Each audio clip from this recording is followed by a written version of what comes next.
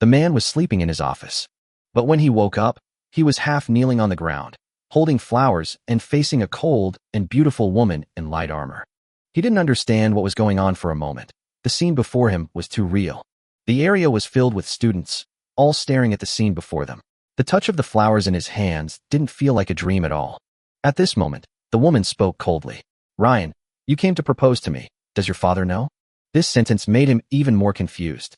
Ryan? A marriage proposal? Had he traveled through time?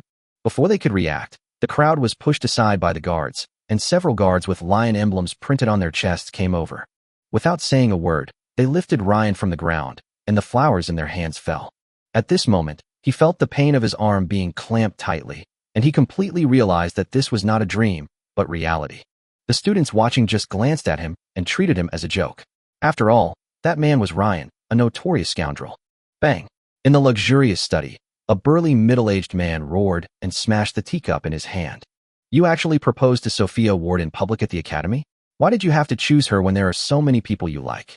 The man slammed the desk hard, and the last blow shattered the desk into dust. "I, Ford Gray, a 6th-rank knight of the Bright Moon, the lion of the Gray family, how could I have a useless son like you?" Head of the family, the man in a suit beside him whispered. He was Jonas Gray, the Gray family's chief steward. Ryan, kneeling on the ground, hadn't recovered from the chaos yet. As soon as he was brought here, he was greeted with a scolding.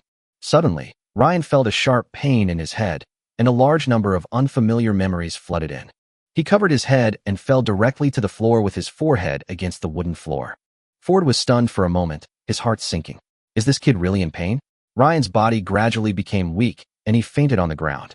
The two men in the room exchanged glances. Ford lit his cigar and ordered in a cold voice, "Take him back to his room and ask a few court doctors to examine him." Jonas responded, picked up Ryan, and told the maids to guard the door and not to disturb him. Not long after, he returned to the study and found that the desk had been replaced with a new one. Ford frowned and fell into thought. Sophia Ward is a talented girl from the Ward family. She reached the level of a second-level intermediate knight at the age of 18, breaking the record of the youngest knight in the Empire. The Ward family and the Gray family are both marquises, and their power is as great as that of the Duke's family. However, Ryan's public display of affection could be interpreted by the outside world as a marriage between two powerful families. If the Emperor misunderstood, the consequences would be disastrous. At this moment, a graceful and plump woman walked in. "Layla, you're here." Layla Russell sat down gracefully and handed some documents to Ford. "My husband is worried about nothing more than the Emperor's suspicion. Why not arrange a marriage for Rin first?" She analyzed softly. "If we have some more friction with the Ward family, the Emperor will certainly not misunderstand." The candidate she mentioned was Adele Hill, who was extremely suitable. Ford's eyes lit up, and he quickly flipped through the information. In the room on the second floor, after Ryan woke up, he was treated by the court physician. "Master Ryan is fine, just having a surge of blood. He will be fine after taking tranquilizers for a week." Eve Julie, the head maid of the Gray family, nodded, took the potion, and personally sent the doctor away. Ryan sat on the bed, looked at the maids around him, and said softly, "Everyone, go out and leave me alone." "Yes, sir." The maids bowed and left, and the room suddenly became quiet. Ryan lay on his back in bed, looking at the ceiling, checking his memories. He was an ordinary worker, but now he had traveled to this world of swords and magic. However, a few hundred years ago, the empire that unified the continent crazily massacred magicians and burned magic books, and magic has declined since then. Nowadays, the mainstream power system is to cultivate fighting spirit through breathing techniques to become a knight, warrior, or assassin.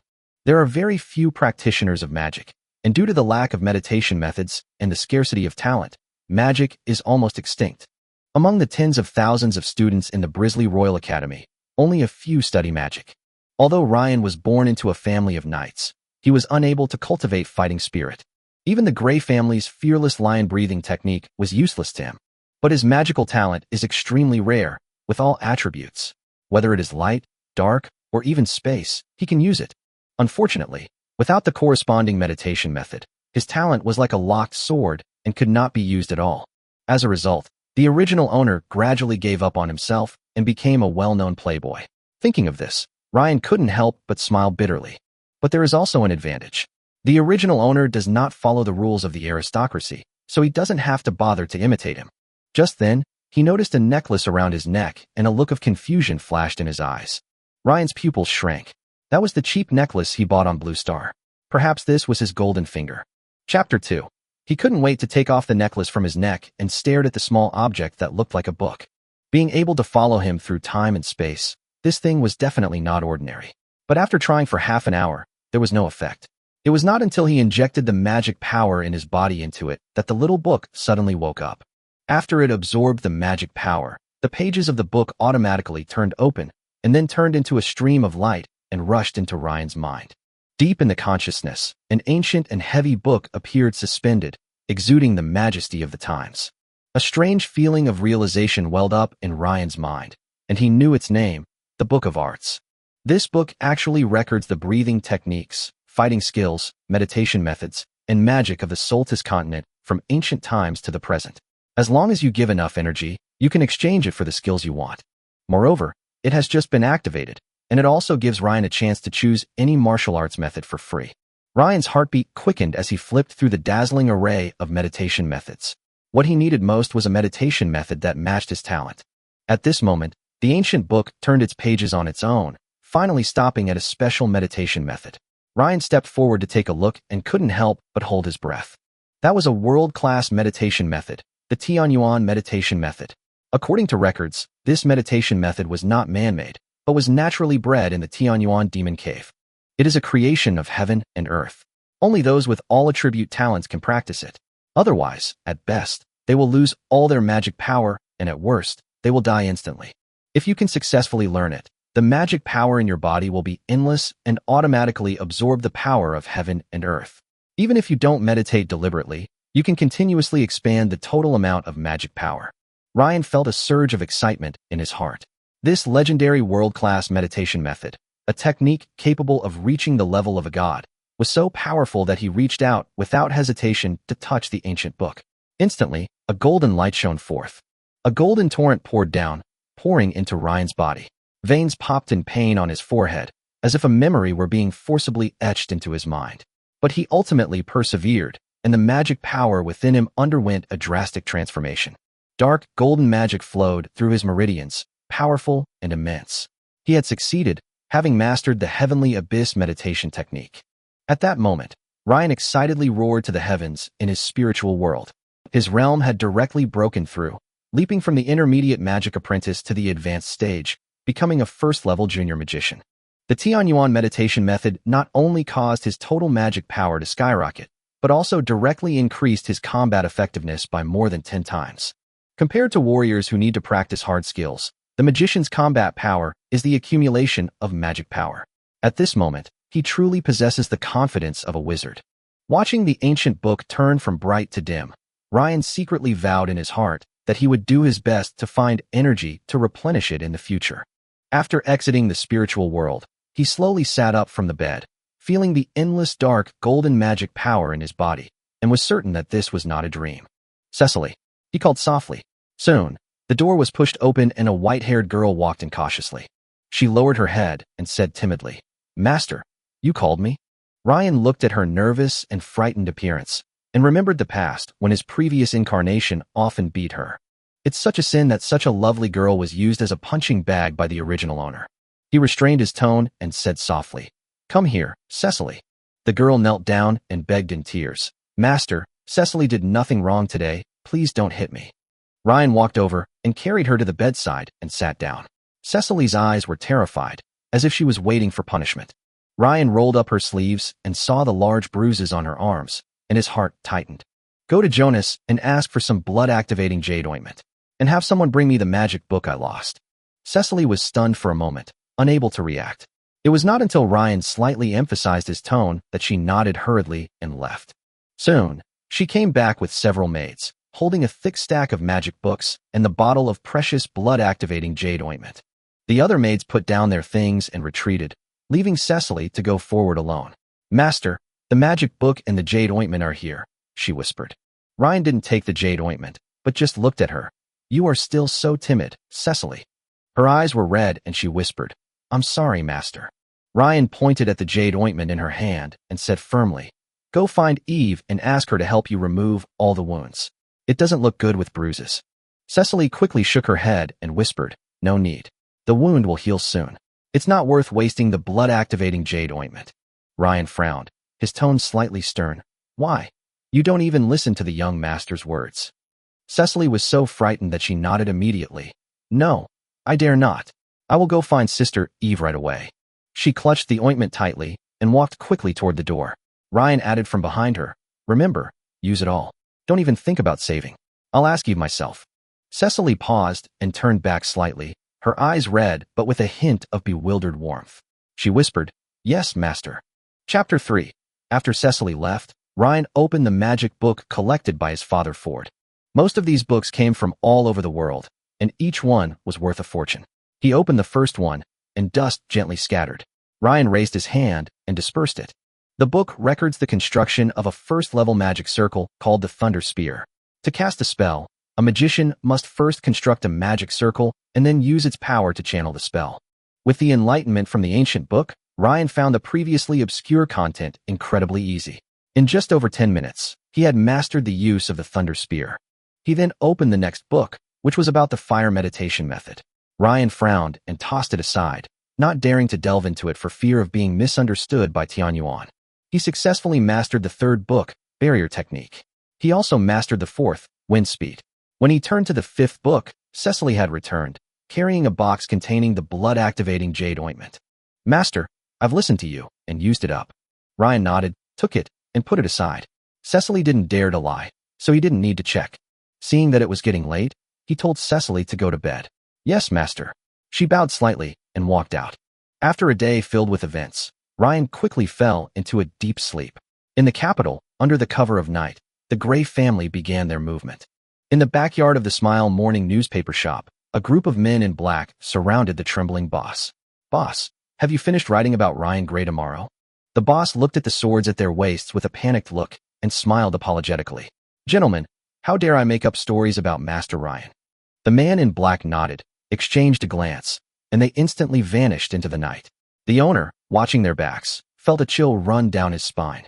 This wasn't the only morning paper shop in the capital. Any without the protection of the nobility would be subjected to this kind of punishment. If there was someone powerful behind the scenes, the Gray family would have sent Jonas to negotiate the terms in person. Fortunately, Ford discovered it early, so not many people knew about it. In the early morning, the Gray family's dining room was brightly lit. Ford and Layla were having dinner when Ryan came over, yawning. "Good morning."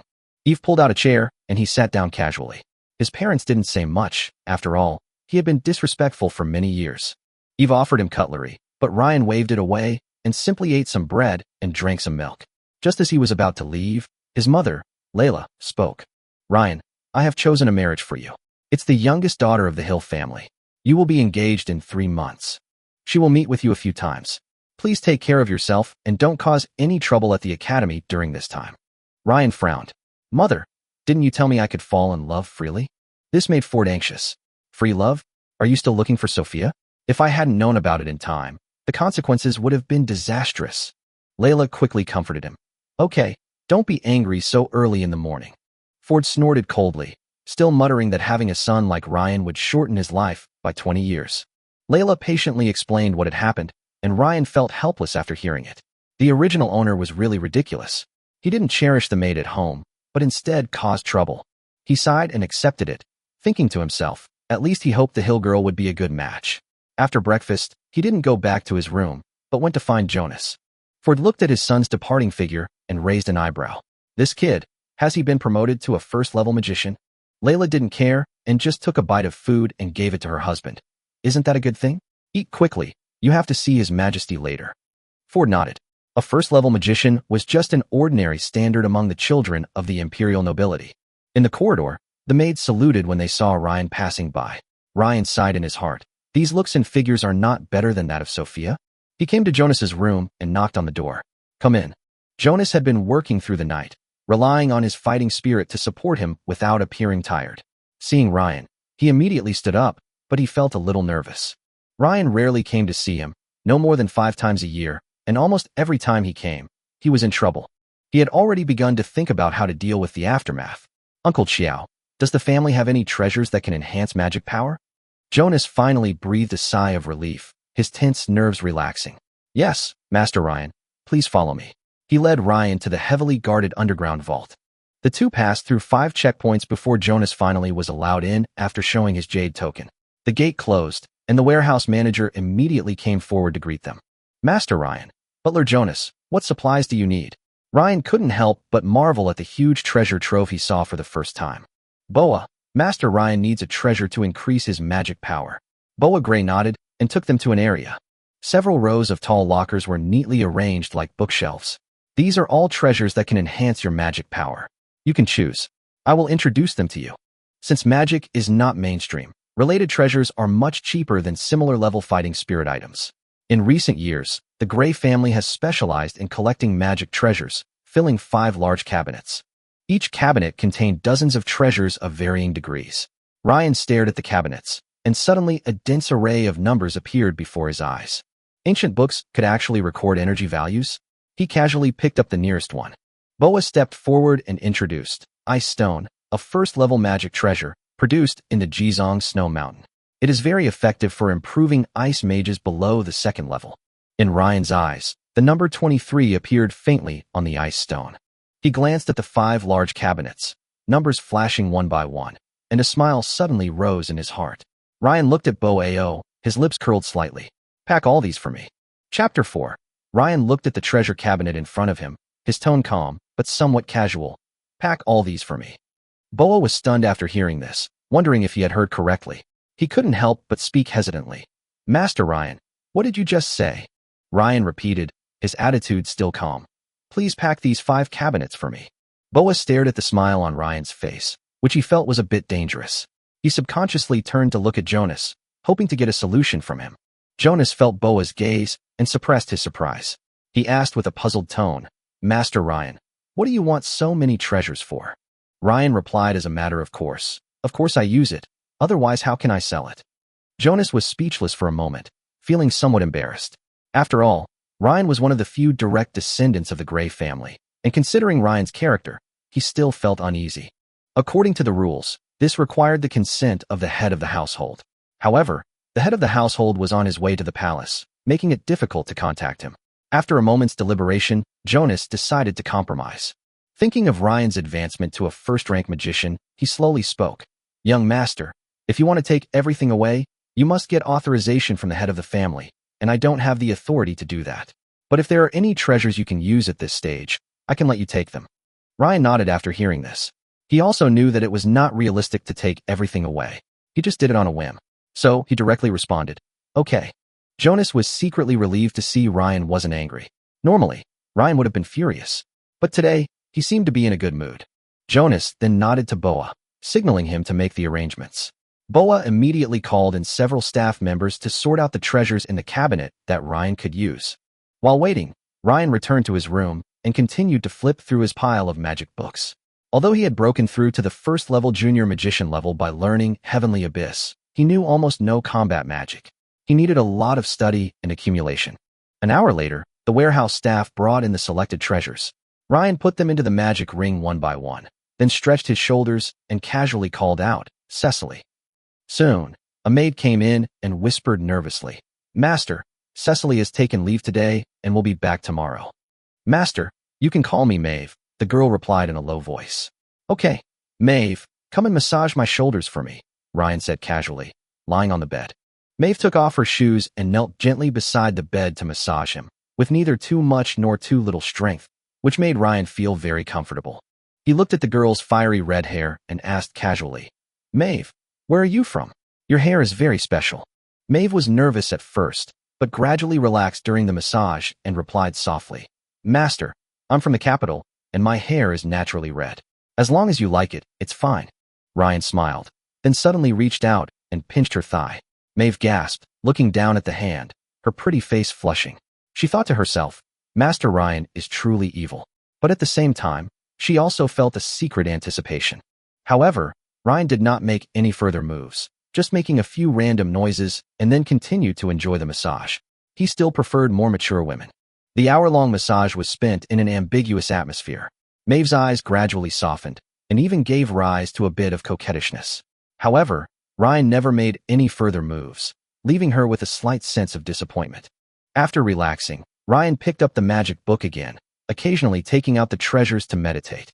Of the 53 treasures delivered that day, he put half into the ancient book and absorbed the other half himself. The 15 treasures brought him a total of 487 source energy. Time flew by as he immersed himself in the epiphany of the books. By sunset, he had finished a whole stack of magic books, his magical skills improving across the board. He dabbled in fire, lightning, ice, and even healing magic. Tired, Ryan rubbed his temples. Too lazy to ask for help, he turned off the lights and fell asleep on the bed. The next morning, Cecily's voice rang in her ears. "Master, it's time to get up. You're going to be late." Ryan opened his eyes sleepily, a little confused. "Late? Late for what?" "Master lifted your confinement last night, and you need to go to the academy today," Cecily explained. Afterwards, he took a carriage to the Brisley Royal Academy. As its name suggests, this academy is the top academy for nobles in the Empire, although there are a few civilian students. After arriving at the academy, the driver put down the stool and said respectfully, "Master Ryan, we have arrived at the academy." Ryan got off the carriage and looked at the majestic and solemn gate and the young men and women who got off the carriage one after another. A familiar student atmosphere surged in his heart. At this moment, a sarcastic voice broke the silence. "Ryan, you uneducated scoundrel, how dare you confess your love to Sophia?" Ryan looked in the direction of the voice and saw Damon Meek, a first-level intermediate warrior and Sophia's most ardent pursuer. The Meek family and the Ward family had been friends for generations, and he was one of the most likely candidates for marriage to Sophia. After hearing the provocation, Ryan raised his middle finger impatiently. "Stupid thing." After saying that, he walked straight towards the magic tower without looking back. Although Damon didn't understand the meaning of this gesture, he could sense the insult in Ryan's attitude. His face darkened as he suddenly drew his sword, pointed it at Ryan, and shouted, "Ryan Gray, I, Damon Mick, challenge you to a duel in the name of a warrior." Chapter 5. Ryan Gray, I, Damon Mick, challenge you to a duel in the name of a warrior. Damon's voice made Ryan stop. Duel, a word both familiar and unfamiliar. Among nobles, duels came in two flavors: life or death duels and honor or glory duels. A life or death duel, where the winner survives and the loser dies, typically occurred when deep-seated feuds were unresolved. Honor duels don't cost lives, but the winner takes away all the loser's honors. Furthermore, the winner can demand the loser perform a task that doesn't harm the interests of the family or the empire. If they refused, they would be abandoned by the gods and their strength would never improve. There was no deep blood feud between Ryan and Damon. Damon's shout immediately attracted countless students to gather around. "It's Ryan and Damon. They actually met. Isn't it? Damon is Sophia's #1 suitor. This is going to be a good show." The whispers continued, and then the crowd began to shout, "Duel! Duel!" With the sword pointed at him, Ryan was about to speak when a figure suddenly rushed out from the crowd and blocked his way. It was Blair Rivera, known in the academy as the Rogue Vicious Dog. He was so imposing that he protected Ryan behind him. "Damon, what are you doing? Come to me if you have anything to do. Don't touch my young master." Blair is a civilian student recruited by the Gray family at the academy. Ryan once unintentionally saved his mother's life, and since then, Blair has vowed to follow him until death. When Ryan spied on a female teacher bathing, he kept watch. When Ryan got into a fight, he was the first to start. Over time, he earned this nickname in the academy. Blair was tall and talented, and now he was already a high-ranking first-class warrior. When Damon saw him, his expression froze, and he seemed to be in a dilemma. He had suffered at the hands of Blair before, but he still shouted coldly, "Ryan, I want to duel with you. Are you going to hide behind others and be a coward?" Ryan pushed Blair, but failed to push him away, so he had to walk out from behind him. Blair urged anxiously, "Young master." Ryan raised his hand to signal that no further explanation was necessary. Under the gaze of the crowd, he remained calm, took off the white glove on his left hand, and threw it towards Damon. "Duel? I promise." The glove landed at Damon's feet, and he secretly rejoiced. It seemed his provocation had worked. He immediately took off his glove and threw it back. The conditions were met, and the duel was established. Ryan ignored Blair's anxious look and said calmly, "See you at the duel arena tomorrow at noon. The challenged person has the power to choose the time and place." Damon sheathed his sword and sneered. "All right." He turned and left. Ryan, leading Blair, headed towards the sorcerer's tower. The crowd dispersed, and the news spread quickly throughout the academy. Even the professors and teaching assistants were alarmed and began to prepare for tomorrow's duel. In the dean's office, Clive Ever was dozing off when he was awakened by the noise outside. "Jenny, what's going on at the academy today?" Why is it so busy? Secretary Jenny Hines pushed open the door and walked in with a serious expression. It seems Damon wants to duel with Ryan. Ryan has agreed. We'll meet at the duel arena tomorrow at noon. Cliff suddenly perked up and laughed. Oh, that little brat again, just as expected. We'll have something interesting to watch tomorrow. Thank goodness for him. Otherwise the college would be dead all day long. In his opinion, Ryan was not a bad boy. He had also peeped at girls taking a bath and fought with young people in his past. As he was speaking, a little white mouse climbed onto the table and squeaked into his ear. Cliff smiled obscenely. Oh, is it white lace today? Before he finished speaking, Jenny's face flushed red, and she immediately squeezed her legs together, glaring at him and the little white mouse. Bang! She slammed the door shut and walked quickly down the corridor, her face filled with anger. Passing students sighed. Miss Jenny, the dean has spied on you again. Ah, this old dean is always so dishonest. At this time, Ryan and Blair were on their way to the mage's tower. Blair's face was still filled with worry. Master, why did you agree to this? You're not even at the first level. He didn't know Ryan's current level. Ryan had learned static magic in his magic book, which could consume a small amount of magic power to conceal his rank. As long as the opponent didn't have special detection methods, they would be unable to see through it.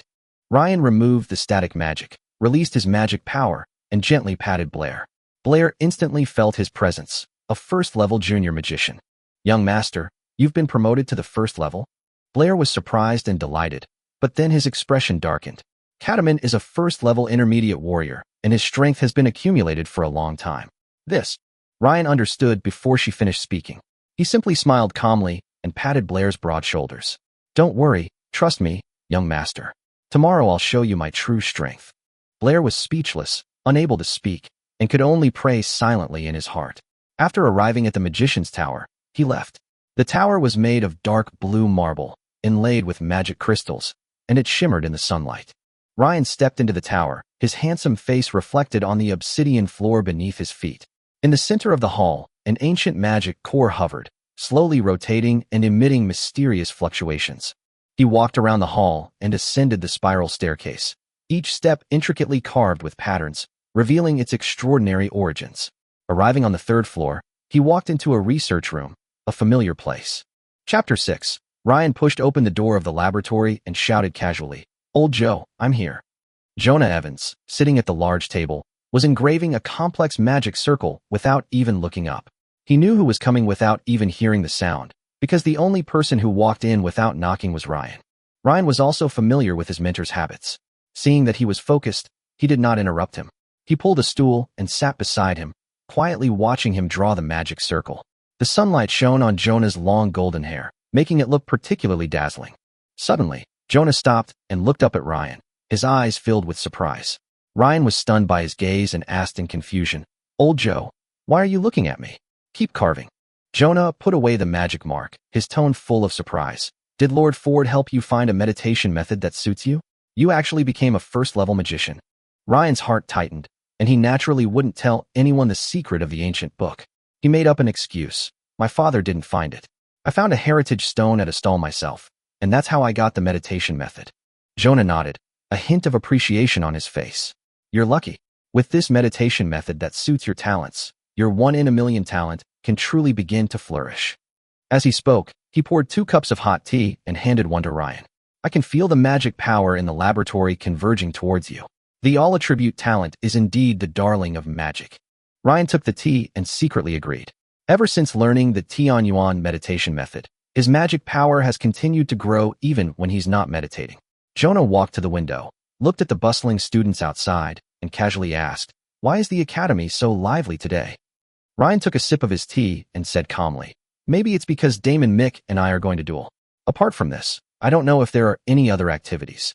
When Jonah heard the word Mick, his eyes flashed meaningfully, then returned to normal. He knew about Sophia's situation. So he challenged you because of Sophia? And you agreed? It seems like you're not worried at all. Ryan nodded calmly, more or less. But he should be the one worrying, not me. Jonah chuckled, admiring Ryan's confidence. Very good. Confidence is the first element of victory. Come on, let's start the class. He took out a white stone from the cabinet and placed it between the two of them. Today I will talk about the purpose and nature of the forbidden magic stone.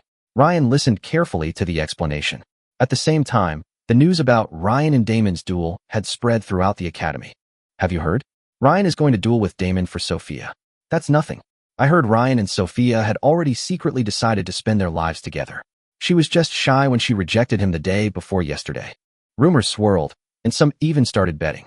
The odds were staggering, with Ryan and Damon's odds of winning at 115.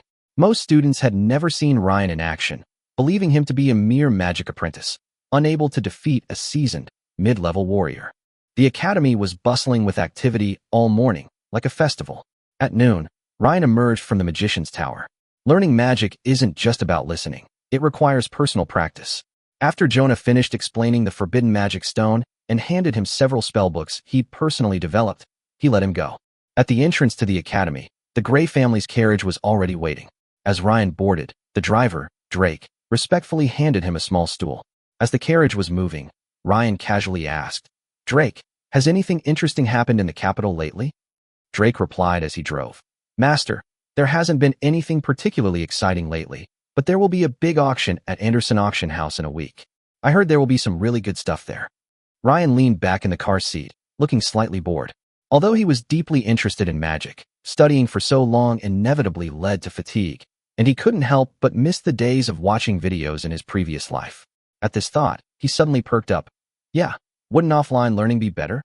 Some ambiguous thoughts arose in his mind, but he quickly suppressed them. He had some important things to do in the afternoon, so he ordered, "Drake, take me to the antique and relic market.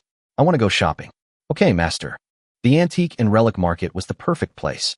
Ryan needed a legitimate source for his future skills and meditations, and this was the perfect place. After all, every year, someone would find rare magic or fighting techniques there. More importantly, he had the energy hints from the ancient books, making him a perfect finder. The carriage entered the antique and relic market, causing an immediate commotion. "Look, that's the Gray family's lion mark. I didn't expect anyone from the Gray family would visit a place like this. If this thing is picked up, my family will have peace of mind for the rest of our lives." The crowd chattered, and more people gathered. Drake immediately got out of the carriage, skillfully put down the stool, and escorted Ryan out of the carriage. His eyes were sharp as he shouted, "What are you doing? If you offend Master Ryan, 10 of your lives won't be enough to compensate. Where are the managers? Come out and maintain order." Soon, the market manager hurried over with a smile on his face. "Master Ryan, please forgive me. I heard you were coming and rushed over immediately." Drake warned coldly, "Quickly evacuate the crowd. If there's an assassin among them and they injure the young master, can you handle it?" Yes. The steward quickly agreed and led the evacuation of the onlookers. Fortunately, no assassins had sneaked in today. Otherwise, Ryan might have really gotten into trouble if he had traveled without guards. Chapter 7. The market returned to calm, the crowd dispersed, and Drake still followed Ryan closely, guarding him on both sides, with cold eyes, always alert to the movements around him. Ryan squatted in front of a stall owned by an elderly man, his front filled with a jumble of goods. Most of the items were dim and dull, their value unrecognizable. He could clearly see their energy values. Some were 0, others were in the single digits. Only a small bead in the corner was brimming with energy, a whopping 233. Ryan picked up the beads and casually asked the price. The stall owner, seeing his finery and the guards behind him, faltered nervously. "Young master, 1 silver coin will be enough," the stall owner whispered. Clearly frightened, he wouldn't even meet his gaze, creating a tense atmosphere. Ryan was about to pay when the steward suddenly stepped forward, grabbed the stall owner, and angrily berated him. "Langdon, you're selling a broken bead for a silver coin. Are you crazy?" The stall owner was stunned, but quickly realized that the young man in front of him was of extraordinary status. He quickly changed his words. "Master, this bead is worthless. You can take it." Ryan sneered inwardly. He finally understood why the original owner was so arrogant and domineering. He had been completely spoiled by these servants, and his reputation was ruined by them. Without hesitation, he raised his foot and kicked the steward to the ground, saying sternly, "I came here to have fun, not to bully others. You are the ones who ruined my reputation." The steward fell to the ground, not daring to argue. He quickly got up and smiled apologetically. Yes, master is right." He didn't dare to show any dissatisfaction. Ryan ignored him and took out a silver coin from his pocket and handed it to the stall owner. The stall owner carefully accepted the silver coin and handed the beads to Ryan. Afterward, Ryan visited several more stalls and collected a number of strange items. He didn't examine them, but let the ancient book absorb and transform them into energy. The ancient book's source energy value increased rapidly, eventually breaking through 1032. Now that his goal had been achieved, Ryan ordered Drake to drive back to Grey Manor. Inside the Grey family manor, Ryan was being helped into his home clothes by his personal maid, Cecily. He suddenly ordered, "Go get some long-legged maids." Cecily was taken aback for a moment, but nodded and did as she was told. Soon, she arrived with 7 tall, beautiful maids, who greeted him in unison. "Hello, Master Ryan." Ryan nodded, then asked, "Are they all of age?" The maids glanced at each other and nodded in unison, their voices soft but nervous. While the Empire's age of majority was 16, the Grey family's maids were generally 18 and older, with lifelong contracts, a fact that secretly delighted Ryan. If these girls were on Blue Star, their looks and figures would easily make them models on the international stage. Ryan's heart burned with excitement. His gaze swept over the girls' slender legs, his eyes clearly fixed. He asked softly, "Who can dance?" One of the maids stepped forward quietly. "Master, I know a little bit," she replied nervously. Ryan lazily lay on the bed, motioning for her to perform. The maid nodded and began to dance gracefully. While her dance was elegant, it lacked any seductive charm. Ryan frowned, uninterested, and wondered, "Do you want me to perform a part myself?" Suddenly, an idea struck him, and he thought of the Moulin Rouge. The tea girls there must be proficient in this kind of dance, and perhaps they could be invited to teach the maids. The dancing maid saw Ryan frowning. Thinking she had made a mistake, and frightened, she immediately stopped and retreated back to the group, her expression terrified. The others also lowered their heads. Ryan was helpless and could only clap his hands and say, "Look up, don't be afraid. As long as you don't make any mistakes, I won't get angry easily." The maids looked up as he said, their nervous expressions slightly relaxed. Ryan continued, "Okay, relax, introduce yourself first." The 7 people gave their names in turn. Ryan wrote them down carefully, nodded and smiled. "Very good. Come and give the young master a massage. The young master is tired." He lay on the bed with his arms and legs spread out. The maids looked at each other, hesitated for a moment, then took off their shoes and got on the bed. They each separated and began to massage him gently. The girl's delicate body fragrance quickly filled the room. Ryan hummed softly at the gentle touch, his expression relaxed and content. Eve Richards massaged his left foot, Charlie Parker tended to his right, and Alice Meck and Elaine George each took care of his legs. Ellie Hutchinson and Rosie Sack handled the arms, while Emily Hunter sat by the bed, gently massaging Ryan's head. Emily was the maid who had danced earlier. Ryan rested his head on her lap, almost falling asleep, a satisfied smile on his face. Cecily brought a fruit plate and fed him grapes. Ryan bit off a grape and looked at Emily provocatively, motioning for her to take it. The maids all blushed, especially Emily, who hesitated for a moment before lowering her head to take it. Ryan took the opportunity to invade her lips and teeth with his tongue. The two of them parted for a long time, their lips twitching in ambiguous whispers. Ryan gazed at her flushed face and whispered, "Emily, you're so beautiful." His large hands caressed her body, and Emily moaned softly, but didn't resist. The other maids blushed and quietly moved away. Just as the atmosphere was heating up, there was a sudden, rapid knock on the door. Ding, ding, ding. The atmosphere in the room instantly cooled down. Ryan immediately grabbed the quilt to cover Emily, preventing Cecily from opening the door, saying, "Wait, I'll open it myself." He straightened his clothes and quickly opened the door. Jonas stood outside. His serious face instantly dissipated Ryan's anger. "Uncle Xiao, is there something wrong?" he asked, suppressing his anger. Jonas replied respectfully, "Master, the head of the family has summoned you. I have been specially ordered to come and see you." Ryan nodded. "Okay, wait a moment." After closing the door, he turned to the maids, his tone solemn and calm. "From today on, you will be my personal maids. You won't have to do chores anymore. From now on, follow Cecily and live next door to me." The maids were all delighted. The treatment and status of a personal maid were far superior to those of an ordinary maid. This was the opportunity they had always dreamed of. Ryan walked over to the bed, kissed Emily on the cheek, and said softly, "Hurry and get dressed. My father wants to see me." Then he leaned over and whispered in her ear, "Come to my room tonight." Emily nodded shyly, her cheeks flushed. Ryan then turned and left with Jonas, heading to the study to meet with the head of the family, Ford. Chapter 8. Ryan followed Jonas into the familiar room. Ford was still sitting in the main seat with a stern face. He exuded an intimidating air, and the air was filled with tension. He casually called out, "Dad, you're looking for me?" His tone was a bit frivolous, but it couldn't hide his confusion. He didn't know what his father was going to say. Ford raised his coffee, took a sip, and then slowly said, I heard that you and Damon from the Mick family are going to have a glory duel. Is that true? Ryan raised his brows slightly, leaning back in his chair with a hint of impatience. It's just a duel. I haven't caused any trouble. Why do you have to interfere in such a trivial matter? Ford put down the cup, his eyes sharp. I didn't say you were causing trouble. I just wanted to confirm the situation. After all, this matter concerns more than just you. Ryan stretched and teased with a smile. Dad, I didn't expect you to care about the duels between young people. That's rare. Ford's expression darkened, and his voice was cold. We recently discovered a molten firestone vein at the border of the Gray and Mick families' territories, but we haven't even agreed on the share yet. His eyes were deep as he continued. When I was discussing with Brent Meek today, I happened to hear that you were going to duel with Damon. He suggested that the profit be determined by the winner.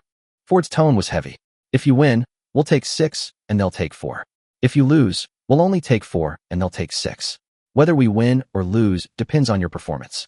He finished, his expression serious. What do you think your chances are? If you are, I will reply to Brent tonight. Otherwise, there is still room for maneuver. Ryan fell into deep thought, his expression solemn. Originally, I was 90% sure, but now that you've mentioned it, I'm feeling unsure. The Mick family won't be at peace. Hearing his father's tone of definitely losing, Ryan curled his lips and said, What if I win? Do you have to give me some compensation? Ford looked at him in surprise. After all, he had hardly seen his son take action in the past 2 years, and he didn't know Ryan's true strength. If you can win this battle fairly, I'll agree to any reasonable request of yours. But if you win by cheating, at most I'll give you a little extra pocket money. A cunning glint flashed in Ryan's eyes, and he said calmly, Okay, then if I win, please ask Mother to give me Eve. Ford was stunned. He had expected his son to mention the rights of the knights, but instead he only asked for a woman. He couldn't help but feel helpless. He sighed silently. All right, if you can win, then so be it. But remember, it must be done honorably. The Lyon family will never tolerate despicable behavior. Ryan nodded and said, No problem, but I need the magic treasure in the warehouse. His tone was full of confidence and determination. Ford narrowed his eyes and asked, How much? Ryan replied calmly, The more the better. Ford frowned, his eyes probing. Are you planning to forcibly increase your rank? Ryan shook his head, his expression indifferent. No, there are other uses for it. Ford pondered for a moment and finally nodded. I can give you half. You can take any of the first and second level treasures. The family has other uses for the high-level treasures, so I can't give them to you. Ryan smiled and turned away, leaving behind a sentence. Enough. Soon, the treasure will be delivered to his room. After he left, Ford lit a cigar, took a deep breath of smoke, and exhaled slowly, his eyes thoughtful. Where does this kid get his confidence from? Does he really have a hidden weapon? He murmured. Jonas shook his head, his tone solemn. Just now, when I compared him, I felt an inexplicable sense of oppression. Ford raised his eyebrows, his eyes fixed on him. What oppressive feeling. Jonas took a deep breath and slowly uttered 2 words. Abyss. It is a bottomless abyss. Ford was stunned, his cigar slowly burning in his hand, his expression gradually becoming solemn. Ryan returned to the room and saw a pair of maid's shoes by the bed, and a slight smile appeared on the corner of his mouth. He walked forward and called softly, Emily? A blue and white head popped out from the quilt like a small mushroom, with slightly red cheeks and a gentle voice. Master. Ryan's heart warmed, and he got into the quilt directly, hugging the delicate beauty in his arms, with a fiery light in his eyes. Emily had a slender figure, especially her long legs, which looked like white jade, smooth and slender, with a faint sheen. Ryan sighed inwardly. I'd love to play with legs like that forever. The next moment, he could no longer hold back and pounced on her, instantly filling the room with a breathtaking beauty. Even if someone brought him treasures, he would ignore them completely, immersed in the warmth and softness of her body. In the evening, Ryan held the exhausted Emily in his arms, laid her on the bed, and ordered Cecily and several maids to come in and clean up. Seeing the messy state of the room, they felt a slight heat in their hearts, but they continued to tidy up silently, not daring to say much. The treasure was then delivered. Ryan ostensibly put it into the magic ring, but in fact, he secretly let the ancient book devour it. After absorbing all 213 treasures, his source energy value soared to a staggering 8,428. Ryan stretched his legs, and the numbness from meditating for too long gradually dissipated. He looked up at the sleeping Emily, a trace of tenderness in his eyes. Then he got into bed, held her in his arms, entered the spiritual world, and faced the ancient book. He asked the ancient book to list the magic that could be exchanged, and flipped through it one by one until late at night, when he slowly faded from consciousness. When he woke up, he found that Cecily had quietly crawled into the bed. Ryan chuckled and hugged them both in his arms. The next morning, the sun shone through the curtains, warm and gentle. When Ryan opened his eyes, the two beauties were already dressed and waiting quietly. He reached out, pulled Cecily in, and kissed her fiercely. Cecily struggled briefly, but soon responded to his gesture, and Emily was pulled into his embrace. The three of them cuddled for a moment before reluctantly getting up and washing up. Soon, they boarded the carriage and headed to the academy. Ryan looked confident. The magic and secret techniques he had exchanged from the ancient book last night gave him confidence. Chapter 9. Ryan's carriage still drove on the road to the academy on time every day, and the carriage was as quiet as usual. But today, a sudden shouting from the street broke the silence in the carriage. Breaking news. Ryan from the Gray family and Damon from the Mick family are fighting over love. Today's headlines. Ryan opened the car window upon hearing the sound and looked at the crowd of onlookers swarming in front of the morning newspaper shop. A hint of confusion flashed in his eyes. How could a simple glory duel cause such a commotion? The Glory Duel Academy held over a dozen events every year, but none had attracted such attention. He didn't know that the duel was actually a propaganda carefully planned by the Mick family. The Mick family planned to use this battle to completely hype up Damon's reputation in order to propose to Sophia after winning. Even if they couldn't get married directly, getting engaged would be a win. Drake, go buy me a morning paper, Ryan ordered lazily. Understood, sir. Drake got out of the car. He was wearing the family's iconic butler uniform, and the carriage that symbolized his status immediately made the crowded crowd make way for him. Without much effort, Drake brought back a morning newspaper and handed it through the car window. Ryan took the newspaper and began to read it with Emily and Cecily beside him. As expected, the entire page was devoted to praising Damon's great and glorious image, such as leading the army to encircle monsters, training with civilians, and enduring hardships in the army. These stories made the uninformed common readers think that Damon was simply a common hero among the aristocrats. However, Ryan's reports were completely different. Fighting, peeping at princesses, oppressing the people, and having an affair with an assistant teacher. The contrast between the two was obvious. Ryan saw through the hype immediately and understood why today's duel was being hyped up so much. The Mick family was trying to capitalize on the public opinion and make him a negative example.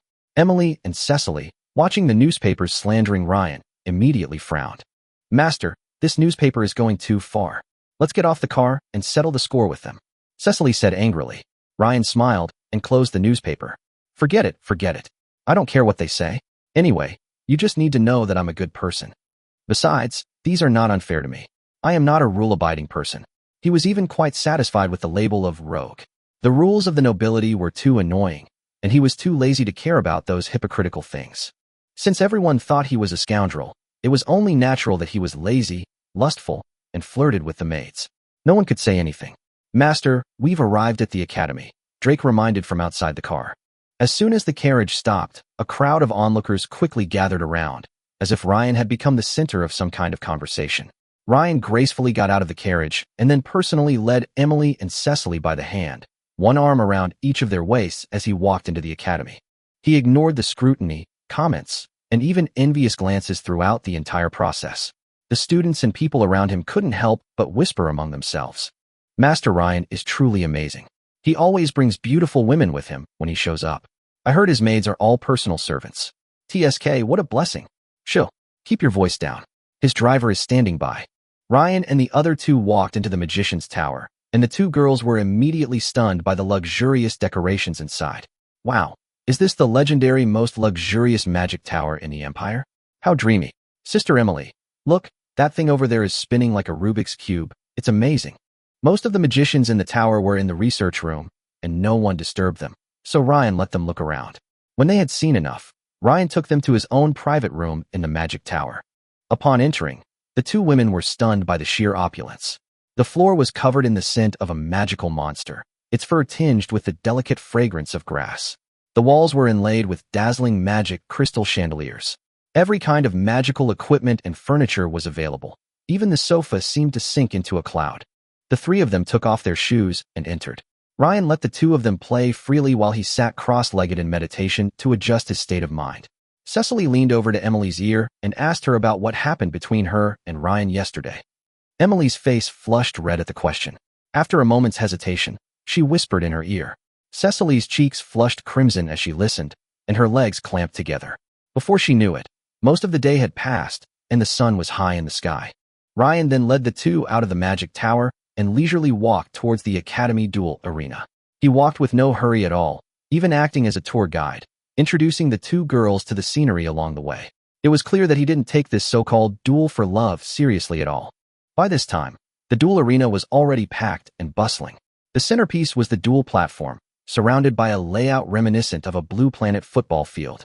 Thanks to the Mick family's publicity, the civilian audience was so enthusiastic that the Academy had to temporarily open some of the stands. On the duel stage, Damon, dressed in knight armor, stood straight, his eyes constantly drifting towards Sophia in the stands. His mind was filled with fantasies of proposing to the goddess in front of him after winning. But time passed, and Ryan still didn't show up. The onlookers were talking. Is he scared? No way.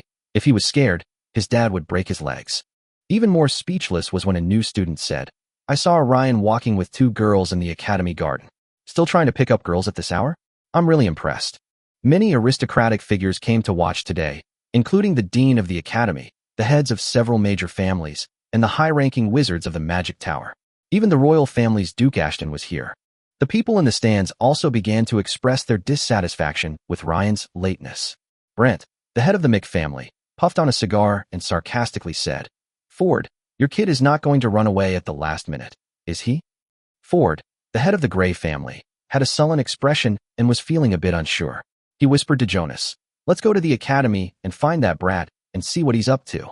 Jonas nodded and was about to leave when he heard a commotion from the audience. Ryan is here. Where is he? Look. Looking in the direction of the crowd, I saw Ryan walking leisurely from the east, hugging two smiling girls. He had the aura of a playboy, perfectly captured. He handed the two of them over to guard Blair and walked towards the duel arena. Chapter 10. As soon as Ryan stepped onto the field, the whole place was instantly boiling. The audience's enthusiasm was at its peak, and the shouts rang out continuously. Master Damon, come on, take down this guy who's trying to seduce the goddess. Sophia is watching you. You can't lose, Damon. The entire stands were almost filled with Damon's supporters, and there was almost no sound from Ryan's side. Although the Gray family had hired some shills, Ryan's past reputation at the Academy was so bad that few people bought into his claims. In contrast, the Mick family was clearly more skilled at hyping their image, and the atmosphere was almost one-sided. Damon had been waiting in the field long before, the sun blazing down on him as he watched Ryan approach with an impatient expression. Ryan, if you're scared, don't come and embarrass yourself, he said with a tone of mockery and weariness. Ryan yawned and glanced at him, a sneer on his face. You're saying I'm late? We agreed to come at noon, but we didn't say what time. Damon's face changed at that, but Ryan didn't bother to argue any further. He had always disdained this so-called aristocratic etiquette. The two men were still exchanging insults on the court when an assistant coach led his men to move weapons and equipment to the sidelines. He walked between the two and gave a routine reminder. You can give the magic ring to me for safekeeping, or you can keep it for yourself. But if you use the magic ring to retrieve an item during battle, you will be declared the loser. Ryan and Damon both refused to hand over their magic rings. The assistant instructor nodded in understanding and pointed to the weapons rack nearby. Please choose your weapons and equipment. The two quickly selected their respective combat gear from the shelves. Ryan's mentor, Jonah, stood in the crowd and frowned when he saw the gear Damon had chosen. Forbidden magic stone equipment? Jonah frowned and asked the dean, when did our academy get this kind of thing? As an expert in forbidden magic stone research, Jonah noticed something was wrong at the first moment. The other magic instructors around them also began to notice something was amiss and expressed their doubts. This isn't fair. The forbidden magic stone specifically suppresses magic, effectively stripping Ryan of his abilities. Dean Cliff was also a little confused. He quickly glanced at his secretary, Jenny. It was clear that he didn't understand the situation either. Jenny flipped through the documents, her expression suddenly changing. She leaned over to Cliff's ear and whispered a few words of explanation. The dean's expression darkened. Just as he was about to speak, Brent, the head of the Mick family, spoke first. Everyone calm down. This isn't against the rules. The Academy allows dueling using existing equipment. Since the Academy now has forbidden magic stone equipment, Damon can certainly choose it. Cliff stared at him coldly and said, Did you give it to me? That's right. Last night, our Mick family donated a batch of equipment, which also included anti-magic stone powder. Cliff's face was so gloomy that water could drip out of it. He was openly interfering in the duel of his juniors. Ford was also furious. He smashed the chair with his palm, and his whole body was full of momentum. Brant, you want to die? Right, in order to win, you actually used such a shady trick on your own people. If Ryan lost due to lack of strength, Ford would accept it, but he would never allow himself to be framed by others. Facing the anger of many mages, the dean, and Ford, Brant's forehead was covered with cold sweat, but he still insisted. We are only donating legal equipment to the Academy. Imperial law does not prohibit the donation of equipment. The equipment is all here, why can't we use it? Everyone was speechless for a moment. Indeed, there are loopholes in the law in this regard. Just as Ford was about to strike, Jonas rushed forward to stop him. The momentum of the two men's collision attracted the attention of everyone around them. Only then did everyone realize that Ford's butler was also a 6th-level master. The Gray family was indeed a hidden gem, seemingly low-key, yet in reality, they were not to be underestimated. Jonas whispered a few words into Ford's ear, and Ford glared at Brent and sat down in silence. Although the dean didn't pursue the matter further, his displeasure was clearly written on his face. The magic instructors also secretly decided not to sell a single magical device to the Mick family again. Although Brent appeared calm, he was actually regretting his actions. He had offended too many people. But for Damon's sake, he gritted his teeth and accepted the situation. After all, if the results were good, it would all be worth it. The battle was about to begin. Damon, clad in Forbidden Stone armor and armed with a Forbidden Stone sword and round shield, looked confident. Ryan, on the other hand, wore only a magic robe that amplified his magic, appearing relaxed and carefree. Damon stood in the middle of the field and shouted provocatively, "Ryan, you will lose today." Ryan rolled his eyes. "Your mouth stinks." The assistant coach then handed the two a jade token, which was a prop used to save lives in a duel. In the event of an uncontrollable situation, the jade token would automatically trigger a protective mechanism. Please each retreat 100 meters. The two men quickly distanced themselves, and the audience suddenly fell silent, the atmosphere reaching its peak of tension. The assistant instructor raised a magic device and sent a signal to the sky. With a bang, fireworks exploded in the air, signaling the start of the battle. The next second, Damon exerted his strength, causing the stone slabs beneath his feet to shatter, and he rushed towards Ryan. He held his shield in front of him, his steps as fierce and aggressive as a tiger, his momentum fierce. Ryan calmly faced the enemy, a flash of lightning in his hand, and a lightning spear quickly condensed. Thunder Spear. He hurled the spear forward, a flash of lightning streaking through the air. Boom. The spear slammed heavily into Damon's shield, crackling loudly and sending arcs of electricity flying everywhere. But the shield remained motionless. The lightning spear completely disintegrated, leaving a black mark on the ground. Damon instantly closed in, swinging his sword and unleashing the skill, Guardian Cross Slash. Ryan's eyes focused, and he unleashed Barrier, a pale blue energy shield blocking the attack. The ground shook, and Ryan activated Earth Tremor, sending the entire platform reeling violently. Damon stumbled, his balance momentarily unsteady. Ryan took the opportunity to distance himself, but his doubts grew. The power of that lightning spear just now was more than ordinary armor could withstand. Why didn't it leave any trace? He vaguely realized that something was wrong. Sure enough, Damon raised his mouth and sneered. Don't you understand? All my equipment has been added with anti-magic stone powder. The magic resistance is terrifyingly high. How can you defeat me? Chapter 11. Ryan wiped off the remaining blood on his face and activated the water healing technique. A light blue magic light flashed, and the wound healed in an instant. He thought back to what Damon had just said. While the presence of the Forbidden Stone explained the magic's ineffectiveness, it also raised a deeper question. How could the Academy obtain such a large quantity of such a rare and expensive Forbidden Stone? Was it provided by the Mick family? Ryan narrowed his eyes, his mind already certain. The Mick family was behind this. Shouts of support for Damon echoed from the audience, and a hint of a sneer curled up Ryan's lips, his fighting spirit quietly rising. The world hadn't seen a true magician in a long time, so he would be the one to awaken people's memories. Facing Damon's eyes that seemed to be laughing at him, Ryan didn't waver at all, but became even calmer. He slowly raised his head, his body rising into the air in a gentle glow. The edge of his magic robe was trimmed with gold, giving it a sacred and solemn look. Under the astonished gaze of everyone, he flew into the air, a maniacal smile appearing on his face. I spent all my energy yesterday to exchange for that forbidden magic, and today it's finally time to show its power. Magic Secret Art, Instant Cast. As the Magic Secret technique was activated, Hundreds of phantoms of magic arrays appeared in Ryan's eyes, and his pupils were as deep as the vortex of the sea of stars. He gently raised his right hand, and in an instant, countless huge phantoms of light spears composed of pure light elements appeared in the sky. Each lance exuded a terrifying sense of oppression, as if the blade of death would strike at any moment. The lance array gradually took shape, its blazing white light, like tiny suns, illuminating the entire duel arena like daylight. The audience couldn't open their eyes, tears streaming down their faces. They could only rely on protective barriers to block the glare. The dense array of light spears hung in the air like suspended swords of judgment, as if they could destroy everything in the next second. Ryan looked down at Damon, clutching his shield on the ground, a mocking sneer curling his lips. The team, originally at a disadvantage, suddenly surged with momentum, and the audience fell silent, the noise instantly fading. Everyone realized that the tide of the duel had completely turned. In the stands, many dignitaries began to sit up straight, and even the family heads who had been showing little interest now stared intently at Ryan.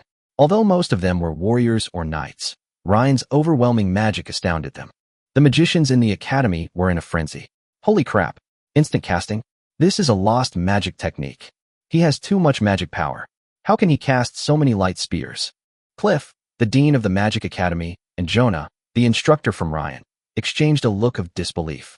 Cliff walked over to Jonah and whispered, "Did you teach this kid?" Jonah's mouth twitched. "At most, I taught him some theory. I really didn't teach him the practical part. He figured it out on his own. Not only is he incredibly talented, but he's also incredibly lucky." Cliff nodded, his eyes filled with complexity. He's only a first-level magician, yet he can condense hundreds of light spears. This magic power reserve is probably at least 10 times that of an ordinary magician. Jonah added, "Even more terrifying is his magic power recovery speed. As a magician with all attribute talents, he can absorb and utilize any elemental magic power. Now he has mobilized all the elements of the duel arena, pouring them into his body continuously." At this time, the head of the Gray family, Ford, came over with a strange expression. "So, do you think my son can win?" Cliff and Jonah rolled their eyes. "Now he's your son again?" Jonah said calmly, "With just this levitation and terrifying recovery ability, he's already invincible." Ford's eyes widened after hearing this. "Oh, this brat is really good." He was originally thinking about how to comfort Ryan after the duel, but now he has to think about how to get Sophia over. However, all this made Brant's face look extremely grim. Ford came up to him with a smile. "Hey, Brant, why do you look so grim? Are you sad that your Damon is going to lose?" Brant snorted coldly. "Lose? You think you can beat my son with this little thing? You think too much. Okay, then I'll see how long you can keep your stubbornness." Before he finished speaking, Ryan lowered his right hand slightly in midair. "Damon, dance your own dance." In an instant, hundreds of light spears fell simultaneously, blasting towards Damon with the force of thunder. Deafening explosions erupted in unison, and light spears rained down like the end of the world. As a high-ranking first-class warrior, Damon reacted extremely quickly, deftly dodging the attacks of several light spears. But there were too many of them to dodge, and some of the lances came directly at him, forcing him to take them head-on. Every time his shield blocked a lance, he flew back several steps as if struck by a siege crossbow. The light spear that was knocked away even created a deep crater in the ground before slowly dissipating. Just as Ryan's attack stopped and Damon was about to counterattack, he saw another wave of lightning spears appear in the sky. Lightning crackled, the element of thunder distorting the surrounding air, and the sky began to darken. The audience was in an uproar. How could this be a battle between humans? This was a battle against heaven and earth. Ryan continued his attack, bombarding Damon with flames, water, and wind blades. Damon was exhausted. At this moment, he was like a man being chased by a rainstorm, not an opponent, but prey. The audience in the stands were speechless, and even Sophia couldn't help but tremble inwardly. Is this a true magician? For a moment, the voices that had once dismissed Ryan as useless fell silent. He's a loser? Then what are we? I haven't even started learning magic. He hit it too well. He kept quiet for 2 years, and then he stunned everyone with his first move. Sisters, he once saw me taking a bath, and I'm going to propose to him right now. At this moment, the magic armor on Damon's left shoulder suddenly exploded, and fragments flew everywhere. Damon's eyes were instantly filled with fear, and he kept muttering, "This is impossible. Where on earth do you get so much magic power? Did you cheat?" Ryan folded his arms and sneered. "Books are dead, but people are alive. I, Ryan, a multi-attribute magician of the Dharma Ending Age, am destined to restore magic to dominance over the world." As his words fell, an immensely large, illusory sword suddenly condensed from the dark clouds. The sword of Damocles, like the judgment of a god. Chapter 12. At the moment when Ryan released the ultimate magic, the entire duel arena seemed to stand still. The shining sword was hanging high in the air, as big as half the duel platform, and the tip of the sword was facing Damon's position. This was the legendary sword of Damocles, known as the ultimate skill of First Order, extreme individual magic. Ryan manipulated the giant sword to slowly shrink, then held it firmly in his hand. The magicians in the surrounding stands were all stunned, their mouths gaping open wide enough to fit a magic crystal ball. The sword of Damocles, according to the records of the Magician Tower, was the most powerful first-tier magic. However, it also comes at a terrifying cost, nearly exhausting the caster's entire magical power and vitality. Therefore, this type of magic is called single-soldier magic, a ruthless move designed to destroy both the caster and a powerful enemy. But at this moment, Ryan not only summoned this move, but also freely adjusted its size and power. This operation directly stunned the high-level mages, and their hearts could not help but surge with emotion. Even Ryan's father, Ford, showed an expression of disbelief. "Is this what my son did?" And Brent, who was standing not far from him, clenched his fists and his face turned ashen. He knew that from the moment the sword appeared, Damon had no chance of winning.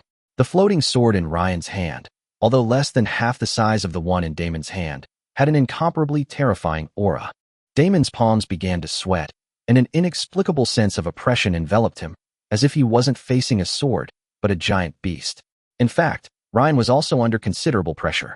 The blow had drained both his physical strength and his magic power, and his face had turned pale. Even the dark golden magic aura around him had noticeably dimmed. But he still raised the lightsaber, his tone calm but with a hint of judgment. "Damon, it's over."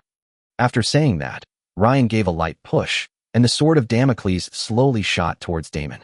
At that moment, Damon's body seemed to be frozen, and he didn't even dare to move. His brain was working at high speed, and he cried out in his heart, "Hurry up and move. You are the pride of the Mick family. Goddess Sophia is still watching you. You can't fall down."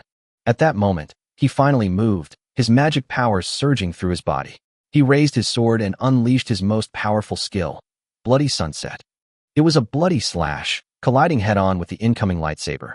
The next moment, the audience watched as Damon's sword melted, and the sword of Damocles bore down on him.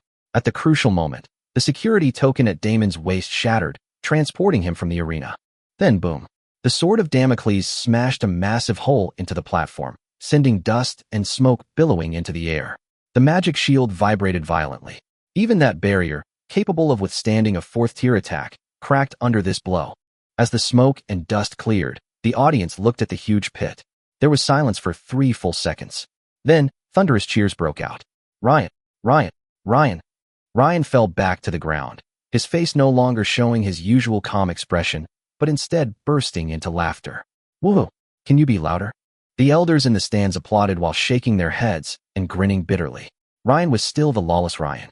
But from then on, no one dared to call him Waste anymore. Sophia stood in the crowd, gave Ryan a complicated look, then turned and left silently. Ryan's performance today had even made her, the genius of the Empire, feel the pressure doubled. Even the sword of Damocles alone wasn't something she could easily withstand. Meanwhile, Damon was transported to the backstage lounge, crouching in a corner with a dejected look on his face. "Damon, are you going to give up after your failure?" A deep voice echoed from his father, Brent.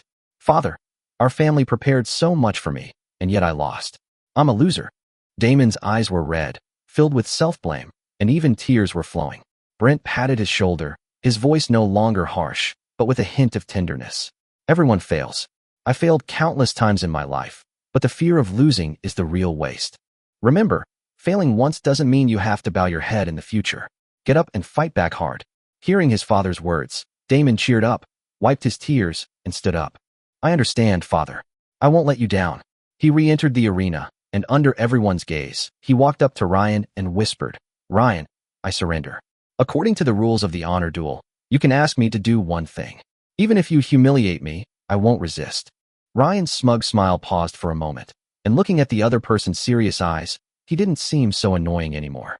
After all, Damon was just a teenager, and his previous provocation was just to protect someone he cared about. But he decided he couldn't let it go so easily. Ryan's lips curled up, and he leaned close to Damon's ear and whispered, I won't embarrass you, but I have to punish you.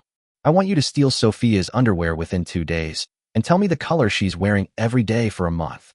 Hearing this, Damon took several steps back, as if struck by lightning. His face was filled with shock, as if he had just heard something incredible. What? You just said, stealing Sophia's underwear? Ryan raised an eyebrow and smiled. You heard right. You can ask me to repeat it in public, but then that Lord will know, and your mission will become hellishly difficult. Don't say that. Damon blushed and waved his hands. Ryan laughed heartily, not taking it seriously at all. He turned around and hugged Emily and Cecily, one on each side.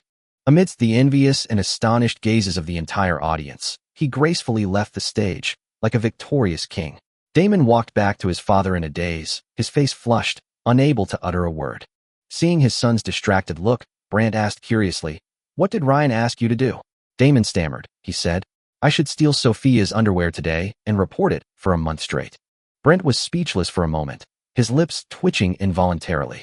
He thought to himself, this kid is really mean. If anyone else had done this, it would have been a minor embarrassment, but for someone like Damon, who worshipped Sophia like a goddess, to do this, it was pure hellish torture. He sighed and said helplessly, Don't worry, the family will take care of this for you.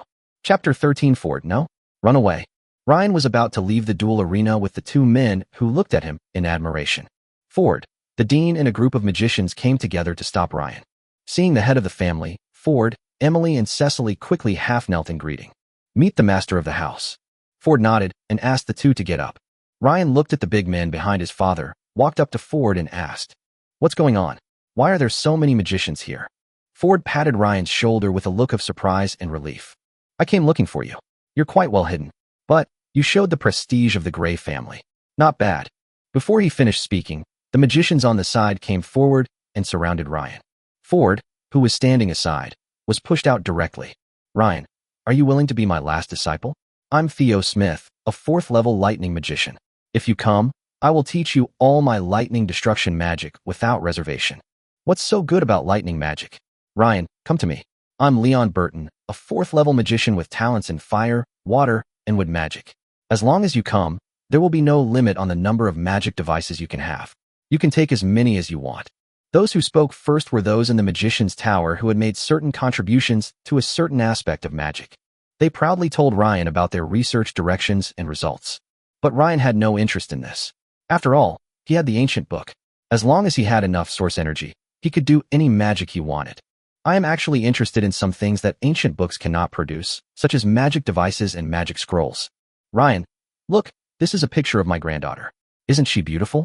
Come to my place, and I will send her to your bed tonight.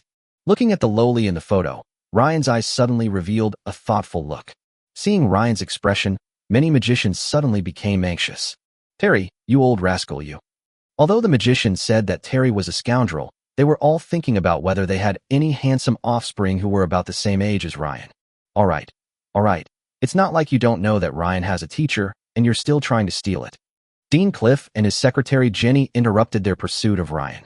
A group of magicians immediately murmured, He's just a mentor, not a real teacher. Jonah smiled and said to his colleagues, I know what you're all thinking. With Ryan's magical talent for all attributes, if he only has one teacher, his other attributes might be wasted. So why not teach them together? Everyone has strengths and weaknesses. Okay, since everyone agrees to teach Ryan together, the most important thing is Ryan's opinion. Oh, where's Ryan? The magicians who had been studying for a long time immediately looked around for Ryan, but when they saw Ryan, they smiled helplessly. At this time, Ryan was chatting enthusiastically with Jenny, and he was almost sticking close to her. Jenny was also attracted by the handsome and humorous Ryan in front of her, and was amused by him from time to time. Ryan, come here quickly. You're being so unruly every day. Ford quickly called Ryan back. A group of magicians are discussing your teachings, and you're still trying to pick up girls? Sooner or later, you'll end up at the hands of a woman. Ryan curled his lips and came to Ford. Jonah said, Ryan, because your magical talent has been rekindled, the teachers in the magician's tower all want to teach you. After our discussion, we hope to teach you magic knowledge together. What do you think? Ryan looked at the anxious gazes of the magicians. So the agreement was to teach them all together? That would be perfect. Okay, of course I agree. The magicians all looked happy upon hearing this. But, Ryan's next words immediately made the magicians nervous again. Dear teachers, that apprenticeship gift. Huh. It turned out to be just a ceremony of becoming a disciple, and the magicians were immediately relieved. Bang! Ford slapped Ryan on the back of the head, causing him to stagger. You little bastard, you still want to pay your respects to your teacher? You have so many teachers teaching you, and you still want to ask for more. Just as Ford was about to take a picture, he suddenly felt himself being stared at by a group of unfriendly eyes. The magicians stared at Ford with dangerous eyes. Although you are Ryan's father, as Ryan's master and teacher, we are also half-fathers. Why do you hit my new precious disciple? You have already received the means of death. Ryan felt the atmosphere in front of him. His eyes suddenly turned, and he rushed to an old lady magician. Ouch, Grandma, it hurts so much. Chili Jefferson suddenly felt that Ryan, who was crying in her arms, was her deceased grandson. He quickly pressed the back of Ryan's head and started rubbing it. Ouch, my dear grandson, it doesn't hurt. It doesn't hurt. Grandma will rub it for you. He rubbed it while looking at Ford, and the more he looked, the more fierce the look in his eyes became. Ford was a little scared of Chili, and his scalp was tingling. Chili Jefferson is a feared poison magician who became famous in the Empire for her poison magic when she was young. Known as the Voodoo Witch, he is still a fourth-level magician who has devoted his entire life to studying poison. Ford doesn't want to be paralyzed. He looked at Ryan in Chili's arms and smiled with a forced smile. Oh, it seems like something's going on at home. I won't bother you anymore. I'll be leaving first. You little bastard, play me. Okay, I'll wait for you to come home. After saying that, he immediately trotted out of the academy. Jonas smiled, bowed slightly to everyone, and followed Ford to the college gate. The magicians' expressions suddenly changed after seeing Ford leave. One after another, they put gifts into Ryan's pocket with smiles on their faces. Because the magicians are very happy to have a successor to their lifelong magic and research. Rare magic books, rare magic treasures, and different types of magic devices were taken out as if they were free. Ryan also gradually became close to this group of magicians who were nearly 50 years old and had devoted their entire lives to magic, calling them Grandpa, Grandma, Uncle, and Aunt. After giving Ryan the apprenticeship gift, the magicians asked Ryan to come to the Magician Tower tomorrow. They would prepare a special schedule for Ryan. Ryan nodded and left the academy with Emily and Cecily. The magicians stood there looking at Ryan's back until he disappeared from their sight. The driver Drake quickly drove Ryan and the other two back to the villa. Ryan went upstairs and began to check the gifts his teachers had just given him. First of all, there are dozens of bottles of advanced healing potions. The effect of this advanced healing potion is even effective for people at his father's level. Secondly, there are also a wide variety of treasures that can enhance magic power. Selena Stone, Iridescent Feather, Storm Sapphire, etc. Although he didn't recognize some of them, he was sure that they were all rare treasures.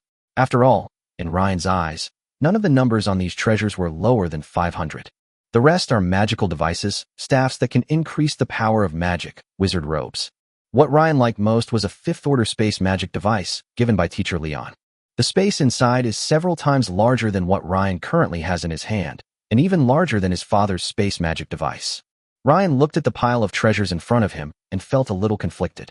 Should he let the ancient book absorb them or keep them for himself? After thinking for a while, he said to Emily beside him, Emily, go call Boa, who is in charge of the warehouse. Emily nodded and pushed the door open, returning with Boa a short while later. Master, you called me. Well, Uncle Bo, help me see what these treasures are used for. Ryan pointed to a pile of treasures scattered on the carpet in the room. Boa looked in the direction of Ryan's finger, and his eyes widened immediately. He quickly ran to the pile of treasures and said in surprise, This is amber? Such a big piece? Oh my God, just leaving it on the ground like that? What a waste. What a waste. And this is holy firegrass. It's said to be a treasure that can help ordinary people awaken their fire magic talent. And this is an expert can tell whether it is good or not at a glance.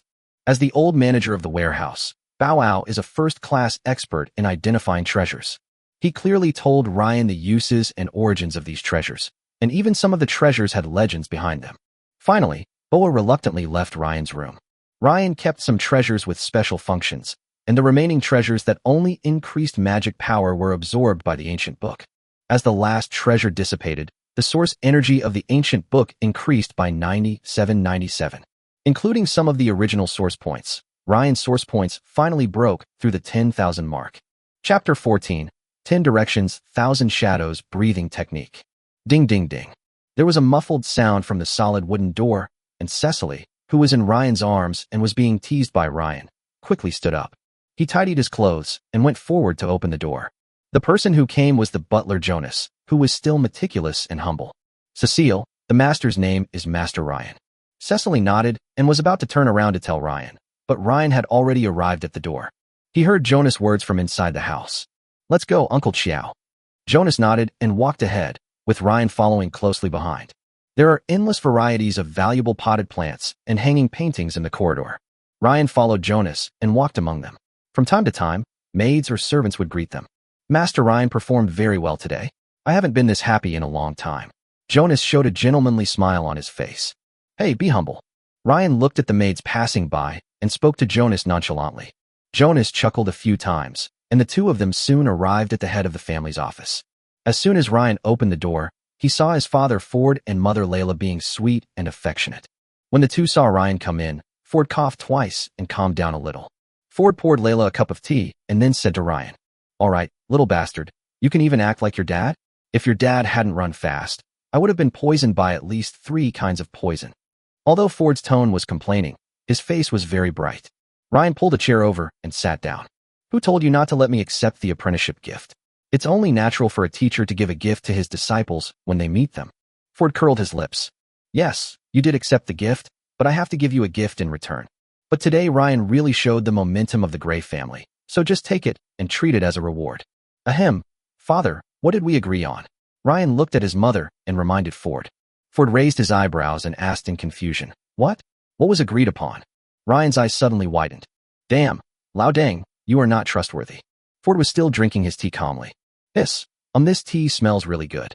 Ryan squinted his eyes and looked at Lao Deng. "Okay, Lao Deng, just wait. I will go out and give you a big shit tomorrow." Layla couldn't help but chuckle as she looked at the father and son and said to Ryan, "Okay, Ford has told me everything. Ryan, you're grown up now, and you should know some things. I've watched Eve grow up, so I'm relieved. From now on, Eve will follow you." Ryan immediately came to his dear mother, snatched the teapot beside Ford and poured tea for his mother attentively. "Mom, you are the best. I love you the most." Layla touched Ryan's head, her eyes full of doting. "Ahem." Ford indicated that his cup was empty. Ryan also obediently poured it for Ford. Since Lao Deng did the job, he would forgive him. Ford and Layla didn't ask Ryan where he got the meditation technique from. After all, everyone has their own secrets. Seeing that the work had been done, Ford waved his hand to drive Ryan out and continued to flirt with Layla. As soon as Ryan returned to the room, he saw Eve chatting with Emily and Cecily. The three of them saw Ryan coming back and hurried forward. "Master." Ryan nodded and looked at Eve. Eve felt Ryan's gaze. Her face turned slightly red, and she was about to undress. Ryan quickly stopped him. "What are you doing?" "Master, am I so horny in your eyes?" Emily and Cecily both looked a little uncomfortable. Ryan immediately understood that it must be Emily who told Eve what happened that day. Ryan flicked Emily's head as a punishment. Then his expression became slightly formal. "Eve, I do like your body, but I didn't ask my mother for you just to be a vase. I hope you can take care of my affairs, schedule, and the other maids, just like Uncle Jonas did with my father. Eve, are you willing to truly follow me?" After hearing what Ryan said, Eve immediately half knelt on the ground to show her loyalty. "Eve is willing, young master. Eve will live up to your expectations." Eve's way of addressing Ryan changes. Ryan nodded. "Very good, get up first." "Eve, are you practicing Do Chi?" Eve stood up and said, "Yes, young master. Eve's talent is not very good. She is only a second-level intermediate assassin now." "Eve, how old are you now?" 22 years old. Ryan nodded and then closed his eyes. Eve and the other two did not disturb the silent Ryan and stood quietly by waiting. After a while, Ryan returned from the spiritual world and opened his eyes. Suddenly, a piece of jade appeared in his hand, which was the so-called inheritance jade. "Eve, since you follow me, this 10 Directions 1000 Shadows breathing technique is yours." The 10 Directions 1000 Shadows breathing technique is a super-level assassin-type breathing technique, and its quality is almost the same as the Gray family's Fearless Lion breathing technique. Eve took it solemnly. "Eve, you can use it here. No one will disturb you here." Eve nodded, then sat cross-legged on the fur carpet on the ground, placed the jade on her forehead, and learned the breathing method inside. After Eve started studying, Ryan made a hush gesture to Emily and Cecily, and the two girls nodded quickly. Among them, Cecily quietly opened the door and stood guard outside to prevent anyone from disturbing them. Ryan took out a collection of his experiences on the Soltis continent to kill time. It describes many legends about the Soltis continent and the history of the country. There was no record of these things in his previous incarnation's memory, so he could only figure them out on his own. Suddenly, the only sound in the room was the rustling of Ryan flipping through pages. After a while, the jade on Eve's forehead gradually lost its luster. It's over. When Eve opened her eyes were full of surprise. The 10 Directions 1,000 Shadows breathing technique was actually of the same grade as the family's most important Fearless Lion breathing technique. Young Master is very generous. Did you succeed in learning? Ryan's voice came from behind Eve. Eve quickly stood up and said, Yes, young Master, but this breathing method, isn't the grade too high? Ryan rolled his eyes at her and said nothing more. After all, he cultivated Eve as his true confidant. All right, let me see what this breathing method can do. Yes, Master. Could you please turn off the lights first? Ryan nodded and reached out to turn off the light. The moment the lights were turned off, Eve's figure disappeared, and no matter how hard Ryan tried to sense it, he could not detect it. Only by using Tian Yuan to mobilize the surrounding magic power did I feel Eve. Ryan nodded. With this stealth trick, this breathing method was worth it. Suddenly, several shadows appeared in front of Ryan and knelt on one knee. Young Master, this breathing technique allows me to create and manipulate shadows in the dark. Once I reach the 4th level, I can even manipulate the enemy's shadow to assassinate them. And this breathing method is extremely fast to practice. With this breathing method, I am confident that I can be promoted to a 4th level assassin within a year. Ryan nodded. Although there were more limitations in bright places, it was still very strong in dark places. Eve's actions left Emily, who was standing by, stunned. Ryan looked at Emily, who was standing there in a daze. Emily, it's getting late. You should go and get some rest. Emily came back to her senses from her shock when she heard Ryan's voice, and she shyly grabbed the hem of her skirt. Master, don't you need Emily to accompany you today? Ryan walked forward and picked up the plump Eve and said, You can accompany the young master tomorrow. Let Eve accompany me today. Emily pouted and said, Okay, good night, Master. Yeah, go back. Good night to you too. Ryan couldn't wait to carry Eve, whose face was a little blushing, to the big bed. The moonlight tonight is particularly attractive. Chapter 15. The Limits of Humanity. 6th level magician, Dean Cliff. The next morning, when Ryan woke up, the beauty was no longer by his side. As soon as he lifted the golden silk quilt, Eve walked in with several personal maids, and the timing was just right. Then the maids began to help Ryan put on his school uniform. Cecily pushed the food cart and waited quietly by the side. Eve reported to Ryan on the side. Young Master, you will go to the Academy's Magician Tower to study with the magicians this morning. Your fiancée, Miss Adele, will come to visit you in the afternoon. Uncle Jonas told me to tell you to take the afternoon off if you have classes, and to come back early if you don't. Ryan slowly finished his sumptuous breakfast with Cecily and Alice serving him on his left and right. Alice used a white silk scarf to wipe the remaining food from the corner of Ryan's mouth, and Ryan nodded to Eve. Okay, I understand. Ryan looked at the beauties surrounding him, hugged and kissed Alice, who was closest to him. Alice blushed immediately, and her heart was pounding. Looking at Alice, who lowered her head shyly, Ryan pinched her little face and let her go and went downstairs with Eve. On the stairs, Ryan gave instructions to Eve. Eve, my driver, Drake, told me there's an auction this week called something like and Eve prompted, Anderson auction. Ryan nodded. Yes, the Anderson auction. Cancel all the things on the day of the auction. I want to have a good time. Eve smiled and nodded. Okay, I'll keep an eye on the auction in 5 days. The invitation was sent to the Patriarch a month ago. When the time comes, you can ask the Patriarch directly. Ryan nodded, gave Eve a goodbye kiss, and set off for the academy in a carriage. As I was walking down the street, I heard some people making a commotion in the morning newspaper shop. The battle that made Master Ryan, the genius magician of the Empire, famous. Detailed information available. First come, first served. Master Ryan? Is that the Master Ryan from the Grey family that I know? The battle that made him famous. Don't you know? Yesterday, Master Ryan showed his prowess in the Academy Duel Arena and defeated the long-famous Damon Mick. Yes, I heard from others that Master Ryan's elemental magic was so superb that he beat Damon without any chance of fighting back. There's such a thing? Oh, I drank too much the day before yesterday and slept all day yesterday. Oh, drinking must have messed up everything. Otherwise I would have gone to see it in person. Hearing the exclamations and praises from the people around him, the coachman Drake couldn't help but straighten his body. Look, it's the Grey family's carriage. Where? Where? There. A group of people immediately turned their eyes to Ryan's carriage. Amid the crowd's surprised and awed expressions, Drake slowly drove the carriage away from the crowd and arrived at the entrance of the academy. "Master, we've arrived at the academy." Drake's driving skills were still very steady and fast, and Ryan didn't even feel how much time had passed. Hearing Drake's voice, Ryan opened the door and slowly got out of the carriage. "As soon as I got off the bus, I was looked at by a group of students with awe, envy, and other looks. After all, today's Ryan is no longer the useless Ryan he used to be. He proved with his actions that he, Ryan, was a genius magician in the Dharma-ending age. With the Sword of Damocles. Now Ryan's combat capability assessment in the academy is even close to that of Sophia, the most talented fighter in recent years." Ryan straightened his collar, then walked into the academy under everyone's awe-inspiring gazes and slowly headed towards the Magician's Tower. As the saying goes, when you are famous, you are prone to gossip. Because Ryan is handsome to begin with and his reputation has improved, his romantic luck has naturally become even better. From time to time, when walking on the street, good-looking junior and senior students would shyly run up to him and hand him a love letter. Ryan accepted all the love letters and accepted them with a smile, which made the faces of the senior and junior students who gave them love letters even more rosy. This made some of the male students around him immediately hate Ryan, and even vaguely wanted to form an anti-Ryan alliance. When we arrived at the Magician's Tower, Dean Cliff was already waiting there. "Dean," Ryan said to Cliff, who was sitting in a rocking chair in front of the gate of the Magician's Tower. The only person who could be so lazy in such a solemn place as the Magician's Tower was Dean Cliff.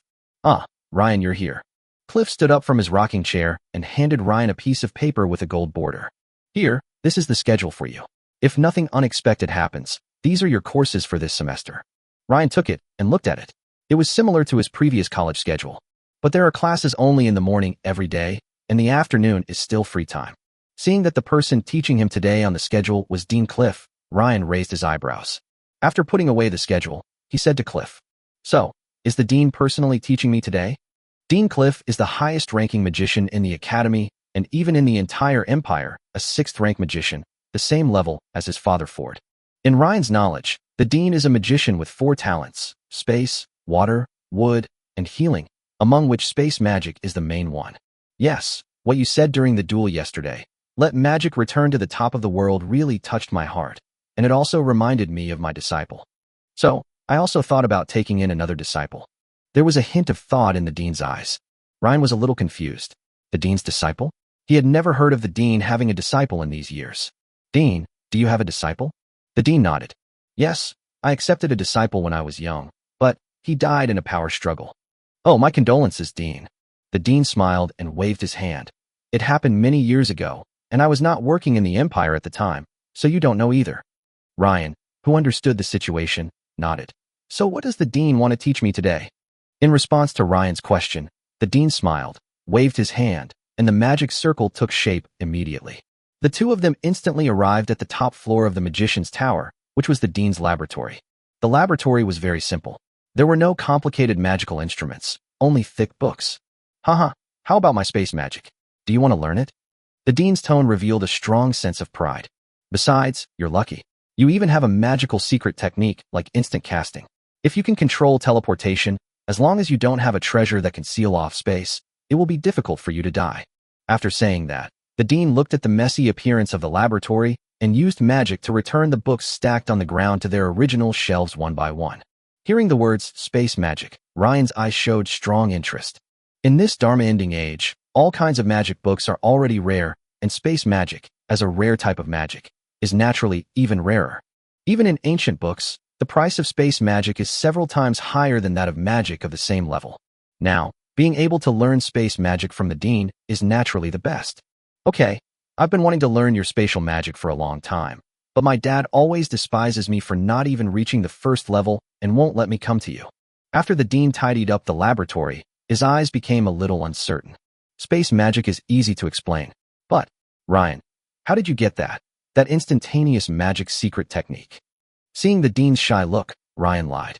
"Oh, instant casting. I bought some jade tokens when I went to the antiques and relics market.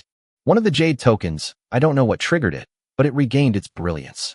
Then I realized that the jade token was the inherited jade stone that could cast spells instantly." Upon hearing this, the dean sighed slightly. If it was an inheritance jade, then there was nothing that could be done. After all, Inheritance Jade was a one-time thing. Then the dean nodded. Well, it seems I'm not destined to be with you. I thought Ford had obtained some book containing magical secrets. Okay, then I'll teach you the basic magic circle of teleportation.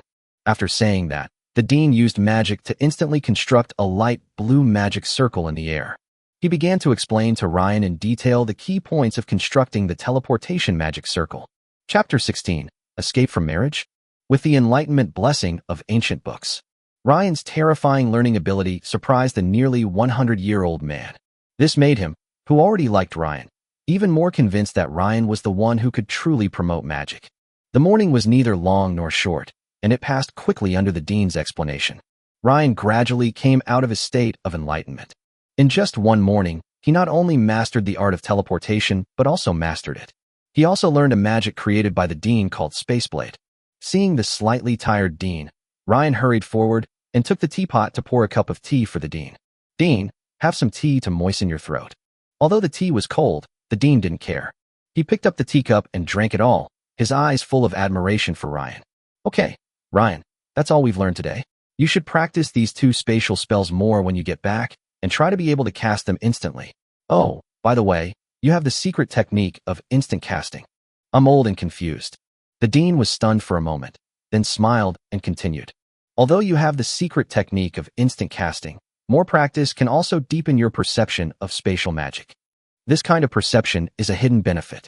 Although you may not feel anything in normal times, it often has unexpected effects in certain specific environments.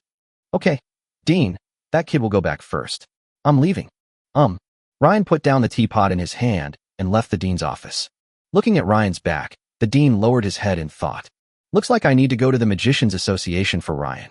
Thinking of the Magicians Association, the dean's eyes revealed a hint of memories. As soon as Ryan walked out of the dean's laboratory, he saw a group of magicians surrounding the laboratory door waiting for him to come out. Where are you going to eat lunch, Ryan? Why don't you come to my place? I heard you love blue lobster tails the most. I asked someone to get a lot of blue lobsters yesterday. I'll let you eat as much as you want. It's just azure lobster. Ryan, come eat here. I'll let my granddaughter feed you the azure lobster herself. Theo, are you looking for a beating? Ryan smiled as he watched the magicians arguing in front of him. Although the magicians had certain purposes in being so kind to him, their purposes were not bad. After all, the magicians hope that he can pass on the magic they have studied throughout their lives. As an orphan on Blue Star, he felt unprecedented warmth when faced with such warm concern. Thank you all for your kindness, teachers. However, my fiancé is coming this afternoon, so I need to go home this afternoon. I'll wait until next time. Next time, I will visit each of you one by one. After listening to Ryan's explanation, the magicians nodded regretfully. He bid farewell to his teachers one by one, then slowly walked down the magic stairs under the envious gazes of the few magician students in the academy. Gray Family, Villa Restaurant. Today's lunch is fengshi steak with light green orange, steamed crystal shrimp, and grilled magic leopard hind leg meat. The silver knife and fork sparkled under the crystal chandelier. Eve stepped forward and put the napkin around Ryan's neck. Ryan still had some difficulty using the knife and fork to finish the meal. Ryan, go upstairs and clean up after dinner. Your mother has specially prepared a dress for you to wear during the meeting. Ryan, who was eating fruit after dinner, nodded when he heard his father's words. He ate the mankai fruit in his hand, clapped his hands, and took Eve upstairs. Returning to his room, Ryan washed up in the bathroom with the help of Eve and his personal maids. Coming out of the bathroom, Ryan looked at his wet hair and waved his hand. Suddenly, a stream of air wrapped around Ryan's hair. Ryan's hair was blown dry in a short while. Then, with the help of the maids, she changed into a gorgeous set of clothes. Ford and Layla had originally prepared a set of Viscount aristocratic attire. But Ryan frowned when he saw the aristocratic attire. He forced Eve to change him into a set of his usual clothes. Soon the Hill family's carriage team arrived at the Gray family's manor. The patriarch of the Hill family, Charlie Hill, got off the first carriage in a grand manner. He walked forward very politely, bowed slightly to Ford and the others, and performed a knight's salute. Good afternoon, Lord and Lady Gray. Hello, Master Ryan. The Hill family is an emerging Viscount family, and its status is like the stars and the bright moon compared to the Gray family, an old Marquis family. The difference in status made Charlie respect him very much. Even Ryan, who currently has no title, is equivalent to a Viscount. Of course, this is not an open rule, but a private rule among the nobles. Ford nodded and said with a smile, Okay, Charlie, We are not strangers. You were the 5th captain of my Lion Knights. You are welcome. Where's that girl Adele? I haven't seen her since I saw her once when I was little. Charlie smiled and waved to the second carriage in the convoy. Adele, your Uncle Ford is calling you. Come out quickly and don't keep your Uncle Ford waiting for too long. Everyone looked towards the second carriage. But the carriage did not move or respond at all. Ford turned his head and looked at Charlie in confusion. Charlie didn't know what was going on for a moment. He hurried to the front of the carriage and knocked gently on the door. Adele. But there was still no response from inside the carriage. Seeing that there was still no movement in the carriage, Charlie quickly crushed the lock of the carriage door and opened it. Ford and his group also looked into the open carriage. There was no sign of Adele inside, only a knocked-out maid. Adele's disappearance immediately made Charlie panic. The nobles attached the most importance to face and ceremony. They had previously agreed to marry into the Grey family. Now that Adele has disappeared, isn't that equivalent to standing the Grey family up and slapping the Grey family in the face? Charles didn't want to become an enemy of his former Grand Master of the Knights Templar. After all, he had seen Ford's cruelty towards his enemies. He quickly used his fighting spirit to wake up the unconscious maid. The unconscious maid gradually woke up, and when she opened her eyes, she saw Charlie, the head of the family, looking at her. She was so frightened that she quickly stood up from the seat of the carriage and knelt down. Family, owner? You are Adele's personal maid, right? Where is Adele? Charlie asked hurriedly. The maid looked around in the carriage and didn't see the young lady at all, so she became panicked. Master, I don't know either. This morning, the lady asked me to have dessert with her in the car.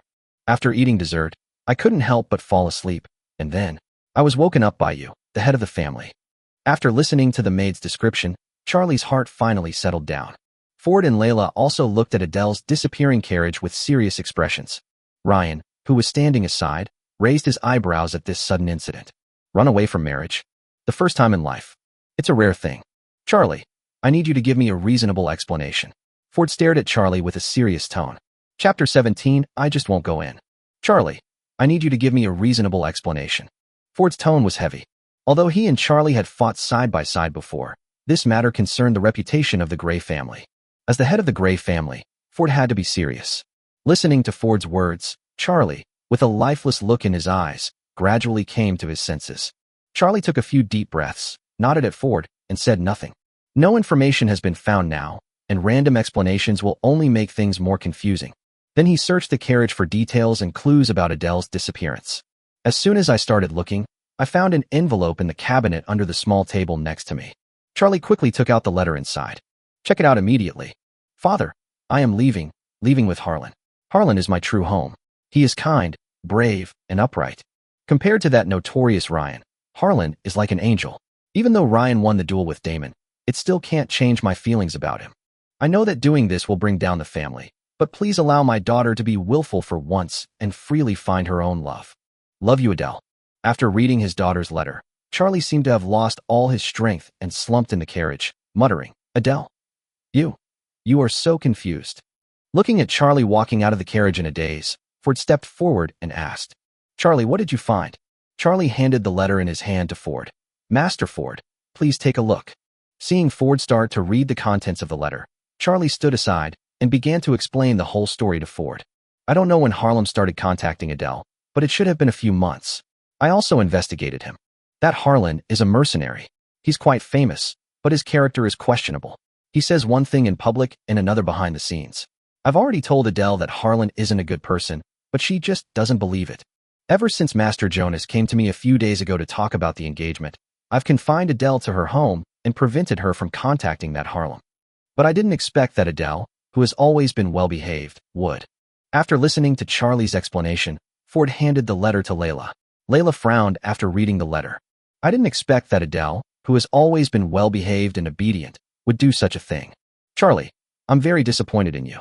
It seems that the dull life in the capital over the past few years has made you lose the vigilance you once had in the nights. Charlie lowered his head as he listened to Ford's words. Indeed, it was his mistake to let Adele, a first-level warrior, slip away right under his nose. Layla said as she looked at Ford and Charlie. The most urgent thing now is to find Adele as soon as possible. If Adele is still a virgin, the engagement can still go ahead. If she is no longer. Ryan was immediately displeased after hearing this. Continue? Mother, you know the nature of mercenaries. They are not picky about women.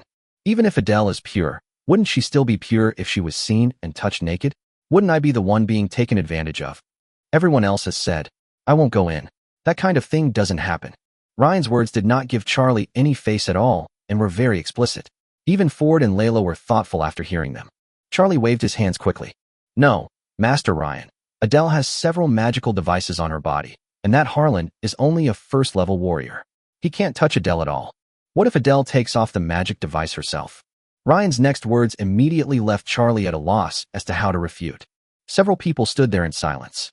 In the end, it was Layla who gave the order to start searching the whole city for Adele and to find her first no matter what. The guards and secret guards of the Hill family and the Gray family immediately took action, sweeping across the royal capital like a tide. Such a big move by the Gray family naturally needed to be reported to His Majesty the Emperor, so Ford and Charlie immediately went to the palace. Ryan and Adele's marriage was therefore called off. With the departure of Ford and Charlie, Ryan, who no longer had an engagement, was of course relieved. He picked up Cecily and walked towards his room. Eve, do you want to join us? Ryan turned his head and said frivolously to Eve behind him. Eve blushed slightly. No, master. I still have to keep an eye on Miss Adele's affairs for you. Cecily is enough to serve you. Of course, if you're not satisfied, you can always come to see Eve. In the evening, in Ryan's room on the second floor. Looking at Cecily, who had fallen asleep with some tears on her face, Ryan gently kissed Cecily's face, causing the beauty to moan twice. He got out of bed quietly, changed his clothes, and walked out of his room. As soon as he left the room, he saw Alice and Ellie standing guard at the door with blushing faces. Looking at the somewhat distracted looks in their eyes, one could tell how long they had been listening outside. Ryan hugged them left and right and let them lean on his arms. Ellie, where's Eve? Master, Sister Eve is in the next room. Ellie's delicate voice came from Ryan's arms. Looking at Ellie's soft appearance, Ryan, who was in the sage state, felt a little greedy. Ellie let out a moan as she felt her young master's hand gradually moving from her waist upwards. When I pushed open the door of the room next to my room, I saw Eve looking at something on the desk with a notebook in her hand. The door opening brought the serious Eve back to her senses. Eve put down the documents in her hand and reported to Ryan. Young master, Miss Adele has not been found yet. The head of the family and the others even suspect that she has left the city. Ryan raised his eyebrows. It's been so long and still not found. Use tracking magic or a tracking magic device. Yes, the head of the family immediately asked the magician to use tracking magic, but it was useless. Ryan took the two girls to sit on the bed nearby. Ryan narrowed his eyes as he listened to Eve's report. Even tracking magic doesn't work, so there are only two possibilities. One is that Adele is out of town and very far away. The second is the one named Harlan who has a magic device that can prevent tracking. Are there any portraits of Adele and Harlan? Yes. Eve found two pieces of paper from a pile of documents beside the desk and unfolded them for Ryan to see. Looking at the portrait of Adele, he couldn't help but sigh. She is indeed a little beauty, but... After memorizing their faces, Ryan hugged them and lay back, and the three of them fell on the soft bed. Eve, I'm hungry. Please ask the kitchen to make me something to eat. Ryan touched his slightly deflated stomach. Okay, what would you like to eat, young master? Anything will do. Okay. Eve stood up and walked downstairs to the kitchen. Soon Eve pushed a dining cart into the room, and Ryan ate the steaming hot dinner with the help of Alice and Ellie. Chapter 18. Adele's eloping. Time goes back to noon. Adele, who had escaped from the Hill family's convoy, walked alone in the royal city. Wangqingnan, number 173, Goofing Street. She silently recited the address of Harlan's brother that he had told her. Walking in the civilian area, Adele, dressed gorgeously, naturally attracted everyone's attention. But everyone just paid a little attention and then avoided him as if he were the plague. Because every once in a while some noble ladies or gentlemen would sneak out to play. It's a good thing I didn't get hurt. But if something bumps into something, the unlucky ones are always the civilians nearby. Adele searched for a long time and finally found Harlan's villa. Looking at the slightly broken wooden door, Adele knocked on it. A familiar voice rang out in the courtyard. Who is it? But she didn't respond out loud because she wanted to give brother Harlan a surprise. Harlan was a little impatient after not hearing an answer for a long time. Who the hell is talking? He cursed a few words and walked to the wooden door and opened it. When Harlan opened the wooden door and looked at Adele outside, he was stunned. At this moment, Harlan's brain crashed. Adele. Adele was very pleased with Harlan's brother's surprised expression. Brother Harlan, Adele is here to see you. Harlan reacted and quickly took Adele into the house. Adele, why are you here? Cold sweat broke out on Harlan's head. Hearing Harlan's question, Adele reacted and spoke anxiously. Brother Harlan, I ran away secretly. Let's elope. You take me out of the royal city, and we will live together forever. When Harlan heard Adele say the word elope, he felt like the sky was falling. Yes, he approached Adele because he wanted to become the son-in-law of the Hill family and thus get close to the nobility. He is very talented. After all, with just a low-level unknown breathing method, one can reach the level of a first-class advanced warrior at this age. The Hill family may not necessarily reject it. Then, relying on the resources and status of the Hill family, he will even be able to compete with the top talents of the empire in the future. But when the Hill family's secret guards found him and warned him that Adele was engaged to Ryan, he gave up the idea of Adele. He turned to look for the daughters of other nobles. After all, how could a commoner like him compare with Ryan from the Marquisite's family, the Grey family? He is the lion of the empire. Now Adele appears in front of him and says she wants to elope with him. He couldn't even imagine how angry Ryan, who was already known for his dandyism and violence, would be. If he were caught, he would be treated so cruelly that even death might be a luxury. Even the Grey family and the Hill family will not let him go. Harlan looked at Adele, who was immersed in her own glamorous world, with a dull look in his eyes. Aunt, you don't want to elope with me. Harlan, you want to kill me. This completely defeats the purpose of approaching Adele in the first place. He just wanted to get close to the nobles, not to provoke them. Now even if Harlan sends Adele back, the two major families will not let him go. Harlan narrowed his eyes. He was going to die anyway. Look at Adele's graceful figure. Why not have a taste of nobility before you die? But soon Harlan sighed. In the few months of contact with Adele, he had already learned that Adele was protected by several kinds of magical devices. It's impossible to force it. As for coaxing, it would be no use. After all, he had already tried to make the matter a fait accompli. Then Charles would marry him to protect his daughter's chastity. But Adele is very conservative about that and says it must be done during the wedding. This made it impossible for him to start. And now he needs Adele to cooperate with him, otherwise they will be found soon. He took out a cloak from his magic device and handed it to Adele. Adele, put on this cloak quickly. It can eliminate your own aura, otherwise your father will be able to find you with tracking magic. Hearing the words, tracking magic, Adele nodded quickly and put on her cloak. Then use your fighting spirit to make the cloak eliminate your own aura. After seeing Adele put on the cloak, Harlan hurriedly took Adele out through the back door of his house. The two of them shuttled through the hidden alleys. His home was no longer safe, and if he didn't want to be found immediately, he had to run away quickly.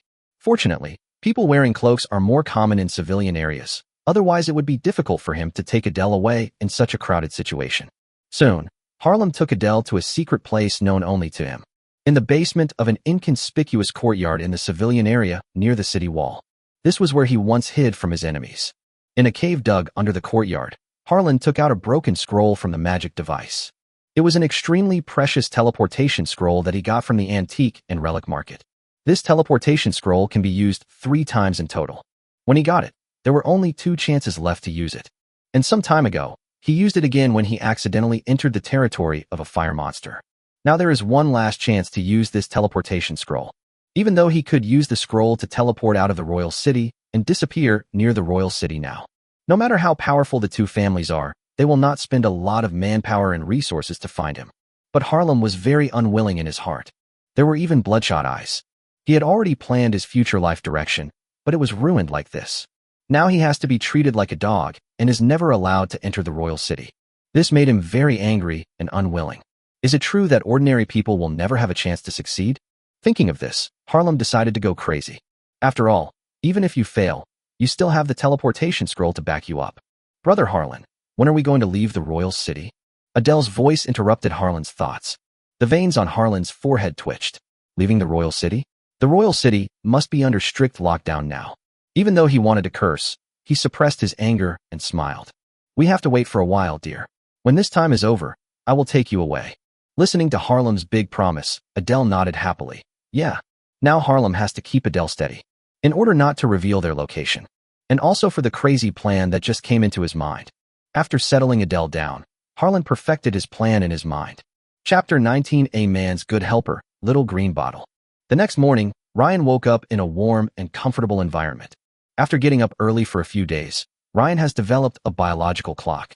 Ryan squinted his eyes and yawned, and he could even smell the faint milky scent lingering on his face. Several personal maids had been waiting by the bed for a long time.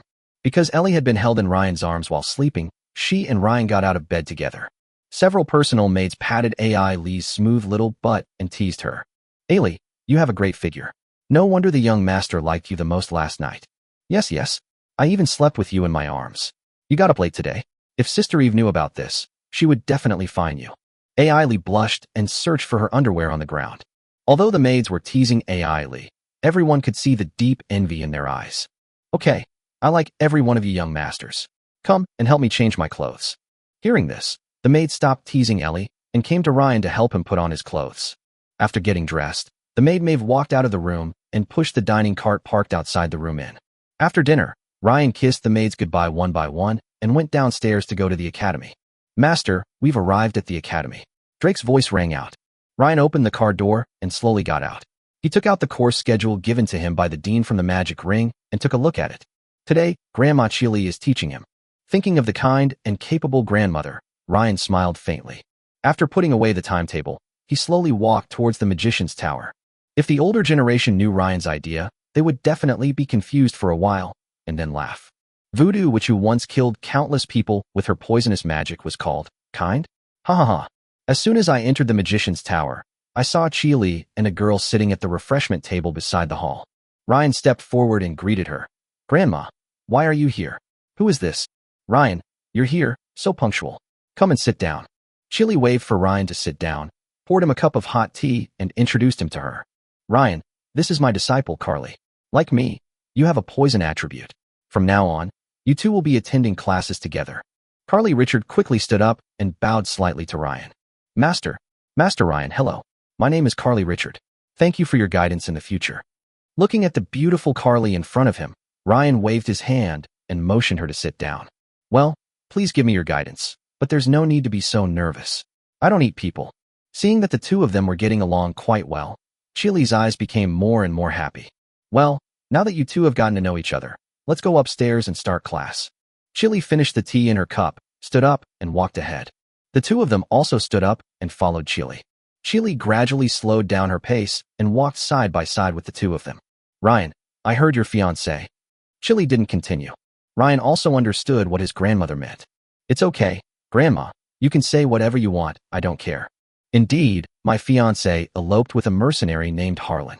But I don't really feel anything. After all, the marriage was decided because of Sophia's situation. Now that I'm not getting married, I feel much more relaxed. Chili, who was a little angry with Ryan, gradually subsided when she saw that Ryan didn't seem to care too much. Well, I'm glad you don't care. That Adele is blind. I'll vent my anger on you after I find her and that Harlem. As they chatted, they came to Chili's laboratory.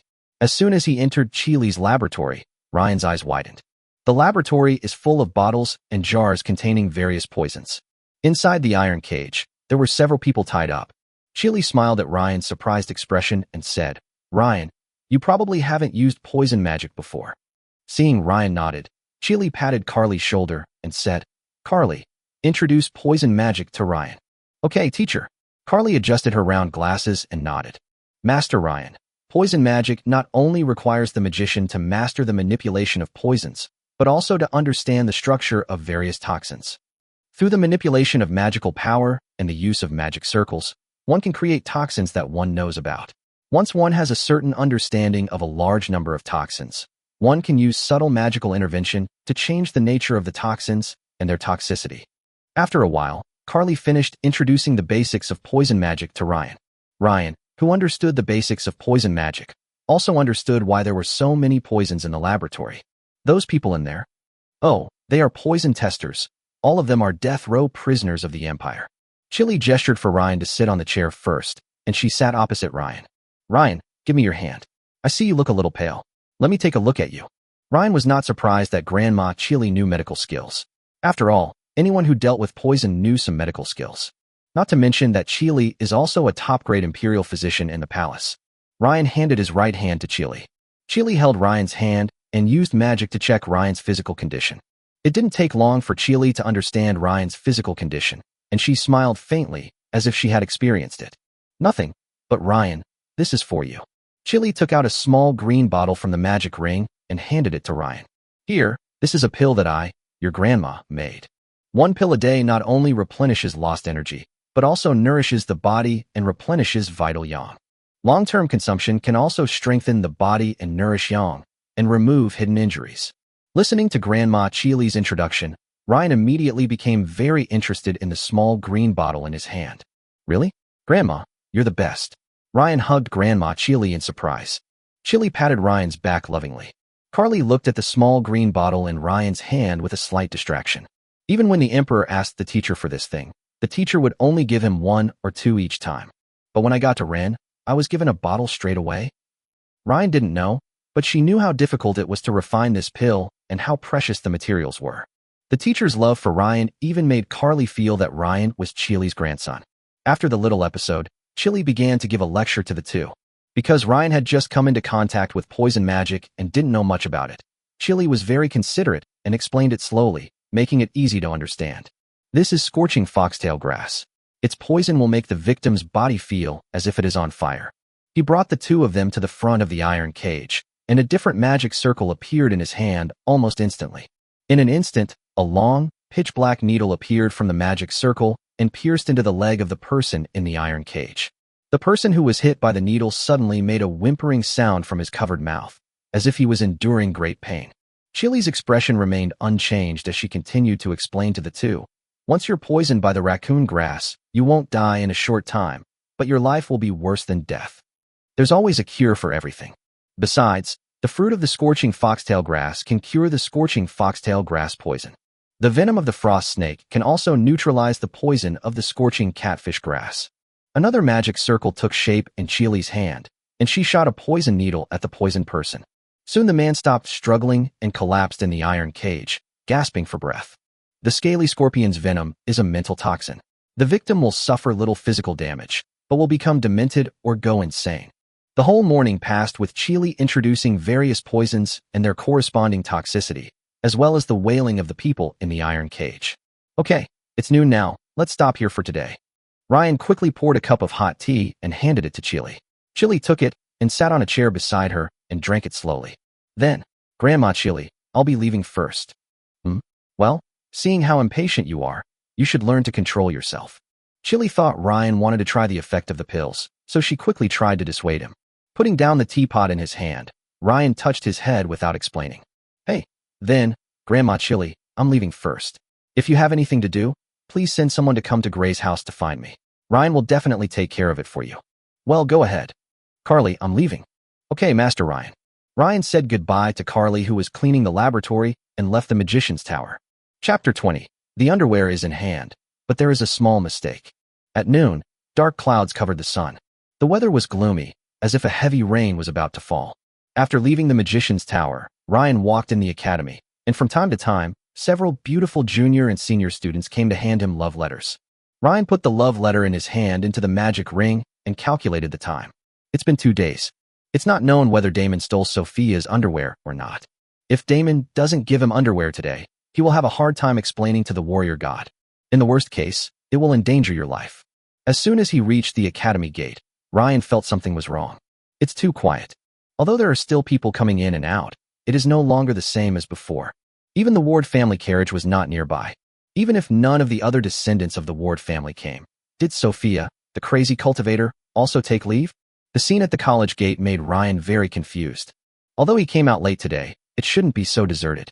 Drake, who was anxiously looking inside the academy at the door, finally saw Ryan, whom he had been thinking about. He quickly ran to Ryan's side. Master, you finally came out. I heard that Harlan, who eloped with Miss Adele, appeared in the central square of the royal city. After listening to Drake's explanation, Ryan immediately knew what those noble descendants had been doing. It turned out that they all went to the central square to watch the excitement. Without saying anything more, Ryan got on the carriage very quickly. Drake immediately drove the carriage towards the central square of the royal city. Central Square. Harlem is located under the statue in the center of the central square, facing the Gray family and the Hill family, who arrived at the central square the fastest after receiving the news and were eyeing him covetously. There were also other nobles who arrived one after another to watch the fun. Being watched by everyone, Harlem felt an inexplicable sense of accomplishment, which made him confident that he could fully control the overall situation. Thinking about what he was going to do soon, Harlan felt extremely excited. Seeing more and more people gathering in the central square, Harlan felt that he could start. Harlan gave Charlie a standard warrior salute. Viscount Hill, how are you? Charlie didn't say anything and immediately ran towards Harlan, wanting to capture Harlan first. As long as Harlan is captured, his daughter's location can be forced out. Having served in the army for many years, he is naturally confident of this. Seeing Charlie rushing towards him, Harlan immediately took out a stone from the magic device. Harlan's magic device immediately caused a group of people to exclaim, "Magical devices are extremely expensive and rare. I didn't expect that the mercenary Harlan would also have one." "Stop. Viscount Hill, do you want your daughter Adele's naked image to appear in front of so many people?" After hearing what Harlan said, Charlie stopped immediately and looked gloomily at the stone in Harlan's hand. "Photo stone? Impossible. Adele has 3 protective items on her. It's impossible for a scumbag like you to record her." "Really? So Viscount Hill wants to bet that my photo stone is empty." Although Harlan looked calm as if he was sure of victory, he was extremely nervous inside. After all, he knows better than anyone what is contained in the photo stone. Charlie stared at the photo stone in Harlan's hand. He really couldn't gamble on his daughter's innocence. "By the way, don't even think about finding a high-level assassin to capture me. This photo stone is very special. It's already bound to me. Even if I die or am captured, I can still control it and play the contents." Looking at the calm Harlan, Charlie was silent for a moment and slowly retreated behind Ford. Ford stared at Harlan in front of him and waved his hand, signaling Jonas, who was about to take action, to come back and speak slowly. "Since you're here, holding this so-called photo stone, are you here to negotiate terms? Tell me." Lord Grey has a keen eye. "I am indeed here to negotiate terms." Ford didn't answer him. He looked at the central square surrounded by a group of nobles and many commoners and pondered for a moment. Harlan was so calm, he must have already arranged a retreat. However, it was impossible for him to threaten them continuously and escape the pursuit of the 2 families just by relying on the photo stone in his hand. There is only one way to get out of this unscathed. Space magic. Ford lowered his head and whispered to Jonas beside him. "Jonas, go get the family's space-sealing treasure and seal the space near the central square." Jonas understood immediately and disappeared in a shadow. At this time, Drake also drove a carriage to the central square. Drake looked at the dense crowd gathered in the central square and quickly called out to drive them away. "Get out of the way, we're not responsible if you get hit." When everyone saw that it was the Grey family's carriage, they all made way for a path leading to the innermost part. Drake quickly brought Ryan to the side of the head of the family, Ford. Ryan got off the carriage and asked, "Father, what's going on? Why is there such a stalemate?" Then Ford told Ryan what had just happened. After understanding what happened, Ryan stood aside and watched the excitement, as if this matter had nothing to do with him. After a while, Ford looked at Harlan and spoke slowly. "What do you want?" "An advanced breathing technique and 10 third-level fighting spirit treasures." Harlan stated his request. "Ha ha, boy, the Grey family is so rich and you only want this little thing? You really haven't seen the world." Brent, the head of the McFamily who had always been at odds with Ford, sneered as if he was watching the fun. Harlan heard this, but didn't say anything. If he wanted too much, more than Adele's own value, and the Hill family was desperate, why would he do this? He just wanted to take more treasures and run away. Ford just glanced at Brant and then looked away. "I heard from Harlan that there was no condition about preparing a carriage or not being allowed to follow him for a while." Ford felt more and more that Harlan had a rare teleportation scroll in his hand, but he didn't know what grade it was. "Okay, but you have to tell me where Adele is first." "Please don't worry, Marquis Grey. Once the things arrive, I will naturally inform you of Adele's location." Seeing that the 2 ignored him, Brant sneered and felt bored. After staring at Harlan for a while, Ford gradually withdrew his gaze. "Wait." As time passed, the sky became increasingly cloudy. It seems like a huge storm is about to come. Soon Jonas returned to Ford. "Master, the space near the central square has been closed." Upon hearing this, Ford nodded immediately and signaled to Charlie with his eyes that the things could come out. Charlie nodded and gave a look to the guard beside him. After a while, 2 Hill family guards slowly walked into the central square carrying a box. Ryan was watching with great interest when suddenly a strange figure appeared in front of him. "Master Ryan, the agreement between you and Master Damon has been fulfilled. This is what you requested." The man handed Ryan a very exquisite box. Ryan immediately looked at the box, thinking that Sophia's underwear must be in the box. Seeing the time was right, Ford said, "Everything is here. Now you should tell me where Adele is." Harlan smiled slightly. "Of course, but I want one more thing." "Of course. This thing won't be too much trouble for you, Marquis Grey." Harlan's sudden price increase made Ford frown and said, "Speak." "I want the box that Master Ryan has in his hand now." Chapter 21. You fart. Harlan was extremely confident in his sudden decision. The things in the box could arouse the strong interest of a noble young master like Ryan. It must be good stuff.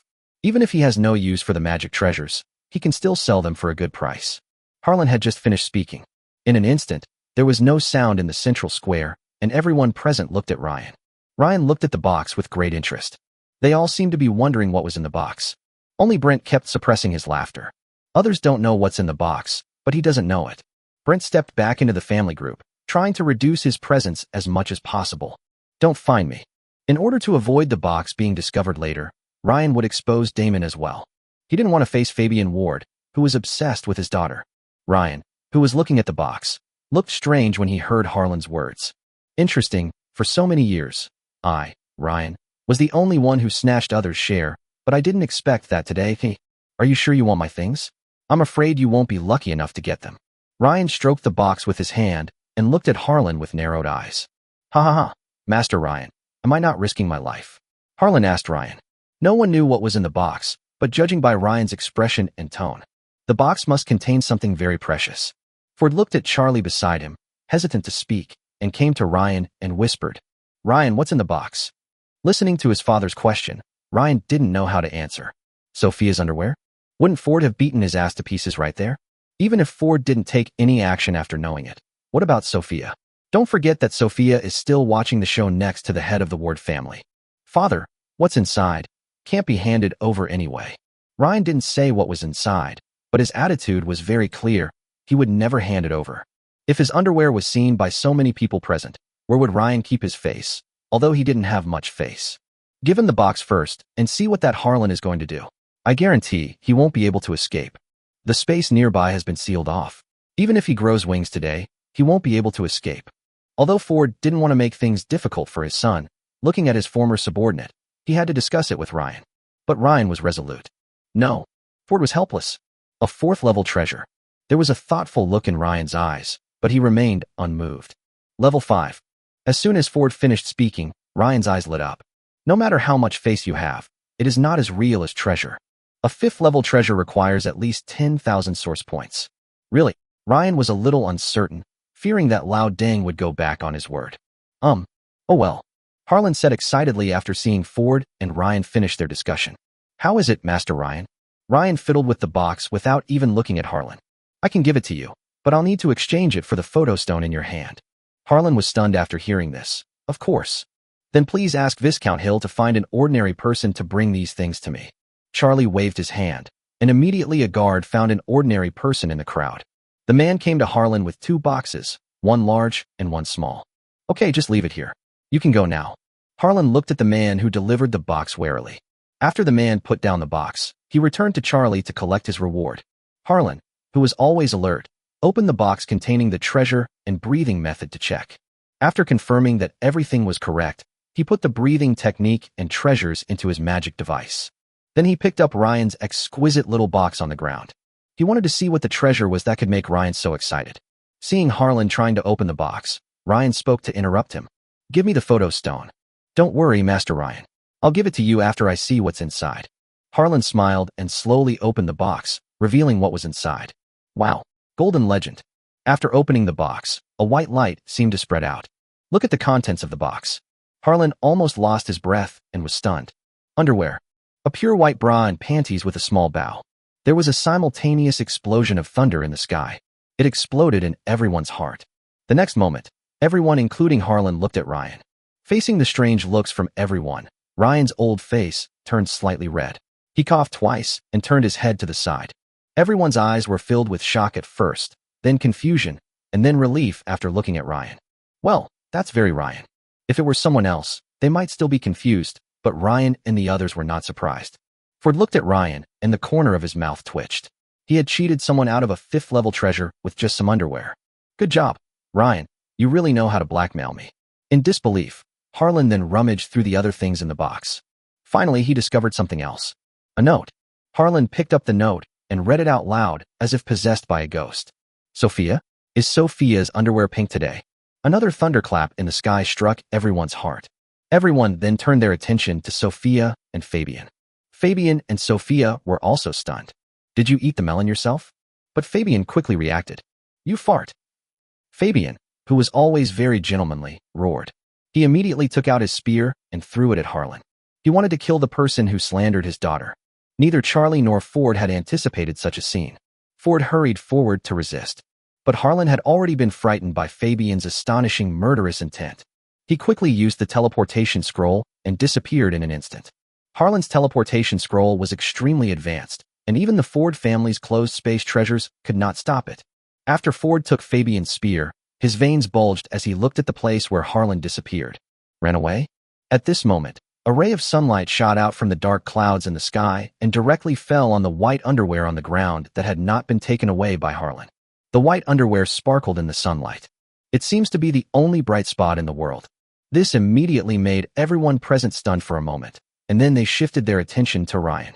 Ryan, who had just arrived at the place where Harlan disappeared and picked up the underwear on the ground, was slightly stunned. He picked up the photo stone on the ground and changed the topic. This photo stone is empty. You kid lied to me. Hopefully, I can get the topic off the topic of underwear. Everyone ignored Ryan's attempt to change the subject. Fabian stared at Ryan like an eagle. Ryan boy, you need to explain that underwear thing. Seeing Fabian's dangerous expression, Ryan quickly hid behind Ford. Ryan said innocently, Uncle Fabian, you can't listen to what that villain says. Only that person saw the words on the note. We don't know what was written on it. Fabian narrowed his eyes when he heard this and immediately started looking for the note, but to no avail. Because the note had already been taken away by Harlan. Ford on the side also looked at Ryan with a dangerous look on his face.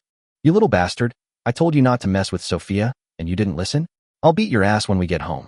Still want a 5th-tier treasure? I'll give you 500 slaps. Suddenly Ryan felt something. Father, hurry up, release the space seal quickly. Everyone was stunned by Ryan's sudden seriousness. Ford reacted quickly and gave Jonas a look. Jonas instantly turned into a black shadow and disappeared. After a while, Ryan felt that the space was no longer closed. Ryan immediately used teleportation to follow the silver thread in his eyes. The silver threads dissipated quickly, and Ryan's movement speed was also extremely fast. Several family heads looked at each other, although this matter had little to do with Brent, the head of the Mick family. But a few people still followed Ryan's footsteps. Looking at the silver thread, Ryan immediately thought of what the dean said. Spatial Magic Perception. Chapter 22 Capturing Harlan. With Ryan's teleportation and the departure of the major clan leaders, the farce in the central square finally came to an end. The nobles and commoners who came to watch the fun also left the scene. Sophia got into the carriage with her maid, but she still couldn't calm down for a long time. She wanted to deny that the underwear was not hers, but it seemed to be the case. Because the style of the underwear is indeed the type she wears. Moreover, her clothes are usually custom-made by her family's tailor, and are rarely the same as those of others. And what the note said was indeed correct. She was indeed wearing pink underwear today. Sophia opened the car window and looked at the direction where Ryan left, gritting her teeth. Lecher, scoundrel, rogue. The maid, looking at her mistress's condition, understood that the underwear seemed to really belong to her mistress.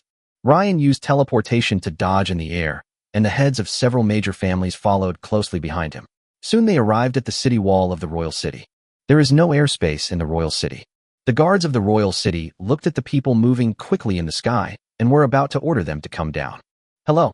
Before he could say anything, his captain covered his mouth. You're fucking going to die? Take a good look at who those people are. They're the patriarchs of several major families, and the Imperial Guards don't dare to stop them. Why are you trying to stop them? Are you looking for death? The man was obviously a newcomer. He quickly covered his mouth and watched them leave the city in surprise. Teleportation consumes a lot of magic power, and the spatial magic power in the air is relatively scarce. If it weren't for the Tianyuan meditation technique that was passively replenishing Ryan's magic power. Ryan's magic power has long been exhausted due to frequent use of teleportation. Soon, Ryan brought several family heads to a forest outside the royal city. And the fluctuation of spatial magic power also disappeared here.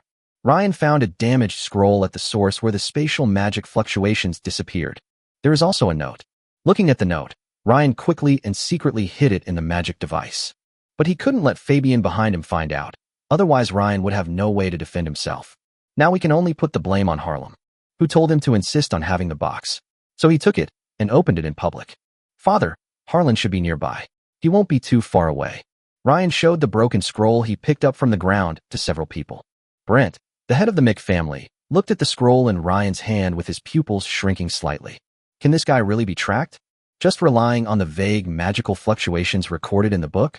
For a moment, his evaluation of Ryan increased a bit.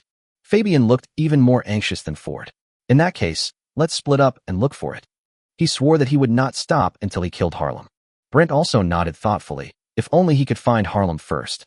I can ask Ford for some good things, such as a share of the molten firestone or... Then, several people chose a direction and began to search for Harlan. Ryan watched as several family heads began to take action. His eyes narrowed slightly as he looked at the scroll in his hand. Even though this scroll is damaged and unusable, in Ryan's eyes it still contains a lot of source energy. This scroll is truly extraordinary, and Harlem is truly lucky. Ryan smiled slightly, but you can't escape today. One of the many magic circles in his eyes suddenly lit up. A faint dark golden magic emerged from Ryan's hand and wrapped around the scroll. Breath tracking technique. There must still be Harlan's breath on this scroll, and using the breath tracking technique at this time will definitely find Harlan. Sure enough, after the dark golden magic wrapped around the scroll slowly floated up and moved in one direction. Ryan increased the transmission of magic power, and the speed of the scroll suddenly increased. Ryan followed closely behind the scroll. Somewhere in the forest, Harlan sat in a hidden tree hole, extremely excited. Ha ha ha, what noble! Even at the 6th rank Haoyue level, you were still fooled by me. Hee hee hee. Every time Harlan looked through the treasures in the magic device, he felt an inexplicable sense of accomplishment. After the excitement, Harlan gradually calmed down. I can't stay in the Empire anymore, so I'm going to the Pollux Federation. I heard that everyone is equal there, and only talent and strength count. When I succeed in cultivation, I will trample the Gray family and the Ward family under my feet. Ha! Harlan fantasized about himself returning to the Empire in the future, stepping on several major families, and forcing the Emperor to take the princess away. It's a pity that you may not be able to practice. Suddenly a voice sounded behind Harlan. Harlan's hair immediately stood on end. Who? Harlan looked back and saw Ryan looking at him with a playful expression at the entrance of the tree hole. The magic power on the broken scroll beside him gradually dissipated. Harlan breathed a sigh of relief when he saw that there was no one else around Ryan. Although he had heard that Ryan had defeated a high-ranking first-level warrior, that was a battle between nobles. A noble heir like Ryan might never have even seen blood. Master Ryan, you're still chasing me. Harlan's tone suddenly changed from polite to fierce. In that case, let me give you a ride. As soon as he finished speaking, a long sword appeared in Harlan's hand, and he rushed towards Ryan. Looking at Harlan who was attacking him, Ryan waved his hand and cast a burning magic. The scorching flame magic rushed towards Harlan with extremely terrifying temperature. Looking at Ryan's fire magic, Harlan sneered, blocked it with his left arm, and then attacked Ryan. The scorching magic suddenly collided with Harlan. However, the fire magic and the burning magic seemed to be afraid and dissipated as soon as it came into contact with Harlan's left arm. This sudden change made Ryan stunned. Fire magic is ineffective. Just as Ryan was stunned, Harlan had already approached Ryan, and the long sword in his hand was sharp and slashed towards Ryan. Looking at the long sword that was about to fall, another magic circle lit up in Ryan's eyes. The devil's wind resists. Suddenly, a strong wind blew out from Ryan's body, blowing Harlan away in an instant. Harlan, who was blown away, staggered a few steps. Harlan looked at Ryan, who was framed by a faint dark golden magic, and put away his previous underestimation of the enemy. Then they launched an attack on Ren. After several attempts, Ryan finally discovered that something was wrong with Harlan. Only immune to fire elemental magic. Perhaps for those who are only gifted in fire magic, Harlan is their natural enemy. But for Ryan, who has talents in all attributes, I don't have fire magic, but I still have thunder magic and light magic. Soon, the tree hole was blown to pieces by Ryan's magic. The battlefield also moved to the forest. Because of the teleportation ability, Harlan couldn't get close to Ryan. For a moment, Harlan began to deal with Ryan through the forest terrain. But Ryan obviously didn't fall for it, and every move he used was a large-scale group attack magic. Soon, Harlan was beaten by Ryan and lost his ability to fight. Looking at Harlan, who was exhausted and unconscious, Ryan released the thunder spear in his hand. He wanted to capture, not kill. After all, Adele's whereabouts are still unknown. As the battle came to an end, the several marquises who were watching from the sky all sighed in their hearts at Ryan's immense strength. A first-level beginner easily defeated a first-level advanced. There are only a few people in the Empire with such combat power. Chapter 23 Secret Realm. Ryan took out a special pair of shackles from the magic device and locked Harlan's hands remotely through magic. These special shackles can suppress the fighting spirit of the person who is locked up. It was specially made by the Empire to imprison prisoners with fighting spirits. After locking up Harlan, it means that Harlan has completely lost his fighting ability. Ryan stepped forward and removed Harlan's equipment and weapons. While searching for other equipment, Ryan unexpectedly found a long feather on Harlan's left arm. It was tied to Herring's left arm with several pieces of cloth. Although ancient books do not give an energy index, but its bright fiery red color reveals its extraordinary quality. Moreover, the fire magic power on this feather is extremely pure. When Ryan used his magic eyes to observe it, he even felt like he saw a small sun. Ryan thought about it and immediately condensed a small fireball in his hand and shot it at the feather. Sure enough, the small fireball gradually dissipated to both sides of the feather before it even touched the feather. The fire magic seemed to be afraid of this feather. Ryan smiled. It turns out that Harlan's immunity to fire magic is the function of this feather. Then he put the feather into his magic ring without hesitation. Confiscate, confiscate, confiscate everything. The 10 third-level treasures in Harlan's ring were also all collected into the magic ring. Apart from these 10 treasures, there are still many strange things in Harlan's magic device. Although he didn't know what it was used for, Ryan still put all of it into his pocket. After all, this kid Harlan has quite a few treasures in his hands. The previous high-quality space teleportation scroll and specially made photo stone. Now the mysterious feathers on his body. If we were to put it in Lan Xing's words, he was definitely a man of bad luck. Thinking of this, Ryan pouted. This makes him look like a villain. But the movements of his hands did not stop at all. After searching Harlan's entire body, they finally found a necklace around his neck. After putting it into the magic ring, Harlan slowly woke up. He looked at the shackles that locked him with his eyes blank, but then a little light appeared. Master Ryan, you win. I can tell you Adele's location, and I can also give you a chance. Can you spare my life? Ryan raised his eyebrows. He was a little interested in the fact that the son of Little Luck could call it an opportunity. Chance. Tell me about it. Seeing Ryan's interest, Harlan was suddenly delighted and looked embarrassed. Master Ryan, this isn't appropriate. I can tell you Adele's location first. This matter of chance concerns my life. Ryan nodded and first found out Adele's location. Where's Adele? Harlan didn't hesitate at all. It's in a small courtyard near the western wall of the royal city. The courtyards aren't numbered, but there are 2 SES trees in front of it, so it's easy to find. Ryan nodded, then pulled the chain connected to the shackles and was about to take Harlan back. Harlan suddenly panicked, thinking of the punishment of the nobles, which was worse than death, and said quickly, Wait, Master Ryan, what about the opportunity? Ryan didn't stop moving. Go ahead and talk while we walk. Harlan looked embarrassed. Master Ryan, can you please let me go first? I can guarantee that this opportunity is extraordinary. After saying that, he immediately became anxious when he saw that Ryan was unmoved. Master Ryan, that opportunity is related to the secret realm. As soon as the word secret realm came out, the forest suddenly became still for a moment. Ryan's eyes were filled with disbelief as he slowly turned around to look at Harlan. Even the people in heaven stopped talking. Ford was the first to react and looked at the 2 people beside him. This is an opportunity for the younger generation. You old guys can't snatch it away. How can this be? As the saying goes, whoever sees it gets it. Fabian and I worked so hard to help your Gray family find this Harlan. If I don't get any credit, doesn't that mean I haven't done enough? Brent was obviously a little excited. Fabian couldn't stop nodding beside him. You old thing, you're really going backwards as you get older. You're actually trying to steal things from the younger generation. Ford pointed at the shameless Brant. I haven't settled the score with you for the duel between Damon and Ryan last time. Come, let's settle it now. After saying that, Ford was about to attack Brant. Seeing this, Fabian quickly stopped Ford and acted like a good guy. Ford, the matter of the secret realm is of great importance. The appearance of any secret realm is always accompanied by the appearance of a large number of treasures. Ryan can't protect it by himself.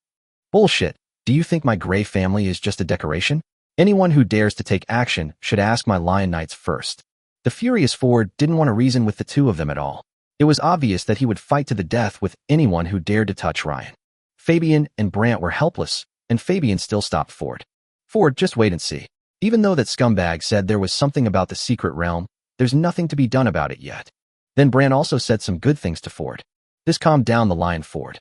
Then the 3 of them looked down at Ryan and Harlan. Ryan quickly recovered from his shock. Secret realm. It is an extremely rare wonder on the Soltis continent. It is a different world independent of the Soltis continent. According to records, the secret realm was once a series of things such as warehouses, plantations, trial grounds, selection grounds, etc. of some powerful forces in ancient times. Secret realms come in all sizes, but unsurprisingly, each one is filled with countless treasures and opportunities. Secret realms are extremely rare, and even the origin of an empire once came from a large secret realm. But after such a long time, the number of secret realms in the hands of the empire will not exceed 2 hands. Secret realm? Do you know what a secret realm is? Ryan obviously didn't believe what Harlan said. Of course, even though I'm a mercenary, I'm not uneducated. I definitely know what a secret realm is. Harlan answered confidently. This immediately piqued Ryan's interest. That is a secret realm. Even the uneducated original owner knows that it is a great opportunity. Oh, if you know about the secret realm, why don't you go there yourself? Ryan put down the chain in his hand, used magic to sit in the air, and asked Harlan with interest. Looking at the chain that Ryan put down, Harlan breathed a sigh of relief and shook his head. I can't go because the secret realm hasn't opened yet. Oh, you also know the start time of the secret realm. Harlan was silent for a moment before answering. Master Ryan, I have shown my sincerity. If you really want to know more, you must swear to the god of magic to let me go. Otherwise, I won't reveal a single word until I die. Listening to Harlan's words, Ryan fell into deep thought. For a moment, the forest was very quiet. Only the occasional chirping of birds could be heard in the distance. After a while, Ryan smiled. Swear? I don't think it's necessary. I'll take you back and let Grandma Chili make some poison. You'll vomit everything out. Ryan's answer immediately made Harlan shudder, and he quickly responded in panic. Then I will sever my own heart meridians and die, leaving you with nothing to ask. Chapter 24 The God of Magic does not respond. Listening to Harlan's decisive words, Ryan sneered. Oh, committing suicide? Now that you've chosen to use the opportunities in the secret realm to save your life, how could you value your life so much that you'd commit suicide? What else? At least if I die, you won't know anything. Harlan sat on the ground waiting for Ryan's choice. He didn't believe that anyone could resist the temptation of the secret realm. Ryan sat in the air with his legs crossed, looking at Harlan, and spoke for a long time. Then how do I know whether what you said is true or not? Harlan immediately swore an oath to the warrior god. I, Harlan, swear to the warrior god. If Ryan promises to let me go, and I tell him even one lie within a day, I will die from all my fighting spirit. Suddenly, the two of them felt that something was watching them from the dark. The two knew that this was a sign that the oath had been established. After swearing an oath to the warrior god, Harlan said, How about this? Ryan nodded and looked up at the sky. Okay. I, Ryan, swear to the god of magic. Harlan will tell me everything he knows about the secret realm, and I will spare his life and not attack him. Otherwise, his magic power will dissipate, and he will never be able to advance even a single step. Seeing Ryan finally swear, Harlan finally felt relieved. Master Ryan, these shackles, Harlan said flatteringly, seeing that his life was finally saved. Ryan waved his hand. Why are you in such a hurry? Let me ask you first, is the location of Adele that you just told me true? Ryan's words immediately made Harlan clear that Ryan was verifying what he had just said. Of course, Adele was there. Because of the oath, Harlan would never dare to lie. After hearing Harlan's affirmative answer, Ryan got down from the air chair. Coming to Harlan's side, he said, Come closer and whisper to me about the secret realm. Although Harlan was a little confused, he still leaned close to Ryan's ear and whispered to him about the secret realm. The people in the sky were suddenly speechless. Just now, Ryan glanced up at the sky and obviously noticed the three of them. Although Brant and Fabian could use their fighting spirit to eavesdrop, they were stopped by Ford. What are you two old guys doing? Are you two old guys eavesdropping on the younger generation's affairs? Looking at the complacent Ford, the two of them were helpless. Who made Ryan so smart? He is obviously on guard against them. Harlan was indeed captured by Ryan, and the secrets of the secret realm were also revealed by Ryan. It is neither right nor reasonable for either of them to eavesdrop, but the two of them still felt a little unwilling in their hearts. By this time, Ford also realized that if the secret realm was an ordinary secret realm, the Gray family could easily handle it. But if it comes to other secret realms, the Gray family really needs to find a few allies to develop them together. So he said, Okay, wait until Ryan finishes asking. If it's an ordinary secret realm, my Gray family will take it alone, but if it's another secret realm, our three families will develop it together. Hearing this, Brent and Fabian nodded, looking forward to them getting a piece of the pie. Soon, Harlan and Ryan finished talking about all the matters concerning the secret realm. Master Ryan, I've told you everything I know. Now you should let me go, or I won't be able to use my fighting spirit to hand over the sovereignty of the secret realm key to you. After listening to what Harlan said about the secret realm, Ryan took out a key from the magic ring and threw it to Harlan. Harlan quickly caught it and used the key to unlock the shackles on his body.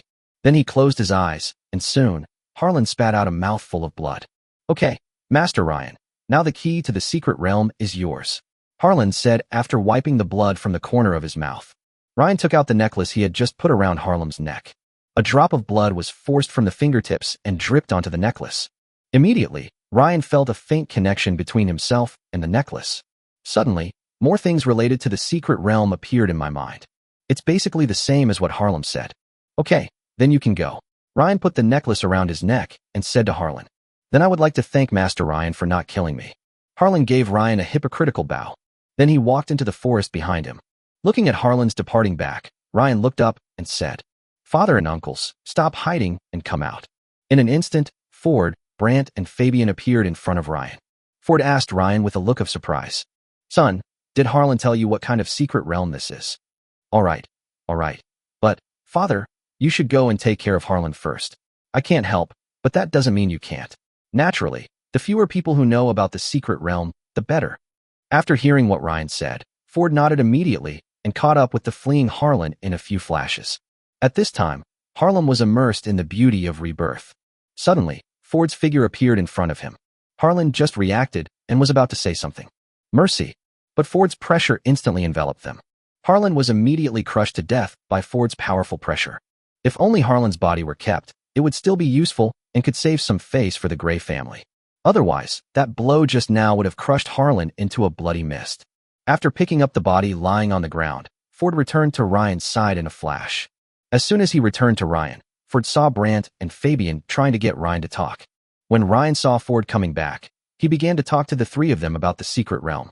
This secret realm is a trial-type secret realm, not an ordinary secret realm. The highest level of the trial goal can reach is level 4. After entering the secret realm, the person undergoing the trial will undergo 5 trials. Each time they pass a trial, they will gain a corresponding opportunity. If they fail, they will not die, but will be teleported out of the secret realm. The pupils of Ford and the other two suddenly shrank. It turned out to be a trial-type secret realm. As the name suggests, the trial-type secret realm is mainly based on trials. The highest level of the trial goal can reach level 4, which means that anyone below level 4 can enter and take part in the trial. The reasons why the trial-type secret realm is famous are: there was once a first-level warrior who entered it. After coming out, not only was his talent greatly enhanced, but his strength also increased to the 5th level. It can be said to be a step to heaven. Where is the secret realm located? How many people can enter? Fabian asked the most crucial question. Ryan shook his head. The secret realm doesn't have a location, but as long as you have the key, you can enter it directly when it opens. As soon as the words fell, Ford and the other two frowned. Ryan is the only one with the key, so doesn't that mean only Ryan can enter the secret realm for the trial? But Ryan's subsequent words suddenly excited everyone. The key in my hand can record the information of 300 people. When the secret realm opens, these 300 people and I can all enter. Ford and the other two looked at each other. 300 people. It's not a small amount. And currently, only these 3 families know about the secret realm. 300 places are enough. Then Ryan was about to continue talking to Ford and the others about the precautions in the secret realm. But he was stopped by Ford. Although Ford usually has a bad temper, he is actually a kind person. I haven't discussed the quota with Brant and Fabian yet, so it's a bit too early to talk about matters related to the secret realm. Then they started walking back. Chapter 25 Fiona Wick. Ford brought Ryan back with him on the return trip. Unlike when they came, the 3 of them followed Ryan and moved at a slower pace. Ford and Ryan returned very quickly. The few of them returned to the Gray family's manor within a few minutes. Charlie was anxiously waiting for them to return in the manor. Seeing several people land, although he was very anxious, he still bowed slightly to them. Lord Gray, Lord Ward, Lord Meek, good afternoon. Good afternoon, Master Ryan. Ford naturally knew the reason for Charlie's anxiety and patted Charlie on the shoulder with a smile. Haha, Charlie, you really have to thank Ryan this time. If it weren't for him, we really wouldn't be able to catch up with Harlan. Charlie was immediately surprised to hear that several people had caught up with Harlan. Catching up to Harlan means his daughter must have been found. Charlie bowed slightly to Ryan. Master Ryan, thank you for your help this time. We are deeply grateful. My Hill family will always be the most loyal supporters of the Gray family. Uncle Charlie, you're welcome. Go find Adele first. Ryan then told Charlie what Harry had told him about Adele's location. Charlie nodded when he heard this. and immediately set off with the family guards who had been waiting for a long time. After seeing Ryan finish explaining Adele's affairs, Ford took him, Brent, and Fabian to the Gray family meeting room. Inside the conference room, Ford specifically told Jonas not to allow anyone near the meeting room. Brent, Fabian, the person was captured by Ryan, and the key also belongs to Ryan. If your family wants to enter the secret realm, shouldn't you show some sign of it? Ford, sitting in the main seat in the conference room, went straight to the point. You guys want to enter the secret realm? Okay, but you have to give benefits. Hearing this, Brant and Fabian looked at each other, and Fabian spoke first. My Ward family wants 100 places, each for a 4th-level treasure. Fabian's words immediately made Ford's eyes widen. 100 spots. Are you dreaming?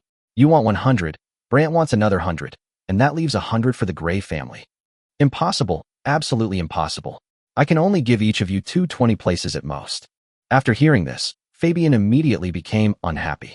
You old bastard, your Ryan even stole my precious daughter's underwear. I haven't even settled the matter with you yet, and you're giving me 20 spots. Are you kidding me? Fabian's words immediately made Ford's arrogance drop a bit. Who knows if that underwear is actually your daughter's? I already said it was Harlem slander. Okay. Then, Ryan, tell me, is it my daughter's? You treasured it so much back then, so you must know who it belongs to, right? Fabian raised his brows and looked at Ryan, who was drinking tea beside him. Ryan immediately spat out a mouthful of tea. Can he admit this? Ryan looked silently at Brant, who was watching the show on the side. When Brant saw Ryan's eyes, he immediately knew that he could no longer slack off. Start changing the subject and interrupt. What underwear? Now let's talk about the quota. But Fabian is right. 20 places are too few. I don't know if it's because Fabian doesn't want to delve into it. Fabian was successfully led away by Brant, and Ren gradually breathed a sigh of relief. Ryan continued to sit on Ford's right, drinking tea and watching the show. The 100 places Brent mentioned were indeed a lot, and the 20 places his father mentioned were indeed a few. Ryan estimated that the number of places allocated to the two families would be around 50. After a period of arguing, the three finally decided on a final plan. And it was not unexpected by Ryan. Each family has 50 places. Each place will receive a 4th-level treasure and 10,000 gold coins. Ryan, how do you record information on your key?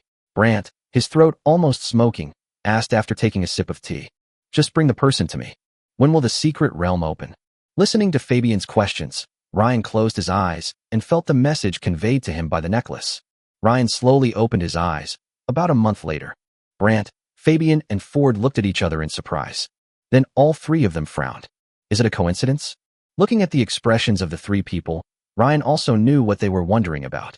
Because the old emperor's birthday banquet will be held in a month. It's almost the same time as the appearance of the secret realm. But the three of them didn't think much about it. At least they have more time to select people to enter the secret realm. When the two of them thought of this, they prepared to go back and decide on the first group of people first. Then the selection will be carried out. With the departure of Brant and Fabian, only Ryan and Ford were left in the meeting room. And Ford was obviously satisfied with the windfall for Brant and Fabian. Ha, this is truly a windfall. With these treasures, the strength of our Lion Knights will surely reach a new level. Ryan raised his eyebrows when he heard this. Father, shouldn't these treasures belong to me? I discovered the secret realm. Ford coughed twice unnaturally. What's yours and mine? What's the use of a level 1 treasure like yours? The family will save it for you first and use it when you reach level 4. Ryan pouted and said, if you don't want to do it, at least give me half. Ford suddenly stared at Ryan with wide eyes. Half? 54th tier treasures? What are you going to do? Rebellion? Then he advised earnestly. Hey, son, you never said anything good about treasures. From now on, your monthly allowance will be doubled to 3,000 gold coins. No, 5,000. How about that? Spend it however you want. Seeing Ryan's indifference, Ford seemed to have made some kind of decision. Well, I'll call Fiona back for you.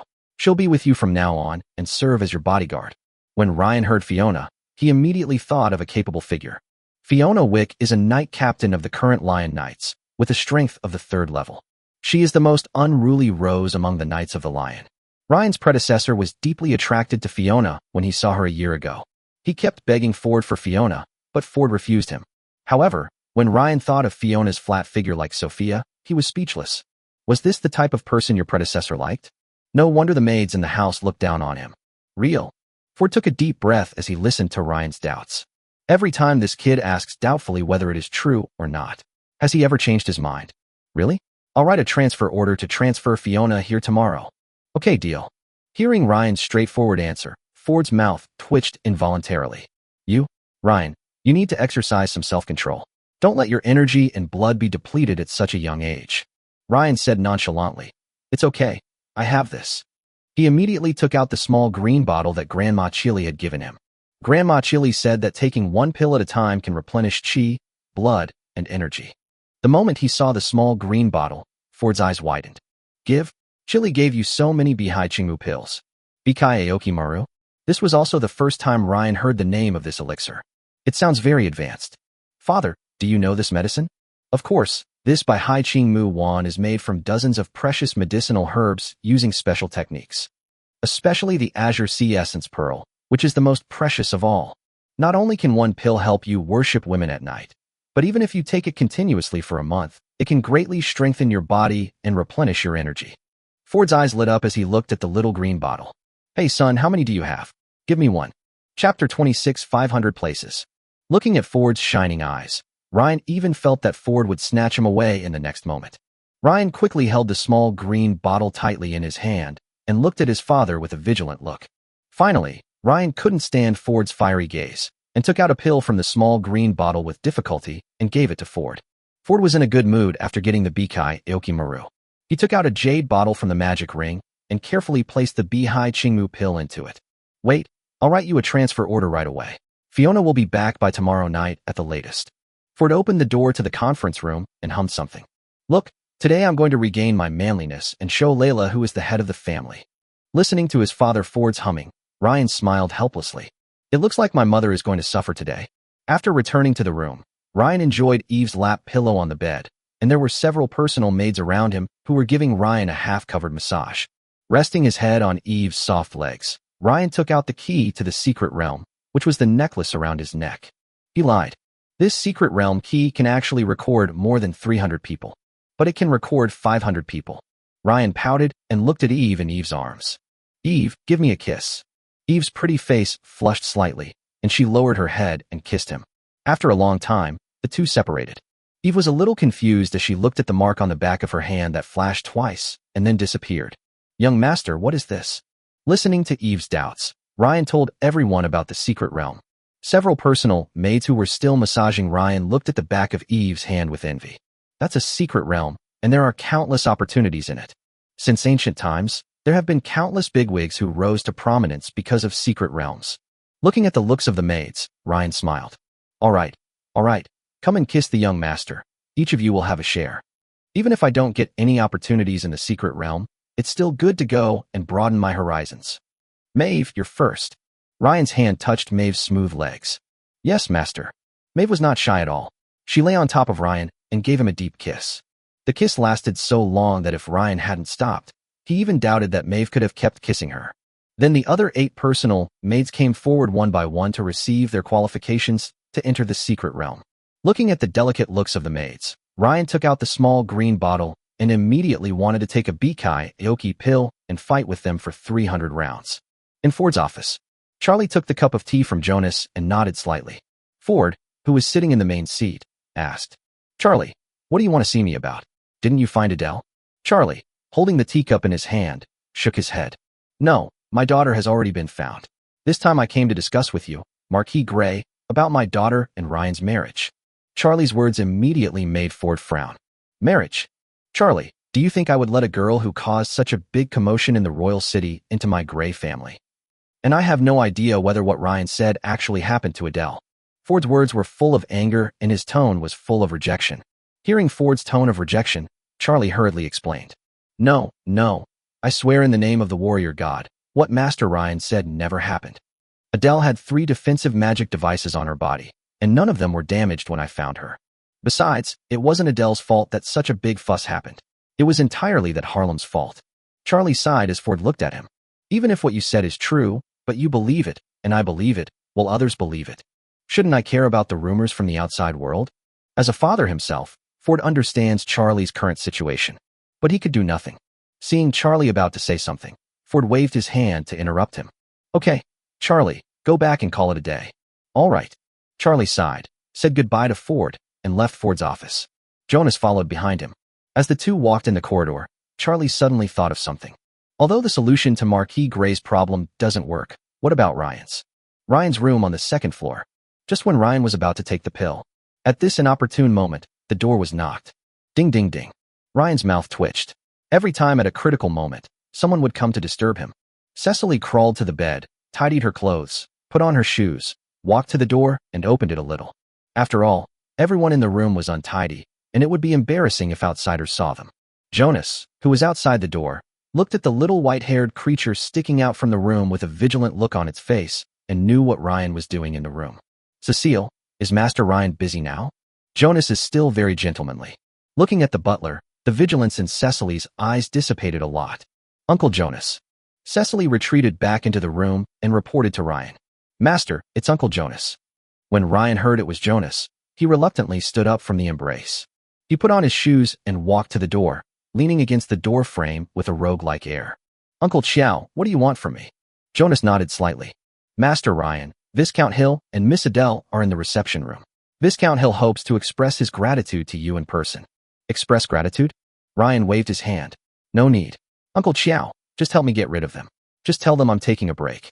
After saying that, he couldn't wait to go back to his room and continue flirting with the maids. But Jonas's next words immediately drew Ryan's attention back. Young master, don't you want the gifts Viscount Hill brought? I think the treasures in those gifts should be of quite high rank. Treasure? The level is not low. Ryan immediately straightened his clothes and said righteously, what gift or no gift? Since it's Uncle Charlie's father who came to thank me, I have to go. Then Ryan said a few words to the maids and took Eve and Jonas to the reception room. In the reception room, Adele, who was in a trance from time to time, and Charlie, who didn't know what he was thinking about, were sitting on the sofa waiting for Ryan to arrive. Adele has been in this state ever since she learned about Harlem's affairs and verified their authenticity. Uncle Charlie, Miss Adele, good evening. Ryan walked in from the living room door and greeted the two of them. Charlie quickly pulled Adele up and bowed slightly to Ryan. Good evening, Master Ryan. Ryan sat on the sofa opposite the two of them and signaled them not to be polite. Jonas took Ryan and Eve to the living room and left. Eve stepped forward and poured a cup of black tea for the three of them, then picked up Ryan's teacup and handed it to him. Ryan took the teacup and asked, Uncle Charlie, what's the matter with you coming to see me so late? Charlie nodded and said, this time it's all thanks to you, Master Ryan. If you hadn't found that little thief Harlan, Adele wouldn't have known when she would have been found. I came to see you so late at night because Adele wanted to know the true face of Harlem. I came to apologize and thank you, Master Ryan. Charlie nudged Adele with his foot. Adele immediately came back to her senses from her trance and nodded quickly. Ah, yes, Master Ryan. I came specifically to express my apologies and gratitude. Although anyone with a discerning eye can see that Adele is being perfunctory. But Ryan didn't care at all. After all, they came to give gifts. It's okay. After all, my Gray family and the Hill family have always been on good terms. There's no need to be polite about such a small matter. Chapter 27, Pull Out His Tongue. Hearing Ryan's polite words, Charlie suddenly felt that Ryan had changed a lot. I came here to thank Master Ryan this time. Adele specially picked out some gifts for you, Master Ryan. Charlie pushed the box on the table toward Ryan. Adele had 3 magical devices on her body. None of them were damaged when I found them. She is still a truly pure virgin. Master Ryan, you two are of similar age. Please take good care of Adele in the academy. Charlie's words and actions told Ryan that Adele was still a virgin. Looking at the 6,546 source points displayed on the box, Ryan didn't notice the hidden meaning in Charlie's words. He took the box and nodded immediately. As you should, Uncle, don't worry. As long as I'm here, no one in the academy can bully Adele. Charlie nodded immediately. The two exchanged pleasantries for a while, and then Charlie took Adele away on the grounds that it was too late. Looking at the backs of Charlie and the other man, Ryan took Eve back upstairs to his room. Ryan sat on the edge of the bed, surrounded by maids, and watched him open the box. Inside the box is a lotus flower that exudes rich magical power. It was so late and Ryan didn't ask Bo to come over to help him see what this treasure was and what it did. He planned to ask the teachers in the Magician's Tower what this lotus and the feather he got from Harlan were during class tomorrow morning. Putting the lotus back into the box, Ryan took out a small green bottle, poured out a Bai Hai Ching Mu pill, and swallowed it. As soon as he took the pill, Ryan felt a surge of heat all over his body. Feeling the medicinal effect of Bai Hai Ching Mu Wan, Ryan smiled roguely. Night. Meek family estate. A dark figure secretly walked out of the manor. Then he gradually headed towards several morning newspaper shops in the royal city. The next morning, Ryan woke up from the bed, looking energetic. Without waking up the maids to help him dress, he quietly got out of bed and went into the bathroom. Ryan used water magic to condense some water for a simple wash. He put on his clothes and walked out of the room. As soon as he walked out of the room, Ryan locked the door. It's better not to let other people in the house see the obscene scenes in the room. Drake's carriage was always fast and steady, and soon Ryan arrived at the academy. Good morning, young master. The rogue vicious dog Blair also happened to arrive at the academy. Seeing Ryan getting off the carriage, he hurried over to greet the young master. Morning, Blair. I haven't seen you for a few days. You've grown a lot stronger. Blair towered over Ryan by several heads and was as strong as a bear. Ryan wanted to pat Blair's shoulder, but couldn't reach it, so he could only pat Blair's arm. The two walked into the academy together, chatting as they walked. Blair, what level of breathing technique are you using now? It's a high-level breathing technique. My family saw that I have great talent, so they gave it to me as a reward. Ryan nodded. High-end, average. Once there are enough source points, it won't be a problem to get Blair a super-level breathing method. The two were walking on the road when they were suddenly attracted by a loud noise. In the mood to join in the fun, the two of them moved over. When the people around saw that it was Ryan, they all made way. As soon as he saw the person who caused the noise, Ryan's eyes widened with surprise. It turned out to be Adele. At this time, Adele was surrounded by several people. Why are you pretending to be innocent? You've already run off with some random guy. What's wrong with letting someone touch you? A dandy young man started to make trouble for the younger brother behind him. The younger brothers also agreed. Yeah, what's wrong with letting our young master touch it? Why are you pretending? Adele, who was surrounded by a group of people, looked around vigilantly with tears in her eyes. Listening to the younger brother's encouragement, the playboy became more and more bold. He actually reached out to grab Adele's chest. Ryan looked gloomy when he saw this, and he stepped forward and grabbed the man's dirty hands. Who is it? How dare you interfere with my good? Kent tilted his head to look at the person who had grabbed his arm. Master Ryan, how could you? Yes, I'm helping you teach this bitch a lesson. Upon hearing this, Ryan's eyes narrowed slightly. A powerful slap landed on Kent's face. Kent staggered immediately after being slapped. Just as Kent was about to continue speaking, Ryan slapped Kent again. You? Another slap. Have no idea. Another slap. She's Adele? Another slap. Am I the one who's protecting you? Kent retreated repeatedly after a few slaps, but his right hand was locked by Ryan. Every time he retreated, Ryan would pull him back. And with the last slap, Ryan also let go of Kent's right hand. Kent fell to the ground with a slap. Kent covered his face and wailed. Everyone was shocked by Ryan's ruthlessness. Ryan, you are not allowed to use your family's power in the academy. Do you really think I, Kent, am afraid of you? If you give me face, you are the boss. If I don't give me face, you are a piece of trash. Kent was furious and cursed at Ryan without restraint, obviously having lost his mind. After hearing what Kent said, everyone moved away from him. They came to watch the fun and didn't want to be hurt by mistake. Ha ha. Ryan couldn't help laughing when he heard what Kent said. Sudden, Ryan's face darkened. If a mouth leaks, it should look leaky, Blair. Pull out his tongue for me. Listening to Ryan's words, the people watching the excitement nearby were all in the morning light. But my back still feels cold. Blair grinned. Hey, yes, young master. The burly Blair walked from behind Ryan towards Kent. Looking at Blair, who was like a violent bear in human form, Kent calmed down slightly. His eyes were somewhat dull. What did he just say? No, Master Ryan. I didn't say you just now, I said. Kent wanted to explain, but he didn't know how. Master Ryan, please spare my life. I won't dare to do it again. Ryan remained calm in the face of Kent's plea for mercy. At this time, Blair squatted down and held Kent's head with a big hand. Be good. Don't move. It won't hurt soon. Blair's smile was like a devil crawling out of hell. Kent struggled for a while. No, you can't. I'm Count Fisher's heir. You can't do this to me. After saying that, Kent refused to open his mouth, but Blair applied force with his fingers and broke Kent's teeth. The intense pain made Kent scream out. Blair doesn't care about Kent's background. No matter how powerful it is, can it be more important than his young master? Grab Kent's tongue and push hard. Kent whined. A severed tongue also appeared in Blair's hand. Master, the tongue has been pulled out. The slight splatter of blood on Blair's face coupled with his faint smile. It made everyone present shudder. Is this the rogue vicious dog? Ryan nodded and came to Kent's side. Point your finger. A healing spell was cast on Kent. He couldn't let Kent die. The nature of the matter of death changes. Give him back his tongue. Blair nodded and tossed the severed tongue to Kent. Ryan squatted down and patted Kent's face, who was covering his mouth in fear. Kent, this is just a lesson for you. You must remember it well. By the way, if anything happens to Adele again in the future, I will come to you again. Remember? Kent covered his mouth and nodded quickly with a whimper. Okay, then take your tongue and get out of here. Kent quickly picked up the tongue on the ground and left with his little brother. The severed tongue is still there, and I can still reattach it by finding a healing magician. Chapter 28 Fire Elemental Life Firebird. Okay, Adele, stop crying. I've already told you that I'll protect you in the academy from now on.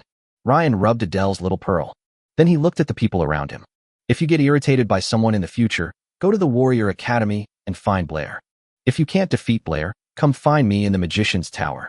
I want to see who else wants to play with me, Ryan. Everyone who was seen by Ryan lowered their heads, not daring to look him in the eye. Adele felt Ryan wipe away her tears. His face flushed slightly, and an indescribable emotion gradually emerged in his heart. Well, thank you, Brother Ryan. Ryan nodded. Go ahead, go to class. Blair, you stay with Adele. Yes, young master. Watching the two walk away, Ryan also walked towards the Magician's Tower. Seeing Ryan and his companions finally leave, the people surrounding them gradually dispersed. Oh my God, Ryan's momentum just now scared me so much that I didn't dare to breathe.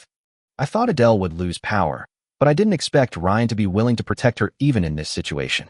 I heard that Adele was just out for a trip. If she really lost her virginity, would Ryan still do this? Makes sense.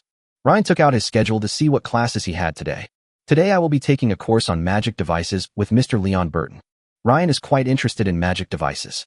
Because magic devices are rare, each one can be sold at a sky-high price. As a result, every magician is a wealthy man. Leon Burton is a magician with talents in fire, water, and wood magic, and is also proficient in refining magic devices. He is a true fourth-level magician. About 20% of the magical devices produced in the Empire each year are made by Leon. As soon as Ryan arrived at the bottom of the Magician's Tower, Leon was waiting for Ryan at the bottom of the Magic Tower just like the Dean and Grandma Chili. Teacher Leon. Ryan waved and greeted Leon. Ryan, you're here. Let's go up the tower. Leon patted Ryan's shoulder, and the two entered the Magician's Tower together. Ryan, you're really good. Your magical perception is so strong. I've heard about what happened yesterday. You were able to track down Harlan through just a tiny fluctuation of magical power. Hey, it's all thanks to the teachers. Ryan, you're too modest. Magical perception is something your teachers can't teach you. It's purely a personal talent. You have such a high talent for magical perception. You are born to be a magician. Next, Ryan saw how eloquent his teacher Leon was. It's a complete machine gun. Leon never stopped talking while climbing the tower. But Ryan also listened with great interest. Because Ryan was already interested in some legends and stories of the continent. Listening to Leon's words can fill in some gaps in this area. Enter Leon's laboratory. As soon as Leon took a few sips of tea, Ryan couldn't wait to take out the feather and the lotus. As a fourth-level magician, Leon naturally knows a lot about treasures. Teacher Leon, can you help me see what these two treasures are and what are their uses? Leon nodded as he looked at the treasure Ryan took out. Okay, let me take a look. First he picked up the lotus, looked at it, and said, Oh, this is Patrilian, an extremely precious magical treasure. The level of Patrilian is 4th level, and its medicinal properties are very mild, so people below the 4th level can use it directly. After use, the medicinal power will not be released all at once, but will continuously increase your magic power in your body until its medicinal power is completely consumed. It's a very good magical treasure. Ryan, just absorb it. I'll keep an eye on it. After Leon and Ryan finished explaining, they put the Patrilian back into the box to prevent its medicinal properties from evaporating too much. Then Leon picked up the feather and examined it carefully. There was a hint of thought and doubt in his eyes. Huh? What strange feathers. Ryan, please sit down for a while. I'll go check the information. Leon brought a chair to Ryan and went to the bookshelf to look for information. Seeing Leon searching for information, Ryan also picked up a book next to him called Detailed Explanation of Treasures in the Northern Continent and started reading. Time flies. The morning passed slowly. Looking at the rays of sunlight coming in from the window, Ryan closed the book and stretched. Suddenly, Leon shouted excitedly. It's actually this. It's actually this. Ryan stood up and raised his eyebrows at the very excited Leon. Teacher Leon, what is this feather? Leon did not answer Ryan's question, but looked at Ryan excitedly and asked, Ryan, do you know what the limits of the elements are? Listening to Leon's question, Ryan shook his head in confusion. The limit of the elements? What is that? It's the birth of life. Leon explained. Leon took out an exquisite wooden box and put the feather inside. There are many different kinds of magic in the world, such as fire magic, water magic, light magic, space magic, etc. But magic is unconscious and lifeless. Under extremely special circumstances, when the concentration of a certain magical power reaches its limit, it will reverse and give rise to life. That is what people call elemental life. Leon handed the box to Ryan and continued explaining. This feather is from the previous generation of fire elemental life, the flame spirit bird. Looking at the box in his hand, Ryan nodded in understanding. No wonder the fire magic is ineffective. It turns out that she is the mother of fire magic. Suddenly Ryan thought of something.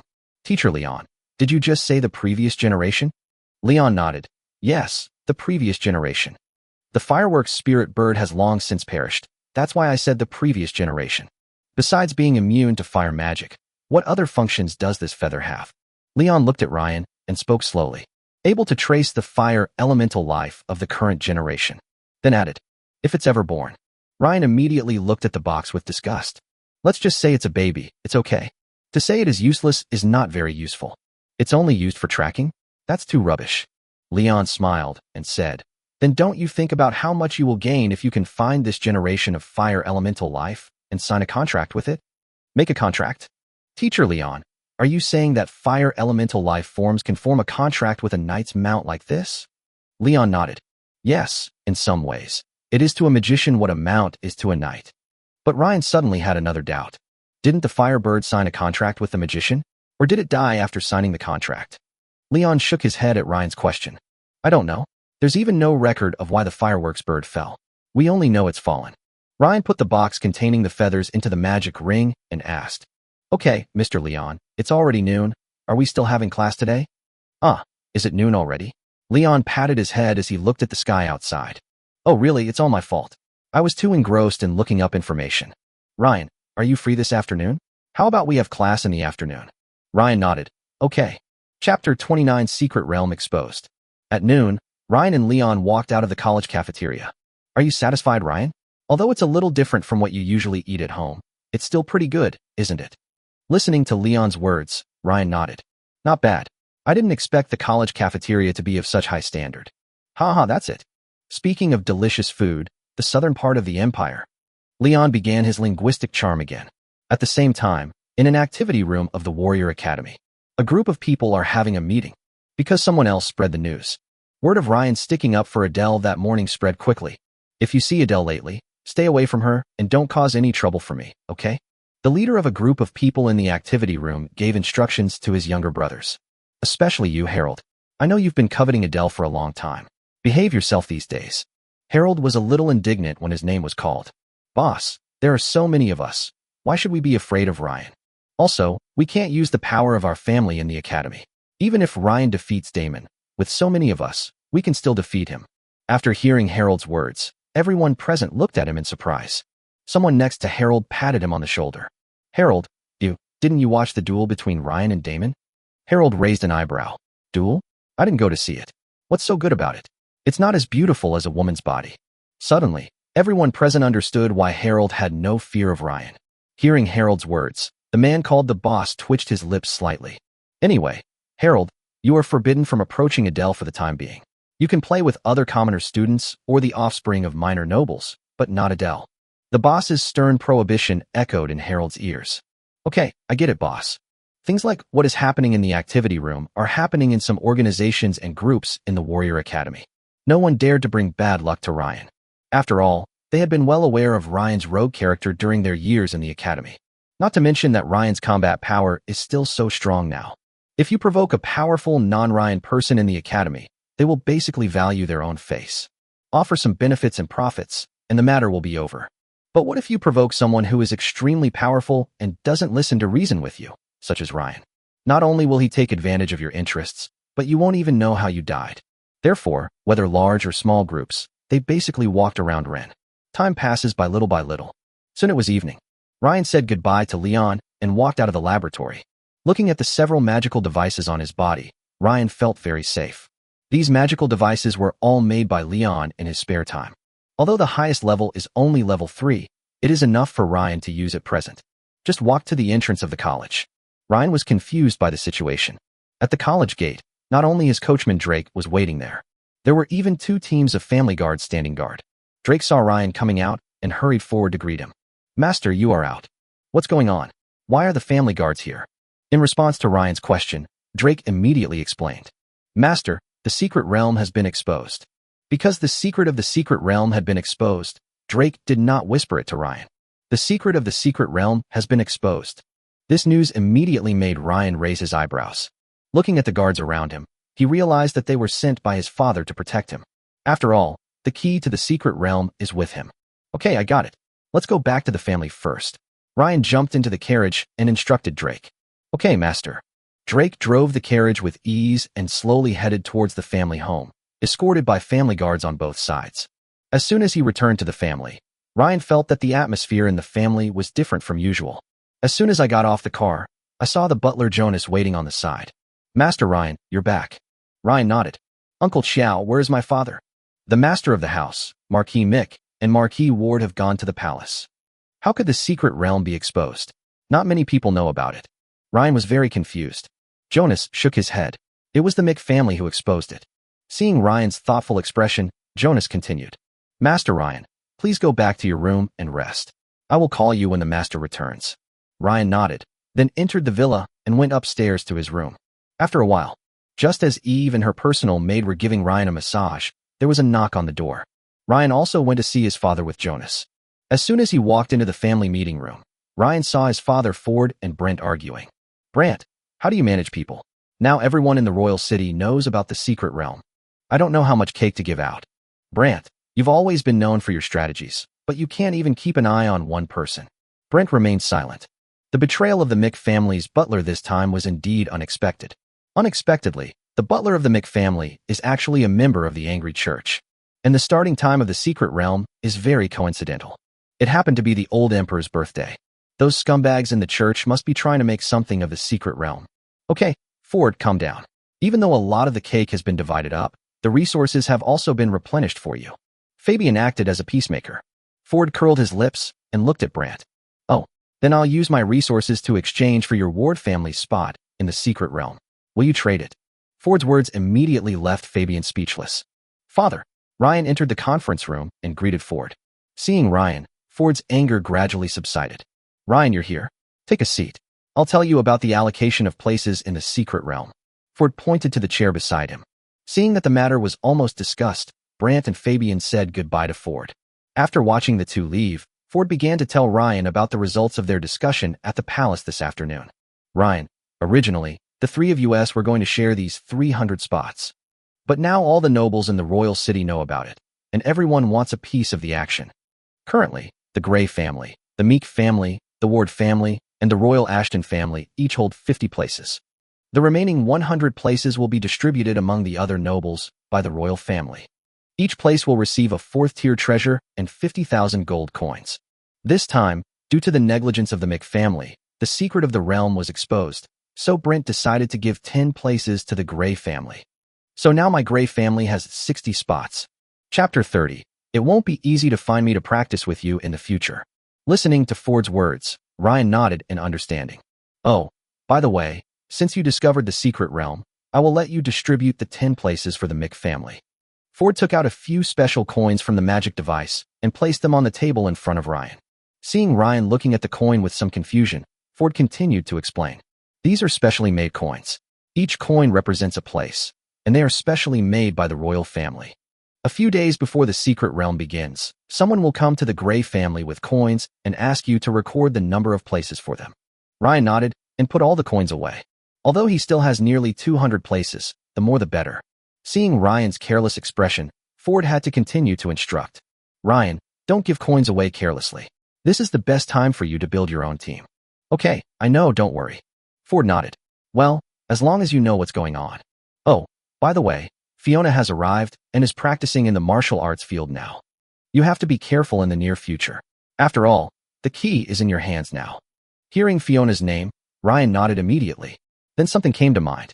Father, that 5th-tier treasure you mentioned in the central square. Ryan's words immediately made Ford's face fall. Still want a 5th-level treasure?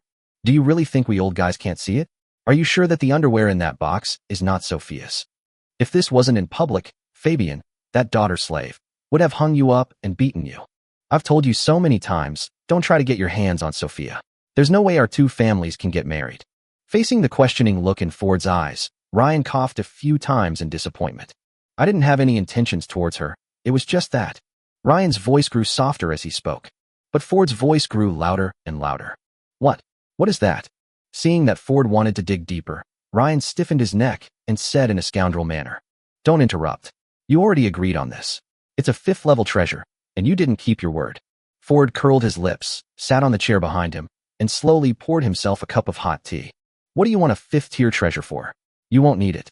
Never mind. You can get it from the treasury yourself when the time comes. So that you don't have to keep saying that I, Ford, am not trustworthy." Seeing Ford give in, Ryan breathed a sigh of relief. "Then I'm off to see my baby Fiona." Ryan pushed open the door of the conference room and left. In the martial arts field, a capable figure is doing daily training.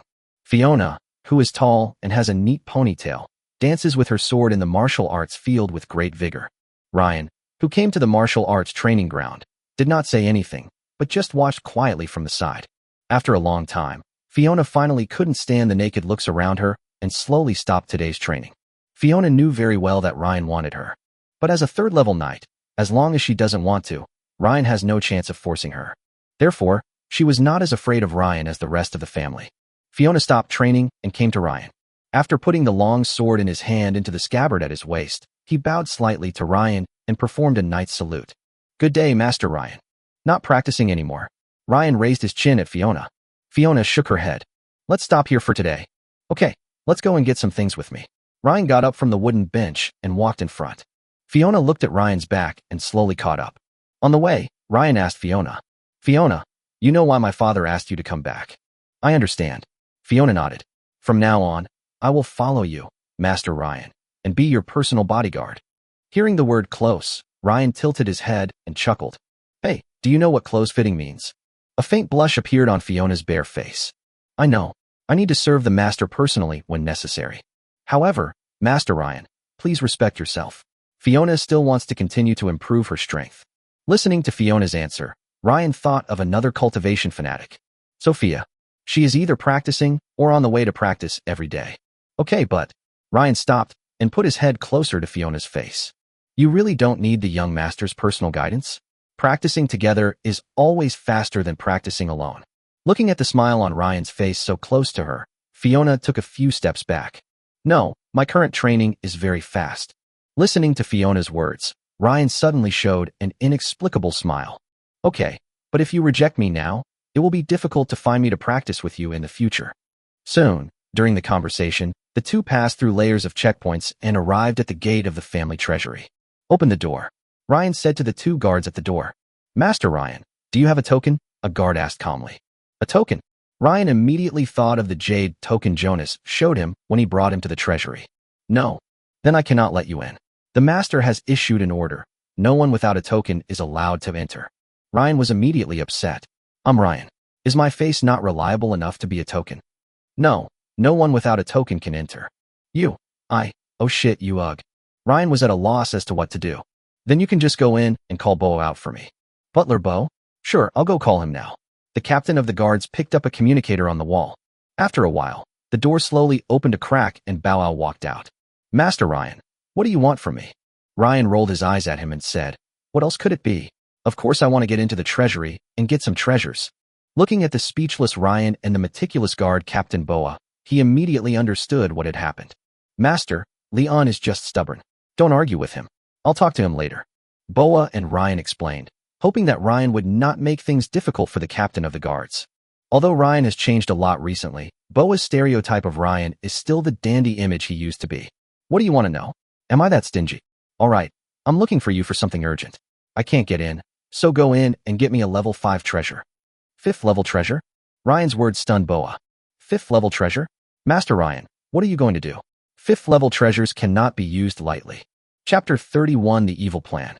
In response to Boa's question, Ryan waved his hand. "Boa, just go in and get it. I've already talked to my father." After hearing what Ryan said, Boa could only nod. "Okay, Master Ryan." "Master, do you need any magical treasures? Or I can make a list for you, young master, and you can pick one first." Ryan lowered his head and thought for a moment. "There's no need for a list. Any magical treasure will do. After understanding Ryan's needs, Boa lowered his head and thought about which treasure to get for Ryan. Boa, just send the treasure to my room later. I won't wait for you here. Okay, Master Ryan. Then Ryan took Fiona out of the underground treasure house. Returned to the second floor of the villa, Ryan's room. The room no longer looked as rotten as it did in the morning. Eve and her personal maids had already cleaned the room thoroughly. Because the secret realm has been exposed, everyone in the manor needs to stay in their own rooms. Therefore, Eve and the other personal maids did not greet Ryan at the manor gate today.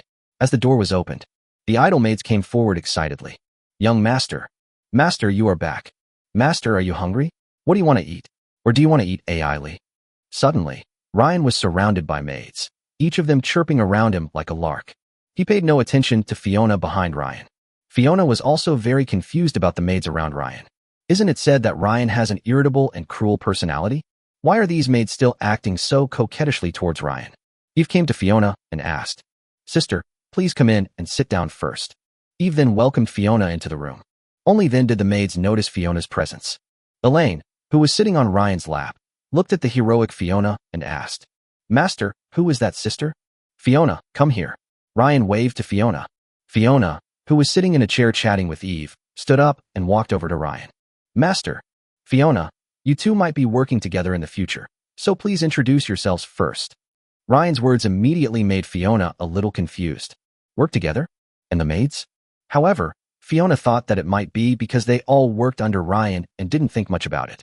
He began to introduce the girls around Ryan. My name is Fiona Wake, captain of the 7th Squad of the 3rd Battalion of the Lion Knights. I'm currently a 3rd-rank junior knight. I'll be serving as Master Ryan's personal bodyguard from now on. Please take care of me.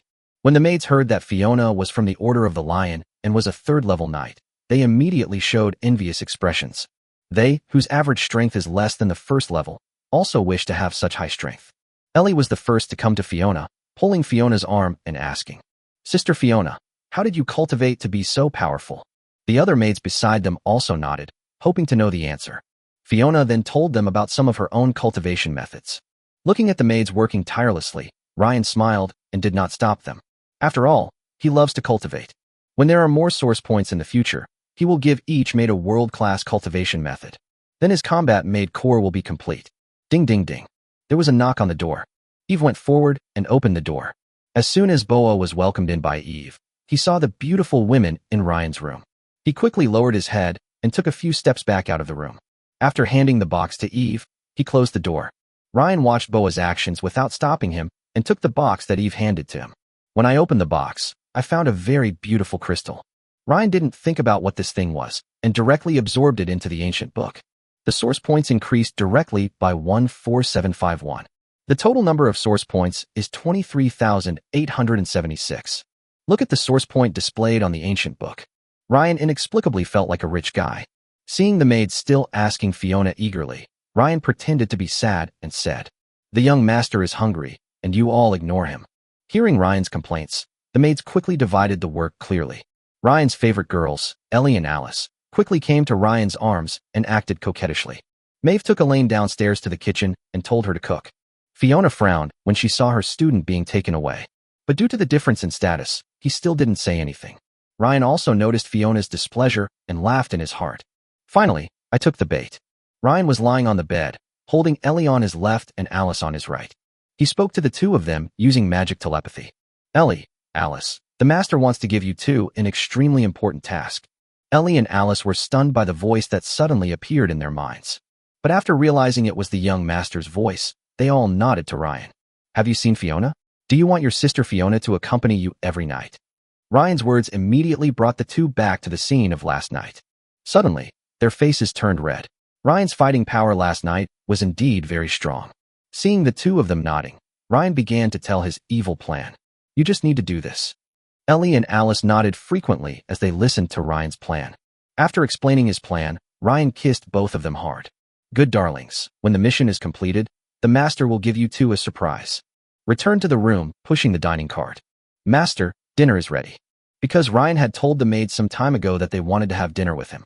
Therefore, the food cart that Maeve and Elaine pushed back was extremely large.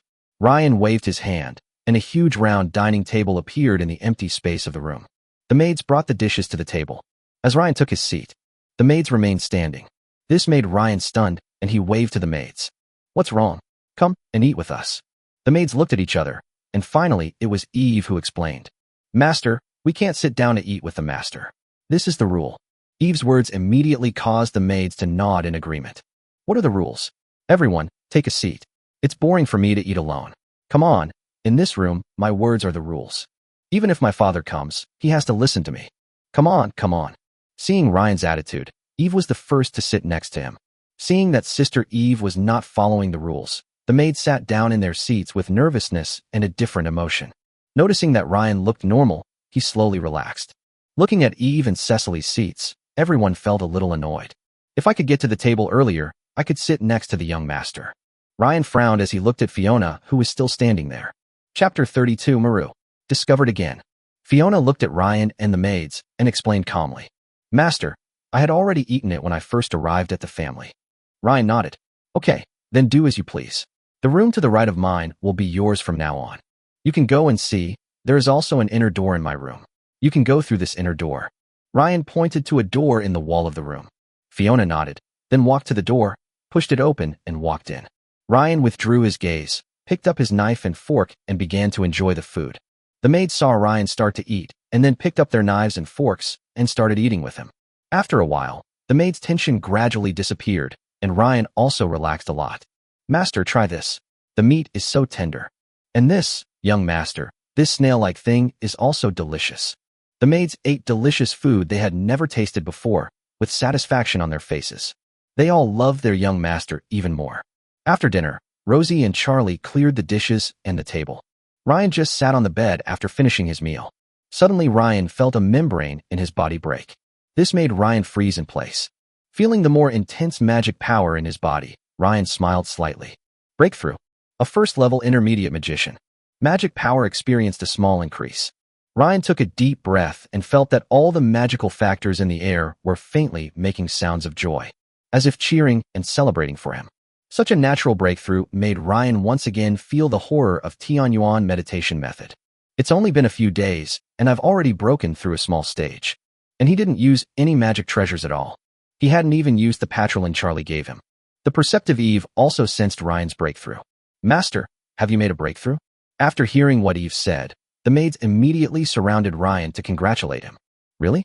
Young master, have you made a breakthrough? Master, you are awesome. Ryan smiled. It's just a small breakthrough, nothing to worry about.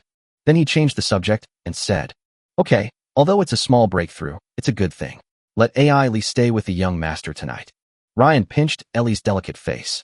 Hearing this, the maids looked at Ellie with envy, then opened the inner door and walked to the next room. Ryan turned off the magic crystal lamp.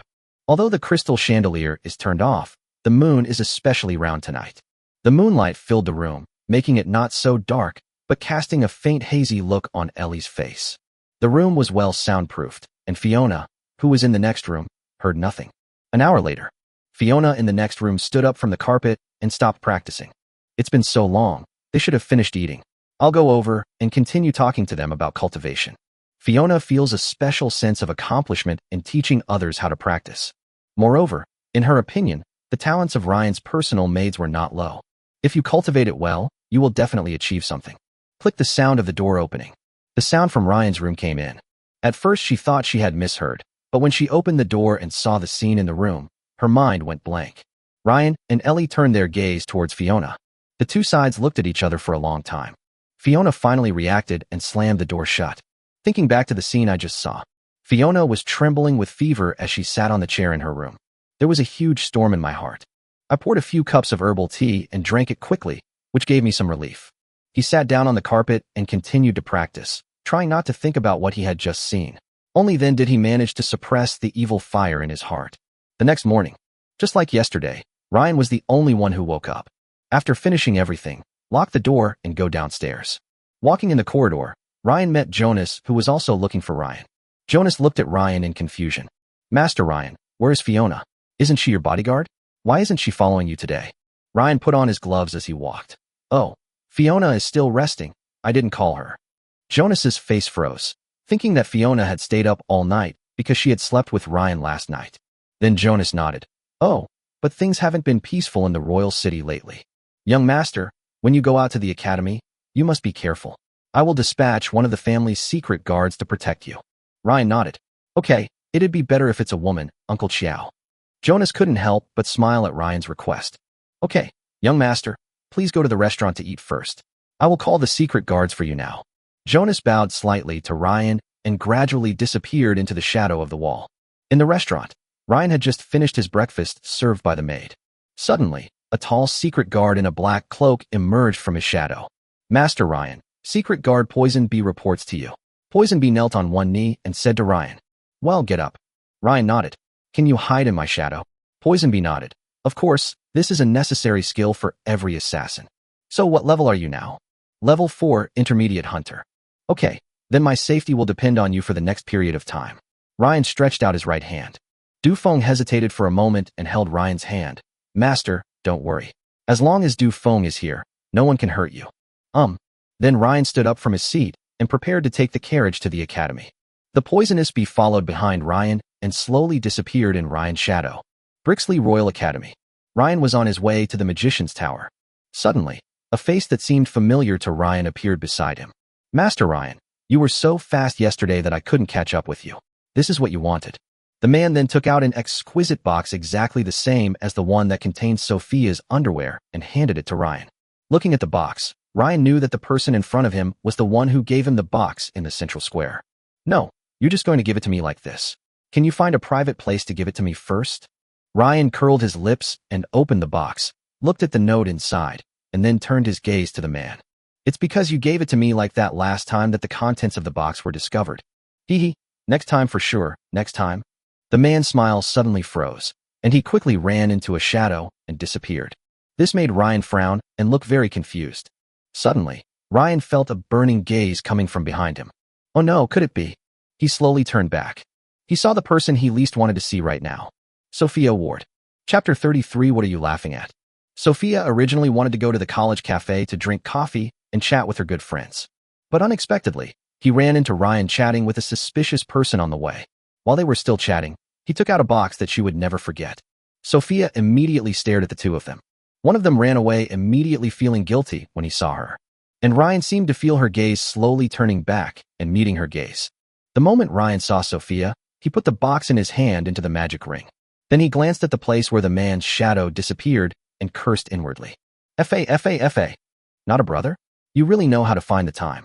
I almost suspect you and Sophia are in collusion.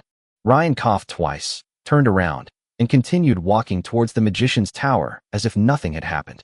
Suddenly a gust of wind blew, and Sophia was already in front of Ryan, staring at him intently. Ryan continued to pretending nothing had happened, and tried to walk past Sophia. Just as he was about to pass Sophia, Ryan's arm was grabbed by Sophia. Ryan Gray, can you explain the box you just held in your hand? Sophia's eyes flashed with evil. Their actions immediately attracted the attention of Sophia's friend Anna Mitchell. Anna watched the two of them with interest. Ryan continued to pretend and coughed twice. He patted Sophia's hand and finally managed to pat Sophia's hand. Huh? What box? I don't have a box. You just received the magic ring. Sophia replied calmly. Ryan couldn't pretend anymore, so he looked up at the sky and took a deep breath. Then he looked at Sophia with a smile. Sophia thought Ryan was going to tell her about the box, and her eyes narrowed slightly, indicating that she was now very serious. Sophia, your pink and white striped underwear is very tasteful today. After saying that, he didn't forget to give Sophia a thumbs up. Time seemed to stop at this moment. Sophia looked at Ryan's annoying smile and thumbs up, and her anger rose to her head. He didn't make any move for a while. Anna couldn't help laughing. Ha ha ha. No more. Ha ha ha ha. Ryan, you are such a genius. Ha ha ha. Hearing Anna's laughter, Sophia finally reacted. Ryan Gray, you scoundrel. You rascal. He suddenly drew the sword from his waist and slashed at Ryan. Ryan naturally didn't want to take the angry attack from the second-level intermediate knight, so he quickly used teleportation to dodge. Anna continued to bend over, holding her stomach and laughing. Ha ha ha. Sophia's attack was like a tide, never stopping for a moment. Although Sophia was in a state of rage, she still used various sword moves relying on the muscle memory of years of training. Fortunately, Ryan's teleportation was quite handy, and he was able to deal with it with ease. Ryan suddenly appeared next to a laughing Anna. Why are you laughing? He raised his hand and used the whirlwind technique. He immediately lifted up Anna's skirt. The bare underwear inside was exposed. Anna, Ale. The scene in front of her made Sophia stunned, and she stopped attacking Ryan. Huh? You have good taste, the one with a teddy bear pattern. Ryan raised his eyebrows at Anna. Looking at Ryan's shameless face, Anna blushed and pushed down her skirt. Ryan Gray, I'll kill you. Anna took out a whip from the magic ring and hit Ryan. Teleport. Ryan dodged it calmly, then quickly bent down to avoid Sophia's sword. Seeing that the two men were determined to kill him, Ryan quickly ran towards the magician's tower. Ryan Gray, stop right there. You lecher, I'm going to kill you. Ryan ran in front, and the two women chased after him. The quiet campus in the morning suddenly became chaotic. The two women are both at the second level in strength, and their speed is not slow and can be comparable to Ryan, who has been using teleportation. Huh? Isn't that Sophia and Anna? Who are they chasing? Ryan. Who in the academy could mess with Sophia like this? What did Ryan do again? My two goddesses are so crazy. The students who were heading to their respective colleges looked at the three of them with curiosity. But the three of them were very fast, and few people could keep up with them. After a while, Ryan arrived at the magician's tower through teleportation. No violence is allowed in the magician's tower, so Ryan came to the magician's tower to escape temporarily. The two girls had flames in their eyes when they looked at Ryan in the magician's tower. As the little witch in the academy, Anna was very angry with Ryan. Ryan, if you have the guts, just stay in there. If I catch you, I'll cut your hair off. And Sophia just stared at Ryan. Ryan couldn't help but feel a little nervous when they looked at him. So he turned around and followed the magic teacher who was going to teach him upstairs. The two girls gritted their teeth as they looked at Ryan's back. Sister Sophia, has that person always been so mean? He's simply too mean. Anna put away the whip in her hand and complained to Sophia. Sophia's eyes showed a hint of reminiscence. Then he let out a helpless sigh. Alas, no. Ryan used to be very cruel. Like a magic stone about to explode, he would explode at the slightest touch. But now, he has lost his former hostility, but has become extremely lustful and mean. Okay, let's go back to. We have class soon. I'll deal with him later. Sophia also put away the sword in her hand and turned back to walk towards the Night Academy. Anna squinted her eyes and looked inside the magician's tower for a while before turning around and following Sophia's footsteps. Sophia, why don't we keep an eye on him? What if he runs away after class? Time passed by inadvertently, and when the sun rose to the center of the sky, it meant that noon had arrived quietly. Ryan, who had just finished class, was not in a hurry to leave the magician's tower. He was afraid that the little witch Anna would find someone outside to ambush him. He waited in his room in the magician's tower for a long time before slowly coming down from the magician's tower. Inside the mage's tower looking out, Ryan didn't see Sophia and Anna. There were only students coming and going running around. It seems they didn't wait for me at the door. Ryan also walked out with confidence and headed towards the college gate. Just after Ryan left the magician's tower, a man sitting on a chair nearby took out a communication scroll and said something. Suddenly, Anna, who was having dinner with Sophia, felt something. Take out an identical communication scroll from the magic device. Miss, Ryan has come out of the magician's tower and is walking towards the academy gate. The two girls who were eating immediately put down their knives and forks and rushed towards the college gate. But Ryan was prepared. Ever since leaving the magician's tower, Ryan felt more and more that something was wrong. That little witch Anna wasn't waiting for me. This made Ryan, who was always alert, feel uneasy. He kept using teleportation to quickly move towards the entrance of the academy. Soon, Ryan arrived at the entrance of the academy and got on the carriage. As soon as I got on the carriage, I saw Sophia and Anna rushing over. An expression of unwillingness on his face. Ryan mouthed something to the two of them and then got on the carriage. The two girls came hurriedly, already very angry at Ryan for not catching up. Ryan's mouth shape just now made the two of them even more embarrassed and angry. Ryan's mouth shape just now was obviously. Both the bear and the stripes are very tasteful. He also showed a smile that looked like he was asking for a beating. Suddenly, the two of them felt like their lungs were about to explode. Chapter 34 Moulin Rouge. Ryan's carriage was driving on the main road of the royal city, with the family knights guarding vigilantly on both sides. Fiona, who didn't get up in the morning, was among them. Drake, don't go home yet. Go to the Moulin Rouge. Ryan's voice came from the carriage. Drake was obviously stunned when he heard the word Moulin Rouge. He first looked at Fiona next to him and saw that she didn't react before answering. Yes, master. The carriage slowly turned and headed towards the Moulin Rouge. The Moulin Rouge, central street of the royal city. The size of Ryan's motorcade displeased some nobles. But when he saw the lion mark on Ryan's carriage, he gradually lost his temper. Although Margaret Young, the owner of the Moulin Rouge, has also seen big scenes. However, he was also surprised to see such elite knights. Seeing Ryan getting off the carriage, Margaret hurried to greet him. Hey, isn't this Master Ryan? Come in quickly. Lucy and Leva were talking about you a while ago. Ryan curled his lips as he looked at the still charming Margaret. Thinking about me? You mean my gold coins? Margaret tapped Ryan's shoulder coquettishly. It's all the same. Ryan glanced at the knights beside him and was slightly stunned, then turned around and clapped his hands. All right, come in and have some fun. Young master, I'll treat you all, spend as you please. Leave the guarding to Fiona.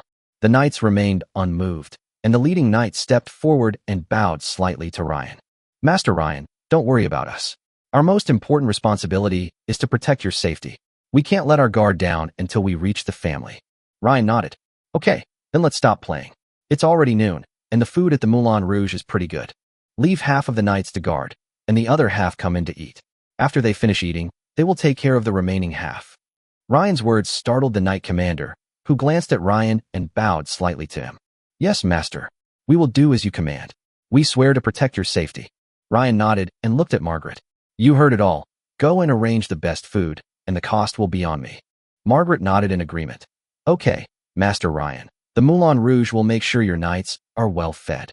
Ryan nodded and walked into the Moulin Rouge with Margaret, followed closely by Fiona. The first floor of the Moulin Rouge is a place for dining, and the second floor is a place for entertainment. Therefore, there are few people on the first floor. After all, people who come to the Moulin Rouge to spend money are basically here to enjoy themselves, and very few come just to eat. And outside the Moulin Rouge, the knight commander looked at the knights and said, You heard what Master Ryan said just now. You can't play, but you can still eat something. Now divide me into two groups. One group will go in to eat, and the other group will guard outside. If there's any situation inside, rush in immediately. Knights, yes. The knight commander nodded. All right, let's divide into groups. The knights quickly split into two groups. The knight commander ordered one group to go in for dinner, while he and the remaining group waited outside the Moulin Rouge.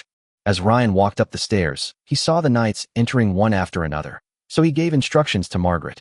Margaret, eat the best food. Although he was puzzled by Ryan's drastic change, he nodded. Well, Master Ryan, you are very kind to your knights. Then he told the maid beside him to go to the kitchen and inform her. Margaret, is there anyone new here recently? It would be best if they know how to dance. Today I just want to find some good dancers. Margaret naturally understood what Ryan said and nodded. Of course, I left it specially for you, Master Ryan. However, if you want her to serve you, there are some small conditions. But when it comes to dancing, the elderly are better at it. Going up to the second floor, he frowned slightly at the luxurious appearance of the second floor. It also made Fiona, who was following behind, hate this place even more. Without staying on the second floor for long, Ryan went straight to the third floor. There are some exclusive private rooms for nobles on the third floor, and Ryan is one of those nobles. Arriving at Ryan's own private room, the noise from outside disappeared. There was only the faint scent of roses in the room. Although Ryan is a frequent visitor here, he only comes to watch the dancing. His predecessor was not lustful, but just a simple scoundrel, the type who had the desire to steal but not the courage to do so. The fact that all the maids in the house are first-timers is a good proof of this. Margaret, let's stick to the old rules. Invite some good dancers. Since the newcomer can't dance, don't. Bang! There was a knocking sound coming from the door. This immediately aroused the vigilance of Ryan and Fiona. Margaret, go open the door. Looking at Ryan's frown, Margaret nodded and opened the door. As soon as I opened the door, I heard noises outside. What are you pretending to be, a tea girl? Do you still want the blessing of light? Come here and serve the young master well. Maybe I can even buy you back into the family. No, I only want the blessing of light. If you give me the blessing of light, I will do whatever you want. Otherwise, I would rather die. Hearing the noise outside, Ryan and Fiona breathed a sigh of relief. Margaret walked out of the room and quickly helped the girl who was hugging her chest on the ground. Then he pressed his body against the drunken person in front of him. Hey, Master Manny, she's new here, don't bother with her. I'll call Annie and the others for you later. Get lost, isn't it just right for a newcomer? Manny pushed her away and slapped Margaret directly in the face. In an instant, Margaret's face gradually turned red and swollen, and even the ornaments on her head fell off. Despite being treated like this, Margaret still smiled at Manny. Well done, Master Manny. Your strength has improved a lot recently. Master Manny, she's new here and doesn't know anything. I'll call a few more people later. How about you give her a free meal today? Margaret protected the girl behind her and proposed to Manny. Manny was immediately unhappy when he heard this, and then slapped Margaret again. Margaret staggered again after being slapped. The abbot, The girl behind Margaret felt heartbroken when she saw Margaret like this. Tears couldn't stop falling. Didn't you hear clearly, old man? Young master, I want her to accompany me today. If you don't get out of the way, I'll slap you to death. Listening to the words outside, Ryan slowly stood up and walked to the door of the room. I don't know if it's because of the original body's habit. Now, once Ryan's interest is interrupted, he will inexplicably feel a sense of resentment in his heart. Watching Manny slap Margaret again, Ryan kicked forward and even used wind magic to speed up slightly. I'm going to fuck you. Manny was kicked several meters away by Ryan and slowly stopped after hitting a wall. Manny's entourage, Margaret and Fiona behind Ryan, were all shocked by the scene before them. Chapter 35 Kill. Margaret looked at the angry Ryan and immediately took the girl behind her back and stepped back slightly. Although Ryan had never lost his temper at the Moulin Rouge, she had seen it happen. Who the hell are you? Manny's follower was about to get angry, but when he saw Ryan's face, he swallowed his words. Obviously he knew Ryan, but it still caught Ryan's attention. Ryan's powerful palm hit him directly in the face. There was also a faint purple light in his hand. It hit the follower in the face and knocked him down immediately. Then red rashes and blisters gradually appeared on his face. He foamed at the mouth and twitched on the ground. Who are you calling a fucking horse? Ryan kicked the follower in the stomach and knocked him to Manny's side. Manny, who had just stood up, was tripped by his followers again. Someone come. Manny, who fell to the ground, shouted towards his room. Suddenly, 5 or 6 figures appeared in Manny's room. When those people saw Manny's appearance, they hurried forward and helped Manny up. Manny was still drunk at this time and pointed at Ryan and shouted, kill him for me. The 6 people looked at Ryan, who was being pointed at by their young master, and immediately frowned. One of them obviously didn't know Ryan and was about to go up, but was pulled back by another person. One of the 6 people spoke close to Manny's ear. Master, that man is Ryan. I don't care if he's lay in or you in. Come on, I'll take care of the murder for you. Go ahead. If you don't, I'll kill you all when we get home. The 6 people's expressions suddenly tensed, and then they looked at Ryan. The 2 sides confronted each other. The girl behind Margaret looked at the scene in front of her with shock in her eyes. Master, that person is Master Ryan. The Master Ryan you told me is the one who is most likely to give me the blessing of light? Margaret nodded, then became a little worried about the situation. He slowly moved towards the stairs with the girl. I hope to tell the above situation to the knights below. But before she could get close, the 6 men started to attack. Fiona, who was behind Ryan, immediately drew the sword from her waist and stepped forward. Although Fiona is at level 3, the other 6 are all mid to high-level level 2 fighters. The 2 sides have been at a stalemate. Ha ha, very good, very good. Seeing Fiona fighting with the 6 people, Ryan clapped his hands and laughed. Suddenly Ryan shouted, someone come. Ryan's voice was amplified using magic and immediately resounded throughout the Moulin Rouge. The sound startled everyone present. Suddenly, everyone felt the ground shaking. The knight commander rushed up the stairs in an instant. After his eyes found Ryan, he immediately protected Ryan behind him. Then the 2 teams of knights entered one after another. The originally spacious living room on the 3rd floor suddenly became small. The knight commander saw Fiona confronting those people and immediately gave an order. Protect the young master, capture them all. The knights immediately drew their swords. Long swords with cold and sharp light flashed in everyone's heart. Almost instantly, the knights subdued the 6 men. Looking at the scene in front of him, the drunk Manny also sobered up a little. Looking at Ryan with horror, who had a violent look on his face.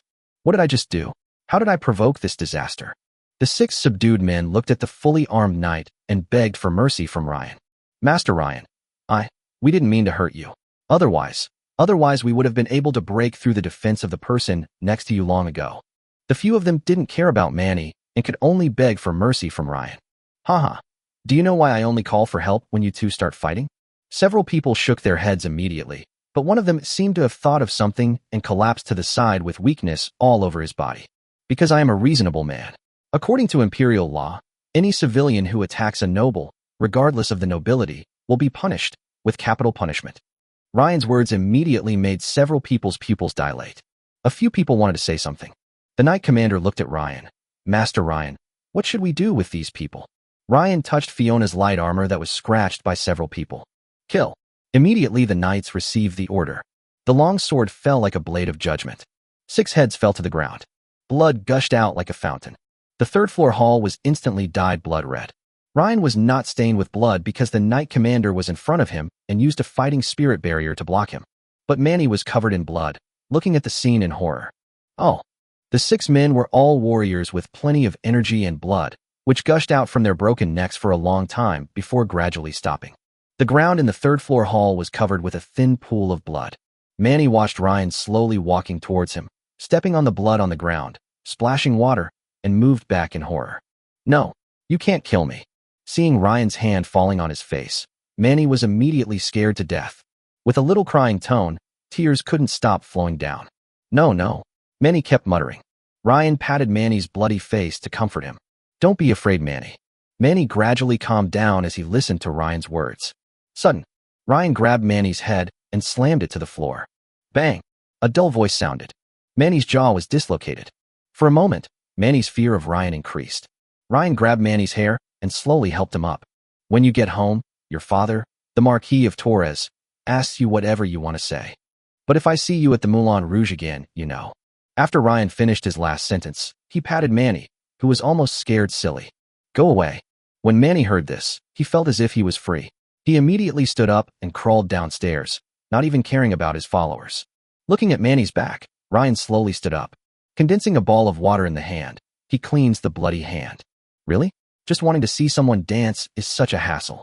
Ryan walked slowly back to his room, stepping on the blood on the ground. The knights threw the 6 bodies aside and guarded the door. Seeing that the matter was over, Margaret gave instructions to the girl behind her. Go back to your room. The girl looked at Ryan's room with some hope, but when she saw the scars on Margaret's face, she nodded and walked downstairs obediently. Watching the girl go downstairs, Margaret took a deep breath and slowly walked into Ryan's room. Master Ryan, shall I go find you some dancers now? Ryan, who was sitting on a chair and using water magic to clean the blood stains on his shoes, looked up at Margaret when he heard this. Then he pointed his finger, and a pink magic came out from Ryan's hand. Primary treatment. Margaret's injured face slowly recovered. Well, go ahead and call them. It's best to call a few who know different dances. Margaret nodded, feeling her cheeks recover. Okay, Master Ryan. Chapter 36. Moulin Rouge Renovation Speculations. Soon, several graceful women in light gauze followed Margaret into Ryan's room. Ryan leaned on the bed and watched Margaret and others prepare musical instruments. The musicians were very skilled and quickly prepared all the instruments. As Margaret nodded, bursts of hazy sound suddenly appeared. The dancers gradually began to dance to the music. Looking at the dancers' seductive dance steps, Ryan felt that this was the feeling he had in the past. After a while, the music ended and the dancers gradually stopped dancing. After watching for a while, Ryan picked out the dancer he thought danced the best.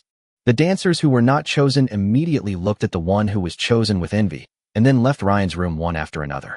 The chosen dancer immediately put her hands around her waist. Suddenly, the dancer's graceful body appeared in front of Ryan. Then the dancer walked slowly towards Ryan with extremely charming steps, showing herself generously step by step. Fiona frowned and considered whether she should stop him. Seeing this, Ryan waved his hand. Put on your clothes. I didn't ask you to stay here for this. Stay aside. After seeing the maids at home, Ryan's aesthetic taste has obviously reached an extremely high level. Although the dancer's graceful figure was eye-catching, it caused great fluctuations in Ryan's heart. After all, he had seen better. Hearing this, the dancer stopped immediately and bowed slightly to Ryan with a look of disappointment. Okay, Master Ryan. Then she turned around and picked up the veil she had just taken off on the ground, put it on half covering herself, and stood aside. Then came several waves of different music and different dance steps. The only thing in common is that the dancers' dances are extremely charming. Watching the dancers dancing, Ryan tilted his head and asked Margaret about what happened to Manny just now. Margaret, I remember that you are backed by the Marquis of Morris. There is no need to be so servile to the Torres family. Ryan asked while eating some fruit. Margaret smiled bitterly after hearing what Ryan said. Master Ryan, it's true that the Moulin Rouge is part of the Morris family's business, but the Morris family is currently facing some problems and can't take care of our Moulin Rouge at all. Although the Moulin Rouge is still officially owned by the Morris family, it actually has no aristocratic backing. Ryan nodded after listening to this. No wonder Manny was so arrogant. Indeed, in a location like the central street of Wangcheng where every inch of land is valuable. Without the support of the nobility, the Moulin Rouge was easily targeted. Looking at the dancing girl and the decoration of his room, Ryan fell into deep thought. Although I don't know what kind of accident the Morris family encountered, something that can overwhelm a Marquis family is definitely not a trivial matter. As for Moulin Rouge, well, the one in the middle stays, and the others can go. Time passes by. Although Ryan currently has a strong resistance to women, He can hardly bear the dancers' seductive dances. In the end, he only selected 7 dancers who he thought danced very well. After drinking a cup of cold tea to calm the anger in his heart, Ryan planned to go home and ask the maids to deal with it. "Margaret, I'll take these back with me and teach my maids how to dance. I'll bring them back to you later." Margaret nodded when she heard that, and after hearing that Ryan was looking for a dancer to teach the maids, she obviously wanted to say something. But I still didn't say it. "Now, Margaret, tell me how much I've spent today." Ryan yawned nonchalantly. Margaret chuckled twice. "Master Ryan, you helped me solve Manny's problem today. How can I have the nerve to ask you for money? All your expenses today are charged to me." Ryan immediately looked at Margaret meaningfully. "Okay, then today is your treat." When he pushed open the door, the horrific and bloody scene in the hall on the 3rd floor had returned to its original state. Ryan went downstairs with several dancers and knights. Suddenly, Ryan turned his head and looked at a certain place, a little confused. He just felt like someone was staring at him. But he walked out of the Moulin Rouge without thinking much. Margaret pulled out a carriage from the backyard. "Master Ryan, I see you've taken a carriage today. This one is yours." Ryan nodded and told the dancer behind him to get on the carriage. Standing outside and looking at the facade of the Moulin Rouge, Ryan took out a token from the magic device and threw it to Margaret. Margaret took it and was immediately surprised. "Master Ryan, this." Ryan curled his lips at the look on Margaret's face. "Stop pretending. Don't you just want this thing? Having my token, Ryan, means I, Ryan, will protect your Moulin Rouge. I'll go to the Morris family in a couple of days to get the deed. From now on, you'll be hanging out with me, Ryan, at the Moulin Rouge. I want to see who dares to mess with me, Ryan, during this time." Margaret didn't care about being exposed by Ryan and chuckled slightly. "Master Ryan, you have a keen eye? From now on, the Moulin Rouge will rely on you, Master Ryan."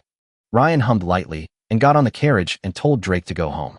Looking at the backs of the Ryan team and the black token in his hand, Margaret finally felt relieved. Now with Ryan's support, Moulin Rouge can be a little more confident. Then she turned back to the Moulin Rouge and said, "I'm happy today. I'll double all your wages today. Woohoo, the Lord is generous. The abbot is generous." It was already evening when they returned to the Gray family.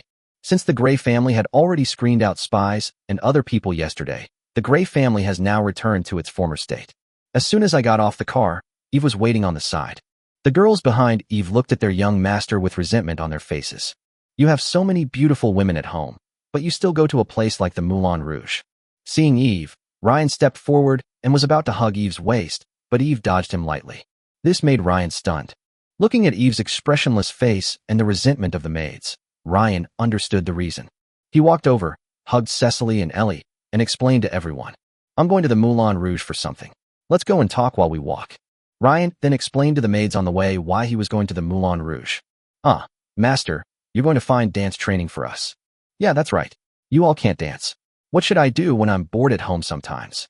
After understanding the reason, the maids immediately lost their anger towards the dancers following behind them. Come on, Master, I've missed you guys so much.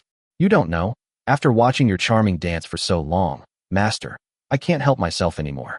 Then he hugged Eve and whispered, "If I hadn't been thinking about you, Eve, I would have lost my temper a long time ago." Eve rolled her eyes at Ryan when she heard this and stopped hiding in Ryan's arms. Chapter 37 Lost. Why don't you lose yourself? At noon the next day, Ryan walked out of the academy cafeteria after finishing studying with his magic teacher. As soon as Ryan walked out of the cafeteria, the man who made Ryan grit his teeth appeared from behind a tree and walked towards Ryan. The man was about to take something out of the backpack behind him when he was stopped by Ryan. "Wait, don't take it yet." Ryan immediately looked around, fearing that Sophia was nearby. Then he told the man to follow him. "Come with me. I always feel a chill down my spine here." The man chuckled and said, "Okay, Master Ryan," and then followed Ryan's footsteps. Soon Ryan took the man through a teaching building and came to the vicinity of the Magician's Tower. Even if something unexpected happens here, he can run away. "Okay, take it out." The man looked around and nodded. Then he put his backpack down and reached inside.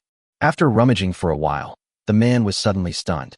He frowned and then poured out everything in his backpack in panic. The man anxiously searched for the box on the ground, but there was no trace of the box.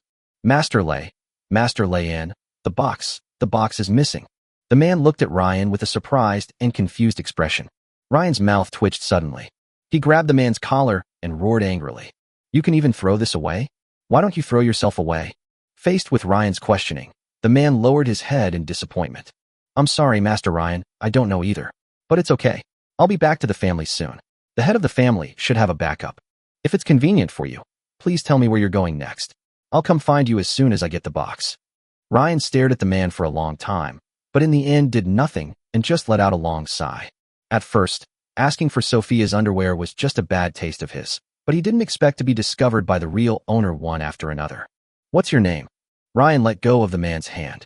The man smiled and answered while picking up the things on the ground. Master Ryan, my name is Hugh Connery. Ryan nodded and said, Okay, Hugh, go back and tell Brent not to send me this message again. Just pretend I never said that. Otherwise Fabian will really fight me to the death. Zio was stunned for a moment, then nodded. Okay, Master Ryan, I will tell the patriarch the truth. At this time, in a training room. Sister Sophia, look what I got. Anna walked into Sophia's training room with a look of surprise. Sophia, who was training, stopped when she heard this and was stunned when she saw a familiar box in Anna's hand. Then she immediately put down the sword in her hand and quickly came to Anna. Anna, where did you get this box? Is it the one Ryan had? Looking at Sophia's surprised expression, Anna proudly puffed out her airport chest. Of course, the people in the academy don't want to provoke Ryan, but it's not easy to find the person who was secretly talking to Ryan. I just used a little bit of drugs and got this thing without anyone noticing. Sophia was very surprised when she heard Anna's words. You're amazing, Anna. Listening to Sister Sophia's praise, Anna was as proud as a white swan. Sister Sophia, let's open it and see what's inside.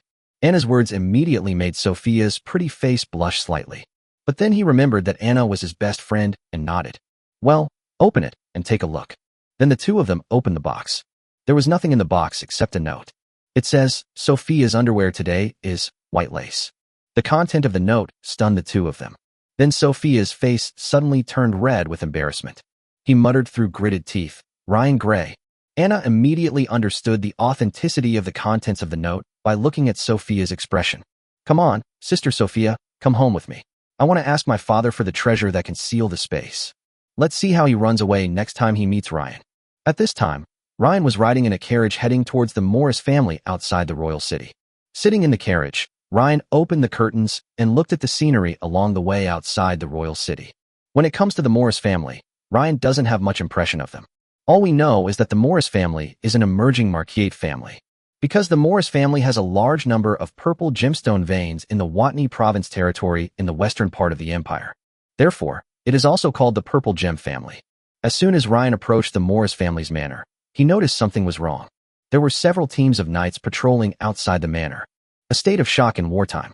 Just as he thought of this, Ryan's carriage and escort were stopped by patrol officers. The patrol captain stepped forward to stop the carriage, then saluted the knight commander who was guarding Ryan's carriage. He obviously knew what the lion mark on Ryan's carriage meant.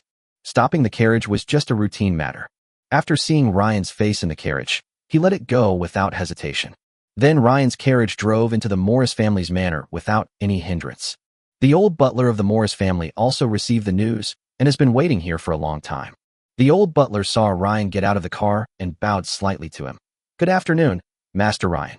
My name is Bertrand Austin, the old butler of the Morris family. Master Ryan, just call me Bertrand. Ryan nodded. Bertrand, I want to talk to Marquis Maurice. I hope to acquire the title deed of the Moulin Rouge in the royal city and the people associated with it. Ryan went straight to the point and stated the purpose of his visit. Bertrand shook his head. I'm sorry, Master Ryan. The patriarch is not here. He returned to the family territory a few months ago. Back to the territory? Who's in charge here now? Master Ali is currently in charge of the situation here. Then take me to see him. Bertrand nodded, and then ordered the servant behind him to inform Ali in the villa. Bertrand took Ryan to the reception room. Bertrand brought Ryan, Fiona, and the knight commander to the reception room. Ali walked into the reception room. Long time no see, Ryan. Ali walked over to the sofa across from Ryan and poured himself a cup of black tea.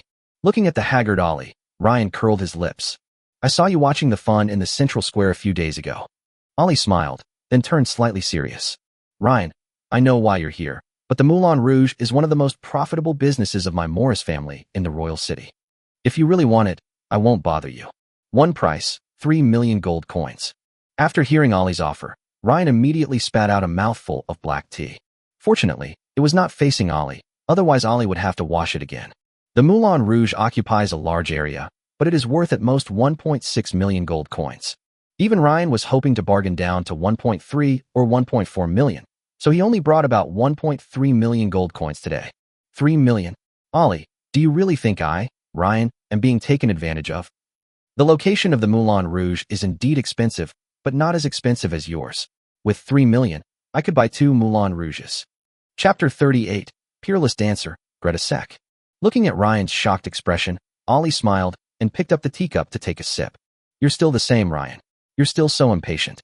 Of course I can bargain for the high price I mentioned. You can also name a price, and we can discuss it slowly. Listening to Ollie's words, Ryan crossed his arms and said, 100,000 gold coins. Ryan stated his price without hesitation. Puff. When he heard Olliton, he spat out a mouthful of black tea. You're sending beggars away, Ryan. How dare you say that? Ollie stared at the pouting Ryan with wide eyes. So what? If you don't want to tell me, we can discuss it slowly. Ryan imitated Ollie, picked up the teacup, and sipped the tea. Ollie immediately shook his head, not knowing whether to laugh or cry. Ollie first asked Bertrand behind him to ask someone to clean up the tea on the floor, and then asked, Ryan, you should still be qualified to enter the secret realm. Listening to Ollie's question, Ryan paused for a moment and nodded. Yes, what's wrong? After hearing that Ryan actually had the qualification to the secret realm, Ollie was obviously stunned. He was just asking just now, but he didn't expect that Ryan really had it in his hand. Then Ollie suppressed the surprise in his eyes and continued to drink his tea without changing his expression. Oh, how many do you have? Although Ryan saw the surprise in Ollie's eyes, he didn't say anything. It's not much. What? You want it? I can't give it to you. Ollie coughed twice. I don't know if he choked on the tea or on Ryan. Ollie immediately stood up from his seat and walked to Ryan, filling his teacup. Hey, Ryan, you're not unaware of the famous saying of my Morris family. Everything has its price. You name a price, and as long as it's not too outrageous, I won't argue. Seeing Ollie, who was 10 years older than him and looked very attentive, Ryan immediately sat down next to him. Your family doesn't have a quota? No way. The Morris family is a Marquiate family after all. How could it be possible that there is no quota? Hearing this, Ollie nodded helplessly. Yes, there are, but there are only 3. Too many people, too little food. It's just a drop in the bucket. 3. When Ryan heard Ollie mention the 3 places, he was stunned. Only 3? Oh, that's right. With so many nobles in the royal city, there really aren't that many places to share among 100. Ollie nodded. Yeah, how much do you have there, Ryan? Seeing that Ryan was still considering it, Ollie thought about it, gritted his teeth, and immediately put forward another condition. Ryan, everyone knows you like beautiful women. So, no matter how many places you have, as long as you agree to change. I'll tell you a secret. One about an extremely beautiful woman. Ollie's words immediately piqued Ryan's interest. A beauty? Or an unparalleled beauty? This made Ryan, who had a habit of collecting beauties, a little tempted. I don't have many places, only 5. Ryan did not reveal all 10 places. When Ollie heard there were 5, he couldn't help but sigh in his heart that Ryan alone had more places than the Morris family. If Ryan knew what Ollie was thinking, he would have shown that he still had more than 200 spots available. I don't know if it will make Ollie's jaw drop. 5. How about this? If you agree, Ryan, we can exchange for spots for the Moulin Rouge. Listening to Ollie's words, although Ryan was secretly happy in his heart, he still had an embarrassed expression on his face. Brother Ollie, you know that my father asked me to train my confidants for these 5 positions. If I give you 4, I'll only have 1 left. If my father finds out, won't he beat me to death? Ollie nodded in understanding after hearing this. Then 3. 3 spots plus 500,000 gold coins, and the Moulin Rouge will be yours. Ryan's eyes showed a hint of interest, and then he nodded. Well, okay, that's it. Brother Ollie, what about the peerless beauty you just mentioned? Ollie couldn't help but laugh and nodded. Don't worry, when have I, Ollie, ever broken my promise? Ryan, you know, Greta Sek, right? When Ryan heard the name, he immediately showed a shocked expression. Greta? That peerless dancer. Isn't she dead? Ollie shook his head.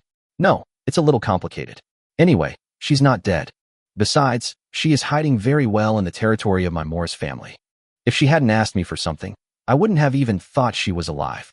Seeing that Ollie didn't say anything more, Ryan looked at Ollie and immediately understood. He immediately took out 3 special coins and a gold card from the magic device and placed them on the table.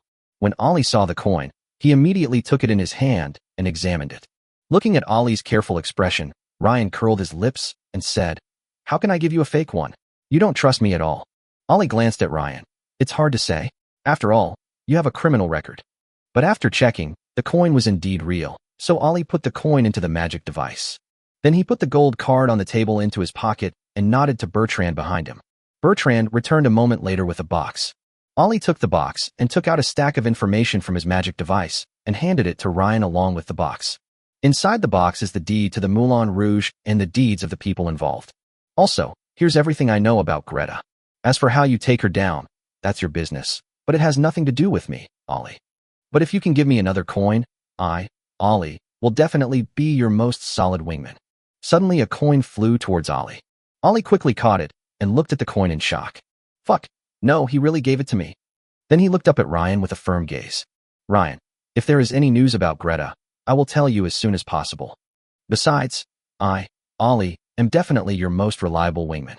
I would be sorry if I don't help you capture Greta.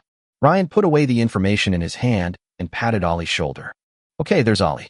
When I go to Watney Province someday, you have to make good plans for me. Don't worry, brother Ryan. With me here, Greta is definitely yours. Seeing that Ollie wanted to become his sworn brother, Ryan didn't doubt Ollie's words at all. After all, the Morris family has always valued promises. Okay, brother, no need to send me off. I know how to get there. Okay, take care, bro. Ollie watched Ryan and the others slowly leave.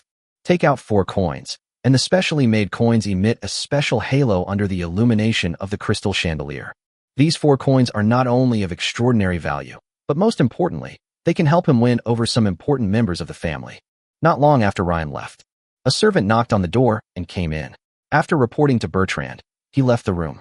Bertrand then interrupted Ollie's admiration of the coin and said, Master, there's something going on with the second master again. Hearing this, Ollie put the coin away and sighed heavily. Alas, compared to other nobles, I still prefer dealing with Ryan. Bertrand was a little confused. Master Ollie, why is this? At least, it won't be tiring. Chapter 39, Dreams on the Pavilion. Royal City, 3rd floor of the Moulin Rouge. Margaret was slightly distracted as she looked at the title deed in Ryan's hand and the contracts of the people related to the Moulin Rouge. She didn't expect Ryan to be so fast. In just one day, Ryan had already gained actual control of the Moulin Rouge. Then Margaret bowed slightly to Ryan, and her beautiful cleavage was exposed to Ryan. Master Ryan, you are truly decisive. From now on, Margaret and the sisters at the Moulin Rouge will depend on you, Master Ryan. Ryan, who was a little dazed by the huge white object, coughed twice. Ahem, of course. I, Ryan, have always been generous to women, especially beautiful women. Now that Ryan controls the Moulin Rouge, he naturally hopes that the Moulin Rouge can bring him profits. After all, who would complain about having too few gold coins? Ryan asked as he watched the dancers perform. Margaret, how much is the Moulin Rouge's monthly revenue now? Margaret nodded. Master Ryan, please wait a moment. After saying this, Margaret walked out of the room and came back with an account book after a while. After handing the account book to Ryan, Margaret began to explain. Master Ryan, the Moulin Rouge's revenue last month was approximately 12,186 gold coins. On average, the Moulin Rouge's monthly revenue can reach approximately 11,000 gold coins per year. The annual income is about 132,000 gold coins. Ryan casually flipped through the account book a few times and then put it down in boredom. Listening to Margaret's report, Ryan nodded in his heart. More than 100,000 gold coins every year is indeed a considerable profit. After all, the Grey family's annual tax revenue is only over 17 million gold coins. Ryan threw the ledger onto the table. Now that the Moulin Rouge has a new owner, it needs to change too. Margaret's heart tightened when she heard Ryan's words. But he didn't say anything. Although the Moulin Rouge is Ryan's property, there is no one from Ryan in the Moulin Rouge now. Naturally, it was impossible to reassure Ryan. But Margaret didn't know how many people would be missing this time. Okay, follow me downstairs. Margaret, call all the people involved in the Moulin Rouge to the 1st floor lobby, no matter what they are doing. If any customer disagrees, have him come to the 1st floor to talk to me. Ryan got up from the bed, opened the door, and walked ahead. Fiona and the Knight Commander followed closely behind. Margaret called on the dancers and musicians in the room to follow her, and she went from room to room to call people. Suddenly, there was a burst of curses in the Moulin Rouge. A grumpy guest yells at Margaret. What are you doing? I've already paid and taken off my pants, and you say you have something to do today? Margaret looked calm, without any trace of her previous timidity. After all, she now has the giant Grey family as her backing. Margaret explained to the guest with a hint of apology.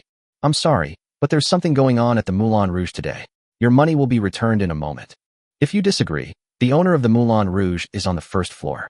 You can give him your feedback. The guests snorted heavily at Margaret's calm expression and prepared to go downstairs to argue with the owner of the Moulin Rouge. There were many people like him, and they all went downstairs to ask the owner of the Moulin Rouge for an explanation. A group of people came downstairs shouting, "The Morris family hasn't resolved their own affairs yet, and they're still meddling in my affairs. Yes, you must give me an explanation today. I've even taken off my pants. Yes, let's go." As soon as the group went downstairs, they saw Ryan sitting on a chair in the hall and drinking tea. The shouting suddenly became quieter, as if afraid of disturbing Ryan. After all, everyone still remembers the bloody incident on the third floor a few days ago. But everyone looked around but didn't see Ollie. A group of people saw Margaret leading a group of women downstairs and immediately stopped Margaret to ask questions.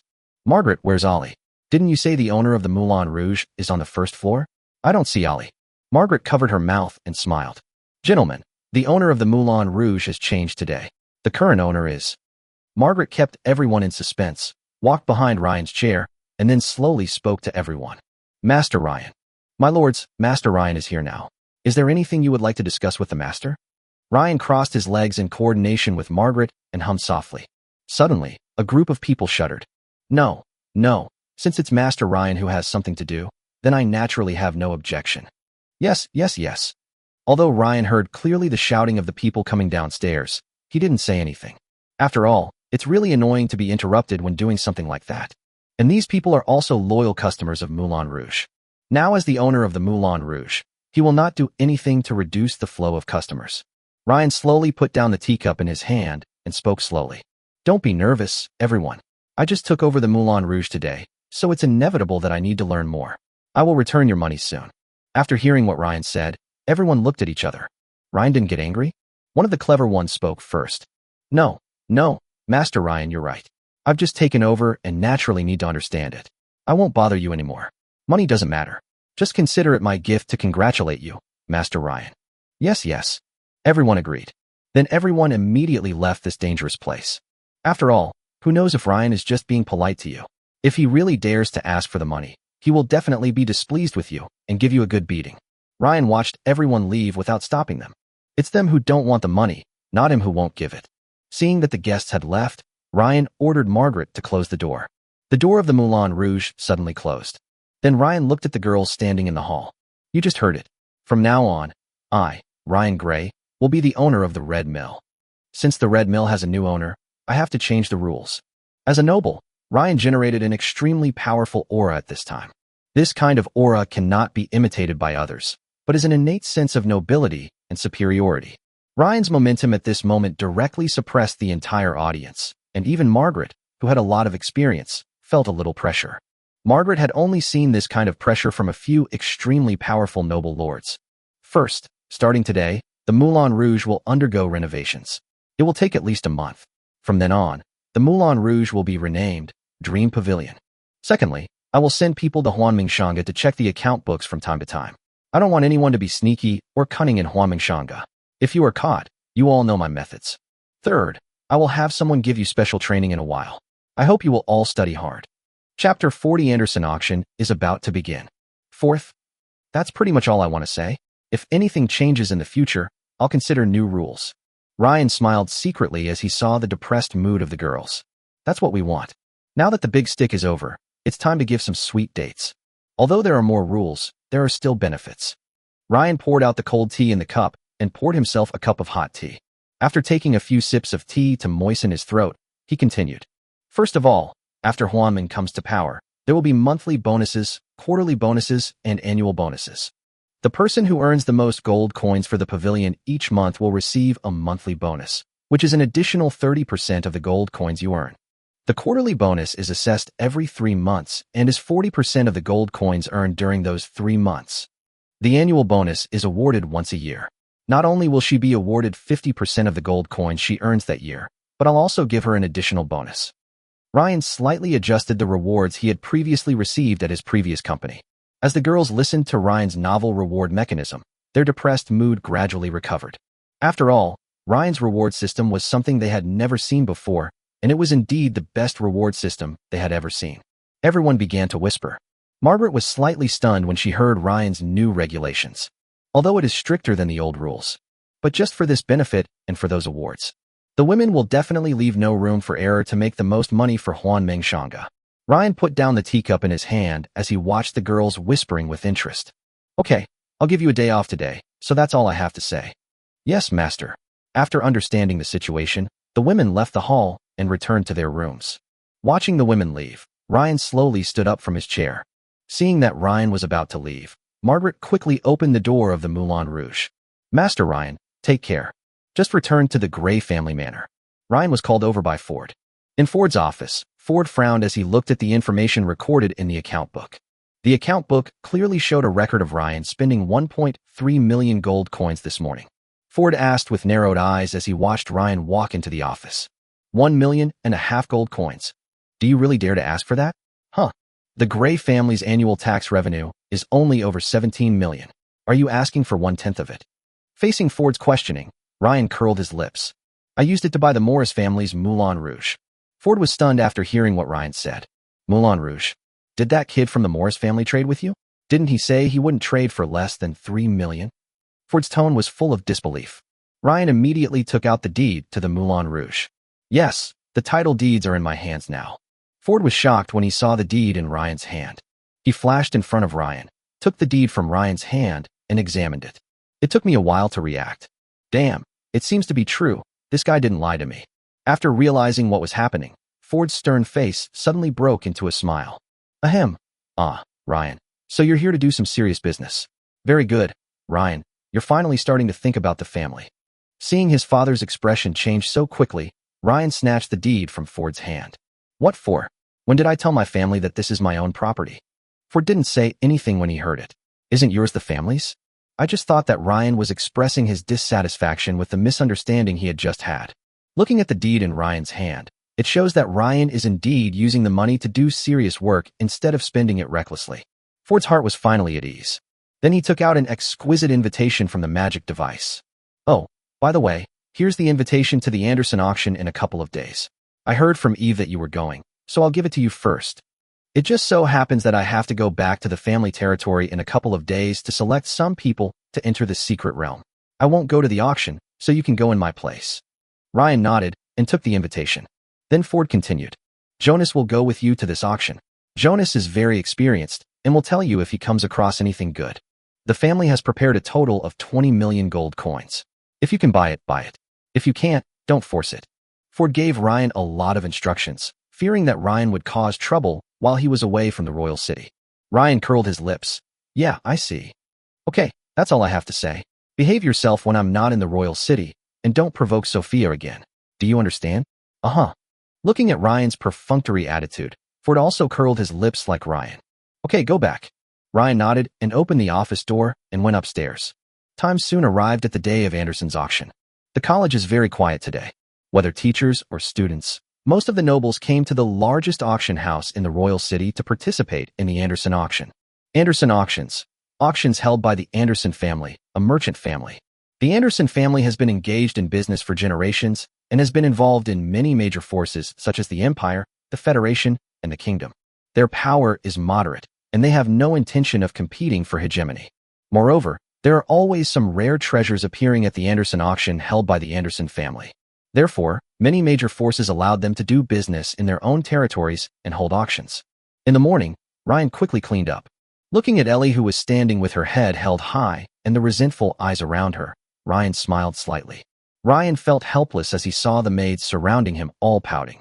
All right, go pack up and go together. Hearing their young master's words, the maids immediately screamed with joy.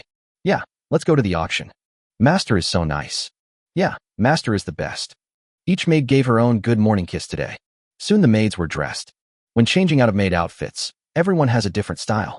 Seeing that the maids had finished cleaning up, Ryan took them downstairs. Downstairs, Jonas had been waiting for a long time. Jonas was slightly stunned when he saw the beautiful girls coming down from upstairs. Then he smiled and said nothing. Fiona, who was next to Jonas, pouted slightly. What a fickle person. Then a group of people got on the carriage. Because Ryan brought too many people, one carriage could not accommodate them. Jonas had no choice but to prepare another carriage. Afterwards, 2 carriages carrying the family knights slowly set off towards the royal city. Chapter 41. Do you want to be my enemy? Because the maids all wanted to ride in the same carriage with Ryan, the carriage Ryan was in became much more crowded. Fortunately, Ryan's carriage was big enough, otherwise it would not be able to accommodate so many people. Fiona and Jonas rode in the second carriage. Soon, Ryan and his group started on their journey. On the way, the maids looked very excited at the wild scenery outside the carriage. For a moment, the carriage was filled with the chattering and laughter of the maids. It was like Ryan taking the maids out for a spring outing. As the convoy moved forward, soon Ryan's convoy passed through the wilderness and entered the royal city. After entering the royal city, the speed of the convoy began to slow down. Because today is the time for the Anderson auction. Although the avenues of the royal city are very spacious, but with so many carriages, it still seemed very crowded. The vendors on the roadside obviously knew that today was the day the Anderson auction would begin. There are stalls everywhere along the avenue. Although many prosecutors in the royal city were driven away, people setting up stalls continued to pop up like mushrooms after a rain. After finishing here, come out again over there. After they finish over there, they come out again here. The angry prosecutor cursed, but he still hurried on. After all, this was his job. The Grey family is one of the most prestigious noble families in the empire. Naturally, no one dared to squeeze into the carriage, but it still took some effort to get out of the dense traffic. Soon, Ryan and his group arrived at the auction house. As soon as they arrived at the auction house, Ryan and his group found that the passage to the auction house was also blocked by carriages. The staff on the side are clearing the way. But Ryan ignored all that. Drake drove the carriage straight to an open place. This is a special passage for high-ranking guests. Only a count can use this passage. Therefore, the passage here is very smooth. After a while, Drake drove his carriage to the entrance of the auction house. Ryan's carriage slowly stopped. Ryan opened the door and slowly walked down with the maids. Seeing the Grey family's mark on the carriage, the people from the auction house hurried over to greet it. "Good morning, Master Ryan." Ryan nodded and took out the invitation from the magic ring and handed it to the man. The man just took it in his hand, glanced at it casually, and then returned it to Ryan. The invitation is a symbol of status, and Ryan obviously doesn't need it. Even if Ryan didn't have an invitation, the people at the auction wouldn't stop him. They would just help Ryan cover up for forgetting to bring it.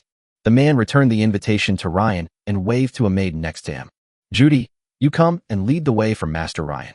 "Yes, butler." A woman with a nice figure came over. Judy bowed slightly to Ryan. "Master Ryan, please follow me." Then Ryan and his group followed Judy into the auction venue. Enter the auction house door and walk on the red carpet. The passage leading to the auction hall is as huge as the mouth of an abyss.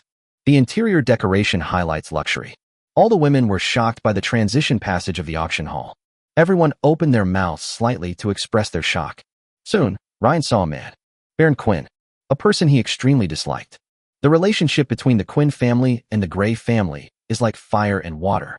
If the Grey family and Sophia's Ward family relationship is 70, that and the Quinn family is -70. If the Imperial Royal family had not intervened to mediate, the two families would have fought each other long ago. Speaking of the hatred between the two families, it happened hundreds of years ago. Hundreds of years ago, the Quinn family was not yet a noble family of the Empire, but he was a noble lord of a medium-sized kingdom.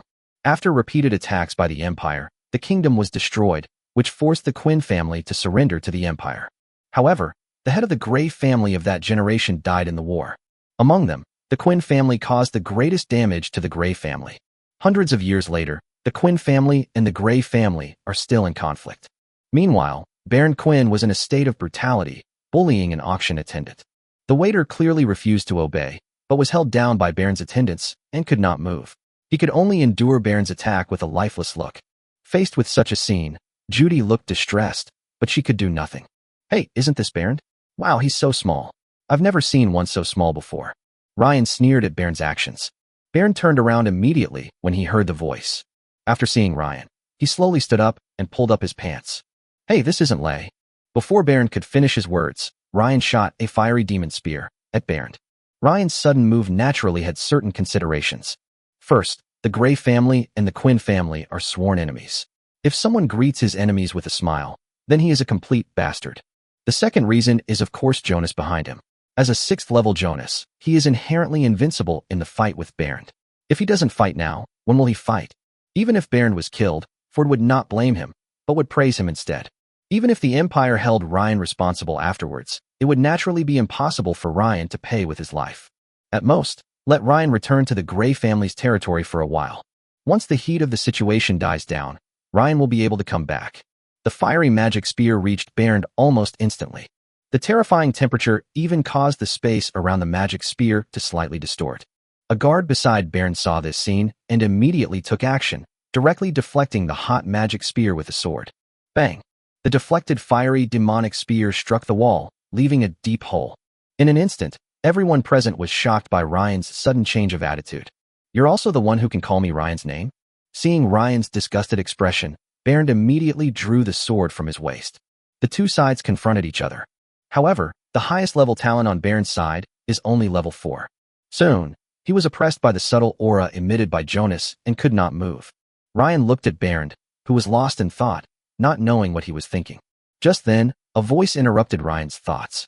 "Oh, Master Ryan, you've come to visit me. I've missed you so much." A person with almond-shaped eyes, waist-length hair, and a foxy look appeared from nowhere and slowly leaned on Ryan's shoulder. The appearance of this vixen immediately aroused the dissatisfaction of the group of maids behind Ryan. But Ryan remained unmoved and said calmly, "Miss Chiming, why do you have time to come here and meddle in my affairs?" Chiming Jones was stunned when she saw Ryan not doing what she wanted. How come he wasn't charmed? "I pulled my chest so low and he didn't even look? Is this still the same naughty Ryan?" But Chiming quickly reacted. Of course, they sensed Master Ryan's presence, so Chiming and her family naturally came to meet you, Master Ryan. Chiming's slender fingers drew circles on Ryan's chest in a coquettish manner. Upon hearing this, Ryan immediately hugged Chiming's slender waist and pulled Chiming directly into his arms. Looking at Fendai, who was close to him, he spoke slowly. "Oh, then I am truly flattered to be favored by the #1 auctioneer, Miss Chiming." Feeling Ryan's big hand about to break through the defense, Chiming turned around and hid aside laughing. "Come on, Master Ryan. Once we're inside, Chiming will explain to you in detail what items are being auctioned today." Chiming sounded particularly blunt when she said the word carefully. Watching Chiming escape from his arms, Ryan smiled and nodded. "Well, I'd love to have Miss Chiming explain it to me personally, but I have to wait until I've dealt with the matter at hand." Then he changed the subject and looked at Bernd with a cold tone. Suddenly, lightning flashed in Ryan's hand, and a thunder spear pointed directly at Bernd. Bang! Lightning flashed everywhere, and the lightning spear was blocked. Ryan narrowed his eyes as he looked at the lovely person in front of him. "Chiming Jones, you want to be my enemy?" Chapter 42 Anderson Auction officially begins. "You want to be my enemy?" Seeing his lightning spear being blocked by Chiming, Ryan's eyes revealed a dangerous look. Seeing Ryan about to explode, Chiming hurriedly walked towards Ryan and wanted to explain something. But before he could get close to Ryan, Fiona behind Ryan stepped forward and stopped him with her sword. She could only explain aside. "Master Ryan, how dare I become your enemy? This is..." Upon hearing this, Ryan interrupted immediately. "Okay, I've always been very patient with beautiful women, so I'll give you another chance." Then Ryan condensed the lightning spear in his hand again. Without paying any attention to Chiming's expression as if she wanted to say something, he immediately shot the lightning spear towards Bernd. This time, Chiming was targeted by Fiona and had no time to protect Bernd. No one stopped it, and the lightning gun exploded in Bernd's chest with unstoppable force. Bang! Suddenly, the necklace around Bernd's neck flashed a blue light. A light blue barrier formed around Bernd. The lightning spear hit the barrier heavily, but the barrier didn't budge. This made Ryan's eyes darken slightly. A third-order barrier magic device. It is impossible to break through the defense with the current means. And Jonas can't do anything now. After all, the fight between Ryan and Bernd is a matter for the younger generation. The pressure Jonas is releasing now is a bit too much. If Jonas kills Bernd, the rules will be broken. After all, if the old one can kill the young one, why can't I? Then Ryan will have to face assassinations of the 4th and 5th levels in the future. Chiming looked at the barrier around Bernd and breathed a sigh of relief. Fortunately, there was a barrier, otherwise Bernd would have died at the auction and she didn't know whether the auction could continue. After all, Bernd is the most favored son of the Quinn family. If he died here, she couldn't imagine how angry Marquis Quinn would be. Then a big battle is bound to happen here between the Gray family and the Quinn family. The auction will definitely not take place. The murderous intent in Ryan's eyes slowly disappeared. As the Anderson family's top auctioneer, Chiming is naturally an expert at reading people's expressions. Immediately give Ryan a way out. "Oh, Master Ryan, Chiming can't wait any longer. Let's go, Master Ryan." Chiming came to Ryan, and this time Fiona did not stop looking at Ryan. Listening to Chiming's words, Ryan was speechless. After a long time, Ryan smiled and slowly spoke to Jonas. "Since I can't kill Bernd, Uncle Qiao, I'll kill the others. Those who followed Bernd were basically his guards and followers. It would not be a bad rule for Jonas to kill such a person. Hearing Ryan's words, Jonas nodded and smiled slightly. Okay, master. Suddenly Jonas' figure disappeared and reappeared in a few breaths. When Jonas reappeared, he also released his control over Bernd's side. Suddenly, except for Bernd, everyone else on Bernd's side suddenly stopped and fell to the ground. These people don't even know how they died. Jonas sent several people to the road without even seeing any blood. Bernd looked at his men falling to the ground one by one with an extremely gloomy expression. Very good, Ryan. You will pay the price for your arrogance. Just wait and see. After saying this, Bernd ignored the bodies of his followers and walked straight into the auction house. And Ryan didn't stop him. After all, he couldn't kill him. Then Ryan put his arm around Qi Ming's slender waist and slowly walked into the auction hall. Qi Ming, who had just ruined Ryan's mood, did not resist and let Ryan's hand touch her. As Ryan and Bernd both left, several people slowly walked out of the auction house and cleaned up the bodies of Bernd's followers neatly, so as not to distract the attention of the nobles who will arrive next. Ryan followed Qi Ming into the luxurious room in the auction house representing the Gray family. At the front of the room is a partition wall made from a single piece of crystal using a special process. The people inside can clearly see outside, but the people outside have no idea what is happening inside. The room was also very large, so even with Ryan and his group, it didn't feel crowded. There are also all kinds of daily necessities, and various expensive red wines and fruits are placed on the tea table.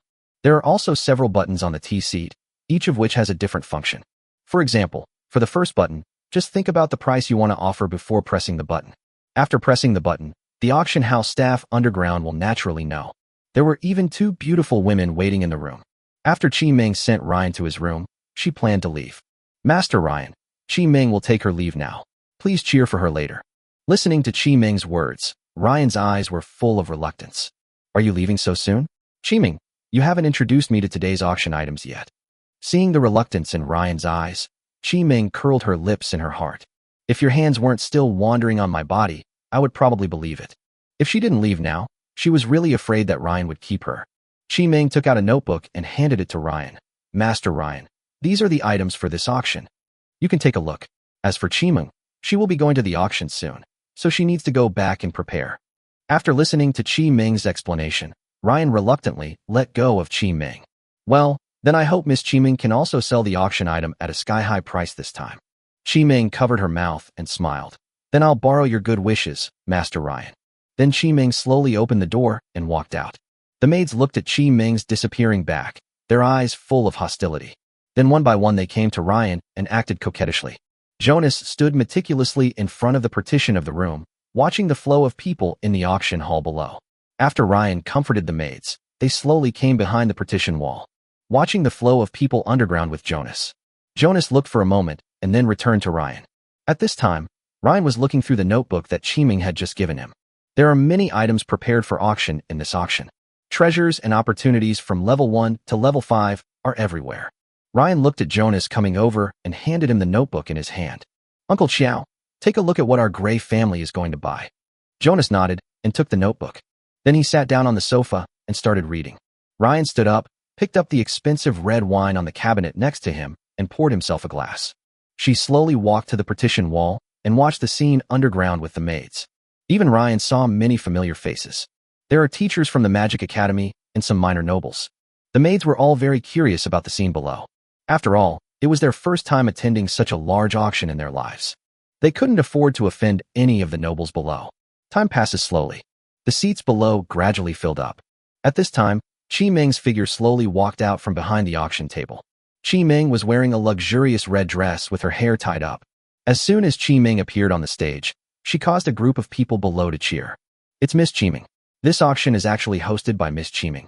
Qi Ming is so beautiful. If I could play with her for one night, it would be worth it even if I died the next day. What kind of daydreaming are you having? With your Viscount title? As soon as Qi Ming appeared, the group of beauties around Ryan immediately showed their fangs. Looking at the hostility of the maids around him towards Qi Ming, Ryan smiled slightly. Suddenly, the lights in the auction hall gradually dimmed. Only the lights on the auction table remained. Qi Ming seemed to hear some sound in her ears, and she spoke slowly in a clear voice. I've kept you all waiting. Now, the Anderson auction has officially begun. Chapter 43, Confusing Vision. Now, the Anderson auction officially begins. Qi Ming had just finished speaking. Outside the auction house, the fireworks surrounding the auction house slowly rose into the sky, exploding with flames in the blue sky. Even during the day, people can still see colorful and gorgeous fireworks. Inside the auction hall, lights were turned on row by row. Warmer lights illuminated the entire auction hall again. At this time, a gap slowly opened up on the floor in the center of the auction table. An exhibition case slowly rose from inside. And in the display cabinet is the first item of the day. Amber Sword. The amber sword is isolated in its display case by a crystal barrier. The amber crystal on it appears brighter and more sparkling under the light. Then Qi Ming looked at the amber sword and slowly began to explain to everyone. This sword is called the Amber Sword. It's of rank 3 and was found in a ruin. The amber crystals above are embedded in the sword through a very special method, so that every attack of the amber sword is mixed with an extremely strange gravitational force. It can repel other weapons, and its blade is extremely hard, forged entirely from Luduan ironstone. Starting price, 50,000 gold coins. Each bid must not be less than 2,000 gold coins. As soon as Qi Ming finished speaking, the people below immediately started competing. 60,000. 65,000. Ryan looked at the people below, bidding frantically, shook the red wine glass in his hand, and slowly pressed the button. 100,000. Ryan's bid increase immediately stunned the bidders below. Then they all put down the bidding cards in their hands. No one would want to offend the Gray family because of a sword. And Ryan's move obviously made Jonas slightly stunned. Master, there are still some swords like this in the family. We don't need to bid for them. Jonas reminded slightly. Ryan nodded. I know. Just wait and see. Someone will take over. Just as Ryan expected. As expected, the Quinn family started bidding against Ryan. 150,000 gold coins. When Ryan heard the Quinn family raise the price, he laughed out loud. I knew the Quinn family would definitely mess with me. Then Ryan pressed the button again. 160,000 gold coins. Quinn family room. The room was decorated completely differently from Ryan's room, with the overall color being a dark gray. And Teddy Quinn, the head of the Quinn family, was sitting in front of the button. Teddy's face was gloomy, and he obviously knew what Ryan had just done to his son Bernd. When Bernd heard Ryan continue bidding, he looked at his father excitedly. I hope my father can vent his anger for him. Teddy's renewed bid for Ryan was somewhat surprising. The sword was obviously not worth the price, but Ryan still made the bid. Even if Ryan is uneducated, Jonas won't stop him? But he didn't think too much about it, and continued pressing the button. 200,000 gold coins. This price has long exceeded the value of the Amber Sword. Everyone below also knew about the conflict between the Gray family and the Quinn family. Seeing the two families start to fight, the people below began to watch the excitement. But to everyone's surprise, Ryan did not continue to raise the price, and the auction hall fell into silence for a while. Seeing that the time was up, Qi Ming took out a small hammer and knocked on the chopping board. A muffled sound was heard, echoing in the auction hall. Master Teddy, 200,000 per time. Anyone else want to raise the price? Qi Ming looked at Ryan's room upstairs and saw no response. Master Teddy, 200,000 twice. Qi Ming paused for a moment again, seeing that Ryan still didn't respond. Strike the final blow. Master Teddy, 200,000 3 times, deal. Congratulations, Patriarch Teddy has obtained a precious sword. As Qi Ming's 3 hammers fell, the Amber Sword was bought by the Quinn family.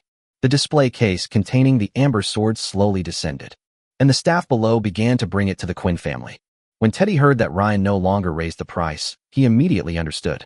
Ryan was deliberately trying to get him to raise the price. This time, the Quinn family brought a total of 18 million gold coins. Now, influenced by his own son, he was tricked by Ryan into spending $200,000 to buy a sword that was of no use at all. Thinking of this, Teddy glared at Bernd. Soon, the service staff brought the Amber Sword to him. As soon as Teddy saw the sword, he seemed to see Ryan mocking him in the room. With a cold snort, he threw the sword to the ground. And Ryan's room. Ryan looked at the Quinn family's room with a mocking look. Jonas, who was beside Ryan, also understood why Ryan did this just now. Because of what just happened in the corridor, the Quinn family will definitely raise the price when they want to bid. Giving them a smokescreen now will also make Teddy, the old Korean, hesitant to act rashly. This way, Ryan can get what he wants a little easier. Thinking of this, Jonas looked at Ryan with a little relief. Watching the auction begin below, Ryan looked deep in his eyes and motioned Eve to pour him another glass of red wine. Eve stood up, picked up the bottle of red wine, and poured Ryan half a glass of red wine. Ryan thought as he tasted his wine. although he didn't know what Jonas was thinking. But he did have that awareness. And it can also discuss the Quinn family. But if you want Teddy from the Quinn family to be fooled so easily, Baron's assistance is naturally indispensable. Although he had not participated in many auctions before leaving in his previous life. But there are still many times when I join others to have fun. Ryan also knew a lot about some of the tricks in auctions. Next, we need to truly get rid of the Quinn family's price hike. Once is definitely not enough, at least 3 times is needed. Next, Ryan began his confrontation with Teddy. The other nobles watched in the room as the two sides used huge prices to fight for an insignificant little thing.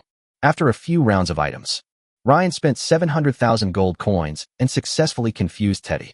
Teddy in the room was completely confused by Ryan's actions. 300,000, and I bought a piece of clothing. That little bastard Ryan isn't raising the price anymore. Teddy was speechless as he watched the gold coins he brought decrease.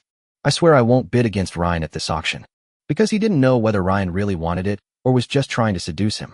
In the next few transactions, no matter how much Ryan raised the price, the Quinn family remained indifferent.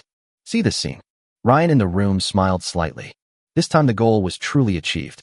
Jonas was very surprised by the scene before him. Doesn't it mean that Master Ryan has never been to the auction? Why do you look like an auction veteran now? Next, the items were sold one after another. The morning passed quickly. Nearing noon, more than half of the items in the Anderson auction were sold. Ryan finished his lunch in the room and wiped his mouth. Look at the next treasure. The treasures now are what these great nobles want. Chapter 44. Fierce Bidding. Perhaps the next auction item was indeed rare, so even Chi Ming kept it a little bit of a suspense. Everyone, the next item was obtained by our Anderson family in a secret realm. It cost us countless manpower and resources, and even 5th-level warriors suffered casualties. As Chi Ming explained, the display cabinet slowly rose from the bottom. When the crowd heard that even the 5th-level warriors had been killed or injured, they immediately became very interested in this item. The nobles in the room also sat up straight and looked at the items in the display cabinets. In the display case was an egg as tall as a person with a fiery red pattern. The display cabinet stopped steadily, and Chi Ming looked at the eggs inside and explained. We encountered a dying red dragon in the secret realm and exhausted all our resources and manpower. It took the death of 2 5th-level warriors and 4 4th-level warriors to finally kill it. And the casualties below level 4 are countless. And after killing her, find this in her cave. An extremely precious red dragon egg. After testing, it was found to be rich in life energy, and it is very likely that a red dragon will hatch. Starting price, 1 million gold coins. Each bid must not be less than 10,000 gold coins. After hearing Chi Ming's explanation, the crowd below was immediately shocked. It turned out to be a dragon egg. That's a dragon, the epitome of naturally powerful. Newly hatched dragons all have the combat power of level 3. Not to mention adults. The combat power of an adult dragon can even reach level 7. Suddenly, people below started bidding. 1,100,000. 1,200,000. Ryan stood in the stands looking at the dragon eggs in the display case. Although the people below were bidding fiercely, he was not very interested in the dragon eggs. The growth cycle of a dragon is extremely long, basically calculated in hundreds of years. Instead of spending time and resources on cultivating dragons, it is better to invest in yourself. With the ancient book, he was confident that he could reach the 7th level within 100 years, and he wouldn't even need to use it. Therefore, he did not intend to bid for this dragon egg. But it is possible to increase the price for other nobles. He loves to make trouble the most. After all, the nobles present were all his competitors. If he can cost them some of their money now, he will have the advantage later. As soon as Ryan thought of this, the Mick family began to bid. 2 million. The bidding sounds from the crowd below suddenly quieted down. None of them were sure they could win the bidding against the Mick family. 2,200,000. When this voice came out, even Ryan raised his eyebrows. Royal family, Ashton family. Indeed, the royal family has the most resources and time to cultivate dragons. As long as there is no major war in the empire. 100 years later, the royal family will have another 7th-level fighter. But the other great nobles were not willing to be outdone. They began to bid against the royal family. 2.5 million. The Mitchell family made the first bid. When the crowd below saw the royal family take action, most of them gave up bidding. Now only the royal family and a few great nobles are bidding. Ryan looked at the slightly silent auction hall and finished the red wine in his hand. Then he pressed the button. 3 million. Ryan directly raised the price by 500,000. This price is already the highest price Ryan has in mind for dragon eggs. 3,200,000. The royal family continued to bid, as if they were determined to get the dragon egg. 3.5 million. The Ward family's bid directly surpassed that of the royal family, as if they did not want the royal family to obtain the dragon egg. In Ryan's room, the maids watched the various nobles bidding against each other. Everyone opened their cherry lips wide. They had never seen so much money. At most, they had seen a few thousand gold coins. Then Ryan held Cecily and watched the bidding of several major families. 4.5 million. The voices of the Mitchell family rang out again. This immediately made Brent, the head of the Mick family, open the partition wall of his room. The partition wall slowly rose, revealing the face of the Mick family room. Brent looked towards the Mitchell family's room in disbelief. Lyman, are you crazy? For a million? Just for this dragon egg? As Brent took the lead in opening the partition wall, each family also opened their own partition walls. Looking at the nobles who were being sarcastic to each other, Ryan slowly opened his own partition. As Ryan finally opened the partition wall, since then, all the major families have appeared one after another. The auction officially entered its climax. Ryan, why are you the only one here? Where's Ford? Brent looked puzzled at Ryan from the Gray family sitting in the main seat. The sight of Ryan holding Cecily immediately attracted the attention of all the nobles. Ryan was thick-skinned and didn't think anything of it, but Cecily was different. Being stared at by the heads of various families made her feel a little overwhelmed, and she buried her head in Ryan's arms. My father has something to do, so he asked me to come today, Ryan said, resting his chin on Cecily's little head. The heads of each family looked at the beautiful girls in Ryan's room and immediately curled their lips. But no one said much. After all, no one wanted to provoke the unreasonable Ryan at this stage. If you offend him, he will keep raising your price without caring about the price. Where can you go to seek justice? After learning the reason why Ford didn't come, several family heads stopped paying attention to Ryan. Start bidding against each other. 4,700,000. Kawu, try raising the price again. Lehman was determined to get the dragon egg and pointed at Kawu, the head of the Torres family, with a stern look on his face. Kawu sneered. Humph, if you don't have money, get out. 4,800,000. He didn't take Lehman's threat seriously at all. Ryan watched the heads of the various families swearing and raised the empty wine glass in his hand to Eve. Eve stepped forward, picked up the bottle, and slowly poured half a glass for Ryan. Cecile, try it. Ryan held the glass to Cecily's lips. The little white-haired boy looked at the crystal-clear red wine and accepted what Ryan fed him. As soon as I finished drinking it, I felt like I was in a vineyard. There is only a slight taste of alcohol, and the rest is all sweetness and fragrance. Master, this wine is delicious. Cecily's face was full of stars. Ryan finished the rest of the wine in the glass. How can it not be delicious? This wine costs 10,000 gold coins a bottle. That sip you just drank was worth half a year's salary. Cecily's eyes widened when she heard this. So expensive. Ryan nodded. The value of this bottle can buy several little white-haired guys like you. Ryan stroked the white hair, standing on Cecily's head. This caused Cecily to throw herself into Ryan's arms and mutter, "It's not that cheap." Ryan smiled and said, "Yes, Cecily is my priceless treasure. I wouldn't trade her for anything." Chapter 45 Madman. 5 million. As the voice of Teddy, the head of the Quinn family, fell, the huge auction hall suddenly became silent. Even the royal family, who had always been determined to obtain the dragon egg, fell silent. It is indeed not worth spending 5 million to buy a dragon egg. Not to mention the resources for cultivating dragon eggs later.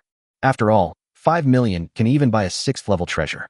As the auction hall fell silent, Chi Ming took out a small hammer and knocked on the chopping board. A dull sound suddenly resounded in the auction hall. Master Quinn, 5 million per time. Chi Ming chuckled in a voice as clear as a lark. Anyone else want to participate in the bidding?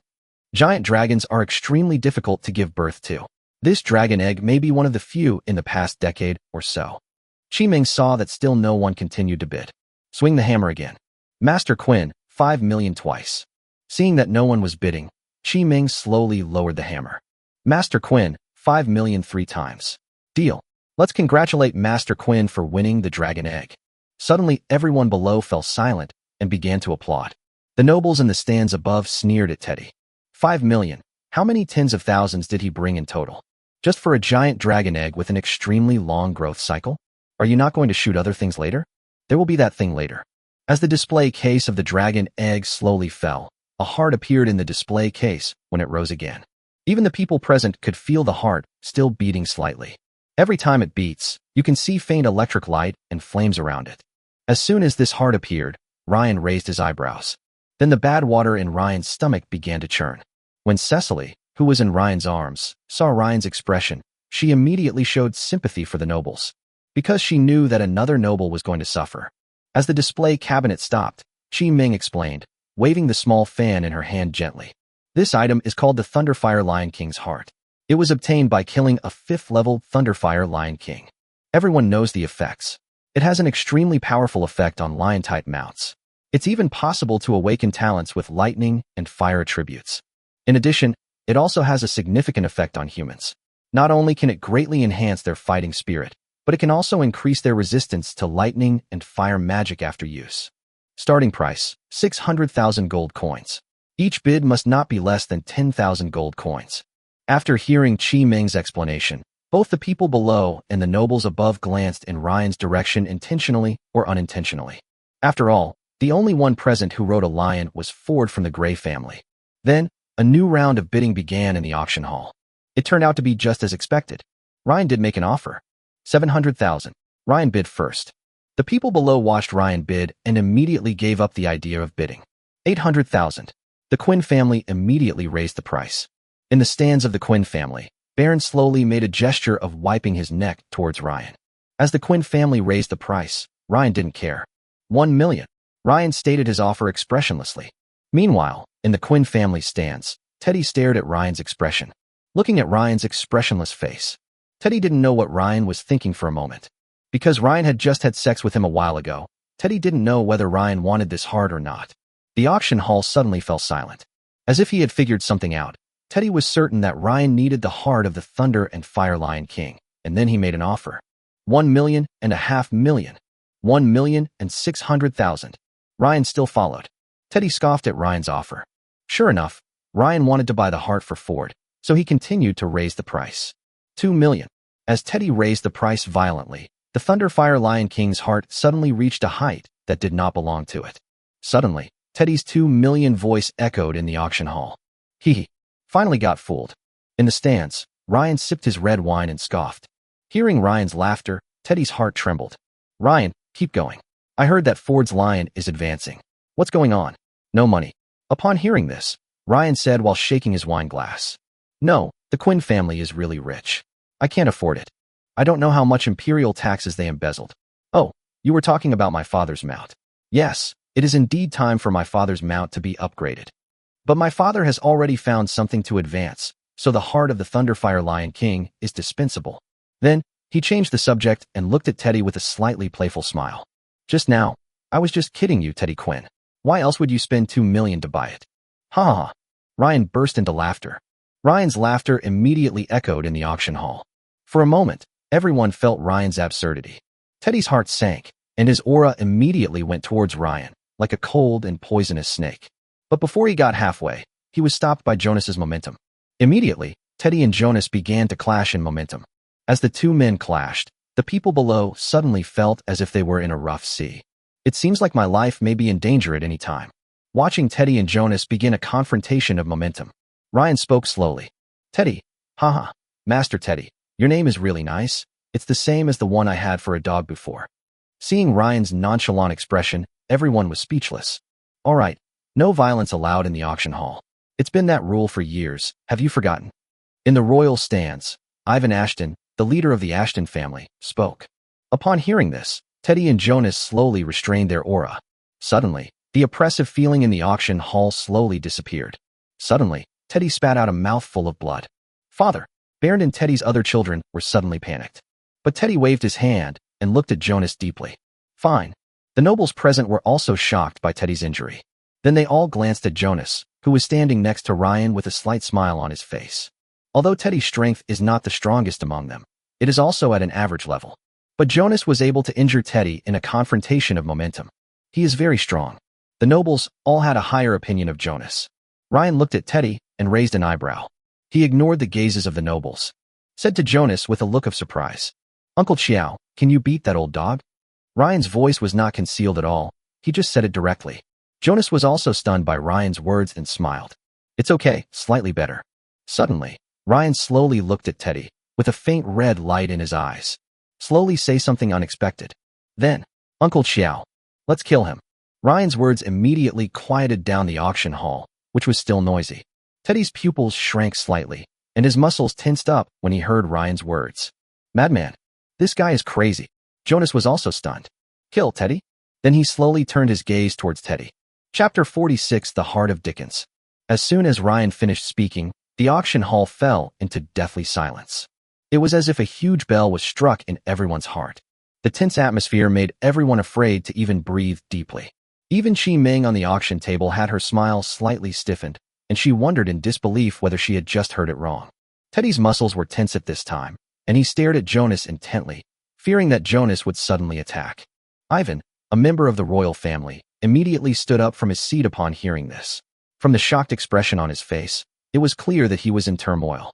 Ivan stared at Ryan with a slightly absent-minded look. This Ryan is too murderous, actually preparing to kill a marquis in public? I opened my mouth to say something, but nothing came out. Because Ivan couldn't do anything. After all, how could a 4th-level warrior like him stop a 6th-level warrior from fighting? Just by talking? Even if they want to stop it, at least 2 emperors of the 6th or 7th level will be needed to come in person. So he could only pray silently in his heart that the two would not really fight. All the nobles present were terrified by what Ryan had just said. He was afraid that if they really started fighting, Ryan would dislike him and fight him too. Since we have already killed the Marquis, it would be okay to kill 1 or 2 viscounts to liven things up. Suddenly, the door of Ryan's room was kicked open. With a bang, the door fell to the ground heroically. The voice arrives before the person arrives. What are you doing, little bastard? Ford pushed open the door and walked in. The appearance of Ford immediately raised the temperature in the auction hall and broke the previous deadlock. Ford coughed twice, walked to Ryan, and slowly pressed the button to close the partition. Everyone, please continue. This kid Ryan doesn't know the difference between the important and the unimportant. You continue, I will talk to him. As the Grey family opens the stage, the partition closes. The petty nobles below all breathed a sigh of relief. Ivan slowly sat back in his seat.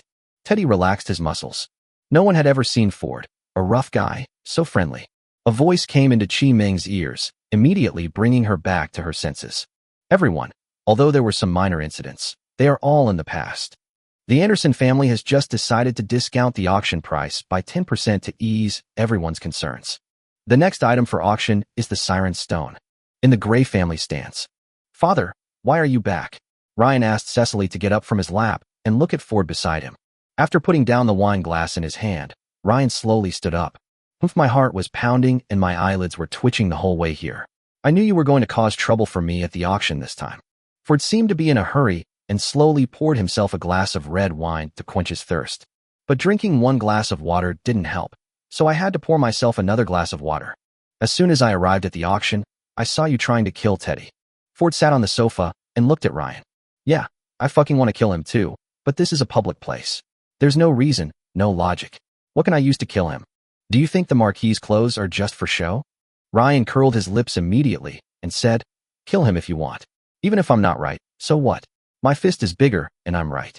Even if the Empire investigates this later, Teddy is already dead. Would the royal family bother our Grey family over a dead man? Listening to Ryan's twisted logic, Ford's mouth twitched. Yes, no one would bother my Grey family over a dead person, including the royal family. But, Ryan, don't you think about it? If we really do that, where will the laws of the Empire be? We will kill anyone who provokes us. Even if the royal family doesn't pursue us, our Grey family will slowly disappear into history. Don't make yourself enemies all over the world. The interactions between nobles are not about fighting and killing, but about human relationships and worldly wisdom. After Ford's series of exhortations, Ryan finally listened to some of them. Seeing that Ryan gave up the idea of killing Teddy, Ford stopped. Then he slowly looked at Jonas. Old Joe, why are you fooling around with that little bastard Ryan? The Ward family won 1 million 3 times. Deal. Let us congratulate the Ward family for successfully bidding for the Fong of Fafnir. After several rounds of bidding, Ford, having finished his instructions, slowly opened the partition. When everyone saw the Grey family's partition open, they all turned their attention over. Ford was sitting in the main seat where Ryan had just sat, with Jonas standing behind him. Ryan sat aside with his maids. The nobles in each stand had their own thoughts. It seems that Ryan's problem has been solved. Chi Ming saw the partition of the Grey family open and bowed slightly to Ford. Welcome, Lord Grey. Seeing that Ford nodded to her, Chi Ming began to introduce the next item for auction. The next item for auction comes from a shipwreck in the South Sea of the Empire. As the display cabinet slowly rose, everyone could see the contents inside. A stone with an unknown mark. The moment he saw the stone, Ford showed a serious expression. Although I learned from the manual just now that he really has the heart of Dickens. But seeing it with his own eyes now made Ford even more excited. And the people below began to whisper. Yes, you read that correctly. This is indeed the heart of Dickens. Chi Ming looked at the aristocratic descendants on the stage who still had some doubts in their eyes, and explained. Dickens, an extremely rare species on the Soltis continent. Its body is similar to a deer, and every part of its body has extremely mysterious functions. Dickens' blood has extremely powerful healing properties. A small amount of blood can restore a 5th-level warrior to his peak. Dickens' meat. Dickens' eyeballs. Dickens' heart can prolong life. According to relevant records, it can extend life by at least 5 years. But because of its extremely unique nature, Dickens is now essentially extinct on the mainland. It's been hundreds of years since we've seen a living Dickens. Listening to Chi Ming's explanation, the nobles couldn't help themselves. After all, they love things that can increase their lifespan the most. They don't want to die. After all, their current extravagant life has long made them reluctant to leave, and they don't want to die and lose their current life. Chi Ming, stop explaining. Everyone knows. Let's start the auction. Yes, let's get started. Chi Ming smiled slightly. Okay, the price of Dickens' heart is 5 million gold coins, and each bid must not be less than 50,000 gold coins. After hearing Chi Ming's offer, the nobles were slightly stunned, and then began to bid. 5,100,000. I'm risking it all. 5,200,000. The bidding was fierce, and everyone was trying their best. The excited nobles even forgot about the great nobles in the stands. Ryan smiled slightly as he watched the fierce bidding below. Increasing lifespan is indeed something that makes people covet. Gradually, the major families on the stage also began to bid. Ivan of the royal family was the first to bid. 8 million gold coins. Raised the bidding price, which was still increasing slightly. Chapter 47, Elves? Ryan, the unfaithful one. No one was surprised at Ivan's bid. After all, the old emperor's birthday is only a month away. This Dickensian idea may be that Ivan had received the news long ago and wanted to take a picture of this item for the emperor. The price of 8 million is enough to make some of the lower nobles give in. But with the whispers of the nobles below, gradually they formed small groups and pooled their funds. In this way, the small nobles below have the capital to compete with the big nobles in the stands. Ryan watched the fierce bidding from the side and couldn't help but ask his indifferent father. Father, aren't we bidding? Ford curled his lips and said, Bidding? How can we bid with the remaining 10 million or so in our hands? That's not enough. Judging from Ivan's attitude, this auction is just for this thing. He still has at least 30 million gold coins. How can he bid? As soon as Ford finished speaking, the price of Dickens' heart had reached 11 million. This price is enough to empty the pockets of 1 or 2 small families. The nobles in the stands stopped bidding. Unexpectedly, although there was no bidding from the great nobles, the lesser nobles became Ivan's biggest rivals. Ivan frowned slightly as he watched the nobles below bidding relentlessly. Then he pressed the button expressionlessly and continued bidding, like a ruthless bidding machine. Seeing the people below continue to bid, Ivan secretly curled his lips. Anyway, the money was not his, but the emperor's. He was just here to take pictures on behalf of the emperor, so he didn't feel bad about spending it. After a fierce competition, the heart of Dickens was finally successfully bought by Ivan for 23 million. At this point, the funds Ivan brought were basically exhausted. Time flies and the afternoon is over quickly. The items at Anderson's auction were sold one after another. And Ford also used the remaining 10 million funds to exchange for some good treasures. Seeing that the auction items were almost sold out, Chi Ming waved her small fan and said, Everyone, the auction is almost over. Every item auctioned, regardless of the order, is a good treasure found by the Anderson family in recent years. However, due to time constraints, this final auction item was not announced in the brochure I just sent you. But this last lot will definitely amaze you. After Chi Ming finished speaking, she even looked at Ryan with a strange look.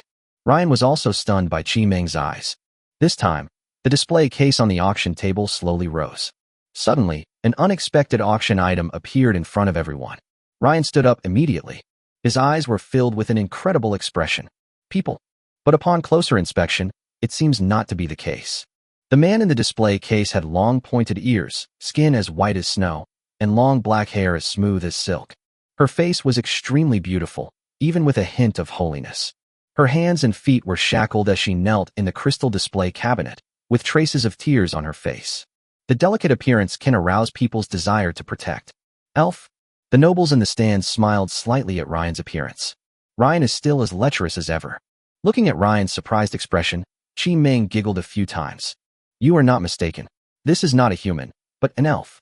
Of course, my Anderson family would never dare to offend the elves, but this elf is a night elf. As everyone knows, the night elves are known as the sinners among the elven clan. Therefore, the night elves are not protected by elven power, and therefore the elves will not pursue the outside world's buying and selling of night elves. Qi Ming looked at the group of nobles below and felt slightly displeased with the elf's swelling bloodline. But he still said it with a smile. The starting price is 2 million gold coins. Each bid must not be less than 10,000 gold coins. Immediately, the crowd below began to bid. It's actually an elf? Haha, I've lived for so long and still haven't tasted an elf. 2,200,000. You dare to bid 2.2 million? I'll give you 2.5 million. In the stands, Ryan attentively poured a cup of tea for his father Ford. Father, how much money do we have left at home? Please lend me 2. Ford took the tea that Ryan handed over and drank 2 sips. He leaned on the sofa with a calm and relaxed look. Oh, my shoulders hurt after running all morning. Ford pretended to move his shoulders twice. Ryan immediately stood up and walked behind Ford to rub his shoulders. Does your shoulder hurt? Let your son rub it for you, Ryan said with a flattering look on his face. While rubbing it, he said, Father, borrow some money. After enjoying Ryan's massage for a while, Ford nodded. What's the point of borrowing? The remaining 700,000 yuan from the auction is all yours. Spend it as you please. When Ryan heard this, he immediately felt cheated. Father, 700,000 isn't enough. Look, the price of that elf has been raised to over 2,900,000. Ford suddenly seemed to understand. Oh, you want to buy that night elf? Yeah. Ryan looked at Ford expectantly. Ford drank tea for a long time and said slowly, There is no money left. There are only 700,000 yuan left. Suddenly, Ryan's eyes widened. What the hell? Are you kidding me? Looking at Ryan and Ford, Jonas covered his mouth and chuckled a few times. The maids also looked at their young master with laughter. Ryan snatched the teacup from Ford's hand and asked Lao Deng one last time. There was a dangerous look in his eyes. Give Lao Deng another chance if he really doesn't want to lend it. Now Ryan gave him a big shit. Really not lending it. Ford folded his arms and looked away. Seeing Lao Deng like this, Ryan was so angry that he laughed. Okay, you watch. Then Ryan came to the edge of the stands. At this time, the price of the night elves had been raised to 3.7 million. 4 million. Ryan didn't press the button, but used magic to amplify his voice. Suddenly, the sound of 3 million echoed in the auction hall. 4,100,000. Teddy from the Quinn family happened to participate in the auction at this time. He immediately ran into Ryan's gun. Fuck you, old dog. Say that again, and I'll let my Uncle Chiao kill you. Ryan's birdsong and flowers suddenly became free of charge. For a moment, it actually suppressed the bewildered Teddy. Teddy's face turned red after being scolded, and he was interrupted just as he was about to say something. Ryan, what are you doing?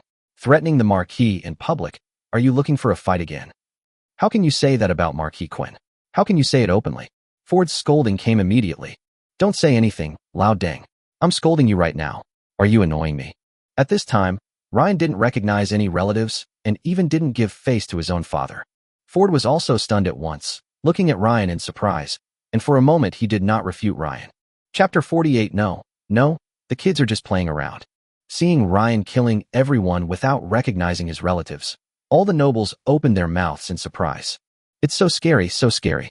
This kid was so mad with rage that he even killed his own people. After refuting Lao Deng, Ryan turned around and started attacking Teddy. For a moment, Teddy felt a slight headache after being insulted by several generations of his ancestors. Why is he such a gangster? Is there still law here? Is there still law here? Who can control his mouth?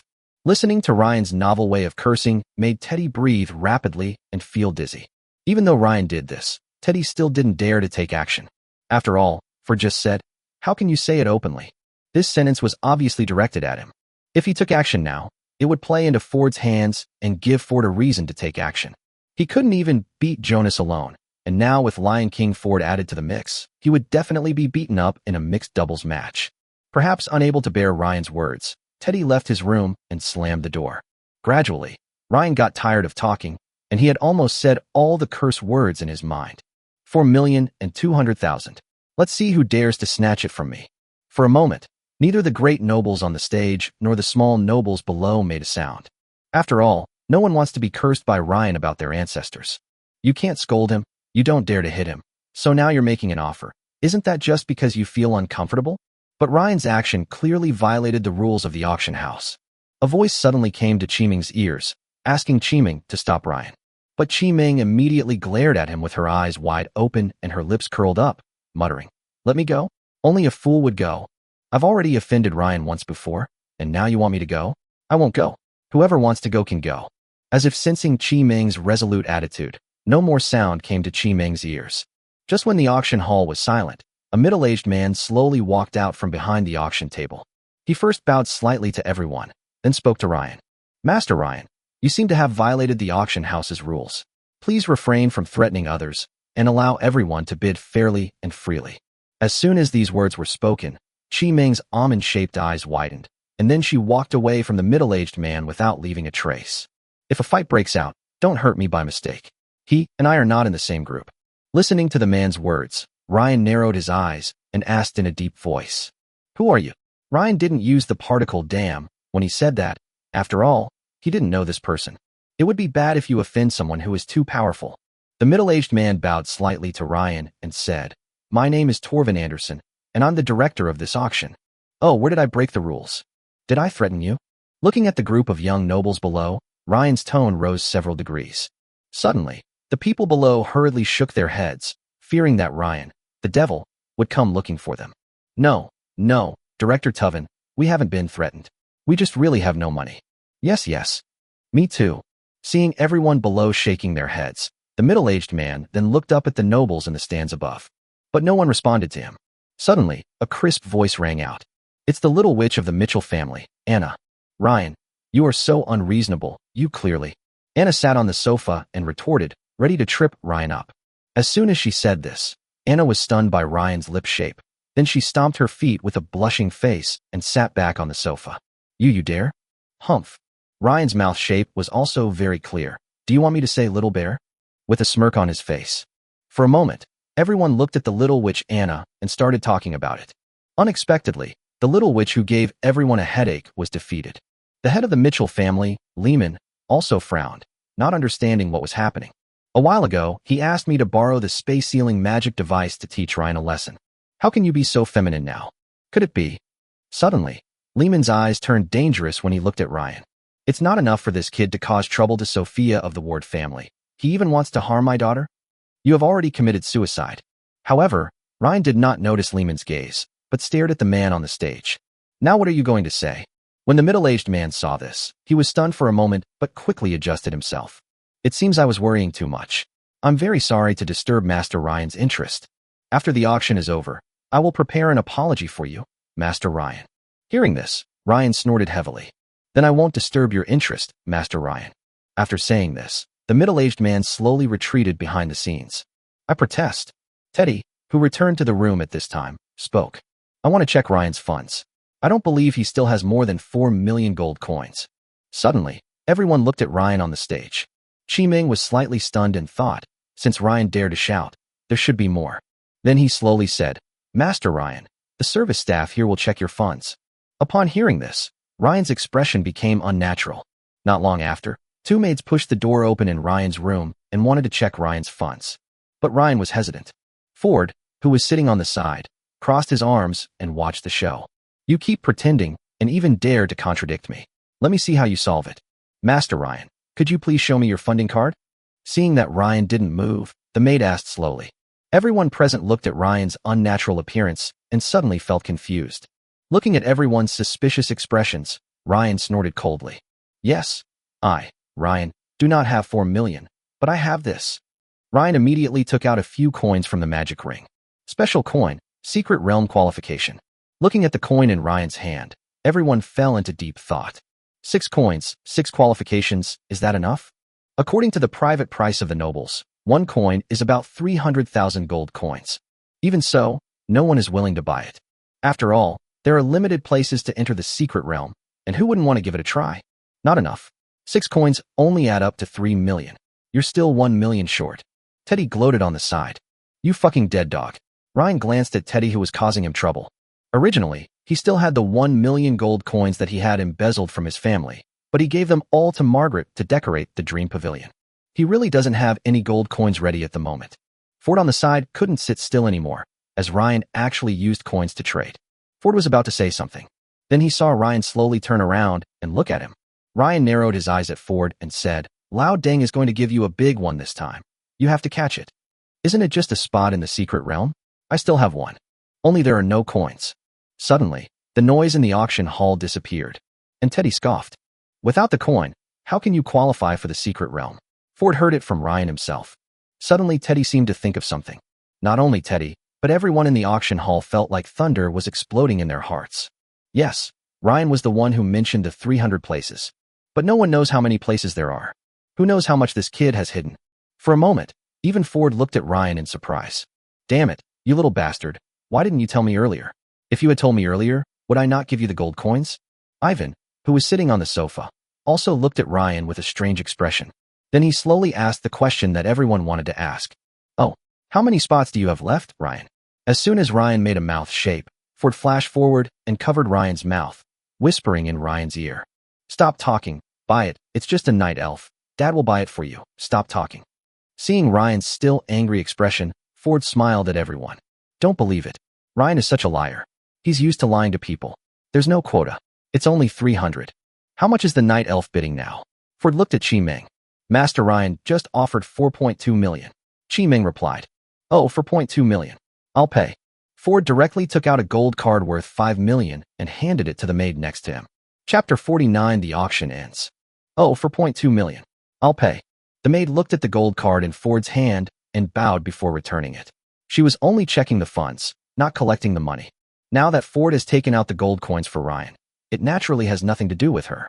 Ryan looked at the hand that was still covering his mouth and turned his head away, trying to shake off Ford's hand. But he didn't get rid of it, and then he heard Ford's voice in his ears.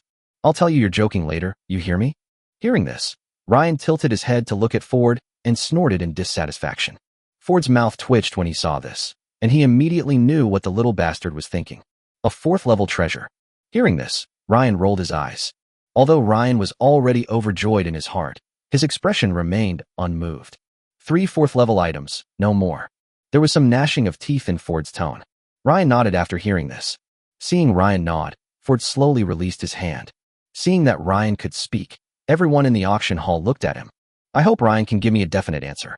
Ryan coughed unnaturally a few times. That. I was just joking here. I made up the secret realm quota. It's only 300, seriously."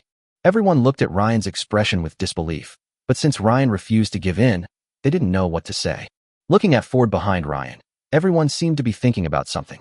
They all thought about quietly going to the Gray family to discuss things with Ford after the auction. Seeing that the auction hall had become deserted, Chi Ming's clear voice appeared in everyone's ears. "Master Ryan is offering 4.2 million. Anyone else want to bid?" Seeing that no one seemed to want to bid at all, Chi Ming slightly increased the speed of her 3 small hammers. Ryan once. "Master Ryan, for 1,200,000 3 times, deal." "Deal. Let us congratulate Master Ryan on the birth of his beautiful daughter." Suddenly, everyone applauded. With everyone's witness, this Anderson auction has come to a perfect conclusion. Every lot sold carries the passion of everyone. Thank you again for your strong support for this Anderson auction. If you didn't win a lot, please don't regret it. The Anderson family will present more exquisite items to you in the future. Thank you again, and good night, everyone. As Chi Ming spoke, the lights in the auction hall became brighter than daylight.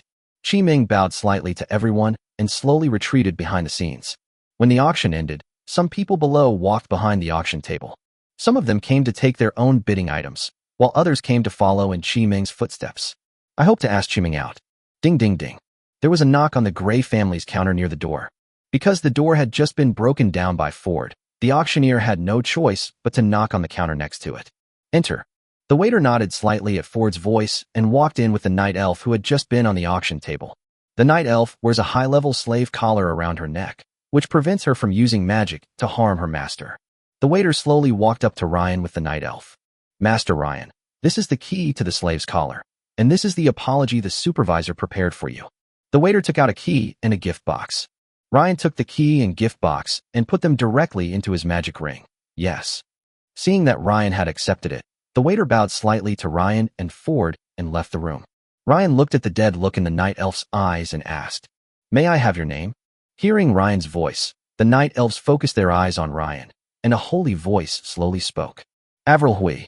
Seeing that Ryan wanted to ask something, Ford stood up from the sofa. "Let's go back to the family first." Jonas watched Ford leave and followed closely behind. Ryan stood up and was stunned when he saw Avril's bare feet. He walked forward and picked up Princess Avril. Ryan's actions immediately made the nervous Avril struggle. "No, don't." But because of the suppression function of the slave collar, Avril's struggle was weak and had no effect on Ryan at all. Looking at Avril, who really wanted to escape from him, Ryan frowned slightly. "Avril." Ryan's serious expression immediately calmed Avril down. Seeing Avril calm down, Ryan lowered his tone. "Okay, Avril, don't be afraid. I only picked you up because I saw you were barefoot. Are you going to follow me out like this?" "Avril, you are my property now, Ryan. I don't want your feet to be pierced by stones and covered in blood." Seeing that Avril didn't struggle anymore, Ryan took Avril and the maids around him and slowly followed Ford's footsteps. As soon as he walked out of the room, Ryan was stunned and gave Eve an order. "Eve, go take away all that red wine I just drank." Although Ryan has his own, other people's wine tastes better than his own. "Okay, master." On the way back, Ryan did not sit in the carriage with the maids.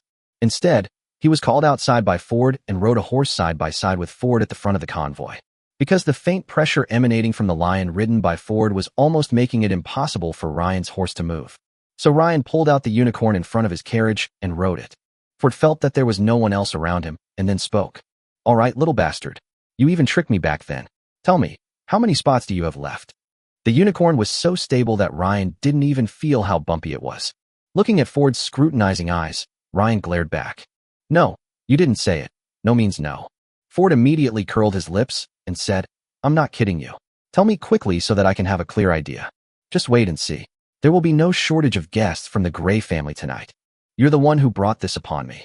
Looking at Ford's slightly formal expression, Ryan glanced aside. 50.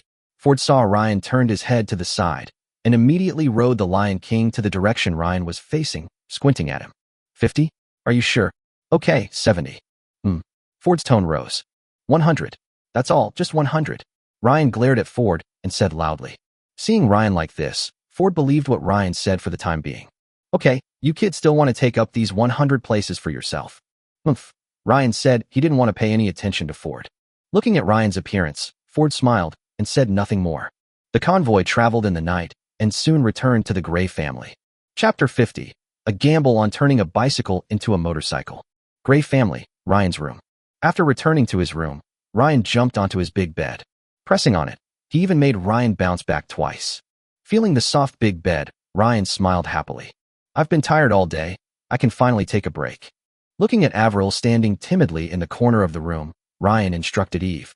"Eve, take the maids and Avril to the bathroom to wash up properly, and then find Avril something to change into." "Okay, master." The maids listened to Ryan's voice and divided the work clearly. Cecily walked to the window and pulled all the curtains. Maeve locked the door of Ryan's room. Then the maids began to take off their clothes in the room, even though Ryan was watching.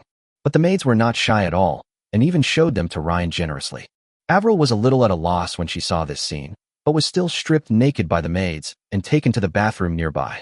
The bathroom door was open, allowing Ryan to even see the vague scene inside. The maids' voices emerged from the bathroom along with puffs of white steam. "Wow, Avril, you're so white. The master must really like you." Yes, and you don't have any hair at all. Master likes this the most." "Yeah, and you have a great figure too. You really are an elf."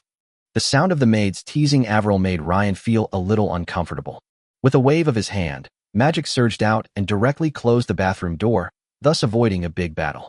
As the maids' voices faded away, Ryan took out the Patra Lotus that Charlie had given him from the magic ring.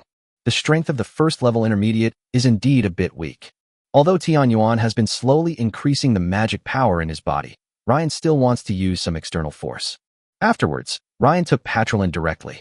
Suddenly, a gentle yet powerful magical power slowly appeared in Ryan's body. Ryan used Tian Yuan to begin to absorb Patrolin's magic tirelessly. Soon, the maids came out naked after washing, ready to have some intimate time with the young master. But the maids were slightly stunned when they saw the young master sitting cross-legged on the bed practicing. Then he tiptoed to pick up his clothes that had been carelessly thrown on the carpet. They quietly opened the inner door of the room, and one by one they left Ryan's room and returned to their own rooms, afraid of disturbing Ryan's practice. Through Tianyuan's terrifying absorption speed, Ryan quickly reached the level of a first-level advanced magician and was about to break through to the second level. When Ryan wanted to continue absorbing Patrolin's magic power to break through to the second level in one fell swoop, suddenly, the ancient book in the body moved strangely and then slowly emitted a thought. The idea expressed is, do you want to accept the advanced challenge? If you don't accept, you can advance directly. After accepting, complete the challenge goal and reward. One additional ability of Tianyuan, one self-created magic of any attribute, and one random magic secret technique. There is no penalty for failing the challenge. The consciousness of the ancient book immediately stopped Ryan's thoughts of advancement. Challenge. Then Ryan looked at the content of the challenge. Challenge target. Temporarily ban the Tianyuan meditation technique. Automatically select challenge opponents, including but not limited to equals second level intermediate. Challenge opportunities total 10 times. If no success is achieved after 10 attempts, the challenge fails, the Tianyuan meditation technique is restored, and the technique automatically advances. Looking at the challenge content in the ancient book, Ryan lowered his head and pondered for a long time. Catch. Why don't you answer?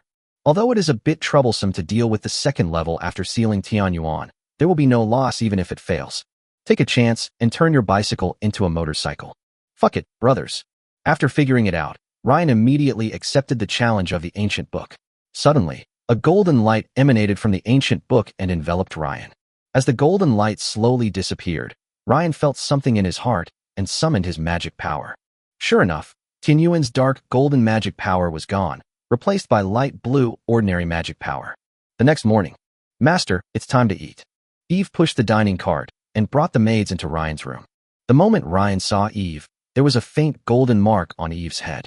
Ryan knew that this was an opponent chosen for him by the ancient book. Second-level intermediate assassin, Eve. But Ryan did not accept Eve's challenge. After finishing his meal with the maids, he walked downstairs while thinking about the challenge. The maids looked at each other in confusion as they looked at the young master's worried back. What's wrong with you today, master? He didn't even kiss you, Ellie. I don't know. Master, did you have a nightmare last night? I feel like you're not in a good mood today. And of real, standing behind the maids, is a night elf. She was very sensitive to magic, and seeing the maids' puzzled looks, she hesitated for a long time before speaking. I'm fine. I think I know. Upon hearing this, the maids immediately looked at Avril. Avril, you know? During this night, the relationship between the maids and Avril improved a little, and Avril was no longer as silent as before. Even Eve and Cecily, who were clearing the dishes, tilted their heads slightly to look at Avril. Avril nodded. About the same. I'm an elf, so I'm naturally more sensitive to magic. When I looked at Master Lei yesterday, it was like looking into a magical abyss, bottomless. But the young master didn't give me that feeling today. He gave me a very ordinary feeling, just like a magician who practices magic. After hearing what Avril said, the maids immediately understood that the young master had a problem with his training last night. Ellie, you come and clean up the dishes. I'll go tell the mistress. Eve put down what she was doing and gave the order. Okay, Sister Eve. Ryan walked up the stairs and met Jonas around the corner. Master Ryan, good day. Jonas bowed slightly to Ryan. Good morning, Uncle Joe. I'm going to the academy. Ryan nodded to Jonas and walked out of the villa. Jonas looked at Ryan's figure with a little confusion. Master Ryan seemed a little different today, but he didn't think much about it and went straight to Ford's office. There were quite a lot of guests last night, and even now, there are still many people outside who want to see the head of the family. This made him extremely busy. Ford's office. Jonas came in with a few pots of tea, poured 2 cups of tea for Ford and Ivan, and stood behind Ford. Ford was arguing with Ivan. Ivan, what Ryan said was really not true. Ryan, don't you understand him? You believe his nonsense. Ivan listened to Ford's words with an expression that said, I don't believe you. Ford, you're not sure if there are any yet. How about I just want 10?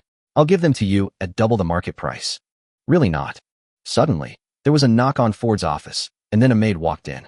She quickly came to Ford and whispered something. Ford was immediately shocked and stood up, slamming the table. What? Something happened to Ryan. Chapter 51 Fight. What? Something happened to Ryan. Ford stood up immediately after hearing the beginning. Ivan, who was sitting next to him, was also stunned, and then his expression became nervous. Nothing can happen to Ryan. If anything happens to him, what will happen to the secret realm?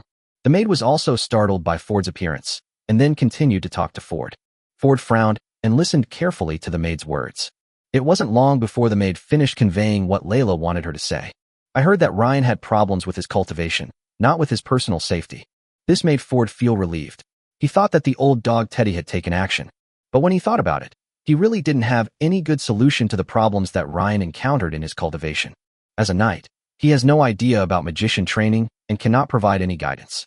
Ivan, who was standing next to him, looked at Ford's frown and asked, "Ford, what happened to Ryan? Does the royal family need to take action?" Ford shook his head and looked at Ivan to explain. "Oh, it's nothing. It's just that something went wrong with Ryan's training. I was a little excited just now." Hearing this, Ivan nodded and let out a breath. It turned out to be a problem with cultivation.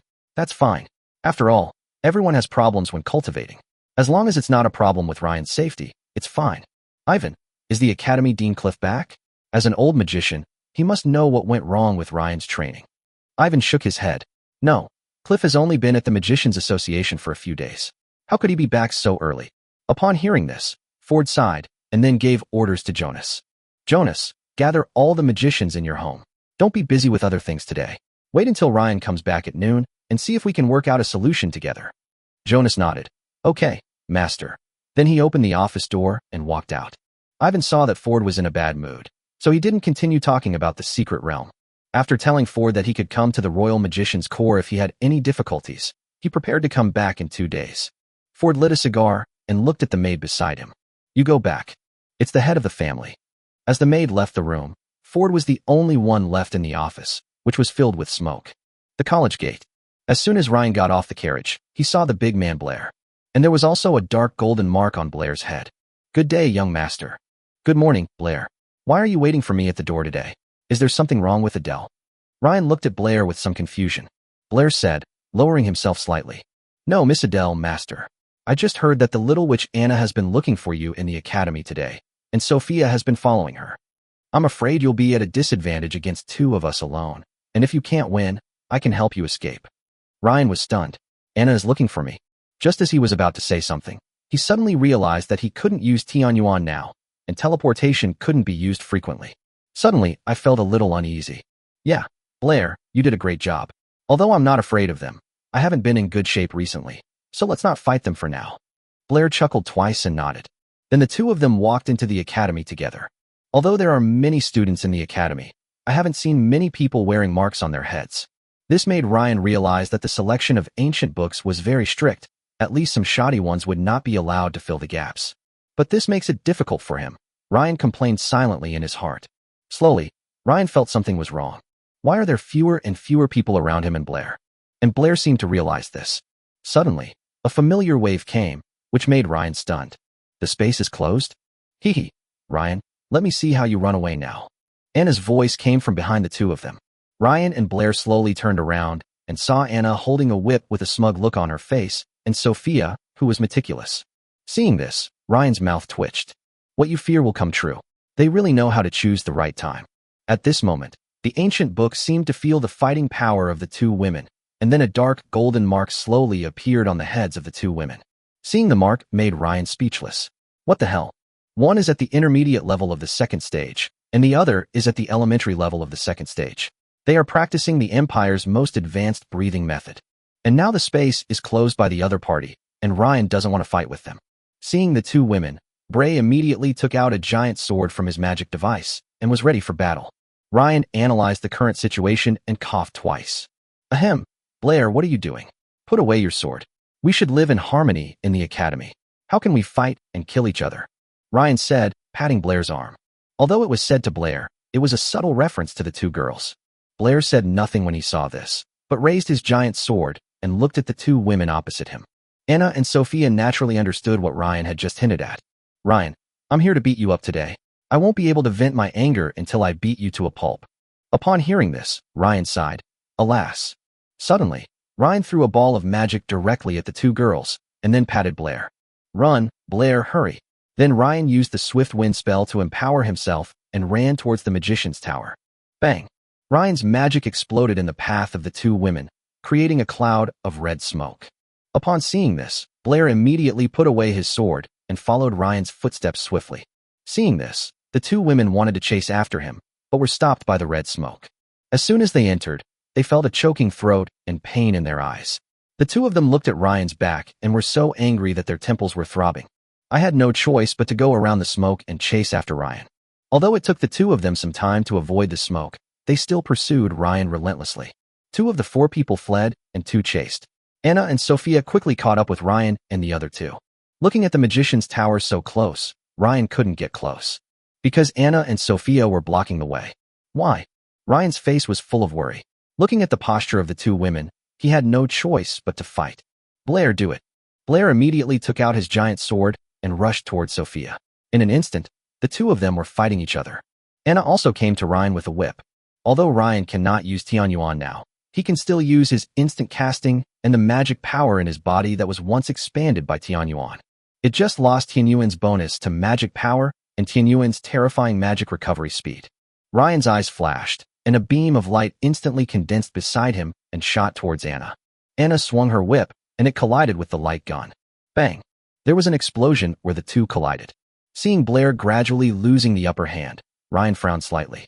If Blair loses, it will be even more difficult for him to fight 2 people at the same time. Wait and think of a solution. While thinking, Anna swung the whip at Ryan. Ryan immediately cast a spell, and a stone wall sprang out from the ground to block it. Chapter 52 Anna, let's help too. The tail of Anna's long whip was so powerful that it directly shattered the stone wall. But the stone wall also prevented the whip from continuing to hit Ryan. Then the 2 of them fought each other, because the place where they fought was very close to the magician's tower. This caused the magicians to open the windows and watch the fight below with great interest. The magicians also know something about the situation below. And even though the space is now closed, the magicians don't think Ryan will lose at all. They just think that Ryan is playing with Anna. Only Ryan's mentor Jonah and 4th-level magician Leon keenly noticed that something was wrong with Ryan's condition today. But I didn't notice anything wrong. Suddenly, when Ryan was in a trance, he was not paying attention and Anna's whip hit him directly. Bang! However, a magic device on Ryan's body suddenly emitted a wave and directly bounced the whip away. Seeing this, Anna immediately took out a knife-like object and threw it directly at Ryan. The knife flew quickly towards Ryan and collided with the magic device on Ryan's body, and the magic device on Ryan's body immediately lost its function. Ryan raised his eyebrows as he looked at the knife that fell to the ground. Forbidden Magic Flying Knife? The Forbidden Magic Flying Knife can render magical devices of the same rank as the flying knife ineffective for a period of time. This is a good thing. Ryan bent down, picked up the flying knife, and put it into his magic ring. Anna was immediately furious when she saw Ryan's actions. This is a fight. Can't you be more serious? He flew forward and swung out with a whip. Seeing this, Ryan bent back to avoid it. But Anna kicked Ryan straight in the chest again. Barrier spell. Ryan's eyes flashed. Suddenly, a blue barrier appeared in front of Ryan. As soon as Anna kicked up, the barrier shattered and headed towards Ryan's chest. Anna was slightly stunned when she saw that Ryan's barrier was so fragile. Seeing this, it was too late for Anna to stop. He kicked Ryan hard in the chest. Puff! Ryan was immediately hit hard and spurted out a mouthful of blood. Then he flew out following Anna's kick, sliding on the ground for a long time before slowly stopping. After suffering such a severe blow, Ryan fell unconscious and collapsed to the ground. In an instant, everyone present was stunned. Anna was the most shocked by what she had just done. I thought Ryan's barrier could block her kick, but I didn't expect the barrier to be so fragile. Anna. Blair reacted and saw Ryan being kicked away by Anna. His eyes suddenly turned bloodshot. Suddenly went into a rampage. Hearing Blair's voice, Sophia, who was still in a daze, looked at Blair's slash and immediately blocked it with her sword. Bang! Blair's angry sword directly knocked Sophia to her knees, and the ground several meters around her was cracked by Blair's sword. Even Sophia almost lost her grip on the sword after this blow, causing her knuckles to crack. When Blair saw that Sophia no longer stopped him, he immediately rushed towards Anna. The out-of-control Blair ignored everything and smashed his sword hard on Anna's head, who was still in a daze. If Anna was hit by Blair, she would definitely die. Ryan, who was lying on the ground, twitched his mouth when he saw this scene. Okay, this is a true brother. He will really help me when he has something to do. Just as he was about to stand up to save Anna, Sophia rushed over, which made Ryan breathe a sigh of relief and slowly fainted again. Sophia immediately flew forward and held her sword horizontally in the air to block Blair's sword for Anna. But she also flew out directly because she had no point to release her strength in the air. But Anna didn't pay any attention to what was happening around her and stared straight at Ryan, who was already unconscious. Just as Blair slashed at Anna with another sword. At this time, The magicians who were watching the excitement in the magician's tower reacted. Suddenly, a blue magic barrier enveloped Anna. Jonah jumped out of the window and pointed his index finger at the furious Blair. Heart-clearing technique. Suddenly a chill ran through Blair's body, and Blair gradually recovered. Young master. Blair, who had recovered, put down his giant sword and ran straight towards Ryan. Then Jonah looked at Anna, who was in a daze, and used a mind-clearing spell to ignore her. Grandma Chili ran out of the magician's tower quickly and came to Ryan.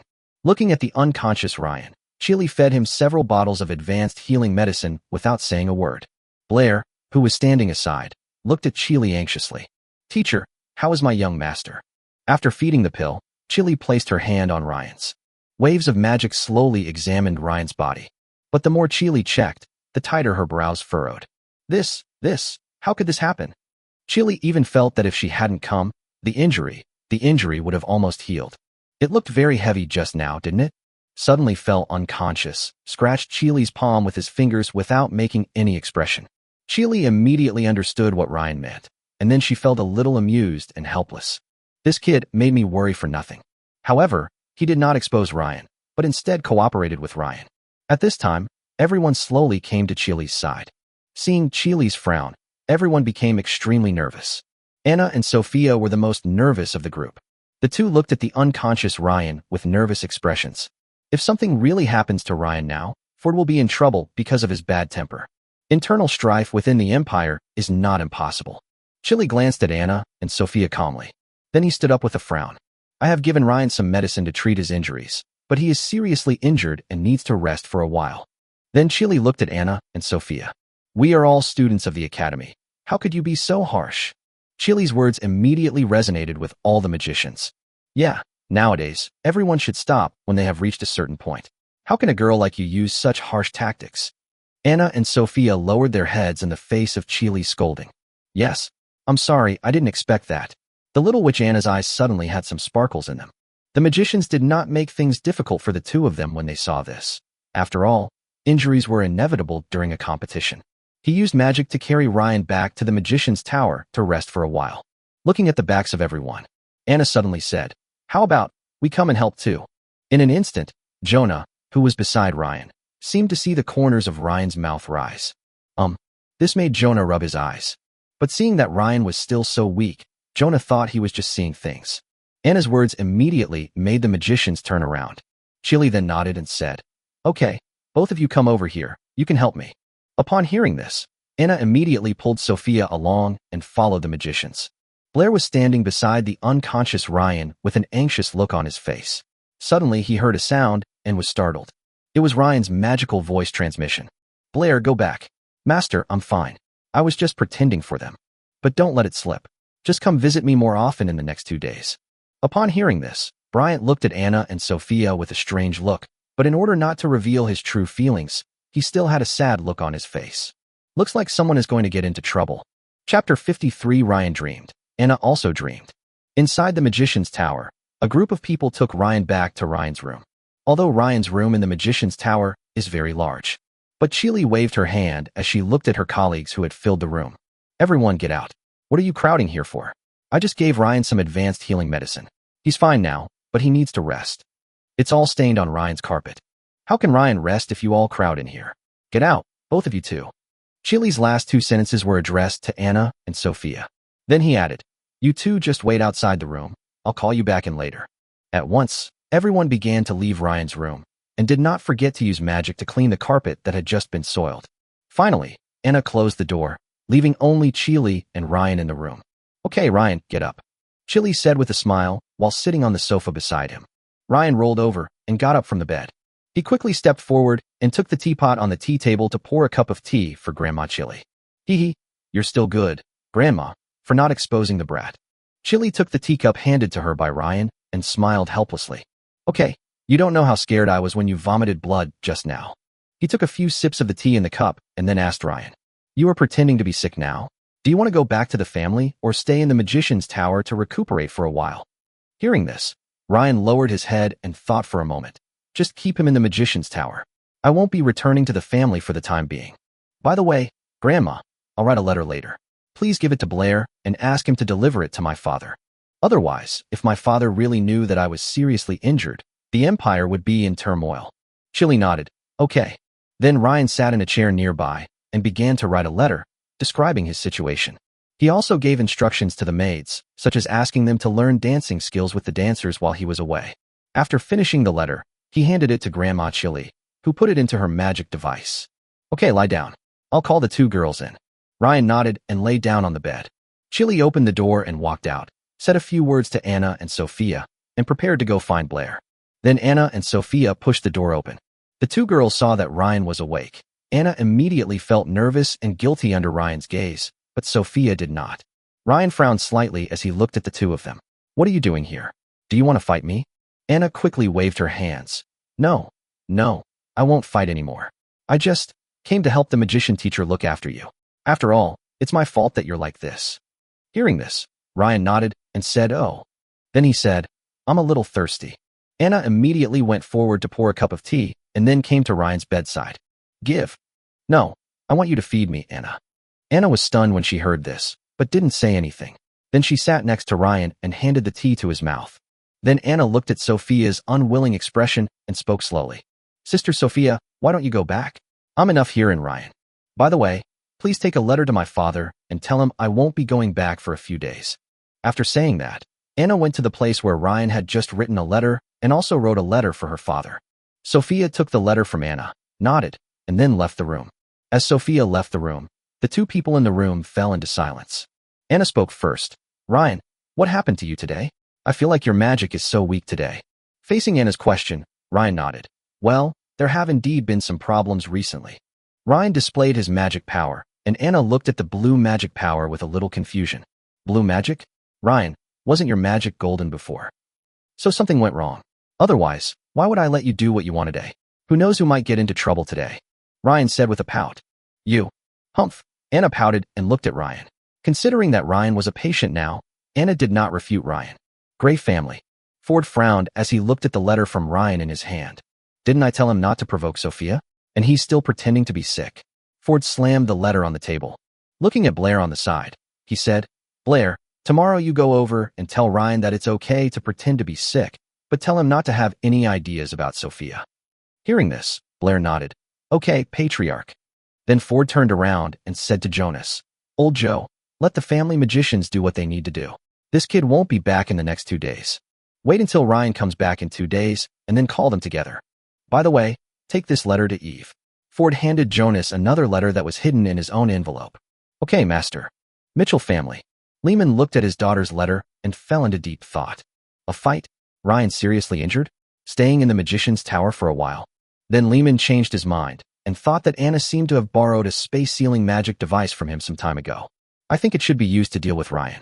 For a moment, there was no longer any doubt about the news that Anna had seriously injured Ryan.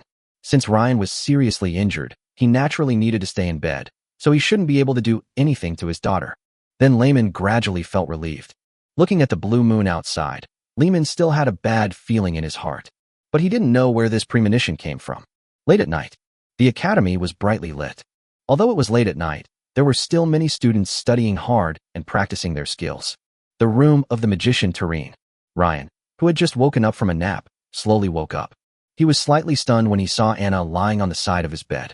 Looking at Anna's fresh sleeping face, Ryan smiled slightly. A little sense of guilt emerged in my heart.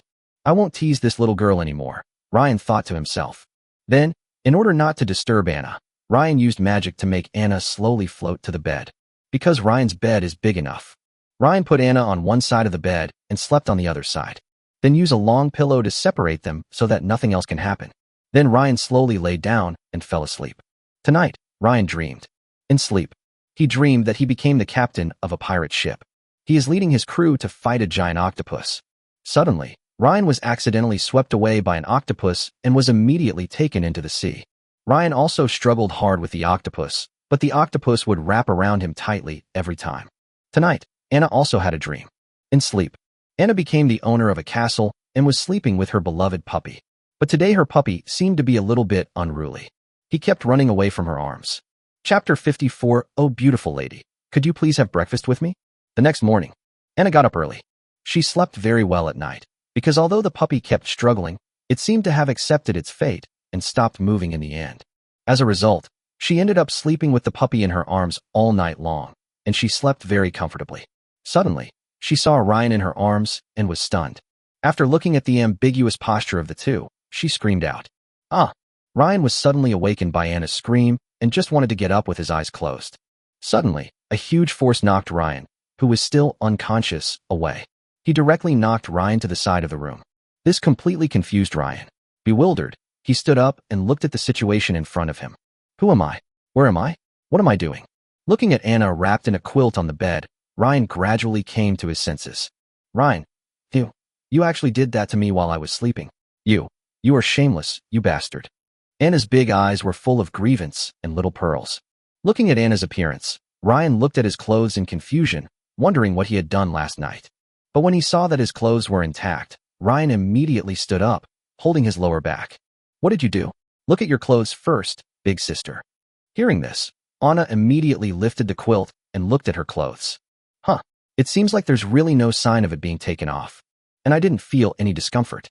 Anna, who had figured it out, suddenly had a flash of light in her eyes. Is that so? I thought you and I had that thing. Anna breathed a sigh of relief and slowly got up from the bed. Looking at Ryan, who was holding his lower back, he stepped forward to support him and slowly helped Ryan to the sofa. Rain, how are you feeling today? Ryan looked at Anna and was about to say, of course not. But then he changed his mind and thought that as it was now, Anna and Sophia would probably not pursue him anymore, so his goal had been achieved. And he still needs to be tested. Then Ryan changed the subject. I feel fine today. You know how good Grandma Chili is at medicine. I'm almost 70% better today. It's that kick you just gave me that made me feel bad. Anna nodded as if she hadn't heard the last sentence. I originally thought I would have to stay with Ryan for a while, but I didn't expect that Ryan would be almost fully recovered in just one night. Gurgle. Their stomachs growled at the same time. Let's go to the restaurant. Ryan got up and walked to the door of the room to put on his shoes. After putting on his shoes, Ryan looked at Anna still sitting on the sofa and raised his eyebrows. Why? You want to wait for your sister Sophia to eat together? Anna pouted at Ryan and muttered softly. You have no manners at all, and you still want to invite people to eat together. Although Anna's voice was soft, Ryan still heard it. Immediately, Ryan smiled helplessly and bowed slightly very gracefully. With his left hand around his waist and his right palm facing upward, he said, Oh, beautiful lady, could you please have breakfast with me? Anna, who was sitting on the sofa, blushed when she saw Ryan, who was usually a rogue, acting like a gentleman.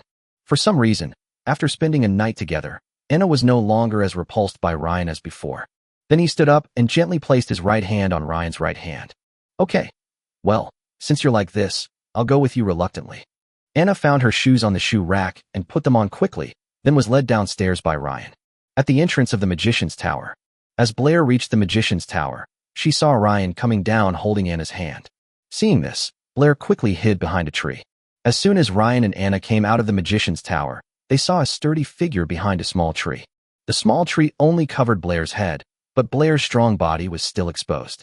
Seeing this, Anna burst out laughing, and then as if she thought of something, she quickly pulled her hand out of Ryan's hand. Feeling Anna's soft little hand pull away, Ryan curled his lips. Blair, come out. You're so big it's like you're not hiding. Blair heard this and walked out from behind the tree, stroking his head foolishly. Hey, good day, young master. Then Blair approached Ryan and told Ryan in his ear what Ford asked Blair to tell Ryan last night. After listening to Blair's words, Ryan nodded and said, Okay, I get it. Lao Deng is always looking for trouble. Blair, have you had breakfast? Blair nodded. Eat the young master. Okay, since you've already eaten, I won't take you to the restaurant. I'm going to have breakfast. Blair nodded and quickly left the two of them, not wanting to disturb Ryan's good thing. With Blair's departure, only Ryan and Anna were left at the Magician's Tower. Then Ryan wanted to hold Anna's little hand, because Anna's little hand was really soft. Even though Anna uses a whip all year round, there are no calluses on her hands. But as soon as Ryan pulled Anna's hand, Anna pulled it away, as if she was embarrassed. Seeing this, Ryan didn't continue and walked ahead as if leading the way. There are not many students in the morning academy, but everyone who saw Ryan and Anna was stunned for a moment, then looked at them in surprise as they walked away. Ryan was thick-skinned and didn't care about the students' gazes, but Anna was different. Anna's face turned red as she and Ryan walked around the academy like a couple, watched by the students. What are you looking at? After hearing Anna's words, everyone left quickly, fearing that they would be targeted by this little witch. But there were still other students who looked at the two of them strangely. Then the two of them quickly arrived at the restaurant. After entering the restaurant, and without everyone's surprised looks, Anna gradually calmed down. But as soon as the two entered the restaurant, a voice came from the side. Anna. Anna immediately looked over and saw that it was Sister Sophia. Sophia came over to the two of them and looked at Ryan. Ryan, are you okay? His tone was filled with confusion and uncertainty. Seeing Sophia's puzzled expression, Ryan nodded. Almost. Thanks to Grandma Chili, there's basically no problem with the operation. Sophia nodded, then looked at Anna. Anna, you guys. Because Ryan and Anna's current situation is very similar to that of the couples in the academy, Sophia couldn't help but ask. Hearing Sophia's words, Anna immediately walked out from behind Ryan and pulled Sophia with her. Oh, it's okay. Ryan was hungry and wanted to come to the restaurant, so I came here to protect him. Seeing that Sophia wanted to ask something, Anna quickly pulled Sophia up to the restaurant on the second floor. Looking at the backs of the two, Ryan smiled, then found a seat on the first floor and asked the waiter to take his order. Chapter 55 Bentley Wick. Ryan finished his breakfast and wiped his mouth with the white silk scarf beside the table. Looking at Anna and Sophia, who were still whispering in the stands on the second floor and looking at him from time to time, Ryan smiled and said nothing. Then he left Anna alone and walked out of the restaurant. After finishing his meal, Ryan did not return to the Magician's Tower for class. Because the magicians saw that Ryan was seriously injured yesterday, they gave him a few days off. Ryan also plans to take advantage of this time to complete his assessment. In the morning, students began to come into the academy one after another. The youthful campus atmosphere in the academy made Ryan feel deeply emotional, as if he was back in his school days on Blue Star. Walking on the campus, I could hear the sounds of junior and senior students playing and fighting from time to time. Ryan was strolling around the academy, looking at the students coming and going, looking for the one with the golden mark on his head. When the students passing by saw Ryan's figure, their eyes showed a hint of longing. Seeing the students looking at him with longing eyes, Ryan raised an eyebrow. What's going on? What is this expression? Eager? It's okay if women desire it, but do men also desire it? Ryan was about to pull a student over to ask him to explain when a voice suddenly interrupted him. Young master. The burly Blair came over from the side. Seeing Blair, Ryan was a little confused. Blair? Why aren't you going to class? Blair touched his head and felt a little embarrassed. Master, the teachers were talking about theory this morning, and I don't like it. Hearing this, Ryan shook his head helplessly. Since you are okay, come with me. Hee. Okay, young master. Blair followed Ryan and strolled with him. As the two walked along the road to the academy, Ryan asked Blair, Blair, do you feel that I have changed today? Blair looked at Ryan and said, No, young master, you are still as handsome as ever. Then why do they all look at me with longing eyes? What's going on? Faced with Ryan's doubts, Blair carefully looked at the eyes of the people around him. Blair immediately became confused. Master, I'll go grab someone and ask him. After obtaining Ryan's consent, Blair stepped forward and directly brought a male student to Ryan. The male student looked at Ryan and Blair, who had a ferocious look on his face, and said tremblingly, Master Leon, have I done anything to displease you? Tell me, and I will definitely change. Blair spoke slowly. It's okay. I called you over here just to ask you why you were looking at my young master with such longing eyes. After hearing Blair's words, the male student slowly breathed a sigh of relief. Oh, that's right. My father told me about what happened to Master Ryan at the auction house a while ago. He said he wanted to see if I could get close to Master Ryan at the academy, so that when Master Ryan is in a good mood, he can reward or sell a few secret realm spots to my family. Upon hearing this, Ryan and Blair looked at each other in surprise. So that's how it is. No wonder everyone looked at them like that. After understanding what happened, Ryan pulled the man up and said, Okay, I understand. You can go now. The man stood up and looked at Ryan, wanting to say something but stopping himself. Then he half knelt on the ground as if he had made up his mind. Master Ryan, I, Casey Bush, am willing to follow you and defend you to the death without betrayal. Will you accept me? I am willing to swear an oath to the God of Knights. Looking at the boy half kneeling on the ground, Ryan smiled strangely. Follow me. Don't you know the evil deeds I, Ryan, have done? I know. Although what you did, Master Ryan, is indeed shameful, I would rather follow you than those who are doing tricks behind your back. After listening to Casey's words, Ryan began to take this timid boy seriously for the first time. The scene fell into silence for a moment. Even the students who were rushing to class stopped and watched. Everyone wants to know Ryan's decision. Ryan looked at the boy in front of him. A first-level intermediate knight, his strength is below average in the academy. After a while, Ryan slowly spoke. I'll give you some time to calm down. In 3 days, if you still want to follow me, come find me at the Magician's Tower. Then Ryan patted Casey's shoulder and left with Blair. Looking at Ryan and Blair, Casey slowly stood up from the ground with a determined look in his eyes, and then continued walking towards the night gym. Just when Casey made up her mind to follow Ryan, the future leader of the Iron-Blooded Wolf Riders, the Iron-Blooded Wolf King, Casey Bush, was born. Ryan and Blair continued walking down the street. Ryan tilted his head slightly and said, "Blair, go find the family members at the academy and ask them to investigate this Casey. I want all of Kathy's information on the table in my room by tonight." Blair nodded. "Okay, master. I'll go now." With Blair's departure, Ryan began to look for challengers again. Suddenly, he finally saw a man with a golden mark on his head. It's a boy. 2nd level primary strength. Ryan stepped forward to stop him. The person who was stopped by Ryan was obviously stunned when he saw Ryan. Master Ryan, what do you want to talk to me about?" Looking at the boy's face, Ryan felt a little unfamiliar, so he should not be a noble, because he basically knew all the descendants of the great nobles. "What's your name? Which family are you from?" Faced with Ryan's question, the boy was confused but still answered. "Master Ryan, my name is Bentley Wick. I am not a noble, but the son of a merchant. It is only because of the generosity of the Ward family that I can attend the academy." After hearing this, Ryan thought about it. Although he is a 2nd-level warrior, the son of a merchant family should not have extremely advanced breathing techniques. Compared to the offspring of nobles who possess advanced breathing techniques, the difficulty is lower. "I can make him my first opponent." Ryan nodded and asked, "Judging from your academy uniform, you're a warrior? Would you like to fight me?" Bentley was shocked when he heard this. Fight. Master Ryan, I can't beat you. That move you used in the duel was enough to kill me 7 or 8 times. Seeing Bentley's refusal, Ryan curled his lips. "Oh, it's okay. I won't use those large-scale magic this time." Listening to Ryan's words, Bentley was so anxious that he almost cried. Why is he like this? The identities and status of the two are very different. A fight? How? Losing would be fine, but who knows what would happen if we won. This? Master Ryan, I don't dare. Ryan also noticed Bentley's concerns and said, "It's just an ordinary sparring match. Don't worry, I won't deny my debt whether I win or lose. I also saw that you are quite strong, and my hands are itching to fight. It's just a simple sparring match. If you are worried, you can use the life-saving jade token or something." After listening to Ryan's explanation, he thought about it and realized that he didn't have much in common with Ryan. He probably wouldn't offend Ryan so much that he would go out of his way to cause trouble for him. This time, Ryan's desire to challenge him to a sparring match was probably a sudden idea on his part. Bentley, having figured it out, nodded with difficulty.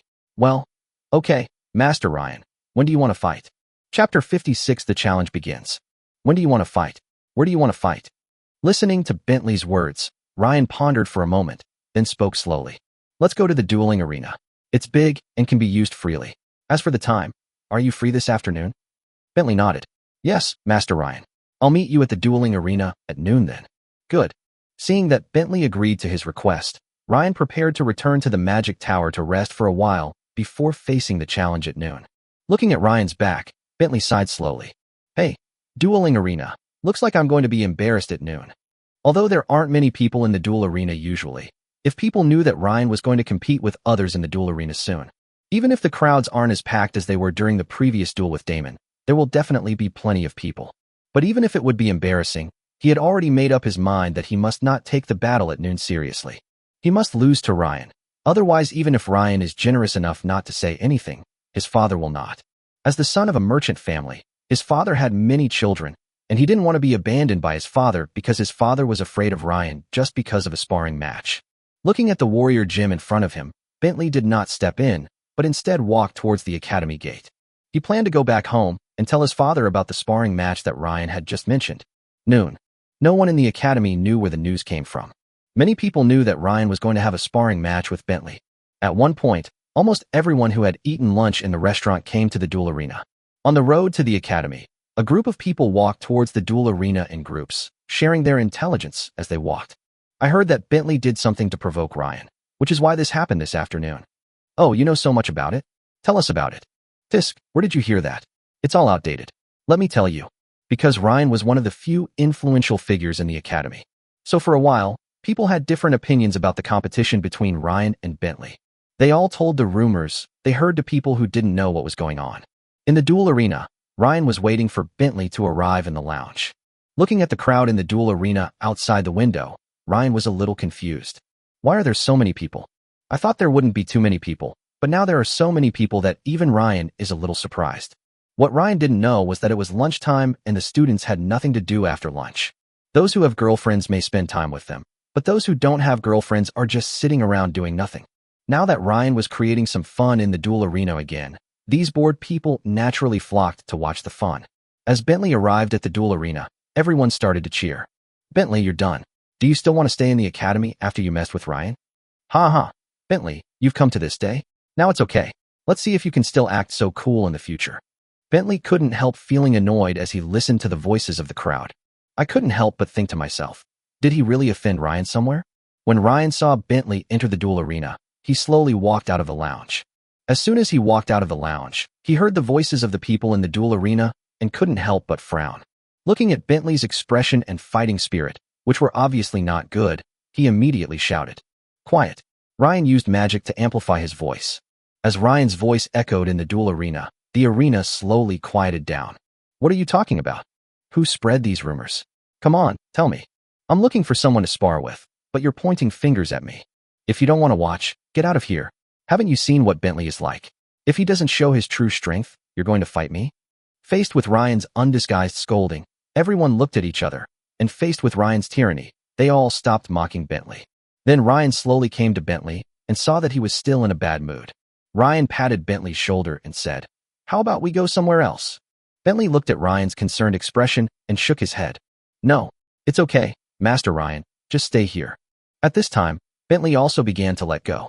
Just now, Ryan had explained to everyone that he simply wanted to compete, and it was not because of any conflict. It would be better if we just fight for a while and lose to Ryan directly. Although it may be embarrassing, this is what everyone wants to see, isn't it? Then Master Ryan, shall we begin? Bentley asked Ryan. As if he had guessed Bentley's thoughts, Ryan shook his head. Bentley, I hope you can swear to the warrior god that you will demonstrate your true strength in this sparring match. I don't want you to play me. It's not that Ryan is too busy, but it is necessary. Because if the challenge target lets Ryan win, not only will the challenge be directly deemed a failure, but 2 challenge opportunities will also be consumed. This was even more unacceptable to Ryan than losing the competition. Hearing this, Bentley stared slightly in confusion.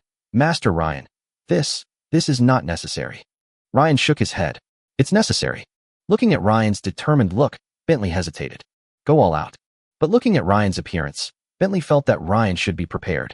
Then he thought about the sword of judgment that had executed Damon before, and he probably couldn't defeat it. Then he nodded and swore an oath to the warrior god. I, Bentley, swear by the warrior god that I will give my all in this sparring match with young Master Ryan. Otherwise, my fighting spirit will never advance even a single step. After hearing Bentley's oath, Ryan nodded as if relieved. This way he shouldn't be judged as a failure because of Bentley's slacking. Here, this is a life-saving jade token. Ryan then handed Bentley a jade token. Bentley nodded and took it.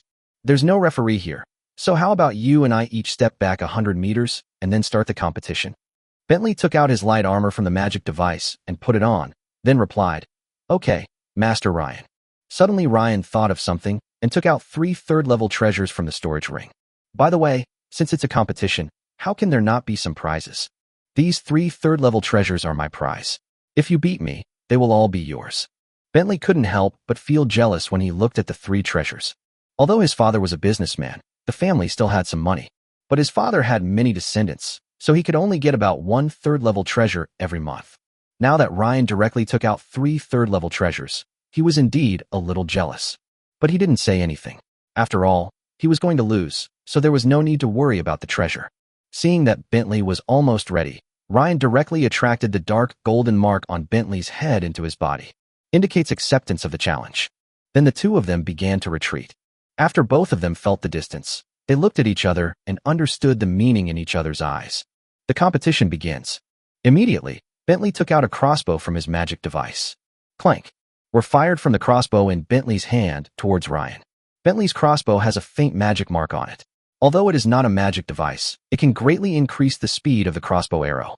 The crossbow arrow flew towards Ryan at a rapid speed. Faced with Bentley's temptation, Ryan simply used wind magic to speed up himself and dodged it a few times. Chapter 57. Plan, prepare for fishing. Ryan dodged Bentley's crossbow, and blue magic surged in his hands. In an instant, several rock spikes protruded from Bentley's feet. Facing Ryan's rock spikes, Bentley, who was chosen as the challenger, would naturally not be injured. He rolled back a few times and escaped from the attack range of the rock spikes. While dodging the rock spikes, he also did not forget to shoot a few crossbow arrows at Ryan. Ding ding. But all of Bentley's crossbow arrows were blocked by Ryan's barrier and then fell to the ground. Ryan raised his eyebrows as he saw Bentley still keeping his distance from him. I didn't expect Bentley to be a warrior specializing in long-range combat. On the other side, Bentley seemed to feel that his crossbow could not pose a threat to Ryan, so he put the crossbow on his waist. Then he took out a bow of extraordinary quality from the magic device. The next moment, Bentley pulled the bowstring of the treasure bow, and the fighting spirit in his body slowly condensed on the bowstring to form a red arrow. Aiming at Ryan, Bentley slowly released the bowstring. Bang! The arrows transformed from fighting spirit immediately produced sonic booms and shot towards Ryan. Almost in the blink of an eye, the arrow was in front of Ryan. Ryan's pupils suddenly shrank, a magic circle flashed in his eyes, and he disappeared from the spot in an instant. The arrow hit the ground where Ryan had just been, blasting a large hole in the platform of the duel arena. Bang!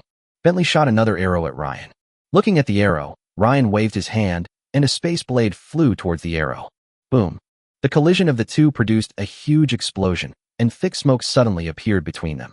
Ryan looked at the smoke nervously, not doubting that an arrow would be shot out at the next moment. Feeling the magic power slowly recovering in my body. Although he no longer has Tianyuan's blessing, Ryan's magic recovery speed is still not slow thanks to his original all-attribute talents. It's just that there is no Tianyuan abnormality. As the smoke slowly dissipated, Ryan looked at Bentley and was suddenly shocked. Bentley gathered 3 arrows on his bow and waited for the smoke to clear. Master Ryan, be careful. When Bentley saw the smoke dissipate, he immediately shot out the 3 arrows in his hand that were ready to be fired. The huge recoil even knocked Bentley back several meters. In order to avoid the arrows, Ryan had to use teleportation 3 times in a row. Everyone in the duel arena looked at Ryan and shouted a warning. Master Ryan, use your Sword of Judgment. Yeah, use the Sword of Judgment to kill Bentley instantly. The people present did not know about Ryan's Sword of Damocles, and all called it the Sword of Judgment. But Ryan was reluctant to use the large-scale magic and the Sword of Damocles that he had used to fight Damon. This made everyone very confused. Of course, Ryan heard everyone's voices and secretly curled his lips in his heart. Sword of Judgment? How could he use it without Tianyuan to restore his magic power? The large-scale magic at that time could be used once or twice. But what if you don't play it after using it? Ryan, who dodged all the arrows, ignored the words of the outsiders and looked at Bentley solemnly. Then a blue light flashed in his eyes, and several bolts of lightning suddenly fell from the sky, striking Bentley fiercely.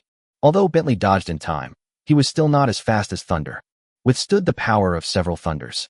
Fortunately, the armor blocked the attack, and Bentley was only slightly injured and his movement slowed down. Seeing this, Ryan immediately stood up and walked towards Bentley, slowly condensing a blue sphere in his hand. Seeing that the ball was ready, Ryan immediately shot it out. Psychic energy surges. 1.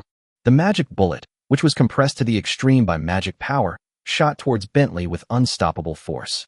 In order to prevent Bentley from escaping, Ryan even fired several other magic spells in succession to stop Bentley. Ice Soul Magic Arrow. Space Blade. Bang.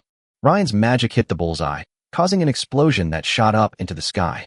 Suddenly, a sword light slashed out from the explosion. Then Bentley's figure flew out from the explosion.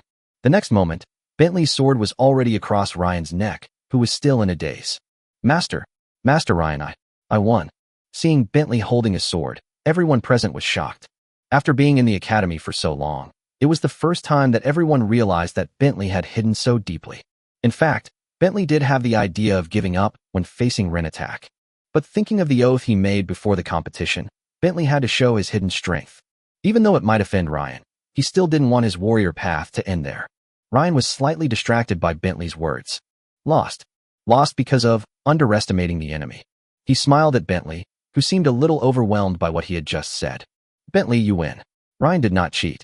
It's just my first challenge, nothing special.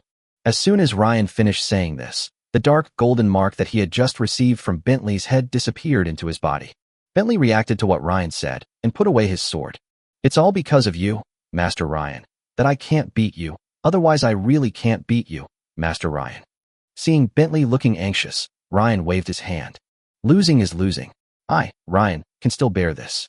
Then Ryan took out the 3 treasures agreed upon before the competition from the magic device and handed them to Bentley. Here, this is the prize. Looking at the treasure in Ryan's hand, Bentley didn't dare to take it. Master Ryan, there's no need for treasures. I don't need them. Bentley waved his hands quickly. Seeing this, Ryan curled his lips and threw the treasure directly into Bentley's arms. Watching Bentley hurriedly take the treasure, Ryan slowly took out the magic recovery potion from the magic ring and swallowed it. Suddenly, Ryan saw a figure in the distance. Baron Quinn. Seeing that there was also a mark on Baron's head, the black water in Ryan's stomach suddenly churned. An extremely evil plan gradually emerged in Ryan's mind. Everyone in the duel arena was completely shocked. Ryan actually lost. Chapter 58 Declaration of War. Ryan actually lost. This result was unexpected to everyone. Everyone came to see how Ryan's magical torrent defeated Bentley with ease. But what no one expected was that Ryan did not use the magic torrent at all. Moreover, some sharp-eyed people in this battle also discovered that Ryan was no longer covered by the golden light and had lost his original arrogance and divinity. See Ryan and Bentley leave the duel together. The duel arena immediately erupted in discussion, and for a moment everyone began to doubt Ryan's fighting ability. Ryan actually lost? Why didn't he use the Sword of Judgment? I came here just to see the Sword of Judgment. Ryan's fighting power in the duel with Damon wasn't like this. Did Ryan take any banned drugs when he dueled with Damon? Yes, that makes sense. Ryan and Bentley slowly walked out of the duel arena. As soon as they walked out of the duel arena, Blair rushed up. Bentley, you actually took advantage of the young master's poor condition. Listening to Blair's yelling, Ryan waved his hand. Okay, Blair, I asked Bentley to spar with me. I heard that Blair still muttered to Bentley for a few words, and then he stopped talking, but just kept looking at Bentley with an unfriendly look. Bentley looked at Blair's unfriendly eyes and didn't look at him. Bentley, since the competition is over, I will go back. Oh, by the way, I also learned a few things about you before the duel. Then Ryan took out a piece of paper and a pen from the magic ring. He used a magic pen to write something on the paper and handed it to Bentley.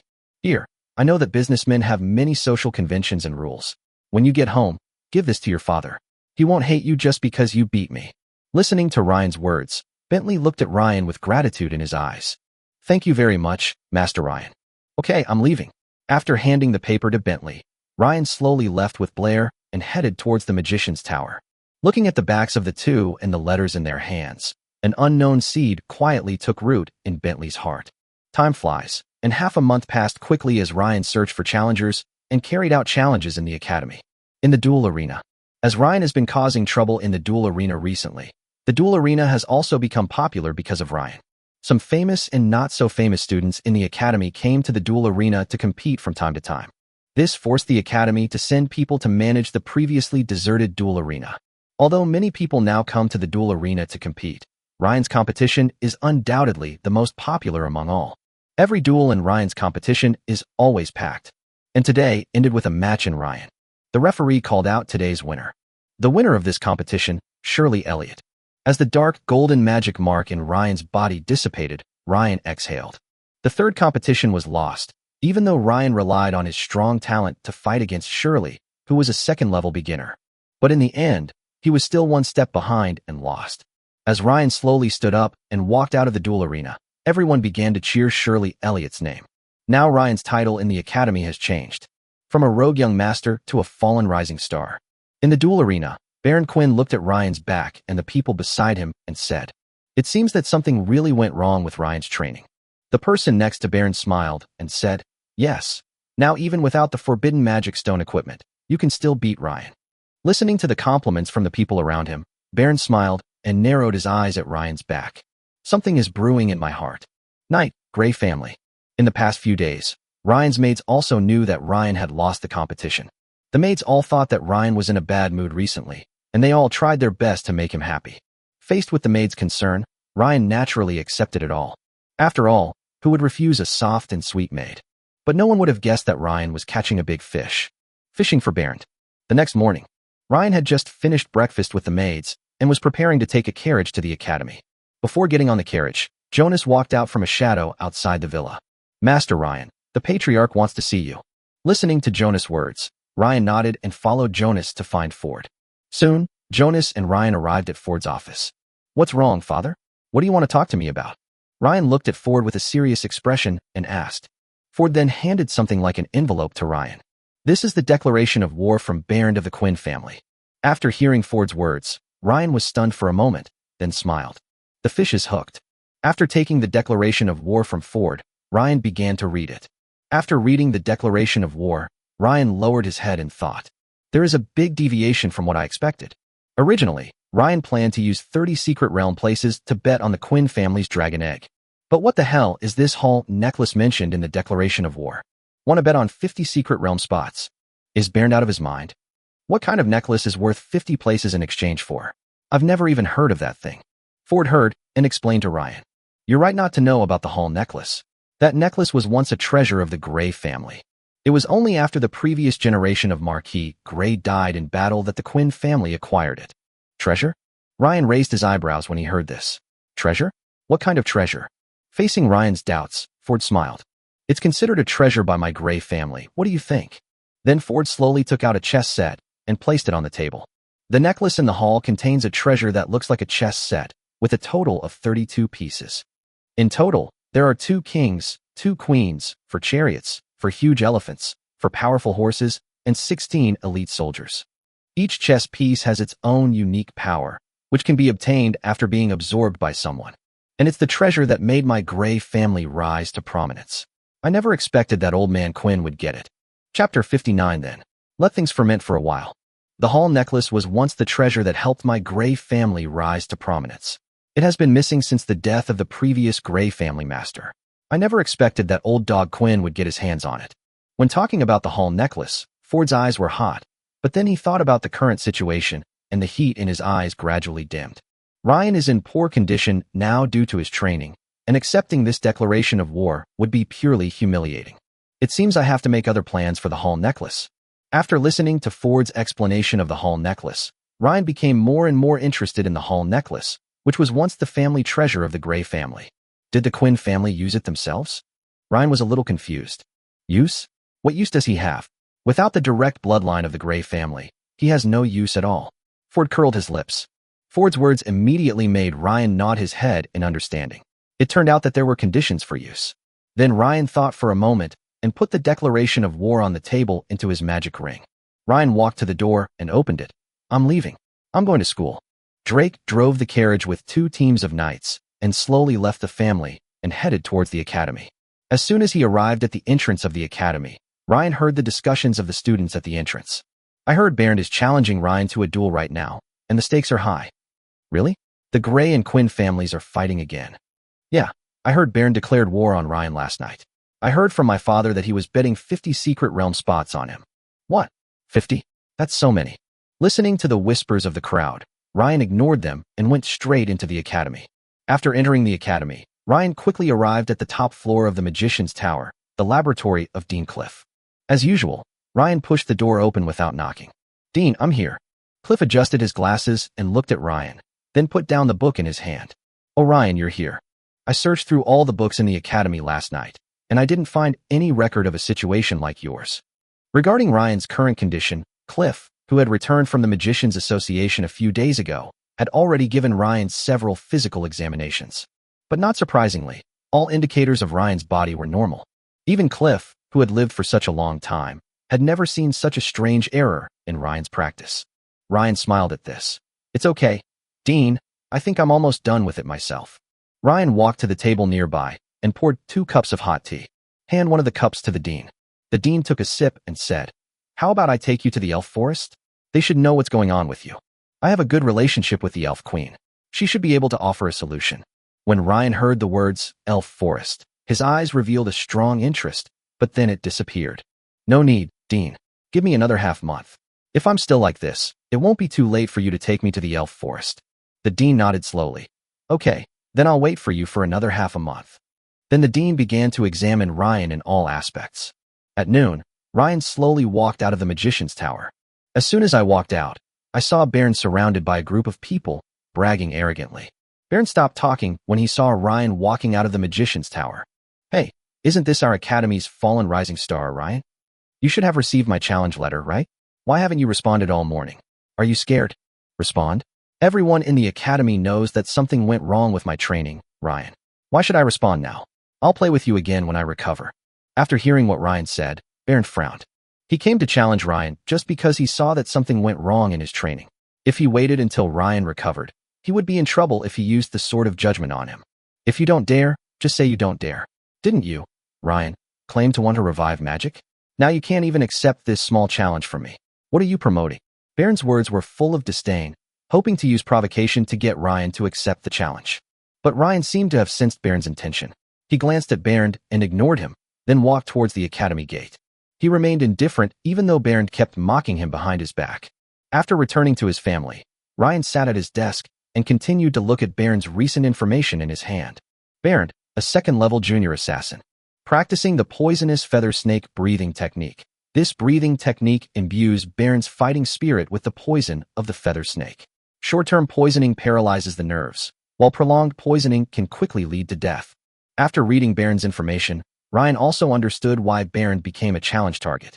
First, Bernd is an assassin and is naturally weak against magicians. The second reason is that Bernd's strength at the primary level of the second stage is just within the selection range.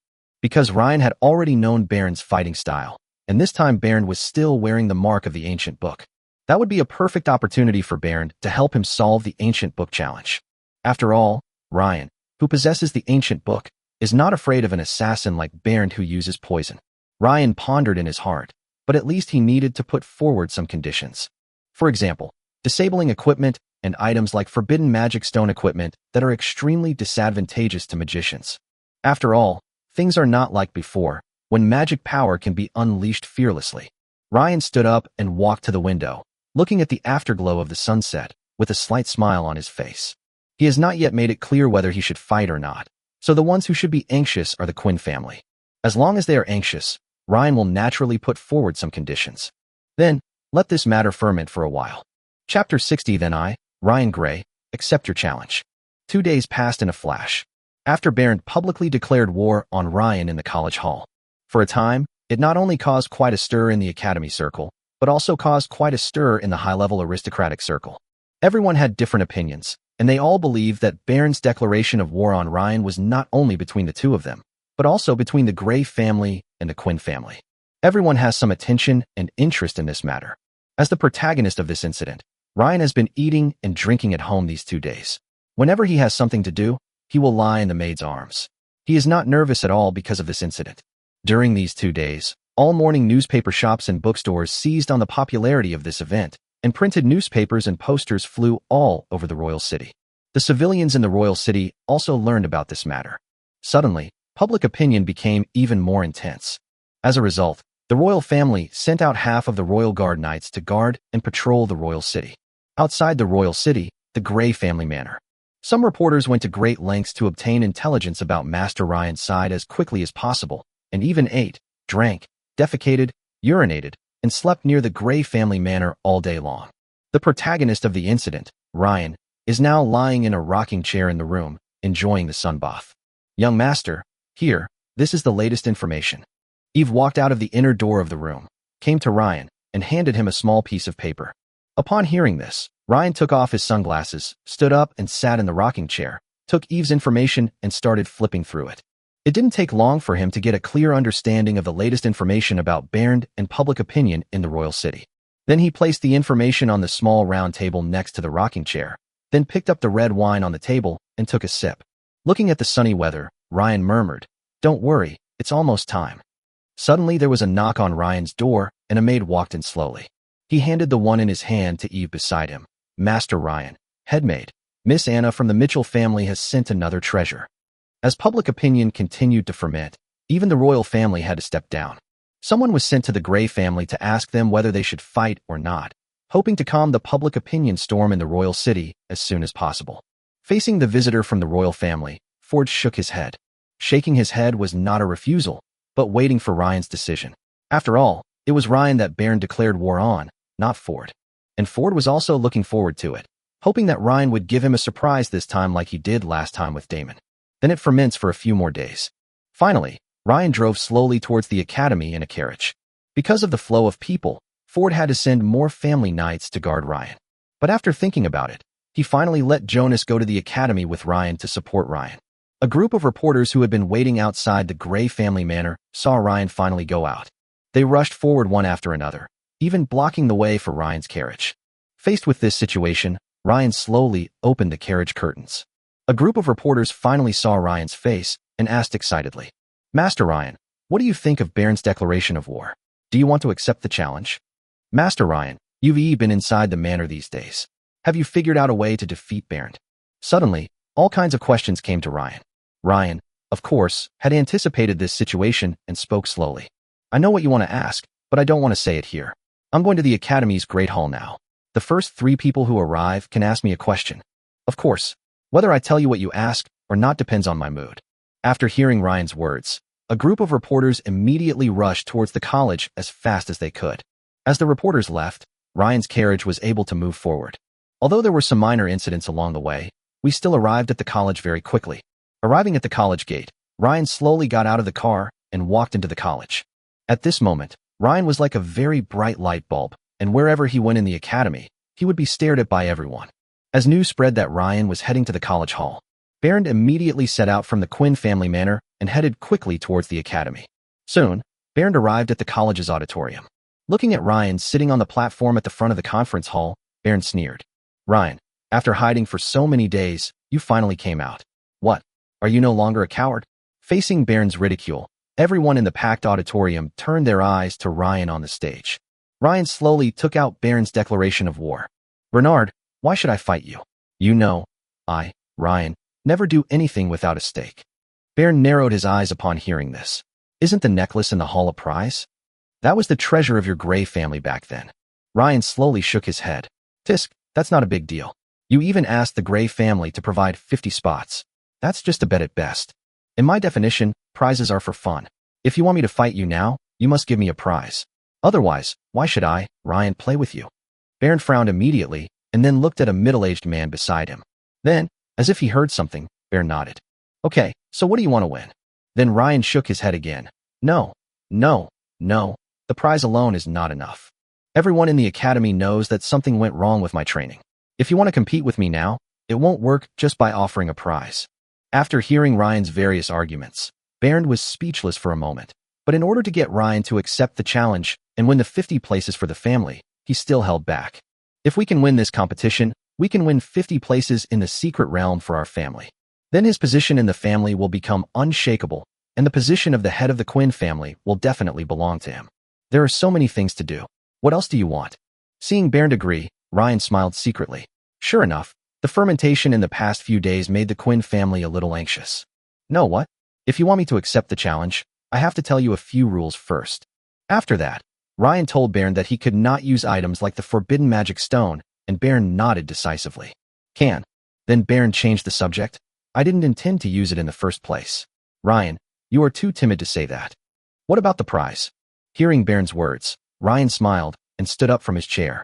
"It's a prize, not a bet, so of course it has to be fun. How about this? If I win, you kneel down right there in the arena and kowtow to me 10 times, calling me grandpa 10 times while you kowtow. How about that?" Ryan's words were like a drop of water dropped into a pot of hot oil. This immediately caused an uproar in the conference hall, and everyone looked at Ryan with horror. Faced with Ryan's ridiculous bet, Baron's face immediately turned red. "You can't be. Oh, that's a shame. I've already stated my conditions. Since you don't accept them, I have no choice but to leave." Ryan looked regretful and walked behind the scenes after saying this, silently counting down in his mind. 5, 4, 3, 2. Wait a moment. Seeing Ryan about to leave, Baron thought in his heart that even if he racked his brains, he didn't think he would lose, and then stopped Ryan. "Okay, I agree. If you win, you will do as you say." Baron agreed with gritted teeth. With his back to the crowd, Ryan raised the corner of his mouth slightly, then turned around. "Good. Then I, Ryan Gray, accept your challenge." As Ryan accepted the challenge, the conference hall suddenly became lively. Chapter 61: The competition begins. The day of the competition arrived quickly, and people had been coming to reserve seats at the duel arena since last night. It's just to get a good position to watch the competition. And because of the pressure of public opinion and the instigation of the Gray family and the Quinn family, the Academy had to agree to broadcast the video through the resource-intensive Crystal Magic Circle. It is similar to Blue Star's TV and camera. Magical subcircles are scattered throughout the royal city, allowing for live broadcasts of competitions in real time. Gray family, Ryan's room. Ryan, who was already prepared, checked the information in his hand. Although the information on the file contained information about Bernd, it was only from 5 days ago. In today's competition, Bernd will only be stronger, not weaker. To be honest, Ryan was indeed a little excited now. Handing the information in his hand to Eve, Ryan slowly stood up from the bed and smiled at the beautiful woman beside him. After giving each maid a good morning kiss, Ryan looked at Avril. When Avril saw that every maid gave Ryan a kiss, she was stunned and at a loss. But after thinking about it, Ryan had not forced her to do anything these days, and she could even choose not to participate in the evening activities if she didn't want to. Finally, Avril made up her mind and walked forward to gently kiss Ryan's face. Master Leanne, I wish you a safe journey. After saying that, he hid behind Cecily a little embarrassedly. Ryan smiled and said, there has been some progress. After saying hello to Eve, he went downstairs to go to the academy. Jonas's voice suddenly appeared in the corridor. Master Ryan. Ryan turned to look at Jonas. Uncle Joe, what's wrong? The patriarch asked me to pass on a message to you. He said, Master Ryan, don't worry about this competition. Even if you lose, the Grey Patriarch can afford it. But if we win, we can kill Bernd directly if we can. We don't have to worry about others. Teddy, the head of the Quinn family, will naturally be stopped by the head of the family. Hearing this, Ryan nodded. Okay, I understand. Then they took a carriage to the college. Academy, Duel Arena. With Ryan's arrival, the atmosphere in the duel arena instantly reached a climax. This time, not only were the heads of several major families present, but even the royal family sent people. Unexpectedly, the person sent by the royal family was the emperor's eldest daughter, the eldest princess, Caroline Ashton. Caroline's arrival proved that even His Majesty the Emperor was interested in this competition. In the duel arena, as Ryan put on his equipment and slowly entered, the people sitting in the duel arena began to cheer for the people they supported. Bernard, Ryan. Suddenly, a voice from the front row reached the ears of Ryan and Bernd, who were confronting each other. Brother Ryan, you can't lose. I bet 500,000 gold coins on you. If you win, bro, I'll give you 5 times the payout. 5 times. Ollie Morris, the former owner of the Moulin Rouge, roared from the front seat. Ollie's words immediately made Ryan's mouth twitch, gambling dog.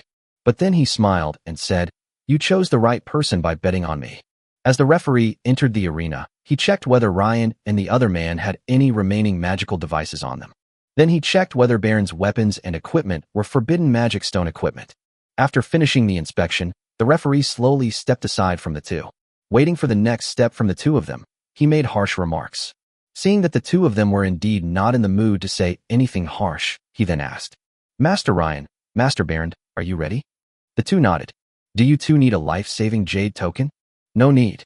Ryan answered first, slowly closed his open mouth after hearing this, and then said, no need. Well, since Master Bernd is an assassin, please keep a distance of 500 meters between you two. The two of them did as they were told. Seeing that the two were almost ready and the distance was enough, the referee took out the signal magic device. In an instant, a black projectile shot out from the magic device and exploded on the duel field. The competition begins. For a moment, the duel field became silent, for fear of missing any details of the battle between the two. Seeing this, Ryan took the lead in launching an attack. Thunder. This is his best thunder magic. In an instant, several bolts of lightning shot towards Bernd from the sky. Although Bernd, as an assassin, was quite fast, he was still hit by a bolt of lightning. However, the fighting spirit in Bernd's body flowed, and the paralyzing effect of the thunder disappeared. Then Bernd took out 2 daggers and quickly moved towards Ryan, closing the distance between them. Seismic shock. Ryan's instant magic caused the ground beneath Bernd's feet to tremble continuously. Bernd, who was still moving at high speed, was forced to stop and stabilize the chassis. Tangled with thorns. Several thorny vines suddenly appeared on the ground under Bernd's feet and bound him. But Bernd swung his 2 short blades hard and cut through the thorns. Then Bernd's figure slowly disappeared from everyone's sight. Seeing this, Ryan sneered and waved his hand. A strange magical wave rippled out, breaking the hidden technique. But unexpectedly, Bernd's invisibility was not broken. Suddenly, Bernd appeared from behind Ryan. A knife stabbed straight towards Ryan's neck. If this knife hits, Ryan will die on the spot. This scene immediately made everyone nervous. Resist.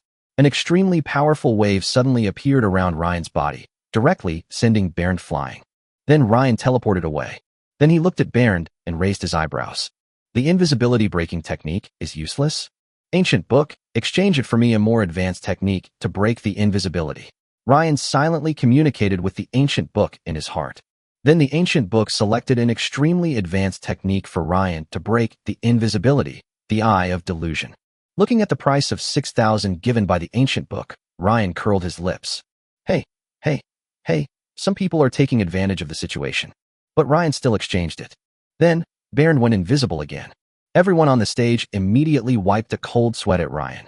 After all, as long as Bernd can remain invisible, Ryan will always be in a passive state and is very likely to lose the competition. Ryan, run. Let me see how miserable you look. Bernd's voice came from somewhere. In an instant, the magic circle in Ryan's eyes flickered. Tangled with thorns. Explosive fire technique. Thunderfall. Spaceblade. All kinds of magic were immediately launched towards a place in the duel arena. Bernd thought to himself that this was not good, but he was still entangled by the thorny vines. What? How could he possibly see me? Although he quickly cut down the thorns, Ryan's magic was even faster. All kinds of magic were immediately cast on Bernd. Boom. A huge mushroom cloud suddenly rose in the duel arena. Bernd, who was severely injured, rushed out of the smoke and headed towards Ryan. What Ryan didn't expect was that Bernd was only slightly injured. But after taking a closer look at Bernd, he discovered that it was the large amount of fighting spirit that Bernd used as a barrier that prevented him from being severely damaged by magic. Chapter 62 Promotion. Rewards. Magic skill. Elementalization. Self-created magic. Horizontal grip of the void. Seeing this, Ryan stepped back and tried to distance himself from Bernd. But when Bernd saw that the distance was enough, he threw several poison needles at Ryan, which surprised Ryan. As expected, Bernd was regarded as a challenger in the ancient book, so he must have his own unique skills. Although Ryan dodged in time, a poison needle still hit Ryan's arm. Seeing that Ryan was hit, Bernd laughed out loud and then distanced himself from Ryan. Ryan, this is the poison of the feathered snake king that I condensed. If you don't have a special antidote, you'll die. Ha ha ha. Bernd distanced himself from Ryan, obviously intending to poison Ryan to death. In the stands, Ford frowned upon seeing this scene. What a despicable act. The others around Ford looked at Bernd with different expressions. In the duel arena, Ryan narrowed his eyes and immediately cast a spell on himself. Purification. Seeing Ryan's actions, Bernd laughed and said, "It's useless. Purification has no effect on my poison. Unless you know the holy light purification of the Church of Light, Ryan." As soon as he finished speaking, Ryan's holy light purification appeared and cleared the toxins from his body.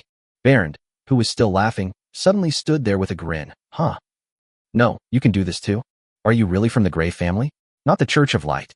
Just as Bernd was stunned, a blue light flashed in Ryan's eyes. In an instant, sharp spikes appeared from under Bernd's body. Instantly, a spike pierced Bernd's arm. The intense pain instantly woke Bernd up. He immediately cut off the spike and retreated. Villains die because they talk too much, and Bernd is a vivid example. Therefore, Ryan said nothing and took advantage of Bernd's illness to kill him. He kept casting magic in his hands, and even vaguely touched the threshold of magic fusion. Facing Ryan's magic, Bernd quickly dodged. The failure of his invisibility didn't actually faze him much. But what Bernd couldn't accept the most was that his poison was ineffective. Just as Ryan continued to attack Bernd and pursued him relentlessly, the big guys in the stands were also very confused about Ryan's holy light evolution. Ford, your kid is a little weird. Can he even use holy light purification? Yes. Do the people of the Church of Light know this? This is the secret of the Church of Light. Apart from being passed down to the current saint, basically no one else knows how to use it. At this time, Ford was also scratching his head about Ryan's holy light purification. But he still defended his child. It's the holy light purification. Oh, you know I collected so many magic books back then. One of them is about holy light purification. After hearing what Ford said, everyone nodded in understanding. So that's how it was. After all, it is a magic book passed down from ancient times, so it is understandable that it occasionally records some special magic. As the big guys on the stage talked, the competition below also came to an end. Bernd's internal fighting spirit had already been consumed by Ryan, and now it was completely dried up. Moreover, Bernd clearly saw the murderous intent in Ryan's eyes and quickly admitted defeat. I give up. Ryan, I give up. You can't kill me. Ryan was indifferent to Bernd's words.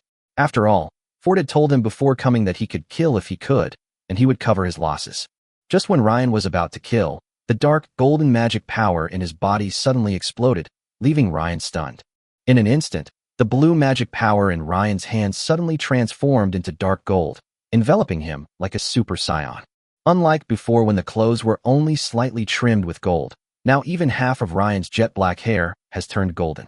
Don't worry, there will be no scenes where the magic skills take over the protagonist's body. It just makes the protagonist look cooler and more pretentious. Feeling the abyss and the surrounding magic power quickly gathering towards him, Ryan smiled. The challenge was successful, and he was promoted to a second-level junior magician. Bernd, who was standing next to him, was stunned by Ryan's sudden change. It even shocked the bigwigs on the stage. Ford seemed to see something. "Ryan, be careful." Suddenly, Bernd behind Ryan picked up the short blade in his hand and stabbed it towards Ryan's neck. Because they were too close, Bernd's short blade pierced Ryan's neck almost instantly. Bernd's sudden sneak attack made the heated duel arena fall into silence in an instant. "Ha ha, die, Ryan. I will still be the final winner." Bernd had a crazy look on his face, and his voice echoed in the duel arena. "Damn it, you're looking for death." Ford's momentum was released instantly. The furious Ford was like a lion king at this time, which made people shudder. He was about to step forward and enter the duel arena, but was stopped by Teddy. "Teddy, are you looking for death?" Ford looked at Teddy in front of him with a bad face, with fighting spirit flowing in his body. Even Jonas, who always had a smile on his face, looked at Teddy with a gloomy expression. The stands were instantly thrown into a stalemate. Just as both sides were about to fight, Caroline slowly spoke. "You two, Ryan doesn't seem to be in any danger." Caroline's words immediately turned Ford and everyone's attention to Ryan in the duel arena.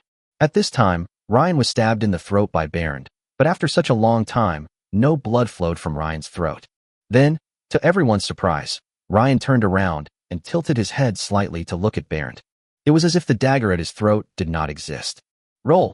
Suddenly, Bernd was hit by a space shock and flew out. Bernd's dagger cut Ryan's throat. But Ryan's throat was still intact, as if nothing had happened. Bernd fell to the ground from the air and spat out a mouthful of blood, staring blankly at the dagger in his hand. "How is this possible? This is impossible. Are you a human or a ghost?" In the stands, the dean, who had the most experience with magic, suddenly stood up and muttered in disbelief. "Elementalization. Is this what elementalization is?" As if realizing that he had lost his composure, the dean coughed twice, looked at everyone's gaze, and began to explain. "Elementalization is an extremely special magical secret technique. No, it can't even be called a secret technique. It should be called magic, a divine skill. Because this magic is so abnormal, it can make you immune to any physical attack after it is activated. Remember what I said, anything. Even the physical attacks of an 8th-level demigod are immune. Because of its special nature, it is extremely difficult to successfully cultivate it. Not only that, this kind of magic became extinct thousands of years ago. I didn't expect it to appear in Ryan's hands today." After listening to the dean's explanation, everyone finally understood why Ryan was fine. As soon as the dean finished speaking, a powerful suction force came from Ryan's body floating in the air. No matter what kind of magic power it is accepted and all flows towards Ryan. Everyone in the duel arena could even see a faint vortex of magic gathering above Ryan's head. The powerful suction force immediately made the magicians calm their minds and control the magic power in their bodies to prevent the magic power in their bodies from escaping to Ryan. But the students in the magician's tower were not able to do so.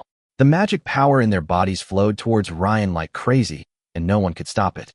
Fortunately, the magic teachers discovered it in time and devoted their attention to helping them stabilize. Otherwise, they would have been sucked dry by Ryan. The magic vortex above Ryan's head grew bigger and bigger, faintly pulling the nearby clouds over. Coupled with the influence of various elements, the originally sunny weather suddenly became cloudy. Gloomy weather made Ryan, who was emitting golden light, stand out even more, making him seem like the only one in the world of the duel arena. This situation made the big guys in the stands hesitate whether to stop Ryan. But they were all stopped by Ford's dangerous eyes, which seemed to say, "Whoever dares to touch me, I will touch you." Time passed little by little, and the magic power that gathered towards Ryan did not directly enter Ryan's body. Instead, a dark golden ring formed behind Ryan's head. Tianyuan's additional ability, Tianyuan Magic Ring. At the moment when the Tianyuan Demon Ring was formed, Ryan seemed to realize something, grinned, and slowly closed his eyes. Then, the color of the Tianyuan Demon Ring behind his head slowly changed from dark gold to slightly transparent. This made the dean squint his eyes immediately. Being very proficient in space magic, he felt the extremely huge space magic contained in the translucent ring. After a while, Ryan slowly opened his eyes. With Tianyuan's help, Ryan comprehended his first magic of his own creation. Self-created magic. Hold the great void horizontally. It's done.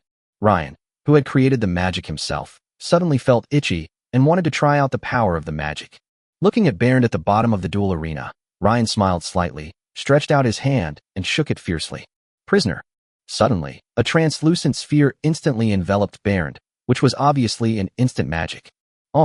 The transparent sphere took shape and suddenly became indestructible. No matter how Bernd tried to destroy it, the sphere remained as stable as a rock. Then it slowly floated towards Ryan's hand. As it floated towards Ryan, the translucent sphere became smaller and smaller. When it reached Ryan's hand, it became the size of an apple. From Bernd's perspective, he seemed to be imprisoned in this space. When he finally came into Ryan's hands, Ryan's figure was as tall as a giant. Ryan squeezed hard. The originally indestructible sphere was as fragile as glass and was shattered by Ryan in an instant. Crack! The sphere turned into specks of white light and slowly dissipated, and Bernd finally shattered along with the space within the sphere. Not even a trace of it appeared again. This is the magic created by Ryan.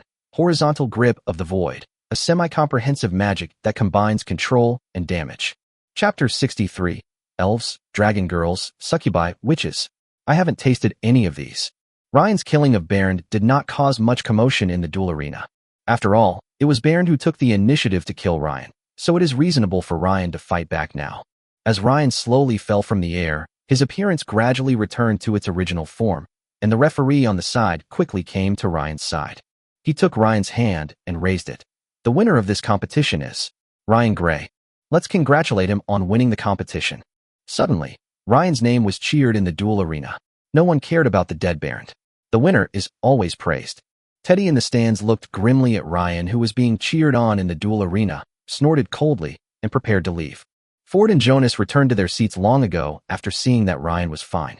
The two watched Teddy leave, and Ford spoke slowly. Teddy, where's the Hall necklace? Ford's words made Teddy pause. He remained silent for a long time, took out a necklace from the magic device and threw it to Ford, then left. Ford took the necklace from the hall and did not stop it this time. Instead, he looked at the treasure that had been lost for many years in the Gray family. Although some bigwigs on the stage had some doubts about Ryan's sudden change in condition, they didn't pay much attention to it. They just thought that the mistakes in Ryan's practice had suddenly been solved. After all, it's not easy to ask questions about this kind of thing even if you have any. After Ryan accepted the cheers from everyone in the duel arena, he came to the stands. Father, do you want my treasure?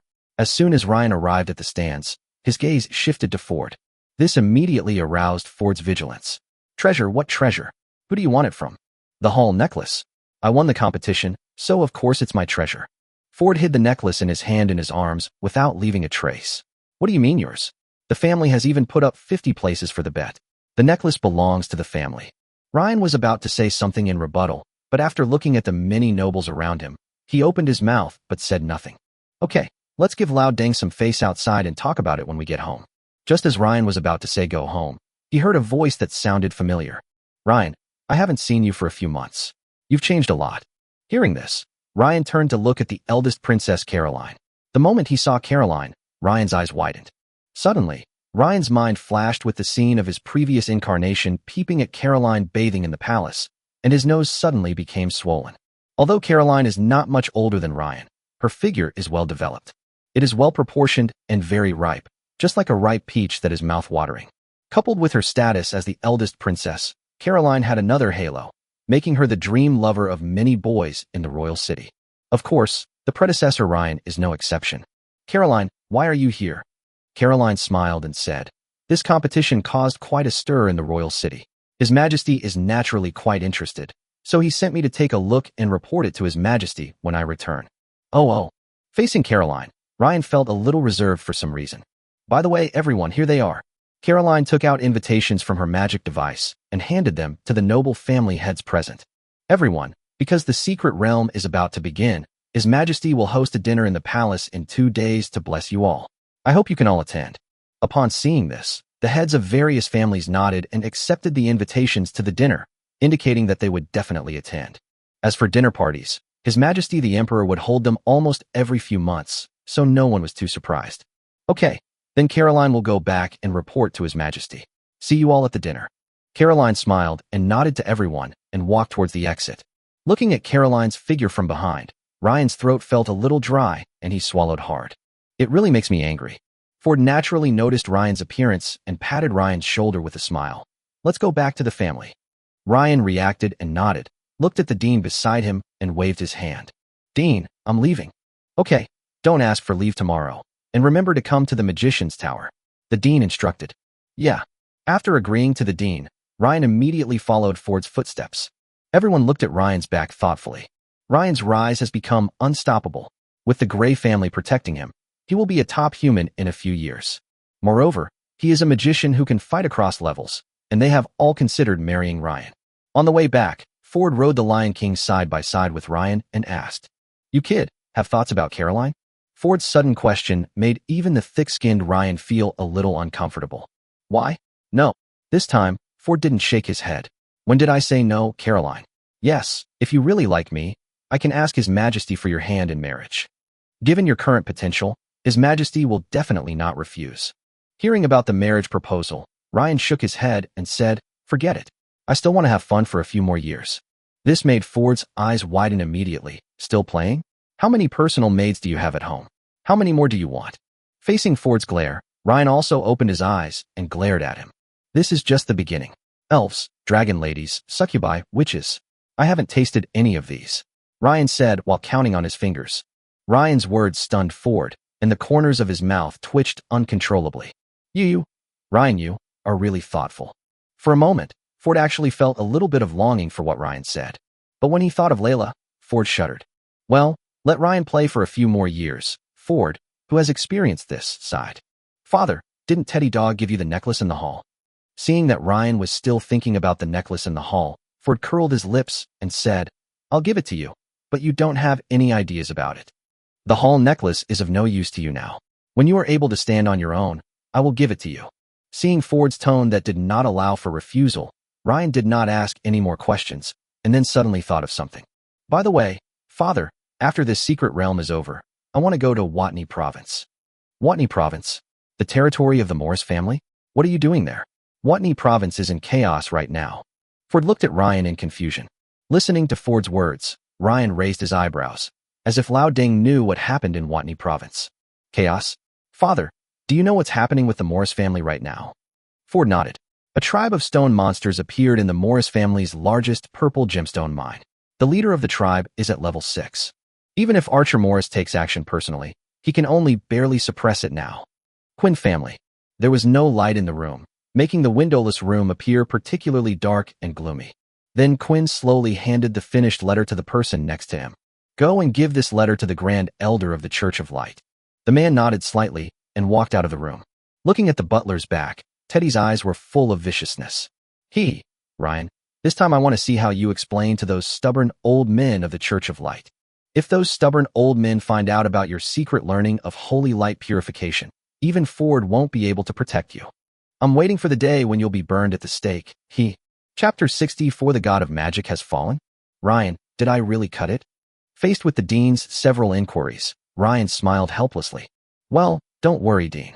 Then the Dean took the knife and slashed at Ryan's arm, and then the knife went straight through Ryan's arm, as if Ryan's arm was not a physical entity.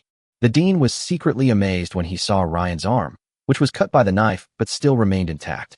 It really is elemental. When this knife slashed your arm just now, the part where you were cut directly turned into a magical form, and then changed back. As a 6th-level magician, the Dean was very sensitive to magic and could see at a glance the changes that had just occurred in Ryan's arm. The Dean looked excited, as if he had found a great toy. Ryan sat down on a chair beside him helplessly. Although elementalization is indeed unsolvable, it is not without its shortcomings. That is, you cannot use it too much every day, otherwise it is easy for a part of your body to become elemental and cannot be restored. But Ryan estimated that it was still more than 10 times a day. I watched the Dean using magic to control the pen and quickly write down the knowledge about his elemental magic in a book. Ryan did not say anything to interrupt the Dean's interest. He just drank tea and waited for the Dean to finish recording. The Dean didn't let Ryan wait any longer. After a while, he recorded it in detail. Seeing the Dean stop, Ryan stepped forward and handed him a cup of black tea. The Dean took it and took a sip, then looked at Ryan and suddenly thought of something. Oh, I'm old and confused. I'm old and my memory is not good. Here, Ryan, I went to the Magicians Association to get this for you. The dean handed Ryan a token with the word Ryan on the front and the words Magicians Association engraved on the back. What is this? Looking at the green token in his hand, Ryan was a little confused. This is the identity token of the Magicians Association. I applied for it specifically for you. Don't think that any magician can apply. It's very difficult to apply for. Not only do you need a guarantor, but the talent and strength of the recommender also depend on it. Although the Magicians Association has declined, it has a very deep foundation. Although its overall strength is not as strong as that of the Empire, it has many top-tier fighters. Although this token doesn't have much use in the Empire right now, you'll understand its purpose once you reach the Magicians Association's territory, the Magic City. Oh, by the way, there's also a qualification inside for entering the secret realm of the Magicians Association. Don't forget to use it when you get to the Magicians Association. Seeing the dean's mysterious expression, Ryan smiled and put the token into the magic ring. Then the boy would like to thank the dean. Suddenly Ryan thought of something and asked the dean. Dean, back then, Harlan and I. Ryan then told the story of how he and Harlan swore an oath to their respective gods in the wild forest. After Harlan swore an oath to the warrior god, I clearly felt that there was something watching us from the shadows. I guess it was the warrior god. But when I swore an oath to the god of magic, there was silence, as if there was no response. What's going on, Dean? Hearing Ryan's words, the dean sighed. Ryan, you felt it too. But the dean slowly shook his head. I don't know what's going on. Even the Magic Association doesn't know. I had the same question as you at the beginning, but when I asked the top management of the Magicians Association, they only gave me a vague answer. That means something happened to the god of magic. Maybe he's fallen, maybe he's missing, or maybe he's imprisoned. But there's no clear answer. Because only in this way can the god of magic lose his gaze on us magicians. After hearing the dean's explanation, Ryan was a little shocked. Something happened to the god of magic? Then Ryan rolled his eyes. Then, do many people know about this? Then wouldn't it be possible to use this to cause trouble? Ryan's words stunned the dean. Huh, is this still possible? He looked at Ryan strangely and said, not many people know about this, but it's not impossible for you to say so. After all, no one would joke with the gods of their own corresponding cultivation paths. But then he advised Ryan, but you'd better not do this. What if the god of magic just ignored it, but was not blind to it? Ryan nodded and gradually put aside the thought that had just appeared in his mind. Then he slowly stood up, stretched, and prepared to leave. Okay, Dean, I'm leaving now. Well, feel free to come to me if you have any questions. The day passed quickly, and soon it was the day of the dinner. Gray family estate. Ford and Layla, who had already packed up, changed into their respective clothes. Seeing that there was no movement from Ryan, Ford turned to look at Jonas. Old Joe, go see what Ryan is doing. We'll be leaving soon. Jonas nodded and walked upstairs. I came to Ryan's room and knocked. Then the maid Rosie opened the door, saw Jonas, and bowed slightly to him. Butler Jonas. After saying that, he brought Jonas into the room. As soon as he entered the room, Jonas saw Ryan playing chess with the maids. Ryan, who was lying on the bed, quickly stood up when he saw Jonas come in. Uncle Chow, what's wrong? Do you want to talk to me? Master Ryan, the dinner is about to begin. The head of the family asked me to hurry you up. Ryan curled his lips immediately. I already said I don't want to go. Why do you insist on me going? Jonas smiled upon hearing this. Really not going? I heard that many noble ladies will be there this time. Noble ladies? TSK. Some of them are more extravagant than T-girls. How can they compare to my maids? After Ryan finished speaking, he seemed to think of someone and frowned with a sense of disgust. Seeing that Ryan really didn't want to go, Jonas nodded. Okay, then I'll go down and tell the head of the family. He turned around and prepared to leave the room. Looking at Jonas's back, Ryan thought for a moment. Wait, Uncle Chow, I'd better go over there, just to go through the motions. Oh, and make me some delicious dinner later. Okay, I'll go give the kitchen instructions in a moment. Ryan then followed Jonas downstairs. As soon as I went downstairs, I saw my father and mother dressed up. Seeing Ryan still in his casual clothes, Ford frowned slightly and said, Ryan, go change into formal clothes. It would be bad if His Majesty the Emperor saw you wearing this. Hearing this, dark golden magic suddenly appeared in Ryan's hands, and he slowly patted his clothes. The dark golden magic power was like a drop of water falling on the water surface, causing ripples. Then Ryan's clothes changed quickly with the ripples, turning into a slightly more formal outfit. Ford raised his eyebrows at Ryan's change of clothes. Magicians are so convenient. Well, it's pretty close now. Ryan used magic to conjure up a water mirror in front of him, and then, noticing nothing unusual, spoke to the two of them. Let's go, Dad and Mom. The sooner you go, the sooner you'll be back. I'll tell you in advance that I'm just going through the motions and we'll be back soon. When Ford heard this, he looked at Ryan with a strange look. Cutscene? This is not up to you. You just showed off your power a few days ago, and now you are more popular than the Empire's #1 genius Otto Ashton. You still want to go through the motions at this dinner? You've got your work cut out for you. After all, in just these 2 days, Ford had already received no less than 10 letters wanting to marry Ryan. Chapter 65 Dinner. The orange-red sunset was about to set, leaving only half of its bare head outside, illuminating the sky red. Jonas did not attend the dinner this time, but stayed at home to look after the estate. After saying hello to Jonas, Ford and the other two left the manor in a carriage. The carriage drove on the road dyed red by the setting sun, heading quickly towards the royal city. Soon, the Grey family's carriage drove into the royal city and arrived at the palace gate. Master, we have arrived at the palace. The coachman slowly stopped the carriage. Upon hearing this, Ford opened the door and got out first. He stood in front of the carriage door and let Layla put her hand on his arm to get in and out. After Ryan got off the carriage, the coachman followed the guards who had been waiting for a long time at the side of the palace to the place where the carriages were parked. Good evening, Lord Grey, the Marchioness, and Ryan. Ivan, who had met Ryan once at the auction house, greeted the incoming guests at the gate of the palace. Good evening, Ivan. It's getting late. Let's go in first. Ford didn't say much to Ivan. He just nodded to Ivan and followed the maid leading the way into the palace. The interior of the palace was extremely luxurious. Even though Ryan had seen it many times, he was still amazed by its appearance. The entire interior is constructed with white marble and golden stone, giving it a white and gold appearance. It further highlights the luxury and grandeur of the palace. Suddenly Ryan saw a bedroom, and immediately looked away somewhat unnaturally. The bedroom is naturally the bedroom of the eldest Princess Caroline. If you ask why Ryan knew this, it was because his predecessor had been there once and had the audacity to peek at Caroline taking a bath. After passing through one building after another in the royal palace, the maid soon brought Ford and the other two to a palace. This is where the dinner party is being held tonight. After the maid brought the 3 people in, she bowed slightly and retreated, walking towards the palace gate.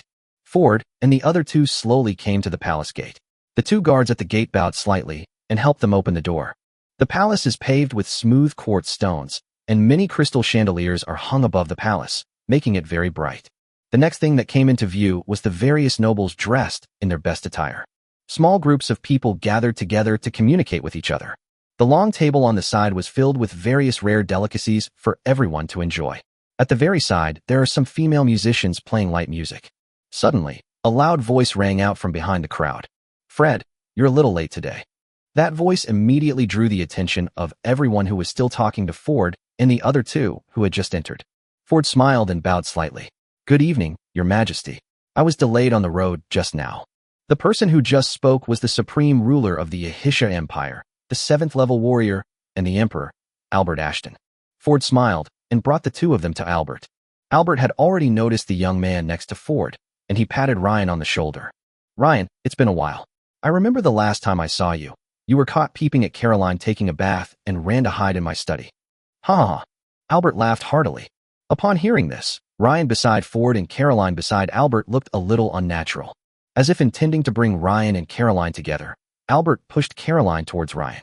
Okay, you young people have common topics. You guys chat. I'll talk to Ford and the others.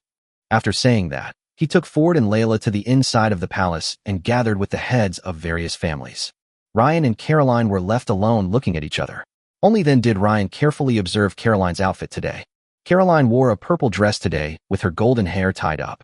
The dress, which highlighted her figure, combined with Caroline's already excellent figure, made Caroline even more charming. Seeing that the atmosphere between the two was a little cold, Caroline smiled and spoke. Ryan, you've changed a lot in the past few months, and your temperament is even more outstanding than before. Some of my friends outside the palace admire you very much. Listening to Caroline's praise, Ryan chuckled. Your Highness, I am honored to be admired by your friends. After saying that, Ryan vomited in his heart for what he had just said. Ryan swore in his heart that he would say less such words in the future. Master Ryan? Suddenly a low voice came from behind the 2 of them. The 2 looked back and saw a middle-aged man and a young man walking towards them. The man's face seemed familiar to Ryan. He seemed to have seen him in some document. Looking at Kathy Bush behind the man, I knew his identity. The head of the Bush family, Lowen Bush. He was also the night follower he had recruited in the academy some time ago, the father of Kathy Bush. Earl Bush, Casey, good evening. Ryan nodded to the two. Seeing that she knew several of them, Caroline didn't want to disturb them, so she said a few words to Ryan and left. Lawrence looked at Caroline's back with an apologetic look on his face. Master Ryan, it seems I came at the wrong time. Ryan shook his head. No, I just finished talking to Caroline. You came just in time. Does Earl Bush need anything from me? Hearing this, Lawrence smiled and said, it's nothing serious. I just wanted to come over and thank you, Master Ryan. Ever since Casey followed you, his spirit have changed. He used to be a little cowardly, but now he is so strong that even I am a little surprised. Lawrence patted Casey's shoulder behind him. Looking at Casey, Ryan smiled and nodded. Well, Casey's talent is not weak, but he is a little introverted. Gurgle. Ryan's stomach rumbled at an inopportune moment, causing him to cough twice. Seeing this, Lawrence decided not to disturb Ryan any further. Casey, please follow me first. That's all I want to say. I wish you a pleasant dinner. After leaving Casey behind, Lowen left to find someone else to talk to. Kathy also understood Ryan's condition and quickly walked to the long table to bring some cake for Ryan. Here, young master. Ryan took the cake and took a few bites. He looked at Casey and raised an eyebrow. All right, Casey. I haven't seen you for a few days. Has your fighting spirit increased so much? Young master, you are so kind. Ever since my father knew that I followed you, young master, I have more help in allocating resources at home. Casey touched his head. Ryan nodded, then took Casey to a corner of the palace and sat on a stool next to a long table. Looking at the delicious food on the long table, Ryan, who was already a little hungry, decided to fill his stomach first. Chapter 66. Your dance partner is Ryan? Then, Ryan, can I ask you to dance with me? Enjoying delicious food and fine wine, and listening to the light music played by the musicians beside him, Ryan's mood also relaxed with the music. At this moment, a noble girl came to Ryan and slightly lifted her skirt to invite him. Master Ryan, good evening. Would you like to be my partner and dance with me? Hearing the voice, Ryan shook the wine glass in his hand and turned his head to look at the noble girl. Familiar yet strange, this is how Ryan described her. He should have seen him before, but he couldn't remember who he was or what his name was. So Ryan shook his head and said, I'm sorry, I don't have any plans to dance for the time being. After being rejected, the girl was slightly stunned, then smiled, nodded, and left Ryan. After she left, other girls came to Ryan and hoped to dance with him. But Ryan shook his head to refuse. On the other side of the palace, Anna encountered the same situation. Beautiful Miss Anna, would you please dance with me? A nobleman dressed in Viscount's clothes came to Anna, bowed slightly, and extended his hand to invite Anna. Anna frowned her cute little brows and curled her lips in her heart. This is the fifth one, so annoying. Then she seemed to see something, and the little devil in Anna's heart gave Anna an idea, and then Anna spoke slowly. I'm sorry, I already have a partner, but if you can get his consent, I can dance with you. Hearing Anna's words, the man's eyes suddenly lit up. Finally, Anna did not directly reject me. Anna's dance partner? I want to see who it is. As the son of a marquis, he is confident that he can get that person to agree. Oh, then please tell me who it is, Miss Anna. The man smiled slightly, as if Anna had already accepted his invitation. Look, they're eating over there. Anna pointed. The man followed Anna's finger and saw Ryan tasting wine at the end of the crowd. The man's smile froze in place. Then he asked in disbelief, Miss Anna, your dance partner is Ryan. Anna nodded. Yes, he wanted to invite me to dance, but he was hungry and went to eat something first. You also know Ryan's temper. If you can get Ryan to agree, then I can naturally dance with you. The man was stunned where he was. Should he ask Ryan to let his partner dance with him? Are you looking for death? Seeing this, the man replied calmly. Oh, so Miss Anna, you have a dance partner. I'm sorry for being abrupt. I won't bother you anymore. I wish you a pleasant dinner. Then he quickly left Anna, returned to his small group, and began to share the information he had just learned. Hey, forget about Anna. I just found out his dance partner is Ryan. What? Ryan? He just glanced at me. Did he see me inviting Anna? Brother, you're on your own. Ever since people heard that Anna's dance partner was Ryan, no one came to invite Anna anymore, which made Anna very happy. Looking at Ryan's handsome profile, Anna nodded secretly with a proud look. Consider it as your reward for holding me in your arms for one night. Ryan, who was tasting wine, didn't pay any attention to what was happening on Anna's side. He was just admiring the figures of the noble ladies. Although he would not touch them, it was still nice to pass the time by looking at their beautiful legs. Suddenly, Ryan saw a man looking at him with a worried look in his eyes, and his eyes kept looking away from him from time to time. This made Ryan raise an eyebrow. What's going on? Then he ordered Casey behind him. Casey, go call that person over here. Ryan raised his chin at the man. Casey nodded and walked towards the man. Coming behind the man, Casey patted the man's shoulder to stop him. Hello, my young master invites you over. The man slowly turned his head to look at Casey and found that it was Casey who was standing behind Ryan just now. Cold sweat immediately broke out on his head. Huh? Yeah, okay. Although he didn't want to go, facing Casey's attitude that could not be refused, the man had no choice but to agree and followed Casey to Ryan. The man came to Ryan and looked at his expressionless face, then confessed everything immediately. Master Ryan, I really didn't know Miss Anna was your dance partner. Otherwise, I wouldn't dare to invite Miss Anna. Upon hearing this, Ryan was immediately confused and stopped shaking the goblet in his hand. Anna? Dance partner? When did this happen? How come he, the person involved, didn't know about it?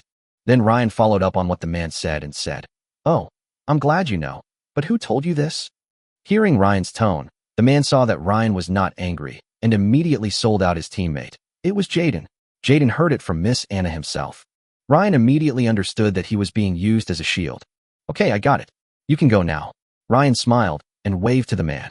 The man was delighted and immediately turned around and left. Jaden is really not a brother. If I don't help you and tell you about it, how can I run away?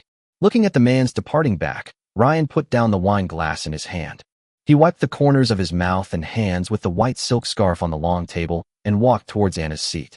At this time, Anna was chatting with the little sisters around her. The little sister who was chatting with Anna saw Ryan about to speak, but she saw Ryan made a hush gesture to her and immediately did nothing. Then Ryan slowly came behind Anna and stretched out his right hand. Charming Miss Anna, may I ask you for a dance? Anna waved her hand without turning her head and then spoke in a very confident tone. Sure, go ask my dance partner Ryan. If Ryan agrees, I'll dance with you. She said it very naturally, as if it really happened.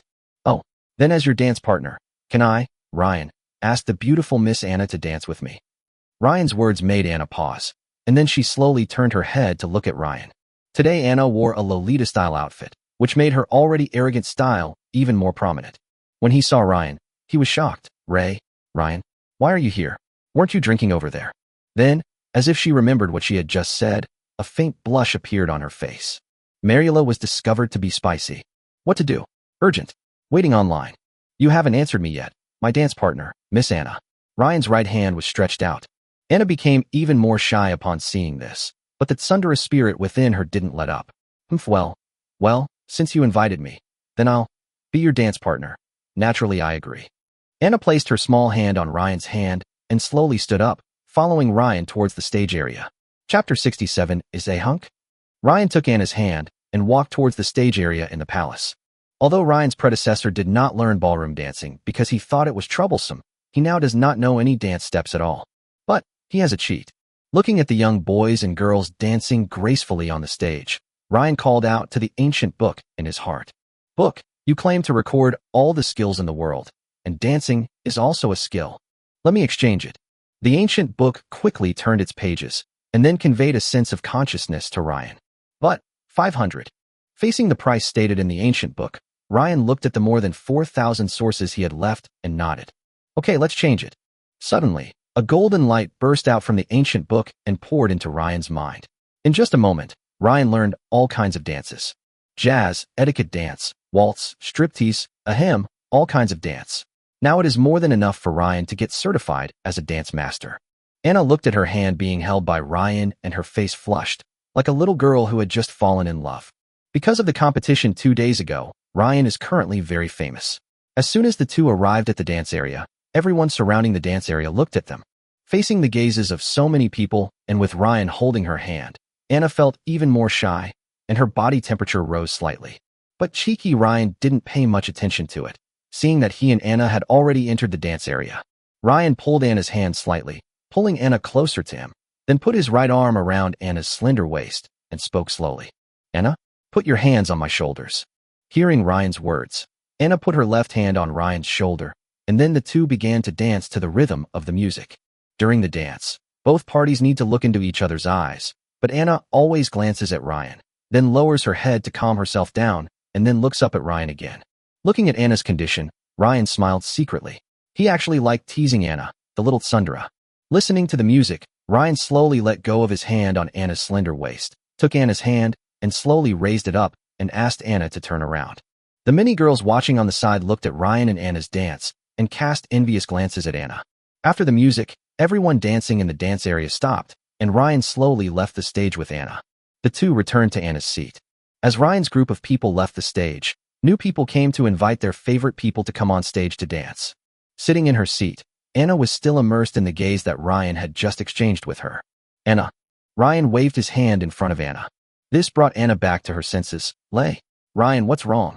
Help me pass the golden orange fruit on the long table next to you. Oh, Anna agreed and was about to reach out to take it when she suddenly found that her right hand was still in Ryan's hand. Anna suddenly twitched without leaving any trace, but did not twitch. Then I saw Ryan pouting and said, "Okay, just consider it as your reward for being my shield this time." Then he used his left hand to help Ryan take the golden orange fruit. Suddenly, Ryan, who was eating the golden orange fruit, seemed to have a feeling and turned his head slightly. When he turned around, he saw Otto Ashton walking towards him. Otto has red hair, a different color from Caroline's, and even his eyes have red pupils. As His Majesty's second prince, he was born with amazing knightly talent. With the guidance of the Emperor, a 7th-level master, his combat power is terrifyingly high. The last time he showed off his skills was in the college competition a year ago. At that time, Otto was riding an earth dragon and was unstoppable. With his 2nd-level beginner strength, he defeated a 2nd-level advanced academy student in a high-profile manner. From that time on, he was awarded the title of the Empire's first genius. Now Ryan calculated the time and found that the academy competition was approaching. After a year of training, Otto was now at least a 2nd-level senior knight. Seeing Otto staring at him and walking towards him, Ryan felt a little confused. Otto's appearance naturally attracted a lot of people's attention. Seeing Otto walking straight towards Ryan, everyone began to talk in a low voice. Otto came to Ryan and nodded to Ryan and Anna beside him very gentlemanly. "Good evening, Ryan. Good evening, Miss and Nah." Then he leaned forward slightly and whispered, "Ryan, could you please come over here for a moment? I have something I want to ask you." After hearing what Otto said, Ryan was stunned for a moment, but still nodded. "Okay, where to?" Seeing that Ryan agreed, Otto smiled and said, "Follow me." Then he walked ahead. Ryan touched Anna's hand reluctantly, then touched it again before letting it go. "Anna, Otto and I will go over and take a look." After taking her hand back, Anna raised her eyebrows and snorted softly. "Go ahead. Why are you telling me where you are going? I'm not yours." Anna's voice became quieter and quieter, so Ryan couldn't hear what she said next. "What? I didn't hear what you said just now." "Oh, go quickly. The second prince is waiting over there." Anna pushed Ryan. Otto, who was standing by, saw the interaction between Ryan and Anna, and his eyes were filled with even more surprise. Watching Ryan come to his side, Otto continued to lead the way. The two slowly came to the most remote corner of the palace. Even the music played by the musicians here became much softer. Just when Ryan was still wondering why Otto brought him to such a remote place, Otto explained the reason. "Ryan, I'm sorry to have you come to such a remote place. What I want to say is a little embarrassing, and I don't want others to hear it." After hearing what Otto said, Ryan nodded and said, "It's okay. What's the matter with the second prince calling me here?" Faced with Ryan's doubts, Otto's sunny face was obviously shy. "Ryan, I've heard everyone in the palace and the academy that you're the best at chasing girls. My sister Caroline said so, and so did my friends at the academy. They all said you were the best. I wonder if you could train me in this area. I'm really weak at chasing girls." After listening, Ryan looked at Otto and fell into deep silence. "Want me to be your military advisor? You've been in the palace for so many years, and you've never had sex with a maid?" Ryan asked in surprise. Seeing Otto's puzzled look, Ryan even imitated a movement with his hands to Otto. Suddenly, Otto's eyes lit up. "Oh, I know. I've seen it in some storybooks. But doesn't that require marriage?" Looking at Otto's clear expression, Ryan's mouth twitched unconsciously. The one who is like a god of war in battle. It's a chick? Chapter 68, Anna's Kiss. Then Ryan tried Otto a few more times in disbelief, thinking that Otto was joking with him. Finally, it was confirmed that he really didn't understand and was indeed a novice. This shouldn't be the case. As a prince, and the most favored heir by His Majesty, there is no one to serve him at night?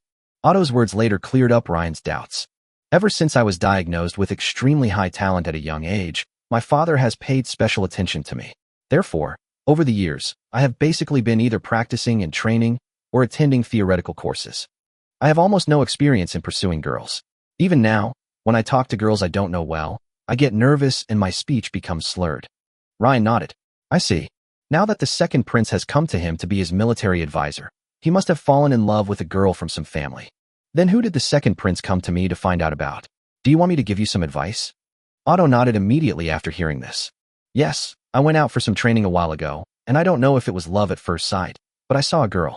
Every time I saw her, my heart started beating fast. Who is she? Her name is Jana Calvin, and she's an adventurer. Adventurer?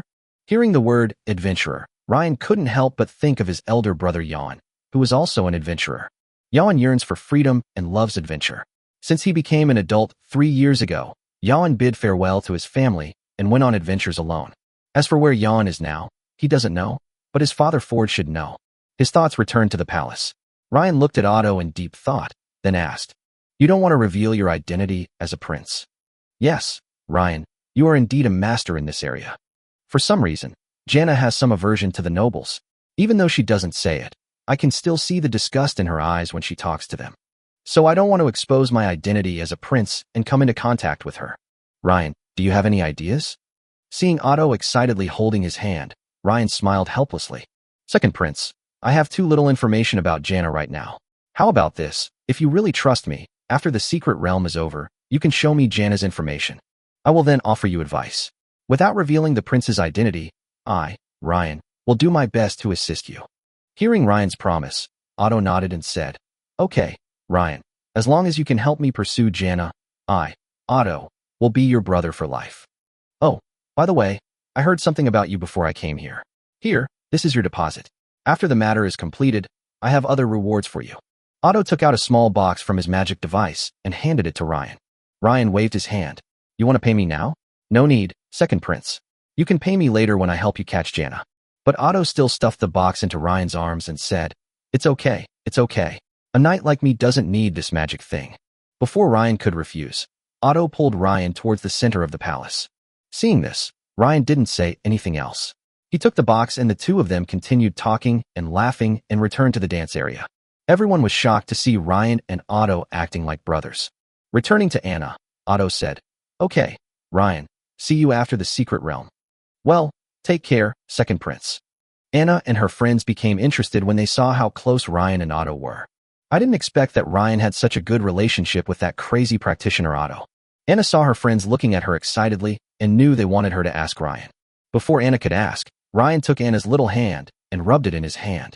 His movements were very natural, as if it was supposed to be like this.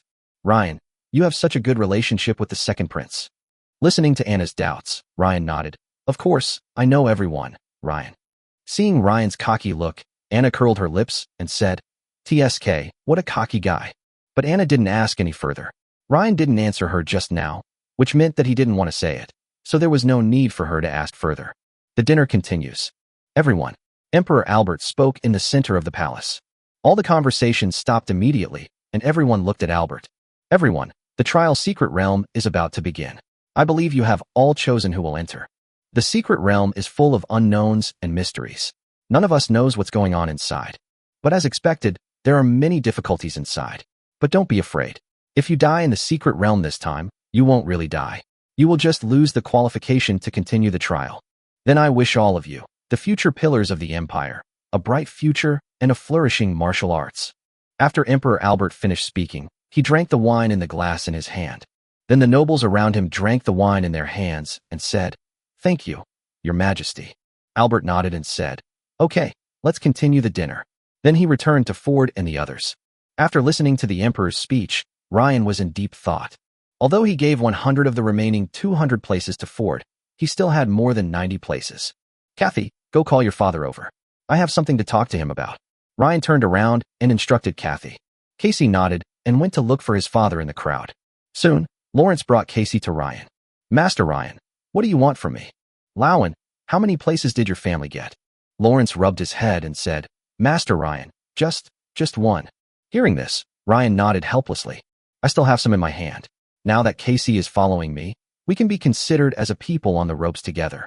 How about this? I'll give you 5 extra spots, but I won't give you any special coins. When those people come to me in a few days to claim the secret realm qualifications, you can bring them here in person. Ryan's words made Lawrence's pupils shrink slightly, and he nodded. Okay. Thank you, Master Ryan, for your generosity. Ryan waved his hand. Yeah, that's it. Seeing Ryan thanking him, Lawrence bowed slightly and left the dance area. Anna and her friends looked at each other in confusion when they heard this. Ryan, do you really have a spot? Anna's eyes widened. Looking at Anna and the girls next to her with hopeful faces, Ryan raised his eyebrows. Why? You want it. Your father treasures you so much, and you don't have it. Yes, there are, but my Mitchell family didn't get much. After all, unlike your Gray family, the Mick family, and the Ward family, we were the first to discover the secret realm. My Mitchell family was only allocated 6 spots. Although I got 1, some of the family's senior members also got some. My sister and my older brother didn't get any. Listening to Anna's words, Ryan understood the situation. Then give me a kiss, and I'll give you a few spots. Ryan pointed to his face. As soon as she finished speaking, Anna blushed when she looked at Ryan. You a hooligan. Looking at Anna's blushing face, Ryan moved closer and asked, Then why didn't you see me being a hooligan to others? Listening to Ryan's explicit love words, Anna's eyes became confused. Okay. On the contrary, it wasn't the mouth that was kissed, just the face, so she endured it for her sister. After such a long period of contact, Anna actually didn't feel repulsive to Ryan, and even had a little bit of affection for him. Seeing Anna's small mouth facing him, Ryan smiled slightly and tilted his head slightly. Anna hit the bull's eye and kissed Ryan directly on the mouth. The two of them immediately looked at each other. Taking advantage of Anna's daze, Ryan's tongue suddenly broke through the defense line, teased Anna's little tongue, and then withdrew. Anna was about to scream when Ryan covered her mouth. Anna immediately glared at Ryan, and then the two began a new round of fighting. As they played and joked, the distance between the two of them kept getting closer. The moon set and the stars faded, and the dinner slowly came to an end. Chapter 69 Recording Staff, 5th Level Magic Scroll, Space-Tearing Storm. On the eve of entering the secret realm, the palace was overcrowded. All the nobles who were qualified to enter the secret realm came to the palace and asked Ryan to record information for them. In a palace of the royal palace, Ryan sat in the main seat and curled his lips at the next person who came in. TSK, he's a man. Good morning, Master Ryan. This is my coin. The man handed the coin to the maid beside him. The maid stepped forward and handed it to Reagan, the guard who was responsible for checking the authenticity of the coins. Reagan took the coin and looked at it, then nodded to Ryan. Ryan slowly walked up to the man and patted him on the shoulder. Then a mark appeared on the back of the man's hand, and Ryan waved his hand. Okay, I'm done recording. Go out and call the next one. Seeing this, the man nodded and left the palace. Soon, the head of the Ward family came in with a group of people. Uncle Fabian, good morning. Ryan nodded. Good morning, Ryan. Here, these are 50 coins from my Ward family. Fabian walked up to Reagan and took out a handful of coins from the magic device. When Reagan saw that it was Marquis Fabian, he checked the coins faster and finished checking all the coins in a short while. Looking at this group of people, Ryan asked Fabian, Uncle Fabian, who of them will come first? Sophia, you go first. Fabian nodded to Sophia. Sophia immediately came to Ryan. Seeing this, Ryan took Sophia's hand. A little calloused, not as soft as Anna's little hands. 5 minutes later, Ryan felt something was wrong when he saw Fabian's increasingly dangerous eyes. The next moment, a mark appeared on Sophia's hand. Ahem. All right. I'm a little slow at recording girls. Listening to Ryan's explanation, Fabian squinted his eyes and looked at Ryan, then sighed helplessly. Then Sophia slowly stepped down from the stage, and Fabian let the second person come on. It's a girl, but I don't know her. Ryan patted his shoulder and ended it. Okay, next. The quick movement stunned everyone present. Fabian had guessed it long ago, so it wasn't much of a surprise. But Sophia is different. She thought it was true as Ryan said, that girls record slowly, but she didn't expect that she was the one who was slow. He immediately glared at Ryan. After recording some of the Ward family's talented descendants, it was time for Fabian to select a group of 4th-level masters. Soon, Ryan finished recording all 50 people. Okay, Uncle Fabian, everything is recorded. Fabian nodded, walked over to Ryan and patted him on the shoulder. Well, that's good. Come to my Ward family someday, and I'll treat you to delicious food. Looking at Fabian's forced smile, Ryan curled his lips secretly. Delicious? Not the whip stew, I hope. Okay, I'll definitely do it next time. Next came the Mitchell family. Also led by the family head, Lehman slowly walked in with 11 people. Lehman brought the energetic Anna into the palace. Lyman then handed the 6 coins to the guard. The guard took it and counted it, but it didn't match the people Lehman brought. He was about to speak when Ryan interrupted him. Reagan, don't look at it, as long as the 6 coins are correct. Hearing Ryan's words, Reagan nodded. That's right, Master Ryan. Then, before Lehman could say anything, Anna came to Ryan with several people. Ryan, didn't you say a few days ago that you would give me 5 spots? These are the ones I want to give them to. He is my brother, and she is my sister. Seeing this, Lehman did not stop it and just watched quietly from the side. Ryan sat on the chair and patiently let Anna introduce the few people. Okay, I know everything. Come here, Anna, I'll record it for you first. Then Ryan took Anna's little hand and touched it for a while before starting to record it for others. Soon, the 6 people brought by Lehman also finished recording. Lehman looked at Ryan beside Anna and smiled. Ryan, thank you very much this time. Uncle Lyman, you're welcome. Okay, let's go first, Anna. Let's go. Don't delay Ryan from continuing to record other people. There are others behind us. Hearing this, Anna pouted and said, oh, okay. Then she slowly followed Lehman's footsteps. Anna talked to her sister about Ryan as they walked, and the pride in her eyes could not be concealed. The group of people behind Anna listened to her words and felt envious of her. After all, judging from Ryan's appearance, he is obviously interested in Anna, and Ryan is not married yet. If Anna really marries him, she will definitely be the mistress of the Gray family in the future. In the future, she will have the support of the future 7th-level magician Ryan. According to Ryan's protective personality, there will probably be few people in the Empire, no, even on the continent, who dare to speak loudly to Anna. Even Lehman looked at Anna and Jiang Ryan thoughtfully. After recording all the people who were going to enter the secret realm, Ryan yawned tiredly. Master Ryan, you have worked hard. Reagan called the maid in the palace to come forward and rub Ryan's shoulders. Have you finished recording everything? Yes, Master Ryan, are you hungry? Do you want me to have someone prepare lunch for you? Hearing this, Ryan shook his head and said, no, I have something else to do. Now that everything has been recorded, I'll be leaving. Then Ryan patted the hand of the maid on his shoulder, stood up, and walked outside. Master Ryan, take care. Reagan bowed slightly. Ryan didn't look back, just waved his hand. Soon, Ryan walked through the palace and got on Drake's carriage, which had been waiting outside the palace for a long time. Looking at Jonas' figure beside the carriage, Ryan greeted him. Uncle Xiao, are you here too? Jonas nodded. Well, now is the critical moment for the secret realm to be opened. The head of the family specially asked me to protect you, young master. Ryan nodded and got into the carriage with Jonas. Drake, go to the academy. Okay, master. Soon, Drake arrived at the academy in a carriage. Ryan and Jonas slowly got out of the car and walked into the academy and came to the magician's tower. Some time ago, the dean asked him to come and see him when he entered the secret realm, but he had been so busy these days that he had forgotten about it. Ryan slowly pushed open the door of the dean's laboratory. Seeing this, Jonas did not go in with Ryan, but waited for Ryan outside the door. The dean watched Ryan come in and put down Jimmy, the dean's little white mouse pet. Ryan, you're here. Didn't the dean ask me to come into the secret realm? The dean smiled and then took out a bracelet from the drawer. Here, this is something your teachers prepared for you. It will be helpful to you after you enter the secret realm. Ryan took the bracelet handed to him by the dean and examined it, and was immediately shocked by what was inside. There are all kinds of things, even magic crystal cannons used for siege. Hee, you're so polite. I'll visit the teachers one by one after the secret realm is over. Oh, by the way, Ryan here. The dean took out a scroll from his magic device.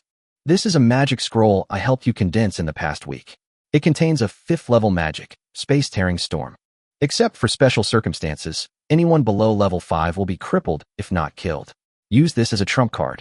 Chapter 70 Family Heritage, Trial Type Secret Realm. 5 people fight for the king. Let's begin. Looking at the scroll in his hand, Ryan opened his mouth slightly and looked at the dean in disbelief. So powerful? Upon hearing this, the dean raised an eyebrow. Why? You don't believe it? After all, I am also a 6th-level intermediate magician. Hey, hello, Dean. Ryan quickly put away the scroll, then came behind the dean and patted his shoulders. The dean explained while drinking tea. Use it if you can, don't save it. This magic scroll is different from the long storage time of the magic scroll. It has an expiration date and will be useless after about 7 days. Yes, don't worry, Dean.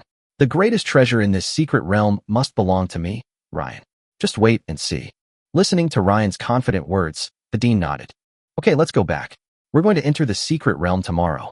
Have a good rest this afternoon so that we can enter the secret realm in the best condition tomorrow. Well, don't worry, Dean. I'll go back then. Well, go ahead. Then Ryan touched Jimmy on the table and pushed the door open and left. Ryan said as he looked at Jonas, who was waiting outside the door. Let's go, Uncle Xiao. Let's go back to the family.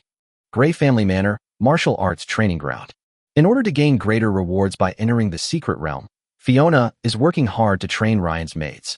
Seeing that the maids were also preparing for tomorrow's secret realm, Ryan also prepared to start meditating. Because he absorbed Patrolin a while ago, some of the medicinal properties of Patrolin still remain in Ryan's body. Ryan was ready to absorb all the remaining medicinal power in his body. He estimated that after absorbing it, he would be able to reach the level of a second-level intermediate magician. As soon as he sat cross-legged in the pavilion, Jonas' voice came from behind him. "Master Ryan, the head of the family is looking for you." Hearing Jonas' voice, Ryan slowly stood up and followed Jonas, asking Jonas questions as they walked. "Father is looking for me? What's the matter?" Jonas smiled and replied, "Tomorrow is the day to enter the secret realm. The head of the family has prepared something specially for you." Ryan nodded after hearing this. Soon the two arrived at Ford's office. Looking at the two people who pushed the door open, Ford waved to Ryan. "Ryan, you're here, come." Ryan came to Ford's table and looked at the two jades of different colors on the table.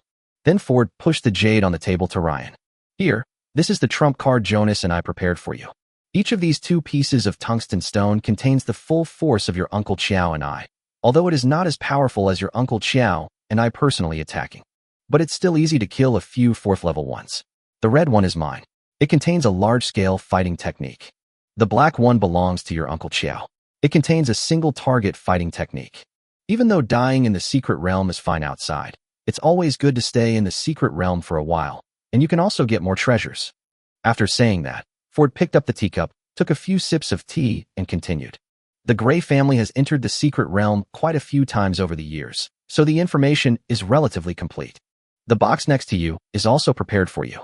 It contains the things you need in the secret realm, as learned from those who have entered it before. Take them all with you. Look at the two tungsten stones in your hands and the box under your feet." Ryan immediately understood how important it was to have a huge family behind him. Given the value of these things, ordinary people may not be able to earn them in their entire lifetime. Is this what is called family heritage? The shocked Ryan slowly came back to his senses and put away the tungsten stone and the large box at his feet. "Okay, I understand." Seeing Ryan put away everything, Ford waved his hand and said, "Okay, go back and have a good rest. I look forward to your performance tomorrow." Ford's words immediately made Ryan confused. "Look at me. How can you see inside the secret realm from outside?" Ford smiled and said, "The royal family has a treasure called the Tasfarm Magic Mirror. Its function is, of course, to see things. But it consumes a huge amount of resources. That is to say, the royal family will only use it for secret events like the one that all the nobles are participating in now. When you enter the secret realm tomorrow, we will go to the palace and observe your performance inside." I heard that Ryan was interested in the treasure called Tasfarm Magic Mirror. "Okay, then you'll just have to watch me perform." Ryan waved his hand and pushed the door open to leave. Ford looked at the closed door and was about to say something to Jonas when Ryan suddenly pushed the door open. "Father, please get me some treasures." Ryan, half of his body appeared from outside the door. Hearing this, Ford nodded and said, "Well, I'll have Bo Ao take it to your room later." "Okay." Then Ryan closed the door. After seeing Ryan leave, Ford and Jonas discussed the plans for the territory's development this year. After returning to the room, Ryan sat cross-legged on the carpet waiting for Bo to give him the treasure. Because now he only has more than 3,000 source points, and he doesn't know what he will encounter when he enters the secret realm tomorrow. It is always good to have more source reserves, and now since the maids were all training with Fiona in the martial arts field, Ryan stayed alone in the room, and then began to meditate and absorb the remaining medicinal power of Patrolin in his body. Soon, Boa brought the treasure to Ryan. Looking at the small boxes in front of him, Ryan immediately let the ancient book absorb 90% of them, leaving only 10% in the magic device. Since the treasures that Bo Ao sent this time are basically of the second and third levels, although the source points provided are slightly fewer, the quantity is large. Ryan's source point came directly to 15975. Although he was envious of some of the magic in the ancient books, he didn't know what the secret realm looked like, so Ryan planned to make plans after entering the secret realm. The night passed quickly. The next morning, after Ryan had breakfast with Ford and Layla in the villa restaurant, he returned to his room to prepare to enter the secret realm. At the same time, everyone from each family who was able to enter the secret realm was adjusting their status. Prepare to enter the secret realm and show your skills. Time passed minute by minute, and suddenly Ryan felt something, and the necklace around his neck suddenly emitted a dazzling white light. The next moment, Ryan disappeared from his room. Disappeared along with Ryan were the maid in the room and the people in the royal city, recorded by Ryan. Trial Secret Realm 5 people compete for the throne. Let's begin. Since the Chinese New Year is approaching, I will update 2 chapters a day, which is a bit short. After the Chinese New Year, I will return to 3 chapters. Chapter 71. The Witch of the Lustful Church, Chitra Alvis. A white light flashed, and when Ryan opened his eyes again, he had arrived in an unfamiliar place. The next moment, Ryan immediately used barrier magic to surround himself completely. Avoid being attacked by something and being killed as soon as you fall to the ground. Seeing that there was no danger around, Ryan began to carefully observe the surrounding environment.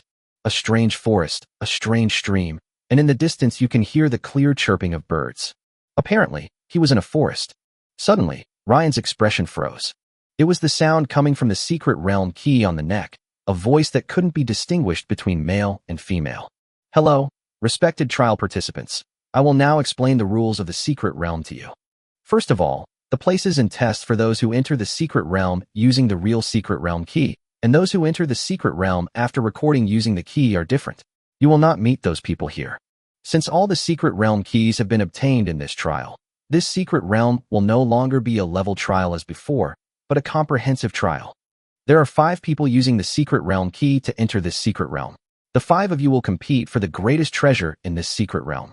This forest is called the Forest of Monsters. Just like its name suggests, there are many monsters here, ranging in strength from level 1 to level 4. The rules of this comprehensive trial are very simple. From now on, if you kill a monster of a certain level, the corresponding key will record corresponding points for the person who kills it. After 7 days, the person with the most points will become the owner of the treasure. Of course, if some of you think the points earned from killing monsters are too few, you can go hunt other competitors. Every time you kill a competitor, you will not only gain all of their points, but also double your existing points. Well, this concludes the explanation of the Secret Realm rules. Please enjoy it, everyone. After explaining the rules of the Secret Realm to Ryan, the faintly glowing key dimmed again.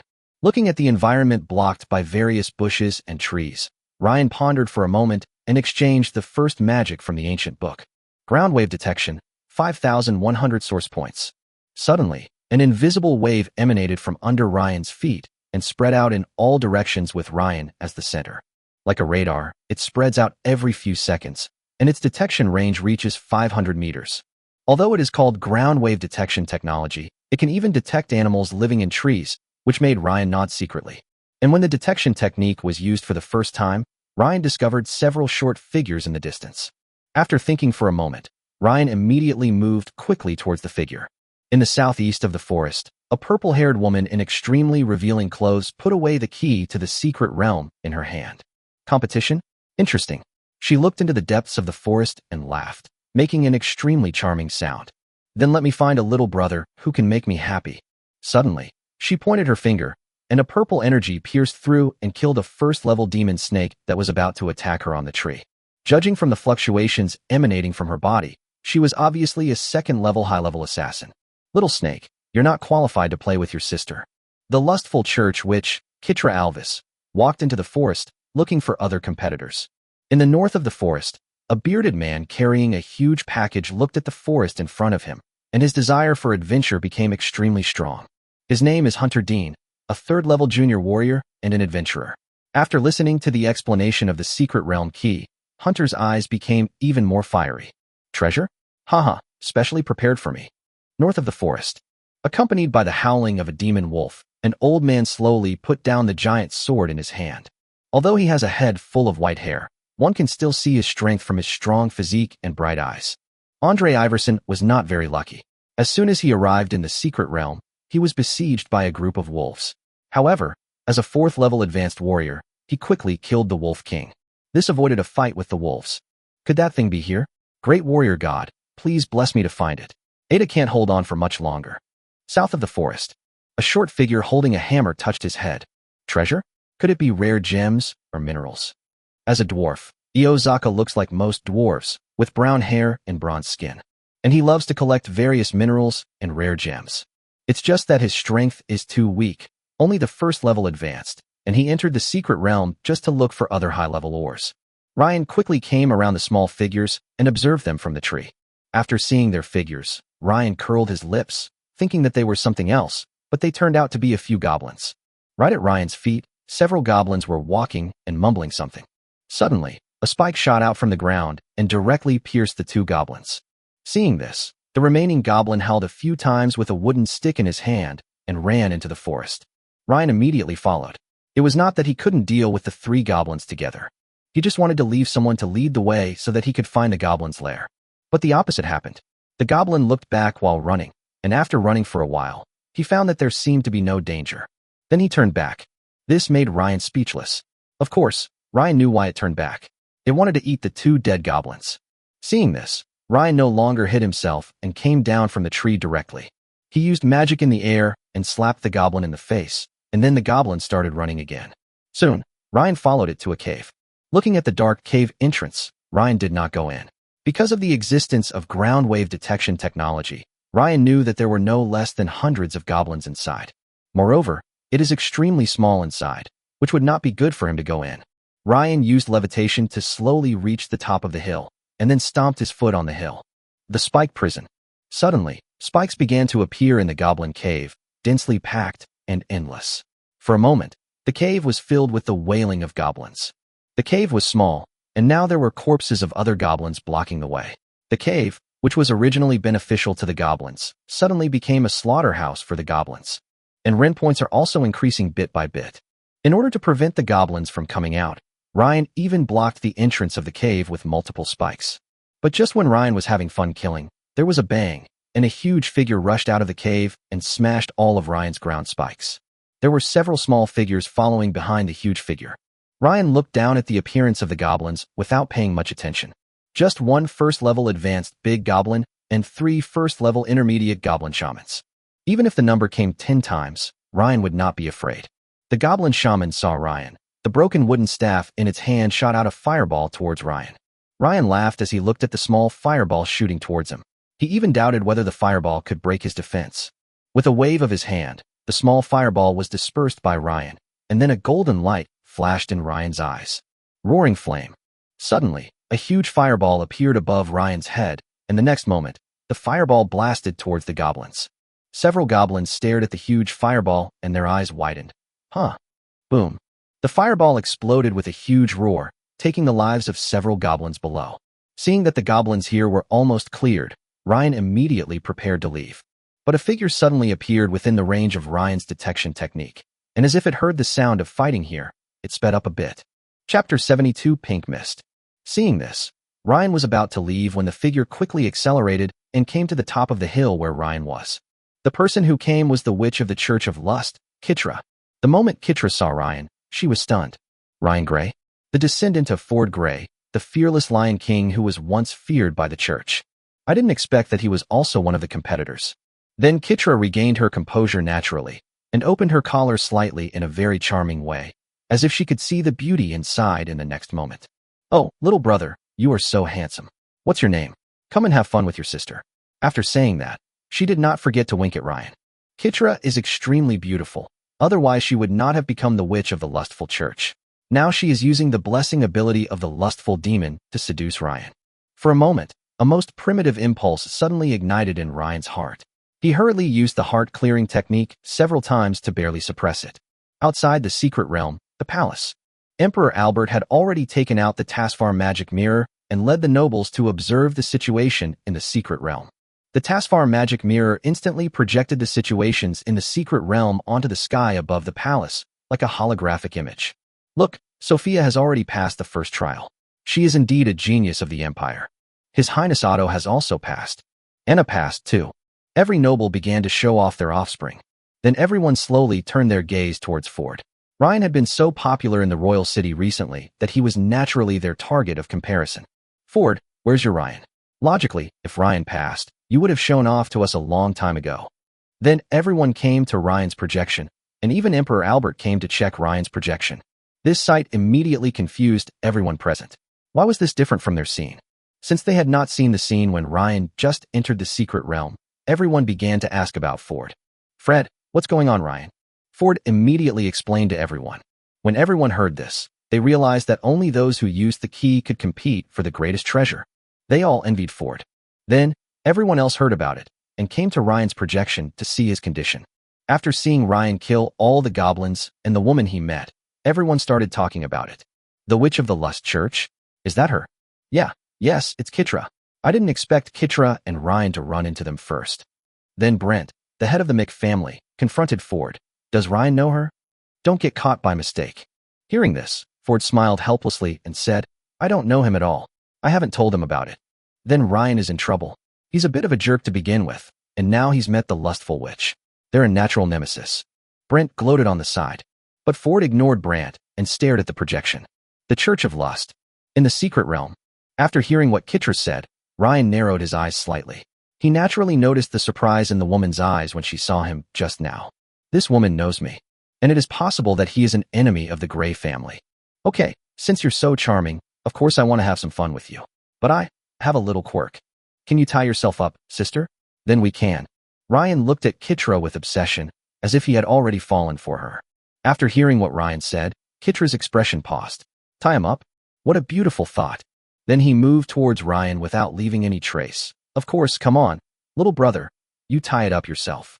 Suddenly, Kitra disappeared in an instant, and then came behind Ryan and stabbed Ryan's heart with a knife. Little brother, you like me so much, let me see your heart.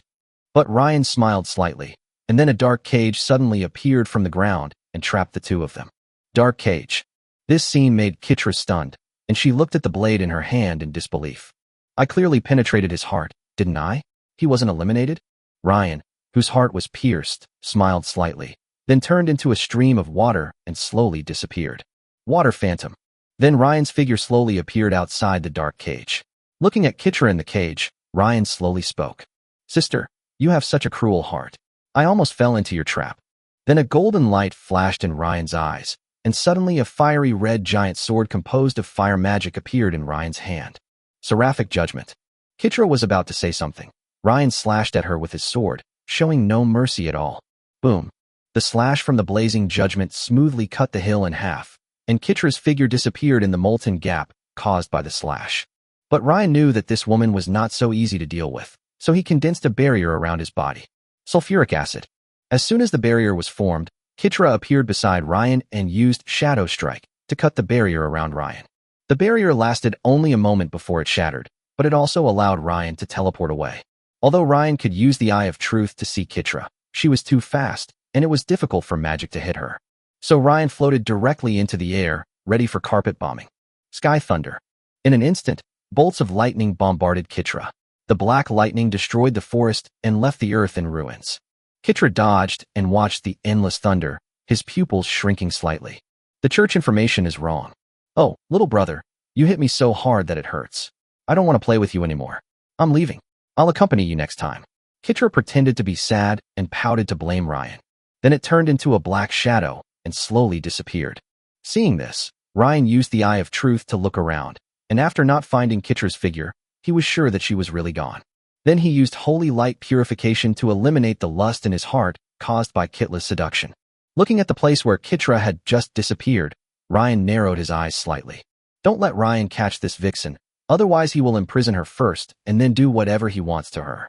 Looking at the messy environment around him, Ryan quickly left the place out of caution. Start looking for other monsters through ground wave detection. On the other side of the forest, Adventurer Hunter looked at the slowly moving pink mist in front of him with a little confusion. What kind of fog is this? It moves on its own. Then he used his sword to send a slashing blade of light towards the pink mist.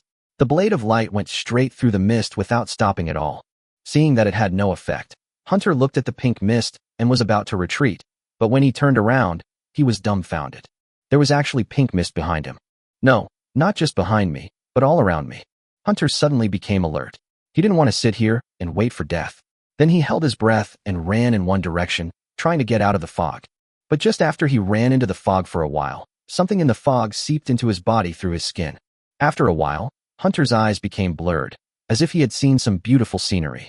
Then his body rushed uncontrollably towards a big tree beside him.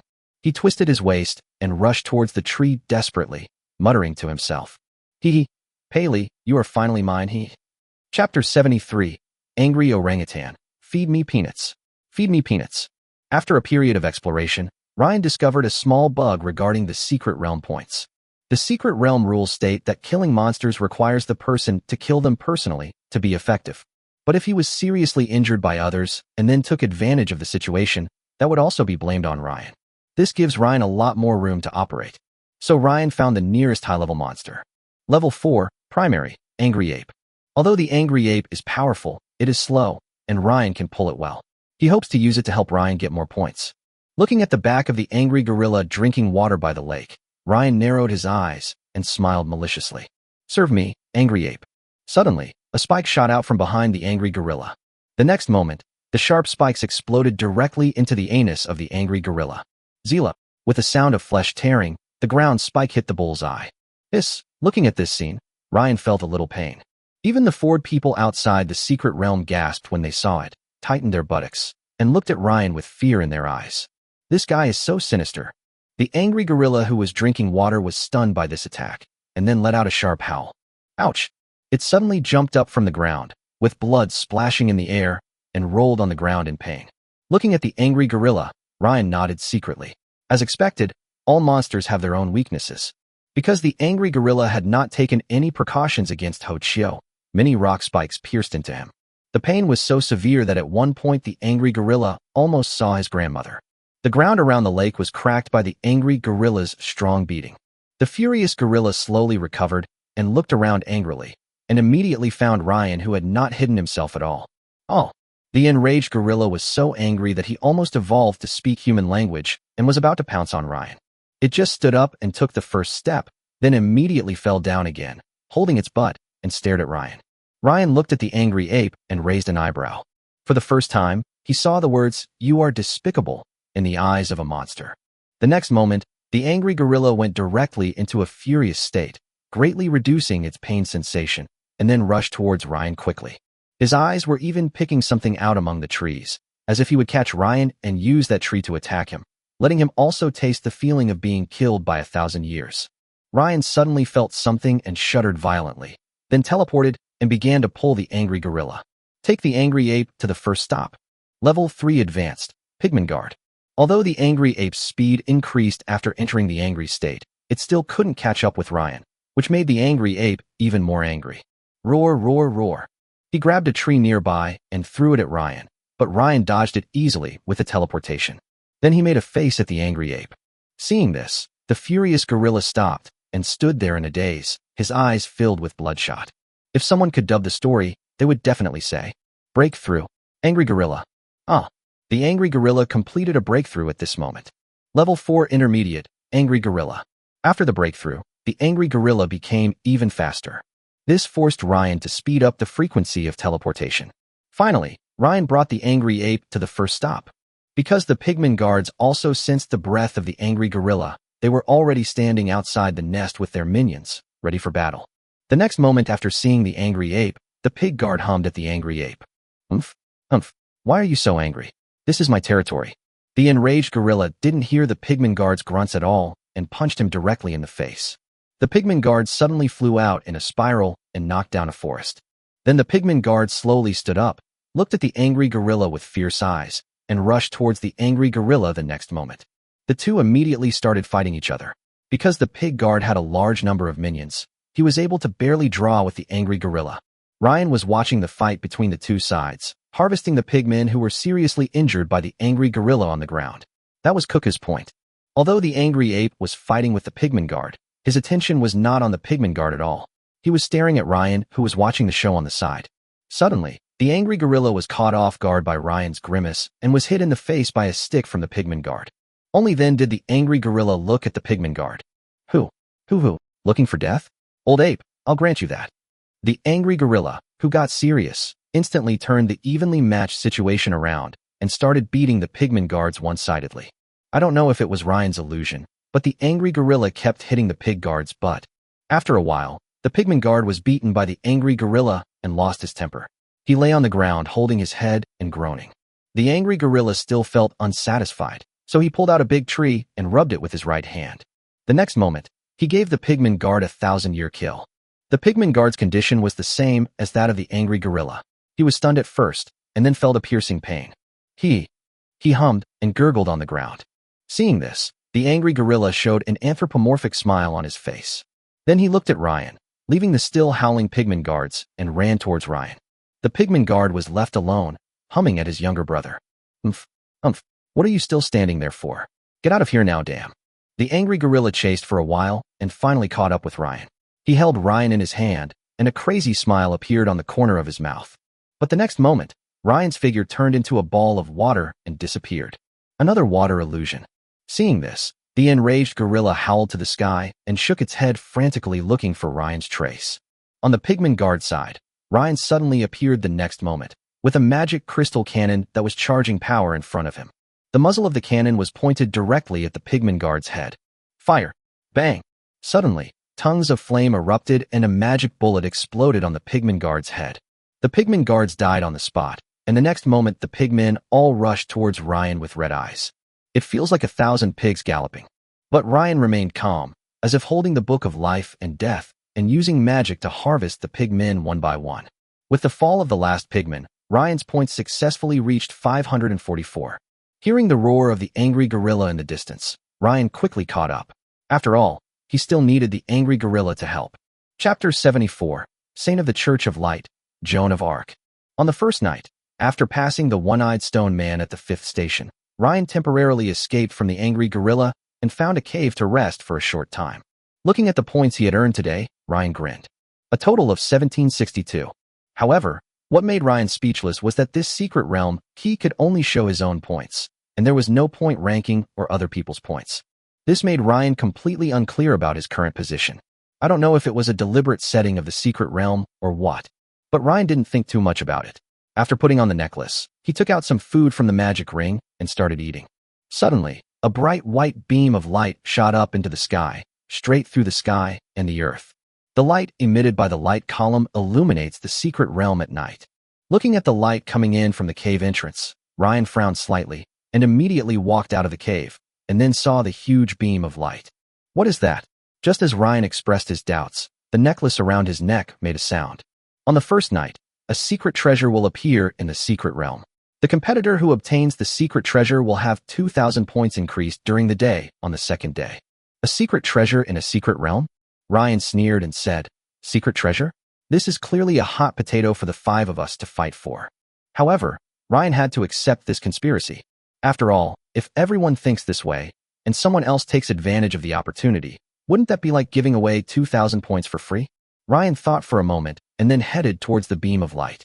On the way, a figure detected by ground wave detection technology made him pause slightly. Looking at the actions of the person who was detecting, Ryan raised his eyebrows in shock. Is this piling?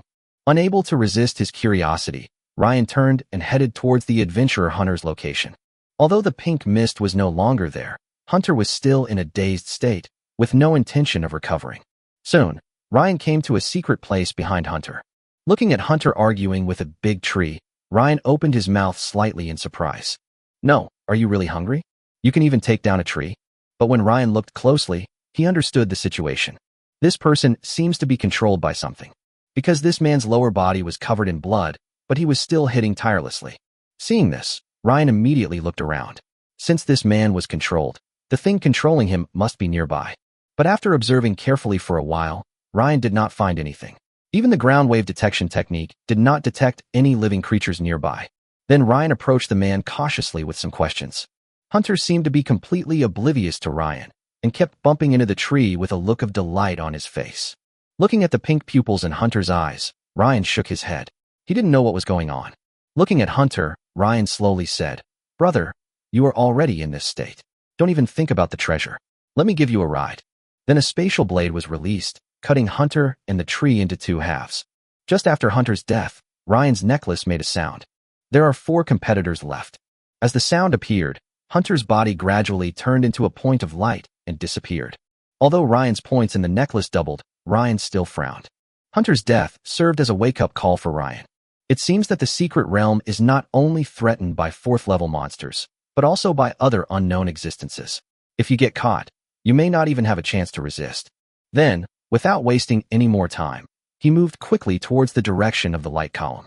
As soon as he approached the light column, Ryan stopped, and suddenly a golden light flashed in his eyes, and he used a magic to hide his body. 2nd-level magic, Phantom Mist Concealment.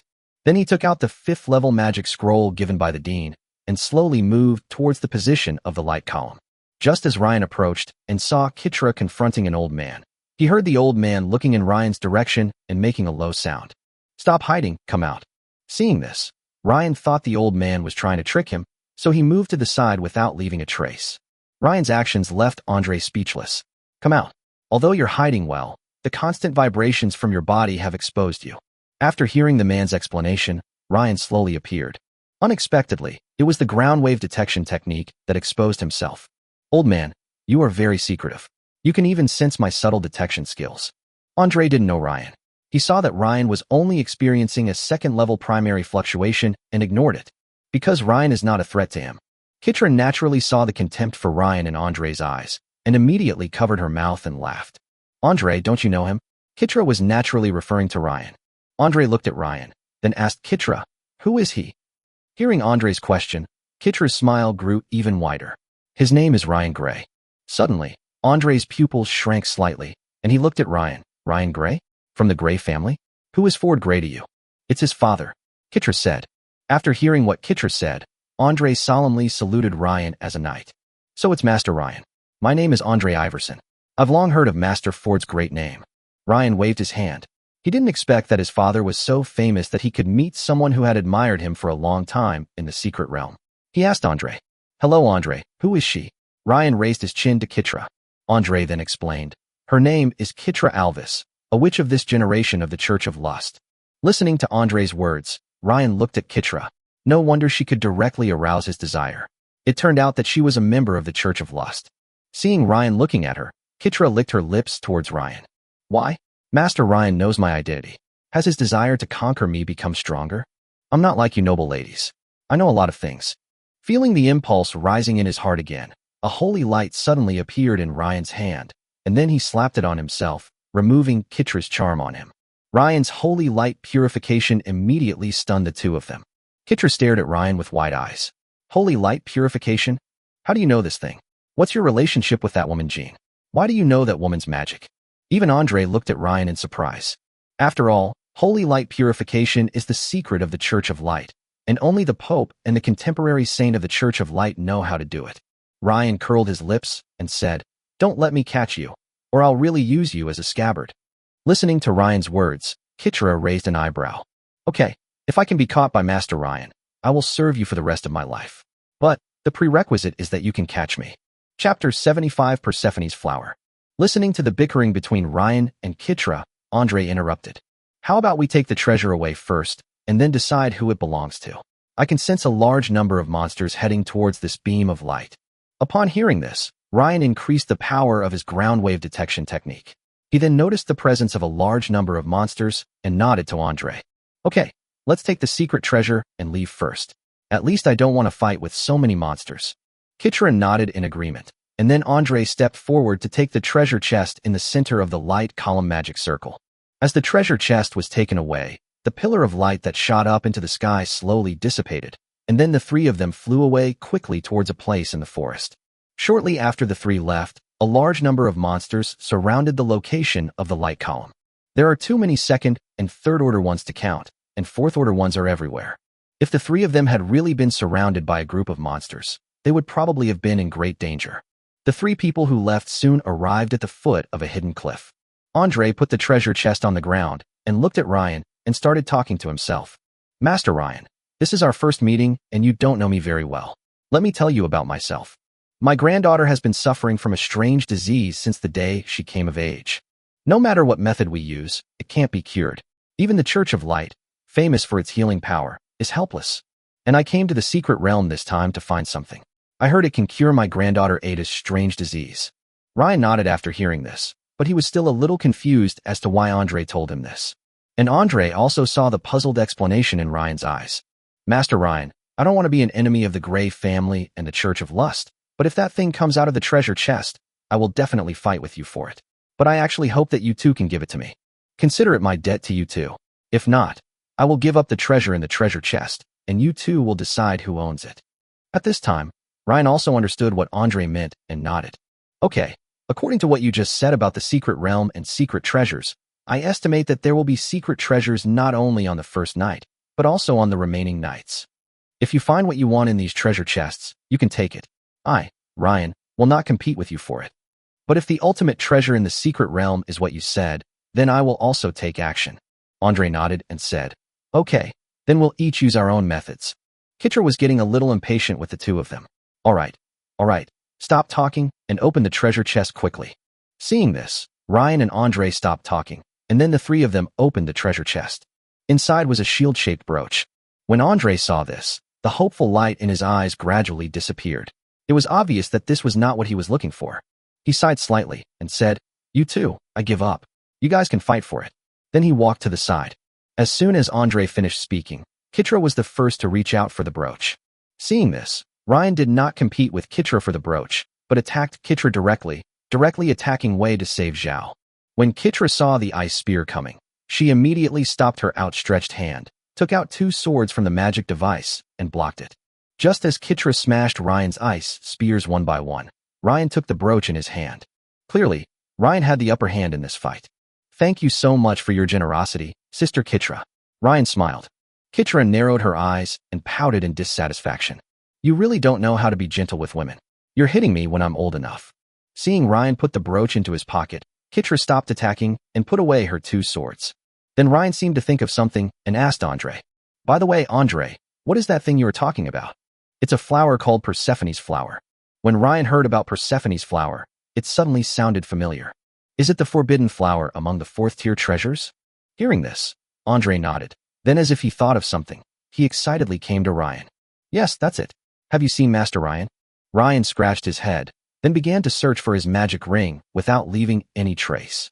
Not long after, Ryan, who was searching for the magic ring, was slightly stunned.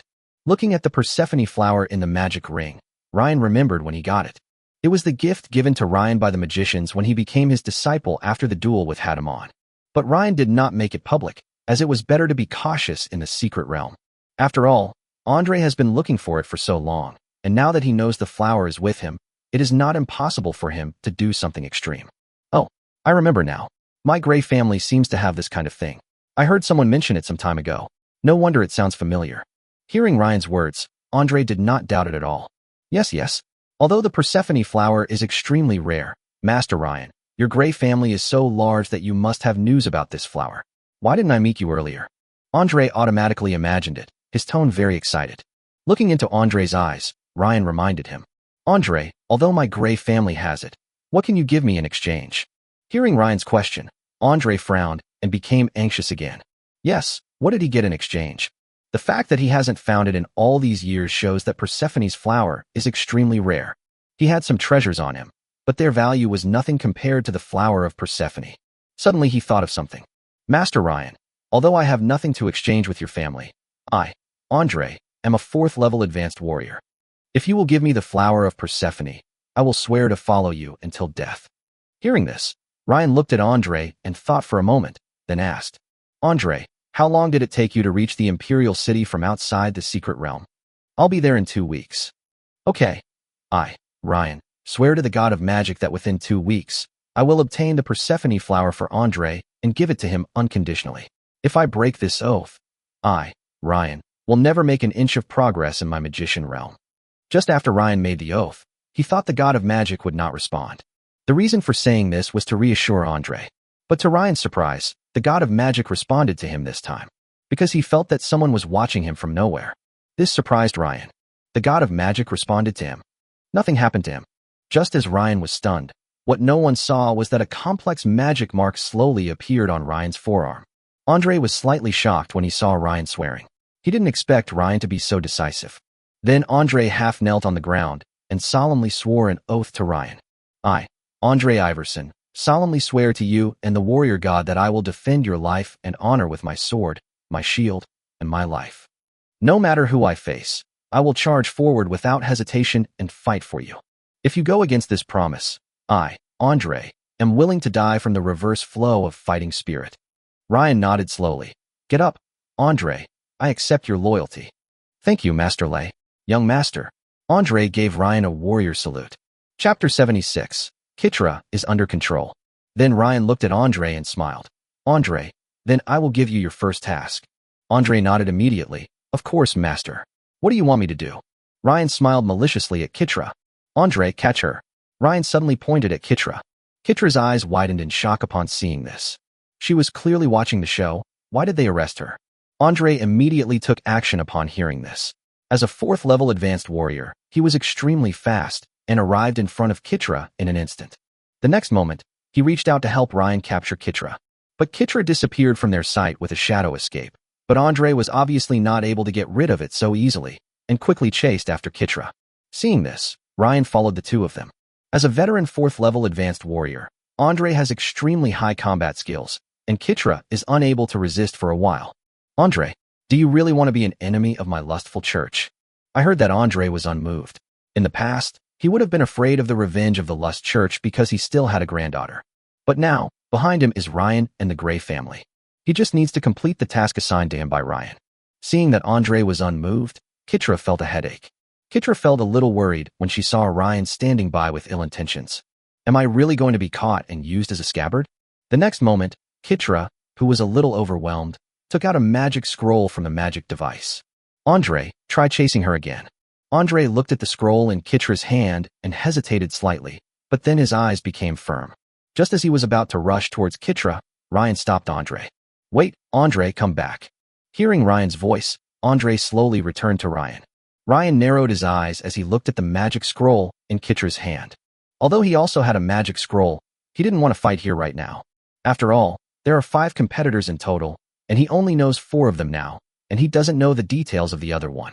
Moreover, he didn't know how many such scrolls Kitra had in his hand. If he fought with Kitra and both of them were injured, it would be very likely that he would be killed by the 5th person. If you want to fight Kitra to the end, you must at least eliminate the 5th person first. Thinking of this, Ryan smiled. Hey, Sister Kitra, what are you doing? Put it away quickly. I just asked Andre to catch you because I wanted to take you to see a beautiful place I discovered today. Seeing Kitra's still glaring eyes, Ryan slowly took out the magic scroll given to him by the dean. I have it too, don't threaten me. Seeing the magic scroll in Ryan's hand, Kitra put away her own scroll and snorted coldly. I was still enjoying the beautiful scenery, but you caught me, and I don't even know how you ate me. Seeing that Ryan and the other man no longer attacked him, Kitra ignored them and disappeared with a flick of the shadow. Seeing Kitra leave, Ryan also prepared to take Andre back to the cave he had just been to. Let's go, Andre. There shouldn't be anything else tonight. At this time, the competitor for the secret realm is the 5th person mentioned by Ryan. The dwarf Iozaka was digging for minerals in an underground cave. He was completely unaware of the pillar of light rising into the sky outside. He was indifferent to what the secret realm key said. After all, the secret realm key did not say what the secret treasure in the secret realm was. If it was a rare mineral, he would be somewhat interested, but if it was something else, he might as well dig for black magic stone here. Hee, so many black magic stones. I'm rich. This overwhelming wealth is finally mine, AO. Ryan took Andre and slowly returned to Ryan's cave. Although there was a 2nd-level bear in the cave just now, Andre easily solved it with just a slight move. Then the two of them took over the cave again. After entering the cave, Ryan took out the 13-piece set of wilderness survival prepared for him by his magician teachers. It includes a large bed, bedding, etc. Although Ryan can go without sleep for a week thanks to his magic power, why not sleep if he can get enough rest? Andre, you guard the first half of the night, and I'll guard the second half. Ryan threw himself on the bed and said to Andre. Andre shook his head. Master, it's okay. You don't need to keep watch. Just leave it all to me. But Ryan shook his head and said, It's okay, it's okay. You need to rest too. After all, we still have to go monster hunting tomorrow. You have to stay in good shape too. Well, okay, then it's all up to you. While Ryan and the other two were resting, Kitra was also looking for a place to spend the night. Kitra wandered aimlessly through the forest. Suddenly, she noticed a pink mist in front of her approaching her slowly. This made Kitra frown slightly, because there was a very familiar feeling in the fog, which made her feel something was wrong. Kitra immediately wanted to get away from the pink mist. But her situation was the same as that of the adventurer hunter. The pink mist had completely surrounded her. This made Kitraton feel uneasy, and he immediately turned into a shadow and rushed out of the pink mist. Although Kitra hid her entire body in the shadows, she still could not avoid the erosion of the pink mist. Fortunately, Kitra was lucky and chose the direction that was the weakest point in the pink fog. Therefore, Kitra quickly escaped from the encirclement of the pink mist. But Kitra was inevitably contaminated with a lot of pink mist. Because Kitra is a lustful witch and has the blessing of the lustful demon, she is less affected by the pink mist. But I still felt a sense of heat in my heart. Seeing this, Kitra immediately drove towards a lake. Time passed quickly, and the next day was quickly spent with Ryan and Andre hunting monsters. This also brought Ren points to an astonishing 5141. Looking at the huge pillar of light that reappeared the next night, Ryan gave instructions to Andre in the cave. Andre, go take a look at that beam of light. Oh, and here it is. Ryan gave Andre the magic scroll given to her by the dean. If you encounter Kitra and she threatens you with her scroll, you will fight her. Andre took the scroll from Ryan and nodded. Okay, I'll go then. What about your safety, young master? Ryan, who was sitting on the bed, waved his hands and said, It's okay. Go ahead. I, Ryan, am quite confident in escaping. Andre nodded and said, Okay, I'll be back soon. After saying that, Andre quickly approached the beam of light in the distance. Ryan was lying on the big bed, bored. Suddenly, his ground wave detection technique detected a figure. Looking at the huge size of the person in front of him, Ryan was very sure that it was Kitra and immediately got off the bed and came to the front of the cave. At this time, Kitra could no longer control herself. Although she still had a clear consciousness, her body just would not listen to her control. Because she had marked Ryan before, her body came straight towards Ryan. Kitra, you. Before Ryan could say anything, he realized something was wrong. The pink pupils in Kitra's eyes were exactly the same as those of the person he met at the beginning. Could it be that Kitra was also controlled? Chapter 77, 3 consecutive days. Kitra was controlled. Looking at Kitra's current condition, Ryan frowned and considered whether to kill her directly. It can also eliminate one of your competitors. Seeing Kitra moving towards him quickly without any warning, Ryan's eyes flashed with gold. Second-level magic, Magic Vine Confinement. In the future, I will add levels before magic to slightly improve the magic system. I will use the plot to explain the rest. The next moment, Kitra was tightly bound by the purple vines that suddenly grew from the ground. Seeing Kitra being bound, Ryan, who had seen many beautiful women, couldn't help but bleed from his nose. This reminded him of a famous book. Sure enough, cuteness is nothing compared to sexiness. Kitra was already wearing revealing clothes, and now the lustful power in her body continuously invaded Ryan. For a moment, Ryan did not attack Kitra again. Looking at Kitra's appearance, Ryan wiped the blood from his nose and thought for a long time, then sighed. As expected, I, Ryan, still can't do it, taking advantage of a beautiful woman's vulnerability. After all, your lustful church is not the enemy of my gray family. Rages. But what makes Ryan a little conflicted now is, what else can he do if he doesn't kill him? Have you been imprisoned here all this time? At this moment, Kitra regained control of her body with her own consciousness. Thunder. Use holy light to purify. Listening to Kitra's intermittent words, Ryan curled his lips. Why? You're secretly happy because I didn't do anything to you. In fact, it's not that Ryan doesn't want to have sex with Kitra, but Ryan is afraid that Kitra's condition will be contagious. He didn't want to be controlled and kept hitting trees. After all, his father Ford said he would watch him outside. If others saw him, Ryan, bumping into a tree all the time, he would have no chance of staying in the royal city. I owe you a favor. Remember, you said this yourself. Then Ryan pointed his finger at Kitra's forehead, and suddenly a ray of light came out.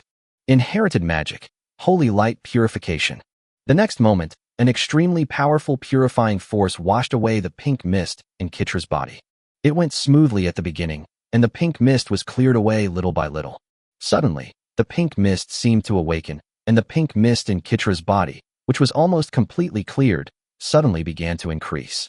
Just as Ryan realized something was wrong and wanted to teleport away, a ball of extremely dense pink mist suddenly erupted from Kitra's body, directly surrounding the two of them. And the pink mist was not pink like before, but pink mixed with some red.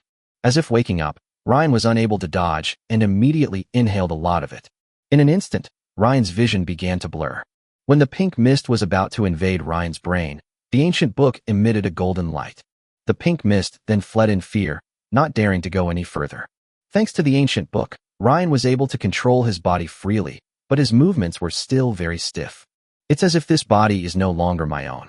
Without Ryan's magic supply, Kitra broke free from the magic vine that bound her. The next moment, Kitra pounced towards Ryan.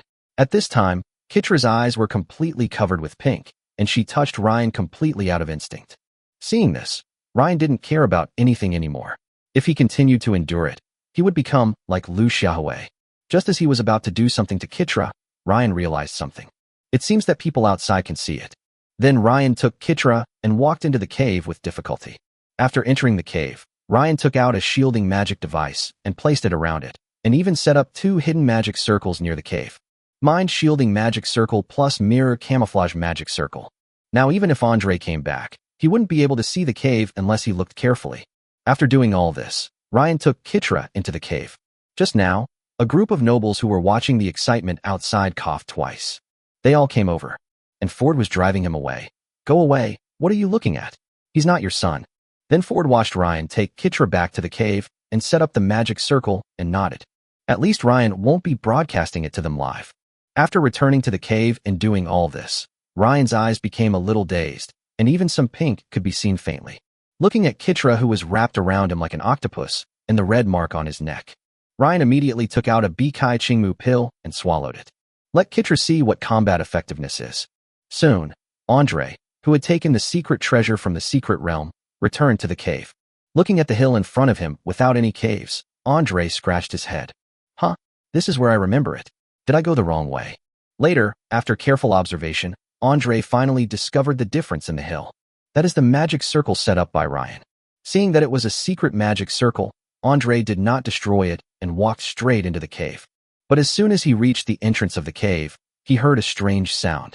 As someone who had experienced it, Andre immediately knew what the sound was. And judging from the voice, it seemed to be Kitra. Andre widened his eyes. The young master was so powerful. In just a few days, he had already subdued all the witches of the Church of Lust. Then he didn't bother him, walked out of the magic circle, and helped Ryan patrol and keep watch outside. This will prevent any blind monsters from disturbing Ryan's fun. On the 3rd day, Ryan still didn't come out, and Andre remained indifferent. On the 4th day, Ryan still didn't come out, and Andre marveled at Ryan's strength.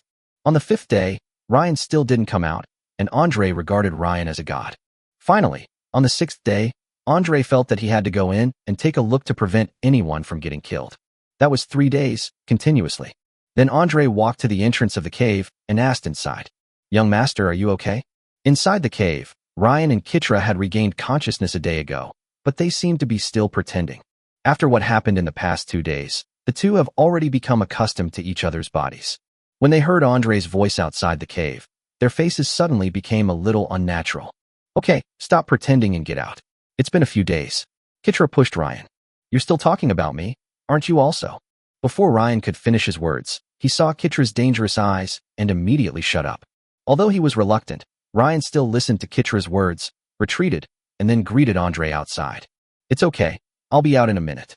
After hearing Ryan's reply, Andre nodded.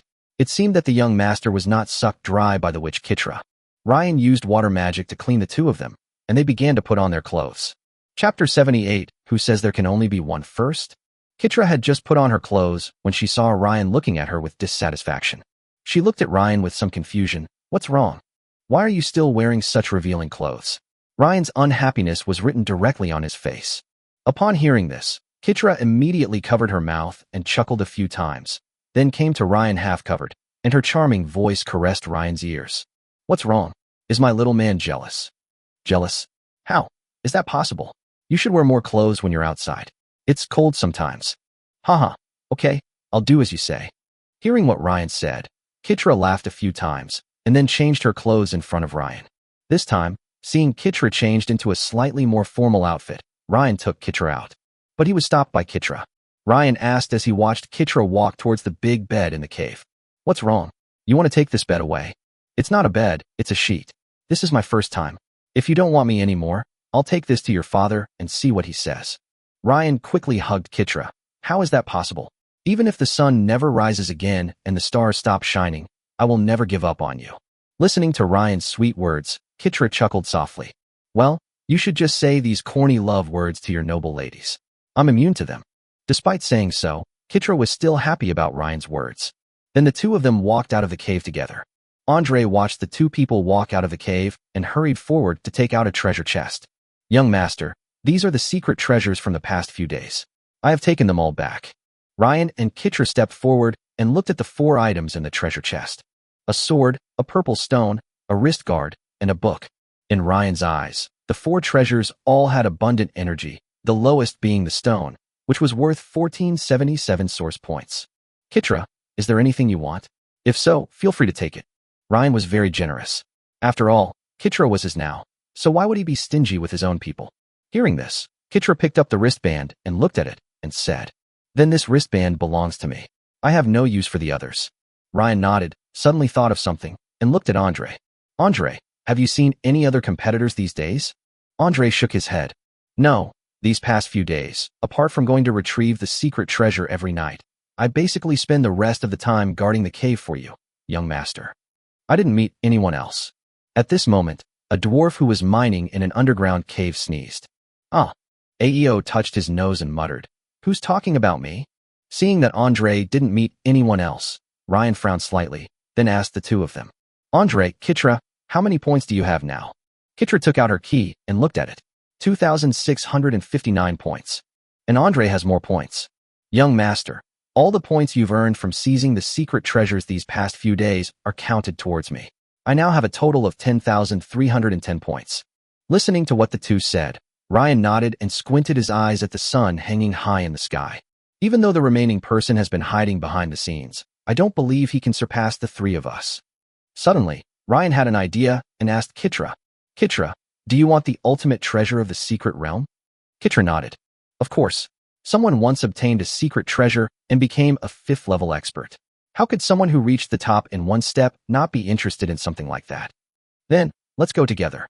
Kitra raised an eyebrow. "Together? Isn't the secret treasure only accessible to one person?"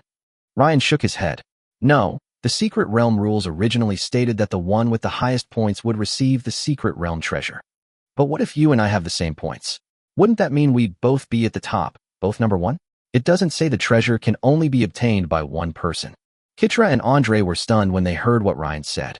"Yes, it certainly doesn't say that only one person can get the treasure." Then Ryan looked at Andre. "However, Andre, your points are too high. Kitra and I cannot use you as a standard. My current points are 5,414, which is pretty close to Kitra's. One day is enough for both of us to have equal points. So, Andre, you have to be eliminated before this." Hearing this, Andre did not hesitate at all. "No problem, young master. I came here originally for the Persephone flower. Now that you've promised to get it for me, my journey to the secret realm has been fulfilled." Ryan nodded. "But there is still a problem now, and that is the 5th person. If that person's points are higher than mine and Kitra's, then all our plans will be in vain and we'll be making things easier for others. Therefore, we have to eliminate that person first so that we don't have to worry." Kitra and Andre nodded. "If we find him and eliminate him in a day, we will do as we just said. But if we don't find it, then Kitra, I might not be able to take you with me to see what the final treasure looks like." Kitra nodded. "Okay, time is running out. Here, this is a communication talisman. Let's split up." Ryan handed several magic communication symbols to the two of them. The two took it, and then the three of them began to search for the dwarf Aeo. Time passes by little. Hard work pays off. After Ryan used the largest range of ground wave detection technology to detect an entire afternoon, he finally found Io underground in the evening. Using ground wave detection technology, Ryan squinted his eyes as he looked at the intermittent images transmitted back. It was the size of a child, holding something and digging something. Looking at the crack under his feet, out of caution, Ryan did not go down alone, but sent a message to Kitra and Andre. Soon, Kitra and Andre came out of the forest and came to Ryan. Ryan looked at Andre and said, "Andre, go down and take a look. If you can't beat him, retreat back up. I'll use the scroll to send him flying." Andre nodded and went down to explore the natural crack. After Andre left, only Ryan and Kitra were left on the ground. Ryan held Kitra in his arms. "Kitra, master, I have been looking for him for a long time so that I can be number one with you." Listening to Ryan's complaints, Kitra smiled helplessly. She didn't know what Ryan wanted yet. He whispered in Ryan's ear, "Okay, wait till tonight. I'll do whatever you say." Just when Ryan and Kitra were being sweet and loving, Andre came up carrying a dwarf. "Young master, it's a dwarf." Andre put Io on the ground and stood by. Ryan raised his eyebrows when Aeo appeared. He didn't expect that he was from the dwarf tribe. Although Aeo was a little panicked after being captured, he still stood up and saluted slightly to Ryan. "Your Excellency, my name is Aeo Zaka, and as you can see, I am a dwarf." As if sensing something, Aeo began to explain. "Sir, I have no interest in the treasures of this secret realm. I entered the secret realm only to dig for some rare ores. I have absolutely no intention of going against you gentlemen. If you don't believe me, here's my secret realm key. It still has 0 points on it." Aeo handed his key to Ren. Ryan looked at Ao's key and found that it did not have any points. He then looked at Ao's first-level advanced strength and smiled. Ao, my human race and the dwarf race have kept their distance from each other for generations, and you have no intention of stealing the treasures from the secret realm. Then you can continue digging for ore. We won't bother you. However, if I find out you're collecting points, I'll hunt you down and kill you even if you're hiding in the dwarf city. Ao nodded quickly. Then Ryan took Kitra and Andre away and began to implement the plan Ryan had mentioned before. Chapter 79, the 7th day. It was already midnight when the three of them left the canyon of the Dwarf Isle. Because visibility is low at night and some monsters are no longer active, the three planned to hunt monsters tomorrow morning. Soon, the three of them returned to the familiar cave. In order to avoid suspicion, Andre did not enter the cave and still chose to guard outside the cave. As Ryan and Kitra were alone in the cave, it was natural that they would become passionate. Afterwards, Kitra, dressed neatly, sat on Ryan's lap and took out a bracelet from the magic device and handed it to Ryan. Ryan, this is my communication bracelet. If you miss me, use it to talk to me. Then Kitra put the bracelet on Ryan's left hand with her own hands. Looking at Kitra's delicate body, Ryan became more and more dishonest. He hugged Kitra and gently bit her ear. Oh, could it be a token of love for me? Kitra rolled her eyes at Ryan coquettishly. Yes, Kitra likes you the most, Master Ryan. Then Ryan also took out a token of his own, which was the one he had taken back from Margaret. Here, this is my token, Ryan. Seeing the token is like seeing me. If you get into trouble outside, go to any city in the Empire and find someone from the Grey family. They will help you.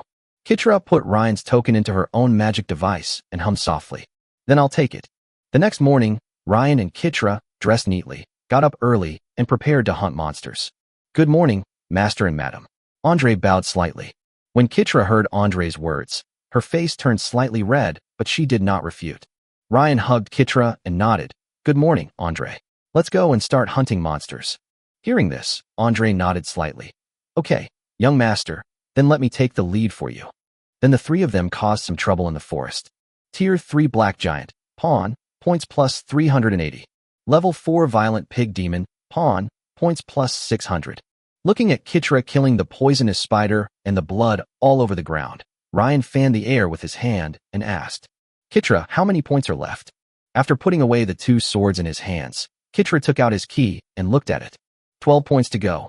Looking at the sun above his head, Ryan stretched. Okay, we're almost there.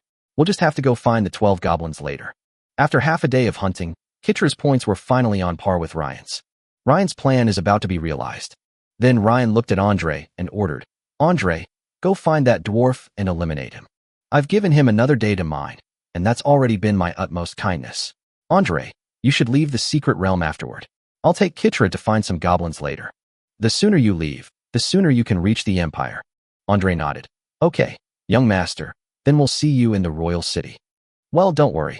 When you arrive in the royal city, you'll be able to see the Persephone flower you requested right away. Thank you, young master. I'm leaving now. Then Andre went towards the natural crack where the dwarf was discovered. The two looked at Andre's back and began to look for the goblin. Goblins are very common in the forest, and soon Ryan and Kitra made up the missing 12 points. At this point, both of them have a total score of 5,141. As soon as they returned to the cave, they heard the sound of their respective keys. There are 3 remaining competitors. There are only 2 competitors left. Ryan and Kitra looked at each other. It seemed that Andre had completed the task. Now is their time to be alone together. Ryan immediately set up a magic circle outside the cave, then carried Kitra and walked towards the big bed. Kitra, who was held in Ryan's arms, raised an eyebrow. You're still not satisfied. It was 3 days straight back then. I don't know how I managed to get through it. Ryan curled his lips and said, Kitra, you are so attractive. Now that we are parting, I naturally want to continue to have fun.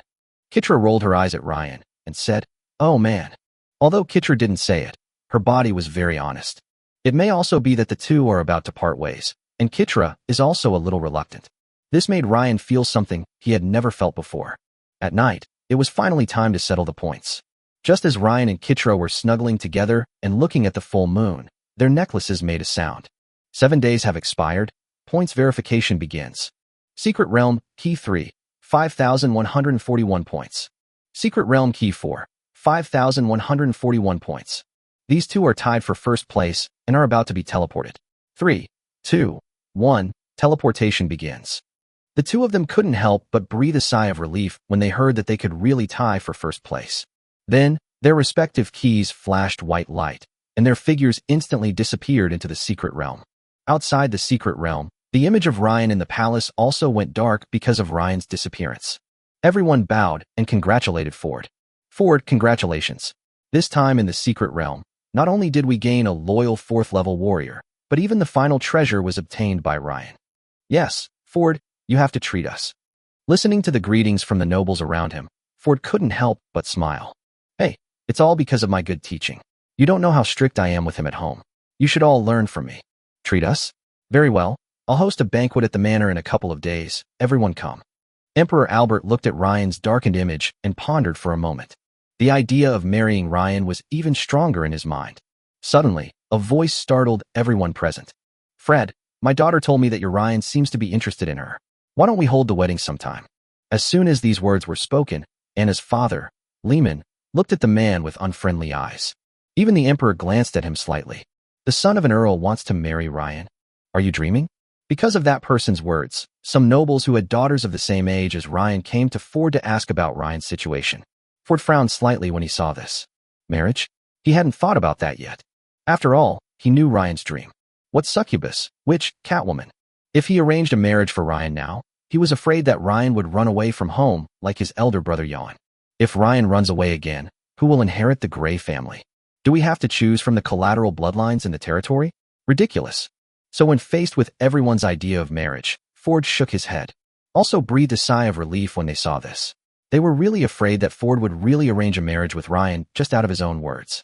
So what should Caroline and Anna do? Chapter 80 Treasure, Strange Movements in Ancient Books. A white light flashed, and Ryan and Kitra's vision slowly recovered. What comes into view is a huge circular plaza.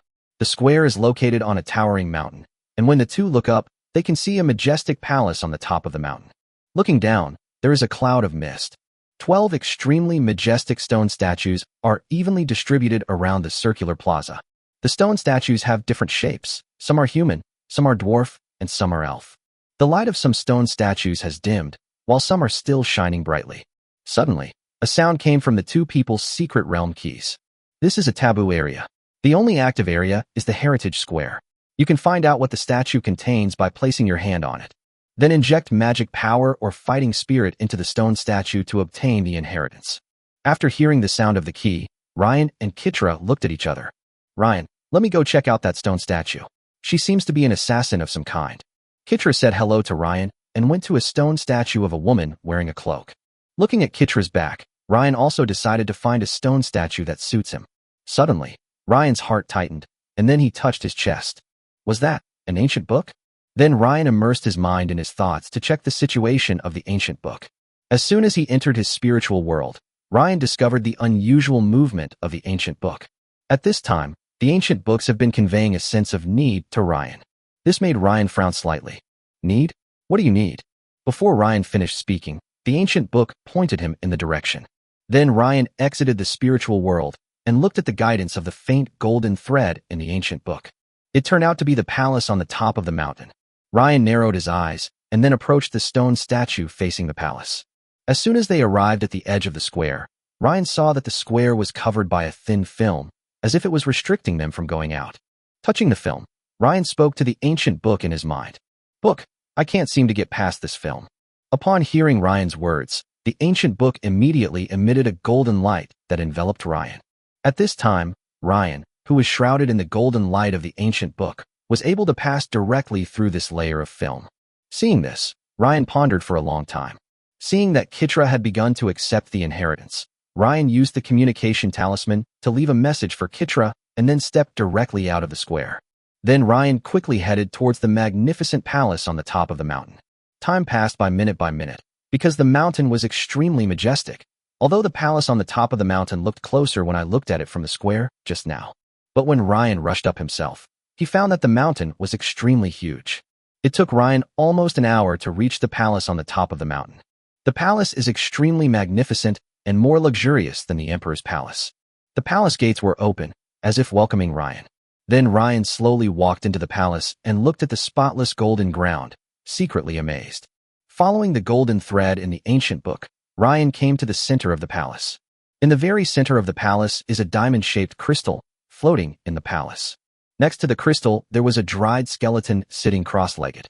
Afterwards, Ryan cautiously moved towards the center of the palace. When he came to the skeleton, Ryan bowed in obeisance to the principle of respecting the dead.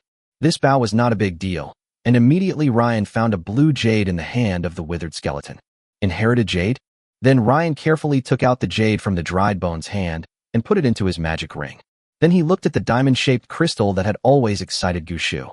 Ryan used magic to condense a pair of hands to grab the crystal and easily grabbed the crystal in his hands. As soon as the crystal touched Ryan's hand, he was stunned. It seems as if he can control everything in this secret realm. This made Ryan's eyes widen. This is actually, the core of the secret realm? Ryan looked at the crystal in his hand in a daze. Mastering the core of the secret realm is equivalent to mastering the secret realm. Then Ryan's mind moved, and he instantly teleported from the inside of the palace to the square. Even after Ryan immersed his mind into the crystal, the forest of monsters where Ryan was before was still within his sight. Feeling the ancient book in his body constantly emitting the consciousness of need, Ryan hesitated for the first time. If it was anything else, Ryan would have given it to the ancient book without any hesitation. But this is the core of the secret realm, and there are only a few royal family members here. Then Ryan thought for a moment and smiled helplessly. Okay, I'll give it to you. Don't worry, it will be a while. Although the core of the secret realm is very precious, the ancient book has always been with him. Compared with the secret realm, Ryan still loves the ancient book more. And if it weren't for the ancient book, he wouldn't even be able to leave the square. Then what is there to hesitate about? Give. You must give.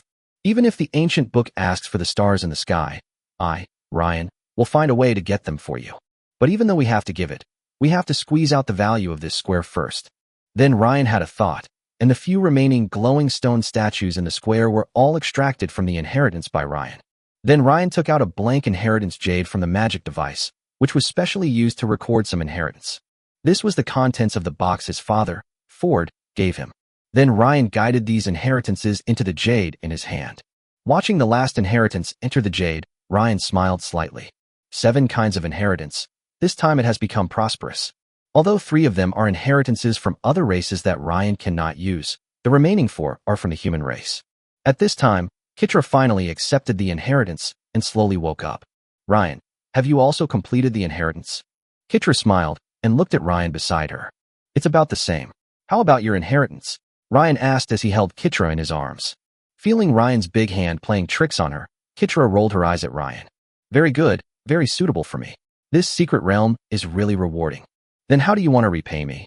Ryan buried his head in Kitra's arms. Kitra raised an eyebrow and smiled. All right. Next time I see you outside the secret realm, I'll reward you handsomely. After hearing this, Ryan slowly raised his head and said, well, since we both got the treasure, this trip to the secret realm is also a success. Shall we leave? Ryan asked Kitra. Kitra nodded. Okay, let's go. We'll see you outside the secret realm. Then Kitra kissed Ryan deeply. Ryan, if you miss me, use the communication bracelet I gave you to contact me. Yes, I will. Then, Kitra's figure disappeared in the square.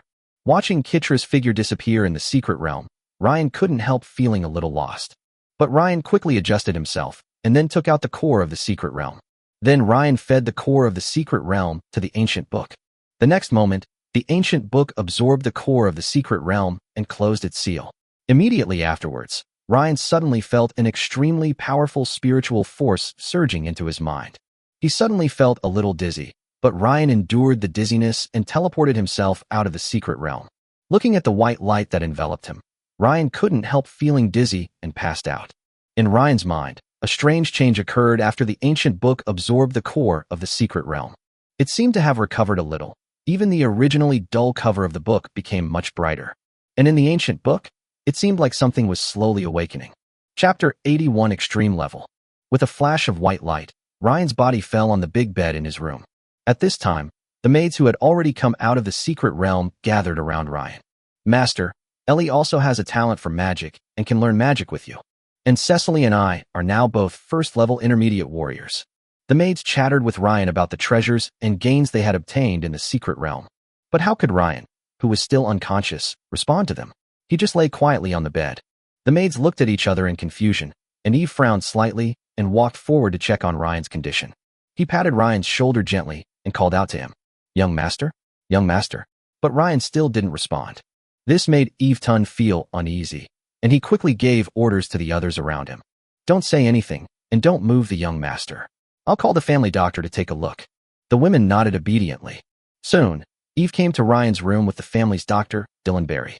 Dr. Dylan is also a magician. Seeing that Ryan was still unconscious, he immediately began to condense a magic circle. As the magic circle slowly took shape, a green light swept across Ryan's body. Third-level magic, magical pulse perception. After learning about Ryan's situation, Dylan breathed a sigh of relief. "Master Ryan is fine. On the contrary, it's a good thing. I can feel an extremely powerful spiritual force strengthening Master Ryan's spirit." Dylan looked at the girls with puzzled expressions and finally realized what was going on. "Oh, you are not magicians. The spiritual power I'm talking about is a very important power for us magicians. The higher the magician's mental strength, the greater his control over his magic. And Master Ryan's coma is just his body's own protection mechanism. It won't be long before Master Ryan wakes up on his own, don't worry." The maids breathed a sigh of relief after hearing this. So that's how it was. Seeing that Ryan was not seriously injured, Dylan left Ryan's room. The maids just stood quietly beside Ryan. When Ryan woke up, a day and a night had passed. During this period, not only did the teachers from the Magician's Tower come to visit Ryan, but the royal physician also came no less than 10 times. Looking at the familiar ceiling, Ryan squinted his eyes after waking up. He had a very comfortable sleep.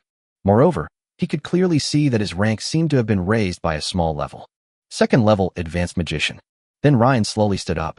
Cecily, who was watching over him, was slightly startled when she saw Ryan stand up, and then she opened the inner door of the next room with a happy look on her face. Come on, the young master is awake." The maids in the next room heard Cecily's words and immediately ran to Ryan's room. "Master, are you hungry? I'll ask the kitchen to make you something to eat." "Okay, let the kitchen make more." "Master, drink some water." "Okay, pour another glass." "Master, are you still confused?" "It's okay. Hey, Eiley, come here and let the master hold you for a while." The maids had clear division of labor. Some went to tell the master of the house, some went to instruct the kitchen to cook, and some served as pillows for Ryan. Although Ryan was in a coma for a day and a night, apart from feeling a little hungry, he didn't feel any unwell. Holding Ryan, he looked at the maids and said slowly, "Tell the young master what good things you have obtained in the secret realm." Then the maids told Ryan about their gains. The maids were just halfway through their conversation when there was a knock on Ryan's door. As the door opened, Ford and Jonas walked in. The maids put away their relaxed attitude and half knelt in front of Ford. "Master of the family." Ford looked at the girls around Ryan and waved his hand. "Everyone get out." "Yes, master." Upon hearing this, the maid stood up slightly and walked out of the room. Ford looked at the closed door, then took a chair from the corner of the room and sat in front of Ryan's bed.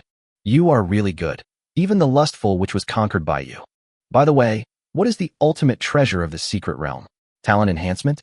Super-level breathing technique? Or super-level meditation technique? Improve your talent? My talent still needs improvement. If I improve it any further, it will explode. Here." Upon hearing this, Ryan took out a piece of inheritance jade from the magic ring and threw it to Ford. Ford took it and looked at the jade, raising his eyebrows. "Inherited jade? Didn't this guy use it himself?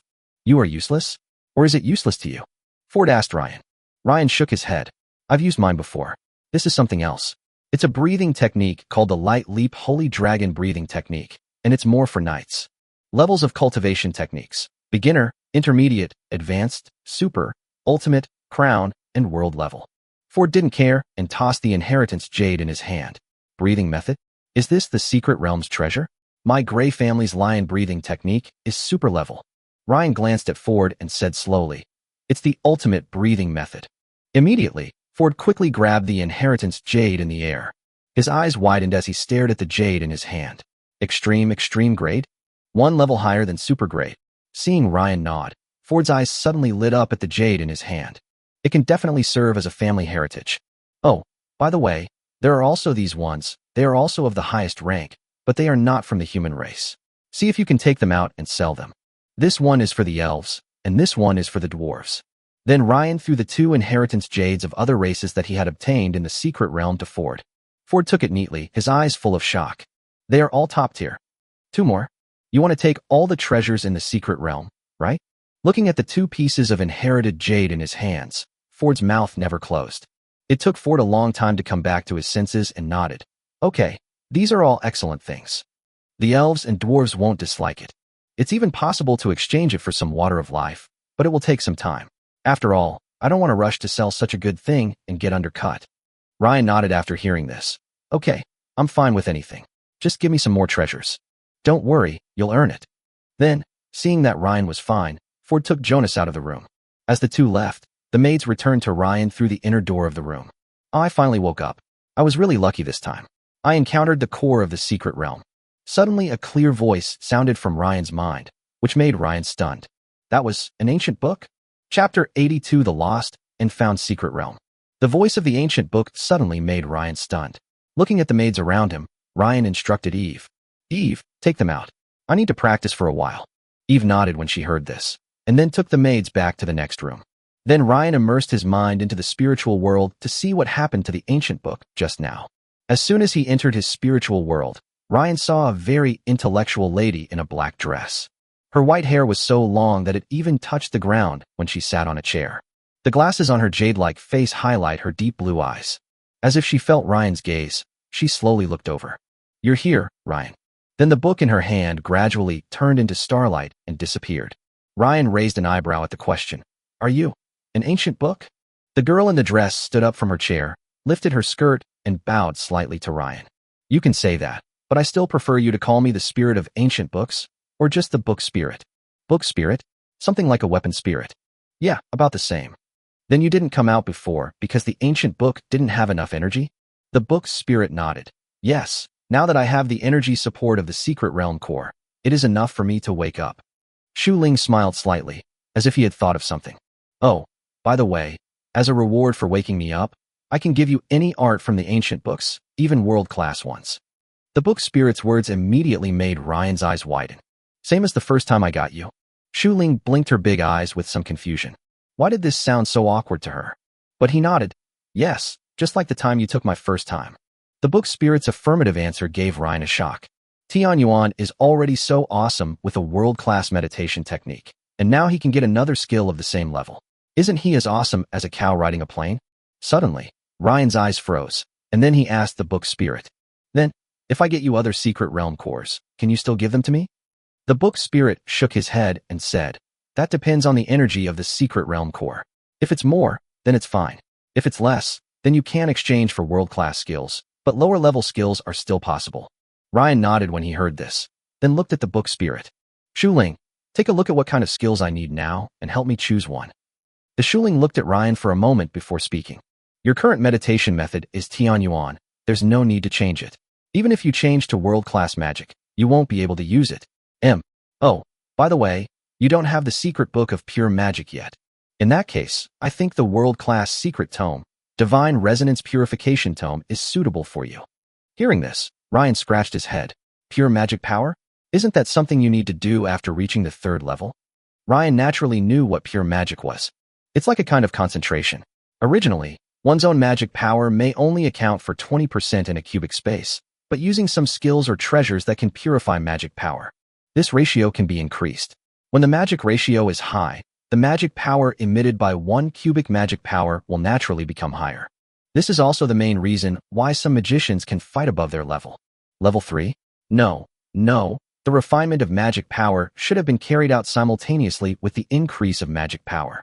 It's just that magic is so withered in your era that you don't know these common senses. After hearing what Ryan said, Shu Ling quickly shook his head. Then, seeing that Ryan was still thinking, he gave Ryan several more choices. You don't want this? Then the world-class potion comprehension? The crown magic inheritance? No, let's just use the divine resonance purifying demonic scripture. Ryan shook his head. The book spirit nodded, then pointed with its jade finger, and the ancient book next to it began to turn pages. After turning to the record about the divine resonance purification codex, he stopped, and then a golden light surged out and headed straight for Ryan. Divine resonance purifying magic scripture. The god of magic has spent thousands of years creating this technique of pure magic. It cannot be learned by those who do not have all attribute magic talents. When used, one can resonate with the god of magic and use the power of the god of magic to purify one's own magic power. It can break the magic purity limit of ordinary magicians, remove all impurities in the magic, and greatly enhance the purity of the magic. Golden light poured into Ryan's body, and this time he didn't feel a headache, but an extremely comfortable feeling. At this moment, a complex magic mark on Ryan's arm flashed slightly, and then Ryan learned the Divine Resonance Purification Codex. As the magic mark flashed, the book spirit looked at Ryan and raised an eyebrow. Was that just now the breath of the god of magic? Wasn't that woman sealed? When did it leave its mark on Ryan? However, Shu Ling didn't think too much about it. After all, she had no grudge against the god of magic. And now that Ryan is a magician, she will inevitably come into contact with it in the future. This is just a small guiding mark, and she doesn't need to take any action. Then he sat down on the chair and started reading. Time passed slowly, and Ryan, who had learned the Magic Purification Codex, slowly opened his eyes. The purity of magic power is divided into 7 levels: Initial Awakening, Proficiency, Mastery, Grandmaster, Dominance, Peak, and God. As soon as he mastered the Magic Purification Codex, it directly upgraded the purity of his magic power from the Initial Awakening level to the Mastery level. The strength is increased by at least half. Seeing that Ryan had understood, the book spirit glanced at him. At first I noticed that you didn't seem to want to give me the Secret Realm core. Ryan immediately retorted, how is that possible? I was just thinking that, right, I should collect all the treasures in the Secret Realm first, and then give them to you. The book spirit closed the book and curled its lips. I still don't know what you think. Isn't it just that I can't bear to leave the Secret Realm? Then the book spirit waved his right hand, and Ryan once again came to the palace in the Secret Realm. After the ancient book absorbs the core of the Secret Realm will not collapse. It will simply transfer all control of the Secret Realm to the ancient book. If you want to enter the Secret Realm in the future, just call the ancient book. It is now equivalent to the secret core of this Secret Realm. Looking at the luxurious palace in front of him, Ryan's mouth opened slightly. The Secret Realm was lost and found again? Oh, by the way, there are 5 more keys. Here they are. The book spirit handed the key to the Secret Realm to Ryan. This key can also be used to enter the Secret Realm, but your consent is required before entering. Ryan took the key and nodded, looking at the luxurious palace in front of him. A fire ignited in his eyes. A feeling of nurturing and building arises spontaneously. He wants to turn this secret place into a paradise that belongs to him alone. Go catch some more succubi and witches and keep them as mistresses. Wouldn't life be wonderful then? And just after Ryan came up with this idea, all the succubi and witches shuddered, as if something was staring at them. Chapter 83: The Book of Humanity. Suddenly Ryan realized something and looked at the book spirit with wide eyes. Shu Ling, can you come out? Shu Ling nodded naturally. Yes, of course I can come out, but I can't be too far away from you. Then Ryan approached Shu Ling and tapped Shu Ling's face with his finger. Huh, there's a physical body. Looking at Ryan's shocked expression, Shu Ling was speechless. What's wrong? Are you happy that I have a physical body? After saying that, Shu Ling thought of something and looked at Ryan with narrowed eyes. You've had so many women, you don't still have feelings for me, do you? Looking at the book spirit's eyes, Ryan was very gentlemanly. How is that possible? You are my good wife, and you are my greatest helper in my cultivation. Looking at Ryan's gentlemanly appearance, Shu Ling curled his lips. I've been with you for so long, I still don't know what you're thinking. But, I can give it to you, but you have to do something for me. Ryan immediately came in front of Shu Ling with a serious look on his face. What's the matter? I'll try to pick even the stars in the sky for you. But the book spirit did not answer, but asked Ryan a question. Ryan, what do you think of the ancient book's abilities? After hearing what Shu Ling said, Ryan was a little confused. What about the ancient book ability? Of course it's awesome. Is there any doubt about that? Hearing Ryan's affirmative answer, Shu Ling smiled playfully. Then do you want to get another one? And from what I know, the spirit of that book is also a great beauty, just like me. If you can find that book, I can give it to you once, and I will also help you convince the other book spirit. The book spirit's words immediately made Ryan's pupils shrink. Another book? The ancient book isn't the only one. Another one? Book spirit, are you sure? Ryan's eyes were full of surprise. The book spirit looked at the palace, paced slowly in this luxurious palace, and spoke. Of course, I am the spirit of the Book of Arts, and I can vaguely sense the locations of the other books. However, this time I only sense the location of one book, the Book of Humanity. Ryan narrowed his eyes and murmured, the Book of Humanity. Then he asked the book spirit, how many books like yours are there in the world? Hearing Ryan's question, Shu Ling looked back at Ryan and shook his head. I can't remember clearly. I just woke up, and I still can't remember some of the knowledge in this area. Give me some time, and I should be able to remember it. Ryan nodded when he heard this. Where is the book of human principle that you sensed? Far East. Ryan blinked when he heard the word Far East. Far East? You mean the Far East where religions are everywhere? The book's spirit nodded. Seeing this, Ryan sighed. It's not easy to go to the Far East. Well, it seems that finding the Book of Humanity is not an easy journey. Although the Far East has established diplomatic relations with the Empire, the two sides are too far away from each other. Even the powerful Grey family does not have much influence there. If Ryan wants to go to the Far East where religions are prevalent, he must plan carefully. Okay, let's go back first. As for the Far East, I'll think of a way. In Ryan's room, Ryan was teleported out again, just like when he left the secret realm. Sitting on the bed, Ryan took out the inheritance jade stone that was in the hand of the human skeleton in the center of the palace in the secret realm. Then Ryan slowly placed it on his forehead. The next moment, Ryan's consciousness came directly to an extremely clear place. There is light water under your feet, as clear as a mirror, reflecting the blue sky. You're here, the latecomer. A voice suddenly appeared from behind Ryan. As time passed, the inheritance jade stone on Ryan's forehead gradually lost its luster.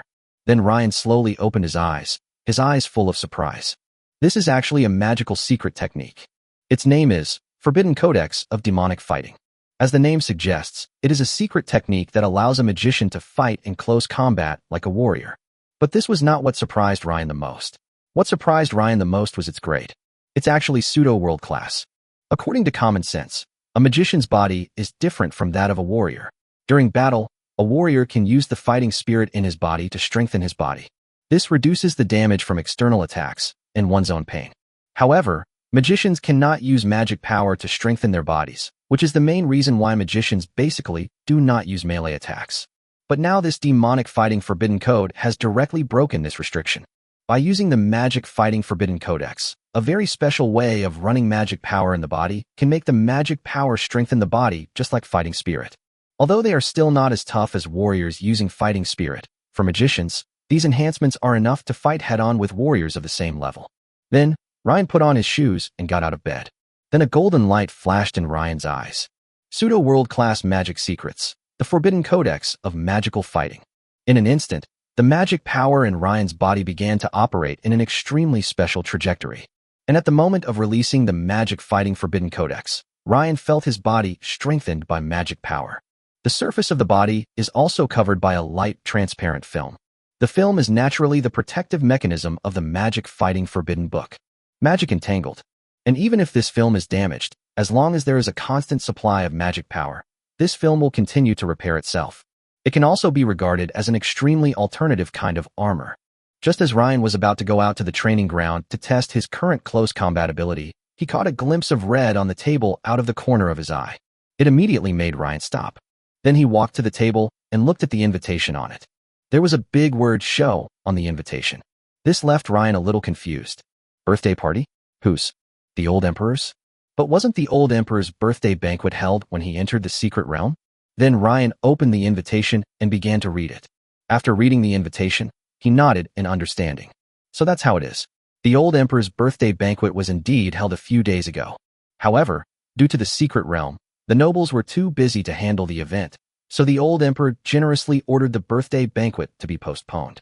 That is, it starts from the second day after the secret realm ends. Because Ryan has been in a coma for a day and a night, the old emperor's birthday banquet will begin tomorrow. Oh, I really can't stop for a moment. After putting the invitation into the magic device, Ryan opened the inner door leading to the maid's room. The maids watched the inner door open and came to Ryan's room. Eve, I'm a little hungry. Go ask the kitchen to prepare some dinner for me. Chapter 84. Although I can't beat you, I have cheats. The next morning, at the Grey family martial arts training ground. The martial arts training ground was very lively in the morning, as the family knights were all preparing for the day. There are also teenagers training here, hoping to become the guardian knights of the Grey family one day. They are all the most favored heirs of the Grey family's side branches, and were sent by their father to the main Grey family for training. I hope to become the guardian knight of the Grey family one day. Good morning, Master Ryan. Everyone who passed by Ryan bowed slightly to greet him. Ryan nodded slightly and continued heading towards the training ground. As soon as I arrived at the training ground, I saw the family knight instructor. Casimir Grey was giving a speech to a group of young boys and girls. I'm very dissatisfied with the results of your training yesterday. You will be adults in a few months. If you don't become an apprentice knight on that day, you can go back to your own ruined land. I hope. Before Casimir finished speaking, he saw Ryan's figure and quickly bowed slightly to him. Good morning, Master Ryan. Even the boys and girls who had been standing straight just now half knelt and greeted Ryan. Seeing this, Ryan waved his hand. Yeah, by the way, Casimir, have you seen Fiona? Casimir lowered his sword and spoke. Fiona should be on the east side of the martial arts field. Master Ryan, you can look for her there. Okay, then you guys continue training. Ryan prepared to take a look at the east side of the training ground. Suddenly, the voice of the book spirit sounded in Ryan's mind. Wait a minute, Ryan. There's an interesting one among those little guys. The book spirit's words immediately stopped Ryan in his tracks. Interesting? How? You can even tell everyone's talent level. If you look closely, you can't see it. That's the ability of the Book of Humanity. But I've been around for so many years, so I've seen a lot and naturally know more. So which one are you talking about? Back row, third from the left. Ryan followed the book spirit's words and looked at the man, a boy with short brown hair. Then Ryan came to Casimir and looked at the boy and girl in front of him who were almost the same age as him. Each of them looked at Ryan with intent eyes. Casimir saw Ryan observing them, but did not make a sound to interrupt them. After all, it is not uncommon for a young master of a family to directly recruit a few people who strike a chord with him as his servant knights. As Ryan slowly walked to their side, the boys and girls all looked forward with their heads held high, showing their most perfect side to Ryan. Then Ryan came to the person that Shu Ling had just told him about. Looking at the boy's resolute face with some freckles on it, Ryan spoke slowly. May I have your name? The boy's pupils suddenly shrank, and he quickly answered.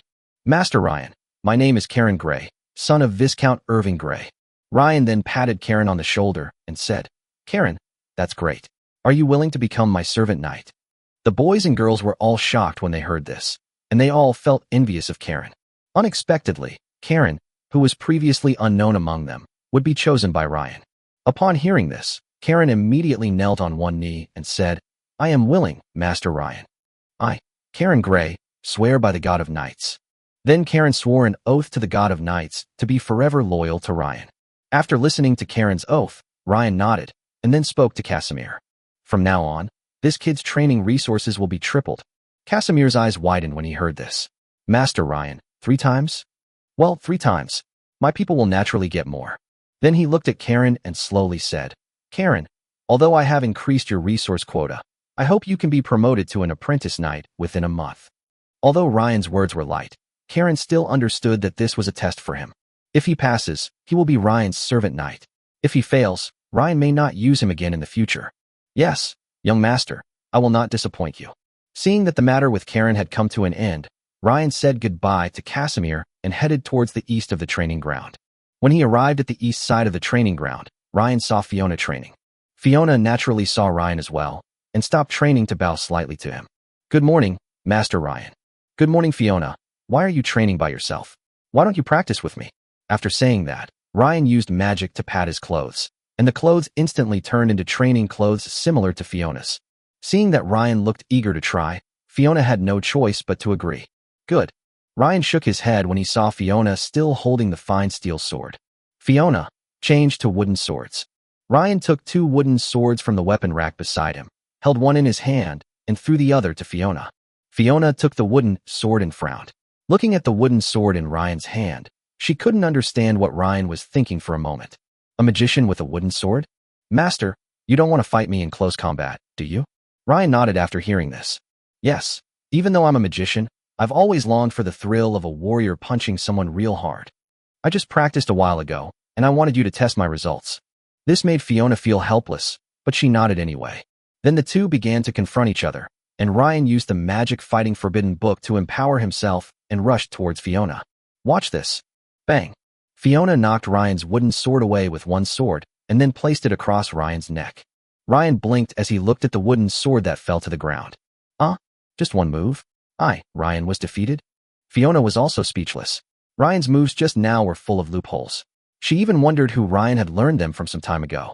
Then Ryan picked up the wooden sword on the ground and said to Fiona, This time doesn't count. Let's do it again. Then Ryan retreated to where he was just now, and the two began the second round of competition. This time Ryan was obviously more serious, and he slowly walked towards Fiona. Fiona narrowed her eyes, quickly stepped forward, and held the sword in front of Ryan. Although Ryan could see Fiona's attack movements, his body did not react. This also made Ryan discover the disadvantages of the magic fighting forbidden book. The mind and body are out of sync. In other words, there is no so-called muscle memory. Fiona saw Ryan was stunned and spoke slowly.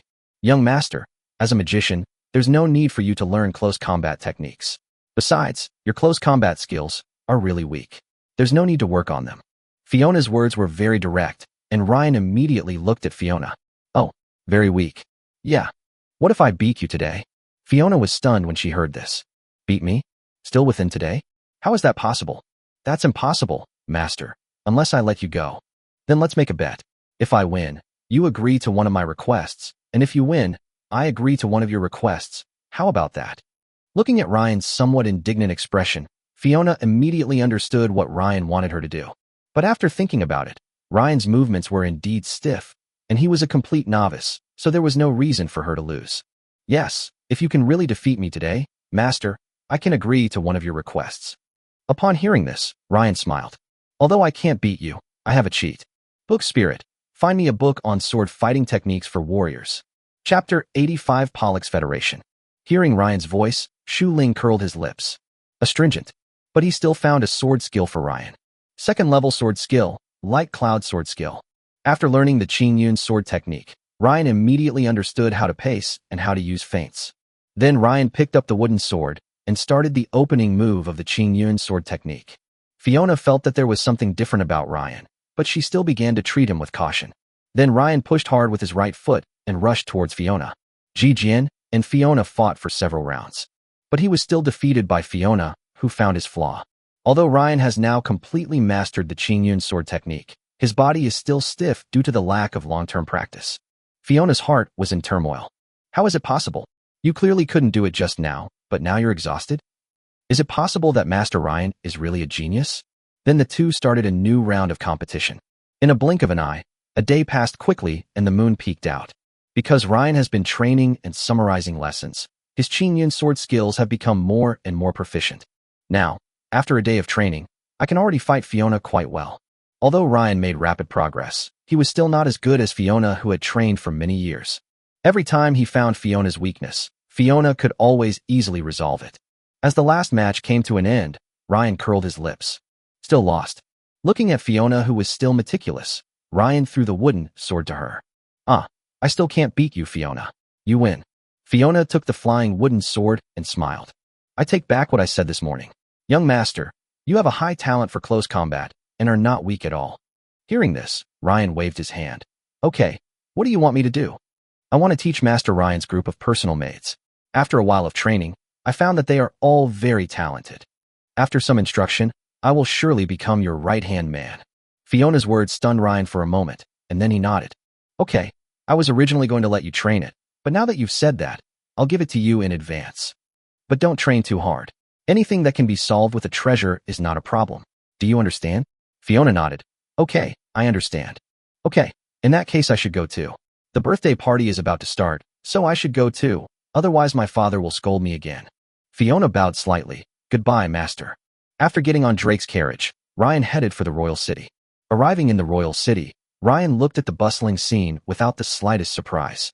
This birthday banquet was attended not only by the nobles of all ranks in the royal city, but also by some nobles from the borders of the empire who came to the royal city to attend. Even people from other forces will come. As the Grey family's carriage slowly drove to the palace, Ryan got out of the carriage. As soon as I came down, I heard a familiar voice. Ryan, you're here. Ryan looked over when he heard the voice and smiled slightly when he saw the person coming. Otto, why are you here? Did His Majesty ask you to welcome the guests today? Otto nodded. Yes, the Empire has been preparing for today's birthday banquet for a long time, and it seems that people from the Principality of Hermist and the Pollux Federation will be attending. Pollux Federation? Will they send someone? Ryan frowned to express his doubts. The Empire and the Pollux Federation have been in a state of war, which means that neither side is willing to submit to the other. Therefore, the relationship between the two sides has not been very good. Otto nodded after hearing Ryan's question. Well, I heard from my father that although the relationship between the two countries is not very good, it would be bad to offend them if they lowered their stance to offer congratulations. That's why I'm waiting here to greet you. Hearing this, Ryan nodded and said, Okay, then I'll go in first and won't accompany you. Well, have fun at the dinner party. Oh, by the way, Ryan, What did I tell you about? Looking at the mysterious Otto, Ryan shook his head helplessly. I'll remember it. Give me the girl's information tomorrow, and I'll give you some advice. Hearing this, Otto smiled and patted Ryan's shoulder. Okay, then I'll rely on you. Then Ryan followed the maid and quickly arrived at a huge palace. Unlike the previous dinner, this time there were more people coming and their identities were more diverse. Because everyone in the palace was talking and there were a lot of people, Ryan's arrival at the palace did not cause much of a stir. Entering the palace, there are many different areas, each representing a family or a force. Then Ryan came to the Grey family's place in the palace. As soon as Ryan came over, the nobles from the Grey family's side branches who were sitting in their seats came forward one after another, hoping to get close to Ryan. Master Ryan, good evening. Master Ryan is still as charming as ever. Ryan exchanged some token greetings with them and then sat down to wait. Seeing this, the various collateral nobles stopped disturbing Ryan and gathered together to discuss their recent affairs. Looking at the red wine on the table, Ryan poured himself a glass and tasted it. Suddenly, out of the corner of his eye, he saw a dark figure slowly walking towards him. Ryan turned his head slightly to look at the person who came. It was the eldest Princess Caroline. Caroline, wearing a purple-black dress, is like a blooming rose, exuding a charming fragrance. Why are you drinking alone? All the students from the academy are over there. Ryan, why don't you go check them out? Caroline asked as she came to sit down in the seat next to Ryan. In response to Caroline's question, Ryan shook his head. Forget it. If I go to the academy, the atmosphere will be cold. Let them have fun on their own. What about you, Caroline? You're not going? And you came to me. Caroline smiled and said, I'm the same as you. If I go, no one will have anything to talk about, so I just decided not to go. Hearing this, Ryan poured Caroline a glass of red wine. Then we must have a drink. Caroline chuckled twice, picked up her glass, and clinked it with Ryan. Then they both drank it all in one gulp. Although Caroline had a great figure and was very close to Ryan, the shy Ryan still didn't dare to touch her. After all, this is a princess, not a noble. If something goes wrong, Ryan might tie her directly to the royal car. The two of them, who had a slight consensus, had a pleasant conversation. Suddenly, a team of about a dozen people walked in from outside the palace, carrying a box behind them. Caroline narrowed her eyes slightly and spoke to Ryan. The Polax Federation has arrived. Chapter 86 Imperial Genius and Federal Genius. The Polax Federation has arrived. Hearing Caroline's words, Ryan shook the wine glass in his hand and looked carefully at the team. Seeing this, Caroline put down her wine glass and explained to Ryan. The Polax Federation governs through a parliamentary system, and the man leading it is the Parliament President's nephew, Clint Hayes. During the war a few years ago, my grandfather had a duel with the old Speaker of the Federation Parliament. After the duel, the old Speaker returned to the Federation and died. I think they came here just to check on my grandfather's health. They don't think he's okay after that competition. Caroline's explanation made Ryan nod. The nobles in the palace all cast unfriendly glances at the Polax Federation team. If there were no other forces present, the nobles of the Empire would have even fought with them first. Clint, the leader of the Federation, had also seen big scenes before, and he was not at all nervous when facing the unfriendly gazes of the crowd. He led his team to the center of the palace, and then bowed slightly before Emperor Albert and the other nobles. Your Majesty, good evening, everyone. This is a gift that our Federation specially prepared for the birthday banquet. Please accept it. Krillin waved to the two men carrying boxes at the back of the team. The two men quickly carried the box forward and opened it. There was a huge Ganoderma lucidum inside. Thali Ganoderma. After seeing Thali Ganoderma, Albert and the nobles behind him gave up the idea of causing trouble for Krillin. After all, Thali's Ganoderma lucidum is indeed rare, and it has abundant life energy, which can increase lifespan after use. Clint's preparations were flawless, leaving no room for the nobles to find fault. Albert put the box away with a wave of his hand and smiled. Krillin, my father and I are very happy that you can come to the birthday party. Please take a seat first. My father will be here later. Clint nodded and led the team to the seats specially prepared for the Federation in the palace. Immediately afterwards, people from several other forces arrived, and Emperor Albert greeted them one by one. Mitchell family seat. Anna saw Ryan and Caroline drinking from a distance in her seat, and immediately pouted. Then he stood up and walked towards Ryan's position. Ryan, why don't you go to the academy? The dean was just talking about you. Anna made up an excuse and sat on the other side of Ryan's seat. Looking at Anna sitting next to him in a familiar manner, Ryan smiled helplessly. Forget it. The dean has his own friends to talk to. I'd better drink by myself. Drink? I'll drink with you. Anna took the bottle of red wine on the table and was about to pour the wine. but there were no other empty glasses on Ryan's table. Seeing this, Ryan took out an empty cup from the magic ring and handed it to Anna. Anna then poured herself a glass. Looking at Anna raising her glass slightly towards him, Ryan gently clinked his glass with hers. Caroline, who was sitting on the other side, covered her mouth and smiled at Anna's undisguised hostility. But there was still a glint of cunning in Caroline's eyes. She knew that her father wanted her to marry Ryan, and she had no aversion to Ryan. It wouldn't be a bad thing to marry Ryan. So, Anna, I won't let you this time. Anna also saw the awareness in Caroline's eyes at this time, and the kitten suddenly seemed to be furious. Bad woman. But when he looked at Caroline's huge size, his eyes paused, and then he looked at his own, and his hostility became even stronger. Big bad woman. Looking at Anna's erect hair, Ryan smoothed it out. What's wrong, Anna? Anna looked a little unnatural when asked this. No, it's okay, another one.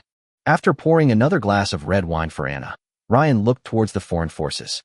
There are only two forces that pay attention to him, Ryan. One is the Pollux Federation. The second is the Church of Light. The high priest of the Church of Light kept staring at him, as if this birthday party was just for him. Looking at the high priest's eyes, Ryan narrowed his eyes. This guy has no good intentions. And you're fucking glaring at me? Then Ryan gave the high priest a middle finger. Although the high priest did not understand the meaning of Ryan's fingers, he still felt that it was not a good gesture, so he turned his head and no longer paid attention to Ryan. The seats in the palace gradually filled up. Looking at the two women beside him, Ryan raised his eyebrows. Aren't you going back?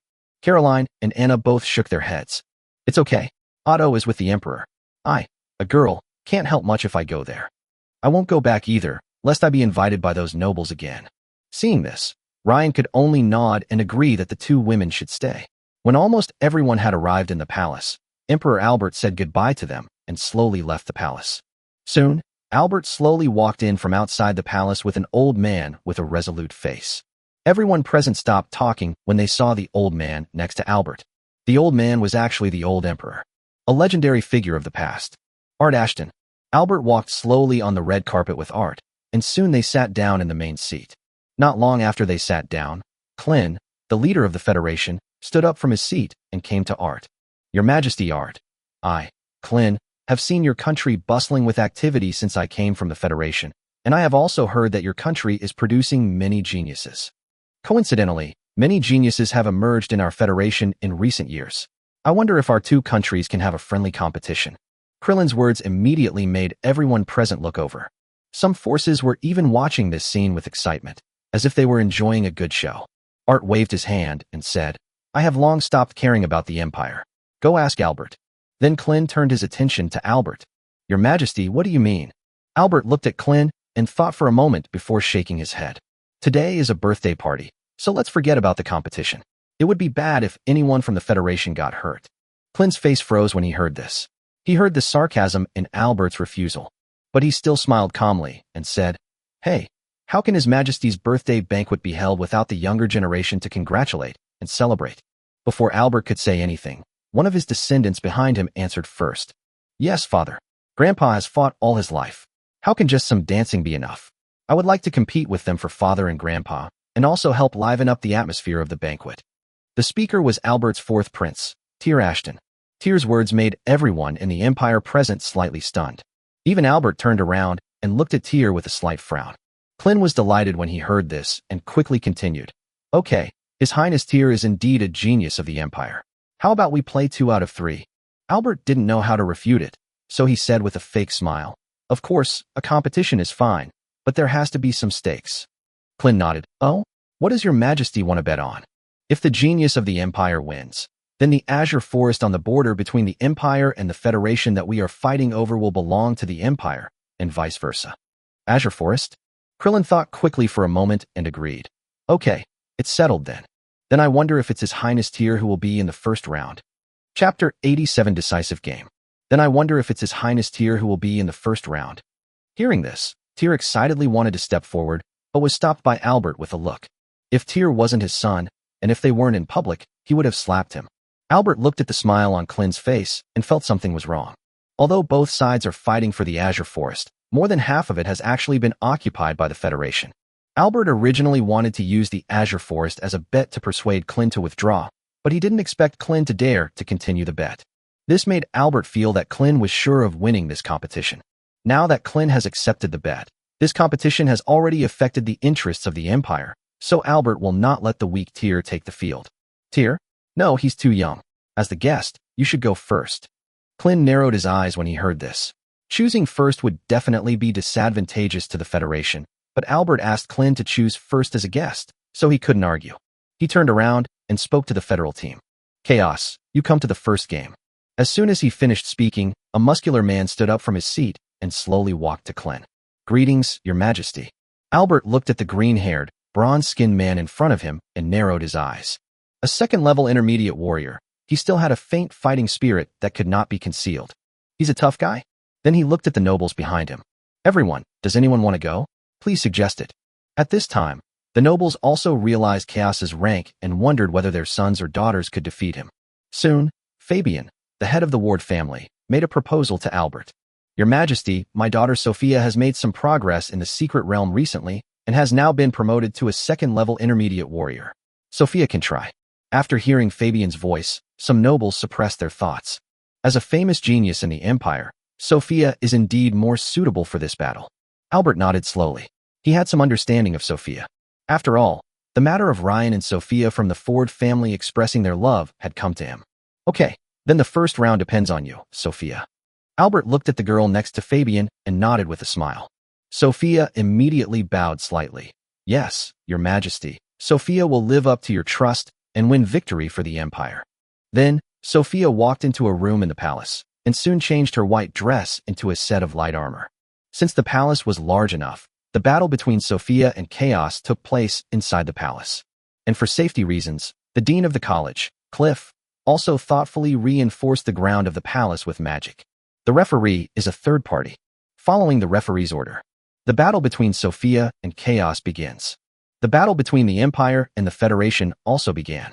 Both of them are intermediate-level second-level warriors, and the battle is entirely a competition of combat skills and proficiency in using fighting spirit. Sophia's fighting style is agile and light, while Chaos's is powerful and heavy. The two of them have surprisingly opposite fighting styles. After a period of struggle, suddenly, Sophia saw Chaos's flaw, took a step forward, and immediately slashed at Chaos' arm. Swish! Blood splattered. Chaos's arm was cut off at the root, but Chaos showed a smile. The next moment, the iron sword in Chaos's hand was already across Sophia's neck. It's not that Chaos can't go any further, but Dean Cliff is watching from the side. Although his iron sword was very close to Sophia, it was just a small distance, and he couldn't move any further. This lightning-fast scene stunned everyone present. Everyone looked at Chaos with some fear. Chaos actually risked his own broken arm to find Sophia's weakness, and he found it. Chaos wins. The referee looked at the iron sword in front of Sophia and spoke slowly. Sophia narrowed her eyes as she looked at Chaos in front of her, then turned and walked towards Fabian. After coming in front of Fabian and Albert, Sophia knelt on one knee. Father, Your Majesty, I failed to achieve victory and disappointed you. Albert slowly helped Sophia up. It's okay, Sophia. No one would have thought he would risk his future to win the competition. You've done well. After comforting Sophia, Clint came to Albert and bowed slightly. He didn't hide the smile on his face at all. Your Majesty, our Federation luckily won the first round. Your Majesty, it's your turn to send someone out for the second round. Albert narrowed his eyes and spoke slowly. Otto, you play in the second game. Otto nodded beside him. It's father. Clint smiled slightly when he heard that Otto was coming on the court. As the Empire's #1 genius, Otto naturally had little confidence in the people he brought with him. The natural decision is to exchange the inferior horse for the superior one. He just pointed at someone and asked him to come on stage. The man was quickly defeated by Otto, who defeated him so easily that he didn't even have to summon his mount. Now both sides have one win and one loss, and this third game becomes the deciding game. At this time, Clint had obviously achieved his goal, with undisguised excitement in his eyes. He came to Albert again. His Highness Otto is indeed worthy of being the Empire's greatest genius. His strength is truly awe-inspiring. Your Majesty, these two competitions have also allowed us to witness the genius of the warriors and knights from both our factions. I also heard that Ryan Gray, who has become very famous in the Empire recently, is a magician. How about letting the third and final round be decided by the magician geniuses from both our factions? Clint's words immediately made everyone present focus on Ryan. This made Ryan narrow his eyes. Looking for trouble? But Ryan remained indifferent after hearing this. as if this matter had nothing to do with him. He has been drinking wine with the two girls. But Anna and Caroline blushed a little under everyone's gaze. The two wanted to talk to Ryan, but seeing Ryan's expression, neither of them chose to speak. I had no choice but to continue drinking with Ryan. Ryan's indifference made Clint stand there in a daze. The atmosphere immediately became cold. Seeing this, Ford quickly came to Ryan and said, "Ryan, let me ask you, do you want to fight?" Although Ford said this, he still used Do Chi to convey messages in private. "Ryan, if you're not sure, don't fight. Don't worry, no one will dare to say anything to you while I'm here." Upon hearing this, Ryan curled his lips and replied telepathically, "Oh, don't worry, I'll think about it." Ford nodded and sat in the main seat of the Gray family, as if to support Ryan. Ryan put down the wine glass in his hand, stood up from his seat, and slowly walked to Clint. Krillin was about to say something with a smile on his face. "Hate." Ryan spat on the ground, interrupting Clint's words. Although Clint knew a lot of information about Ryan before coming, he also knew Ryan's bad character. But he didn't expect Ryan's character to be so bad. Ryan looked at the fake smile on Clint's face and was about to curse, but then he thought it was not a good idea to curse directly. After all, this was a matter between two countries. "Krillin, right? Since you know about me, Ryan, you should also know my habits. If you want me to take action, of course I can. But what about the prize?" Chapter 88, Playing Both Sides. "Where's the prize?" "There's no prize." "Krillin, you're making it difficult for me." Ryan patted Clint's shoulder. Clint still smirked as he felt the strength of Ryan's palm. "Ryan, didn't we already bet on the Azure Forest? Isn't that the prize?" Ryan immediately shook his head. No, no. I'm talking about the prize you're giving me. If you want me to take action, you have to at least give me an appearance fee. Otherwise, if anybody dares to fight me, I, Ryan, will be too shameless." Ryan's words made Clint a little confused for a moment. He didn't expect such a scene. The people of the Empire looked at Clint, who was standing there in a daze, and did not stop Ryan, who was still talking. Clint's situation now is like a scholar meeting a ruffian, and he has no way to explain himself. Then he listened to Ryan again. "You won't refuse to take it, will you? Then forget about my appearance, Ren. Oh, and I'll ask my good brother Otto to play again. Anyway, you didn't say that one person can only play one match." As soon as he finished speaking, a blonde and blue-eyed man walked out of the federal team. He was dressed luxuriously, like a nobleman. He looked at Ryan angrily. "Ryan, you are not worthy of being a magician. Where is the dignity and honor of a magician? A magician doesn't even dare to accept a competition. I am ashamed to be associated with a magician like you." The person who spoke was Conrad Rogers, the Federation's magician genius. He is also the one who wants to compete with Ryan. Clint's pupils shrank when he heard Conrad's words. This was not good. This is not a federation. This is an empire. In an empire, if someone insults a noble, the noble can make their own decision. As soon as he reacted, he saw Ryan and sneered. "Poison Bee, kill him." Had been hiding in Ryan's shadow suddenly appeared behind Conrad. As the Gray family's top assassin, she was extremely fast, and Conrad didn't even notice that there was someone behind him. The poisonous bee's blade stabbed straight into Conrad's heart. Bite.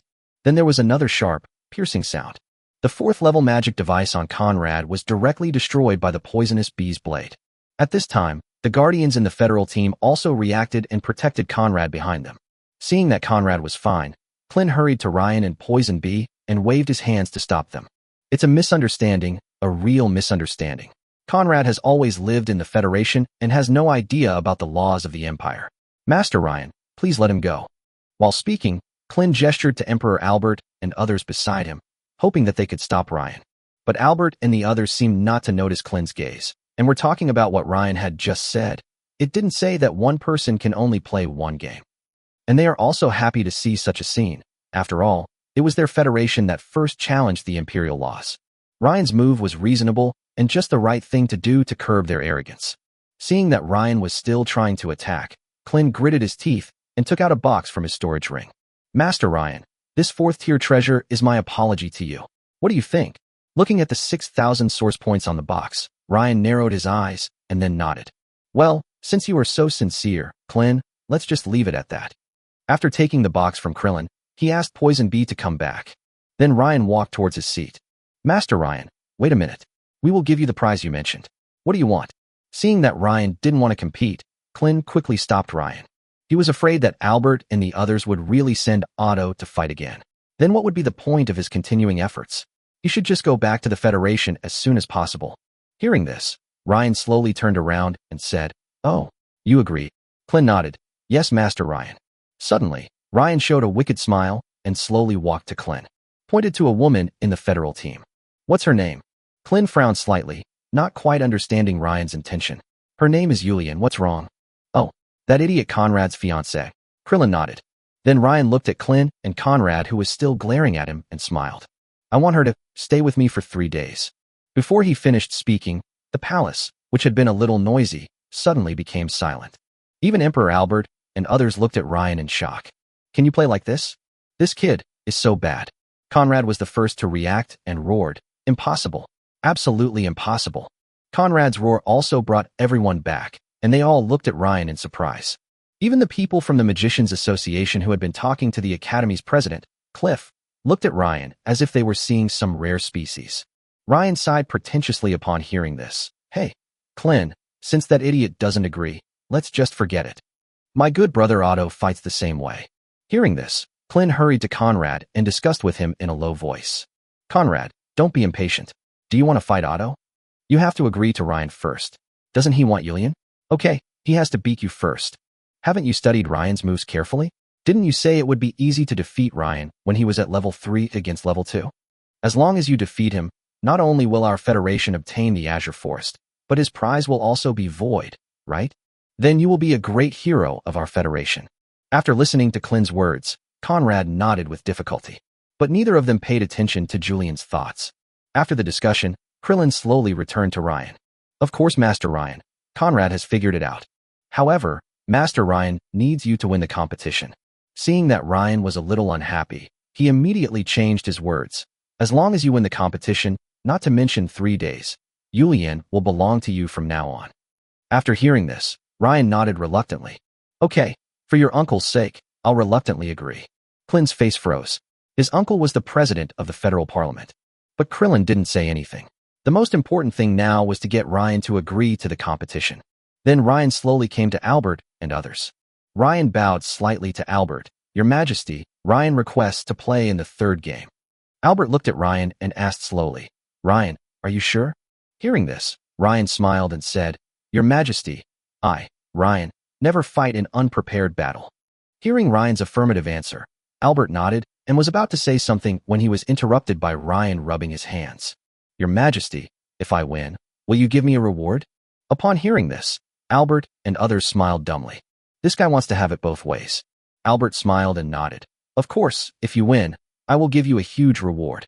Chapter 89. Yes, I still have more. Because of the way magicians fight each other, the competition between Ryan and Conrad was set in a wider area outside the palace. As everyone slowly walked out of the palace, the dean of the academy, Cliff, used magic to illuminate the outside of the palace, and then used reinforcement magic to reinforce the nearby ground and buildings, to prevent the fight between the two from destroying the environment of the palace. After the dean finished all this, Ryan and Conrad slowly walked into the venue prepared for them by Cliff. Conrad took out his magic wand and looked at Ryan and spoke. "Mage is such a noble profession. I never thought there would be someone as shameless as you. Today, in front of everyone from the Empire, the Federation, and most importantly, the Magicians Association, I will use magic to mercilessly defeat you, scum. I'll show you what a noble being a magician is." Ryan couldn't help laughing when he heard Conrad's words without any curse words. "I just like to see the way you look at me and feel unhappy with me, but can't do anything to me." Conrad snorted coldly when he heard this, then nodded to the referee. "Slippery tongue. You'll soon know what a magician is." "Referee, I'm ready." The referee nodded to Conrad to show that he understood, and then looked at Ryan.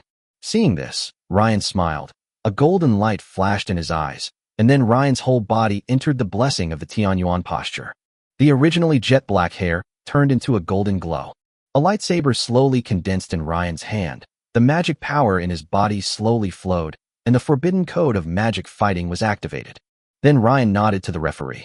The referee immediately left the field and gave an order. The 3rd round begins. The magic circle in Conrad's hand quickly took shape, and the next moment an extremely hot fan-shaped flame attacked Ryan. 3rd level magic, Dragon's Fire. Faced with Conrad's large-scale magic, a golden light flashed in Ryan's eyes, and a stone wall rose in front of him in an instant. While resisting the fire of the fire dragon, Conrad also lost his sight of Ryan. Suddenly, Ryan's figure teleported and appeared near Conrad. Then Ryan quickly approached Conrad and slashed at him with a sword. Clang! Ryan's lightsaber slashed at the barrier that Conrad had just formed. But the barrier only lasted for a moment before it shattered. Ryan continued to swing his sword at Conrad. Looking at Ryan's lightsaber, Conrad quickly condensed a magic circle, and a large net of fire immediately flew towards Ryan. Third level magic, magic fire weaving web. Looking at the huge flame net, Ryan increased the magic power supply to the lightsaber. The lightsaber instantly became more solid and sharper. Looking at the fire net, Ryan stood up and walked forward and slashed the fire net with a lightsaber. In an instant, he cut a hole in the fire net and then attacked Conrad again. Conrad looked at Ryan's fighting mode with a look of shock. Is this a fucking magician? Which magician wants to play close combat with you? That lightsaber was almost stuck in my mouth. Are the people who collect intelligence in the Federation just there to do nothing? The people watching from the side also raised their eyebrows at Ryan's warrior-like fighting style. Even Dean Cliff and the people from the Magicians Association around him were surprised. One of the members of the Magicians Association narrowed his eyes as he watched Ryan's battle.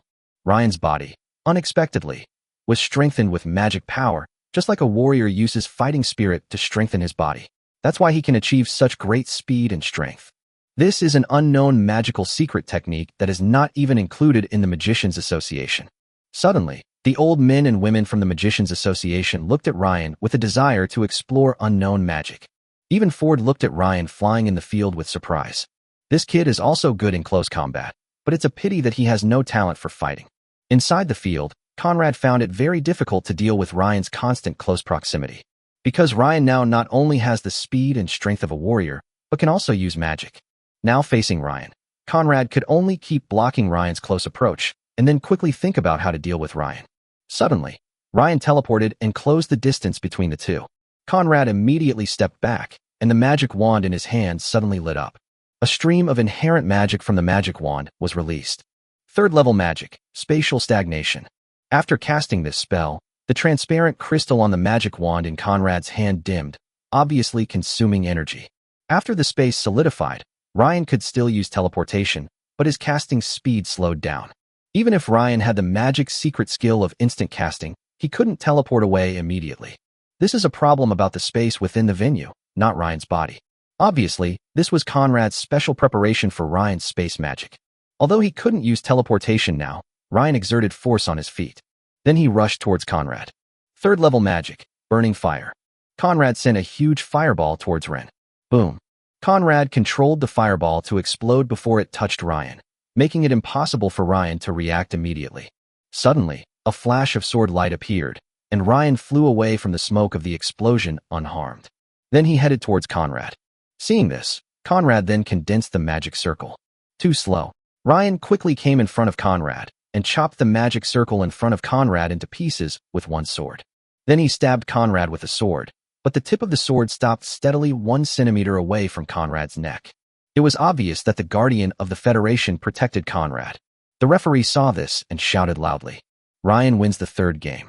Hearing the referee's voice, Anna and Caroline, who were watching from the side, looked at Ryan with pride. It was as if they were competing. Albert and other nobles of his empire nodded frequently and kept praising Ryan to Ford. But it was different on Clint's side. Clint looked at Conrad gloomily and secretly called him a waste.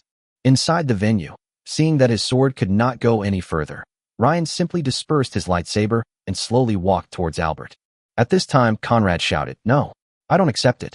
Conrad's shout immediately made the cheerful atmosphere in the room slowly quiet down. Even some old people in the Magicians Association who admired Conrad shook their heads at him. If you lose, you lose. If a person cannot even accept his own failure, then he is destined to go nowhere. Upon hearing this, Ryan turned around and looked at Conrad. Not convinced. If you're not convinced, just hold it in. Everything will happen. I just don't agree. How can you call this a magician's competition? This is purely a warrior's battle. Ryan sneered. Everyone knows that I, Ryan, have no fighting spirit talent, and I'm still a warrior. Then let the people of the Magicians Association judge. Am I a magician? Did I use any magic just now? Upon hearing this, everyone in the Magicians Association nodded in support of Ryan. If you have the guts, don't use that melee attack. If you have the guts, let's fight with magic and see who wins. Otherwise, I won't accept it. Faced with Conrad's unreasonable demands, Ryan ignored him and turned away. Fuck it. Your fiancée is already mine. What else do you have to bet on? Yes, I still have some. Conrad shouted. Chapter 90. Summoning from Another World. Conrad yelled at Ryan like a gambler who had lost everything. You just want women and treasures, right? How about this? Conrad took out a jade box from his magic device and then opened it in full view of everyone. Hearing this, everyone looked at the things in the jade box in Conrad's hand. It turned out to be a piece of crystal. But just this piece of crystal made everyone present unable to take their eyes off it, especially the magicians. 6th level treasure, Crystal of Severa. Conrad was afraid that Ryan, who was used to seeing high-level treasures, would not accept them, so he took out the most precious treasure in his hand. He got this Crystal of Severa by chance from a forbidden stone. If his level was not low enough, he would have used it long ago. Clint's pupils suddenly trembled when he saw this. He didn't expect that Conrad actually had such a treasure. He hurried to Conrad's side. Conrad, if you lose, you lose. Don't. Get lost. Before Clint could finish his words, Ryan kicked him out with a night kick. Ryan looked at Conrad with a smile. Hey, why didn't you tell me earlier? You want to use this as a prize to compete with me? That's great. Looking at the Crystal of Severa, Ryan and Shu Ling's eyes were full of symbols of money. Conrad is richer than him. After letting Ryan see the Crystal of Severa, Conrad closed the jade box. Okay, let's compete again. Of course, it's just a magic duel. I'm familiar with it. The referee saw that both of them agreed and that no one else objected, so he came over to them. Are you two ready? Good. After receiving affirmative answers from the two, the referee nodded and asked them to step back. Seeing that the two were close enough, the referee gave the order and the competition began again. This time, Ryan did not condense the lightsaber again, but began to use magic to fight Conrad. 2nd level magic, Frost Fang. 3rd level magic, Flame Vortex. Although Conrad is a 3rd level magician and uses 3rd level magic, the purity of his magic power is not as high as Ryan's. Therefore, Ryan's 2nd level magic can tie with Conrad's 3rd level magic. Seeing the power of Ryan's 2nd level magic, the old magicians of the Magicians Association present were secretly shocked. This kid hasn't even reached the 3rd level, but his magic purity has reached the mastery level? The old magicians did not notice the fluctuations of Ryan's Divine Resonance Purification Codex, and just regarded it as Ryan's special talent. They all complimented the dean, Cliff, who was standing beside them, saying that Cliff's vision was still as sharp as before. Cliff stroked his white beard with a smile, and calmly accepted the praise from his old friends. Inside the venue, the magical confrontation between Ryan and Conrad continued. Looking at Conrad's endless flow of magic, Ryan couldn't help but nod secretly. Conrad is indeed gifted in the practice of magic, and his meditation method must be of a high level. Otherwise, if magic power is released like this without any cost, ordinary magicians really cannot withstand such magic power consumption. Conrad frowned slightly when he saw Ryan continuously casting magic like him, because he found that he could not compete with Ryan in terms of the discrete magic power in the air, which caused his magic power recovery speed to become extremely slow. Feeling his magic power constantly being consumed, Conrad's face tightened. It seems that I have to use that trick. Ryan, if you can handle this move, I, Conrad, will obey you. Then a large amount of magic power in Conrad's body suddenly burst out, and the next moment, a huge magic circle took shape in the venue. 3rd level magic, summoning from another world. Suddenly, the magic power in Conrad's body continuously poured a large amount of dark magic power into the magic circle. Ryan did not interrupt Conrad's spell. After all, he had already taken out a 6th level treasure, so he should just give in. He's not afraid anyway. As Conrad's magic circle took shape, the magicians present all looked at the creature that was about to appear from Conrad's magic circle. Summoning from another world, as a dark magic, requires consuming the host's magic power to summon the dark world. If a creature likes your magic very much, it will respond to the host's call and come to help. But there is often a price to pay. If you fail to meet the conditions of the alien contract, the alien creature will no longer be your loyal partner, but a sharp blade that will cut you down. Dean Cliff's little white mouse Jimmy is the so-called alien creature. With the influx of Conrad's magic power, a majestic and domineering armor slowly rose from the magic circle. The man in black armor held a giant sword in his right hand and a shield in his left hand. The scars on the armor showed the traces of battle. Dark creature, Death Knight. When the dean saw the armor, he frowned slightly. This thing is not easy to deal with. Although the Death Knight's attack method is similar to that of a warrior, it also has some death magic. And most importantly, the Death Knight has a characteristic. That is, the immortal characteristic. No matter what kind of attack destroys it, it will slowly absorb energy and recover. Not to mention that the Death Knight's level is almost reaching level 4. The moment the Death Knight appeared, he launched a fierce attack on Ryan. The speed is so fast that it can catch up with Ryan's teleportation. Moreover, the death magic wrapped around the giant sword made all healing magic ineffective. For a moment, Ryan, who was originally in the upper hand, suddenly fell into a disadvantage. The Death Knight was not afraid of death and had terrifyingly high defense. For a moment, Ryan had no way to deal with it. Ryan narrowed his eyes, a fierce look in his eyes. Shuling, please also exchange me for an alien summoning magic. I want to summon one too. The book's spirit in Ryan's mind nodded. 3,000 source points. Okay, I still have a lot of treasures in my magic ring. You can absorb them as you see fit. After the book's spirit absorbed Ryan's treasure, it waved its jade hand, and a golden light emerged from the ancient book. In just a few breaths, Ryan learned this otherworldly summoning magic. Although it is a third-level magic, it is not impossible for Ryan to use it. It just consumes more magic power and energy. Looking at the double attack of the Death Knight and Conrad, Ryan raised his hands. Self-created magic, horizontal grasp of the void. In an instant, 2 space balls surrounded the Death Knight and Conrad. Feeling the layers of resistance as the space ball was retracted, Ryan smiled. He just wanted to buy some time. Then, a magic circle similar to the one Conrad had just created suddenly appeared under his feet. With the continuous infusion of Ryan's magic power, the magic circle quickly took shape. And the moment it takes shape, when the creature is about to be summoned, everyone felt a sense of pressure. It was a kind of palpitation that came from within one's heart. Then, before anyone saw the summoned creature, they heard a voice coming from the magic circle. Ah, such a delicious and familiar magic. It's been so long. Chapter 91. The Original Demon. Black Crown. Lucifer Tucker Castro Omens. Upon hearing this voice, not only the Dean and the people from the Magicians Association narrowed their eyes, but even Emperor Albert and people from other forces seemed to have thought of something. Dean Cliff hurriedly called out to Ryan. Ryan, stop summoning, stop, quickly. Cliff's tone was very anxious, as if he was extremely afraid of what Ryan's magic circle was going to summon. Ford also thought of something at this time and shouted to Ryan. Ryan, listen to the Dean and stop calling. Seeing this, Ryan stopped inputting magic power into the magic circle. Although he didn't know what the Dean and his father were worried about, judging from their expressions, the thing that was about to be summoned should not be underestimated. Even the Death Knight who had just emerged from the space ball retreated slightly after sensing the aura of Ryan's magic circle. But although Ryan stopped summoning, the magic circle was still running, and then a drop of black liquid slowly floated out of the magic circle. Then, Ryan's magic circle shattered, which made Ryan stunned. Logically, he stopped inputting magic, and the summoning of the magic circle should have stopped. But the thing on the opposite side of the magic circle used an inexplicable force to forcibly activate the magic circle again. This keeps the magic circle in shape. Summoning successful. Looking at the drop of black liquid floating in the air, everyone looked apprehensive. Then, the drop of black liquid slowly dripped onto the ground under everyone's gaze. After dripping onto the ground, the drop of liquid slowly created ripples and slowly formed a humanoid creature. The creature was dressed in a black tuxedo like Jonas, had jet black hair, and wore a pair of white gloves. His face was pale and his features were three-dimensional, like a frail and sick young man.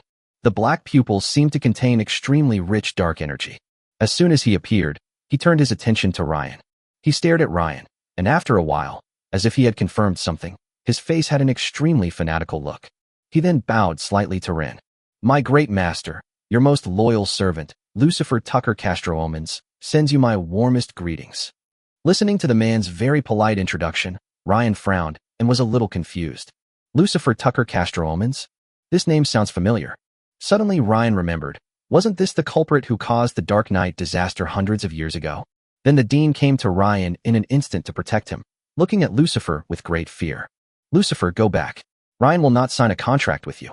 Lucifer slowly straightened up after hearing this, ignoring Cliff's words and still looking at Ryan with a smile. My great master, do you think so too? Seeing that Ryan did not directly reject Lucifer, Cliff turned back slightly to explain to Ryan. Ryan, don't agree to him. You should be familiar with his name. He is the demon who caused the Dark Knight disaster on the continent. He is one of the original demons in the Dark World, codenamed Black Crown. Although his power is immense, his contracts are extremely harsh. Since the beginning of recorded history, all those who have made contracts with Lucifer have been killed by him. There's even a 7th-level holy magician among them. Upon hearing this, Ryan was stunned when he looked at Lucifer. He only knew that Lucifer was the culprit of the Dark Knight disaster, and he knew nothing else about Lucifer.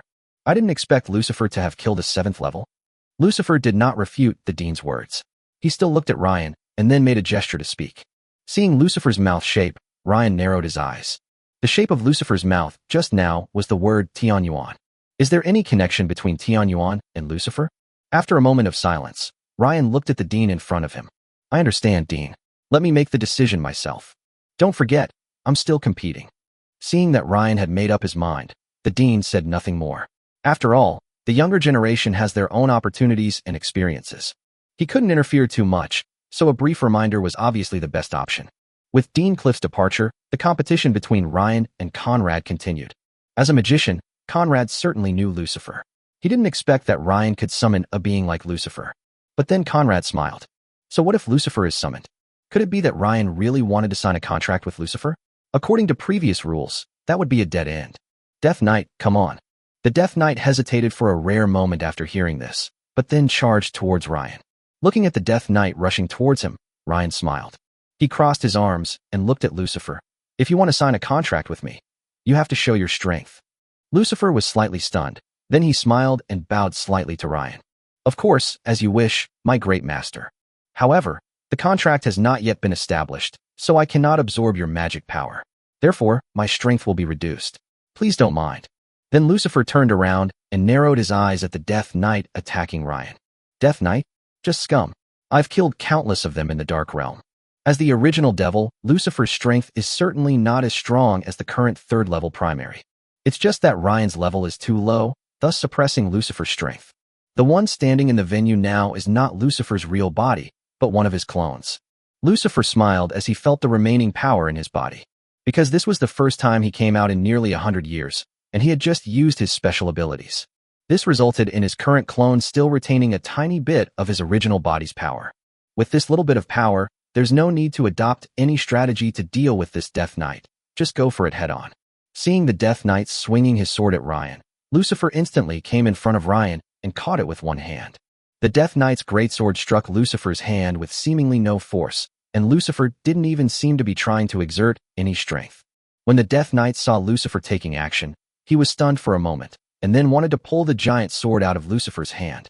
But no matter how hard the Death Knight tried, the giant sword remained motionless, as if it were welded to Lucifer's hand. Suddenly, Lucifer sneered and exerted a little force in his hands. Crack! The Death Knight's sturdy giant sword was instantly broken in two. Seeing his greatsword destroyed, the Death Knight immediately retreated backwards. But Lucifer was faster and appeared behind the Death Knight almost instantly. He directly inserted the broken sword in his hand into the gap between the helmet and shoulder armor of the Death Knight's armor. Chapter 92: The Church of Light's Attack. The Death Knight, who was stabbed by the broken sword, paused for a moment, but quickly reacted and immediately raised the shield in his left hand towards Lucifer. But before the shield could get close to Lucifer, it slowly and weakly stopped. Because Lucifer's arm had penetrated the Death Knight's chest armor and came out straight from the Death Knight's breastplate. In his hand, he was holding a stone that was emitting black gas, which was obviously the core of the Death Knight. The Death Knight relies on this core to possess the immortal characteristics, and the core is constantly moving around the Death Knight's body. The probability of an ordinary person penetrating the Death Knight's armor and hitting the core in one shot is obviously very small. This is the origin of the Death Knight's undead nature. The Death Knight lost his core, and the blue flame in his helmet gradually dissipated. Then pieces of armor scattered to the ground and turned into black gas and gradually disappeared. Conrad, who had signed a contract with the Death Knight, suddenly spat out a mouthful of blood because of the Death Knight's death. He looked at Lucifer and Ryan in disbelief. He didn't expect that Ryan actually wanted to sign a contract with Lucifer. But then he laughed again. Conrad looked at Ryan with blood on the corner of his mouth. Ha ha ha ha. Even though he lost, Ryan still had to die. Even if Ryan doesn't die now, he will be retaliated by Lucifer one day. After Lucifer dealt with the Death Knight, he came to Ryan and bowed to present the Death Knight's core to Ryan. My great master, I have dealt with the villain who tried to offend you. Please forgive me for the slow response. Looking at the core right in front of him, Ryan took it and put it away. It was worth 4,000 source points after all, so he shouldn't miss it. Just when Lucifer was fighting with the Death Knight, Ryan had already learned from the book Spirit why Lucifer knew about Tianyuan. It is because Lucifer once followed a magician who possessed the same Tianyuan as Ryan. So Lucifer is so sensitive to the Tianyuan. Everyone looked at Ryan. as if they all wanted to see whether Ryan was willing to sign a contract with Lucifer. But Ford's sudden appearance interrupted Ryan, who was about to speak. Ryan, have you thought it through? This Lucifer is not someone to be trifled with. Looking at the solemn expression on his father's face, Ryan smiled. Certainly. After saying that, he looked at Lucifer and spoke slowly. Lucifer, what are the terms of your contract? Upon hearing this, a contract made of blood immediately appeared in Lucifer's hand. The symbols on the contract were so awkward that people couldn't understand what they meant. But Ryan understood the content of the contract at a glance, and then looked at Lucifer with a strange expression. That's all. Are you sure? There is only one condition in the contract, which is to provide Lucifer with all the magic power in the world. However, this condition is equivalent to nothing for Ryan, who has Tian Yuan, a magic recovery cheat. Hearing Ryan's doubts, Lucifer smiled slightly. Of course, my master, this is all I have. My magic power consumption is extremely high, and those who have signed contracts with me in the past basically couldn't last long. That's why they violated the contract, and I had to kill them all. Of course, master, you have that. My consumption of magic power is just a small amount for you. The conversation between Ryan and Lucifer left everyone confused, and they all frowned, wondering what the two meant.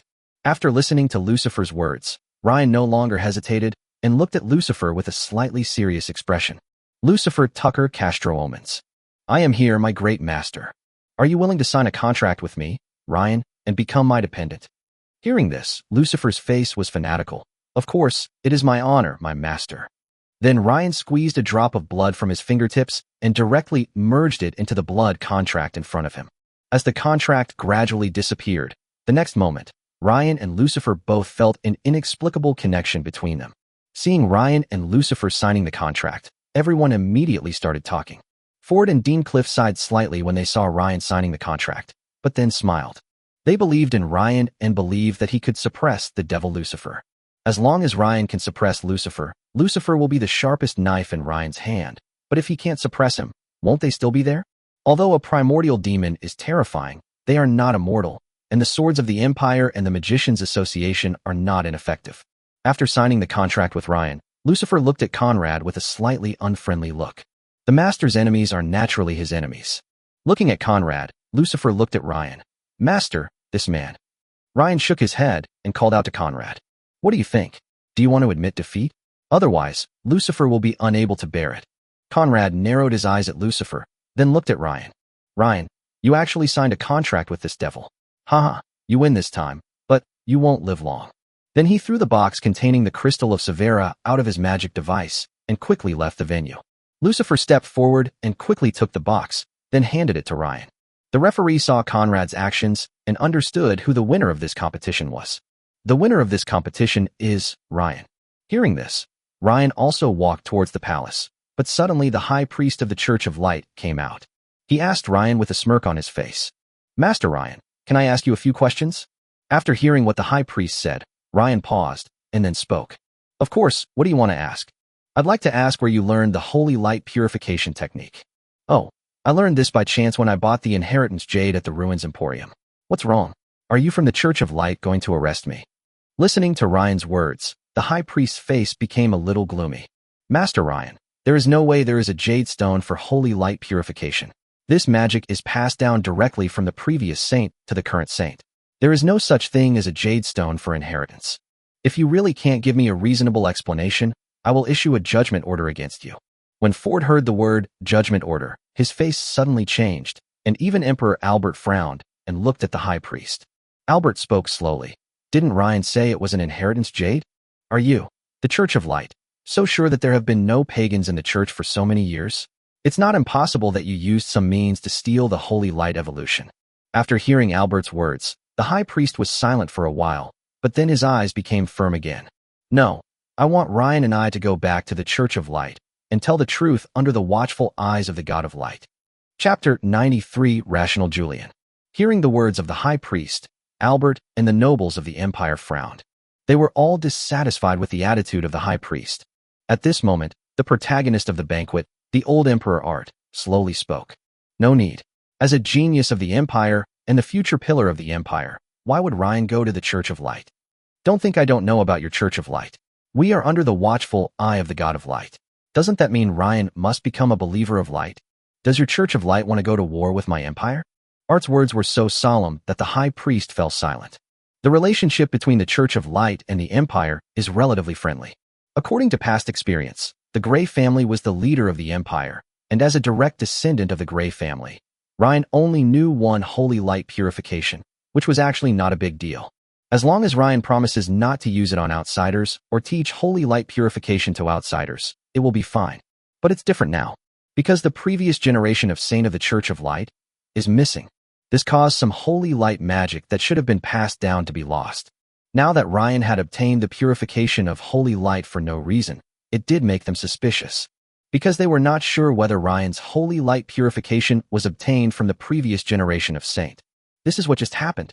Then, the high priest slowly turned his gaze towards Art.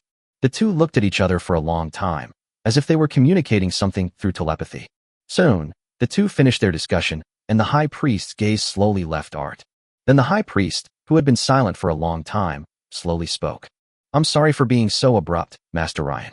Oh, and this is the holy water from my Church of Light. Consider it my apology." The high priest took out a bottle of transparent liquid and handed it to Ryan. He nodded slightly to Ryan, and then continued walking into the palace.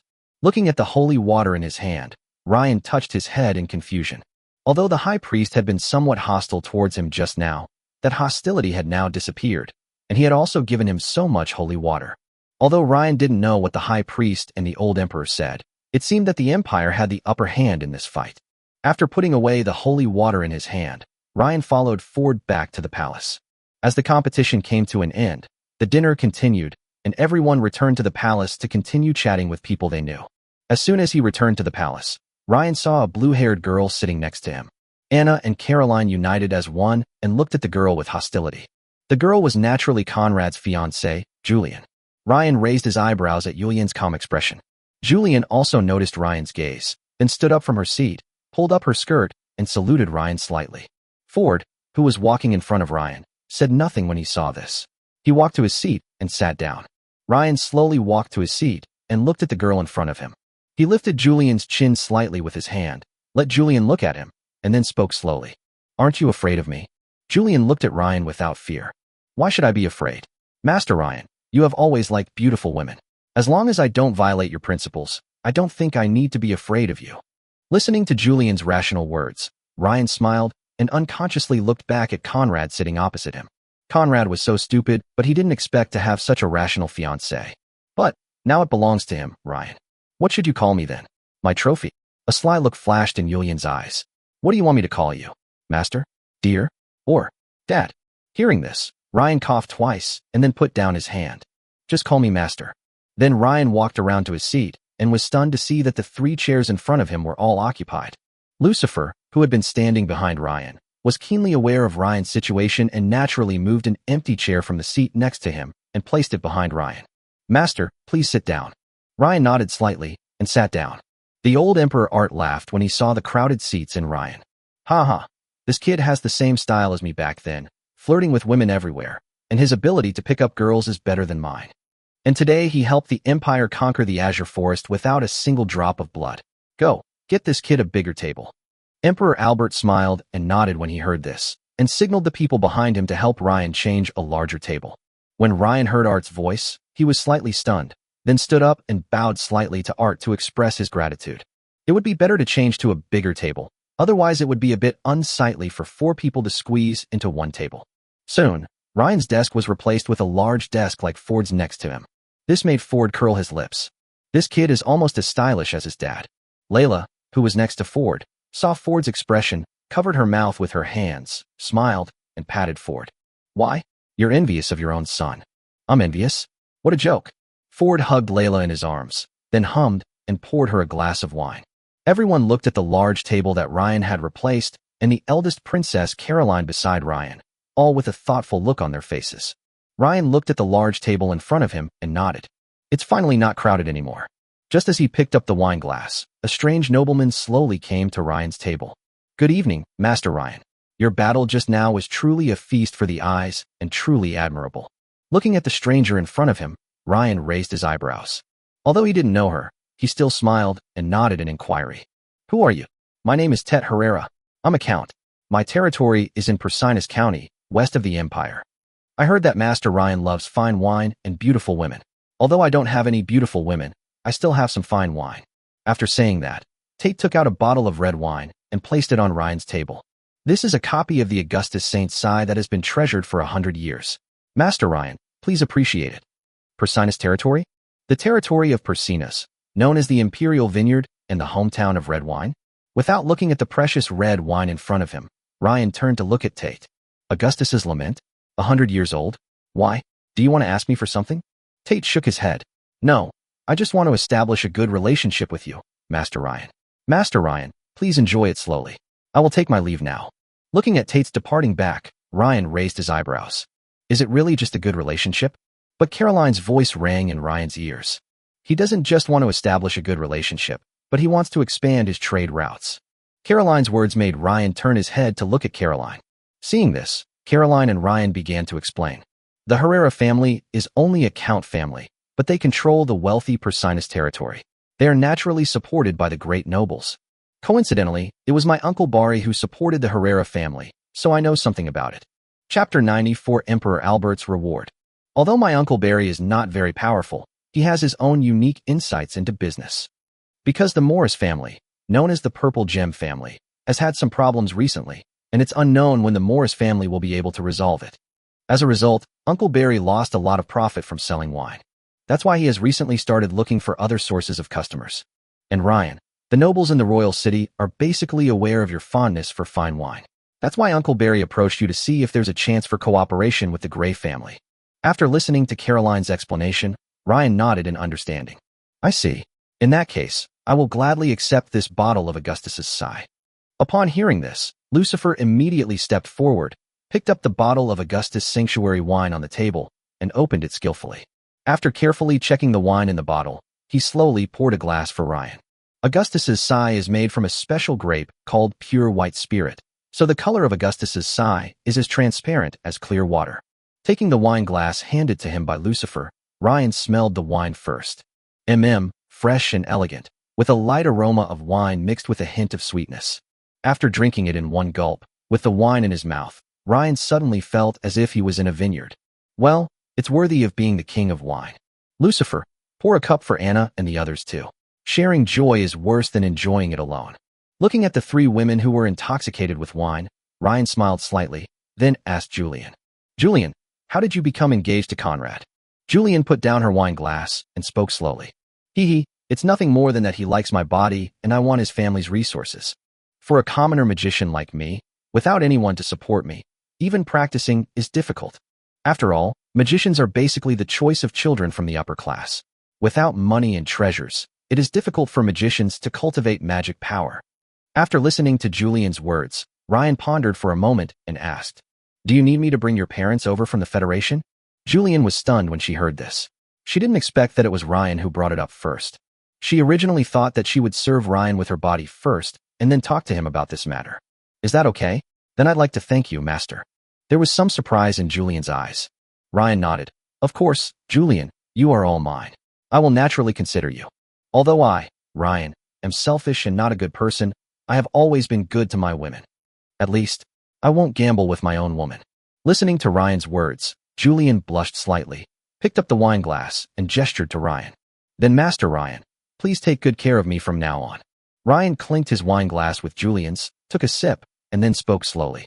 Poison Bee, go back to the clan and tell Uncle Chiao to send the clan's secret guards to secretly bring Julian's parents back. You don't have to worry about my safety for now. After all, my father is still here. After hearing what Ryan said, Poison Bee emerged from the shadows on the ground, nodded to Ryan, and then disappeared. Federal side. Clint sat in his seat. Unlike the smiling face he had when he first entered the palace, Clint now had a gloomy look on his face. He looked at Conrad with great hostility, and if Conrad had not had a congressman behind him, he would have turned against him long ago. Before coming, he vowed that he could beat Ryan, and said that beating Ryan would be easy as long as he had a hand. That's why Clint made such a plan, but it was all ruined by the arrogance of the stupid Conrad. And now they have handed over the Tianqing forest that they were about to take over.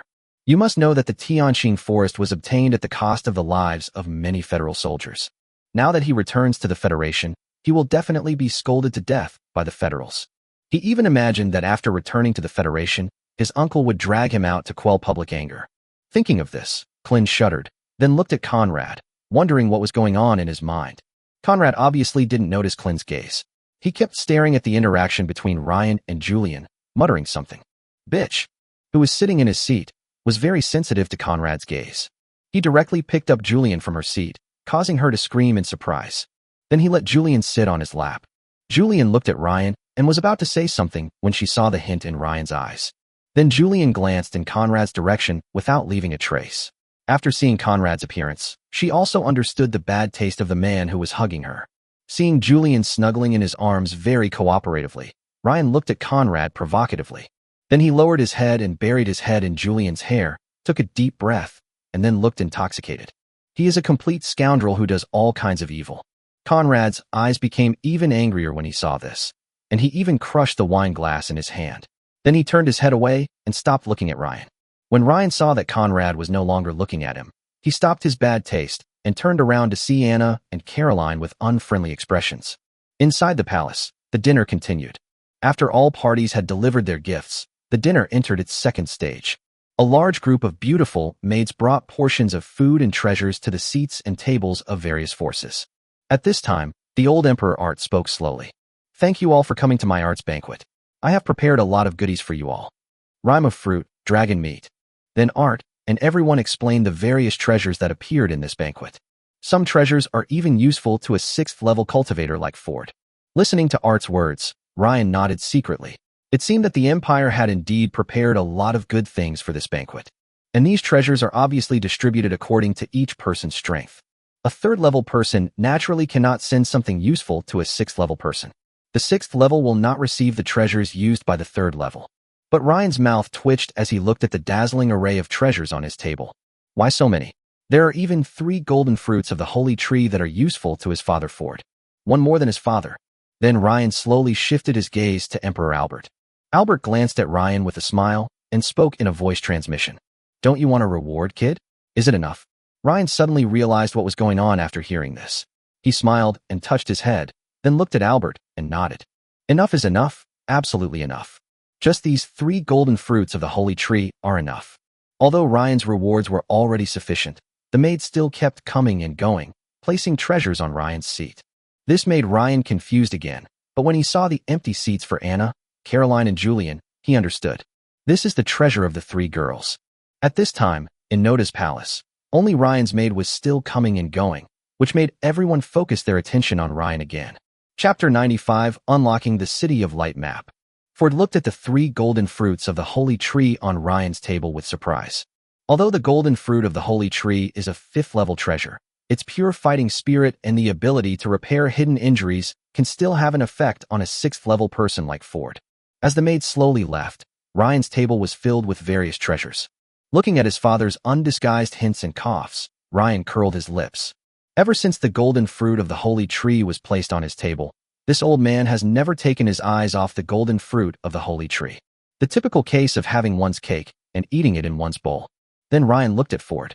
After a discussion between the two, Ryan decided to give the 3 golden fruits of the sacred tree to Lao Deng. After all, this thing is indeed useful to Lao Deng, and Ryan doesn't have to worry about the source. Because Ryan had just discussed it with Ford.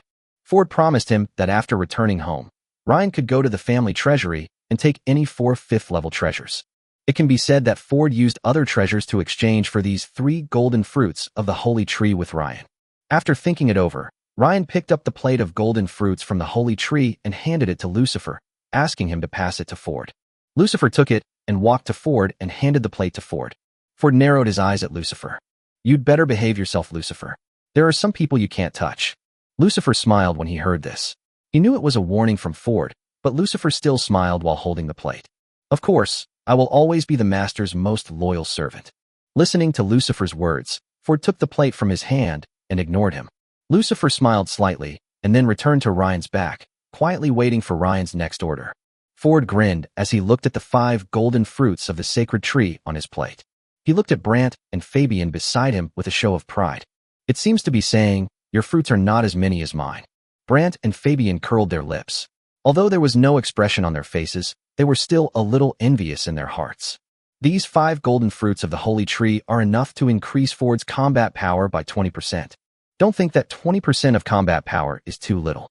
For people at their level, even a tiny improvement can make a world of difference in actual combat. As the maid left, the old Emperor Art slowly spoke. Please enjoy yourselves, you're welcome. Oh, by the way, Clin, regarding the Azure Forest matter, I'll send someone back to the Federation with you after the banquet. I think your Federation won't default on its debt, right? In response to the old Emperor Art's question, Clin quickly shook his head. Of course not. Our Federation has always been known for its integrity. We definitely can't default on our bet. Looking at so many forces in the palace, Clin absolutely cannot deny his debt. After losing to Azure Forest, Clin could still think of a way to make the main responsibility fall on Conrad, so that he would not be pulled out to quell public anger. But if he dared to default on his debts in front of so many forces, his uncle would come to this palace at the speed of light after knowing it, sever ties with him first, kill him, and then hand over the Tianqing Forest. After all, the matter of Tianqing Forest is a trivial matter compared to the integrity of the Federation. The old Emperor Art nodded slightly when he saw Clin's appearance. Then everyone began to enjoy the treasures on their tables. Anna, Caroline, and Julian were no exception, all enjoying the rare treasures prepared by the Empire. But Ryan did not do anything, but continued to taste the wine on the side. The 3 women all looked puzzled when they saw this. Julian asked, sitting on Ryan's lap, "Master, why don't you eat?" "Eat? Once you eat, there is no source." Then Ryan made up an excuse. "I just took other treasures some time ago. If I take these things now, the effect will be reduced. I will take them again after the treasures in my body are absorbed." The 3 women nodded when they heard this, and the banquet slowly ended after everyone enjoyed the treasures. As the dinner ended, various forces left one after another. Seeing this, Anna and Caroline said goodbye to Ryan and returned to their father. "Ryan, pack up, we're going back to the family." After hearing Ford's voice, Ryan collected all the remaining treasures on the table and slowly stood up with Julian. Then Ford said goodbye to the nobles from the Gray family's branches behind him and prepared to leave with Ryan. But he was stopped by the old Emperor Art. "Fred, wait a moment." Upon hearing this, Ford stopped and looked back at Art with some confusion on his face. "Your Majesty, do you have something to ask me?" Art nodded slowly. "Well, to be more precise, they have something to do with Ryan. It's those people from the Church of Light. Fred, come with me." Hearing that it was the Church of Light, Ford and Layla frowned slightly. But Art didn't look like he would compromise with them and hand over Ryan. Then Ford and a few others followed Art and slowly walked upstairs to the palace. Came to a room upstairs in the palace. Emperor Albert and the people of the Church of Light had been waiting for a long time. When they saw Art, Ford, Ryan, and the others coming in, they all stood up and greeted them. The high priest saw that Ford was still looking at him seriously and began to explain. "Sir Ford, my Church of Light has no ill intentions. As a rule of thumb, we don't really care that young Master Ryan obtained the holy light purification magic due to some chance. But recently, something has happened in my sect. The saint from the previous generation of my sect has disappeared. We couldn't even trace the mark originally left on the saint, which is why we are sensitive to Master Ryan's holy light purification." Ford also raised his eyebrows when he heard this. The previous generation's saint girl disappeared? No wonder Ryan's holy light purification made them so sensitive. But he didn't know where Ryan learned the holy light purification, which gave him a headache. Could it be that this kid really learned this from the previous generation of saint? Then Ford turned to ask Ryan. "Ryan, did you learn holy light purification from the saint of the previous generation of the Church of Light?" Hearing this, Ryan shook his head. "The saint of the previous generation? No, I haven't even seen one." After hearing what Ryan said, everyone looked at the high priest beside them. The high priest frowned. "Master Ryan, it's not that I don't trust you. It's just that the saint is too important to our sect. Could you please swear an oath to the god of magic?" The high priest saw that Ryan was a little impatient and quickly took out a token. "Of course, if you can truly swear to prove that you have never seen the saint, then this token will be my apology to you." Ryan curled his lips. "I, Ryan Gray, swear before the god of magic that I have never met the previous generation saint of the Church of Light, and my holy light purification is not inherited from her." Everyone breathed a sigh of relief when they heard this. "Hey, it seems I misunderstood you, Master Ryan. This token is yours." The high priest sighed and handed the token in his hand to Ryan. Seeing Ryan looking at the token in confusion, the high priest began to explain. "This token represents that you are a distinguished guest of the Church of Light. You will enjoy many privileges in the City of Light, and you can even go to the church for a bath of light once a year." Chapter 96, Cecily's Accident. If you have time to visit the City of Light, You will naturally understand its function. The high priest did not find any clues about the saint in Ryan, so he prepared to say goodbye to Art and others. Your Majesty, since the matter has come to an end, it is inconvenient for us to disturb you. We will take our leave first. Okay, give my regards to the Pope. The high priest nodded and waved slightly to the believers behind him, and then the believers walked out of the room one by one. The high priest walked last. Just as he was about to leave the room, he suddenly turned around and looked at Ryan. Master Ryan, although you can use holy light purification, please do not teach it to outsiders. Hearing this, Ryan nodded.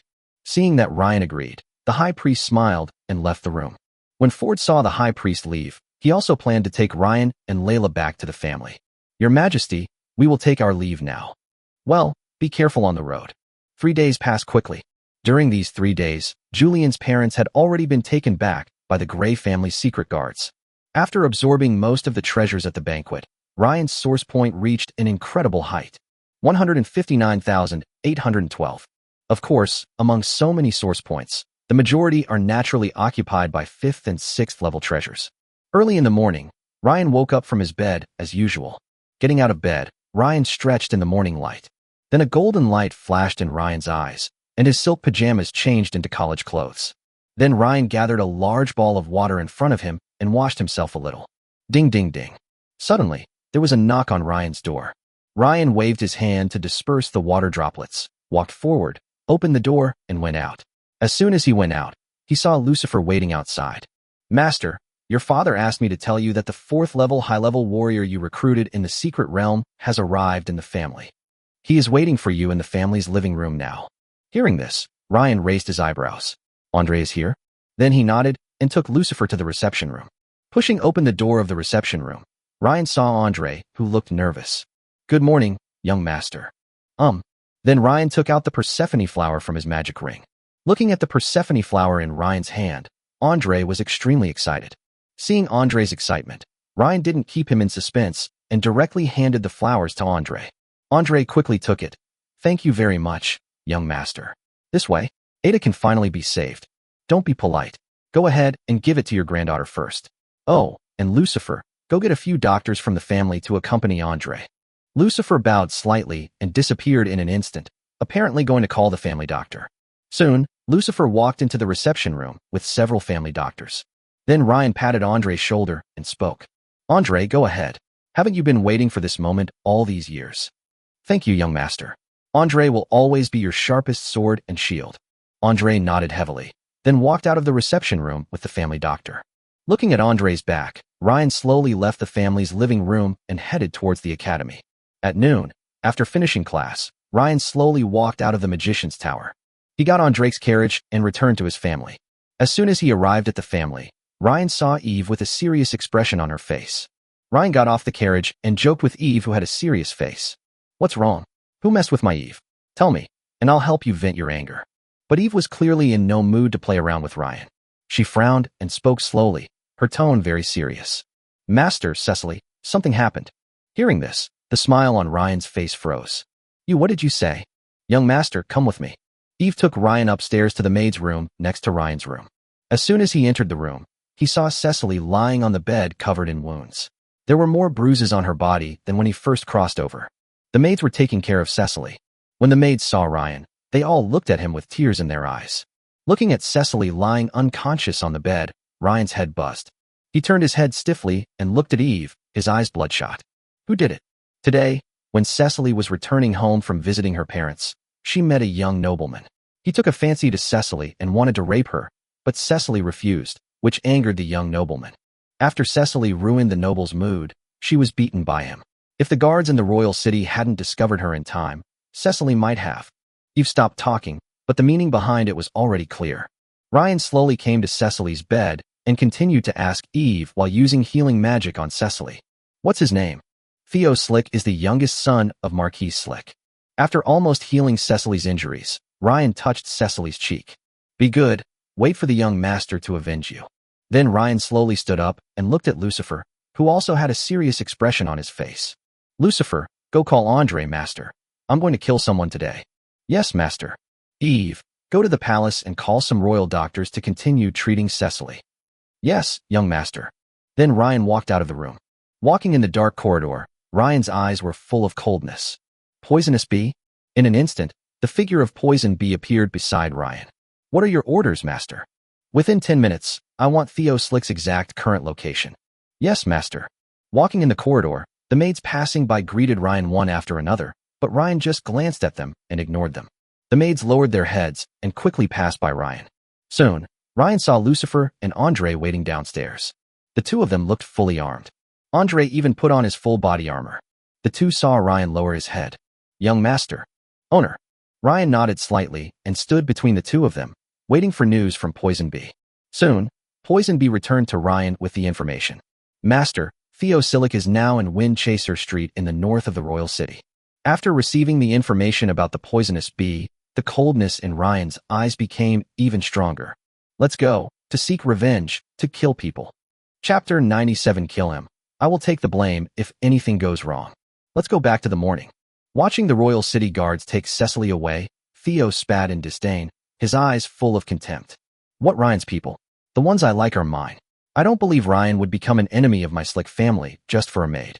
The Slick family is a noble family in the Shadow Eagle territory in the northeast of the Empire. They don't live in the Royal City all year round, and this time they sent Theo to the Royal City to celebrate the old Emperor's birthday. Because the Slick family also knew some things about the Royal City before Paisio came. Therefore, Theo's father also sternly warned Theo to be cautious in the Royal City. He also told Theo a few people he should avoid offending. And the name Ryan was on Theo's father's lips. But obviously, Theo didn't remember and simply threw his father's words behind his head. Then Theo began to stroll along the wind-chasing street with his guards. On the other side, the captain of the Royal City's guard looked nervously at Cecily, who was being carried by his team members behind him. It's over. Master Ryan's favorite maid was beaten like this. He didn't dare to imagine what the daredevil Ryan would do this time. After all, he had seen Ryan go crazy, and he really didn't care about his relatives. Take her back to the Gray family and report the details of this incident to Master Ryan. Remember to be detailed. The captain of the guard looked at his team members with a serious expression and spoke. Yes. The guards agreed and quickly headed towards the Gray family. The captain of the guard turned around and quickly went to the palace. Although he did not have the authority to see the emperor directly, he could still tell his superiors. Even he, a captain of the guard team, knew how serious this matter was, let alone his boss. Maybe Theo will really die at the hands of the furious Ryan today. Royal City, the room of the chief guard of the Royal City. What? You said that Theo beat up Ryan's favorite maid. The chief guard grabbed the captain of the guard team, who was reporting the news to him. The captain of the guard nodded. Seeing the team leader nod, the chief guard frowned. Then he slammed the table and roared. That bastard couldn't pick on anyone else. Why did he have to pick on Ryan as his father, just a useless person? Who can't see now that His Majesty and His Majesty are very optimistic about Ryan? How dare this idiot run into trouble? Don't you know who the person you shouldn't mess with in the Royal City is? Didn't his father tell him, damn it? Then the chief guard picked up the team leader and headed towards the palace. Royal Palace. Ivan, the commander of the palace guards, twitched his lips as he listened to the reports from the chief guard and the squad leader. Even Ivan, who had always been extremely gentlemanly, slammed the table and started cursing. Damn it, Theo. Is he Irby? Couldn't he see at the banquet how much His Majesty admired Ryan? Reese even asked me to help him take care of his son Theo. I'm helping him, but he didn't even teach him well, and he's still causing me trouble. Let Reese eat shit. After cursing for a while, Ivan gradually calmed down and spoke slowly. Someone come. Before Ivan finished speaking, the door of the room opened and a guard walked in. Commander, take my token and tell some guards to hide around Theo. They are not allowed to take action without my order. Ivan handed the guard a token and walked towards a palace in the royal palace. Obviously, he went to discuss things with the emperor. Gray family estate. The three of them got into Drake's carriage, and Ryan spoke slowly. Drake, can you get to Wind Chaser Street in the Royal City within 10 minutes? When getting on the carriage, Drake keenly noticed the seriousness of the young master today. Now hearing Ryan's very cold tone, Drake narrowed his eyes. Something happened. Because when the Royal City Guard sent Cecily to the Gray family, Eve happened to see her. Therefore, only some doctors and Ryan's maid in the family know about this matter. Not even Ford knew. Although Drake was a little confused, his eyes became serious afterwards. Of course, sir, it'll just be a little bumpy. Okay, let's go now. Drake nodded and immediately demonstrated his superb driving skills. After untying the unicorn's restraints, with the unicorn's blessing, the carriage's speed was different from before. This time, it was like flying. It took almost the blink of an eye to move one position. If Ryan's carriage was not strong enough, it would not be able to withstand such speed and bumps. When pedestrians on the road saw the speeding carriage, they quickly avoided it from a distance. In just a few minutes, Drake saw the royal city in his carriage. The ordinary guards at the gate of the royal city looked at the speeding carriage and didn't know whether to stop it or not. Stop it.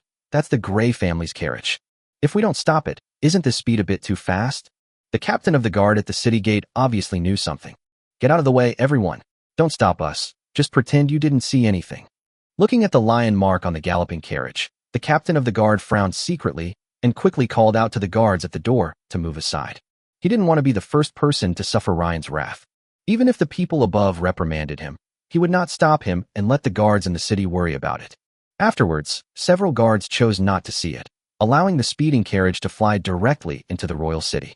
If I didn't stop it, I might just get a few words from my boss. But if he was stopped, it would be the furious Ryan who stopped him, and he was wondering if he could see the sun tomorrow. After entering the royal city, Drake's speed in driving the carriage did not slow down. This is when Drake's skills are truly tested. They dodged and avoided the pedestrians on the road, and soon, Ryan and the other two were brought to Fengzhou Street by Drake. As the carriage slowly stopped, Drake opened the door. Master, we've arrived at Wind Chasing Street. Watching the changing scene outside the carriage, Ryan got out and patted Drake on the shoulder. Well, you did a good job. Wait for me here. Then Ryan took Lucifer and Andre into the Wind Chasing Street. Because of the news reported by the captain of the guards in the morning, the royal city guards have been hiding near Theo. The pedestrians walking on Zhufeng Street made way for him because of Ryan's stern look. The three of them walked on the Fengzhou Street, and soon they met a young nobleman who was accompanied by many people. At the same time as he saw that person, the voice of the poisonous beast sounded in Ryan's ears. Master, that man is Theo Slick. Hearing this, Ryan looked at the young nobleman, the murderous intent in his eyes almost condensing into substance. He was the one who severely injured Cecily. Lucifer and Andre also noticed Ryan's gaze at this time. I also understood that person was the young master's target. The two men's muscles tensed up, like two beasts ready to pounce. Ryan looked at Theo and spoke slowly. Kill him, and I'll take the blame if anything goes wrong. Hearing this, Andre immediately took down the huge sword from his back, and with a bang, the street was shaken by the earthquake. In just a few breaths, he was next to Theo. Lucifer just smiled slightly, and in an instant he reached Theo's side, almost as fast as Andre. Andre and Lucifer attacked Theo from the left and right at the same time. This scene made Ivan, who was hiding nearby, shrink his pupils. He didn't expect Ryan to go straight in without saying anything. He was thinking of mediating while Ryan and Theo were negotiating. Who knew Ryan would be so murderous today? Chapter 98 Theo dies. Just when Ivan was about to step forward, one of Theo's followers immediately took out his bow and arrow and shot an arrow to block Andre's giant sword attack. Lucifer's attack was blocked by a magic device on Theo. Seeing this, Ryan immediately used magic to control a Jinma flying knife to fly out, and Theo's magic device instantly dimmed. The brief clash between the two sides caused serious damage to Zhufeng Street. Even the aftermath of the fight between Andre and the archer affected the pedestrians on the street. Ivan looked at Ryan with a headache on his face. He really didn't expect that Ryan would dare to kill people directly on the street with so many people around. Seeing this, he immediately ordered the guards nearby to evacuate the crowd. Ryan frowned as he looked at the guards who suddenly appeared. The guards arrived so quickly? He immediately started to attack Theo, and the first move he made was the third-level dark magic, Touch of Darkness. While the two sides were fighting, the guards quickly evacuated the crowd and resisted the aftermath of the fight between Andre and the archer. However, because Theo came from the Shadow Eagle territory in the northeast of the Empire, he had quite a few guards on this trip. Not only did the archer stop Andre, but two third-level warriors also appeared among the guards and stopped Lucifer. Only after Theo's guards blocked Ryan's Touch of Darkness did Theo see Ryan. Theo's pupils shrank the moment he saw Ryan. Ryan, you're going to become an enemy of my Slick family just for a civilian maid? Have you lost your mind? Facing Theo's questioning, Ryan immediately began to speak slowly from the Forbidden Magic Fighting Codex. The Slick family? Enemies. We're enemies, so what? At worst, it'll be a family war. If you dare to touch my people, I'll kill you. Before he finished speaking, Ryan teleported to the side of a guard in front of Theo and immediately pierced the guard's throat with a palm, and blood splattered several meters high. Looking at Ryan's ferocious appearance, Theo remembered his father's instructions to him. In just a few breaths, Ryan easily took care of one of Theo's guards. The few remaining guards around Theo immediately shouted to him, "Master, please retreat quickly. We can't hold on much longer." One of the guards was blasted into a bloody mist by Lucifer before he could finish his words.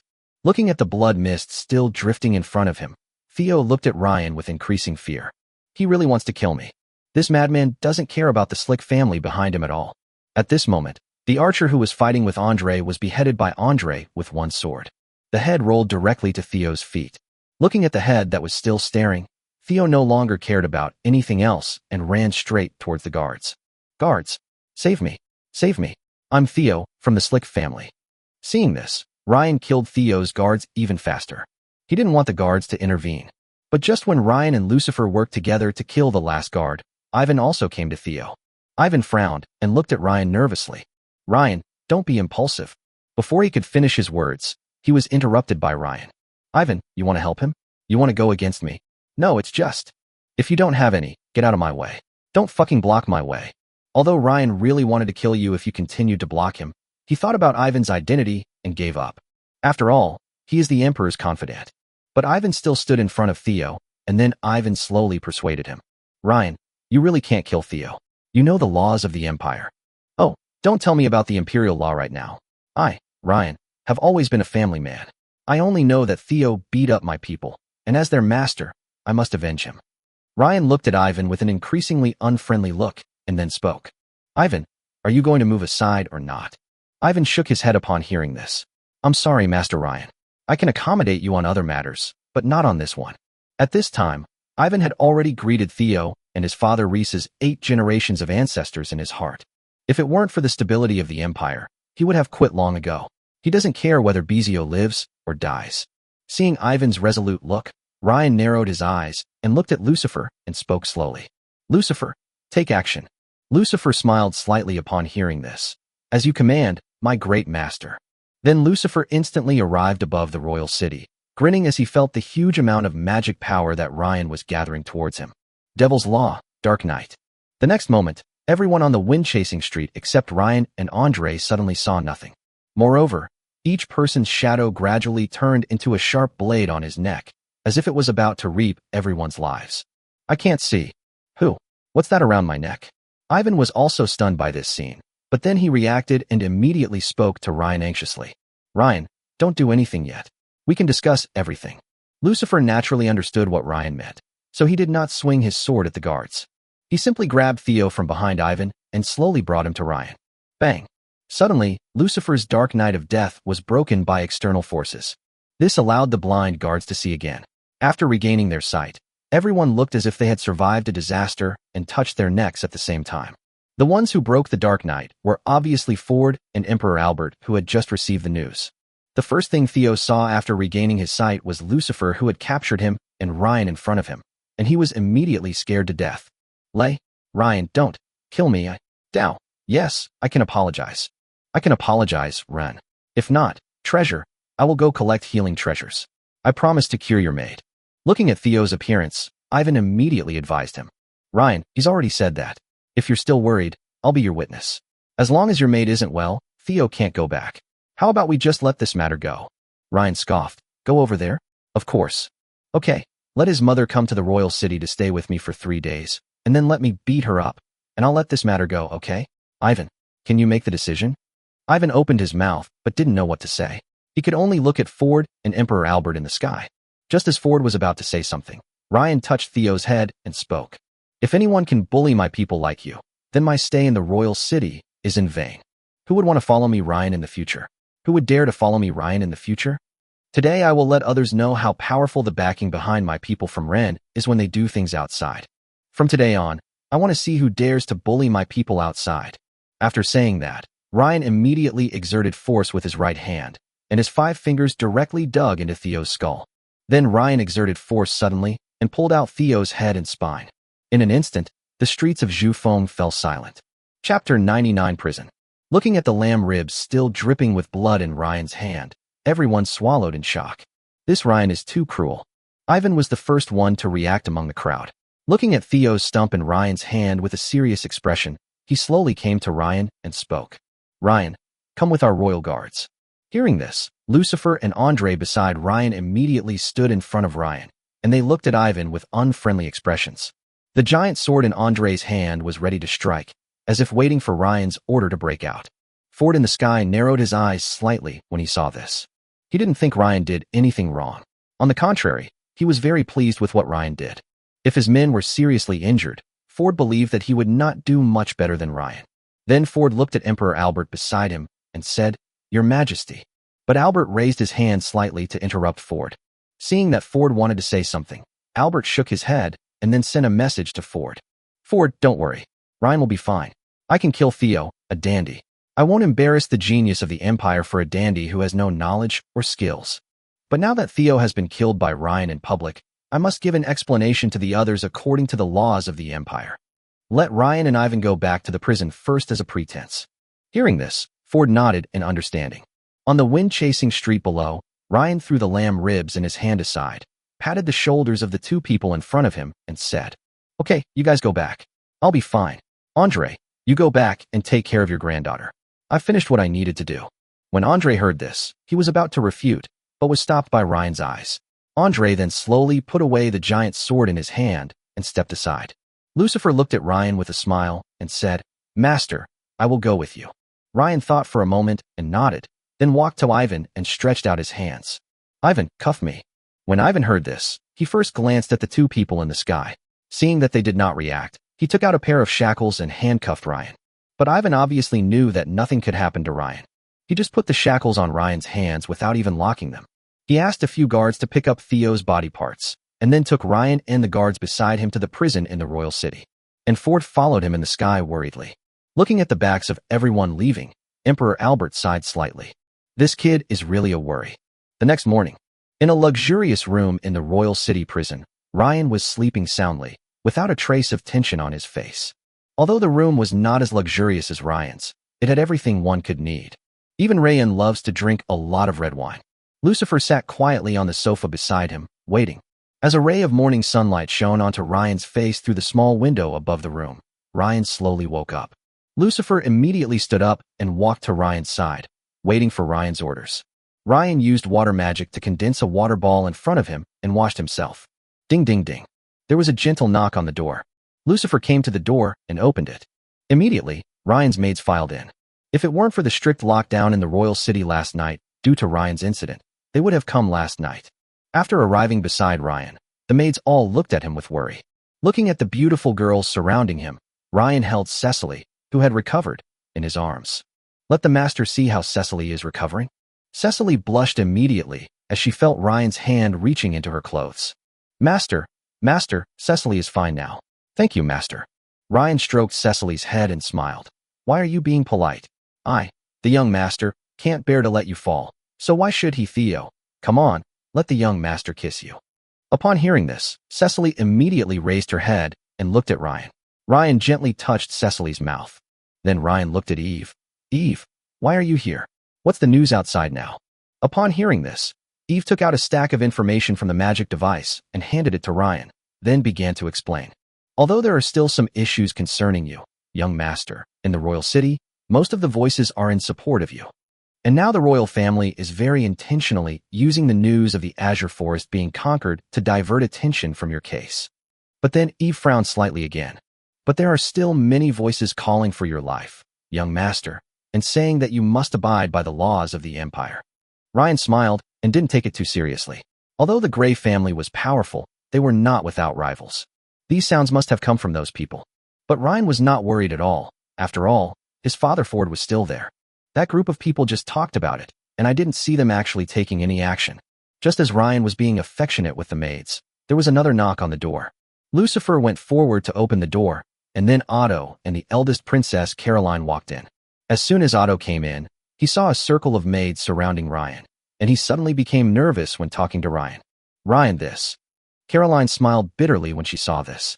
It was obvious that she also knew some of Otto's little flaws. When Ryan saw Otto and Caroline arrive, he nodded and then looked at Eve. "Eve, take them back. Don't worry about me. I'll probably be back in 2 days." After listening to Ryan's instructions, Eve nodded and said, "Young master, why don't you leave someone here to serve you at night?"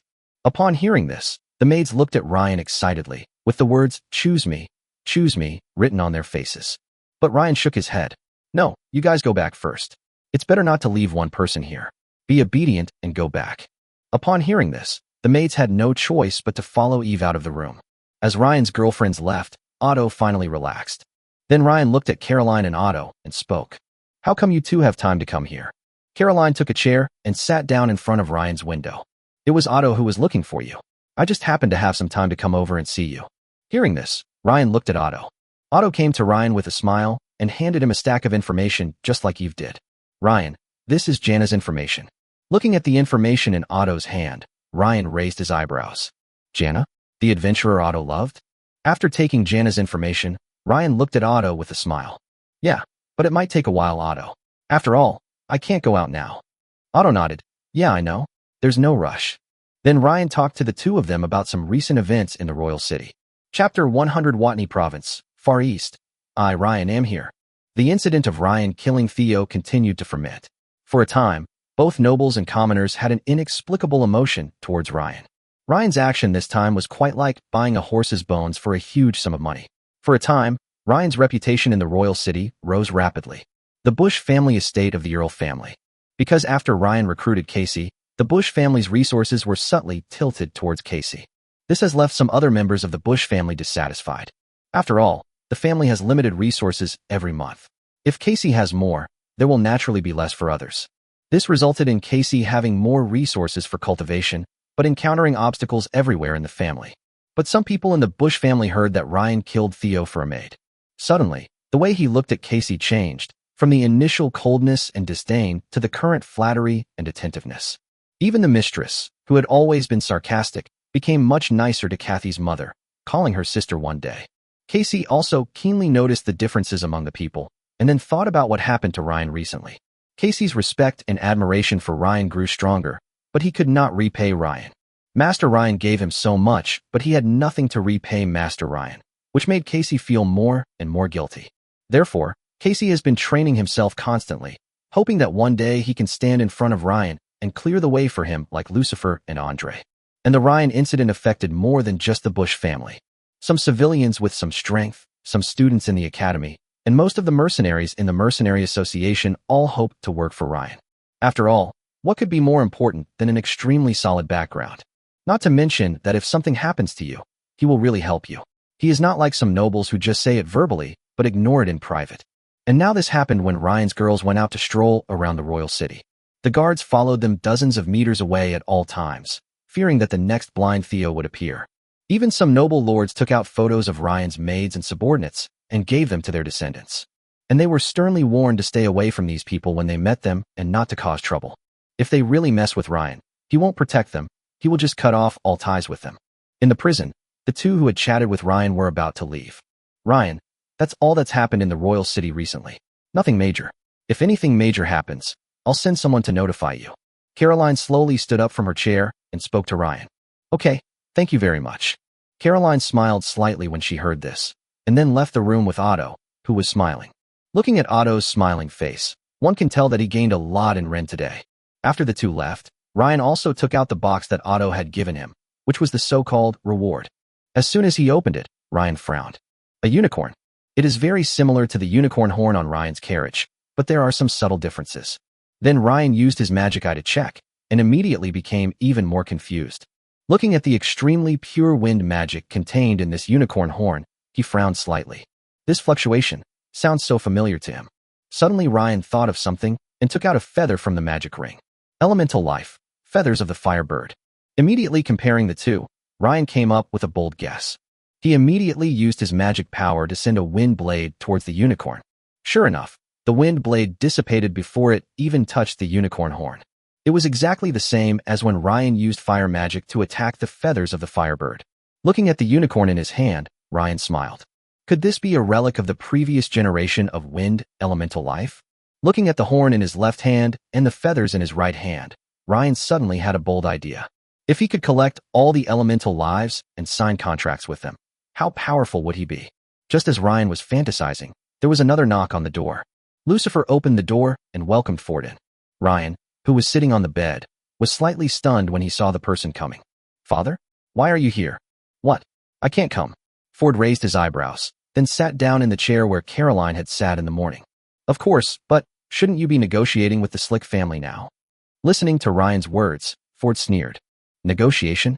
The Slick family is not making any moves now. It's obvious that they have given up on Theo. Besides, falling out with the Gray family and a future 7th-rank magician over a dandy isn't a clear option. Ryan's eyes widened when he heard this. Then when can I go out? Hearing Ryan's question, Ford coughed twice unnaturally. Although the Slick family is not pursuing Theo's affairs now, you also know that there are some stubborn elements in the Empire. They are extremely pedantic and always adhere to the laws of the Empire. This group of people is a headache for your Majesty and me. If it weren't for these people, you would have been able to get out a long time ago. Ryan nodded when he heard this. He also knew the existence of these people, who were basically old Koreans. To call them the termites of the Empire? That's inappropriate. It should be called the rotten wood on the Imperial House. Even the rogue Ryan didn't want to have too much contact with them. What should I do? Should I stay here?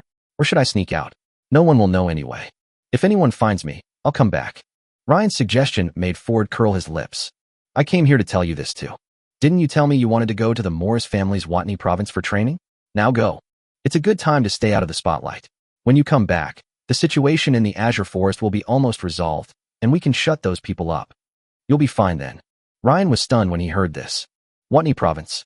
At this moment, Ryan thought of many things.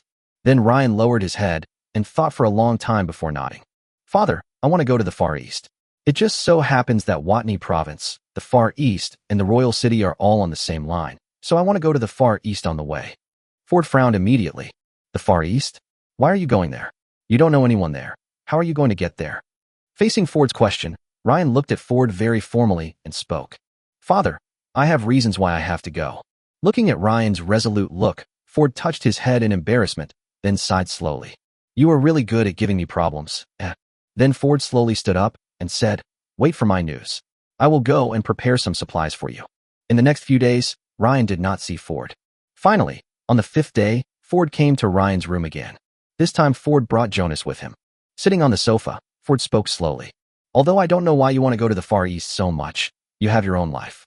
As your father, I don't want to interfere too much. Here, this is the etiquette and document I requested from His Majesty. Take it with you to the Far East, and you will represent the Empire. Ordinary people won't dare touch you. Even if the Far East takes the initiative, you will have to consider the weight of our empire first. Chapter 101, Ultimate Breathing Technique, Hellfire Heart Breathing Technique. Looking at the token and a small piece of paper in Ford's hand, Ryan took them in surprise. He didn't expect that his father could get such a thing. After all, this thing required the Emperor's approval. With this thing, Ryan will represent the Empire when he goes to the Far East, and even the Lord of the Far East will not neglect him. Looking at the etiquette and documents in his hands, Ryan was very confused. Could it be that His Majesty wanted him to go to the Far East to do something? Seeing Ryan accept the etiquette and documents, Ford continued to speak. His Majesty heard that you wanted to go to the Far East, so he gave you the etiquette and documents. His Majesty also has a mission for you. Hearing this, Ryan nodded. He knew that there was something for him to do. Otherwise, if the Emperor gave him etiquette and documents as a trump card just for him to go out and gain some experience, it would be a bit too much of a high regard for him.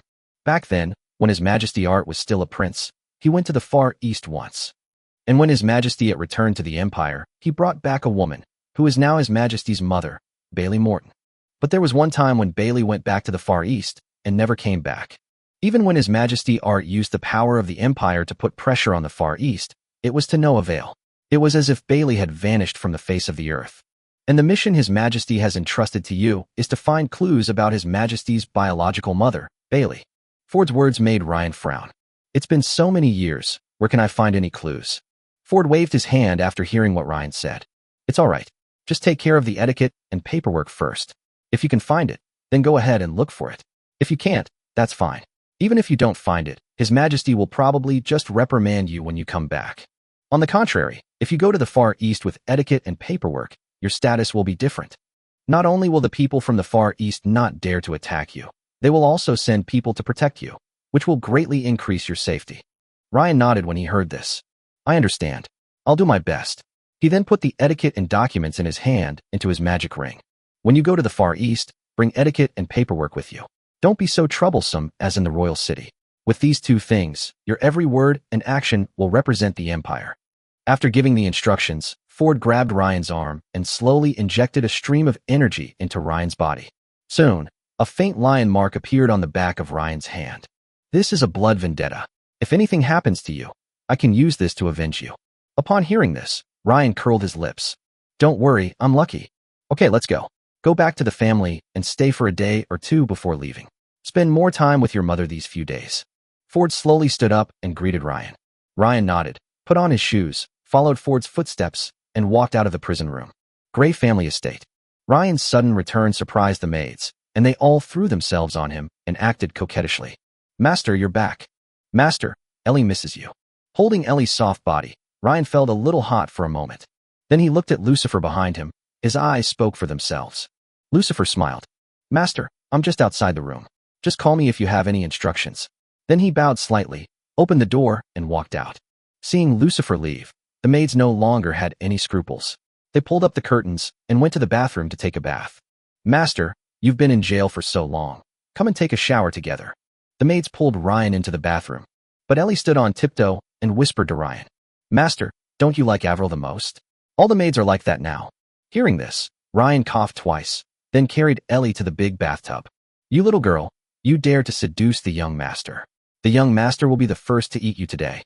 The next morning, Ryan slowly woke up from the bed. He washed and changed his clothes, then pushed the door open and walked out of the room. Outside the room, Lucifer stood quietly waiting outside the door. Master, do you need me to prepare breakfast for you? Ryan shook his head. No, I'll go to the restaurant to eat. He will be leaving for the Far East in a couple of days, so you should spend more time with your parents. Then Ryan went to the restaurant to have breakfast with Ford and Layla.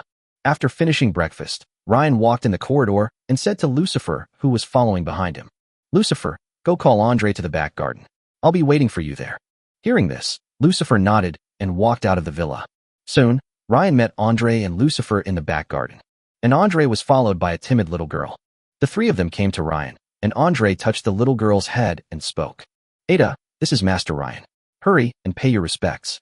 If it weren't for Master Ryan, you would have been dead long ago. After listening to Andre's words, Ada slowly walked out from behind and bowed slightly to Ryan. Hello, Master Ryan. My name is Ada Iverson. The little girl just said the name and retreated behind Andre, looking very scared. Andre smiled helplessly. Master, Ada has been in a coma for many years and has very little contact with others, so she is a little afraid of people. Please forgive me, Master. Upon hearing this, Ryan waved his hand and handed Andre a token. It's okay. I'll take my token to the treasury to get some treasures to replenish my body. The little girl has become so skinny. Andre touched his head, took Ryan's token, and thanked him. Thank you, young master. Then Ryan led the three of them slowly to the pavilion in the back garden. Sitting on the stone pier of the pavilion, Ryan poured a cup of tea and asked Andre. Andre, I saw you fighting an archer of the same level a while ago, and you were clearly doing quite well. Are you about to achieve a breakthrough? Andre nodded when he heard this. Yes, young master. Actually, my talent is not weak.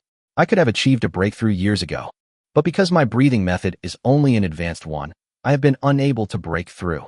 Ryan looked at his reflection in the teacup in his hand and was silent for a while before speaking slowly. If there is an ultimate breathing method, how long will it take you to break through? Hearing Ryan's words, Andre's muscles tensed. Extreme level?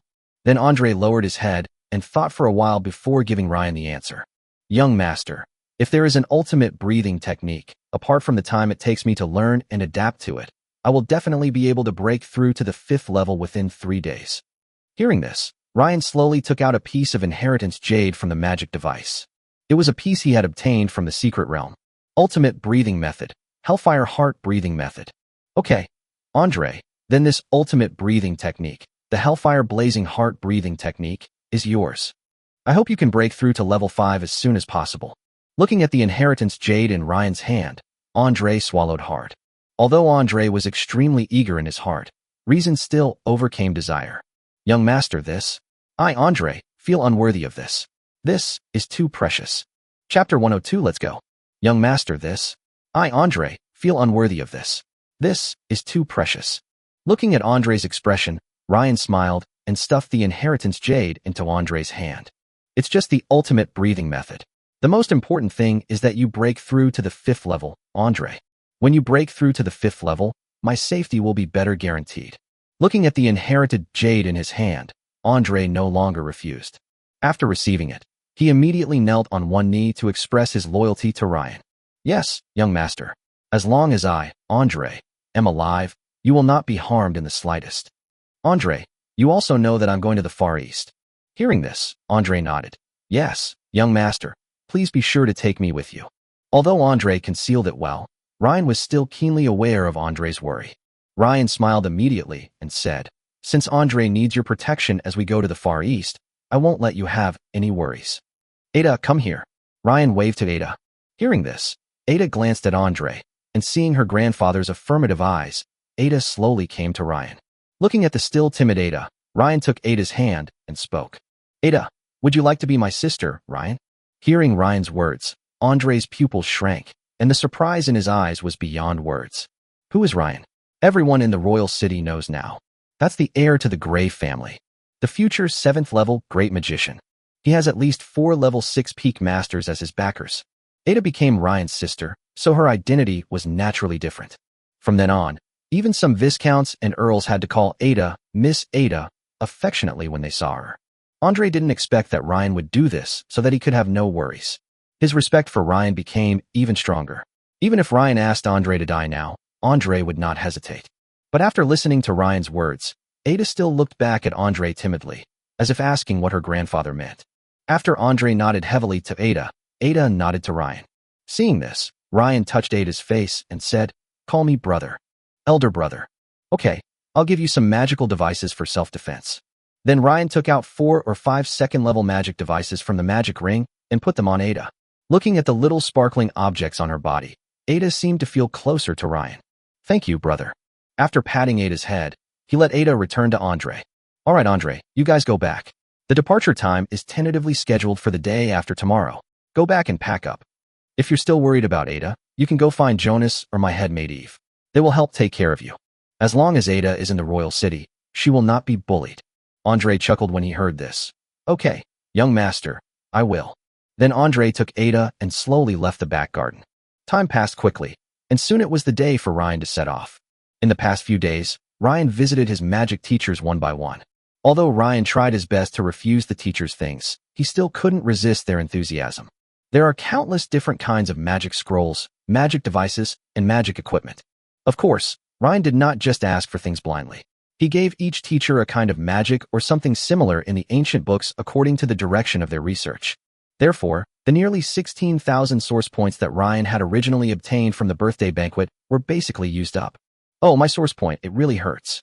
Listening to Ryan's complaints, the book spirit curled its lips and looked at the 30,000 source points on the ancient book, secretly sympathizing with Ford. Noon. After having lunch with his father and mother, Ryan prepared to embark on his journey. Inside the manor, Layla held Ryan's hand with a look of reluctance and spoke to Ford, who was standing beside her. Can't Ryan just stay? Ford shook his head firmly when he heard this. Because of the verbal and written attacks from that group of diehards, one of the reasons was to go out and avoid the limelight. On the other hand, there is Ford's arrangement. A lion cub will never grow up under the protection of its parents. Only after experiencing more can it grow into a lion. Although Ford can always protect Ryan. But this was not what he wanted, nor was it what Ryan wanted. Seeing his mother's worried look, Ryan hugged her. It's okay, mother. I'll be back in less than a year. Maybe by the time I get back, you'll have a grandson. Layla patted Ryan, then took out a stack of gold cards from her magic ring. Each gold card has 1 million gold coins in it. Son, don't treat yourself badly when you're out there. Don't buy expensive things. This is the secret money I've hidden for you. Spend it. Ford's eyes turned green when he saw the stack of gold cards in Layla's hand. This must be almost 10 million, right? Then he came to Layla. Lila, Ryan went out to gain experience. Why are you giving him so much money? Give it to me first. I'll save it for him and help this kid raise a knight order. Seeing Ford's dirty hands reaching out, Layla immediately slapped them away. She turned around and glared at Ford with a bad look, like a tigress. When Ford was glared at, the lion immediately wilted and used a smile to cover up his embarrassment. Ryan smiled slightly as he looked at the stack of gold cards in his hand. Mother, I don't need so much. Father's right. I'd like to ask him to help me raise a knight order. Hearing this, Layla nodded and said, Okay, don't treat yourself badly outside anyway. Well, don't worry. After saying that, Ryan gave half of the gold card in his hand to Ford. Then, Ryan slowly came to his maids. Looking at Fiona Ryan in front of him, he spoke slowly. Fiona, I'll leave them to you while I'm away. Fiona immediately gave Ryan a knight's salute. Yes, master. I will not forget your words. After kissing goodbye to the maids one by one, Ryan slowly got into the carriage. Father, mother, I'm leaving. Then, the carriage, driven by Andre, slowly left Gray Manor and headed east. Watching Ryan's carriage slowly disappear in the distance, warehouse manager Boa hurried over. Master Ryan took away a lot of treasures when he left. Ford waved his hand upon hearing this and said, just take it with you. It's just some treasures. Boa smiled bitterly and handed Ford a long list. Master, it's not some, it's a lot. At this moment, Ford looked at the list in his hand that was so long that it almost touched the ground, and the corner of his mouth twitched. He shouted at the direction where Ryan disappeared. Little bastard. Chapter 103 Bozeman Village. Because Ryan's first stop was the Morris family's Watney province. So a few days ago, he went to the Morris family to look for Ollie. After all, Ollie had agreed to be his wingman. But because the Morris family in the royal city needed someone to guard it, Ollie could not leave the royal city. So he gave Ryan a token of his own and a letter. Have Ryan find a man named Miguel Morris when he arrives in the Watney province. He is Ollie's confidant. After finding him and showing him Ollie's token and letter, Ollie's people in Watney province will do their best to help Ryan pursue the peerless dancer, Greta Secker. But they are just helping Ryan to chase people, and Ollie's people will not interfere in other matters. Looking at the token in his hand, Ryan Yinushin Wei didn't know what he was thinking. Suddenly, Andre, who was driving the carriage outside, spoke slowly. Master, there is a village ahead. We have been traveling for 5 days. Why don't we go there and rest for a while? Hearing this, Ryan opened the carriage window and looked at a village not far ahead. At a glance, all you can see are golden wheat fields, and behind the wheat fields is a small village. There are many guards patrolling in the wheat fields and villages wearing tattered armor. Looking at the scope of the village, Ryan nodded. Okay, let's rest in this village today, and we'll set off again tomorrow. Okay, young master.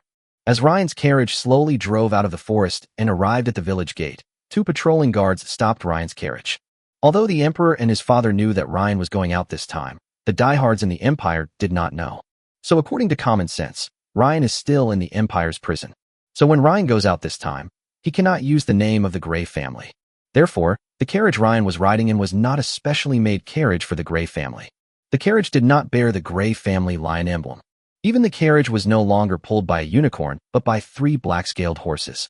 Although the guards stopped the carriage, their tone slowed down slightly when they saw the appearance of Ryan's carriage. Because even though Ryan could not use the Gray family's special carriage, Ryan's carriage was still luxurious. This made the 2 guards realize that they were children of nobles. Hello, this is Bozeman Village. Please show me something that can prove your identity. Upon hearing this, Ryan opened the car window and handed the guard an iron identity card. It says Caesar Russell. The Russell family, the Marquiate family, is Ryan's mother's family, so the identity he used for this trip was forged by his mother. The guard took it and looked at it, his eyes widening immediately. The Russell family? He quickly handed the ID card in his hand back to Ryan through the car window. It's Master Caesar. Please come in. I'll go call the village chief. After Ryan took his ID card, he nodded and signaled Andre to drive the car into the village. Ryan opened the car window and looked at the wheat fields around him with a smile. The golden wheat fields and the farmers working in them made Ryan feel a relaxed atmosphere. As the carriage slowly drove into the village. Although the village is not big, it has everything it needs.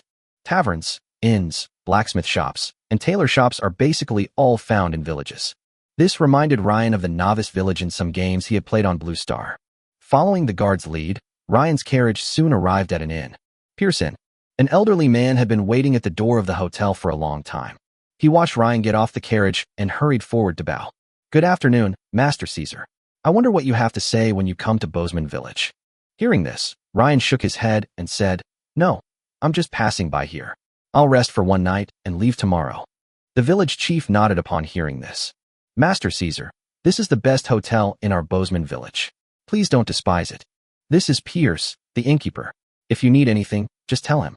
The village chief patted a short man beside him and said. Ryan looked at Pierce and spoke slowly. Hello, Pierce. Please prepare 2 good rooms for me. No need for food. Ryan paused for a moment when he said this. Although he had a lot of food stored in his magic device, Ryan changed his mind. Now that you have come out to gain experience, you should also experience the customs and habits of different places. That delicious food is essential. Please prepare some food, and it would be better if you could prepare some of your specialties so I can try them. Pierce smiled. Okay, Master Caesar, I will prepare the most popular food in Bozeman Village for you. Then Ryan took out 3 gold coins from the magic device and handed them to Pierce. Looking at the gold coins in Ryan's hand, Pierce felt a little embarrassed. Master Caesar, you don't need so much. 10 silver coins are more than enough. Seeing this, Ryan put away the 2 gold coins and threw the remaining 1 to Pierce. Any extra will be your tip. Oh, and take good care of my horse, too. Pierce smiled happily when he took the gold coin. Don't worry, I'll get the best feed to take care of your horses and make sure they're full of energy tomorrow. Immediately afterwards, Pierce took Ryan and the other 2 into the hotel. The wooden floor in the hotel made a few creaking sounds as he stepped on it, and Ryan observed the environment of the hotel. The first floor is like a normal hotel, with a few tables, obviously used for dining. After a few glances, Ryan followed Pierce upstairs and arrived in front of their room. Master Caesar, these are the 2 best rooms in our house. If you need anything, just let me know. I'm on the first floor, Pierce said as he took out 2 keys from his pocket and handed them to Ryan. Ryan nodded after taking the key. Well, go and help us prepare food. Okay, Master Caesar. Pierce bowed slightly and slowly walked downstairs and out of the hotel, obviously going to prepare food for Ryan and the other 2. Then Ryan handed a key in his hand to Andre. Andre, you sleep in this room. Lucifer will stay with me. I'll have him keep watch at night. Yes, young master. Andre nodded, took the key, opened the door, and walked in. Then Ryan also used the key to open the door and walked into his room. When I walked into the room with Lucifer, I realized that although the room was very small, but it was clean and tidy, obviously cleaned regularly. Soon, Pierce knocked on Ryan's door. Master Caesar, I have prepared food for everyone. Ryan, who was lying on the bed in the room, stood up when he heard this, and Lucifer went forward to open the door. Pierce spoke after seeing Ryan. Master Caesar, do you want to eat now? Ryan nodded and said, Let's go. Let me see the most popular food in Bozeman Village that you mentioned. Okay, Pierce promises to amaze you. Chapter 104, The Enlightened Minotaur. Following Pierce to the first floor of the hotel, the largest table on the first floor was already filled with delicious food. As soon as he arrived on the first floor, Ryan smelled the aroma of barbecue. Smelling the aroma of barbecue, Ryan raised his eyebrows. I didn't expect the barbecue to smell so good. Seeing the surprise in Ryan's eyes, Pierce smiled slightly. Master Caesar, although our Bozeman Village is small, we do have a lot of delicious food here. After Pierce finished speaking, several people came to the dining table. Pierce then introduced the delicious food on the table to Ryan and the other 2. Master Caesar, the roasted meat in the middle is a kind of meat called elk. The meat of this cunning deer would have a fishy and muttony smell if grilled directly over charcoal, but we use some special techniques and grill it with medicinal herbs.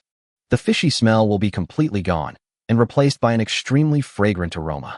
As Ryan sat in the chair, Pierce poured another glass of wheat beer from a large barrel behind the counter. Master Caesar, this is wheat wine brewed by my village of Bozeman. Although it's not as good as the fine wine you've tasted, it has a unique flavor when paired with the meat of this cunning deer. Looking at the large wooden cup filled with wine in Pierce's hand, Lucifer stepped forward and took it. Lucifer had just checked the dishes on the table and found nothing unusual. After taking the wine glass from Pierce, Lucifer took a look at it and placed it in front of Ryan. Master, no problem. Hearing this, Ryan nodded and greeted the 2 people who were still standing aside. Sit down and eat. What? You 2 are still watching me eat. Sit down. Then Andre and Lucifer sat next to Ryan. Pierce watched the 3 people finish their meal, bowed slightly, and returned to his counter, waiting for Ryan's instructions. Then, Lucifer stood up and took a small knife beside him to cut a piece of meat from the elk and put it on Ryan's plate. Seeing this, Ryan smiled. Lucifer, don't be a gentleman out here. I can do it myself. Then Ryan picked up a knife, cut off a large piece of meat, put it on his plate, and started to eat it. He didn't care about his noble status at all. Andre watched how Ryan ate, and then he stopped hesitating and picked up the knife to start cutting the meat. Lucifer smiled upon hearing this, and continued to eat small pieces of food, as if he was the noble young master among the 3. While eating the meat of the cunning deer, Ryan immediately praised the meat highly. Although there is still a slight smell of mutton, it is harmless and is directly covered by the soup covering the meat. Paired with wheat wine, the bitterness and sweetness directly take away the greasiness of the meat. This made Ryan's appetite increase. Sure enough, the food in every place is so fascinating. The royal city has its own delicacies, and the small villages have their own delicacies. As the 3 of them were enjoying their meal, suddenly, a spear shot towards the interior of the inn, pointing directly at Andre, who had his back to the door. This sudden scene immediately attracted the attention of the 3 people. But the spear had very little power. Ryan just glanced at it, and the spear froze in the air. Looking at the stopped spear, Ryan narrowed his eyes. Because the spear was very simple, it was a straight wooden stick with a sharp stone tied to the front end with vines. This wasn't made by humans at all. It looked more like the work of goblins. When Pierce saw this scene, he reacted and quickly came to Ryan's side. Master Caesar, it's the Minotaur. Come on, I'll take you to the cellar to hide first. Seeing Pierce's panic, Ryan slowly swallowed the meat in his mouth and grabbed Pierce's arm. Don't worry, Pierce. Tell me in detail about this Minotaur. Andre, go out and help the village clear out the monsters. Andre nodded, picked up the cloth on the table, wiped his mouth, and walked out of the inn with his huge sword. Pierce calmed down a little when he saw Ryan's calmness, and began to talk to Ryan about the Minotaur. Master Caesar, there were no monsters around our Bozeman village before, but a few months ago, a lot of Minotaurs appeared out of nowhere. At the beginning, the Tauren fought in a disorganized manner, and the village guards were able to easily deal with them. But for some reason, the Minotaur's fighting power grew stronger and stronger, and gradually the guards of Bozeman village began to feel unable to withstand them. After listening to Pierce's explanation, Ryan took Lucifer and Pierce out of the hotel slowly and walked on the dirt road in the village. Watching the battle between the Minotaurs and the village guards made Ryan narrow his eyes. This Minotaur actually knows tactics? They're fighting in groups of 3? Seeing that some villagers were injured, Ryan and Lucifer immediately took action. Lucifer, take action. Oh, and leave a few alive. Yes, master. With Ryan and his 2 companions joining the battle, the Minotaur's side was quickly defeated. Suddenly, an inconspicuous Minotaur on the Minotaur's side shouted something. Suddenly, the surviving Minotaurs on the Minotaur's side began to flee into the forest. Ryan immediately locked onto the target. Lucifer, catch it. I want it alive. Upon hearing this, Lucifer immediately put down the body of the Minotaur he had just killed and quickly attacked the Minotaur. When the Minotaur saw this, a look of fear appeared in his pupils, and he shouted a few more times to the Minotaur next to him. Then the Minotaur beside it fearlessly launched a suicide attack on Lucifer. But Lucifer took their lives one by one. After a while, the Minotaur was captured by Lucifer and kept struggling and shouting something. With the Minotaur being captured by Lucifer, the Minotaur's invasion of the village came to an end. The streets were littered with the corpses of Minotaurs killed by Ryan and his 2 companions. Soon, the village chief slowly came to Ryan and bowed deeply to him. Thank you, Master Caesar, for your help. Otherwise, our Bozeman village might be in great danger this time. Seeing the old man paying such a great tribute to him, Ryan raised his hand slightly. A magical power lifted the old man up. You re-welcome, village chief. You are a citizen of the empire, and as a noble of the empire, it is only natural for me to help you. Seeing Lucifer coming back with the Minotaur, Ryan took a step forward. The clear look in the Minotaur's eyes immediately aroused Ryan's interest. Logically, monsters like Minotaurs, goblins, and kobolds basically act according to their nature. But the Minotaur in front of him was obviously enlightened. Is it a coincidence? Or is there some other reason? Listening to the Minotaur's chatter, Ryan exchanged a book called The Magic of Telepathy from the book Spirit. The next moment after using the magic, Ryan understood what the Minotaur said. You lowly humans, let me go now, or my leader Duke will not let you go. Chapter 105 Relics. Ryan raised his eyebrows after hearing what the Minotaur said. Chief, Duke? Then Ryan asked the village chief who was standing beside him. Village chief, didn't you go to the nearby city-state for help? Judging from the size of the group of Minotaurs just now, if I hadn't been here, the village might have been destroyed. Listening to Ryan's words, the village chief spoke slowly. As soon as I realized that these Tauren were getting stronger and stronger, I went to Shirgu City to seek help. Shirgu City has sent several waves of people to clear out the rebellion, but each time, only a handful of Minotaurs were seen. After all this time, Shirgu City no longer believes what I say, and now they basically stopped sending people. If these Minotaurs come again, our Bozeman village might have to relocate. After hearing this, Ryan became even more interested in this group of Minotaurs. Not only did he use tactics and make more sophisticated weapons, but he was also able to avoid the search of Shirgu City. Seeing the dean's sad face, Ryan walked up and patted him on the shoulder. Don't worry, village chief. Now that I've encountered them, I won't sit idly by. Leave these Minotaurs to me. Hearing Ryan's words, the village chief looked at Ryan excitedly and immediately knelt down. Thank you, Master Caesar. Our Bozeman village will remember your kindness for generations to come. After helping the village chief up, Ryan looked at Lucifer. Lucifer immediately understood what he meant and used his demonic power to leave a mark on the Minotaur without leaving any trace. and then let the Minotaur go. The Minotaur was slightly stunned as he watched the humans untie their restraints. Then it reacted immediately and ran into the forest, and soon its figure disappeared into the forest. After a while, Lucifer smiled. Master, this thing is quite alert and keeps circling in the forest. Haha, no rush, let it go. When it relaxes its vigilance and returns to its lair, we will go and catch it all in one go. Then Ryan returned to the hotel from the street. He shook his head as he looked at the cold food on the table. The village chief who was following behind Ryan immediately understood what he meant and stepped forward and spoke slowly. Master Caesar, would you like me to prepare some more food for you? Ryan waved his hand and said, No need. You don't have to follow me. Go and do your own thing. There are so many Minotaur corpses in the village. You should go and deal with them. It's not good to have them piled up in the village all the time. The village chief nodded slowly, then gave Pierce a look that showed he was welcoming a distinguished guest before walking out of the inn. Then Ryan took the two of them back to the room and waited for the Minotaur to return to its lair. Time passes slowly. Finally, after the sun sets, the Minotaur marked by Lucifer circled a few times and then went deep into the forest, then slowly stopped at a place. At this time, Lucifer opened his eyes and looked at Ryan, who was reading a book. Master, the Minotaur is not moving. It is likely that it has returned to its lair. After hearing Lucifer's words, Ryan immediately closed the collection of observations in his hand. Let's go. I want to see how these Minotaurs become smart. After calling Andre, the three of them prepared to go downstairs. As soon as they went downstairs, they saw Pierce preparing dinner for the three of them. Master Caesar, are you going out? Pierce asked, looking at the three men, all armed to the teeth. Go and wipe out those Minotaurs. Dinner smells delicious. Ryan smiled as he smelled the dinner Pierce had prepared on the table. He picked up a fork and put a piece of meat in his mouth. Feeling the soup bursting in his mouth, Ryan patted Pierce's shoulder. Pierce, take your time getting ready. I'll have something hot to eat when I get back. It's okay, Master Caesar. Even if it's cold, I'll prepare another one for you. Ryan nodded without replying, then flew deep into the forest with Lucifer and Andre.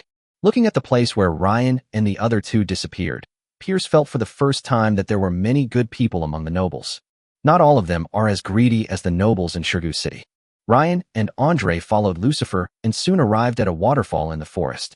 Amid the roar of the waterfall, Lucifer pointed at it and spoke. Master, my mark is in this waterfall. Hearing this, a golden light flashed in Ryan's eyes, and in an instant, the center of the waterfall was like an open door, opened by a force. As the waterfall opened, a huge hole in the center of the waterfall slowly appeared in front of the three people. Andre, you take the lead. Yes, young master. After this period of practice, Andre has successfully advanced to the 5th level through the Hellfire Heart breathing method. And because Andre had a solid foundation, he reached the intermediate level of the 5th level as soon as he was promoted to the 5th level. Now Andre is a true 5th level star level berserker. So Ryan was very confident in letting Andre take the lead. After all, if you can encounter monsters in the forest near this city that can defeat the 5th level star level Andre. If there is no security at all, how can the Empire survive? Then the three of them slowly went up into the cave. 2nd level magic, night vision. Ryan waved his hand, and the dark cave in the eyes of Ryan and Andre was instantly outlined in their eyes. Lucifer is the original devil, so he is born with the ability of night vision, so Ryan did not do anything unnecessary. As the three of them slowly went deeper, the skeletons of various animals in the cave gradually increased.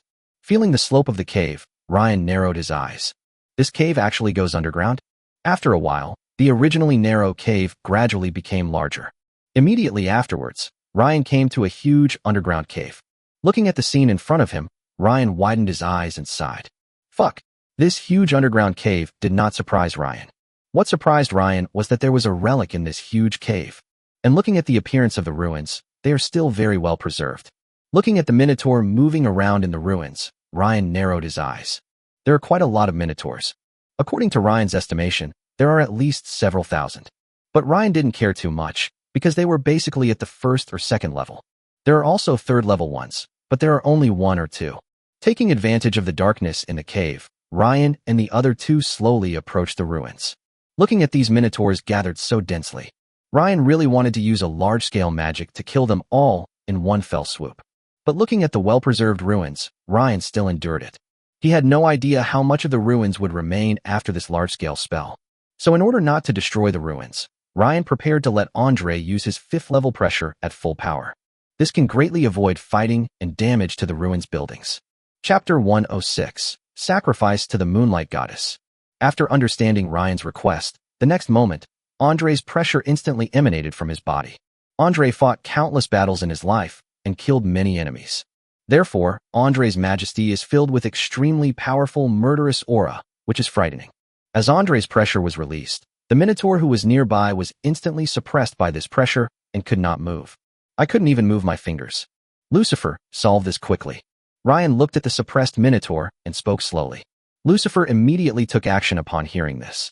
He was extremely fast, and killing these first-level Minotaurs was as easy as stepping on ants. Not to mention that this group of ants can't even struggle. Lucifer naturally knew that Ryan wanted to preserve the ruins intact. Therefore, he was very particular when killing the Minotaur. A stream of energy invaded the Minotaur's brain and stirred it to kill it. There wasn't even a drop of blood. Of course, the Minotaurs noticed it the moment Andre's majesty was released. But because Andre's pressure was so strong, they were very cautious and did not move forward. Just as Lucifer began to kill the Minotaurs quickly, a neatly dressed Minotaur slowly walked out of the largest building in the ruins. He knelt down the moment he saw Andre. The kneeling Minotaur rested his head on the ground, his palms facing up, saying something to Andre. Seeing this, Andre slowly looked at Ryan. Young master? This. Ryan, who has telepathy, naturally knows what it just said. Yes, powerful Lord of humanity. Our people are willing to submit to you. Please spare my people, and I am willing to offer you our most precious treasure. But Ryan ignored the Minotaur. He looked at the abducted human women who came into a building one by one. These women were obviously being treated as reproductive tools by these Minotaurs, and their eyes were dull. If he couldn't still feel the life energy of these people, Ryan would have suspected that they were dead. Oh, you guys deserve to die. Then Ryan looked at Andre. Keep the one kneeling first, and let Lucifer destroy the rest. Don't do it. Don't let their blood pollute my relics. Hearing this, Andre touched his head and smiled. Young master, I can actually solve this problem without bloodshed. Oh, then you should do it too. It will be faster. I want to go back and have some hot food. Andre, who hadn't fought much recently, suddenly grinned. The smile was full of bloodlust. He casually slapped the Minotaur with his hand, and the Minotaur's heart was shattered by Andre's fighting spirit and fell to the ground. The kneeling Minotaur saw that the men still did not stop, and the next moment he rushed towards Andre angrily. But before he could touch Andre, Ryan used the horizontal grip of the void to trap him in the space ball in his hand. And as the Minotaur charged, all the Minotaurs attacked the three men. Although they were pinned to the ground by Andre's pressure before they could even touch the three people, they still charged forward frantically. As time passed, thousands of Minotaur were quickly wiped out by Lucifer and Andre without any resistance. Looking at the Minotaur lying on the ground, there was no trace of pity in Ryan's eyes. Those who are not of my race must have different hearts. He turned to look at the women in the building whose eyes had lost their expression, shook his head, and with a slight wave of his hand, let these women leave the world without pain. Then Lucifer and Andre began to clean up the bodies of the Minotaur in the ruins. Then Ryan slowly came to the huge building where the Minotaur leader had just walked out. Standing at the door of the building, Ryan could see the environment inside the building. Although the building has been cleaned up by the Minotaur tribe, traces of time can still be seen. The thing in the center of the building made Ryan squint slightly. It is a small tower like a pyramid. A light blue bottle is placed on the small tower. Suddenly, the voice of the book's spirit sounded in Ryan's mind. Ryan, go over and take a look. The energy of that thing is so strong. Hearing this, Ryan came to the small platform. As soon as he approached the bottle, Ryan felt a chill. I picked up the bottle and shook it a few times, and there was a sound of splashing water in the bottle. Hearing the voice of the book's spirit urging him to open the bottle, Ryan no longer hesitated and immediately opened the seal of the bottle. In an instant, an even more biting chill hit me in the face. Even Ryan's eyebrows were covered with some white frost. Seeing this, Ryan immediately mobilized the surrounding fire demon energy, which weakened the surrounding coldness. When the book's spirit in Ryan's mind saw the liquid, it appeared directly from Ryan's body. She looked at the jade bottle in Ryan's hand with surprise. This is actually the spiritual purification moon liquid. Listening to the book's spirit's words, Ryan raised his eyebrows. Lingjinjiu liquid? Do you know this thing? Ryan looked at the book's spirit in confusion. The book's spirit nodded. Yes, Lingjingyue is an extremely precious treasure. It has many uses, such as improving magical talent, increasing soul strength, healing wounds, replenishing magic power, etc. Oh, and enlightenment is also one of its abilities. Those minotaurs must have gained wisdom thanks to this spiritual purification moon fluid. Shu Ling snatched the Lingjinjiu liquid from Ryan's hand with a look of surprise and looked at the liquid in the bottle with excitement. This pure moon liquid is extremely rare. Only believers of the Moonlight Goddess can obtain it. It is said that even a fanatical believer would need to pray continuously for a month to obtain just one drop. Thinking of this, Shu Ling showed his little fangs. Those minotaurs don't know how much they used. Damn it. Then he looked at the jade bottle with a distressed look, as if he had lost 1,000,000 or 800,000. Looking at Shu Ling's distressed expression, Ryan smiled. Why? Is this useful to you? Shu Ling nodded immediately. Of course. Didn't I just mention that it has the effect of awakening wisdom? If you drip this stuff onto a weapon, it's very likely to produce a weapon spirit. Do you think this thing is useful to me, a weapon spirit? But, aren't you already intelligent? Could this thing actually increase your IQ? Shu Ling shook his head. No, it's used to replenish my energy. The effect is similar to the Secret Realm core. This energy is used to maintain my appearance. Hearing that it was the energy that manifested, Ryan nodded. That's really important. But you have to leave some for me, half and half. Got it. Don't worry, I won't eat it all. I'll leave some for you. After saying that, the book spirit turned into a stream of light and returned to Ryan's mind. Feeling the happy look of the book spirit in his mind, Ryan couldn't help but smile dumbly. Then they continued searching in the building. After removing the Minotaur decorations, the murals on the wall were revealed. The mural depicts a large group of people offering sacrifices to a god. There were a lot of words next to it, but Ryan didn't recognize them. But the book spirit spoke slowly. This mural records the items needed for offering sacrifices to the Moonlight Goddess, as well as the necessary magic circles. Shu Ling paused as soon as he said this. Then he raised his eyebrows and spoke slowly. Ryan, perhaps we can initiate a sacrifice to the Moonlight Goddess. Chapter 107 Moonlight Goddess, Qinghua. Ryan, perhaps we can try to initiate a sacrifice to the Moonlight Goddess. Ryan was a little surprised when he heard the voice of the book spirit in his mind. Sacrifice? Sacrifice to the Moonlight Goddess? I'm not her believer. How can I sacrifice? Upon hearing this, Shu Ling smiled. Of course you can offer sacrifices if you're not her believer, but that was the old rule. Now that the Moonlight Goddess's Qinghua cult is gone, she must be desperately in need of faith. I don't believe that she won't respond to your offerings. Then the book spirit pointed his finger in the air, and a golden light poured into Ryan's mind. This is the magic circle required for the sacrifice written on the wall. It's up to you whether you want to perform the sacrifice or not. Feeling the magic circle transmitted to him by the book spirit, Ryan pondered for a moment and spoke. Sacrifice is fine, but what should I use as sacrifice? The corpses of those minotaurs. Hearing Ryan's words, the book spirit's voice of rebuttal suddenly rang out. Of course not. The Moonlight Goddess is not an evil god. How could she possibly need a blood and flesh sacrifice? She needs treasures. Ryan smacked his lips, thinking that the bodies of these minotaurs might still have some residual heat. Ryan then searched the building again, and when he didn't find any other treasures, he slowly walked out of the building. Arriving at an open space, Ryan began to mobilize his magic power to construct the magic circle needed for the sacrifice. This sacrificial magic circle is complicated but not complex. Therefore, although Ryan was only a second-level advanced magician, he built it with some effort. Looking at the completed magic circle, Ryan then asked the book spirit. The magic circle is constructed. What should we do next? Activate the magic circle? Or place the treasure first? Place the treasure you wish to sacrifice in the center of the magic circle and activate it. Then repeat after me. Upon hearing this, Ryan nodded and took out 3 fourth-level treasures borrowed from the family treasury from his storage ring and placed them in the center of the magic circle. After exiting the range of the magic circle, Ryan activated the magic circle. Then the book spirit's words rang in my ears. Repeat after me. Pure Moonlight Goddess, you are the beacon of light in the night sky, the symbol of tranquility and purity.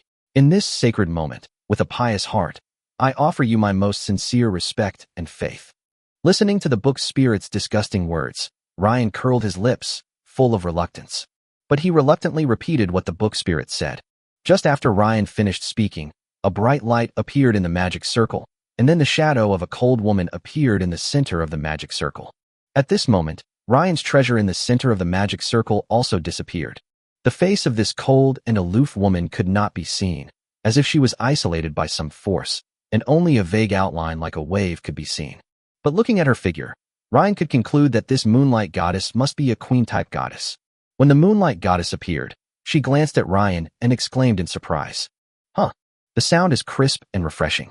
At this time, the Moonlight Goddess was slightly shocked by Ryan's talent. This is a magic talent with all attributes? This kind of talent was considered a genius among geniuses in her time, but I didn't expect to encounter one in this era. And she also sensed a familiar aura on Ryan. The breath of the god of magic. It seems that this young man is highly regarded by the god of magic. Then the Moonlight Goddess smiled. Having met such a genius, it was inevitable that she would develop a love for talent. It would be an option if she could get this young man to help her rebuild the Qinghua sect on the mainland. So what if she is affected by the magic artifact? She is already trapped. How can we snatch it from her? Then the silent Moonlight Goddess slowly spoke. Young man, are you willing to be my Moonlight Goddess's messenger? Help me spread the faith of the clear moon across the continent. Ryan was stunned when he heard this, then shook his head. The book spirit in Ryan's mind also sneered when he heard this. My lady goddess, I do not want to become a believer in any god. I offer sacrifices to you only to exchange some treasures with you. Hearing Ryan's answer, the Moonlight Goddess was slightly stunned and put down the miracle that she was about to bestow upon Ryan. Unexpectedly, she was rejected. Are you sure? Become my divine messenger, and I guarantee you'll reach the 7th level within 6 months and reach the pinnacle of the continent. No, thank you for your kindness, goddess. And somewhere in Ryan's body, the god of magic looked at the Moonlight Goddess and smacked his lips. Qinghua, if you could reveal your true identity, this little jerk might agree to it, but now, it's difficult. The Moonlight Goddess remained silent in the face of Ryan's repeated rejection. In that case, I can't force you. Then the Moonlight Goddess gently pointed her finger at Ryan. An array of moonlight shone towards Ryan. Soon, the moonlight gradually disappeared, and a faint crescent mark appeared on Ryan's forehead. This is the reward for the sacrifice. For 1 month, under the moonlight at night, any magic you cast will be imbued with moon chill and divine power. After giving out the rewards, the Moonlight Goddess pointed to Ryan again. Then a mark identical to the one of the god of magic appeared on Ryan's arm, right next to the mark of the god of magic. I have left a mark on you. If you change your mind, you can call me at any time. After saying this, the shadow of the Moonlight Goddess gradually dissipated, as if she had lost her energy. As the Moonlight Goddess's shadow dissipated, the magic circle used by the sacrifice on the ground also lost its light, transforming into tiny specks of demonic energy that dissipated into the air. Ryan rolled up his sleeves and was stunned when he saw the 2 marks. This crescent-shaped one belongs to the Moon Goddess. So whose is this one that looks like a magic circle? Seeing Ryan's puzzled expression, Shu Ling smiled slightly and began to explain to Ryan. What? Are you confused by the 2 marks? What else? Whose is the other one? It belongs to the god of magic, but I don't know when she left. Anyway, this mark won't do you any harm. After listening to the book's spirit's explanation, Ryan nodded and put down his sleeves. He crushed the space ball in his hand and continued to search for something in the ruins. At this moment, somewhere in Ryan's body, the god of magic and the Moonlight Goddess were looking at each other. As the two remained silent, the god of magic was the first to break the silence. She narrowed her eyes and looked at Qinghua unkindly. Qinghua, what are you doing in here? He's mine. Hearing this, Qinghua smiled slightly. Yours? What? Did he promise to be your divine messenger? It's only a matter of time. After all, I'm the god of magic. If this kid, a magician, doesn't believe in me, who else can he believe in? The god of magic spoke with confidence. But Qinghua was obviously unmoved.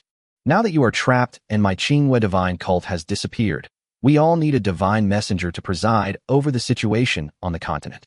Since you and I both have our eyes on this young man, let's each rely on our own abilities. Chapter 108. Book 3, The Book of Natural History. Lucifer and Andre cut off the horns on the Minotaur's head and piled the Minotaur's body to the other side of the cave. After the corpses were piled together, Lucifer burned them to ashes with a cluster of magic fire. In order to prevent the stench of the burning from affecting Ryan, who was in the ruins, Lucifer used magic to blow the thick fog to the other side. In the ruins, because he had the energy perception of ancient books, Ryan quickly collected all kinds of treasures in the ruins. At this time, Lucifer and Andre also slowly cleaned up the Minotaur's body. Lucifer came to Ryan and handed him a magic device. Master, here are all the Minotaur horns. Although they are not precious, there are many of them. Through some refining equipment, a lot of magic stones can be condensed. Hearing this, Ryan nodded and took the magic device from Lucifer. Well, I have almost collected everything from the ruins. Let's go back to the village. I'm a little hungry after such a long time. Then the three of them walked back the way they came, and soon they returned to the small river under the waterfall. Just as he was about to leave, Ryan suddenly turned back. Slightly clench your right hand towards the center of the waterfall. The next moment, the cave covered by the waterfall gradually closed until it disappeared. After doing all this, Ryan took the two of them back. It was already early morning the next day when we returned to Bozeman Village.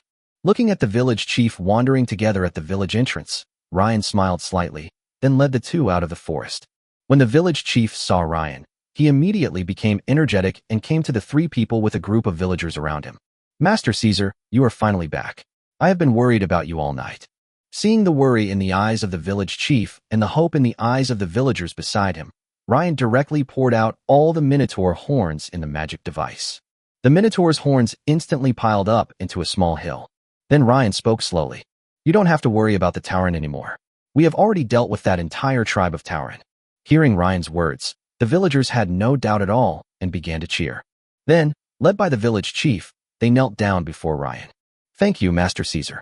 Ryan did not refuse and accepted the kneeling firmly. Then he pulled the village chief up and spoke slowly. Village chief, where are the delicious dishes you prepared for me? I'm a little hungry. Hearing this, the village chief nodded quickly and said, Yes, go back to the village first. We have already prepared it for you. At night, Bozeman Village held a bonfire party led by the village chief. A huge flame rose in the center of the village, and the villagers sang, danced, and drank happily. As the protagonist of this bonfire party, Ryan naturally sat in the main seat and watched everyone dancing. But Ryan's mind was not on the party, but on sorting out the treasures he had obtained from the ruins in his magic device. Just when he was hesitating whether to absorb all the ancient books, the voice of the book's spirit interrupted Ryan's thoughts. This Lingingia liquid is really good stuff, Ryan. This time I have great news for you. Listening to the book's spirit's cheerful voice, Ryan spoke slowly. Good news? Tell me about it. With the help of this spiritual purification liquid, I have located the location of another book. Upon hearing this, Ryan immediately straightened up. Where is it? What book is it this time? It's not far from where you are now.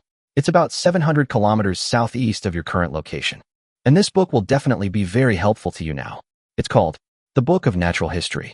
From what I understand, its ability is to know the functions of all treasures and items in the world, and it can also help you locate the location of the treasure you need. Listening to the book's spirit's explanation, Ryan's eyes revealed a deep interest.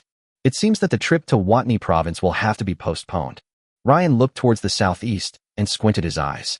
Then he called Lucifer to his side and took out a written letter and his token from the magic ring and gave them to Lucifer. Lucifer, take this letter and my token to Shirgu City to find my Gray family's Chamber of Commerce or the Russell family's Chamber of Commerce. Find the person in charge, show him the token, and have him pass the letter to my father, Ford. Hearing this, Lucifer nodded, took the letter and token from Ryan's hand, and slowly disappeared from everyone's sight. The letter was about the ruins, which were well preserved. For those who love to study history, it is a great treasure. Although it had no effect in Ryan's hands, it was different in the hands of his father, Ford. The next morning, Ryan and his two companions left Bozeman Village with the farewell of the whole village. The village chief and the villagers walked Ryan a few hundred meters before slowly stopping. Ryan reached out his hand from the car window, shook it, and started his next journey. Find the Book of Natural History. Andre, who was driving the carriage, wondered why Ryan was heading southeast, but he did not ask. 700 kilometers sounds far, but actually, it's not close either. A week passed quickly on the road. During this week, Ryan naturally broke through to the third-level primary magician. Following the guidance of the book spirit, Ryan soon arrived at the Empire's Aft province. That is the territory of the Ward family. Looking at the city in front of him, Ryan talked to the book spirit in his mind. Book spirit, the Book of Natural History is in Twilight City. Listening to Ryan's words, Shu Ling closed his eyes and felt it carefully for a while. Then he nodded to Ryan. Yes, that's right. The Book of Natural History is right here. Facing the book spirit's affirmative answer, Ryan slowly spoke to Andre. Andre, let's go into the city. But after a brief silence, Lucifer reminded Ryan. Master, you can't show your true face now. It didn't matter in a small place like Bozeman Village before, but it's different in a big city like Twilight City. Ryan nodded at Lucifer's words, and then he took out a human skin mask from the magic device and put it on his face. How about this? Master, you are still handsome and elegant. Ryan smiled and said, Andre, let's go into the city this time. Okay, young master. Then Andre slowly drove the carriage towards Twilight City. When they arrived at the gate of Twilight City, the gate guard stepped forward and stopped Ryan's carriage. "Hello, please show me your ID card." Upon hearing this, Ryan handed over the forged ID card. The guard was stunned when he took it, and then respectfully returned the ID card to Ryan. "Hello, Master Caesar, welcome to Twilight City." The guard bowed slightly to Ryan and ordered him to pass, not even daring to ask for the entrance fee. As the carriage entered Twilight City, Andre asked Ryan, "Master, where are we going next?" "First, find an inn to store the carriage so we can take a bath." Hearing this, Andre nodded, got out of the carriage, stopped a passerby, and asked where the best hotel in Twilight City was, and then set off in his carriage. Chapter 109 Twilight City's Forbidden Stone Festival. In the Twilight City, Andre drove the carriage slowly. Ryan opened the window and looked out at the bustling Twilight City, letting the bustling atmosphere of the city streets enter the carriage. Because there are many subhuman tribes around the Af province, Twilight City, as the most prosperous city in the Af province, has many subhumans in the city. As soon as I opened the car window, I saw that many of the pedestrians on the road were demi-humans with cat ears and rabbit ears. These lively and soft ears made Ryan want to stroke them. Following the guidance of passers-by, Andre quickly parked the carriage in front of an inn. "Master, we've arrived at the hotel." Hearing Andre's voice, Ryan got off the carriage and looked at the inn's plaque. Twilight Inn. Observing the scale of the hotel, Ryan couldn't help but nod secretly. It was worthy of being the best hotel in Twilight City. The scale of this hotel is comparable to that of the hotels in the Royal City. Just as Ryan got off the carriage, a neatly dressed boy quickly ran out of the hotel. "Hello, distinguished guest. Would you like to stay overnight?" Listening to the boy's polite question, Ryan nodded. "Well, book me 2 of your best rooms." Hearing that Ryan wanted to book the best room, the boy touched his head and spoke. "Dear guest, the best rooms at our Twilight Hotel are reserved for nobles. Could you please show me your ID card?" The boy's answer did not puzzle Ryan, because he had also heard of such rules in the Royal City. Then he handed his ID card to the boy. The boy took it and looked at it, and a look of shock appeared in his eyes. He turned out to be the young master of the Russell family, a Marquette family. Then the boy's eyes became more respectful. He bowed slightly to Ryan and returned the ID card to him. "It turns out to be the respected Master Caesar. Please come in." Following the boy into the hotel, Ryan smiled slightly at the interior decoration. The white quartz stone floor and the golden velvet wood cabinets make the hotel look particularly bright. There is also a huge crystal chandelier above the head, emitting soft warm light. The boy took Ryan and the other 2 behind the counter and spoke slowly. "Miss Rose, this is Master Caesar of the Russell family. He wants to reserve 2 of the best rooms." A beautiful woman at the hotel counter heard the boy's voice and looked at Ryan with some surprise in her eyes. He turned out to be the heir of the Marquis family. Then he immediately took out 2 keys from the counter. "Hello, Master Caesar. These are the 2 rooms you requested, both on the 3rd floor. The fee is 3 gold coins a day, including 3 meals a day. The total cost will be settled when you check out." Upon hearing this, Ryan took the key and went down to the 3rd floor under the boy's guidance. There are only 4 rooms on the 3rd floor, and they are very large. The 4 rooms occupy the entire 3rd floor of the Twilight Hotel. The 2 rooms Ryan booked were the 2 innermost rooms. The boy spoke after leading Ryan to the door of the room. "Master Caesar, these are your 2 rooms. If you need anything, there is a button in the room to call our service staff. Just press it, and someone will be here in a few minutes. Then I won't disturb your rest. Bevan will leave first." Then Ryan opened the door with the key. As soon as I entered, I saw 2 demi-humans kneeling beside me. "Welcome home, Master." The 2 bunny-eared girls knelt down to Ryan with their ears erect. Seeing this, Ryan smiled. He didn't expect there was such a service. "Get up and prepare some hot water for the bath." "Yes, Master." Lucifer also lowered his guard slightly when he saw the slave collars on the necks of the 2 bunny-eared girls. Then Ryan threw himself onto the soft big bed. He had been sleeping in the carriage all this time, and now he was very happy to be able to sleep in a big bed. Just after the 3 of them rested for a while, 2 bunny-eared girls walked out of the bathroom and came to Ryan. "Master, the hot water is ready." Hearing this, Ryan got up from the bed and slowly walked towards the bathroom. The 2 bunny-eared girls also followed behind Ryan. Seeing this, Andre and Lucifer did not stop it. After all, neither of them detected any fluctuations in fighting spirit or magic power from these 2 rabbit-eared girls. Moreover, he is now restrained by a slave collar and cannot possibly pose a threat to Ryan, a 3rd-level magician. In the bathroom, Ryan was holding 2 bunny-eared girls and soaking in the large bathtub. Ryan was stroking the rabbit ears with a look of enjoyment on his face. Ah, how soft they were. As expected, He was born with a good liking for soft things. But Ryan didn't do anything to the two bunny-eared girls. He let them massage him a few times and then let them leave. This is not the protagonist turtle, but an ordinary animal-eared girl like this. When Ryan waved his hand, the two bunny-eared girls were slightly stunned, but still obeyed the order and retreated. Then Ryan soaked for a while, put on his clothes, and went out. Lucifer, Andre, aren't you going to take a shower? Hearing this, Andre nodded. Then, young master, I'll go wash up too. Lucifer will stay outside to protect your safety. Then Andre and Lucifer took turns cleaning it. As the two were cleaning, Ryan asked the book spirit. Book spirit, can you sense the exact location of the book of natural history now? The book spirit was silent for a while before speaking. My perception is very vague, as if I'm isolated by something, but I'm sure the book of natural history must be in the city, and it can't be too far from you. Walk around the city more often these days. The closer you get, the more accurate my location will be. Okay, then I'll just wander around the city for the next 2 days. Then, looking at the two people who looked refreshed, Ryan spoke slowly. Since we're already in Twilight City, let's rest here for a while. It's a good opportunity to have some fun in Twilight City. Andre and Lucifer nodded in agreement. Then Ryan pressed the call button in the room. Not long after, Bevan, the boy who had just greeted Ryan at the door, knocked on Ryan's door. Lucifer stepped forward and opened the door to let Bevan in. Bevan came in and bowed slightly to Ryan. Master Caesar, what can I do for you? Bevan, I just arrived in Twilight City today, and I don't know much about the situation here. Can you tell me what fun places there are in Twilight City recently? Bevan nodded and thought for a moment before speaking. Master Caesar, you can go and take a look at the slave market in Twilight City. I heard that Twilight City recently purchased a batch of demihumans from the kingdom. If you, Master Caesar, are interested in demihumans, a visit to the slave market would be a good option. Oh, by the way, Twilight City's triennial Forbidden Stone Festival is coming soon. Calculating the time, the Forbidden Stone Festival is the day after tomorrow. Master Caesar, if you want to have a good time in Twilight City, you must not miss this Forbidden Stone Festival. Listening to Bevan's words, Ryan narrowed his eyes.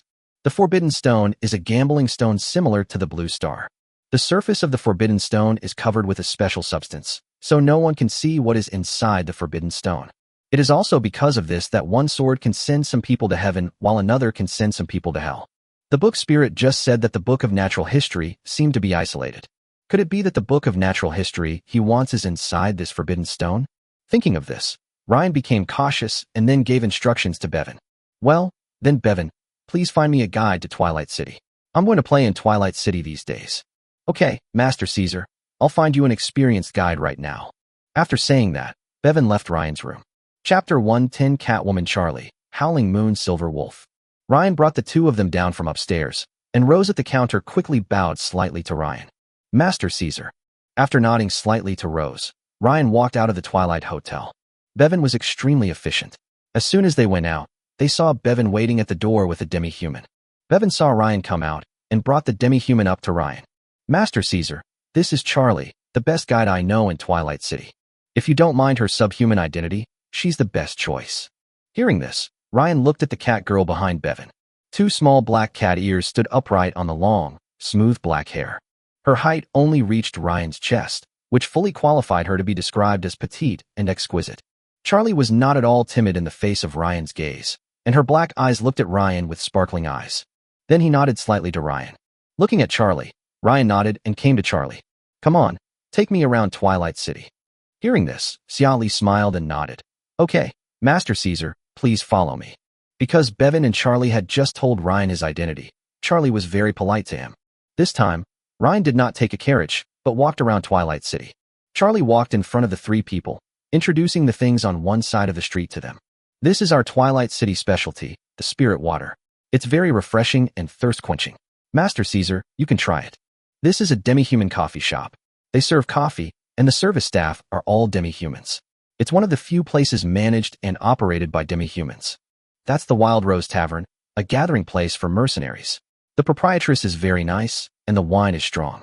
Mercenaries and demi-humans alike love to drink here. Charlie introduced everything she saw to Ryan, her voice as loud as a little bell. Soon, Charlie brought Ryan to the east side of Twilight City. Looking at the huge complex of buildings, Charlie continued to explain to Ryan. This is the largest slave market in Twilight City. They have all kinds of slaves. Demi-humans, dwarves, humans, monsters, basically everything can be found here. And I heard that Twilight City recently purchased a batch of high-quality demi-humans from the kingdom. If you are interested, Master Caesar, we can go in and take a look. Hearing this, Ryan nodded and said, well, let's go in and take a look. After getting Ryan's order, Charlie led the group towards the building complex. As soon as they entered, a short human appeared from somewhere and came to Ryan and his group. Alas, a distinguished guest has arrived. I am sorry for not coming to greet you. When she saw this person, Charlie frowned immediately. Pierre, you are cheating me again. My customers will not buy your sick and dying slaves. When Pierre heard what Charlie said, he didn't refute it, but just chuckled twice. Hey, Miss Yali, although my slaves are a little weak, my price is cheap. It's not like I'm unhealthy, guest. Seeing your extraordinary temperament, you must be the young master of a large family. Pierre came to Ryan and rubbed his hands. When Charlie saw Pierre shamelessly approaching Ryan, she was about to step forward to stop him, but Ryan waved his hand to stop her. Seeing Pierre's mercenary look, Ryan couldn't help but ask, what? Judging from your appearance, do you have anything good? Hey, you really have a keen eye? I actually got something good this time, and I only want this amount. Pierre made the sign of 5 to Ryan. Looking at Pierre's gesture, Ryan narrowed his eyes. 5,000 gold coins. Pierre shook his head. No, sir, it's 50,000 gold coins. Before she could finish her words, Charlie's voice called out. 50,000. Are you crazy about money, Pierre? Looking at the kitten whose fur was a little ruffled, Ryan walked up and touched Charlie's head to comfort her. The touch of the soft cat ears made Ryan stroke them for a moment. Don't worry, Charlie. Charlie felt the touch on her head and her body stiffened, and she didn't call out to Pierre for a while.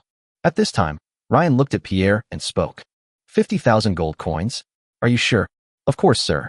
It cost me over 30,000 gold coins to buy this thing. It also cost a lot to go through all the arranging. 50,000 gold coins is really not expensive. Listening to Pierre's words, Ryan nodded. Let's go then. I want to see what kind of slave is worth 50,000 gold coins. If I find out that you, Pierre, are playing tricks on me, After Ryan finished speaking, he gave Pierre a meaningful smile. Oh, how dare I? Don't worry, I guarantee you'll get great value for your money. Please come this way, sir. After saying that, Pierre walked in front to lead the way for Ryan and the other two. At this time, Charlie also reacted and pulled her ear out of Ryan's hand. Master Caesar, go with Pierre and take a look first. If he dares to lie, I'll make him pay. Then Ryan and a few others followed Pierre. Following Pierre into a building, a large number of cages suddenly appeared in sight. Different slaves were imprisoned inside. Sir, these are all my products. If you like any of them, just tell me and I'll give you a 20% discount. But Ryan obviously had little interest in these weak slaves. Let's talk later. First, take me to see the treasure you mentioned. Hey, okay, this way please. Soon, Pierre led his group through several buildings and arrived at a hidden place. As Pierre used the key to open the heavy lock, it slammed to the ground with a bang. Then Pierre opened the door and led Ryan and others in. The building was pitch black.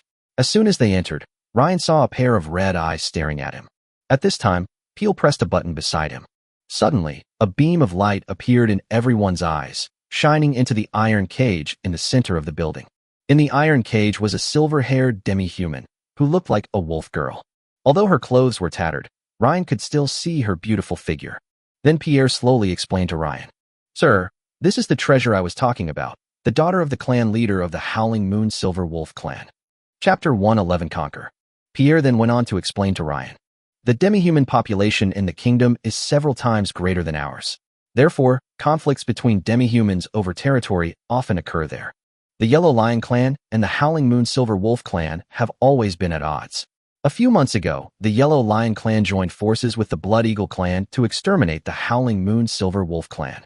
And this Howling Moon Silver Wolf escaped thanks to her father's desperate escort. After being captured, it changed hands several times before it came into my hands. After finishing the explanation, Pierre seemed to have thought of something and continued.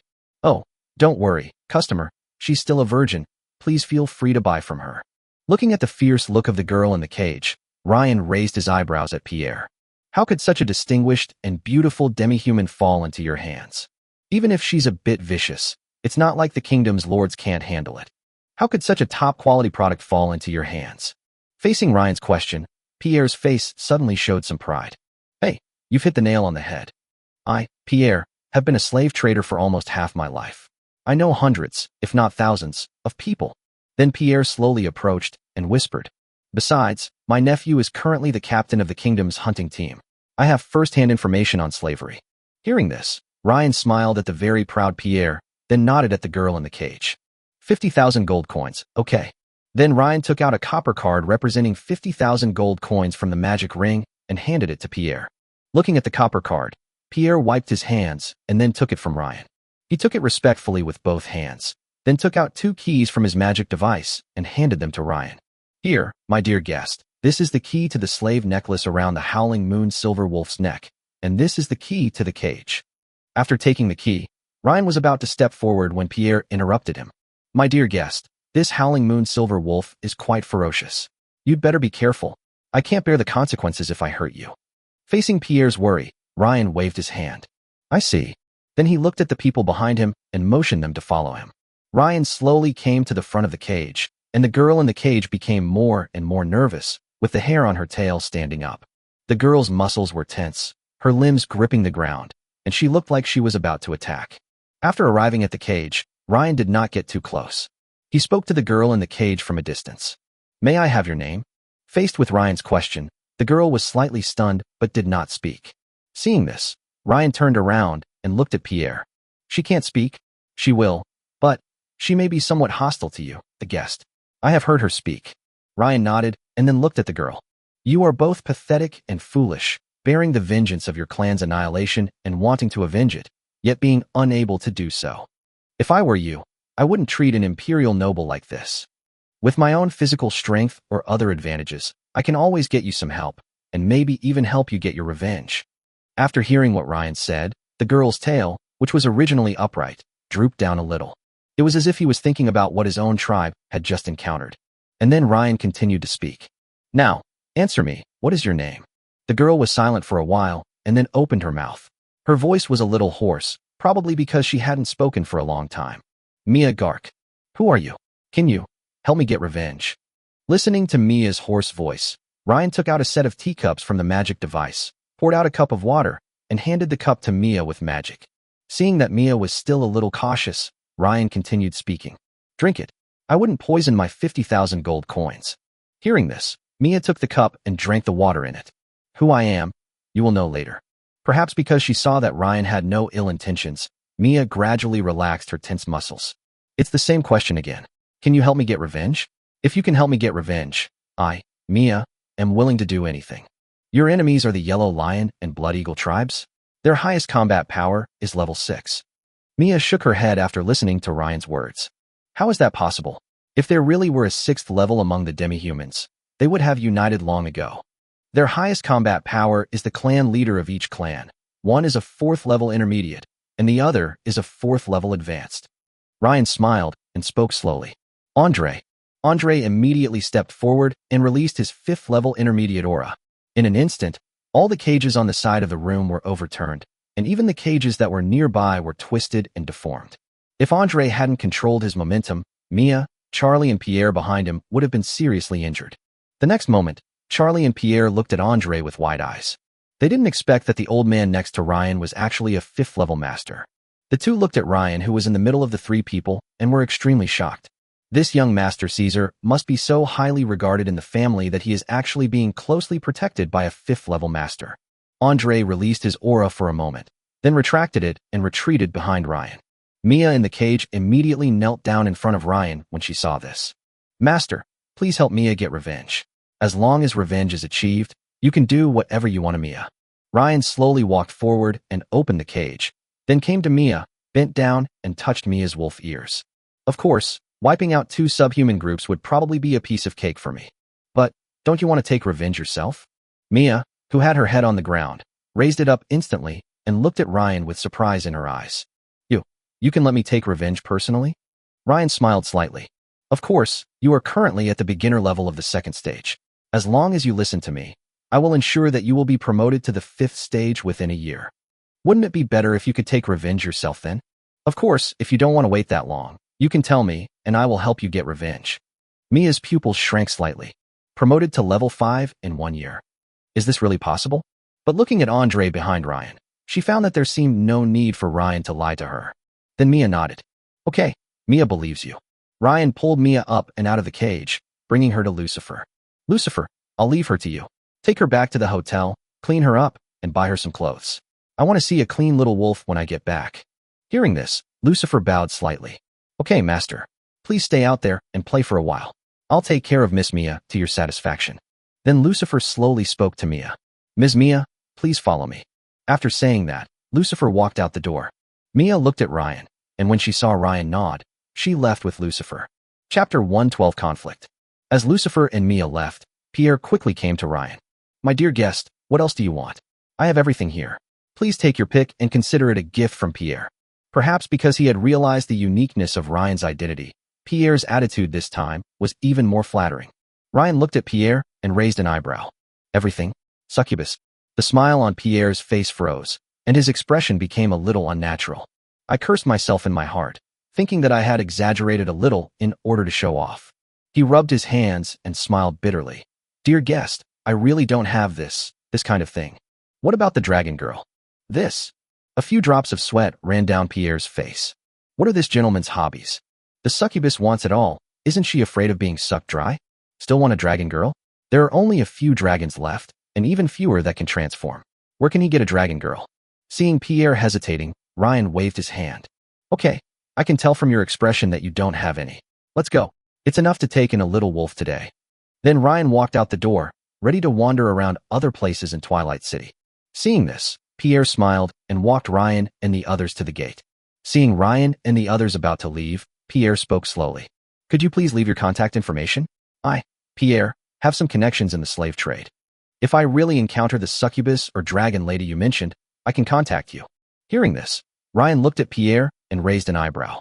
"Before, I didn't quite believe you when you said you had a wide network of contacts, but now I believe it a lot more. My name is Caesar Russell. If you have any news, go find someone from the Russell family, and they will bring the news to me." After remembering Ryan's name, Pierre nodded. "Okay, Master Caesar, don't worry. I will definitely pay more attention to this aspect." Ryan nodded, and suddenly Ryan thought of something. "Since Xiaolang is already mine, I have to do something about her enemies. Didn't you say your nephew is now the captain of the kingdom's hunting team? Go and ask him to cause trouble for the yellow lions and blood eagles." Then he took out a card worth 100,000 gold coins from his magic device and put it into Pierre's pocket. "Well done, I have another reward." Ryan gave Pierre a mysterious smile. Hearing this, Pierre grinned. "Don't worry, I, Pierre, am very good at dealing with demi-humans. I guarantee you'll be satisfied." Finally, Ryan took a few people away from the slave market. Pierre was slightly distracted as he looked at the backs of several people.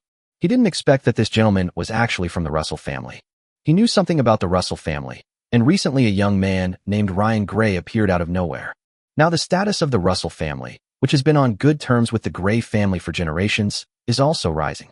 After all, with the support of two major families, the man named Ryan will definitely become a 7th-level magician in the future. By then, the Gray family could even become the first duke of a different surname in the empire. The power of the two families is self-evident. If he could get on the good side of this young master who looked like the heir of the Russell family, why would he still be a slave trader? He could even become a noble in the future. But this gentleman's hobbies are indeed quite picky. It seems that I, Pierre, will have to use the connections I have accumulated over the years. Noon. Although the sun was shining brightly, there were still many people on the streets, probably because the Stone Band Festival was approaching. Drinking the cool spiritual water in his hand, Ryan couldn't help but feel like he was drinking lemonade on Blue Star. "Charlie, let's find a place to eat at noon, and take me to Twilight City to see where the Forbidden Stone is gambled this afternoon." Charlie's cat ears twitched twice, and she nodded. "Okay, Master Caesar, if you don't mind the high cost, then go to the Star Banquet Hall. Although I haven't been there, I heard that the food there is very delicious and many nobles eat there." Hearing this, Ryan nodded and said, "Okay, I'll listen to you. I'll take you in to try it today." After hearing Ryan's generous words, Charlie's cat ears stood up immediately, and she looked very happy, but she still said no. "No need, Master Caesar. I don't need you to spend any money. Just eat well." Ryan did not expose Charlie's words. He smiled and let Charlie lead the way. The few of them soon arrived at the Star Banquet Hall, located in the most prosperous area of Twilight City's Central Street. The door of the Star Banquet Hall is made of precious ebony and inlaid with various gems, exuding a noble atmosphere. As soon as I arrived at the door of the Xingqian Banquet Hall, several waiters standing at the door came to greet me. "Hello, would you like to try the food in our Star Banquet Hall?" "Well, book the best private room for me." Ryan took out his ID card. The waiter took it, looked at it, and then gave it back to Ryan, saying with an embarrassed look, "I'm sorry, Master Caesar, but because Twilight City's Forbidden Stone Festival is coming soon, our Starry Night Banquet Hall is overcrowded. There are no private rooms left now. Can I find a quiet spot for you on the second floor?" Seeing this, Ryan nodded. It was indeed dinner time, so it was normal to have so many people. "Well, let's do it this way." "Okay, thank you for your understanding. Please follow me." Then the few people were taken to the second floor by the service staff. In the center of the second floor, a fountain made of pure silver flows gently, emitting charming fragrance that makes people happy both physically and mentally. There are several display cabinets on the side of the wall, displaying various works of art. After taking a few people to a quiet seat by the window, the waiter handed the menu to Ryan. Looking at the menu in his hand, Ryan ordered the best and most expensive items on the menu. Hearing this, the waitress was not surprised.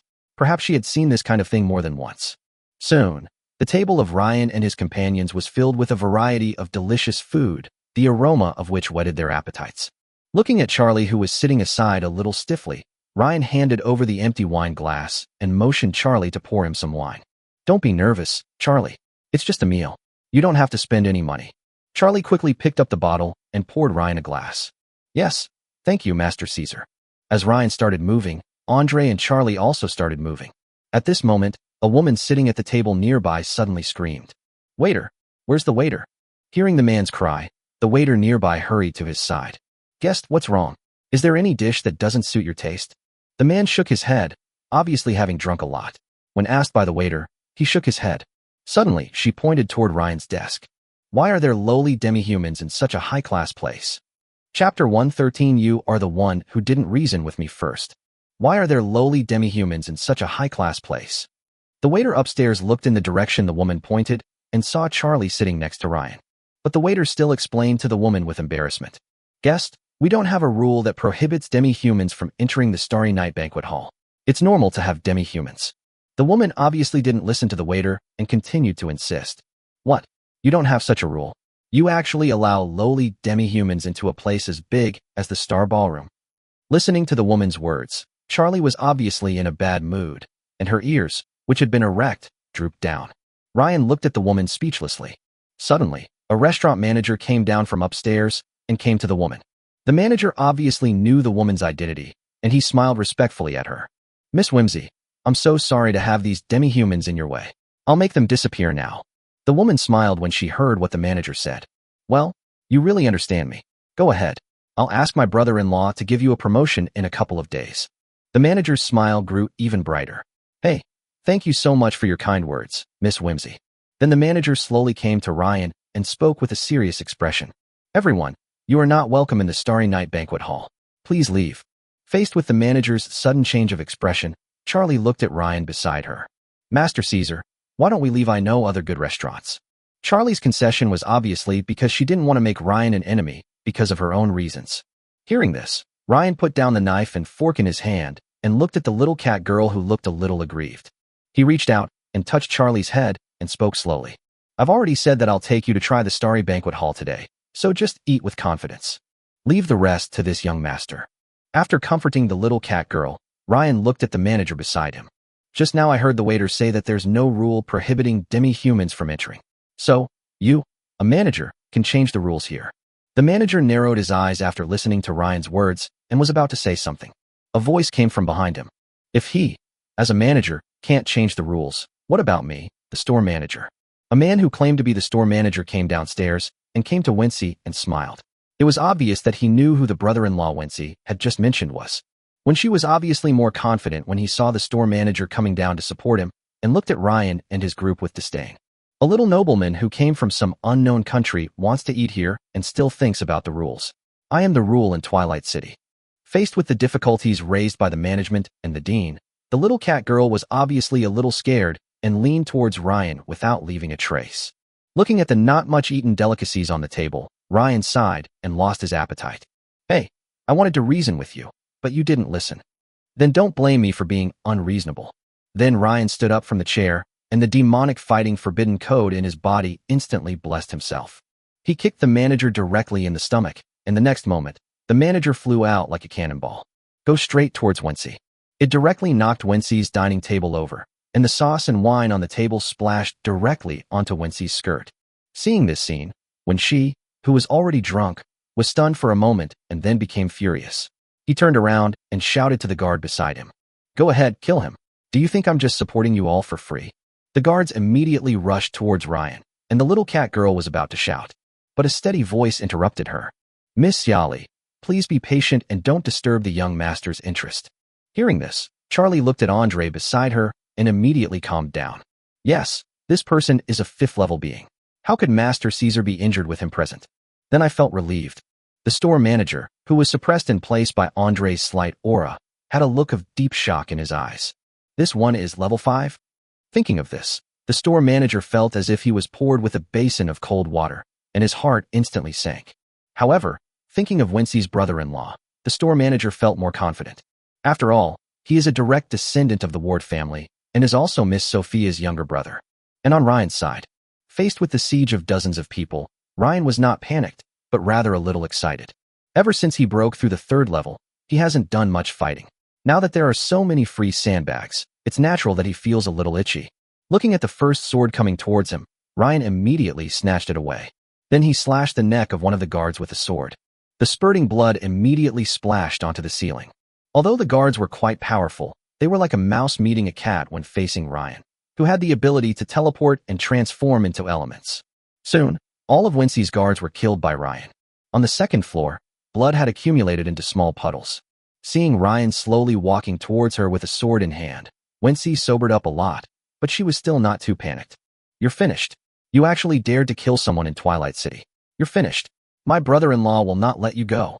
After hearing what Wency said, Ryan immediately picked up the wine bottle on the ground and smashed it directly at Wency's head.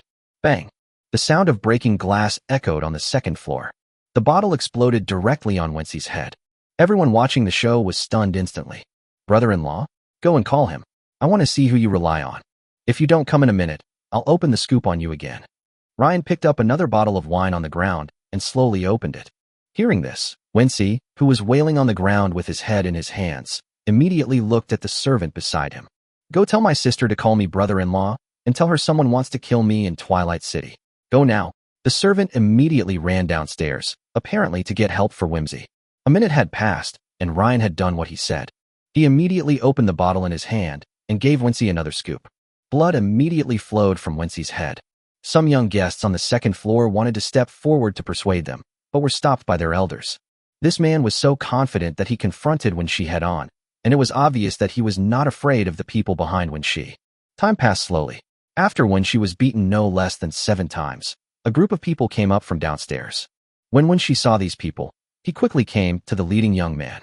"Brother-in-law, you have to take charge of this for me. Not only did he kill my guards, he also beat me up like this." Woo woo woo. The woman next to the boy felt distressed when she saw her sister in such a state. "Fallon, look at what your sister has become, and why don't you do anything?" Farron frowned as he looked at Wency, who was kneeling on the ground. Chapter 114, Do You Remember Me Now? Farron frowned as he looked at Wency's miserable appearance.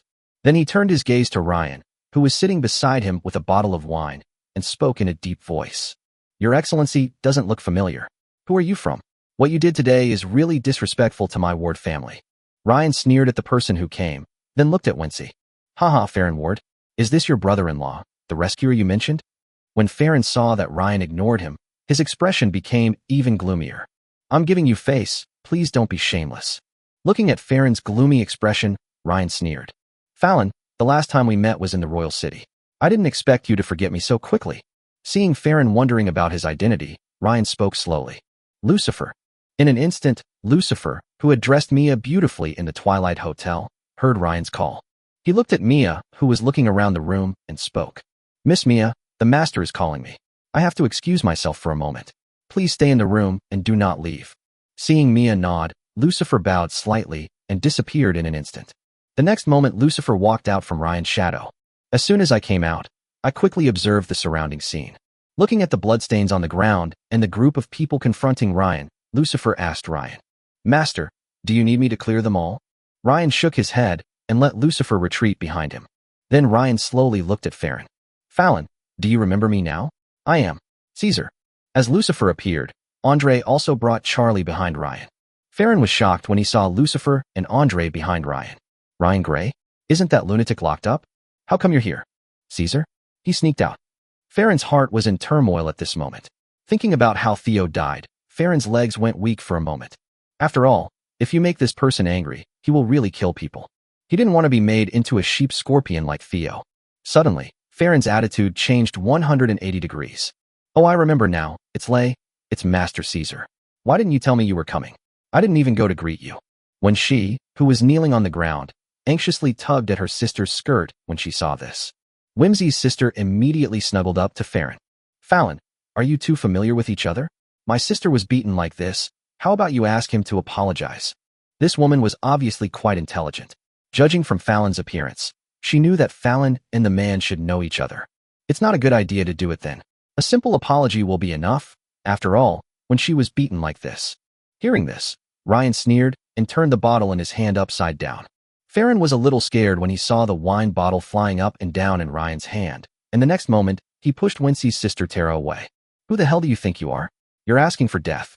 Then he picked up the bottle on the ground and opened it directly for Tara.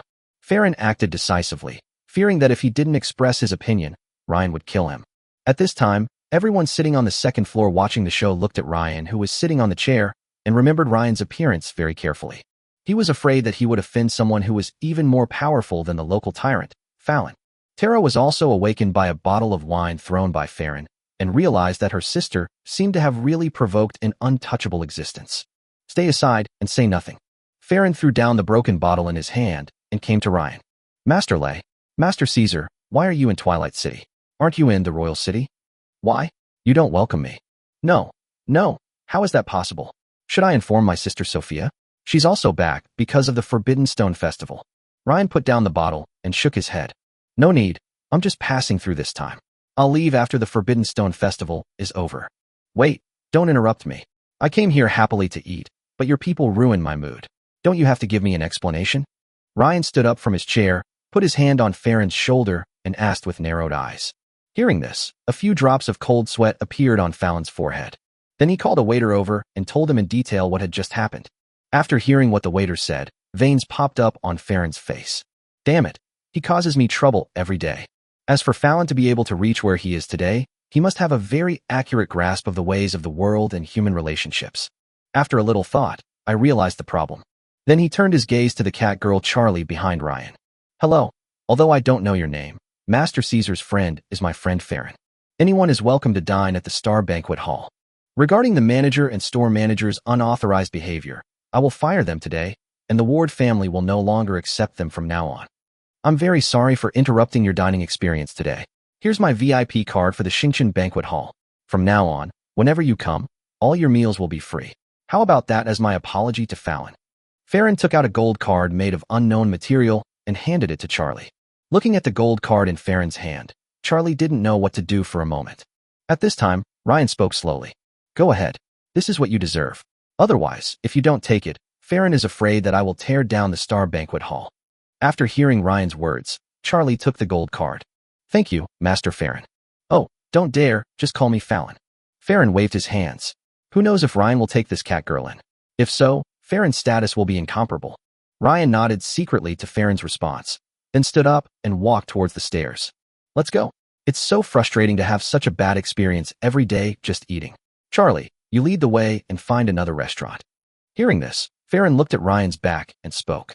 Master Caesar, please stay. Ryan stopped and looked at Farron. I don't think Master Caesar is satisfied. How about we go upstairs to the private room? I'll cover all the expenses.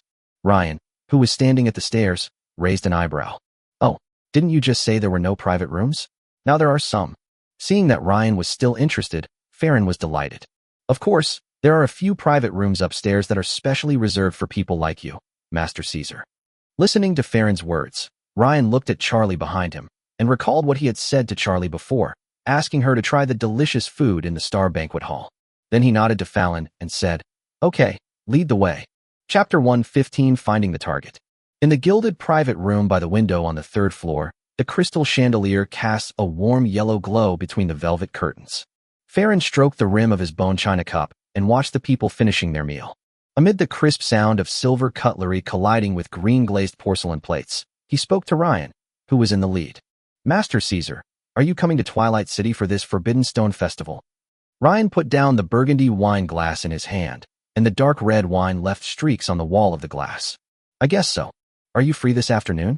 I, Farron, am in charge of the Forbidden Stone field this time, so I can take you there. If there are any forbidden stones you like, I can let you take 1 or 2 away in advance. This can be considered as my apology to you. After saying that, Farron picked up his wine glass and saluted Ryan. Seeing this, Ryan thought for a moment and agreed, clinking his glass with Farron. The crystal glasses clinked together with a crisp sound. Okay, then I'll follow your arrangements. While Ryan and Farron were drinking, Ryan caught sight of Charlie launching a general attack on the snow crabs. Charlie's ears stood straight up. Obviously, she was enjoying the food very much. Ryan smiled slightly as he watched Charlie opening her mouth, nonstop to eat the seafood on the table. Fallon, go prepare some more seafood. Listening to Ryan's words, Farron also glanced at Charlie and immediately smiled and nodded. Okay. Then he called the waiter and gave instructions again. Charlie looked at the two of them slowing down their movements, her face slightly red, and she was obviously a little embarrassed. I'm sorry, Master Caesar. I lost my composure a little. After the little cat girl finished speaking, she quickly wiped her mouth with the napkin on the table. Hearing this, Ryan waved his hand indifferently. What's the big deal? The most important thing is to enjoy the food yourself. What's the point of talking about etiquette? I'm even more unbridled than you when I'm eating at home. Charlie, you don't need to worry about it. After hearing what Ryan said, Charlie felt relieved. Soon, waiters came in one after another, holding silver gilt trays. The newly grilled blue lobster is still sizzling with the aroma of butter. Charlie's amber pupils instantly dilated, and she straightened her rose-patterned napkin with forced dignity. Looking at the delicious food on the table, I continued to eat. Ryan and Farron continued to chat about the Forbidden Stone Festival. Master Caesar, you are aware that the relationship between our empire and the Rose Kingdom has always been good, and Twilight City often purchases demi-humans from some of the Rose Kingdom's lords. Therefore, this Forbidden Stone Festival is attended not only by the nobles of the empire, but also by some lords of the Rose Kingdom. Listening to Farron's words, Ryan thought of things about the Rose Kingdom. The Rose Kingdom and the empire border each other, and the relationship between the two sides is very good. There has been no conflict in nearly 100 years. The leader of the Rose Kingdom is a queen, and most of the lords of high status in the kingdom are women. Therefore, it is essentially a country where women's rights are supreme. And Farron continued to speak to Ryan. Master Caesar, the reason so many lords came this time is because we discovered a Forbidden Stone King in Twilight City. That Forbidden Stone King is not only enormous, but even the characteristics of the Forbidden Stone cannot conceal the precious light within. All the stone appraisers in Twilight City have given extremely high praise to that Forbidden Stone. Farron's words made Ryan raise his eyebrows. Obviously, he was interested in Farron's words. Forbidden Stone King. As Charlie stopped what she was doing, Ryan stood up and wiped the little cat girl's mouth with a napkin. Are you full? Ryan's actions made the little cat girl blush, and she nodded and spoke. Cat is full. Then let's go and take a look at the Forbidden Stone field with Fallon. Suddenly Ryan thought of something and looked at Lucifer beside him. Lucifer, pack some delicious food and bring it back to the hotel later. Don't let my little wolf get hungry. Yes, master. Then, several people followed Farron out of the Star Banquet Hall and headed towards the Forbidden Stone field in the north outside Twilight City. The Forbidden Stone Quarry outside Twilight City. The environment of the Forbidden Stone field is not luxurious, but rather simple. It was just like the coal mine on Blue Star, and there were a large number of knights guarding outside the Forbidden Stone field, fearing that any accidents might happen there.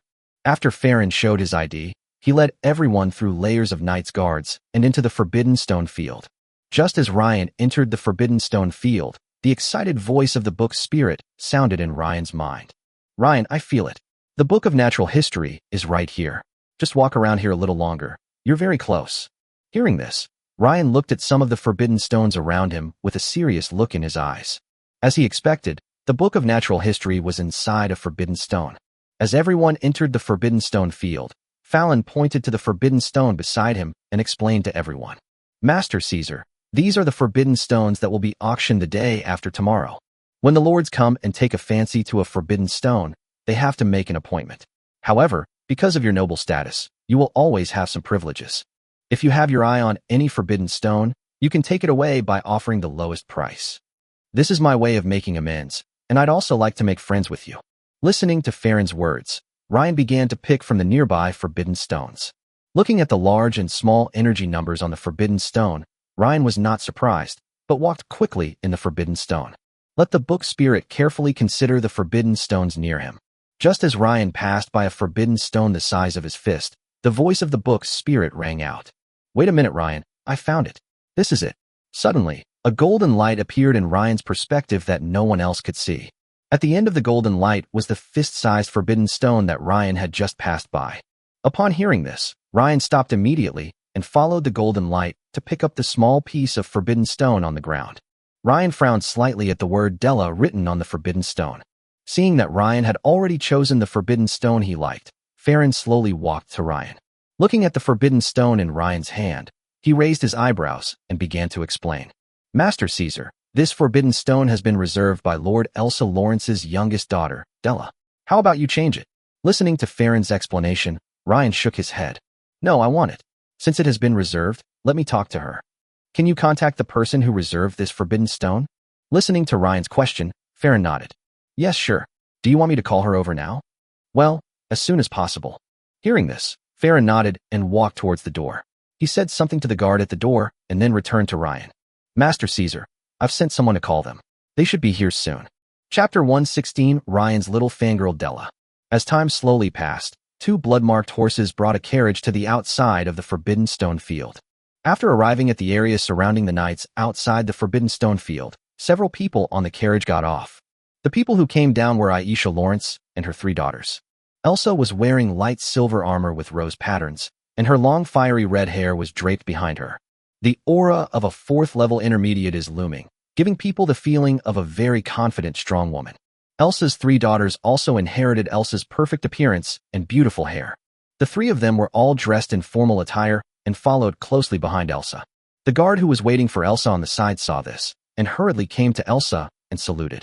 Good afternoon, Lord Aisha. Please follow me. Lord Farron is waiting for you in the Forbidden Stone field. Hearing this, Elsa nodded and signaled the guards to take them in. Walking on the road, Aisha asked the guard leading the way, What does Viscount Farron want from me? The guard leading the way slowed down his pace, and then spoke. A friend of Lord Farron has taken a fancy to the Forbidden Stone that Miss Della had reserved before, and he hopes to discuss it with you to exchange it. Listening to the guard's words, Aisha nodded. Soon, the guards led Aisha and the other 2 through the Knight's Guard lair and entered the Forbidden Stone field. While Farron was communicating with Ryan inside the Forbidden Stone field, he saw several people introducing themselves to Ryan. Master Caesar, the leader among them is Elsa Lawrence, the 2nd-class Lord of the Rose Kingdom. Following her are her 3 daughters. The one on the far right is Miss Della. As the guards brought Aisha and others to Fallon, Fallon nodded to Aisha.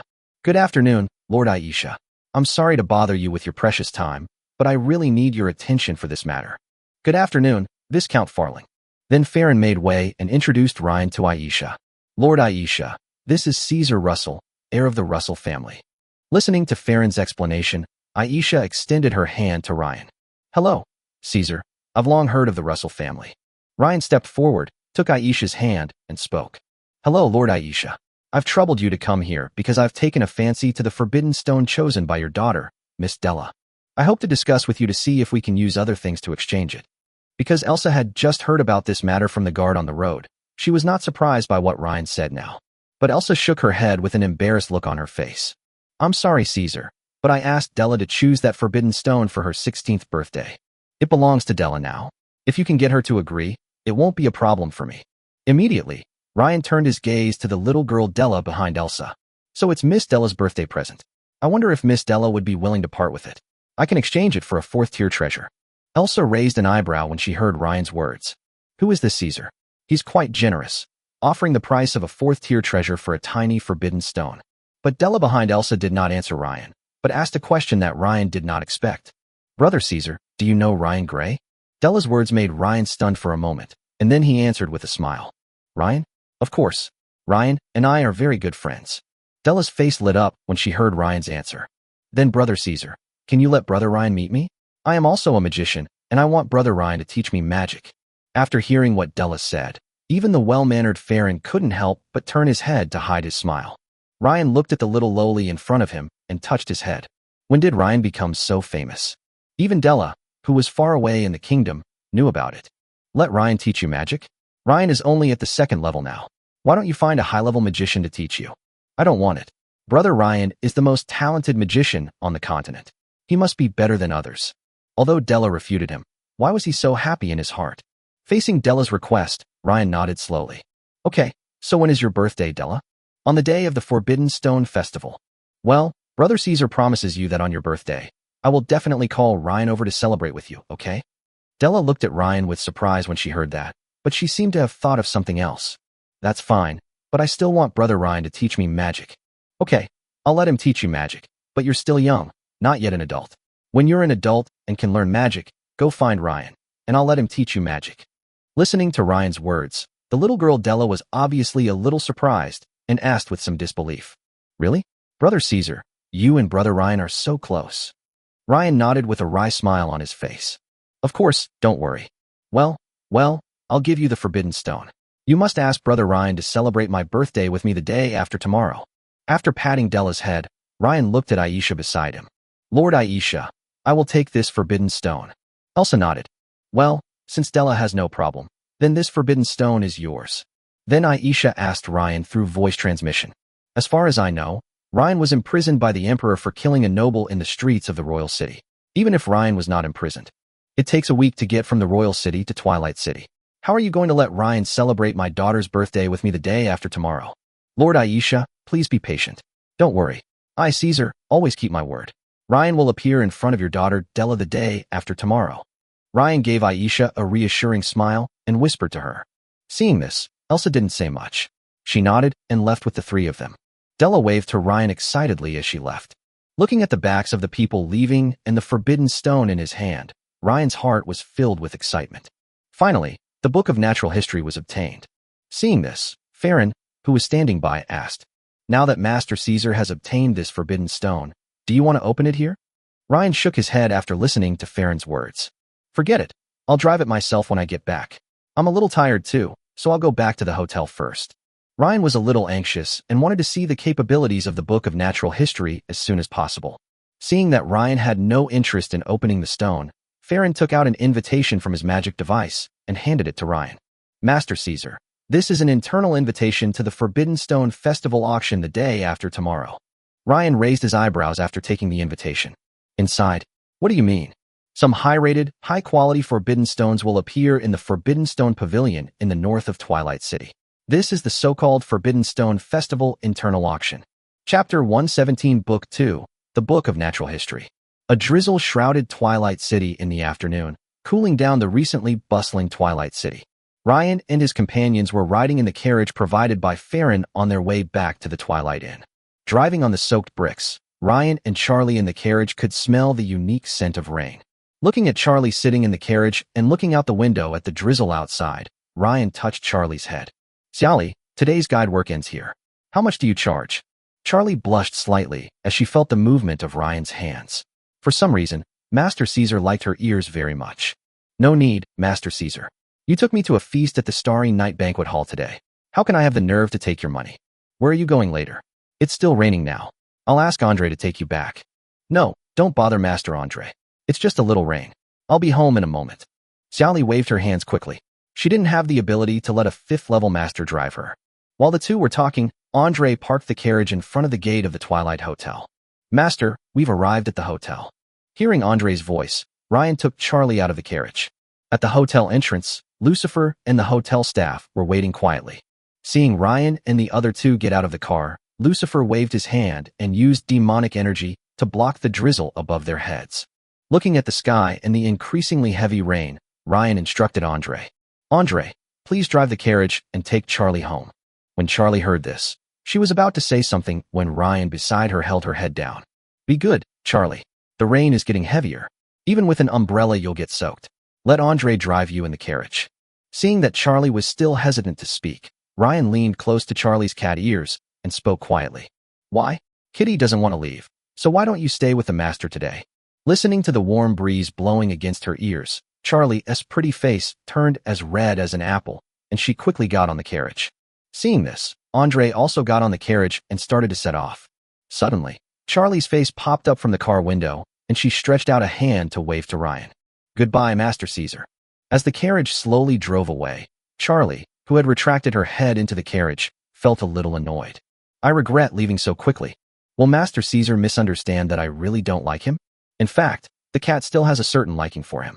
It wouldn't be impossible if that person was young Master Caesar. As a young girl, Charlie is very imaginative. After thinking for a while, the little cat girl nodded. Well, then let's go find Master Caesar tomorrow. After all, there are still many places in Twilight City that we haven't taken Master Caesar to.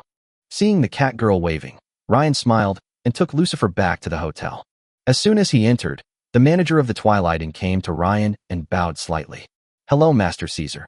Do you need me to prepare dinner for you? This person was the one who watched Ryan teach the two Wincy sisters a lesson on the second floor today, so he was very respectful to Ryan. Ryan shook his head. No, I have something to do tonight. If it's not something important, don't bother me. The store manager smiled and agreed readily. Okay, I'll talk to the hotel staff. Have a wonderful evening. The manager then gathered the hotel staff and warned everyone about what Ryan had just said. Soon, Ryan went up to the third floor and returned to his room. As soon as he returned to his room, he saw Sayori and Mia sitting on Ryan's bed, neatly dressed. When Mia saw Ryan coming back, she quickly got up from the bed and came to Ryan's side. She grabbed her skirt and saluted Ryan. Master, you are back. Lucifer, who was following behind Ryan, was about to leave when he saw this, but was stopped by Ryan. Lucifer, what are you going to do? Lucifer smiled slightly. Master, don't you want to taste Mia? It's not good for me to be here. Hearing this, Ryan curled his lips, took off his shoes, and walked into the room. I have some important matters tonight. You will come to my room and protect me. Mia will also come with Lucifer. Ryan had just obtained the Book of Natural History, so he must deal with the Book of Natural History first. Let's put Mia's matter aside for now. After all, improving strength is the most important thing. After touching Mia's wolf ears, he walked into his room and closed the door. Seeing this, Lucifer sat on a chair nearby and began to protect Ryan. In the room, as soon as Ryan took out the forbidden stone he had obtained in the afternoon, the book's spirit appeared in the room. The two looked at each other, and finally the shameless Ryan won, and the book's spirit avoided Ryan's gaze. Open quickly, what are you looking at me doing? Then Ryan concentrated his magic power and began to use it to cut the forbidden stone. Ryan cut very carefully and slowly, fearing that it would affect the Book of Natural History. After an hour of cutting, Ryan finally cut the forbidden stone open, revealing what was inside. A small book. It is extremely similar to the Book of Arts that Ryan had on his neck, but there are subtle differences. Looking at the small book in his hand, Ryan looked at the book spirit, or inject magic into it. Upon hearing this, the book spirit pointed at the Book of Natural History in Ryan's hand through the air, and a golden light shot out from the book spirit's fingertips and shot towards the Book of Natural History. When the golden light hit the Book of Natural History, it was like entering a bottomless pit and was instantly swallowed up by the Book of Natural History. After absorbing the golden light, the originally dim Book of Natural History gradually floated up and unfolded its pages. The next moment, it rushed directly into Ryan's mind. Ryan fainted again, just like before. Seeing this, the book spirit straightened the unconscious Ryan on the bed and slowly disappeared. In Ryan's mind, looking at another large classical book next to the Book of Arts, Ryan smiled slightly, as if he was a little uncertain. Because the process of obtaining this Book of Natural History did not seem to be that difficult. Touching the Book of Natural History, Ryan felt relieved. A Book of Natural History records the abilities, hidden abilities, and usage methods of all items on the Soltis continent from ancient times to the present. It can be called the encyclopedia of the Soltis continent. And the most important thing is that the Book of Natural History has an incredible ability. Convert. By giving treasures to the Book of Curator, you can obtain source points, and you can also exchange source points for treasures in the Book of Curator. But this conversion ability can only be used once a month. This gives Ryan a lot of room to maneuver. After all, low-level treasures are easy to find, but high-level treasures are rare. He can collect low-level treasures to exchange for high-level treasures. And the Book of Natural History has another ability. That is, you can exchange information about a treasure by consuming source points, and you can find that treasure through the information. However, unlike the Book of Arts, although the Book of Natural History was activated, it did not reward him with world-class skills like the Book of Arts did. But Ryan was not discouraged. After all, the power of the Book of Natural History was already incredible enough. Chapter 118 Mia, do you want to become stronger? Watching Ryan flipping through the Book of Natural History, the book spirit that returned to Ryan's mind took out a bottle of liquid. It turned out to be the half bottle of Lingjing Yuya that was left. Ryan, this is your half bottle of Lingjing Yuya. It's for you. Upon hearing this, Ryan stopped flipping through the book of natural history and raised his eyebrows as he looked at the spiritual purification moon liquid handed to him by the book spirit. Spiritual purifying moon liquid? Suddenly, the book of natural history in front of Ryan sent him a longing thought. She obviously hoped that Ryan would give her the Lingjinjiu liquid in his hand. Immediately, Ryan looked at Shu Ling and raised his eyebrows. You expected this, didn't you? Upon hearing this, Shu Ling immediately acted like a little woman who had been wronged. It also uses bursts of energy to simulate falling snowflakes. Oh, how dare I, Master? Please don't slander me. Master, don't you want to see what the Book of Natural History's spirit looks like? Also, now that the Book of Natural History has a book spirit, you don't need to bother asking the Book of Natural History. Why not just ask the book spirit directly? Isn't this all for you, young master? Hearing the words in the tea-flavored Shu Ling tea, Ryan curled his lips and rolled his eyes at her. Then he opened the jade bottle in his hand and poured the pure moon liquid into the book of museum. The moment the pure moon liquid emerged from the bottle, Ryan instantly noticed that the temperature around him had dropped significantly. The white spiritual and pure moon liquid was sprinkled on the book of natural history and was absorbed instantly. As the spiritual and pure moon liquid was absorbed, the blue light on the book of natural history became brighter and brighter. The words recorded in the book of natural history are like awakened fireflies, constantly emitting light on the pages. Soon, all the Lingjinyu liquid in the jade bottle in Ryan's hand was consumed. And the book of natural history also sealed his own book. As the book of natural history closed, Ryan turned his gaze to the book spirit. Now that we've found the second book, isn't it time to fulfill our promise, little book spirit? Upon hearing this, Shu Ling was stunned and began to stutter. Where is that? We agreed to find the book of humanity. This doesn't count. The next moment, the book spirit turned into a small puppet and hid behind the book of arts. Seeing this, Ryan rolled his eyes at her and left the spiritual world. After getting up from the bed, Ryan smiled slightly at his lying state. Then he got up from the velvet bed, opened the door, and walked out. It was already nighttime. The heavy rain still didn't stop, pouring down on Twilight City, accompanied by thunder from time to time. In the quiet living room, the crackling sound of burning wood in the fireplace and the sound of raindrops hitting the glass outside the window are intertwined. Seeing Ryan's door open, the three people who were guarding Ryan in the living room looked over. Lucifer stood up from his chair, his pale face warmed by the flames in the fireplace, and asked Ryan, Master, I just heard that the hotel kitchen has newly received silver-scaled fish from the northern icy lake. Do you need me to prepare dinner for you? Ryan nodded. Silver-scaled fish? Then ask the kitchen to prepare some more. We can eat in the room later. Soon, Lucifer came into the living room with several hotel waiters pushing a few dining carts. Mia's sense of smell was extremely sensitive. As soon as the food cart was pushed into the room, Mia and Ryan's arms sniffed a few times without leaving any trace. Seeing this, Ryan touched Mia's head and got up from the bed with her. Then, under Lucifer's arrangement, the waiters placed the delicacies covered with silver lids from the dining cart one by one on the table in the living room. As the waiters lifted the silver lids, the aroma of delicious food immediately filled the air and instantly spread throughout the room. The food on the dining cart was gradually placed on the table, and then the waiter pushed the empty dining cart out of the room. The aroma of butter and seafood on the table whetted Ryan's appetite. Then he invited a few people to start eating. As the last piece of fish fillet entered Mia's stomach, the dinner was over. After dinner, Ryan sat in a chair by the fireplace. The flame in the fireplace was just the right temperature, making Ryan feel warm all over. Then he looked at the heavy rain outside and Lucifer asking people to clear the table. Ryan couldn't help but feel a warm feeling in his heart. After a while, when Ryan felt that he was not so full anymore, he picked up Mia, who was still tidying up her tail, and slowly walked towards his room. Seeing this, Lucifer and Andre immediately stood up and walked towards their respective rooms. Mia's face turned slightly red. Obviously, she knew what was going to happen, and she stayed in Ryan's arms without moving. As Ryan's door closed, Ryan looked at Mia in his arms and suddenly thought of a very popular anime. Then Ryan spoke slowly. Mia, do you want to become stronger? Of course. Mia of course wants to become stronger. Then come and seize the future. The future? What's that? Let me tell you. The next morning, Ryan got up early and came to the first floor of the hotel, wanting to go out and find a local breakfast restaurant to try. As soon as I went out with Andre, I saw Charlie outside the hotel. Charlie obviously dressed up specially today, which made the already lively Charlie look even more youthful and lovely. A detective outfit and shorts fully show off Charlie's beautiful legs. There is a black cat tail behind the shorts swinging left and right.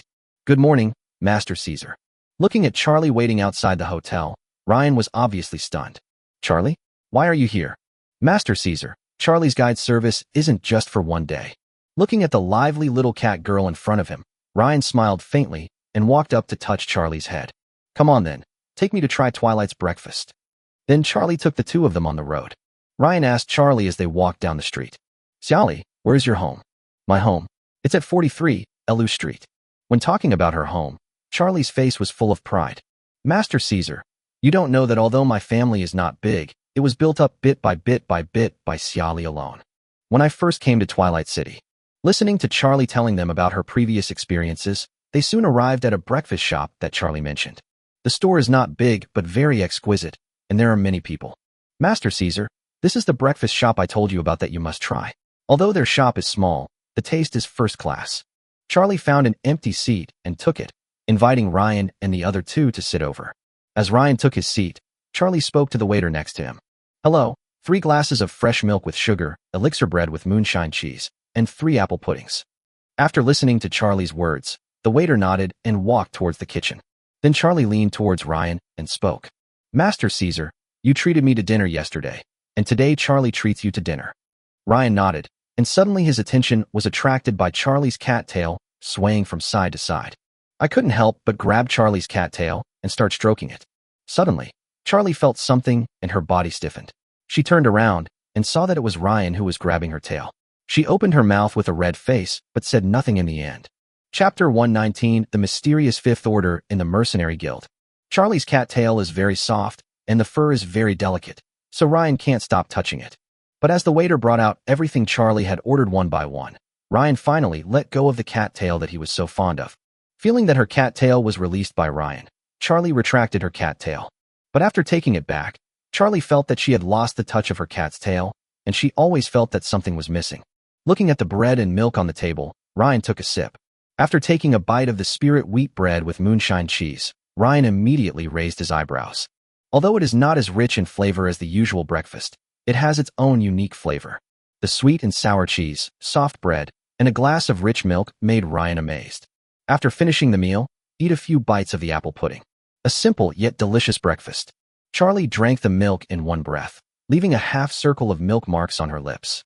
She looked at Ryan's satisfied expression after he finished eating, and her joy was beyond words. Master Caesar, I'm right, their food is delicious. Looking at the milk stain on Charlie's mouth, Ryan picked up the napkin on the table and wiped it for Charlie. It's delicious. The cat Charlie enjoyed Ryan's mouth-wiping service and even moved her body closer to Ryan. But Andre, who was standing by, felt his stomach was just 10% full and touched his head, but he watched Ryan and Charlie's actions without saying a word to disturb them. Although Andre didn't say anything, Ryan was still keenly aware of Andre's condition. After putting down the napkin in his hand, Ryan touched Charlie's head. It's delicious, but the portion is a bit small. Let's go later. I'll order a few more for Andre. Master Caesar, we've already agreed that Charlie will pay for it this time. Let Charlie order. Okay, if you pay for it, Andre will bankrupt you. Let me do it. Then Ryan called the waiter over. Waiter, give us 10 more of what we just ordered.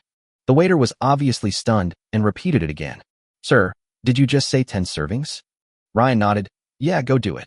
After receiving Ryan's affirmative answer, the waiter nodded and quickly went to notify the kitchen. Soon, 2 waiters brought the food Ryan had just ordered to Ryan's table. Andre grinned at this. Thank you, young master. After saying that, he started to eat. Andre quickly ate all 10 servings of food, then wiped his mouth. Master, I'm full.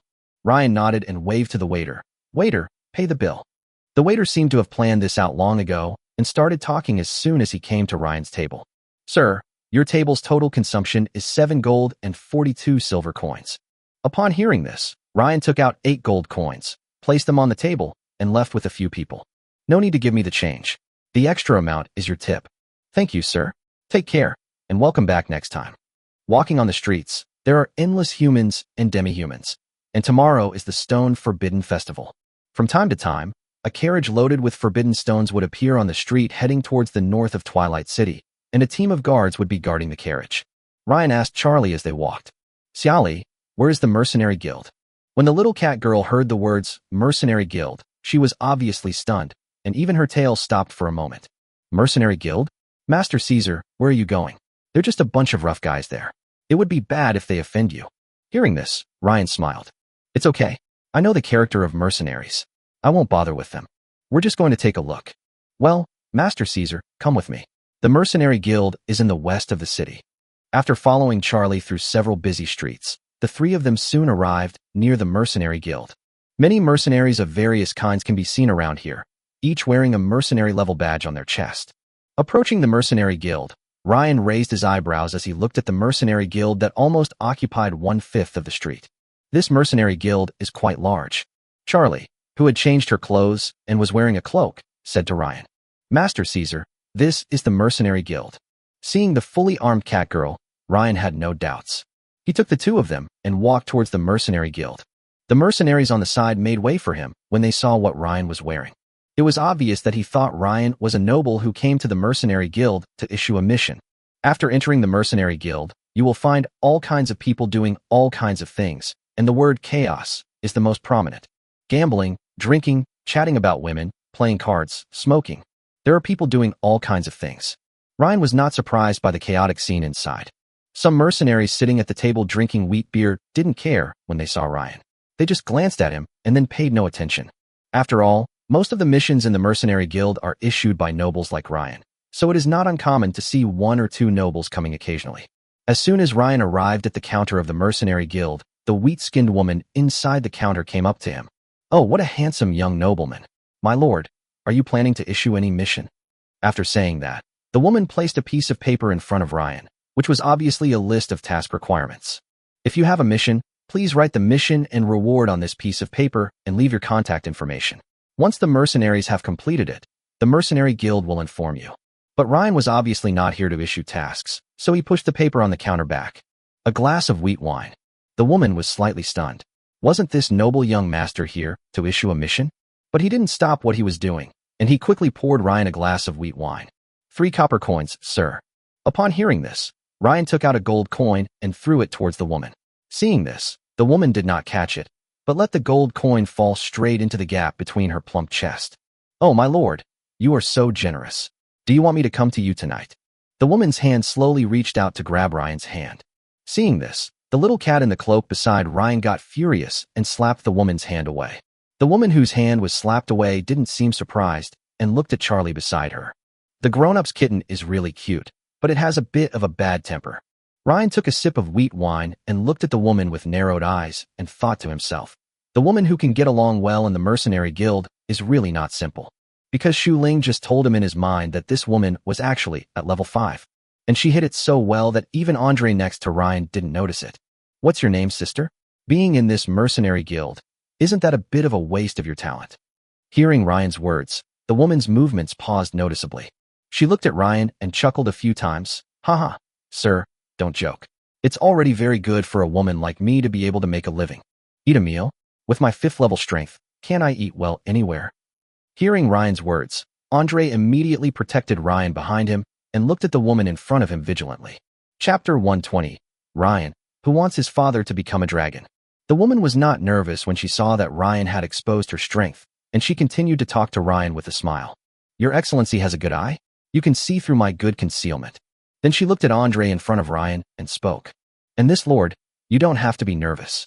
I have no ill will towards you. Ryan basically believed what the woman said, because if it weren't for the book Spirit's reminder, Ryan might really treat her as an ordinary woman. Looking at the little kitten who looked a little dazed, Ryan walked over and touched Charlie's head to comfort her. Then he walked out from behind Andre and sat on the stool in front of the counter. Andre followed closely behind, standing behind Ryan and staring at the woman. If a woman dares to attack, he can stop her immediately. Ryan picked up the wheat beer on the counter and drank it while speaking. What's your name? The woman thought for a moment and spoke slowly. Tali Payne. Hearing this, Ryan drank the wheat wine in his hand in one gulp. The slightly bitter, cold wine ran down his throat. Ah, that feels good. Tali, being a bartender in the Mercenary Guild is a bit of a waste of your talent. Would you like to work with me? After hearing Ryan's straightforward words, Tali was stunned for a moment and smiled coquettishly. Tali's chest swayed, making Ryan a little dizzy. Haha, your Excellency is so direct, but I'm sorry, I might disappoint you. Listening to Tully's words, Ryan pushed the wine glass in front of Tully, motioning for her to have another drink, and then continued. You can't be so absolute. To borrow a friend's words, everything has its price. So, if I want you, Tully, to assist me, there must be a price as well. Tully took the glass from Ryan and filled another one and put it on the counter. Are you referring to the Morris family? It seems your identity is not simple. Perhaps sensing Ryan's noble status, Tully was silent for a while before speaking. If you really want to recruit me, how about a meeting at the Rose Tavern at 7 tonight? Ryan was delighted to hear that Tully no longer refused. He raised the wheat beer in his hand and drank it all in one gulp, then turned the empty oak glass upside down to indicate that he had finished it. Okay, then see you tonight at 7 o'clock. Seeing that the matter was settled, Ryan took Charlie and Andre to stroll around the Mercenary Union for a while and then left. As soon as he walked out of the Mercenary Union, the book spirit informed Ryan. Ryan, the spirit of the Book of Natural History is about to awaken. Ryan nodded to show that he understood, then smiled at Charlie, who was still a little scared. Charlie, what's wrong? Are you still scared? Hearing this, Xiali nodded towards Ryan. Well, I didn't expect that she was actually a 5th level master. Xiali even patted her hand before. Yeah, why did you slap Tully's hand? Were you jealous? Could it be that the little kitten has fallen in love with me? Ryan patted Charlie's head and joked. But this time, although Charlie's face turned red, she did not refute. Charlie raised her head slightly and looked at Ryan, with a hint of avoidance in her eyes. Then Master Caesar, does he like Charlie? Looking at Charlie's appearance, Ryan immediately lowered his head and kissed her. The little cat girl who was kissed was stunned on the spot. Her hands froze, not knowing whether she should push Ryan away, but in the end, Charlie did not push Ryan away. After a long time, the two slowly separated. Looking at Charlie's confused eyes, Ryan spoke. Now you know the answer? Kitten. Yeah. Charlie's cat tail wagged very quickly, and it was obvious that she was very happy inside. Let's go back to the hotel and rest for a while in the afternoon. I still have some important work to do in the evening. Afterwards, Ryan and his group walked and played for a while before returning to the Twilight Hotel. As soon as they entered the house, the little wolf Mia jumped into Ryan's arms. Master, you are back. Well, be good. Go play with Charlie for a while. The master has something to do. Ryan touched Mia's head and took her off his body and placed her next to Charlie. As a fellow demi-human, Mia doesn't dislike Charlie. Soon the two of them were walking and chatting, talking and laughing. Xiali, let me tell you last night. Then Ryan instructed Andre and Lucifer to protect him and walked into the room. After lying down on the bed and assuming a comfortable position, Ryan's mind entered his own spiritual world. In the spiritual world, Ryan and the book spirit were waiting together in front of the Book of Natural History for the book spirit to appear. The spirit of the Book of Natural History did not let the two wait for long. Half an hour later, the Book of Natural History opened its pages again. At the same time, a petite figure appeared in front of the two. The spirit of the Book of Natural History is like a doll, small and exquisite, with white hair and red pupils, just like a vampire aristocrat. She was wearing a black Lolita dress and saluted Ryan when she saw him. Hello, my master. I am the spirit of the Book of Natural History. Hello, Shu. Ryan paused before he finished speaking. You can't call both of them Shu Ling. How will you tell them apart then? Then Ryan looked at the two book spirits beside him. I can't call both of you Shu Ling, right? How about you come up with your own names? The two book spirits nodded in agreement upon hearing this, and both lowered their heads to think about their own names. Because it concerned their future names, both of them thought about it for a long time. After a while, the Book of Natural History seemed to have figured it out and pulled her skirt to bow slightly to Ryan. If it's okay with you, Master, please call me Isa. Ryan nodded. Okay, Isa. Then the two of them turned their gazes towards the spirit of the Book of Arts. Seeing her conflicted look, Ryan spoke slowly. How about? I can just call you Shu Ling. I'm used to it. As soon as Ryan finished speaking, Shu Ling nodded to Ryan and said, well, I think it's okay. When Isa saw that Ryan and Shu Ling had reached an agreement, she spoke to Ryan. Master, the energy of the spiritual purification moon liquid is very sufficient. Not only did it wake me up, but there is still a lot left. Do you think you can exchange the remaining energy for something else? Ryan raised an eyebrow. What level can I change it to? The highest level is level 6. Any 6th level treasure? Ryan raised his eyebrows. Seeing Isa nod, Ryan suddenly grinned. The next moment, he picked up Isa and spun her around a few times. That's great, Isa. You really are my little darling. Isa, who was flying in the sky, was slightly stunned and then asked Ryan. It seems that you, Master, are in dire need of a 6th level treasure? Ryan put Isa down and shook his head. No, Isa, not me, but my father Ford. I once heard my father say that if he had the 6th level treasure, the blazing sky blood refining fruit, he would have a very high chance of breaking the restrictions of the breathing method and advancing to the 7th level. If my father were to advance to the 7th rank, I'd like to see who on the Soltis continent would dare to touch me. After saying this, Ryan's eyes were full of fantasies about the future. The book spirit at the side looked at Ryan, who was looking forward to his father becoming Jackie Chan, and smiled helplessly. Chapter 121 Flame Chalcedony Jade Box. ISA, please exchange it for the blazing blood refining fruit for me. Hearing Ryan's words, ISA waved her hand gently, and the pages of the Book of Natural History began to unfold. The page finally stopped at a page that recorded a fruit with a very strange shape. The blazing blood refining fruit was not very big, only about the size of Ryan's fist, and there were many curved spirals on it. Coupled with its fiery red appearance, it really looks like a ball of fire when viewed from a distance. Looking at the pattern of the blazing blood refining fruit on the page, ISA began to explain. The blazing blood refining fruit only has a very small chance of being produced in a place where a seraph has fallen, so it is extremely rare. It is also the most useful treasure for night warriors in refining their fighting spirit. Your father was right when he said that this blazing blood refining fruit could help him break through. And just as ISA was explaining to Ryan, on the Book of Natural History, a fruit exactly the same as the one in the book slowly appeared above the pattern of the blazing blood refining fruit. Then ISA waved her hand, and the blazing blood refining fruit flew in front of Ryan. When the blazing blood refining fruit came in front of Ryan, Ryan immediately felt the heat coming towards him, and even his lips became dry and chapped. Master, the best way to preserve this blazing sky blood refining fruit is to use a box made of flame jade. This can greatly delay the loss of its medicinal properties. If you use an ordinary jade box, it will be melted by the blazing blood refining fruit in an hour and will not be of any use at all. Upon hearing this, Ryan frowned slightly.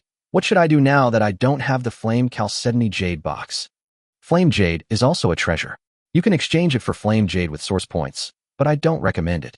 Because the Fire Chalcedony I exchanged for in the Book of Natural History is in mineral form, processing it into a Fire Chalcedony box with a storage function requires multiple steps, which I don't know how to do. You can let me keep it first. If you keep it in the Book of Natural History, the medicinal effect will not be lost at all. This way you will have plenty of time to search the outside world for the Fire Chalcedony Jade box or someone who can process Fire Chalcedony. Ryan nodded, handed the blazing blood refining fruit in his hand to ISA, said a few words to the two of them, and then left the spiritual world. In the room, Ryan, who was lying on the bed, opened his eyes, quickly stood up, and pushed open the door. In the living room, Charlie and Mia were chatting quietly on the sofa. Lucifer closed his eyes and rested, while Andre was wiping his giant sword. Andre, Charlie, come out with me for a while. Lucifer, you and Mia stay at home. As if they could see Ryan's anxiety, they cleaned up quickly. In a few minutes, Ryan took the two of them downstairs from the hotel. Walking up the stairs of the hotel, Ryan asked Charlie while holding the gilded handrail of the stairs. Xiali, do you know where I can buy the Fire Chalcedony Jade box in Twilight City? Fire Chalcedony Jade box. Then the little cat girl lowered her head and began to think. After a while, Charlie thought of something. I heard that a few months ago, someone opened a large piece of Fire Chalcedony at the Forbidden Stone Casino. If you're looking for the Fire Chalcedony Jade box, you should be able to find it at the Forbidden Stone Casino. Ryan nodded and turned to give Andre instructions. Andre, go find our carriage. We are in a hurry this time. Hearing this, Andre nodded and quickly walked down the stairs and headed towards the back of the hotel. Not long after Ryan and Charlie arrived at the hotel entrance, Andre slowly drove out from behind the hotel in a carriage. After Ryan took Charlie into the car, Charlie began to give Andre directions. Master Andre, please walk east along this street. Soon, Andre parked the carriage at a luxurious store according to Charlie's instructions. After getting off the bus, Ryan threw a gold coin to the waiter beside him. Take care of my horse. The waiter immediately understood and pulled the carriage aside. Ryan turned around and took the two of them into the Forbidden Stone Casino. Jinshur Casino is called a casino, but it is not a place for gambling with money, but for gambling with stones. As soon as they came in, they saw many noble young men choosing their favorite forbidden stones inside. There is also a machine working on cutting forbidden stones on the side. The service manager of the casino next to him narrowed his eyes when he saw Ryan's appearance, and then walked behind the counter to look for something. Soon, he found Ryan's portrait among a pile of portraits. Caesar Russell. The supervisor's eyes suddenly became stern. That Caesar whom Farron respected so much. He hurried forward to greet Ryan. Master Caesar, good afternoon. Are you here at the casino looking to play Forbidden Stone? Our boss said that as long as you you can get a 50% discount on everything. You can play as much as you want. If you win, it's yours, and if you lose, it's the casino's. Ryan shook his head and did not take the gold card handed to him by the supervisor. Let's talk later. I heard that you guys opened a large piece of fire jade some time ago. Is that true? The supervisor nodded and said, yes, 3 months ago, someone dug up a large piece of fire jade and sold it to our casino. Then the supervisor had a wry smile on his face. Master Caesar, you want that piece of fire chalcedony? But our casino has already processed it. When Ryan heard the word processing, a hint of surprise appeared in his eyes. No problem, I just want to get a few fire chalcedony jade boxes, not a whole piece of fire chalcedony. The supervisor immediately breathed a sigh of relief and relaxed. Pyrochalcedony jade box. Yes, I have this one. You can have as many as you want. The supervisor then led Ryan and the others upstairs. The Geneshire Casino is the gambling area, the second floor is the trading area, and the third floor is the casino's treasure pavilion. Arriving at the third floor of the casino, the supervisor took Ryan and a few others to sit on the sofa nearby. After pouring a cup of tea for Ryan, he spoke. Master Caesar, please wait a moment. I will get the flame chalcedony jade box for you. After saying that, he walked towards the depths of the third floor where the guards were guarding. Soon, the supervisor came out from inside. He was carrying a few boxes in his hands. After coming to Ryan, he placed the box in front of Ryan. Master Caesar, this is the fire chalcedony jade box you requested. It was newly processed a month ago and is guaranteed to be new. Ryan unfastened the iron clasp of the box and opened it. Inside was a square crimson jade box, just the right size to hold the blazing blood refining fruit he had obtained before. And if you look closely, you can see that there is a strong fiery red energy flowing on this chalcedony jade box. After talking with ISA in her heart, ISA also said that this chalcedony jade box was a new product that had just been produced, and the supervisor did not lie. Then, Ryan closed the box and looked at the supervisor beside him. Yes, that's right. How many gold coins does this jade box cost? A jade box is 2,400 gold coins. If you want it, just give 2,000. Ryan took out a copper card worth 50,000 gold coins and placed it on the table before speaking. How many do you have left? Give me 25. Chapter 122 Holy Light Purification. Looking at the copper card on the table, the supervisor was delighted. Big business. 25? No problem. Master Caesar, please wait a moment. Then he called the guard beside him to follow him, turned around, and walked into the depths of the third floor. After a while, the supervisor came out with several guards holding several boxes in their hands. After placing the boxes in the guards' hands one by one in front of Ryan's desk, the supervisor spoke slowly. Master Caesar, can I help you open it? After Ryan agreed, the supervisor opened the boxes one by one, and the fire chalcedony jade box inside appeared in Ryan's eyes. For a moment, the light on the third floor was slightly brighter than the jade box of flame chalcedony. Seeing that ISA had no questions, Ryan waved his hand, and the open box on the table closed instantly and then locked it. Pick up the copper card on the table and hand it to the supervisor. Well, I'm very satisfied with the things. Here. The supervisor smiled slightly as he took the card from Ryan. As long as you're satisfied, my boss has long told me that you, Master Caesar, are generous, and now I see that your reputation is well-deserved. After putting the jade box on the table into his magic ring, Ryan got up from the sofa. The supervisor followed behind Ryan and handed over the gold card he had just used to enter. Master Caesar, how about going to the first floor to play? This is your VIP card. From now on, whenever you come, you can get a 50% discount on everything you play with Forbidden Stone. After taking the gold card from the supervisor, Ryan shook his head. No, I have something else to do today. I'll have more fun next time I come.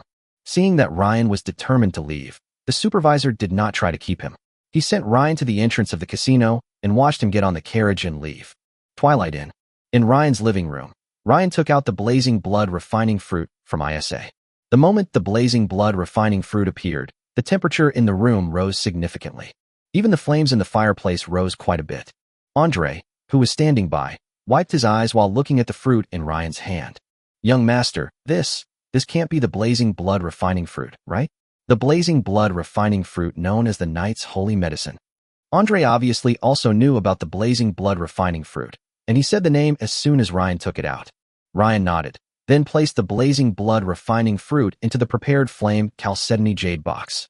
After the blazing blood refining fruit was placed into the jade box, the temperature in the room began to drop slightly. Looking at Andre's shocked expression, Ryan put down the jade box in his hand. Why?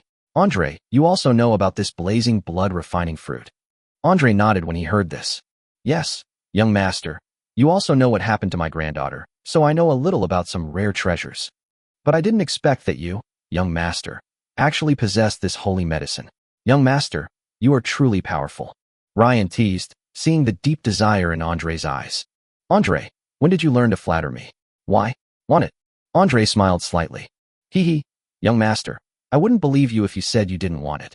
That's the holy medicine for knights. It's so precious. It's considered a lot to have 3 plants on the mainland now. Not only can it break through the limits, but it can also add 10 years to your lifespan out of thin air. Rejuvenation is no longer a luxury. After all, this thing can definitely create a 7th level person. Seeing Andre's excitement, Ryan waved his hand. All right, it's still level 7. You haven't even reached level 6 yet. When you reach level 6, I'll get you one too. Hearing this, Andre was as excited as if he had been injected with chicken blood. Is it true, young master? Then I will go practice now. Seeing Andre going to practice excitedly, Ryan did not stop him. He turned around and looked at Lucifer seriously. Lucifer, if you go at full speed, how many days will it take you to reach the royal city? Lucifer lowered his head and thought for a moment before speaking. If your magic power is always at its maximum, it will take at least 3 days, and at most 4 days. Don't worry about the safety of this treasure. I can use special means to store it in the Dark Realm. No one can get it without the permission of my Dark Realm master. Upon hearing this, Ryan nodded and handed the Chalcedony jade box in his hand to Lucifer. Okay, then you should go now and make sure to deliver it to my father or Uncle Qiao personally. After Lucifer took the jade box, demonic energy surged in his hands, and the next moment the jade box was integrated into Lucifer's body. Lucifer then bowed slightly to Ryan and disappeared. Then Ryan glanced at the schedule hanging on the wall. 5:22 p.m. It was still early for the 7 o'clock meeting with Tully. Then Ryan pressed the button in the room to call the hotel waiter. A few minutes after pressing the button, there was a knock on Ryan's door. Ryan waved his hand lightly, and the door opened by magic. The waiter walked in and bowed slightly to Ryan and asked, "What are your orders, Master Caesar? Please prepare dinner for 5 and bring it to the room."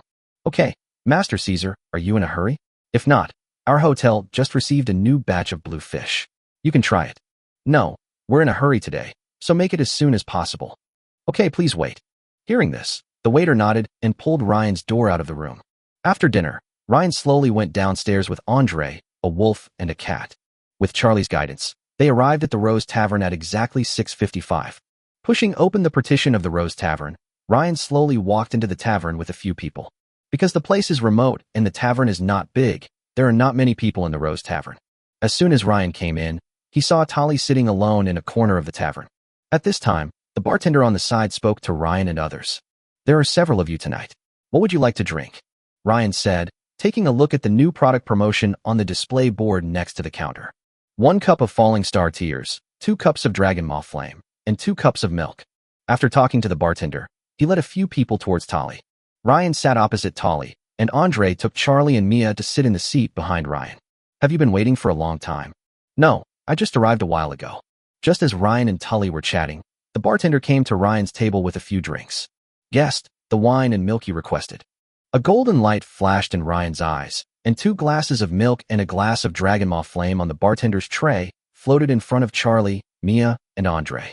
Ryan took the remaining cup of Dragon Maw Flame and Falling Star Tears with his hands. 1 cup was placed in front of him, and 1 cup was placed in front of Tully. Here, it's my treat. Haha, thank you very much, sir. Tully thanked him and took the Starfall Tears and took a few sips. My lord, are you confused as to why a rank 5 like me would be a bartender in a mercenary guild? Ryan nodded. Then Tully slowly began to explain. Sir, when I was out there a few years ago, I was invited by the people of the Wrathful Church to join them. But I didn't agree, so they planted a demon curse on me.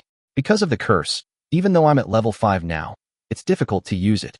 The president of the Mercenary Guild also wanted to recruit me a few months ago. I agreed, but the prerequisite was that the curse on me had to be lifted. So recently I've been looking for something to do in the Mercenary Guild.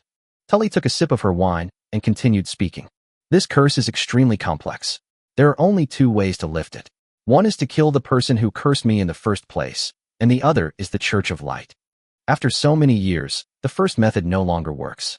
Now we can only rely on the Mercenary Guild President's approach to the Church of Light. But there is still no result. Ryan raised his eyebrows when he heard this. The Church of Light? What do you want the Church of Light to do? Holy light purification, but I don't know why those people in the church keep saying that the saint is in seclusion. Chapter 123, Removing the Curse. Facing Ryan's doubts, Tali spoke slowly. Holy light purification, but I don't know why those people in the church keep saying that the saint is practicing and has no time. There was a lot of dissatisfaction in Tuli's tone as she took a big sip of wine. It's been such a long time. I can't keep practicing all the time, right? Hearing what Tully said, Ryan spat out the liquor in his mouth. Puffed, cough, cough. The liquor sprayed all over the floor, attracting the attention of people drinking in the store. Seeing this, Ryan waved his hand and called the waiter. Excuse me, waiter, come and clean it up. Then Ryan looked at Tali, and the corners of his mouth were harder to suppress than AK. The Holy Light Church is really good people. This saint lost well. He picked up a 5th level for nothing. Looking at the smile on Ryan's face, Tali raised an eyebrow. Do you have any connections with the Church of Light? Can you help me resolve the curse in my body? I guess so. Hearing this, Tali's expression became more serious and she put down the wine glass in her hand. If you can truly help me resolve the curse within me, I, Tali, am willing to follow you. And I'm doing this for your own good. After all, you wouldn't want someone who only has the appearance of a 5th level person but doesn't have the strength of a 5th level person. Ryan drank the remaining liquor in the glass. The spicy liquor cut across Ryan's throat like a knife. Although it was painful, it also made people secretly say that it was refreshing. Putting down the empty wine glass in his hand, Ryan slowly stood up. Come on, follow me back to the hotel. When Andre and the other two saw Ryan stand up and put down the cups in their hands, they followed Ryan. Seeing this, Tali finished the wine in the glass and then followed Ryan. Returned to the Twilight Inn. Ryan sat on the couch and watched as Tully spoke. Tali, there were so many people outside just now, and it was hard for me to explain to you. You're a 5th level warrior. Logically, the Church of Light shouldn't ignore you, but they still don't care about you. Do you know why? Tully shook her head. Ryan suppressed his laughter and spoke slowly. Because the saint of the Church of Light has disappeared, I only got the news a while ago. It was the high priest of the Church of Light who told me personally. When she heard that the saint was missing, Tali's pupils shrank. The saint is missing, so who will remove the curse from her? Anxiously, he was about to say something to Ryan, but when he saw Ryan's calm expression, he immediately felt relieved. My lord, why are you telling me this? Could it be that you have kidnapped the saint? Otherwise, how can you remove the curse for me? Ryan added some firewood to the fireplace and smiled. If you mentioned other holy light magic, it would be a bit troublesome, but if you only mentioned holy light purification, then it's a coincidence. I just happen to know this magic. After he finished speaking, a milky white magical light appeared in Ryan's hand. Looking at the milky white magic in Ryan's hand, Tali was obviously stunned. Isn't holy light purification a secret of the church? This person actually. But Tali was obviously someone who had seen the world, and she covered her mouth and smiled to hide the surprise and delight in her eyes. Your Excellency is truly powerful. Now I'm beginning to suspect that you, Your Excellency, have kidnapped the saint. Then, Tali put away her lazy attitude and looked at Ryan with a serious look in her eyes. May I ask what your name is? Upon hearing this, Ryan looked at Tali in silence for a long time, then tore off the human skin mask on his face. In an instant, not only Tali was shocked, but even the little kitten and the little white wolf looked at Ryan's face in shock and stood there looking at the human skin mask in Ryan's hand. Ryan Gray. Ryan's voice interrupted the shock of several people. Ryan Gray? That magical genius who recently emerged from nowhere in the Empire? Tully closed her mouth, which was slightly open in surprise, and her eyes were full of excitement. It would be fine if the Gray family believed it. Then he half knelt on the ground and spoke. I, Tully Payne, have been poisoned by the curse within my body for a long time. If Ryan Gray can help me get rid of the curse, I, Tully Payne, am willing to follow Ryan Gray until death. May my sword cut through the thorns for you. May my shield protect you from disaster. And I will use my life to practice the honor and loyalty of a warrior. Ryan raised his right hand, and a stream of magic pulled up Tali, who was half kneeling on the ground. Tully Payne, I accept your loyalty. The oath was established, and a sacred and solemn atmosphere suddenly appeared in the room, but it disappeared in just a moment. Tully, let me see your curse. Tully immediately took off her top, put on her bra, and turned her back to Ryan. Looking at the hideous mark on Tali's back that seemed to be beating with life, Ryan narrowed his eyes. Andre, protect me. Yes, young master. Then a milky white magic appeared in Ryan's hand, and the next moment it slapped the mark on Tali's back. In an instant, the purification of holy light and the curse collided with each other, and Ryan could faintly hear a wailing sound from the curse. Meanwhile, Tully gritted her teeth, enduring immense pain. Seeing this, Andre quickly took out a piece of iron rod from his magic device and handed it to Tully's mouth for her to bite to prevent her from accidentally biting her tongue. The curse on Tully has existed for a very long time and has taken deep roots in her body. Therefore, Ryan had to increase the supply of magic power for holy light magic. And just as Ryan increased the magic supply, the mark on Tully's back suddenly came alive. Suddenly, a purple light flashed, and Ryan's consciousness directly came to a mental space. Opposite him was a hunchbacked old man wearing a cloak and leaning on a cane. However, because Ryan used magic to cover his face, the person opposite him could not see his appearance clearly. Holy light purification? The holy light purification of the Church of Light was actually learned by a man. Boy, no matter who you are, stop your holy light purification now, or I, the wrathful church, will hunt you down to the ends of the earth. Hearing the old man's threat, Ryan suddenly felt a little scared. What, my lord? You are actually a big shot in the Church of Rage. To be honest, I have longed for your religion. I wonder if you could induct me into it. After hearing what Ryan said, he couldn't do anything to the hunchbacked old man. Induct you into the religion? I'm not. You've been yearning for my religion for so long, and you're trying to remove the curse from my religion for this person? Are you kidding me? Oh my lord, how could a nobody like me know that this curse belongs to your religion? I will stop immediately. After hearing what Ryan said, the hunchbacked old man nodded in understanding. So that's how it is. It turns out that you don't recognize the curse I taught you.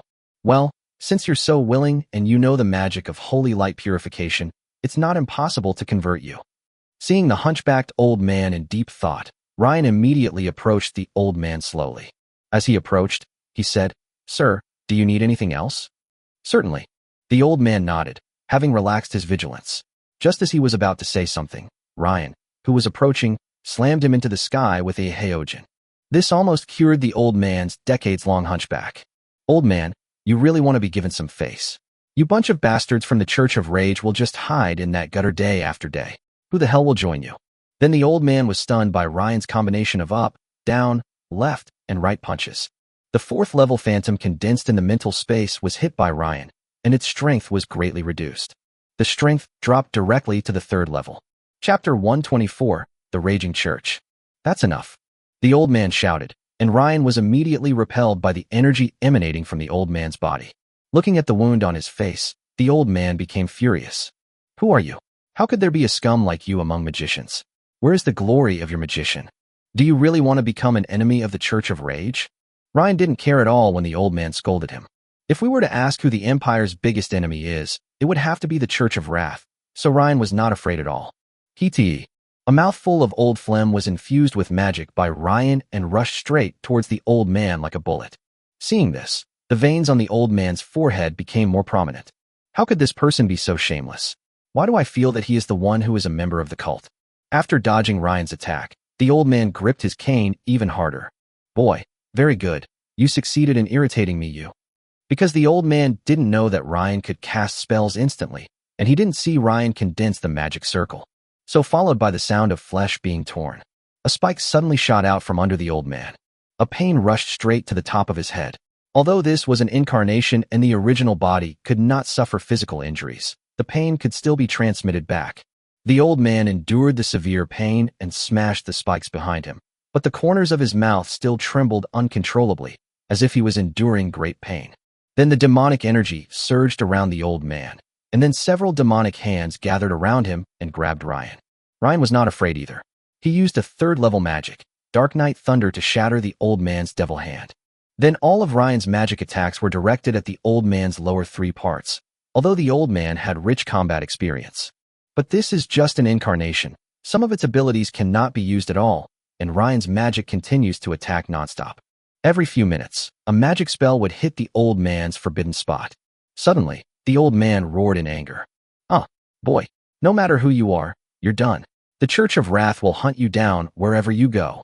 After making these harsh words, perhaps unable to endure Ryan's attack, the old man's shadow exploded. The main altar of the Church of Rage. A hunchbacked old man was curled up on the bed, shivering, holding his chin and lower body. He kept muttering, "You're finished, you're finished." Perhaps the pain transmitted from the phantom dissipated a little, and the old man slowly got up from the bed. As soon as he sat up, he felt another sharp pain between his buttocks, which made the old man tremble violently. Crack! The old man fell down again and twisted his waist. As the old man self-destructed, Ryan's consciousness returned to his body. Looking at the worried looks of Andre, Charlie, and Mia, Ryan waved his hand. Then increased the magic power supply for holy light purification towards the curse behind Tali. Perhaps the old man had given up the curse on Tali's back, so this time Tali's curse began to dissipate at a speed visible to the naked eye.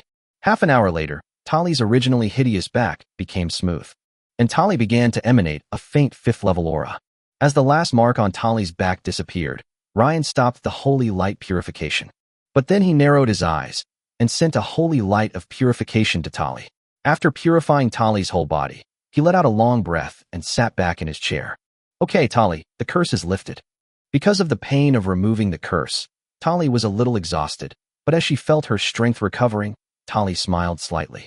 After taking the iron rod out of his mouth, he took the shirt handed to him by Charlie and put it on, then half knelt down in front of Ryan.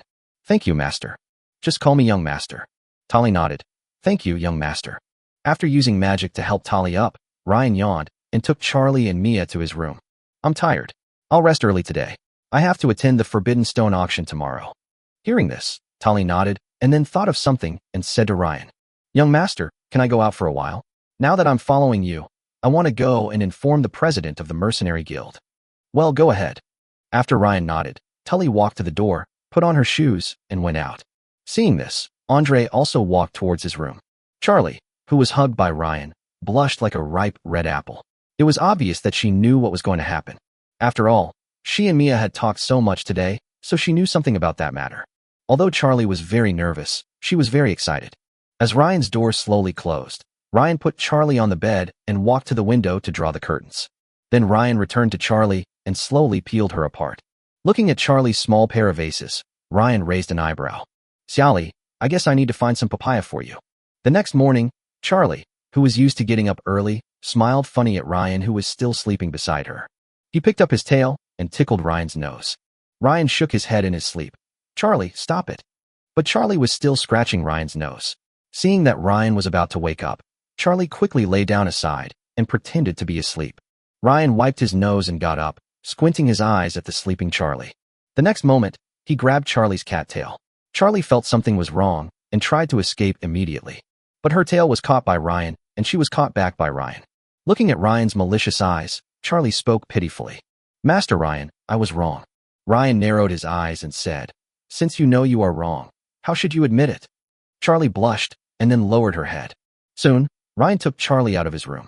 In the living room, Tali and Andre were sitting on the sofa, chatting about their respective insights into the 5th level. Seeing Ryan walk out of the room, the two stood up and bowed slightly. Good morning, young master. Morning. Then Ryan washed up with Charlie's help and pressed the button to call the waiter. After telling the waiter to prepare breakfast, the waiter prepared it quickly. After they finished breakfast, Ryan slowly stood up from his chair. Let's go to the Forbidden Stone auction. Chapter 125 Forbidden Stone Auction. The Twilight City Forbidden Stone Festival is divided into 2 parts, inner and outer. The outside contains some forbidden stones that are of slightly lower quality, have lower scores, and are not very favored by stone appraisers. Usually sold or auctioned to minor nobles and wealthy businessmen in Twilight City. The situation inside is completely opposite. The forbidden stones here are basically of good quality. It is divided between the powerful nobles of Twilight City and the guests of the kingdom. Having said that, it is not absolutely true. After all, everyone makes mistakes sometimes, and the stone appraiser's rating is sometimes not completely correct. Therefore, every year there are lucky people outside who get rare treasures and become successful, while there are also people inside who lose so much money that they curse their mothers. People also have a special fondness for gambling, and for various reasons, the Stone Banning Festival has gradually become a major festival. As Ryan's carriage slowly stopped at the Forbidden Stone House in the north of Twilight City, the guards of the Forbidden Stone Pavilion stepped forward and stopped the carriage. Hello, please show me your invitation card or letter. Upon hearing this, Ryan in the carriage withdrew his hand that had been inserted into the cat girl's clothes and damaged them, and took out the invitation that Farron had given him from his magic ring. Then he handed it out from the carriage window. The guard took it with both hands, checked it, and then returned the invitation. Good morning, Lord Caesar. May the goddess of luck look upon you, and I hope you enjoy your time. The guard then signaled to the others around him, who immediately opened the door. Following the guard's orders to let him go, Andre drove the carriage and followed the guide slowly into the carriage parking area in the Forbidden Stone Hall. After hearing Andre's suggestion, Ryan got off the carriage with the kitten and the wolf. As soon as I got off the carriage, I could see many nobles laughing and chatting, walking towards the place where the Forbidden Stone was being auctioned. Suddenly, a voice sounded from beside Ryan and his group. Immediately, Ryan and the others looked at the person who spoke. Where did this Lolia come from? The girl's mouth was covered by the middle-aged man next to her the next moment. When the middle-aged man saw Ryan looking at him, there was some apology on his face. I'm sorry, Master Caesar. I'm a bit outspoken. Please forgive me. As you know, the relationship between my kingdom and the demi-humans has always been bad, so I feel a little disgusted when I see demi-humans. It's not directed at your two friends. Well, how about I treat you all to a meal after the auction is over as an apology? Hearing this, Ryan narrowed his eyes and looked at the two of them, but ultimately did nothing. After all, what that person said was indeed true, and he gave him both face and money, so Ryan really couldn't get angry. No need, just tell your daughter to mind her mouth. After saying that, he took a few people away and walked towards the place where the Forbidden Stone was auctioned, leaving the father and daughter of the kingdom alone. As Ryan and his group left, the middle-aged man sighed. Didn't I tell you not to mess with that guy and the people around him?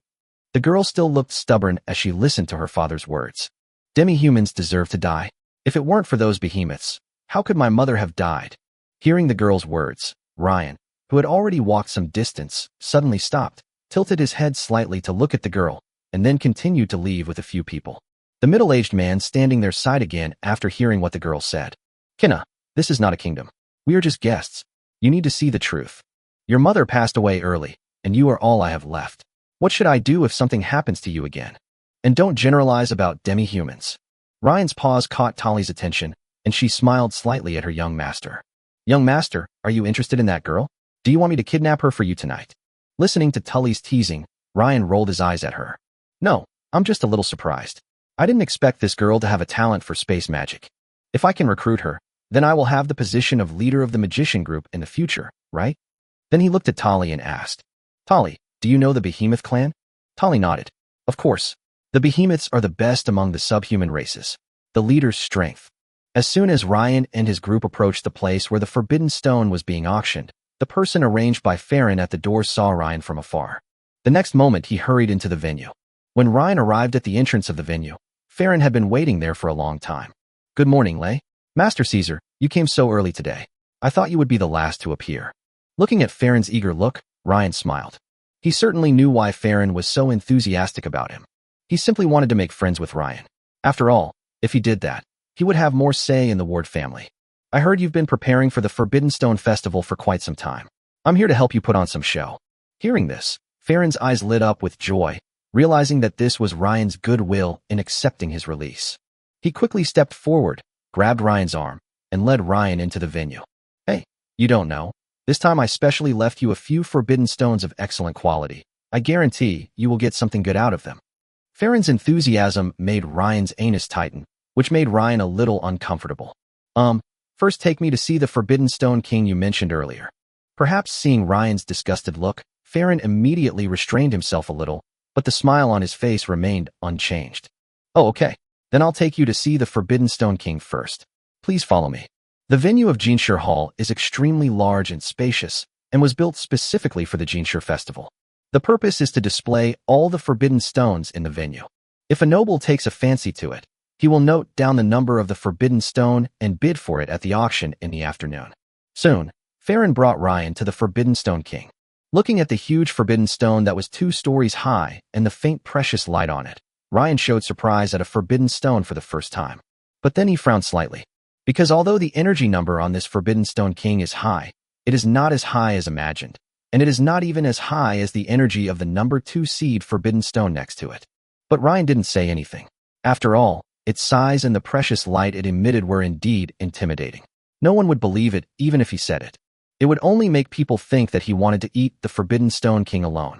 Then Ryan slowly spoke to Fallon. Fallon, why didn't the city lord come to such a grand festival today? Farron shook his head. No, Uncle Jevin gave me full authority. If there's anything really blind, Uncle Jevin can be there at any time. Just as the two were talking, suddenly, the sound of breaking glass was heard in the conference hall. Suddenly, the 2 people who were talking slowly looked over. Ryan knew one of them. It was Kenna who had just spoken disrespectfully to his little cat and little wolf at the carriage park. Seeing this, Ryan's eyes flickered, and it was unknown what he was thinking. Then he slowly walked towards the two parties in the dispute. And Farron seemed to know the side opposite Kurna and followed closely behind Ryan. As the group approached, they heard Kana arguing with a winged person. "It was you who bumped into me, and your glass cup was broken. And you're asking me to compensate you? Are you being unreasonable? This is the treasure I want to present to the Lord of Twilight City. If you hadn't bumped into me, how could I have failed to hold it firmly?" The two of them held their own opinions and refused to give in. Ryan looked at Farron frowning at Kenna's side and raised an eyebrow. "Why? Farron, do you know that Birdman?" Farron nodded. "Yes, these winged people are the native subhuman race of the Empire. They are very united." Chapter 126, Calling a Deer a Horse. Farron went on to explain. "Master Caesar, you should know about Twilight City's specialty, the spiritual water. This spiritual water is grown on the spiritual tree on the cliff. So this group of flying winged people took on the task of collecting spiritual water for my Twilight City. So it can be said that Twilight City and the winged people have a cooperative relationship." Hearing this, Ryan also understood Farron's attitude. And Kna's father quickly came to Kna and blocked her behind him. Hearing that the glass cup was a treasure to be given to the city lord, the middle-aged man was not very nervous. He frowned and looked at the winged people. "Everyone, my daughter never lies. She said you hit her. So this cup is your responsibility. It has nothing to do with her." When the leading winged man heard this, he immediately gave a look to the others around him, and then they all stepped forward. It was as if he was oppressing the two of them. "Not lying? You mean she doesn't lie? And I said I never lie." Because the winged people had a good relationship with some nobles in the city, as soon as he spoke, some of the nobles around him echoed him. "Yes. Kelly's right." The middle-aged man saw a group of imperial nobles putting pressure on him and looked at the lords of the nearby kingdom. But the lords of the kingdom all avoided the middle-aged man's sight. After all, no lord wanted to provoke the nobles on the territory of the empire. Just like a noble doesn't want to provoke a lord in a kingdom. Seeing this, the middle-aged man sighed and prepared to compromise and pay compensation. But Ryan clapped his hands and slowly walked out of the crowd. All right. We're all here at the auction to bid for the Forbidden Stone. Harmony brings wealth." Then Ryan looked at the leading winged man and spoke. "How about this? You guys pick 2 forbidden stones at random, and I'll take the blame. Give me some face, and this matter will be over. How do you think?" The middle-aged man and his daughter Kenna looked at Ryan, who was standing in front of them, looking at each other in confusion. There was some conflict in the carriage just now, but now he is standing up for them both. The leading winged man frowned slightly. "Master Caesar, this is a treasure that my winged people have been looking for a long time. How? Can you let me get through?"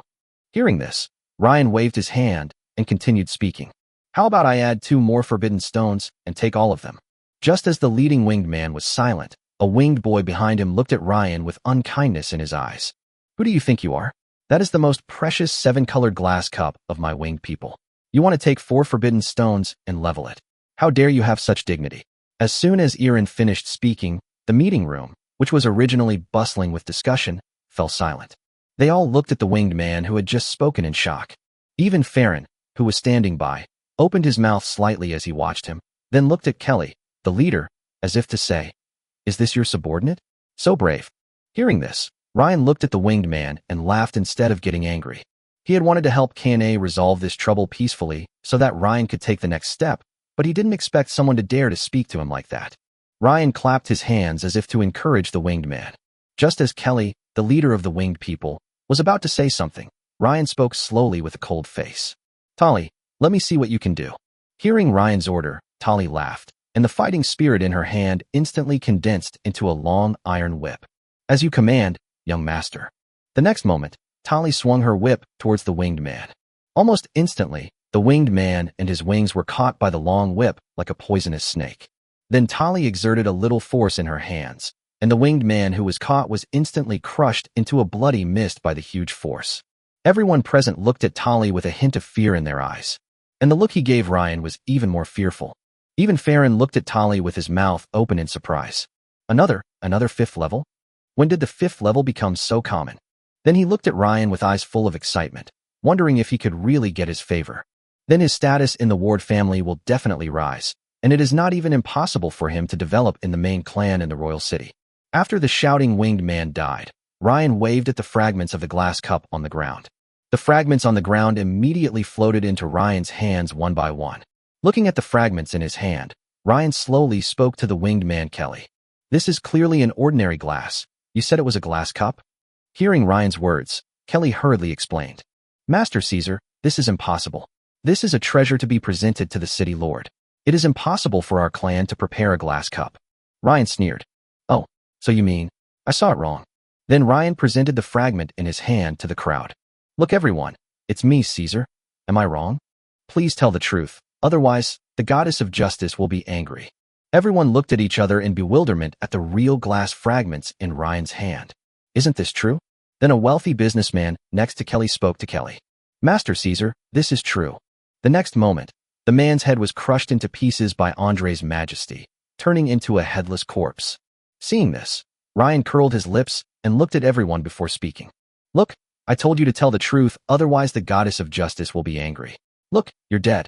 As the man's headless body fell to the ground with a thud, everyone slowly swallowed their saliva. K&A, who was standing behind Ryan, looked at Ryan's decisiveness and dominance, and suddenly felt a different emotion in her heart. At this time, Farron made a prompt decision, came to Ryan's side and stared at the winged people in front of him with a bad look. Master Caesar has seen so many treasures, his eyes must be sharp. If he says it's fake, then it's fake. Seeing that Farron stood on Ryan's side without hesitation, everyone said that the winged people's glass cup was fake. Yes, I think it's fake. Yeah, me too. For a moment, facing everyone's accusations, Kelly was speechless. Suddenly, Kelly bowed slightly to Ryan. It turned out to be fake. Thanks to Master Caesar for pointing it out, otherwise I, Kelly, would still be kept in the dark. If this fake one had been sent to the city lord, I would have been unforgivable. Thanks to Master Caesar for reminding me. To express my gratitude and apology, could you please treat young Master Caesar to a meal after the auction? I can also prepare an apology for you. Kelly gave in. He was afraid that if he continued to be stubborn, the winged people would not be able to survive in Twilight City. This man is so powerful and has such a strong backing that we can't afford to offend him.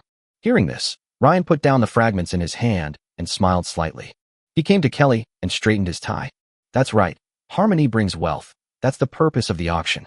Chapter 127. Future Archmage, Kurna Hodgson joins your team. Ryan walked up to Kelly and smoothed his tie. Harmony brings wealth, and that's the purpose of the auction. Besides, they are guests of my empire. We nobles should be more tolerant of them. Don't you think so, Kelly? Listening to Ryan's words, Kelly quickly agreed and laughed. Yes, Master Caesar, I was reckless this time. Hearing this, Ryan patted Kelly's shoulder. That's right. If you give me face, I will naturally give you face. Everyone has face. All right, let's just call it a day. I'm a man of my words. Take any of the 4 forbidden stones. As long as it's not the Forbidden Stone King. Feeling the weight on his shoulders, Kelly smiled and waved his hands. No, Master Caesar, that's not necessary. The glass cup was fake to begin with, so why should you pay me back? I can't thank you enough. After saying this, he gave a look to the wingman beside him and spoke again. Master Caesar, I'm so sorry to have disturbed your mood this morning. I suddenly remembered that there seems to be some other things in the clan. So, I'll take my leave first. Seeing Ryan nod, Kelly left with the winged man who had cleaned up the bloodstains in the venue. Looking at the backs of the winged people leaving, Farron smiled at everyone. It's just a small incident, please don't mind it. Please continue to choose the forbidden stone you like. After listening to Fallon's words, everyone dispersed and continued to look for the forbidden stones they thought were good. As everyone's attention turned away, Ryan turned back to look at Kurna and her daughter. He walked up to the middle-aged man and extended his right hand. Hello, my name is Caesar Russell. We should be familiar with each other. After all, we have met a few times just now. Seeing this, the middle-aged man quickly held Ryan's hands with both hands. Of course, Master Caesar. Thank you for your help just now. My name is Hope Hodgson, and I'm a newly promoted third-class lord of the kingdom. Ryan nodded, then turned his gaze to the girl behind Hope, Kinna, and spoke. Hello, Hope. Can I talk to your daughter Kinna alone? Hearing this, Hope's body stiffened and his expression became a little unnatural. This young master is interested in my daughter? What do I do? Hope thought a lot at this moment. Looking at Hope's embarrassed expression, Ryan continued. Don't worry, Hope. I won't do anything to your daughter. If you're worried, you can be by her side, but you can't talk. After hearing what Ryan said, Hope finally felt relieved. It seems that this young master really has something to discuss with Kinna. Besides, he just stood up for the two of them, so it shouldn't be a bad thing for them. Then he turned to look at K&A and asked for her opinion. Kinna, you heard it too. Master Caesar wants to talk to you. Do you agree? Hearing this, Kinna nodded. I'm fine, father. Fallon, who was standing by, saw that everyone had finished talking and said to Ryan, "Master Caesar, everyone, please follow me. I have a quiet room over here." Then Farron led the group through the venue and walked towards the depths of the venue. After a few minutes, they arrived at a door in the corner. "Master Caesar, this is the quiet room. It's completely soundproof. You can talk without worry. No one will disturb you." And Farron naturally knew that Ryan wanted to talk to these two alone, so he prepared to leave. "Then I'll leave first. Master Caesar, if you want to find me after your talk, just call a waiter and you'll find me." Then Farron left the group. As Farron left, Ryan led the group into the room. Andre, who walked last, closed the door and locked it. Although the room is not big, it does not seem crowded when a group of people come in. Ryan sat down on the sofa on one side first and pointed to the sofa opposite him. "Please take a seat, both of you." Hope and Kurna obediently sat on the sofa opposite Ryan. But the two of them obviously didn't dare to sit down deep and sat on the edge of the sofa with their backs straight. Then Ryan looked at Kane and spoke. "Kinna, this morning, I happened to overhear your conversation with your father and learned about your mother." When she heard about her mother, Kinna's face was obviously unhappy. But after hearing Ryan's next words, Kane's head suddenly raised and looked at Ryan. "Kinna, do you want revenge?" Upon hearing this, Kinna gritted her teeth. "Of course I do. I dream of destroying the Behemoth clan." Kina's reaction made Ryan smile. "That's right, this is what he wants." Kane looked at Ryan and asked, "Master Caesar, can you help me? What will it cost me?" Looking at the two fifth-level warriors behind Ryan, Kane had no doubt about the strength of the man in front of her. Ryan smiled slightly after hearing what Kane said. "It's comfortable to talk to smart people. Kinna, you have great magical talent. I would like to recruit you. I will form many groups of warriors, knights, and magicians in the future. My magician group is still lacking a leader, Kina. I hope you can be the leader. Therefore, I require your loyalty." Upon hearing this, Kurna and her daughter's pupils shrank slightly. The magician group? Magicians are already rare, and this guy actually wants to form a magician group? What a huge expense. Then Kane looked at her father, hoping he could give her some advice. Seeing her daughter looking a little confused, Hope opened her mouth but said nothing. He looked at Ryan opposite him, and their eyes met. Hope instantly understood what was in Ryan's eyes. This is to let Kinna choose for herself. Then Hope turned his head away and ignored Kane's gaze. Seeing this, Kinna was about to say something to her father, but was interrupted by Ryan. "Kinna, you're an adult now. Don't listen to your father on everything. You need to have your own opinions. You need to walk your own path in the future, instead of having your father lead the way for you." Hearing Ryan's words, Kinna slowly shifted her gaze away from her father and lowered her head, thinking about something. As if she was thinking about the pros and cons, as if she was thinking for a long time, Kane looked up at Ryan. "Master Caesar, how can you help me? You'll just send a few fifth-level warriors to me? Will you just wipe out the Behemoth clan?" Ryan shook his head after hearing what Kane said. "No, Kane, as a noble of the Empire, I cannot openly interfere in the affairs of the kingdom. You need to avenge yourself." But the dark place, humph. After saying that, Ryan took out a jade pendant of inheritance and placed it on the table. You should also know this thing. It contains a high-level meditation method that will allow you to advance to the 4th level within 2 years. 5th level is not impossible. As for other armor, weapons, and the like, if you need them, you can write to me. As long as the quantity is not too outrageous, they will be delivered to you within a month. This way, in 2 years, you will have your revenge, and I will also gain a magician leader. Then Ryan stared at Kane and said seriously, "So, Kinna, what is your choice?" Was still surprised by the ultimate meditation method on the table, came back to her senses after seeing Ryan with fiery eyes. After thinking for a moment, she made up her mind to speak. "Master Caesar, I, Kurna Hodgson, am willing to be loyal to you." As Kane half knelt, the future great arcanist, Kane Hodgson joined Ryan's team today. Chapter 128 The Forbidden Stone Auction ends. Hope sat on the sofa and did not stop her as she listened to her daughter Kurna pledging allegiance to Ryan. Even Hope was a little excited when seeing the big promise Ryan made to Kane. Not to mention the ultimate meditation method that Ryan now has in his hand, which can be seen directly. Although he is the lord of the kingdom, her daughter is not, and she has the power to choose. If his lordship really had an impact on Kane, he would simply quit. After all, he was only a third-class lord, and he didn't feel bad for his daughter's future. Ryan smiled slightly after hearing what Kane said, and then tore off the human skin mask on his face. Ryan's true appearance immediately stunned the father and daughter. He looked at Ryan's familiar face with his mouth hanging open. Suddenly, Hope seemed to remember something and stood up from the sofa. "Ryan Gray? As if realizing his own gaffe, or perhaps because he knew Ryan, Hope hurriedly explained. I'm sorry, Kai. Master Ryan, I got a little excited for a moment. Seeing this, Ryan waved his hand and didn't mind.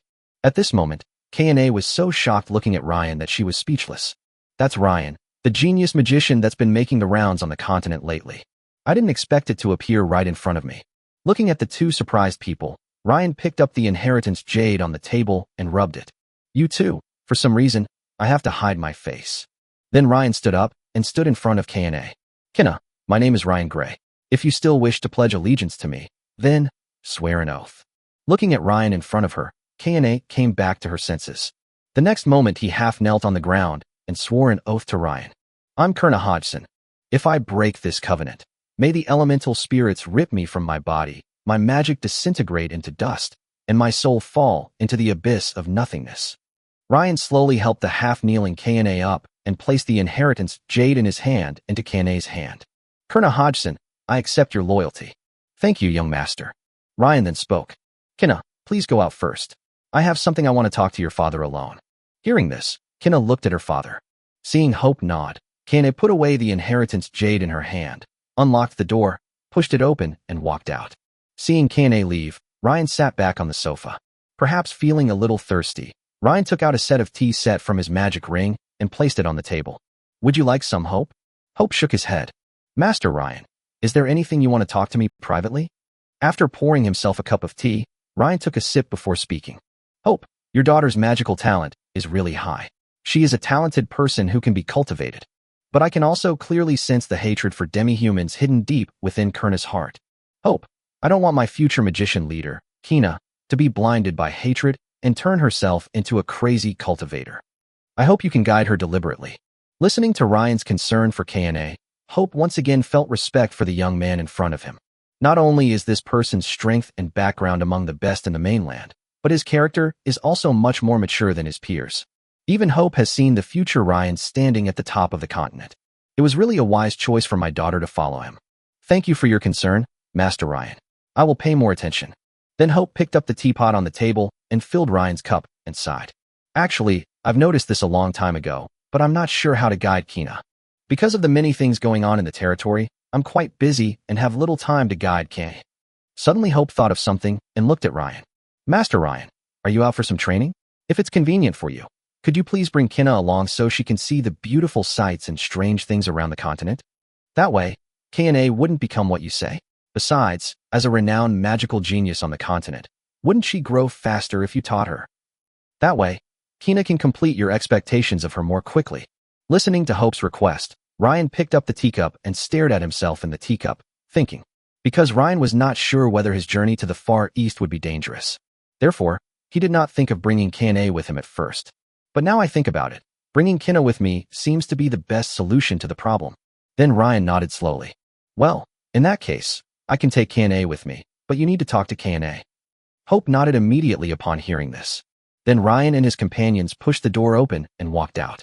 Looking at K&A who was waiting outside the door, Ryan said, Kina, your father is waiting for you inside. I'm leaving first. Okay, young master.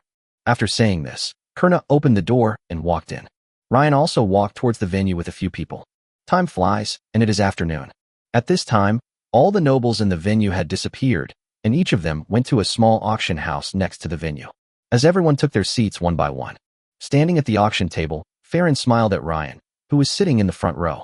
He was the person in charge of the auction and also the bidding officer. The Forbidden Stone auction begins now. The first item to be auctioned is Forbidden Stone number 7731. The starting price is 30,000 gold coins, and each bid must be no less than 1,000 gold coins. The auction went very smoothly, and Ryan also won several high-energy Forbidden Stones at a low price. As the last Forbidden Stone appeared, everyone held their breath. Farron looked at everyone without surprise and spoke. I'm sure you've all noticed this Forbidden Stone on the stage. Yes, it's the most anticipated item at this auction, the Forbidden Stone King. The starting price is 2 million gold coins, and each bid must not be less than 50,000 gold coins.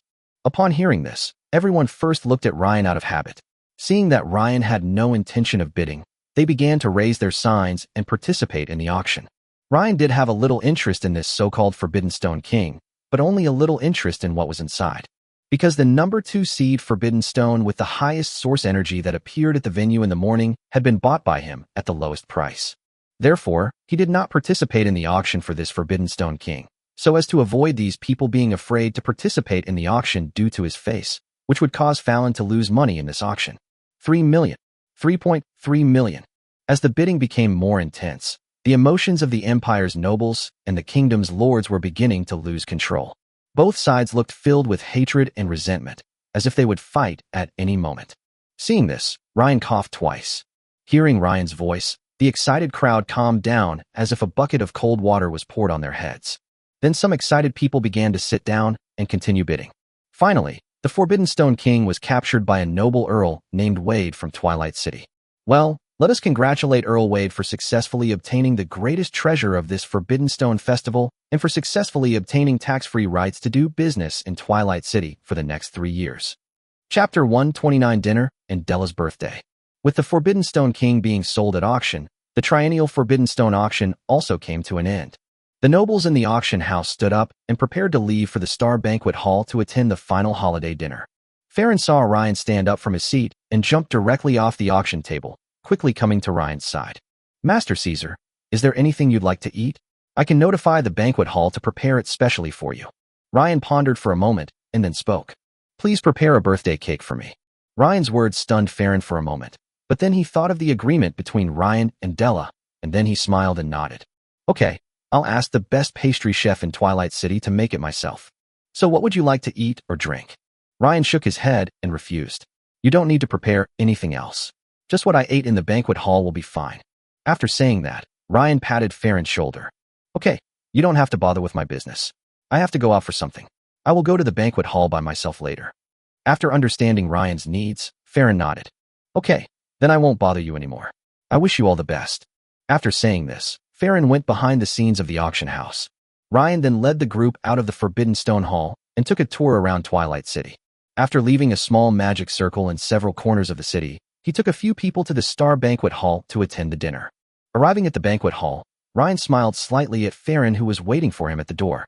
Am I late? Farron shook his head. No, you've arrived just in time. The dinner is about to begin. With Ryan's arrival, the atmosphere in the luxurious and dazzling banquet hall reached its climax. All the nobles in the banquet hall couldn't help but move closer to Ryan, hoping to establish a relationship with him. Adhering to the 3 principles of not agreeing, not knowing, and not taking responsibility, Ryan gets along very well with the nobles. Soon, with Ryan's refusal, the nobles also knew that Ryan didn't want to drink anymore. They smiled at Ryan and left him. Just as Ryan breathed a sigh of relief, Aisha brought Della slowly to Ryan's side. Master Caesar, have you forgotten something? Della behind Elsa also looked at Ryan with her big watery eyes. Facing Aisha's questioning tone, Ryan smiled and didn't take it too seriously. Lord Aisha, don't worry. Ryan will be here soon. Please trust my reputation, Caesar. Seeing the chuckle on Ryan's face, Elsa nodded and took her daughter back to the Kingdom Lord's team. Seeing this, Ryan put down the wine glass in his hand and walked towards Farron. Fallon, is the private room on the 3rd floor ready? Farron nodded, then gave Ryan a mysterious smile. Master Caesar, you can use the private room on the 3rd floor anytime, but I have a better place here. Farron's words made Ryan raise an eyebrow. Oh, where? The dome rooftop of the banquet hall is spacious, and you can enjoy the beautiful view of the night sky. I prepared it specially for you. When he heard the word dome rooftop, a hint of surprise flashed in Ryan's eyes. Take me to see it. Then Farron took Ryan to the dome rooftop of the banquet hall. Look at the huge glass cover on the dome rooftop and the dense vegetation and flowers on the rooftop. Ryan suddenly felt as if he had entered a greenhouse.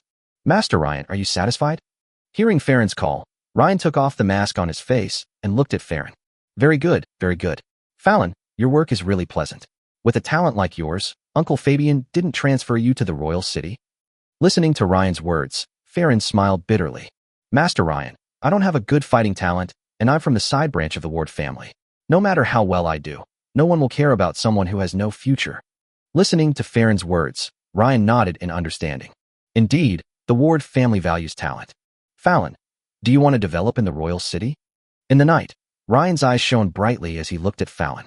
Farron nodded immediately. Of course, Master Ryan, the royal city is the core of the empire. I dream of going there. I believe that with my actions, Farron, I will definitely be able to make a career in the royal city. Hearing Farron's affirmative answer, Ryan nodded. Okay, then I'll write a letter to Uncle Fabian later, and you can take the letter to the royal city. But I don't know whether Uncle Fabian will see you or not. Upon hearing this, Farron bowed to Ryan in surprise. Thank you, Master Caesar. Ryan waved his hand and said, Go and call Aisha and Della up for me. Okay. As Farron went downstairs, he soon called Aisha and Della up. Looking at the dome that looked like a garden, Della's eyes suddenly started to twinkle with little stars. Wow. Look, Mother, it's so beautiful here. But Elsa ignored it and just stared at Ryan, who was in a group in the middle of the garden. Looking at Ryan's face and clothes, Elsa's eyes were full of surprise. Caesar, is Ryan? After a moment's thought, Elsa understood. After suppressing her shock, she took the lively Della and walked towards Ryan and his group. Coming to Ryan, Della looked at him with admiration in her eyes. Brother Ryan, did Brother Caesar ask you to come? Brother Caesar is so awesome. Brother Ryan, did Brother Caesar ask you to teach me magic? Della also wants to learn magic. Looking at the lively Della, Ryan smiled knowingly. Yeah, I did. Your Brother Caesar said it all. Then he looked at Elsa next to him with a smile. Lord Aisha, I didn't break my promise, did I? Aisha nodded with a wry smile. Of course, Master Ryan, I was anxious. Brother Ryan, please teach me magic. I want to learn your sword of judgment. That move is so cool. Della pulled Ryan's pants with an excited look on her face and kept imitating Ryan's movements. Looking at the happy Della, Ryan picked her up and put her on a chair beside him. You are still young, Della. When you are an adult, your brother Ryan will teach you. Brother Ryan will celebrate your birthday with you today. Then he gestured to the people around him to sit down. After they sat down, Ryan touched Della's head. Della, don't blink next time. Listening to Ryan's words, Della nodded vigorously. Seeing this, Ryan lightly tapped his left-hand fingers, making a crisp sound.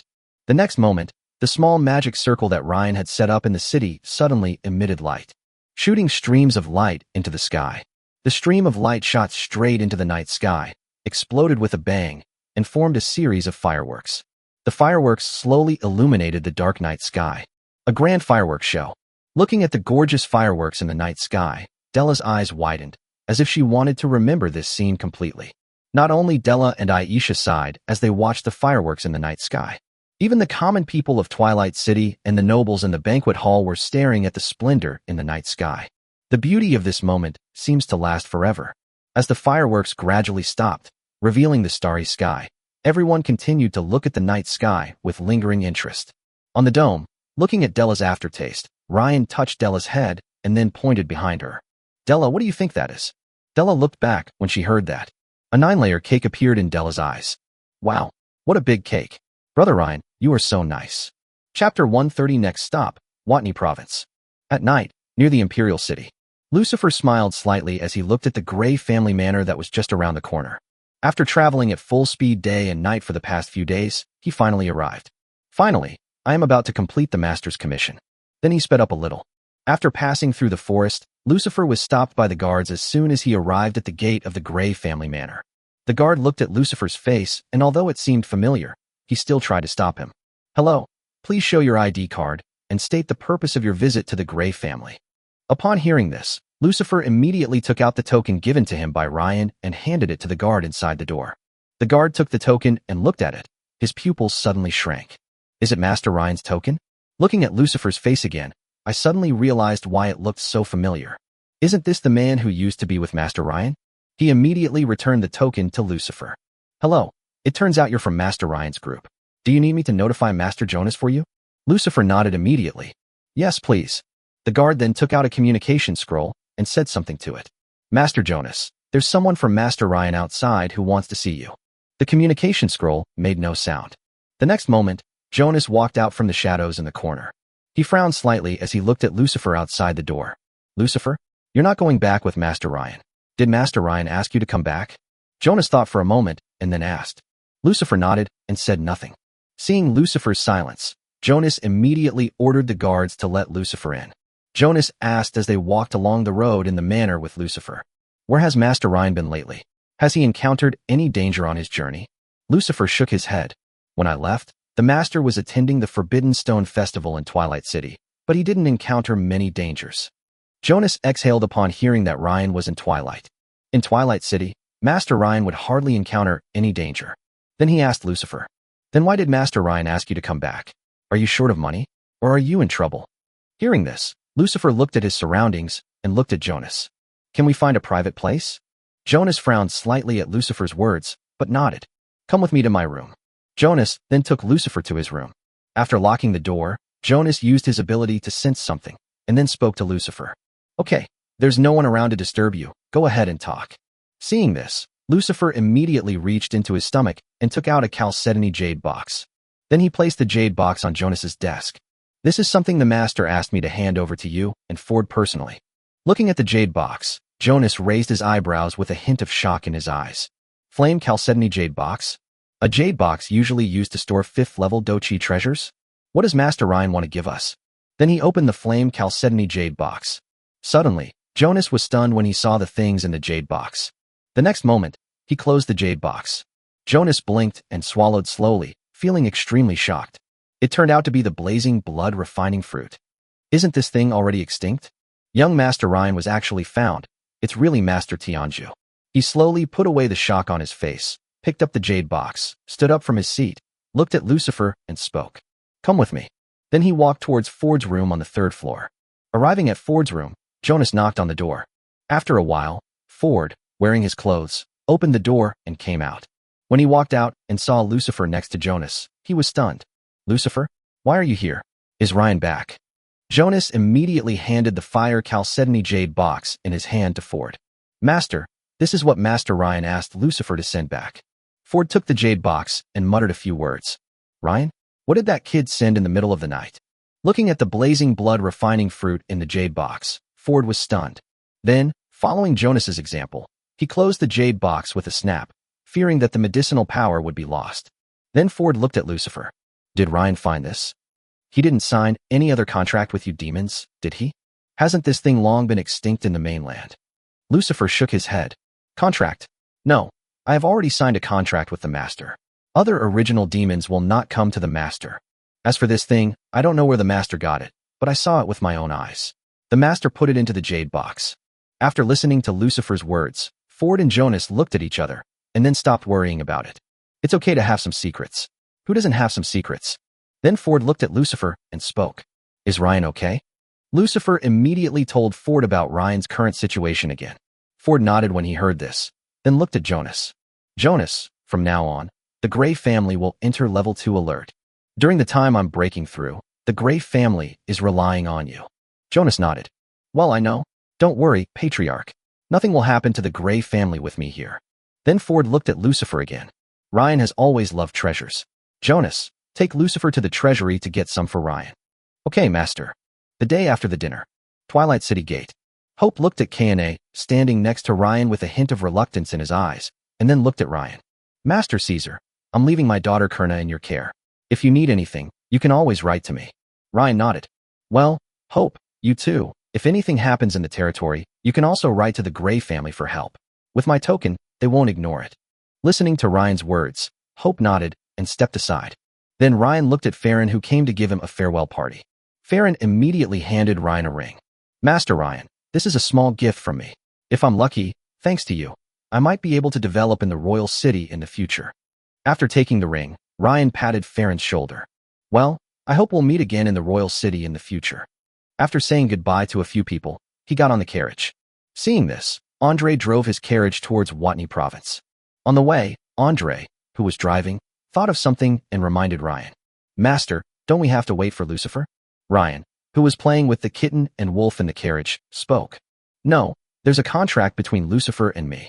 He can sense my location. He should be heading back from the royal city now. Chapter 131. Goodbye Kitra. Time passed quickly, and 1.5 months passed quickly as Ryan and his group traveled. After a month and a half, Ryan and his party finally entered the Watney province. Then they drove towards the Morris family's territory, Purple Sapphire City.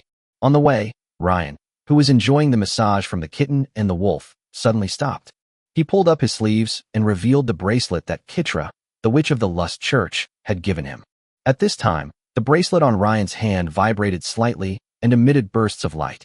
Ryan connected the bracelet's communication with a thought. Suddenly, Kitra's voice rang out from the bracelet. Master Ryan, you're also in Watney province? What a coincidence. Did you miss your sister? Listening to Kitra's charming words, Ryan suddenly remembered the 3 crazy days he spent in the secret realm. If Ryan had not just indulged himself with Charlie and Mia last night and was now in a brief sage state, he would have been aroused by this witch. Then Ryan smiled helplessly. Think about it, of course I do. I think about it every moment I'm away from my sister. Kitra, are you also in Watney province now? How about we meet in Purple Sapphire City? In a cave somewhere in the forest, Kitra was very happy listening to Ryan's words. Okay, then we'll meet at a place called the Brilliant Tavern in Purple Gem City. Sister is waiting for you. Then Kitra closed the bracelet and rushed towards the Purple Sapphire City. In the carriage, Ryan watched the bracelet lose its light and put his hand down, then spoke to Andre, who was driving outside. Andre, how far are we from Purple Gem City? Young master, at our current speed, it will take about 4 days, but if we speed up or take some shortcuts, we should be able to reach our destination sooner. After listening to Andre's words, Ryan sat up from the carriage, thought for a moment, and then agreed. Then speed up a bit. It's better not to go on this path, since it's not easy to walk on it. Hearing this, Andre nodded. Okay, young master. Then Andre waved his whip lightly, and the black-scaled horse's speed increased immediately, heading towards the Purple Gem City. Since Andre in the carriage exuded a hint of the 5th-level aura from time to time, no gangsters or monsters dared to block the road.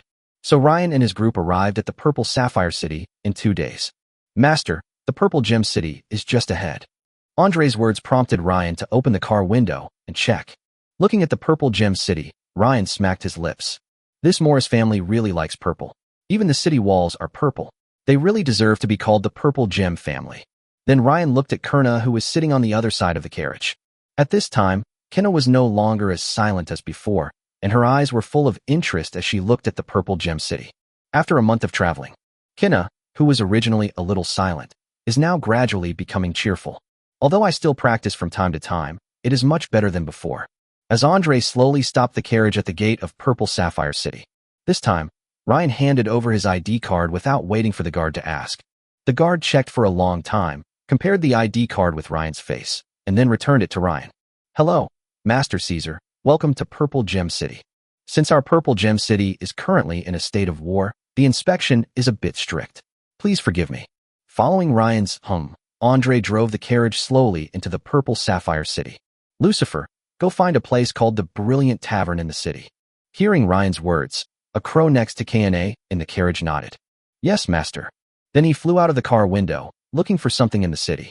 Because a few more people joined Ryan's carriage, the carriage was a bit crowded. Lucifer then transformed into a crow to make room for one person. Looking at the bird shadow of Lucifer leaving, Ryan was lost in thought in the car. It seems that when we go to the Far East, we will have to customize a larger and stronger carriage in the Watney province. After a while, when Andre was driving his carriage around the city, Lucifer returned to Andre and Tali, who were also driving the carriage. Then Lucifer began to command Andre. Master Andre, turn around first, then turn right. Lucifer the crow stood on the back of a black-scaled horse and pointed at Andre with his wings. As the carriage stopped in front of the Brilliant Tavern, Ryan called up Kitra's communication bracelet. Kitra, I'm at the Brilliant Tavern. Master Ryan, are you here? I just arrived a while ago. I'm in the tavern. Come in and have a couple of drinks. After hearing Kitra's reply, Ryan and a few others got off the carriage and entered the tavern. As soon as he entered the tavern, Ryan located Kitra. It was obvious that Kitra listened to Ryan and did not wear any revealing clothes this time. But the extremely charming temperament of Kitra could not be concealed in any way. But before Ryan went over, someone in the tavern couldn't resist his desire and walked up to Kitra with a glass of wine. Beautiful lady, would you like a drink? The man's tone was very frivolous, as if he thought Kitra was also a woman who came to the tavern to have fun, and he even wanted to touch her. Kitra chuckled and was about to say something when the man's hand was grabbed by Ryan. Ryan looked at the man and smirked with narrowed eyes. Sorry, she's already taken. Kitra was slightly stunned when she saw Ryan wearing a human skin mask in front of her. She looked at Andre behind Ryan and realized that this person was Ryan. The man whose arm was grabbed by Ryan looked at the group of people behind Ryan, broke his arm from Ryan's hand, snorted coldly, and walked out of the tavern. Without being disturbed by anyone, Ryan immediately sat down next to Kitra. Suddenly, the man who walked to the door of the tavern took out a small iron pipe from his pocket and blew out a black poisonous needle towards Ryan. Seeing this, Ryan sneered. Although he sensed it, Ryan didn't care at all. He was just a second-level clown. After all, Andre and Tully were still standing beside him. Looking at the poison needle shot towards Ryan, Andre and Tully looked at each other, and then divided the work clearly. Andre snorted coldly, and the poison needle was turned into powder by the fighting spirit that Andre released slightly. And Tali subdued the man in an instant. After being tied up by Tali with her fighting spirit, the man lay on the ground whimpering. Feeling the 5th-level aura that Andre and Tali had just emanated, the people drinking there began to lower their voices. The look in his eyes when he looked at Ryan was full of awe. Whose young master is this? He actually brought 2 5th-level people with him when he went out. How big a family must it be to have 2 spare 5th-level people to provide guards? Looking at the unfamiliar Tali beside Ryan, Kitra, who was nestled in Ryan's arms, raised her eyebrows. Thunder. Just as she was about to say something, Ryan blocked her mouth with a finger, and then she heard Ryan's voice transmission to her. My name is Caesar Russell now, don't say my name. Before Kitra could say anything, Tali brought the man to Ryan and questioned him. Young master, what should we do with this man? Chapter 132 Kitra's Information. Rock Elemental Life? Ryan, holding Kitra, waved to Tali. Kill him, take him out and find a place to kill him. Don't dirty the boss's floor. Before he finished speaking, the tied-up man struggled even more violently, looking at the people at the bar from time to time. But no one paid any attention to him. Tali lifted the man up with one hand and walked out of the tavern. Everyone in the tavern looked at the tied-up man with a sense of gloating. Haha, this kid Roman has been messing around with other girls all day long, and now he's hit a wall. Humph, you deserve it. Just because you know how to blow dart, you're so cocky. I don't know how many girls you've hurt. You really deserve it now. Ryan ignored the whispers in the tavern and turned to look at Kitra. How did you get into the city? Didn't the guard stop you? Kitra immediately rolled her eyes at Ryan. Master, you can disguise yourself, but I can't. I just took it off just to see you. Facing Kitra sitting on his lap and caressing him, Ryan, who felt a little thirsty, picked up Kitra's wine glass and took 2 sips. Then he threw down a gold coin and stood up with Kitra. Let's go find a quiet place to chat alone. Kitra covered her mouth and chuckled. All right, then it's all up to you, Lay. Master Caesar. The group walked out of the tavern and got into Ryan's carriage. Although Kitra joined the carriage, it was not crowded, because Kitra sat directly on Ryan. Smelling the body fragrance of Kitra, Ryan suppressed the desire in his heart and said to Andre, who was driving outside. Andre, find a good hotel. We may need to stay in Watney province for a while. Okay, young master. Andre responded and began to search in the city. In the carriage, Ryan pinched Kitra's face as he looked at Charlie, Mia, and Kane, whose eyes had turned pink. Please control your charm. I don't want to fight you in the street. Kitra smiled when she heard that, and then retracted the charm she was emitting. After putting away the power of charm, the 3 people in the carriage felt better. Seeing this, Ryan asked Kitra, Kitra, why did you come to Watney province? Hearing Ryan's question, Kitra looked unhappy and began to complain. It's those people in the church. Watney province has been in turmoil for such a long time that the church has also noticed it. Those people in the church got the news from somewhere, saying that the unrest in Watney province is related to rock elemental life. So they asked me to investigate the truth of the matter. If it's true, see if I can intervene. But as she spoke, Kitra's face became happy again. But I'm lucky to have met you, young master. Otherwise, I would have been bored to death on this trip. Ryan was a little surprised by Kitra's words. Rock elemental life? Really? I don't know. Those old witches only heard about it. Ryan lowered his head in thought. Rock element life? It seems that he came to Watney province not only to deal with the peerless dancer Greta Secker, but also to investigate the matter of rock elemental life. Just as Ryan lowered his head in thought, Kitra asked Ryan, what about you? Master Ryan, what are you doing in Watney province? Ryan did not hide anything from Kitra. Do you know Greta Thick? Kitra frowned slightly, recalling the name. So familiar, I seem to. Oh, I remember, that peerless dancer? Ryan nodded. Well, I came to Watney province just for her. But the rock elemental life you just mentioned does pique my interest. Hearing this, Kitra leaned back and lay in Ryan's arms. Then, Master, are you interested in investigating the rock elemental life? Feeling the soft body in his arms, Ryan rolled his eyes at her. I went to investigate. So what were you doing? I can be your scabbard, so you can relax after a tiring day. While Ryan and Kitra were playing around, Andre found a nice hotel. Amethyst Hotel. Young master, do you think this hotel is okay? Hearing Andre's words, Ryan opened the car window. Looking at the Amethyst Hotel, which was about the same size as the Twilight Hotel in Twilight City, he nodded. Well, this is the one. Then he got off the car with a group of people. Seeing Ryan and his group get off the car, the service staff at the door of Amethyst Hotel hurried forward. Hello, would you like to stay overnight? Ryan nodded and handed the ID card to the girl. I want the best and biggest room. The girl looked at Ryan's ID card and returned it to him. The girl smiled as she heard Ryan's request. Okay, dear guest, please follow me. After getting the key to the third floor at the front desk on the first floor, he took Ryan and his group to the third floor. Walking up the stairs, the girl said to Ryan, who was leading the group, Dear guest, because Purple Gem City is currently in a state of war, you are not allowed to go out after 7 p.m. If you have something to do, it is best to resolve it before 7 p.m. Listening to the girl's words, Ryan was a little confused. A strict nighttime ban? Could it be that a monster has invaded the city? The girl shook her head and nodded. Yes and no. The most intense battle is still in the Purple Gemstone vein in the southeast. But occasionally a small group of stone monsters would run into Purple Sapphire City, which led to the strict ban. As she spoke, the girl led Ryan and his group to a room on the third floor. After opening the door with the key, the girl handed the key to Ryan. Dear guest, this is the room you requested. It costs 3 gold coins per day, and the fee will be paid when you check out. Watching Ryan take the key, the girl bowed slightly to everyone. Then I won't bother you anymore. There's a button in the room to call the service staff. You can call them anytime if you need anything. After saying that, the girl walked towards the stairs. Ryan opened the door and let a few people into the room and sat on the sofa in the living room. Suddenly thinking of something, he took out a secret realm key from the magic ring and handed it to Kitra. Here, Kitra. Looking at the familiar secret realm key handed to her by Ryan, Kitella raised her eyebrows. Is this the key to the secret realm? Ryan nodded and spoke vaguely to Kitra. Anyway, this secret realm is in my hands now. This is the key to enter it. Take it. If you are in any danger or miss me in the future, just go into the secret realm. I will know after you enter the secret realm. If you are in danger, I will come to save you. But remember, after you enter the secret realm, you will not come directly to me when you exit. Instead, you will appear at the place where you used the key to enter the secret realm. So this thing can avoid danger, but it can't solve it. It's easy to be squatted. Listening to what Ryan and Kitra said, Andre and Tally on the side looked at Ryan and opened their mouths slightly. Now they are even more in awe of the young master's methods. Not only does he possess a sacred object like the blazing blood refining fruit, but he also possesses a secret realm. Chapter 133 The Morris Family. There is a traitor. Kitra took the secret realm key handed to her by Ryan, looked at it, and then put it around her neck.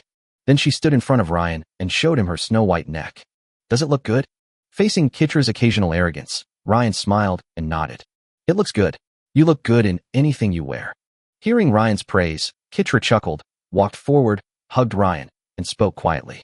Then I'll reward you by unlocking other postures. After saying that, he didn't forget to lick Ryan's earlobe. Then he took Ryan's kitten and wolf to choose his own room. Feeling the wetness on his earlobe, Ryan pouted. You are really a demon. If I don't kill the demon tonight, I will kill you and make you defeated.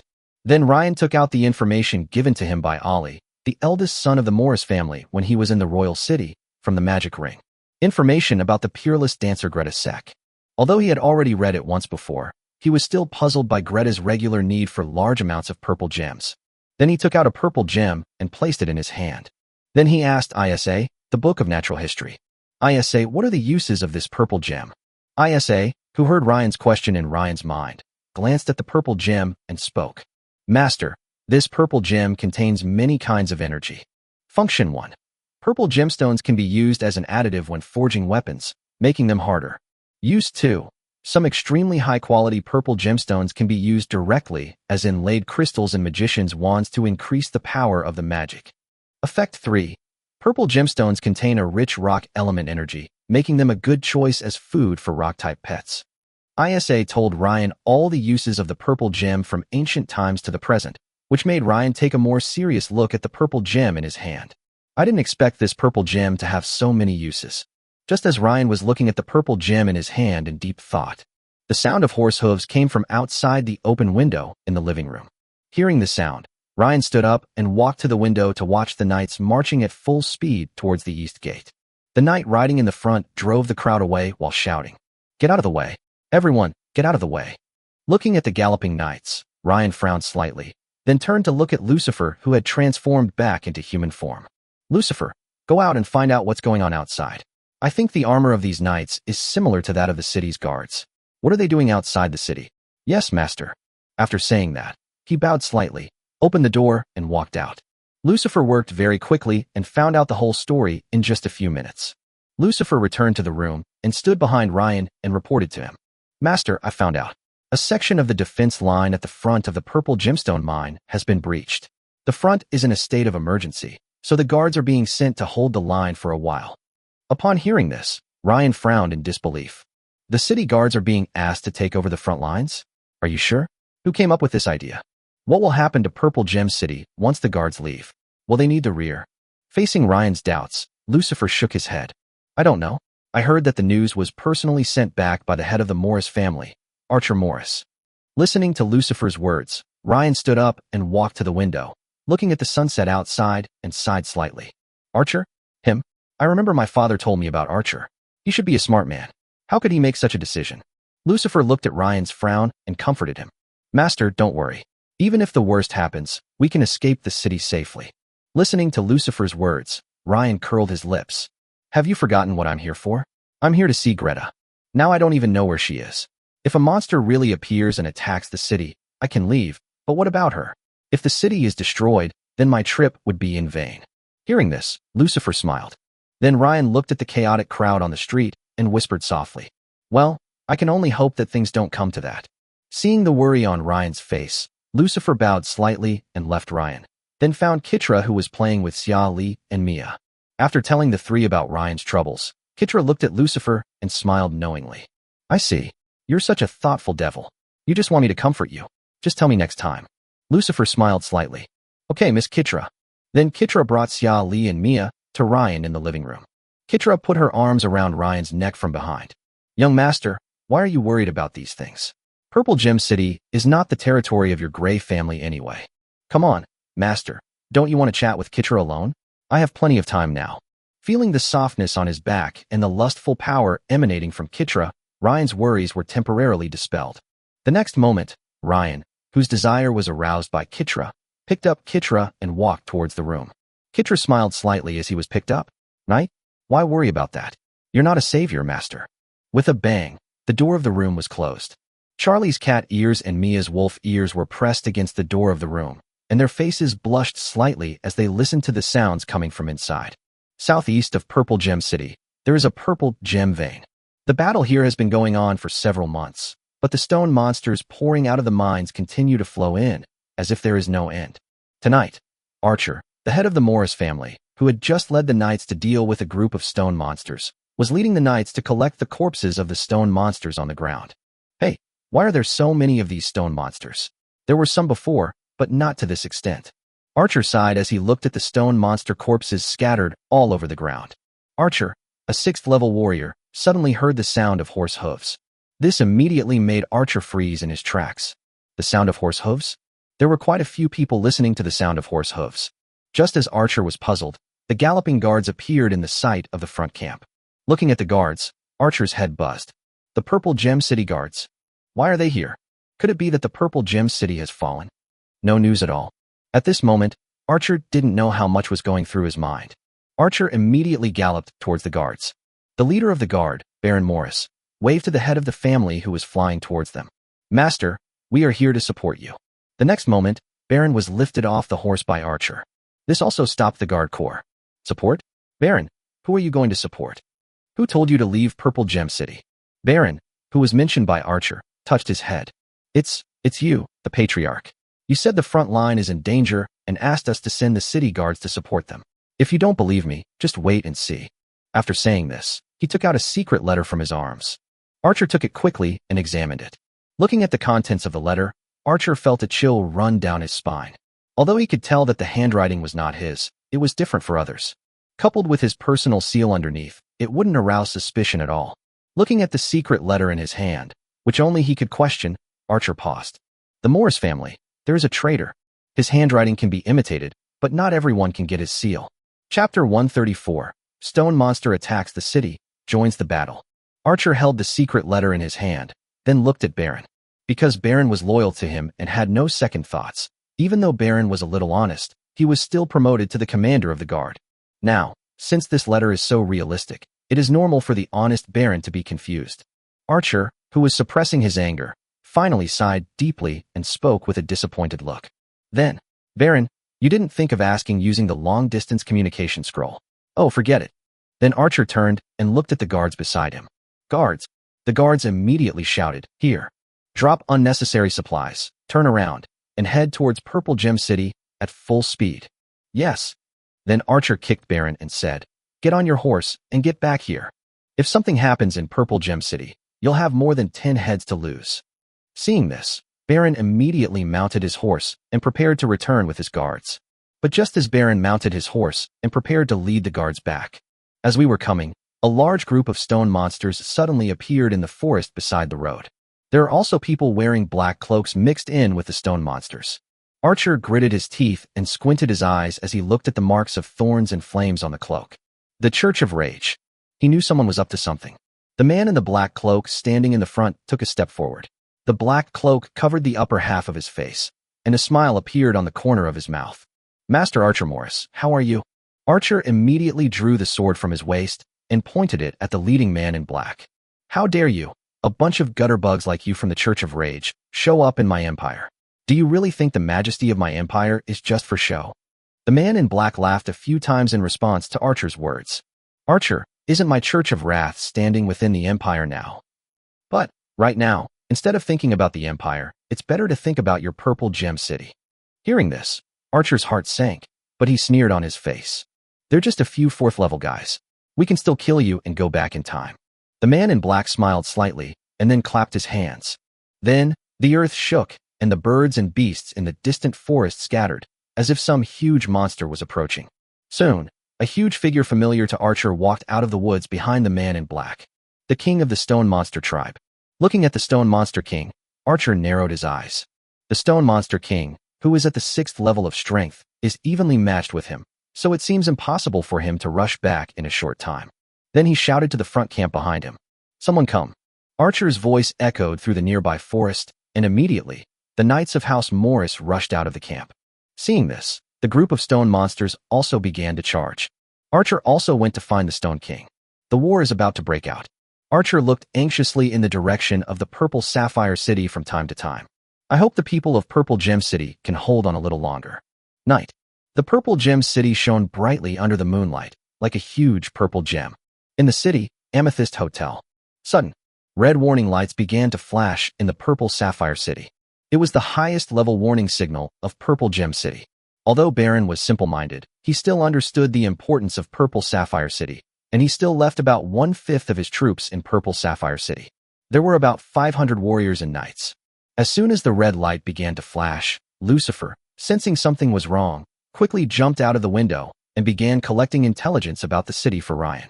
Andre and Tully, who were on guard in the living room, looked at the red light, their muscles slightly tensed. Inside the room, Ryan and Kitra looked at each other in confusion at the red light and quickly began to clean up. Then he and Kitra opened the door and walked out. Looking at the people standing ready in the living room, Ryan spoke to Lucifer. "What's going on now?" "Master, the worst situation you described has happened. A group of stone monsters have surrounded the Purple Gem City, and it looks like they are going to attack it. There are only about 500 guards in the city now. They can't hold out for long. Master, let's leave Purple Gem City now." Listening to Lucifer's words, Ryan frowned, thought for a while, and then sighed. "Oh, well, it seems like Greta and I are not meant to be." Then Ryan took Kane, as well as Charlie and Mia who were sleeping on the sofa, into the secret realm. It is safer to let a few people stay in the secret realm than in the Purple Gem City, which is full of dangers. After doing all this, Ryan made up his mind and immediately prepared to leave the city with his group. Just after Ryan and his companions flew into the sky from the window, the stone monster began to attack the city. Even the people in the sky could faintly feel the vibration caused by the stone monster hitting the city wall. The group no longer hesitated and flew out of the city. Because they could fly and had Ryan's concealment magic, Ryan and his group quickly flew out of the Purple Gem City. Looking at the densely packed stone monsters outside, even the battle-hardened Andre took a deep breath. "Young master, there are so many stone monsters. Although their levels are not very high, they can still kill a 5th level one." Tally next to him nodded slightly in agreement with Andre's statement. Looking at the monsters attacking the city, Ryan narrowed his eyes. Perhaps seeing the pity in Ryan's eyes, Kitra stepped forward and hugged Ryan's arm. "Ryan, there's nothing we can do." Listening to Kitra's words, Ryan looked towards the crumbling Purple Gem City. Just then, a group of knights caught his attention. A team of 10 knights suddenly rushed out of the city and began to break through the encirclement of the stone monsters. Faced with the endless stone monsters, they were not afraid at all and just fought blindly. During the breakout, the 10-man team was pulled off their horses and killed one by the stone monster. Finally, after 8 people died, 2 people in the team finally broke out of the encirclement. Seeing the 2 break out, Ryan breathed a sigh of relief. But the next moment, Ryan saw 2 black-robed men appearing from the forest and attacking the 2 people who broke out, and he shouted, "Andre!" The next moment, Andre fell from the sky to the ground like a cannonball, blocking the 2 men in black robes. When the smoke cleared, the 2 men in black looked at Andre, who had the 5th-level aura in front of them, with their pupils trembling, and immediately ran away. But how could Ryan let them do as they wished? He had already brought Tali to block the 2 of them. Looking at the 2 angry church members, Ryan's face was grim. Kill them. Andre and Tali attacked instantly, and the 2 had almost no room to resist and were killed directly by Andre and the other 2. The 2 knights who broke out frowned at Ryan and his men, not knowing whether they were enemies or friends. Looking at the fear and calmness in the eyes of the 2 knights about going to die, Ryan roared, "What are you still standing there for? Go get help." The 2 knights were slightly stunned upon hearing this, and immediately performed a knight salute to Ryan before heading towards the purple gemstone vein in the southeast. Watching the 2 men leaving and stepping on the pests under his feet, Ryan looked towards the purple gem city. Since someone has gone to ask for help, I'm sure someone will come soon. In that case, let's delay it for a while. Chapter 135 Taboo, 4th level Death Magic, Death Plague. Ryan looked at the swaying purple gem city and tore off the human skin mask on his face. When he and Lucifer take action, his identity cannot be concealed at all, so he simply stops hiding it. Anyway, this place is far from the royal city, and it will take some time for the news to get back. Maybe by the time the news reaches the royal city, he will already be in the Far East, and he won't be afraid of the nagging of those diehards. Since someone has gone to ask for help, I'm sure someone will come soon.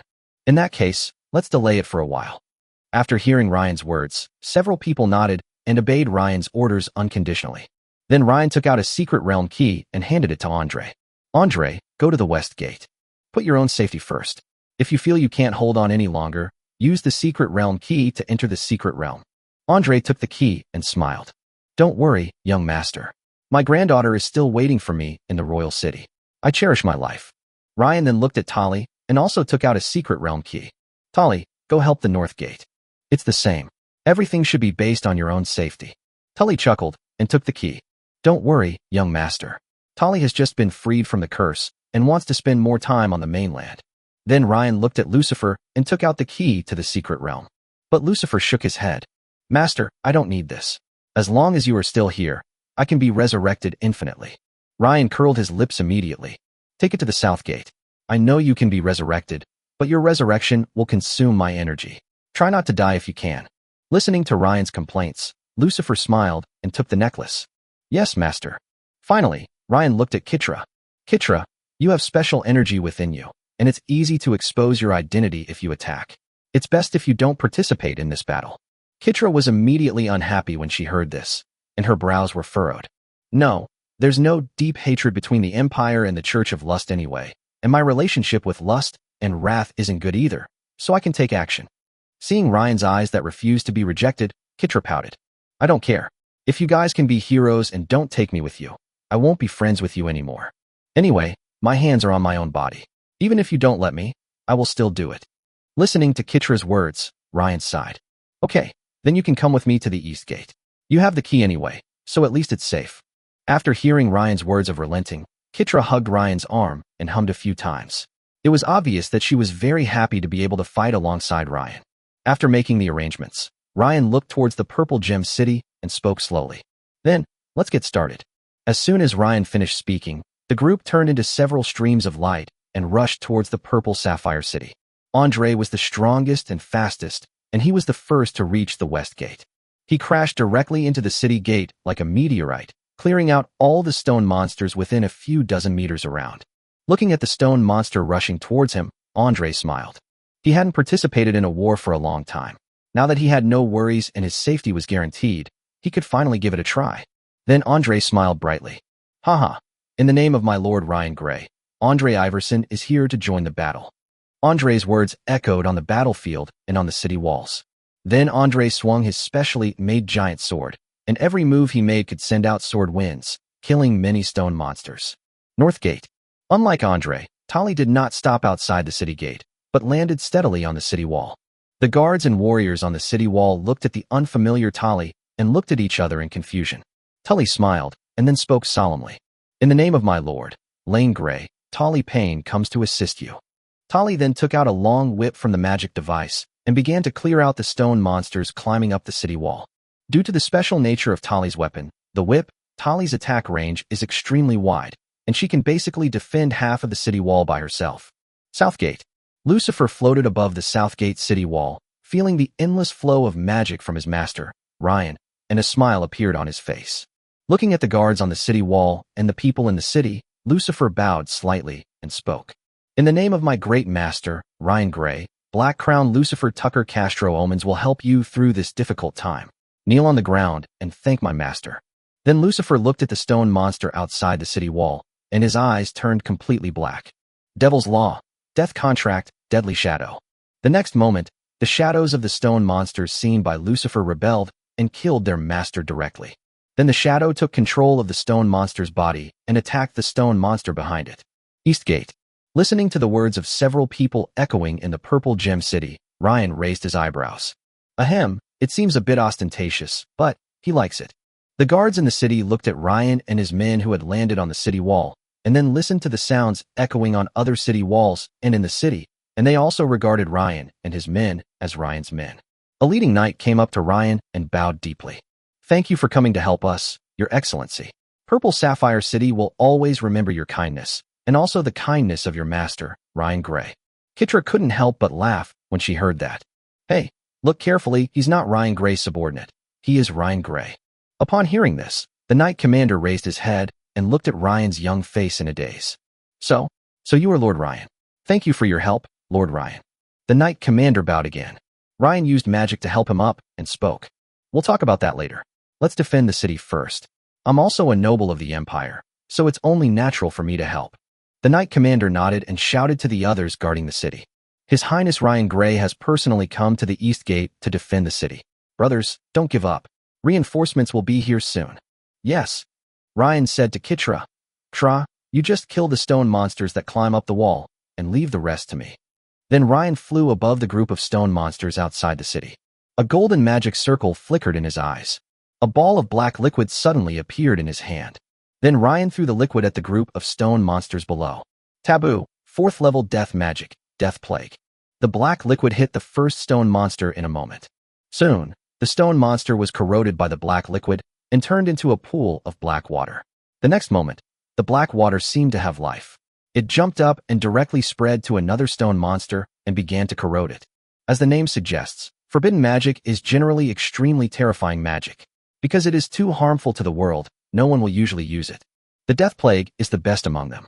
Once a person comes into contact with a plague carrier or the person carrying the plague dies, the plague will automatically spread to up to 3 nearby targets, never stopping until there are no targets nearby or the caster stops automatically. Looking at the Death Plague used by Ryan, Kitra on the city wall stared blankly with her eyes wide open. Death magic?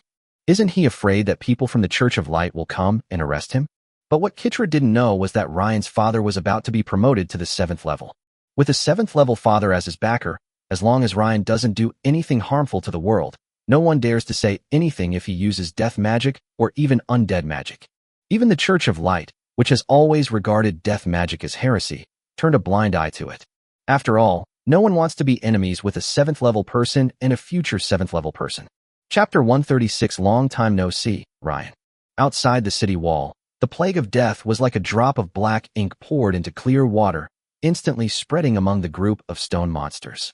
Looking at Ryan, who was emitting the breath of death outside the city, the knight commander standing on the city wall opened his mouth wide.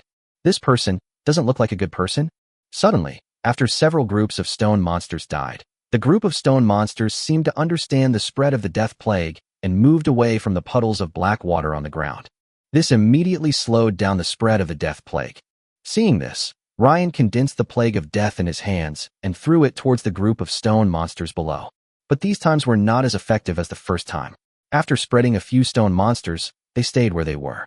Ryan was not surprised to see this situation. After all, The Death Plague was originally developed as a kind of gaseous magic to deal with creatures that need to breathe air, such as humans or elves. Now that the stone monster doesn't need to breathe, Ryan turns the Plague of Death into liquid. Although it had a great effect on the stone monster the first time, it was somewhat weak in the follow-up. After all, the Death Plague is indeed less effective against monsters that don't need to breathe. Then Ryan stopped using Death Plague and opened his right hand to the sky. In an instant, complex magic circle shadows of varying sizes appeared above the east gate of Purple Gem City. Judging from the appearance, it is obviously a kind of warm magic. As the last few layers of the magic circle were about to be completed, suddenly, a black shadow flashed through the forest and rushed straight towards Ryan. Feeling the rank of the man in black, Ryan's pupils shrank. Level 5.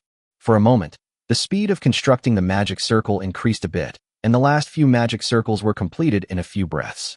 Looking at the furious black-clad men from the church rushing towards him, Ryan changed the direction of his warm magic and smiled slightly. Warm magic, judgment of light, the spear of holy judgment that penetrates everything. The next moment, layers of magic circles emitted dazzling white light at the same time, and an extremely sacred holy spear was fired towards the man in black. The force was so strong that it even knocked Ryan, who was controlling the magic circle, away. The holy spear arrived in front of the man in black almost in the blink of an eye, so fast that even the fifth-level man in black was shocked. He quickly mobilized the fighting spirit in his body to protect himself and used the two swords in his hands to resist. The next moment, the double swords in the black-clothed man's hands collided with the holy spear, producing a series of metal sounds mixed with sparks. The power of the holy lance was terrifying. After all, Ryan had spent a lot of magic power to cast the war magic. In an instant, the man in black was pushed out, and countless stone monsters were smashed to pieces. Suddenly, the black-clothed man's double swords were melted by the holy spear, and one of them broke. In an instant, the black-clothed man's balance was interrupted. The holy spear directly penetrated his left shoulder, leaving a melted blood hole. Then it hit the open space behind the man in black, causing a violent explosion and white light. Bang!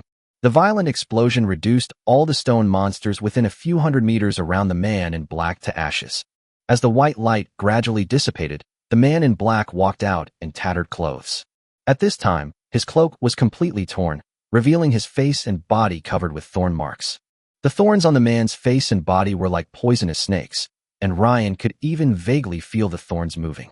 Because the teaching of the Church of Wrath is that wrath is truth and destruction is salvation. Therefore, the people of the Church of Wrath love pain very much, because pain makes them angry, and they worship death and worship burning out in anger. As if he could feel the pain in his own body, the man's eyes turned blood red, and he continued to attack Ryan with a grin. Looking at the man rushing towards him like crazy, Ryan took out the tungsten stone that contained his father Ford's full-strength attack. Although this thing is precious, Ryan still made up his mind when looking at the crazy man. After all, if he used the space teleportation scroll to leave, and this crazy man rushed into the city, there might be another bloody storm. At worst, I can ask Archer for more when they are used up. If one is not enough, I can use two. Just when Ryan was about to throw the tungsten stone, a masked man in a yellow cloak suddenly rushed out from the city. The masked man put his hands together, and instantly stone walls appeared on the ground, trapping the man. The masked man who came to Ryan looked at him and spoke. "I'll hold this man back. You go help the guards on the wall." The masked man's voice was soft, and it was obvious that it was a woman's. Hearing this, Ryan looked at the stone wall that trapped the man and nodded, then flew towards the city wall. The fact that this woman was able to trap the man from the Church of Wrath showed that she was still powerful. Even if she couldn't defeat him, she should be able to delay him for a while and save him a tungsten stone. Back at the city wall, Ryan smiled slightly as he watched Kitra running around on the wall. Then a golden light flashed in his eyes, and a huge tornado formed near the city wall in an instant. Third-level magic, Wind Vortex Tornado. Then, Ryan condensed flames in his hands and shot them towards the tornado. Suddenly, the tornado that absorbed the flames turned into a fire tornado. The stone monsters caught in it were either crushed by the pressure of the tornado or melted by the flames. This greatly reduced the pressure on the dozens of guards remaining on the city wall. Time passed by minute, and just as the masked man and the angry church members were fighting, a spear suddenly flew over. The man was unable to dodge and was nailed to the ground by the spear. Standing on the city wall, Ryan looked at the spear and breathed a sigh of relief. "You're finally here. If you don't come soon, I'll really leave." The spear was obviously thrown by Archer. At this time, Archer, who was returning to defend, led the knights to rush out from behind the stone monsters and directly created a gap in the countless stone monsters. Under the charge of Archer's elite knights, the stone monsters fell one by one like wheat being cut. Not only the east gate of Ren, but also the other 3 gates were charged by Archer's men towards the stone monsters that were still attacking the Purple Sapphire City. After half an hour of fighting, Archer led the knights to eliminate all the stone monsters around the Purple Gem City. You can imagine how many stone monsters there are. Archer was shocked when he saw the dilapidated walls of the Purple Gem City and the basically intact buildings inside the city. He had already prepared for the severe damage to the Purple Gem City. I was well prepared, but I didn't expect that the Purple Gem City would be defended. Archer raised an eyebrow at Ryan, who was sitting on the city wall. Soon, Baron came to Archer with the knight commander who had experienced the defense of the city. Seeing Archer, the knight commander immediately knelt down with tears in his eyes. Master, the 537 guards who defended the city lived up to your expectations, but only 96 of the knights survived. If it weren't for the great help of Lord Ryan, I'm afraid we wouldn't be able to hold out for even 10 minutes. The knight commander then told Archer about his experience of defending the city during the deadly half-hour. After listening to the knight commander's description, Archer stood up and helped the knight commander up. You've done well. I won't forget the dead. Their children and families will all be the responsibility of me, Archer. After comforting the knight commander, Archer flew to Ryan, who was sitting on the city wall. There was deep gratitude in his eyes. Long time no see, Ryan. It's been so many years since we last met. The kid who was not even as tall as my knees has now grown into a big man. Chapter 137 Masked Man. It's been a long time since we last met, Ryan. The kid who was not even as tall as my knees has grown into a big man now. Archer sighed as he looked at the 3 fifth-level figures behind Ryan. According to the description the knight commander had just given him, these people were helping to defend the city on Ryan's orders. Looking at the positions of several people now, it means that they are all Ryan's confidants, and not people sent by the Gray family to protect Ryan. At such a young age, he already has 3 loyal 5th-level followers. What will his future hold? Archer's evaluation of Ryan improved again. Ryan smiled at what Archer said. Uncle Archer, thank you. I am also a noble of the Empire. It is only natural for me to take action when encountering such a thing. Then Ryan frowned slightly, with some doubt in his tone. I arrived at Purple Gem City this evening and saw the guards leaving the city. I also made some inquiries. Was it you who gave the order for the guards to leave the city? Upon hearing this, Archer's face turned pale, but he suppressed his anger and shook his head. No, how could I possibly give such a stupid order? I'm not afraid of you laughing at me, Ryan. It's my Morris family that has a traitor. The handwriting on the secret letter I sent back was the same as mine, and it also had my personal mark on it. It was difficult to decipher, so it was understandable that Baron was deceived. But I have now identified a few suspects. Ryan nodded. So that's it, there is a traitor. Then Archer sat with Ryan on the dilapidated city wall and looked at the stars in the night sky. I heard that you and Ollie have a good relationship in the royal city. It seems that it was a wise decision for me to leave the royal city to Ollie. Archer took out a cigar from his magic device, lit it and started smoking, then took out another one and gave it to Ryan. Seeing Ryan refuse, Archer didn't force it. He took a puff of the cigar in his hand and spoke. By the way, I heard that you killed a noble named Theo in the royal city and were imprisoned by His Majesty the Emperor. How come you suddenly appeared in my Purple Gem City? Facing Archer's question, Ryan turned to look at Archer. I had some business to attend to, and I ran away secretly. Don't worry, Uncle Archer, my father and His Majesty know everything. Archer was stunned for a moment. Then after thinking for a moment, he understood what was going on and laughed. Haha, it's because of those stubborn old men in the Empire. Haha, I was really troubled by them back then. Oh, by the way, do you want me to help you keep your affairs in Purple Sapphire City under wraps? Ryan shook his head. That's not necessary. Just as Ryan shook his head, he noticed out of the corner of his eye that the masked man in the yellow cloak who had just been guarding the city was standing behind him, standing with Andre and Tali. Andre and Tali looked at the masked man with puzzled expressions from time to time. They were both confused. When did the young master take in another 5th-level cultivator? How come they didn't know? Looking at the masked man, Ryan became confused. He thought this was Archer's backup in the city. But now it seems that is not the case. Why should we stand with him? Although he was confused, Ryan didn't say anything since the masked man had helped him once after all. Then he looked at Archer and spoke with a smile. Uncle Archer, I came to Purple Sapphire City this time because I really have something to trouble you about. Upon hearing this, Archer immediately became unhappy. What do you mean by trouble? Ryan, you've helped me so much and I haven't had the chance to thank you yet. Just tell me, As long as we're in Purple Sapphire City, you can do whatever you want. From now on, Ryan, you are the best friend of my Morris family and the Gray family. If you have anything to say, just tell me." Upon hearing this, Ryan touched his head and spoke with a smile. He did not talk about Greta, but talked about the rock element life.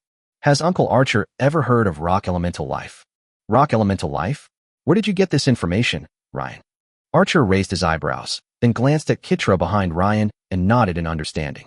I've heard some rumors, but they were all from those pests in the Church of Rage. I don't know the details, I only know. Listening to Ryan and Archer discussing rock elemental life, the masked man behind Ryan paused noticeably, and his handsome face beneath the mask became unnatural. Soon Archer finished talking to Ryan about the rock elemental life. Archer watched the knights who were collecting the stone monster's corpse at the foot of the city wall slowly stand up from the wall. All right, Ryan, it's getting late. I need to go check on the damage to Purple Sapphire City. Here, Archer said as he handed Ryan a token. This is my token. If you need anything, go to the city and find the guards. Seeing the token is like seeing me. If you need anything, they will lead you to me. Seeing Ryan take the token, Archer immediately jumped off the city wall and flew towards the knights. Looking at Archer's departing back, Ryan turned his gaze to the masked man behind him. Sister, I don't know who you are, nor why you pretend to be mine, but I think you probably don't want to be questioned by Uncle Archer. Uncle Archer is gone now, and if there is nothing else you may go. Upon hearing this, the masked man looked at Ryan deeply, then flew towards the city and disappeared from the sight of Ryan and the others in a few flashes. Seeing this, Ryan yawned. Let's go. We've been busy for so long. It's time for us to take a break. As soon as he walked down the city wall with a few people, several knights in the city came to Ryan and bowed deeply. The leading knight said immediately as he saw Ryan squinting his eyes, "Respected Lord Ryan, do you need me to find a carriage for you?" Ryan waved his hand. No, you guys just do your thing. I'm going back to the hotel. It's not far anyway." The knight nodded, and then continued to follow Ryan to see how these knights could help. Back at the hotel, Ryan led everyone upstairs amid the puzzled gazes of the hotel staff on the first floor. Because they didn't recognize Ryan's face, but looking at the people behind Ryan, they could vaguely think of Caesar. So I didn't say anything to stop him. Just after Ryan went upstairs, several knights walked in. The hotel staff immediately came to the knights. The leading knight looked at the waiters and spoke slowly. "Did you see the adult who just came in?" The waiters looked at each other and then nodded. "Remember, that lord is Lord Ryan Gray, who is protecting you from death tonight. Keep your eyes open and serve the city lord. Also, Lord Ryan likes to keep a low profile, so don't bother him unless you have something important to do. Do you understand?" Hearing this, the waiters suddenly widened their eyes and looked towards the stairs that Ryan had just walked. Then he nodded to the knights. The leading knight immediately looked at the knights behind him. "Go, check the area around the inn and protect Lord Ryan's safety." Yes. In a courtyard in the Purple Gem City, a masked figure walked into a house in the courtyard. After entering the room and locking the door, she took off her large cloak. Although she was wearing ordinary clothes, it still couldn't hide her extremely perfect figure. Then the mask was taken off, revealing the woman's peerless face, with red lips, white teeth, and fair skin. Her skin is as moist and shiny as white jade, and her blue pupils make her eyes look even brighter. If Ryan were here, he would definitely be able to call out her name, Greta Thick. Chapter 138, Greta and Ace. Just as Greta removed her cloak and mask, a yellow mass slowly separated from her body. Just after the two separated, Greta's fifth-level aura gradually disappeared. The yellow ball fell to the ground and turned into a little girl in yellow clothes the next moment. The little girl looked at Greta with tired eyes and said, "Sister Greta, I'm hungry." Hearing the girl's words, Greta quickly took out many purple gems from the magic ring and placed them in front of the girl. The little girl sitting on the ground immediately took a purple gem, put it in her mouth, and began to chew it. In a short while, the little girl finished eating the small pile of purple gems on the ground. Then the little girl stood up and looked at Greta and spoke. "Sister Greta, I'm afraid I won't be able to fight anymore. I can feel the energy in my body being drained away. At this rate, I'm afraid it will dissipate in less than a month."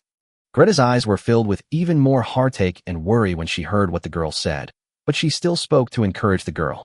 "Don't worry, AC. I will find a way and will definitely save you." Night, Amethyst Hotel. After returning to the living room of the room, Ryan immediately released K&A from the secret realm. After coming out, K&A looked at the scene in the room with no change in expression. It seems that the incident in Purple Gem City has been resolved. Then K&A bowed slightly to Ryan and returned to her room. Bringing Kitra back to his room, Ryan looked at the empty space where the bed used to be and smiled dumbly. Then he waved towards the room, and the big bed that had been folded up before leaving the hotel returned to the room from the secret realm. Charlie and Mia were still sleeping soundly on the bed, as if nothing had happened.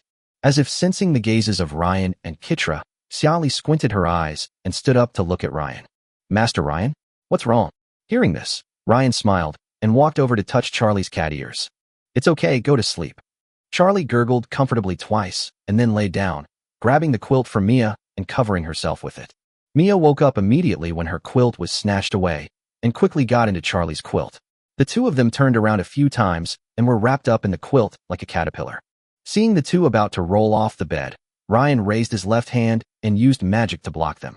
Then Ryan yawned and patted his clothes with his hands, and the clothes on his body instantly turned into silk home clothes. Then he fell on the big bed. Seeing this, Kitra took off her coat and lay half covered in Ryan's arms. The next day at noon, a ray of sunlight shone on a smooth stone wall, and the sunlight reflected along the stone wall onto Ryan's face. The warm sunlight made Ryan open his eyes. He lay in bed for a while and then slowly got up. Looking at the charming Kitra who was still sleeping beside him, Ryan kissed Kitra's forehead. Feeling Ryan's kiss, Kitra slowly woke up. She squinted her eyes, looked at the bright weather outside the window, and slowly spoke. It's daybreak. Seeing Kitra wake up, Ryan began to untie the caterpillar beside him. 2 hours later, Ryan walked out of the room. As soon as I opened the door and walked into the living room, I saw Andre, Tally, and Kane feasting on a charcoal-grilled lamb at the dining table. When they saw Ryan come out, several people stopped what they were doing. Andre wiped his greasy hands with a napkin and looked at Ryan. Young master, the hotel staff brought us a whole grilled lamb at noon. It looked like it was almost cold, so we ate it first. Ryan waved his hand. Sit down and eat your food. Don't worry about me. I'll have them bring more if you're not busy. Andre smiled and sat down to continue eating with Tully.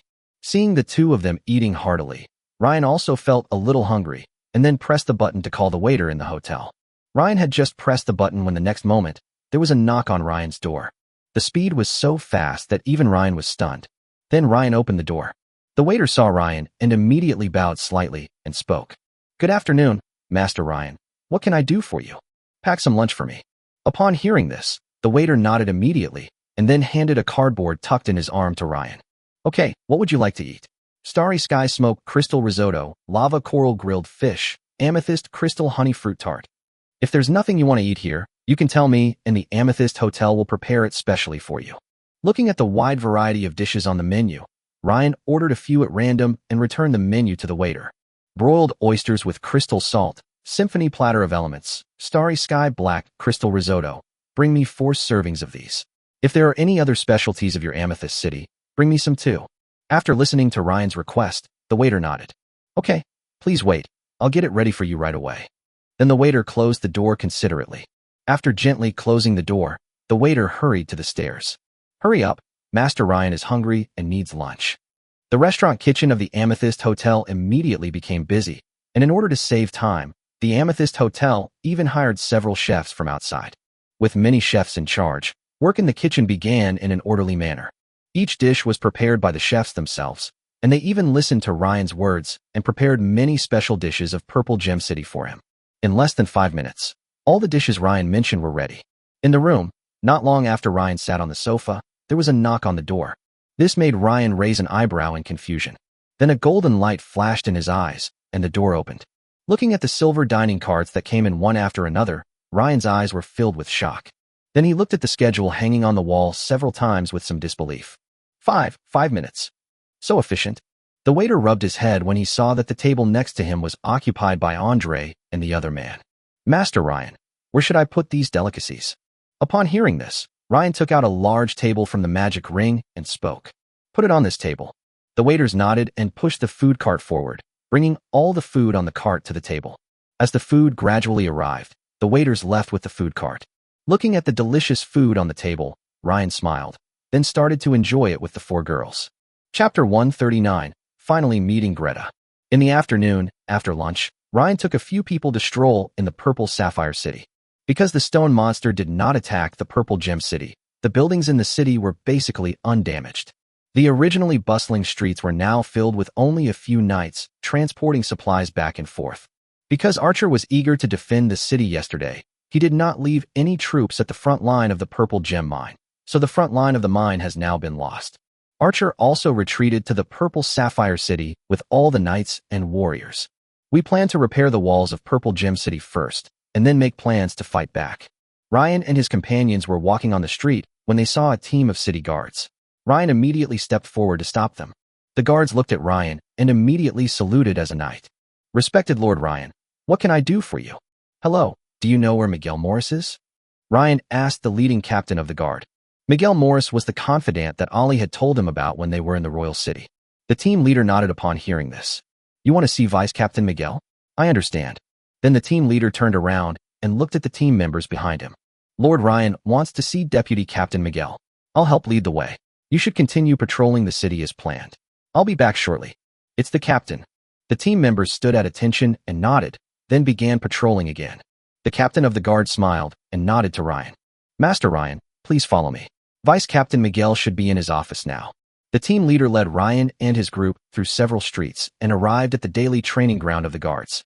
Although the daily training grounds for the guards here are not as luxurious as those of the Gray family in the royal city, the facilities inside are no worse. The sounds of the guards training can still be heard in the training ground. He took Ryan and the others across the training ground and soon led them into a building and to Miguel's office. "Master Ryan, this is Vice Captain Miguel's office. I will take my leave now." Pointing to the door in front of them, the team leader bowed slightly and said goodbye. Then Ryan knocked on Miguel's office door. After a while, Miguel opened the door. The next moment after seeing Ryan, Miguel, who was still sleepy, was no longer sleepy. He quickly opened the door and saluted Ryan. "Good afternoon, Lord Ryan. Please come in." Miguel welcomed Ryan and his group into the office. The quilt that Miguel had just taken a nap on was still on the sofa in the office. Seeing this, Miguel smiled awkwardly. "I'm sorry, Lord Ryan. I've been so busy these past few days that I haven't slept much. I'm taking advantage of my free time to take a nap." Then he quickly put the small quilt on the sofa into his magic device. Seeing that Ryan didn't mind, Miguel breathed a sigh of relief. Ryan sat on the sofa opposite, and Miguel quickly poured him a cup of tea. "Lord Ryan came to see me. Is there something you want me to do?" Ryan nodded, then took out the letter that Ali had given him and handed it to Miguel. "This is the letter Ali asked me to give you. You'll know when you read it." Miguel took it, looked at it, and immediately understood what Ryan meant. "I understand, Master Ryan. Master Ali requires that I fully cooperate with you in pursuing Miss Greta. I have no problem with that." Then Ryan looked at Miguel and asked, "You and Greta are in direct contact in this Purple Gem City. Do you know her address?" Miguel, who was standing nearby, nodded. "I know, Lord Ryan. Miss Greta placed an order for another batch of purple gemstones from me some time ago. The address is number 21, Villa on Cat's Eye Street. Do you need me to take you there now?" Listening to Miguel's question, Ryan pondered for a moment and nodded. "Okay, then take me to see it." Miguel nodded and then took Ryan and the others out of the building. After more than 10 minutes, he brought Ryan to Greta's villa. "Lord Ryan, this courtyard is where Miss Greta lives." Ryan looked in the direction of Miguel's finger and nodded. Then Miguel took Ryan and knocked on the gate of the villa. Soon, a girl dressed in civilian clothes with a yellow complexion opened the door.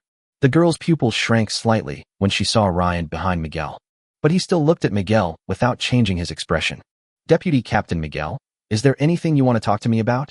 Miguel smiled slightly, moved aside, and began to introduce Ryan behind him. "Miss Greta, this is Master Ryan, the one who saved Purple Gem City from danger last night." Greta bowed slightly to Ryan. "It's Lord Ryan. Thank you very much for your generosity. The people of Purple Sapphire City owe you a great favor."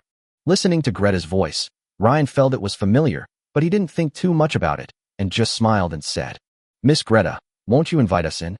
Listening to Ryan's words, Greta stood there thinking for a while, as if she had figured something out, and then opened the door. "Of course, Lord Ryan, please come in." As Ryan walked into the courtyard, a little girl in yellow clothes walked out of Greta's room. It was Ace. "Sister Greta, I'm hungry again." Before she could finish her words, she saw the figures of Ryan and his group, and the next moment, she hid behind Greta. Greta smiled at Ryan when she saw this. "This is my sister, Aic. She's a little shy, so please excuse me. Everyone, please go inside first. I'll prepare some food for her." After saying that, Greta took Ace into another room. Ryan and Lucifer looked at Aic and the other one, their eyes full of confusion. Because Ryan did not detect the unique, human, aura on Ace, and the same was true for Lucifer. But the two of them didn't say much and kept their doubts in their hearts. Then Ryan took a few people into the room that Greta had just pointed out to him and sat on the chair in the room waiting for Greta to come back. Greta returned to the room a few minutes later. Seeing that Ryan had been brought here, Miguel also wanted to create an environment for Ryan to be alone, so he stood up from his seat. I suddenly remembered that there seems to be something else going on in the guards. Miss Greta, I'll take my leave first. You guys can chat. Greta didn't stop him when she saw this. After all, what she wanted to say later needed to be discussed with Ryan alone, so it was better for Miguel to leave now. Greta picked up the teapot on the table and poured a few cups of tea for Ryan and the others, then chatted with a smile. The heroic deeds of Lord Ryan and his companions yesterday have spread throughout the Purple Gem City. Ryan took the teacup and took a sip. I was very disappointed when I heard that you had passed away, Miss Greta. I thought it was a great regret in my life that I had never seen you dance. I didn't expect you to live in seclusion in Purple Sapphire City. Greta's eyes were filled with memories when she heard this. Hey, that was a few years ago. Chapter 140, The Origin of AC. At first, I was pursued by an imperial noble, but I didn't like him. He used his power to maliciously slander me in the city where I wanted to perform. Finally, I couldn't bear the indignity anymore, and someone falsely claimed I was dead. Then we returned to Purple Gem City. Ryan listened to Greta's words and nodded while drinking tea. He had heard about what happened back then. Haha, Miss Greta, there's no need to be sad. There are too many nobles in the Empire, so it's inevitable that there will be many corrupt officials. If you trust me, Ryan, you can continue your performance. With me, Ryan, behind you, no one will say anything. Greta shook her head. Thank you for your kindness, Lord Ryan, but I think life is pretty good now. After saying that, he sat down in his seat, looking down and thinking about something. After a while, his eyes seemed to have finally made up his mind, and he slowly spoke to Ryan. Master Ryan, please wait a moment. Then Greta walked out of the room and brought an S from the next room. Greta touched Ace's head and pointed at Ryan. Ace, this is Brother Ryan. Ace looked at Ryan and spoke timidly. Brother Lay in. Seeing this scene, Andre behind Ryan suddenly burst into pity. He saw a bit of his granddaughter in Ace.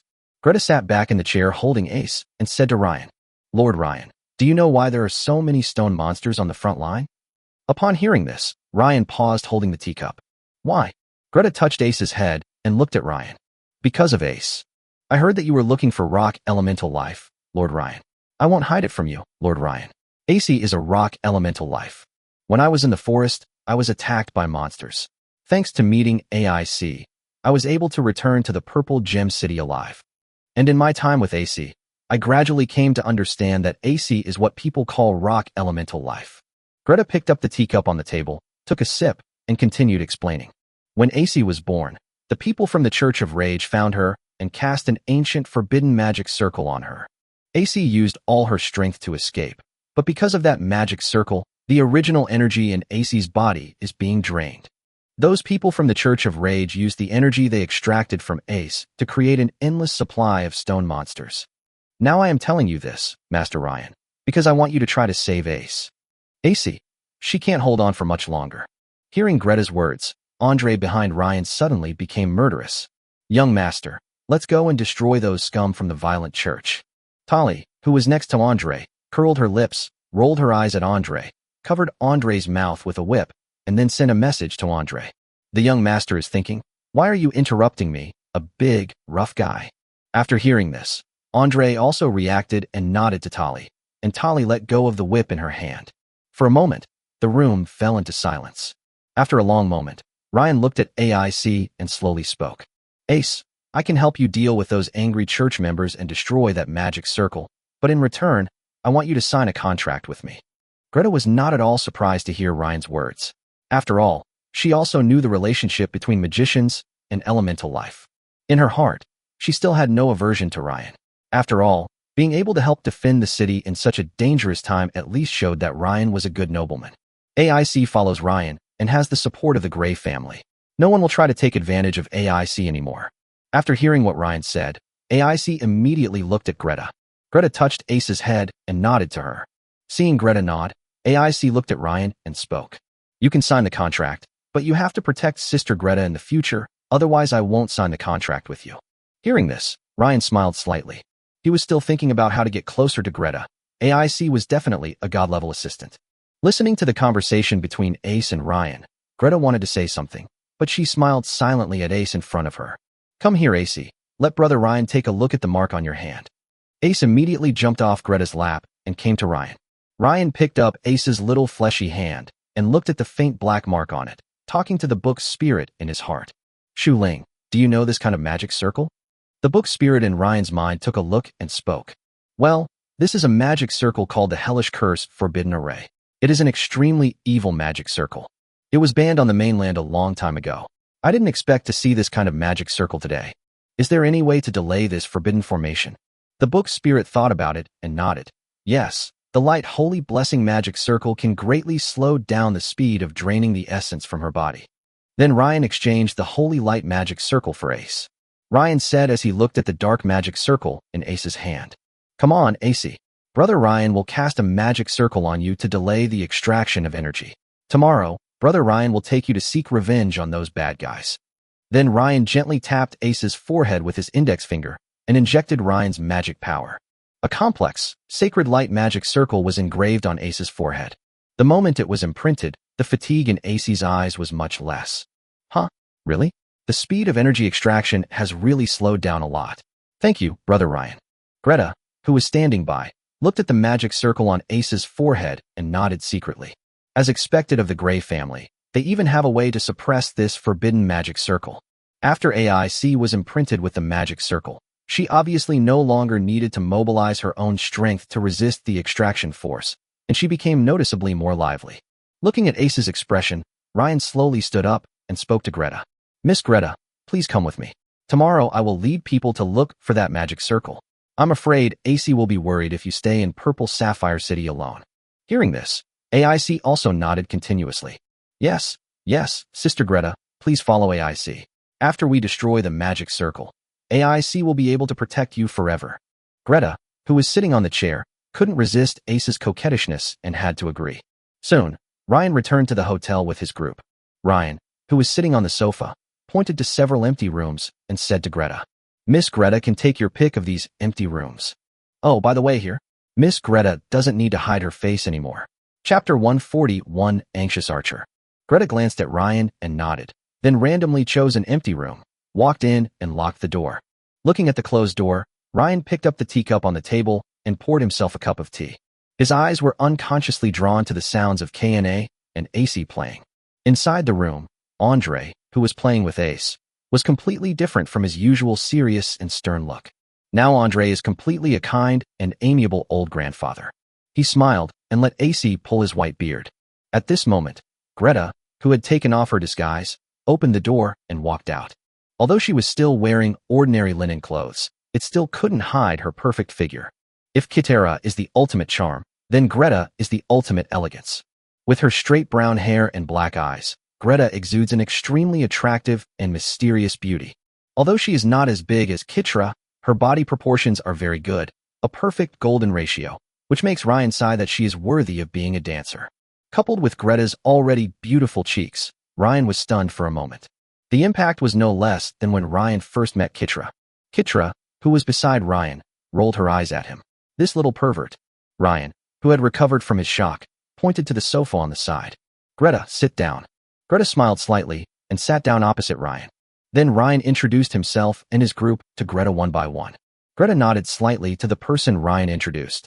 After the introduction, Ryan waved to Ace. AC, come here, Brother Ryan wants to ask you something. The people who were playing with AIC heard what Ryan said and brought AIC to Ryan. Ryan touched AIC's head and handed her to Greta, who was sitting on the sofa opposite him. Lucifer then stepped forward and filled everyone's cups with tea. Looking at Esrain, he asked, AC, do you remember where you were born? Ace nodded. Yeah, in a huge vein of purple gemstones. AIC just opened her eyes and saw that the bad guys had left this black mark on her. Then, among those bad guys, do you think there is anyone more powerful than your grandpa Andre? AIC glanced at Andre behind Ryan and then lowered her head, thinking about something. After a while, Ace raised her head and nodded to Ryan. Yes, there is one who I feel is even stronger than Grandpa Andre, and there are 2 or 3 others who are slightly weaker than Grandpa Andre. There are many who are much weaker than Grandpa Andre. Listening to Ace's words, Ryan nodded while holding the teacup. So that means there is 1 intermediate level 5 or above, 2 or 3 low level 5s, and the number of level 4s is to be determined. 3 or 4 are level 5, and one might be a high-level level 5. It's a bit difficult. However, Ryan still had a few pieces of tungsten and a magic scroll given by the Dean, which were powerful enough to kill 1 to 2 5th-level people in seconds. But Ryan didn't want to use it all here, so it seemed he still needed to ask Uncle Archer for help. Just as Ryan was thinking, Ace's stomach made a rumbling sound. Seeing this, Lucifer, who was standing behind Ryan, immediately went to find the waiter to prepare some food. But Greta stopped him. Lord Lucifer, there's no need to bother you. Ace is a rock elemental life form and eats differently from others. After saying that, Greta took out several purple gems from her magic device and handed them to Ace one by one. AIC took the purple gem and began to stuff it into her mouth. As if she was enjoying the meal very much, AIC's 2 short legs were shaking on the sofa. Looking at AIC eating the purple gems, Ryan also understood why Greta had to buy a batch of purple gems every once in a while. Then Ryan threw the token Archer had given him to Lucifer and spoke. Lucifer, go ask Uncle Archer for more purple gems, so that our AC won't starve. Yes, Master. Lucifer took the token and was about to push the door open to leave when Ryan stood up and interrupted him. Wait, Lucifer, I'll go with you. I also have something to discuss with Uncle Archer. Then Ryan looked at Tully behind him. Tully, come with me. Andre, you stay in the hotel and protect them. Andre and Tully nodded. I pushed open the door and walked down the stairs. As soon as I arrived at the entrance of the Amethyst Hotel, I saw many guards guarding around the hotel. The guard at the door saluted immediately when he saw Ryan coming out. Good evening, Lord Wren. Are you going out? Do you need an escort from the guards? Ryan said, waving his hand. No, find someone to take me to see Uncle Archer. I have something to talk to Uncle Archer about. After hearing what Ryan said, the guard nodded immediately, said a few words to the people next to him, and then led the way, taking Ryan to find Archer. The guards quickly took Ryan out of the city and came to a war-ready military camp. As Ryan walked into the military tent, he saw Archer sitting in his seat with a frown on his face. Archer was looking down at the ground, not knowing what he was thinking. Even Ryan's arrival could not interrupt his thoughts. Seeing this, Ryan did not say anything to disturb them. He took Lucifer to sit on a chair beside him and waited. After a long time, Archer raised his head and saw Ryan sitting next to him. Ryan. Archer's tone was a little surprised, but after thinking about it, he understood what had happened. It's been a while, Ryan. Sorry, I was just thinking about something else. Seeing that Archer's brow was still slightly frowned, Ryan asked. Uncle Archer seems to be troubled by something? Listening to Ryan's words, Archer did not hide anything. He slowly stood up from the main seat and walked to the sand table in the middle of the tent and nodded. Yes, the spies I placed at the Purple Gem Mine sent back information. That damn group of stone monsters has begun to emerge from the Purple Gem vein again, and they are still gathering. It seems that they are going to launch another attack on Purple Gem City. According to our spies, there are a huge number of stone monsters this time, and they also include members of the Wrathful Church. With those endless stream of stone monsters, if we fight a protracted war, my Purple Gem City will be in great danger. Besides, this incident happened suddenly. Even if the reinforcements from Glacier City, which is closest to Purple Sapphire City, were to be dispatched, it would take nearly a week for them to arrive. Sigh. Ryan raised an eyebrow at Archer's words.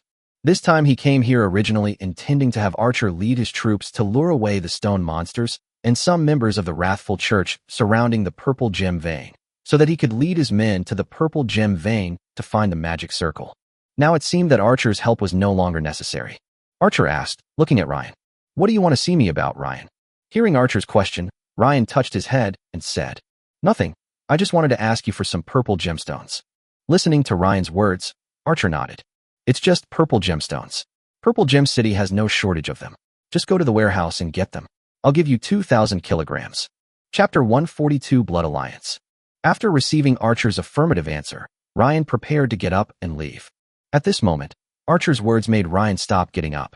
Ryan, I have something to ask of you. Archer's tone was grave.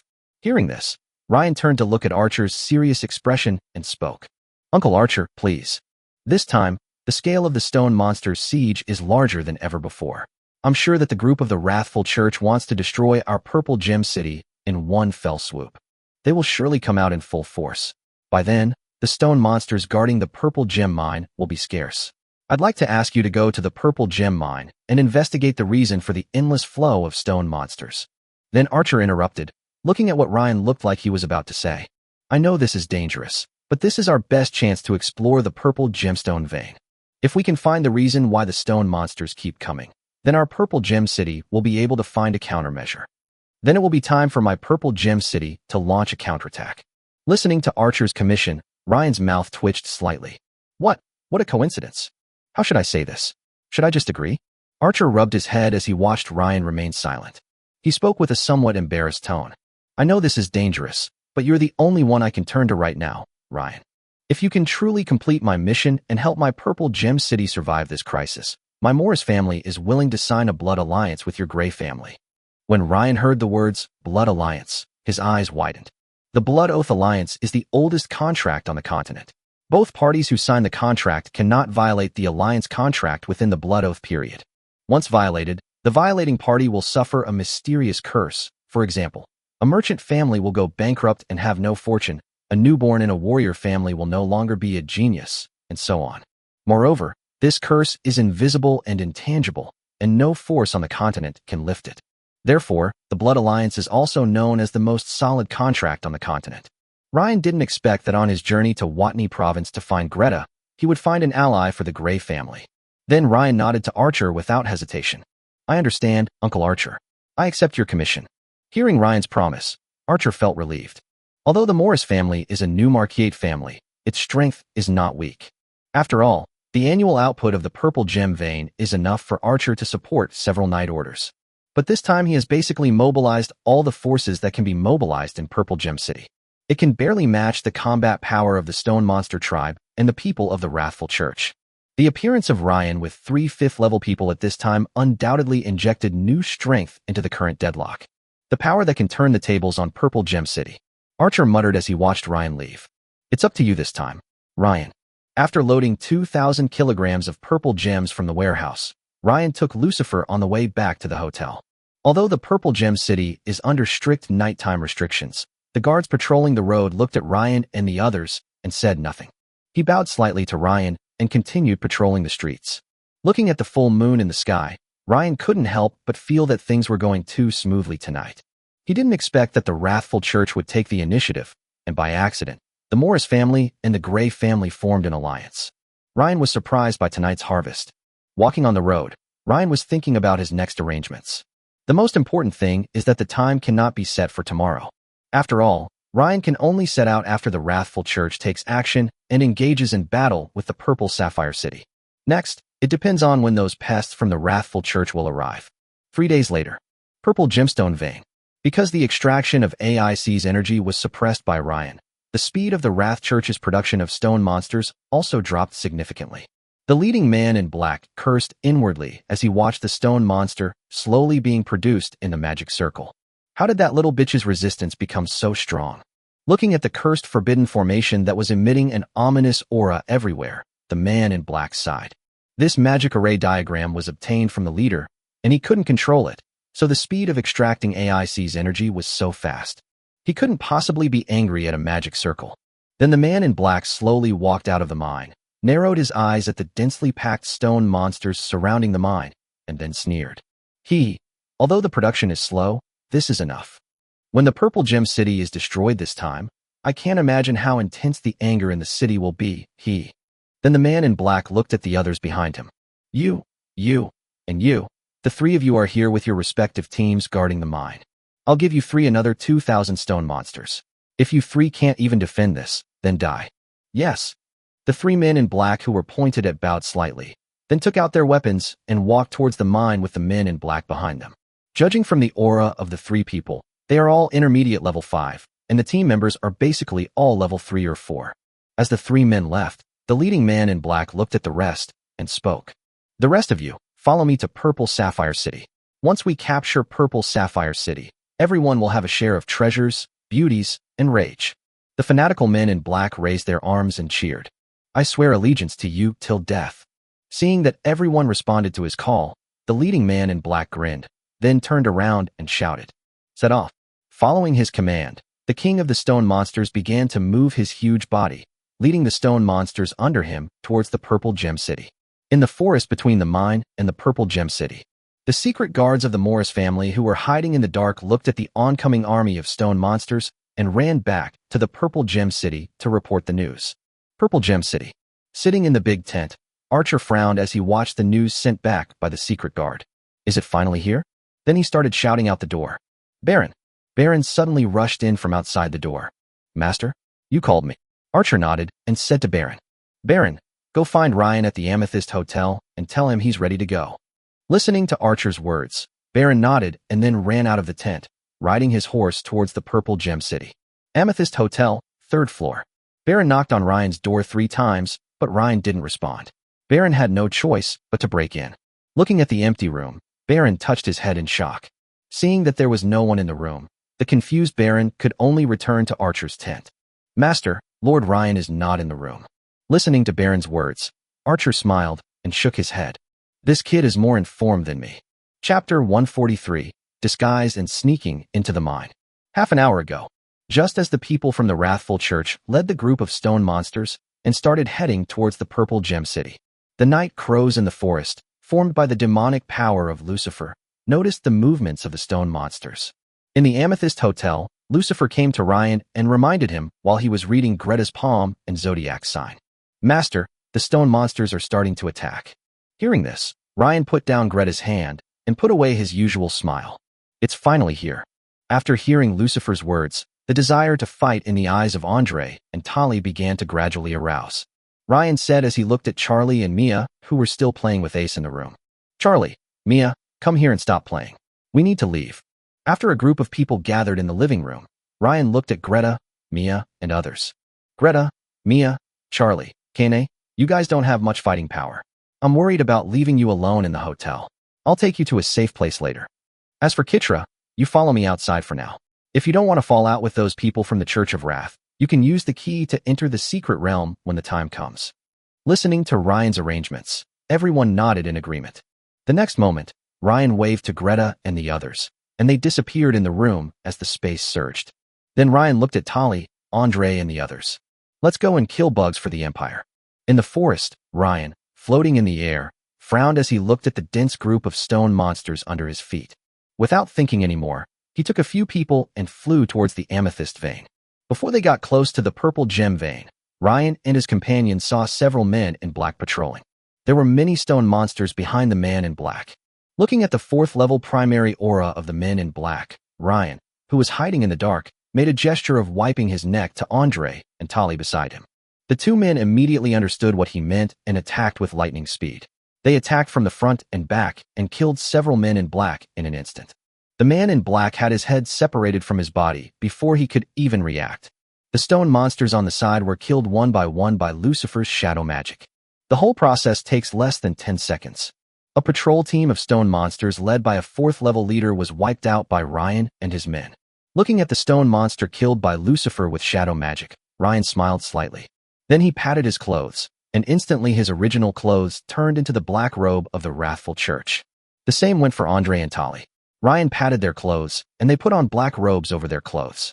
Seeing this, Lucifer's demonic energy surged, and the next moment, he turned into a man in black like Ryan and the others. Let's go and get it over with as soon as possible. I feel uncomfortable wearing this robe. Without further hesitation, they let the stone monster controlled by Lucifer follow them towards the Purple Gemstone Vein. Because of the stone monster's cover, other members of the Furious Church encountered along the way did not stop them. After all, the stone monster was ordered by the adults themselves to follow them. If something happened to them, the stone monster would not have followed them. As they moved, the entrance to the Purple Gemstone Mine soon appeared in their eyes. Just as Ryan and his companions were about to go in, they were stopped by several men in black at the entrance of the mine. What are you doing? Why are you going back to the mines instead of patrolling? Seeing this, Ryan took out a box from the magic ring. I just found a wonderful treasure in the forest and wanted to present it to the adults. Are you trying to stop me? Hearing Ryan's words, several black-clad guards looked at each other. Looking at the jade box of flame chalcedony in Ryan's hand, he was undecided for a moment. After all, such incidents of rape are not uncommon in the church, and some good-looking female church members will even throw themselves into the arms of a man to enhance your status in the church. Several men in black looked at the box in Ryan's hand with wandering eyes. Suddenly, a man in black attacked Ryan and tried to snatch the box from his hand. Looking at the man in black rushing towards him, Ryan cursed all his ancestors in his heart. They couldn't take action. After all, there was no rage in their fighting spirit. He was exposed as soon as he made a move. But looking at the man in black attacking him, Ryan sighed and had no choice but to take action. Just as he was about to make a move, Angry shouts came from inside the mine. What are you doing? You're actually attacking your own people. Do you think the rules of the sect don't exist? Before he finished speaking, a man in black robes who looked completely different from them walked out of the mine. The thorns and flames on the black robe of this man in black are obviously more realistic. You can tell at a glance that he has a very high status. Hearing this, the man in black who attacked Ryan suddenly stopped. Although church rules prohibit members from killing each other, it also gives new members a sense of security. Everyone has killed a few of their own people in secret. The man in black immediately bowed to the adult who walked out of the mine. Sir, I just want to deliver the treasure on his behalf. After all, this is a special period. The man in black casually made up a suitable excuse for himself. Hearing this, the man in black who was called Sir snorted coldly, and then looked at the flame chalcedony jade box in Ryan's hand. There was greed in his eyes. You guys follow me. Hearing this, Ryan felt relieved. Looking at the man in black in front of him, he nodded secretly. Okay, you are very good.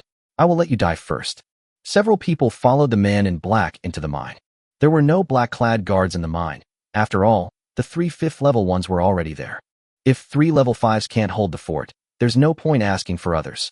When they reached the hidden area in the middle of the mine, the man in black slowly stopped and looked at Ryan and the others behind him. All right, let me see what treasure you found. If it's good, I can upgrade you guys to fanatics. Looking at the surrounding environment, Ryan was secretly delighted. This pest actually left himself alone. He really found a good grave for himself. Then Ryan handed the box to Andre.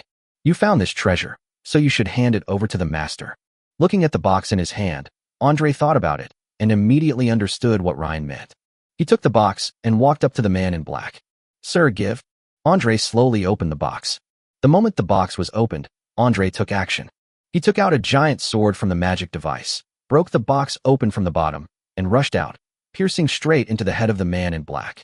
But the man in black must not be an ordinary person to have reached his current status. He turned his head to avoid the fatal blow aimed at his head. But although he avoided the vital points, Andre's huge sword still passed through his shoulder.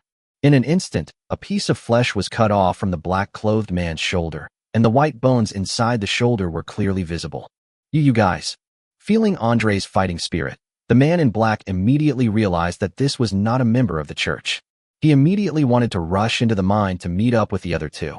But how could Tali, who was standing by, let him have his wish? Chapter 144. Turn the situation around. The next moment, Tully took a step forward and blocked the black-clad man's escape route. The long whip in his hand swung towards the man in black like a snake. Seeing this, the man in black had to stop. He first used his fighting spirit to stop the bleeding on his right shoulder, then took out his long sword from the magic device to resist.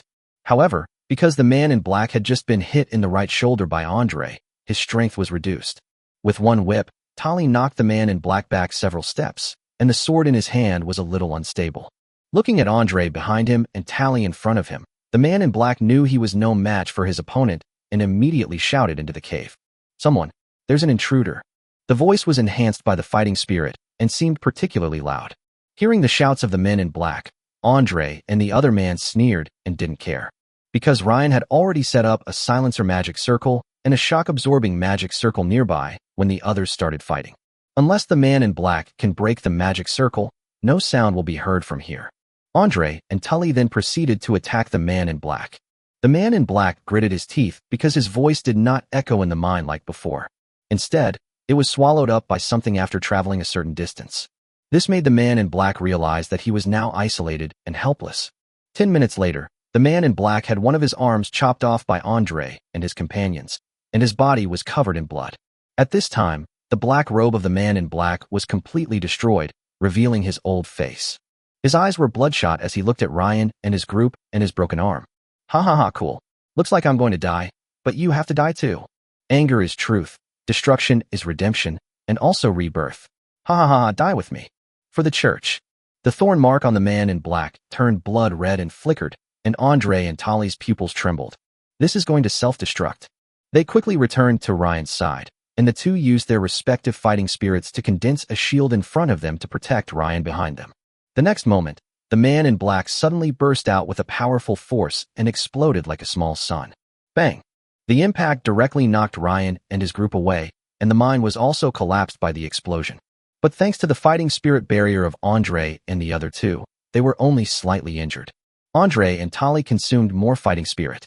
Looking at the collapsed mine, Ryan and his group immediately ran into the mine. As Ryan ran, he used rock magic to control and move the huge rocks above the heads of several people.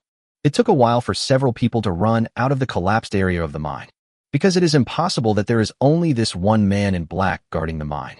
Therefore, Ryan immediately took out a high-level fighting spirit potion from his magic ring and handed it to Andre and the other two, allowing them to quickly restore their fighting spirit and maintain their best condition. The two took the potion without hesitation and drank it all in one gulp. The fighting spirit in the body recovered quickly under the effect of the medicine. Outside the purple gemstone vein, the sudden tremor caused the man in black and the stone monster present to stagger. The men in black shook their heads, looking for the source of the earthquake, thinking that people from the Purple Gem City were attacking. After searching for a while, they still couldn't find the source of the earthquake, which made the men in black very confused.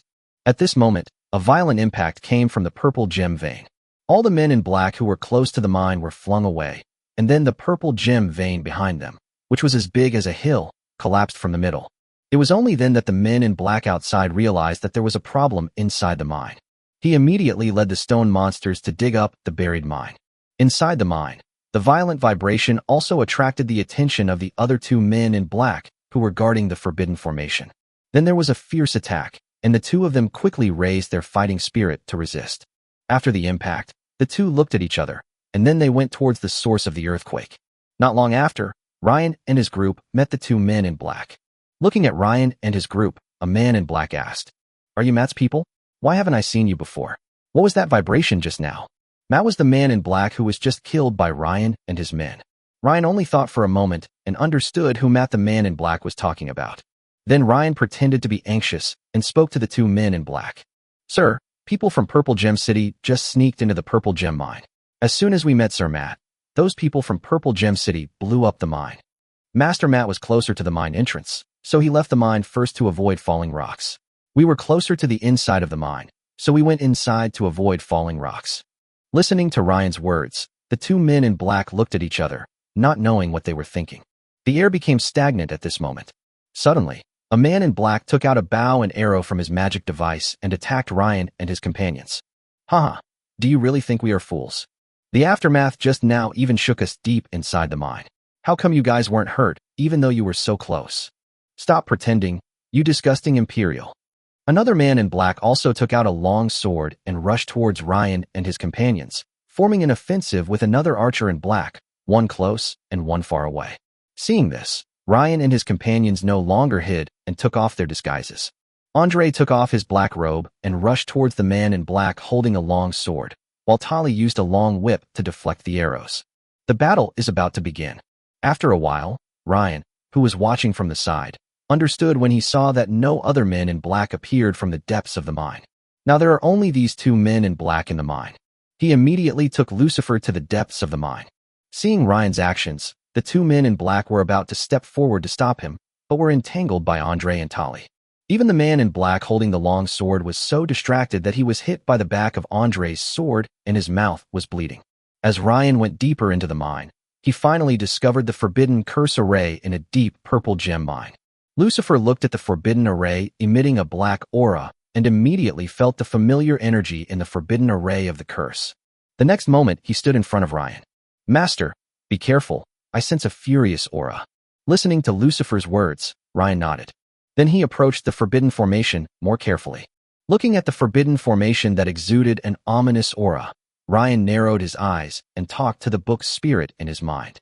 After a while, an extremely strange magic circle gradually appeared in his hand. Ryan's magic power slowly constructed a magic circle. After a while, Ryan held a complex and strange magic circle in his hand. Looking at the magic in his hand, Ryan smiled. What's the point of destroying it? Wouldn't it be better to give it back to them? Yes, the magic circle in Ryan's hand is called the reversal magic circle, which can directly reverse the effect of the magic circle. The next moment, Ryan immediately pressed the reversal magic circle in his hand onto the curse source forbidden array. With the integration of the reversal magic circle, the curse source forbidden array immediately became ineffective, and then a large amount of energy surged out of it and headed towards Ace in the secret realm of Ryan. Chapter 145. The demon who rules the dark world of night and shadow, Black Crown, Lucifer.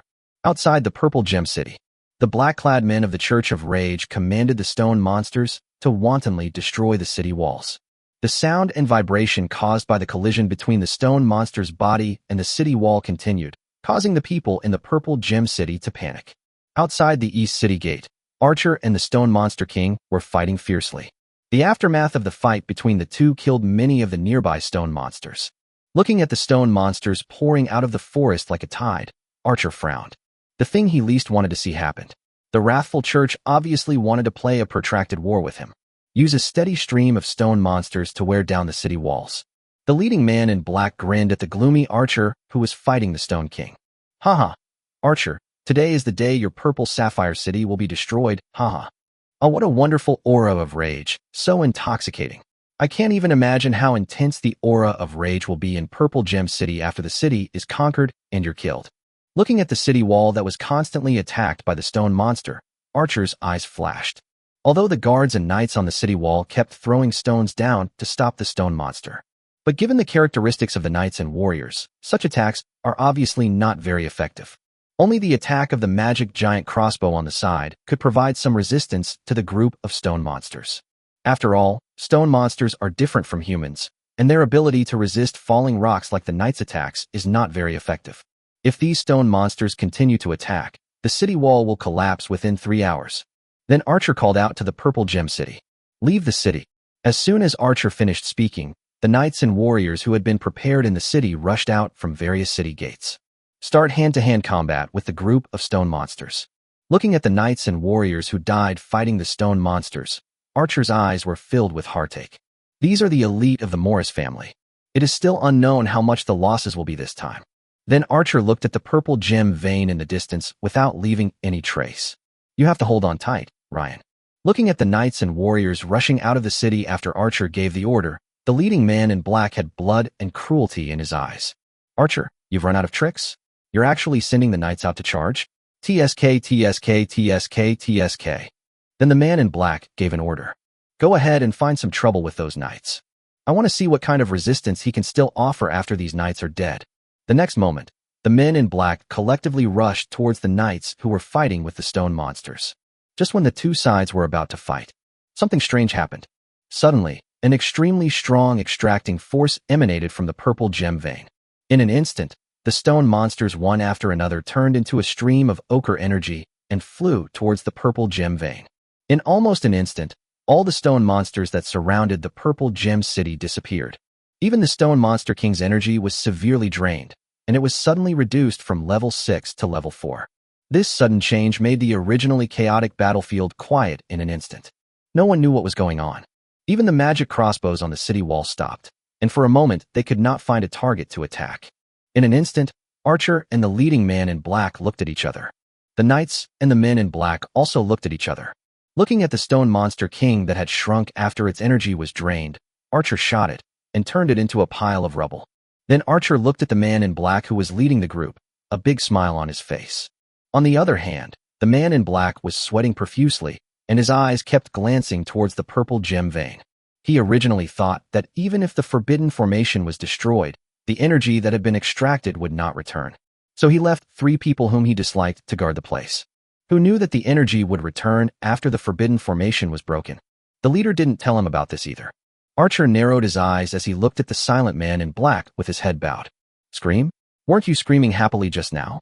Why don't you scream anymore? Don't you like screaming?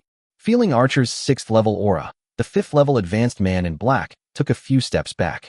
Archer then looked towards the direction of the purple gem vein, with gratitude and admiration in his eyes. Then he looked at the man in black who wanted to escape, and the fighting spirit in his body surged, and he directly launched an attack on the man in black. Offense and defense are easy for pests. As Archer launched his attack, the knights also prepared for the charge, and then suddenly charged at the men in black. Dark World. Raging Demon Territory. A huge demon with a skull and a sheep's head and exposed muscles was sitting on the throne. And at the moment when Ryan pressed the reversal magic circle, threads of rock elemental magic began to flow out of the angry demon's body. Looking at the small amount of rock elemental magic flowing out from his arm, the furious demon roared the next moment. Then he sent out a stream of demonic energy towards Ryan outside the Dark World. It wants the death of this human who dared to steal its power. just when Ryan was seriously injecting magic power into the reversal magic circle. Suddenly, an extremely evil demonic energy emerged from the cursed forbidden array at an extremely fast speed, rushing straight towards Ryan. Just as it was about to hit Ryan's body, Lucifer stood in front of Ryan in time and took the energy. Only then did Ryan react to the demonic energy just now. Ryan frowned slightly as he looked at Lucifer. Lucifer's figure was obviously a little erratic at this time, but he still bowed to Ryan with a smile. Master, there are some things in the dark realm that I need to take care of. Please wait. I will be back soon. After saying that, Lucifer's figure turned into a shadow and disappeared in front of Ryan. This scene made Raintun feel uneasy, but he felt relieved after feeling the contract with Lucifer in his body. The contract is still there, so Lucifer will be fine. Then Ryan turned his attention back to the Forbidden Formation, but this time he paid some attention to the surrounding environment. Dark World. In an ancient castle completely shrouded in shadows, a demon sitting on the throne slowly opened his eyes. The demon was dressed in gorgeous clothes, and his whole body was filled with thick shadow power. The devil is none other than the original devil who controls the night and shadows of the dark world. Black Crown, Lucifer. Lucifer, sitting on the throne, looked in one direction and spoke. Rage, I finally found a master who possesses the abyss. Why? Do you want to die? As Lucifer stood up from the throne, the originally orange sky of the dark world gradually turned black. Lucifer slowly walked down from the throne on the platform. The next moment, countless eyes in the deep shadow behind Lucifer suddenly opened. With a flash of shadow, Lucifer's figure disappeared in the castle. Chapter 146. The crisis in Purple Gem City is resolved. The territory of the enraged demon. After feeling the energy he had just consumed disappear as calmly as a stone sinking into the sea, a hint of doubt appeared in the eyes of the skull sheep head. Just now it seemed to have sensed a familiar breath. Just when he was furious and confused. The next moment, in the palace of the angry demon, Lucifer's figure walked out from the shadows. Looking at Lucifer who suddenly appeared, Bao Nu immediately understood who the familiar feeling he had just felt belonged to. Black Crown, what are you doing here? An angry voice came out muffled from the skull sheep head.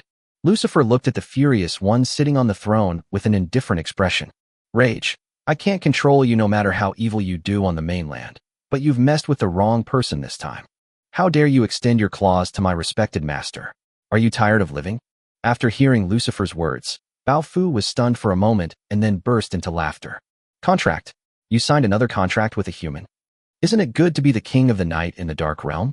Why do you have to go out and be a dog for weak humans? I really don't know what you original demons are thinking. You insist on going out and becoming slaves for others. Upon hearing this, Lucifer's eyes showed a hint of contempt and anger. Stupid thing, you don't understand anything. Lucifer instantly flashed to the furious man's forehead and kicked him out. Although Lucifer's body is not as big as his angry eyes, his strength is not proportional to his size. Lucifer kicked Fury away with a casual kick.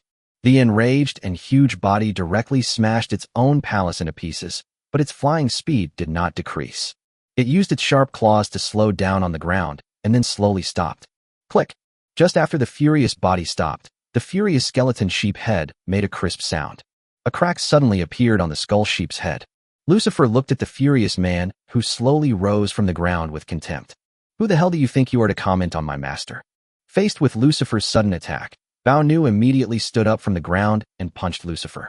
The furious and solid muscles tensed, and the sound of breaking through the air instantly rang in Lucifer's ears. But Lucifer just dodged it with a slight movement. It is obvious that the combat effectiveness of the two is not at the same level at all. Seeing the furious attack on him, Lucifer's shadow suddenly became extremely large. Then many different creatures emerged from Lucifer's shadow. Lucifer waved his hand at Fury, and these shadows launched a desperate attack on Fury.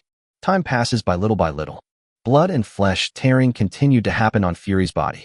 Under the attack of the shadow, the furious and huge body was gradually dismantled, and finally only a skull sheep head was left in its place. Because the wrathful demon is a demon of original sin, as long as there is anger in the world, wrath will be immortal. Looking at the slowly recovering skull sheep head, Lucifer put away the shadow creation. He came to the skull sheep head and spoke slowly. This time I am just teaching you a lesson for your anger. If you dare to offend my master again next time, I will let you see what despair is like. Oh, by the way, let me give you one more piece of advice before you leave. The Dark Realm is about to return to zero. Although you, The demons of original sin are immortal. Your consciousness will still be wiped out at that time. If you don't want your consciousness to be erased, find a way out for yourself as soon as possible. After saying this, Lucifer turned into a shadow and disappeared into the air. Hearing Lucifer's words, the skull sheep head flashed a few times and then dimmed. As Lucifer returned to his castle throne and sat down, the sky of the dark world returned to its original state from night. Then Lucifer, who was sitting on the throne, slowly closed his eyes. Purple gemstone mine. As the last wisp of rock element energy returned to AIC's body, the forbidden formation in front of Ryan also lost its due brilliance. After erasing the forbidden formation in front of him and the magic mark that created the stone monster, Ryan slowly walked out of the depths of the mine.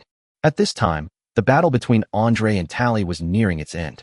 The two men in black looked at each other in surprise when they saw Ryan walking out from the depths of the mine. Then he rushed towards Ryan. His eyes were blood red and the energy in his body was rapidly compressed. Imperial, since you have destroyed the forbidden formation, we will not survive. Be buried with us. Looking at the two people who were about to self-destruct, Ryan's pupils trembled violently. After a few teleportations, they arrived next to Andre and Tally. The two men in black who were about to self-destruct obviously did not expect Ryan to teleport. It changed direction and attacked Ryan and his group. The next moment, Andre and Tally used the same trick to condense a fighting spirit barrier in front of them. But Ryan frowned slightly when he saw the not-so-much fighting spirit in Andre and Tally. Then he took out a silver magic scroll from the magic ring, the space transfer scroll. This is the best treasure that the Dean gave him. It is now being used. After infusing magic power into the scroll, Ryan grabbed Andre and Tally's shoulders. A white light flashed, and in an instant the three people disappeared into the mine. The two men in black who were about to self-destruct froze in place. With an unwilling shout, they perished in the explosion. Bang! With a loud bang, the back half of the purple gem vein was also destroyed by the explosion. In a forest not far from the purple gemstone vein, a white light flashed, and the figures of Ryan and the other two suddenly appeared. Then there was a huge earthquake. Fortunately, the vibration was not severe and had no impact on the three people. Ryan put away the slightly dimmed magic scroll in his hand and took out 2 bottles of high-level fighting spirit potion and handed them to the two. Suddenly, Andre, who was drinking the potion, seemed to see something and immediately reported to Ryan. Young master, I think I saw the knight from Purple Gem City. Ryan raised an eyebrow. Let's go and take a look. Andre nodded and led the way. Soon they met a group of knights who were on guard in the forest. When the knights saw Ryan and his 2 companions, they froze in place, then suddenly came up to them. Master, Lord Ryan, you're not in the mines? That's great. Shall I take you to see the master? Listening to the knight's words, Ryan nodded. Several knights immediately led the way and walked towards the entrance of the Purple Gem Mine. As soon as they arrived at the entrance of the Purple Gem Mine, they saw Archer personally commanding several teams of knights to dig the buried entrance. The tunnel was almost dug through, but no one expected a second explosion. The original process was completely overturned, and Archer paced anxiously on the side. He kept muttering, "Oh, Ryan, please don't get into trouble. If something happens to you, how am I going to explain this to everyone in Purple Sapphire City? How am I going to explain this to that Lion Ford? Patriarch, Patriarch, Lord Ryan has been found." Hearing the sound in the distance, Archer immediately looked towards the source of the sound. After seeing Ryan, he came in front of Ryan in an instant. He grabbed Ryan with both hands and looked excited. Ryan, you've really helped my Purple Gem City this time. You are so amazing, kid. I really envy that Lion Ford. How could he have a son like you? Chapter 147 Archer's Honey Trap. Sitting in the carriage returning to Purple Gem City, Archer looked at Ryan, who was sitting opposite him, with admiration in his eyes. What a talent. Ford's lion is so lucky. I wish he was my son. Thinking of this, Archer's eyes turned. It seemed it was not impossible. After all, there are several of his descendants who are of the same age as Ryan, and it would be great if they could marry Ryan. Then isn't Ryan also half his son? Archer nodded secretly and planned to arrange for them to meet a few times by chance when he returned to Purple Sapphire City. Archer then pulled a magic ring from his pocket and handed it to Ryan. Ryan, this is my extra reward for you. If you hadn't destroyed the Forbidden Formation in time, my Morris family would have been severely damaged. You deserve this. Hearing this, Ryan withdrew his gaze from the scenery outside the carriage and focused his eyes on the magic ring in Archer's hand. Looking at Archer's affirmative look, Ryan took the magic ring and examined it. Ryan's consciousness entered the magic ring, and there was no rare treasure or rare breathing method inside. but human heads. The head of the wrathful church. These heads made Ryan's eyes flash. The hatred between the Empire and the Church of Rage is extremely deep, so every head of the Church of Rage represents a considerable achievement. Not to mention that there are 4 heads of 5th-level auras here. These achievements were enough to make Ryan a high-ranking Viscount directly recognized by the Empire. This is different from the Viscount status that is obtained through unspoken rules and relying on one's own family. This kind of Viscount recognized by the Empire can completely own his own territory and the right to conscript troops. If the 3 5th-level people in the mine had not self-destructed, there wouldn't be much trace left. Otherwise, Ryan would have been promoted to Earl. By then, if Ford makes another effort, it is not impossible for the Gray family to have 2 marquises. Then Ryan returned the magic ring to Archer. Uncle Archer, I can't return to the royal city for the time being. How about you help me report these achievements?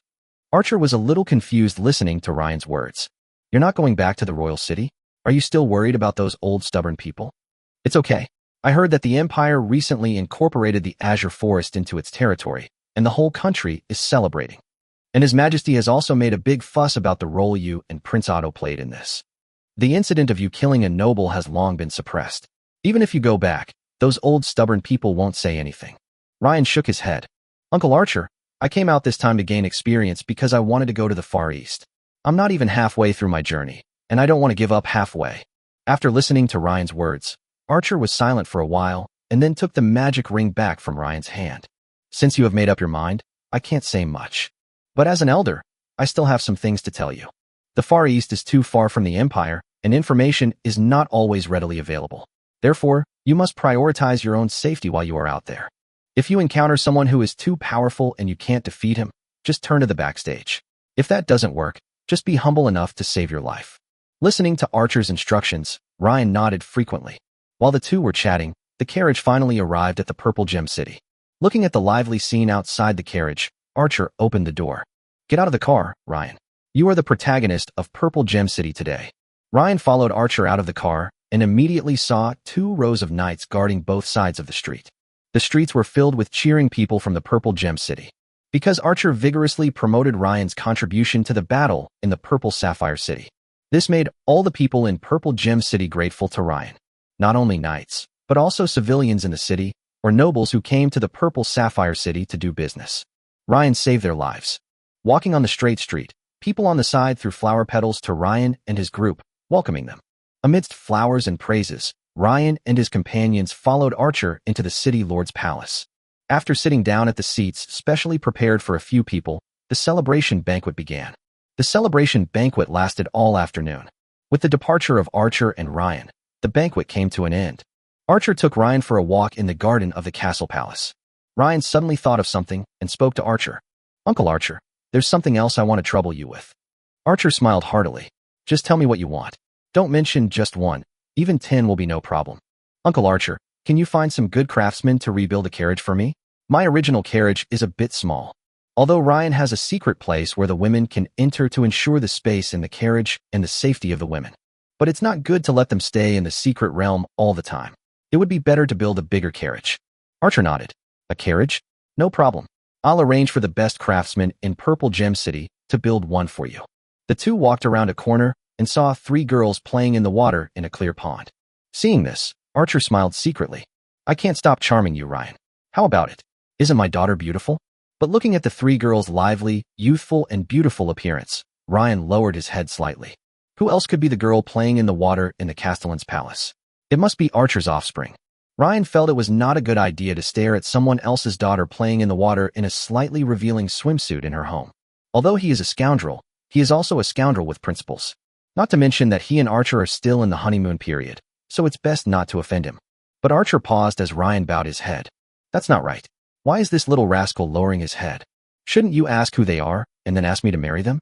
The two people's thoughts are obviously not on the same channel. Then, in order to avoid a dull moment, Archer coughed twice and waved to the 3 women. Fula, Shirley, Tori, stop playing and come say hello to Ryan. Hearing Archer's words, the 3 women quickly stopped what they were doing, came up to the 2 men and saluted Ryan. Good afternoon, Master Ryan. Looking at the 3 girls who were about his age, Ryan nodded. Hello. Seeing this, Archer immediately put his arm around Ryan's shoulders and revealed his true intentions. Ryan, these are my daughters. What do you think? Do you like any of them? Listening to Archer's words, Ryan shook his head helplessly. Uncle Archer, I have no intention of getting married yet. I am still young. Archer looked surprised. What do you mean by small? You're almost 20. When I was your age, I had so many wives. Even if you don't want to get married now, it's the same if we get engaged first. Ryan rolled his eyes at Archer, then slapped Archer's arm around him, looking at the three women's snow-white arms and thighs and the drops of water on their bodies. Ryan waved his hand lightly, and magic power formed 3 robes on the 3 people. Okay, Uncle Archer, I really have no intention of getting married or engaged for the time being. Chapter 148, Shuali's Devotion. Listening to Ryan's words, Archer sighed inwardly. Then he signaled with his eyes to the 3 women in front of Ryan. Seeing their father's gesture, the 3 girls bowed slightly to Ryan and left the garden. Looking at the sky, Ryan also prepared to say goodbye to Archer. Uncle Archer, it's getting late, and I'm tired today. I'm going back now. After listening to Ryan's words, Archer thought for a moment and then spoke. Don't go back to the Amethyst Hotel. There are still many empty rooms in my City Lord's palace. You can stay here for the time being. Upon hearing this, Ryan did not refuse. Judging from the appearance of the civilians in the city today, he was afraid that he would be watched wherever he went. It was impossible to wander around the city.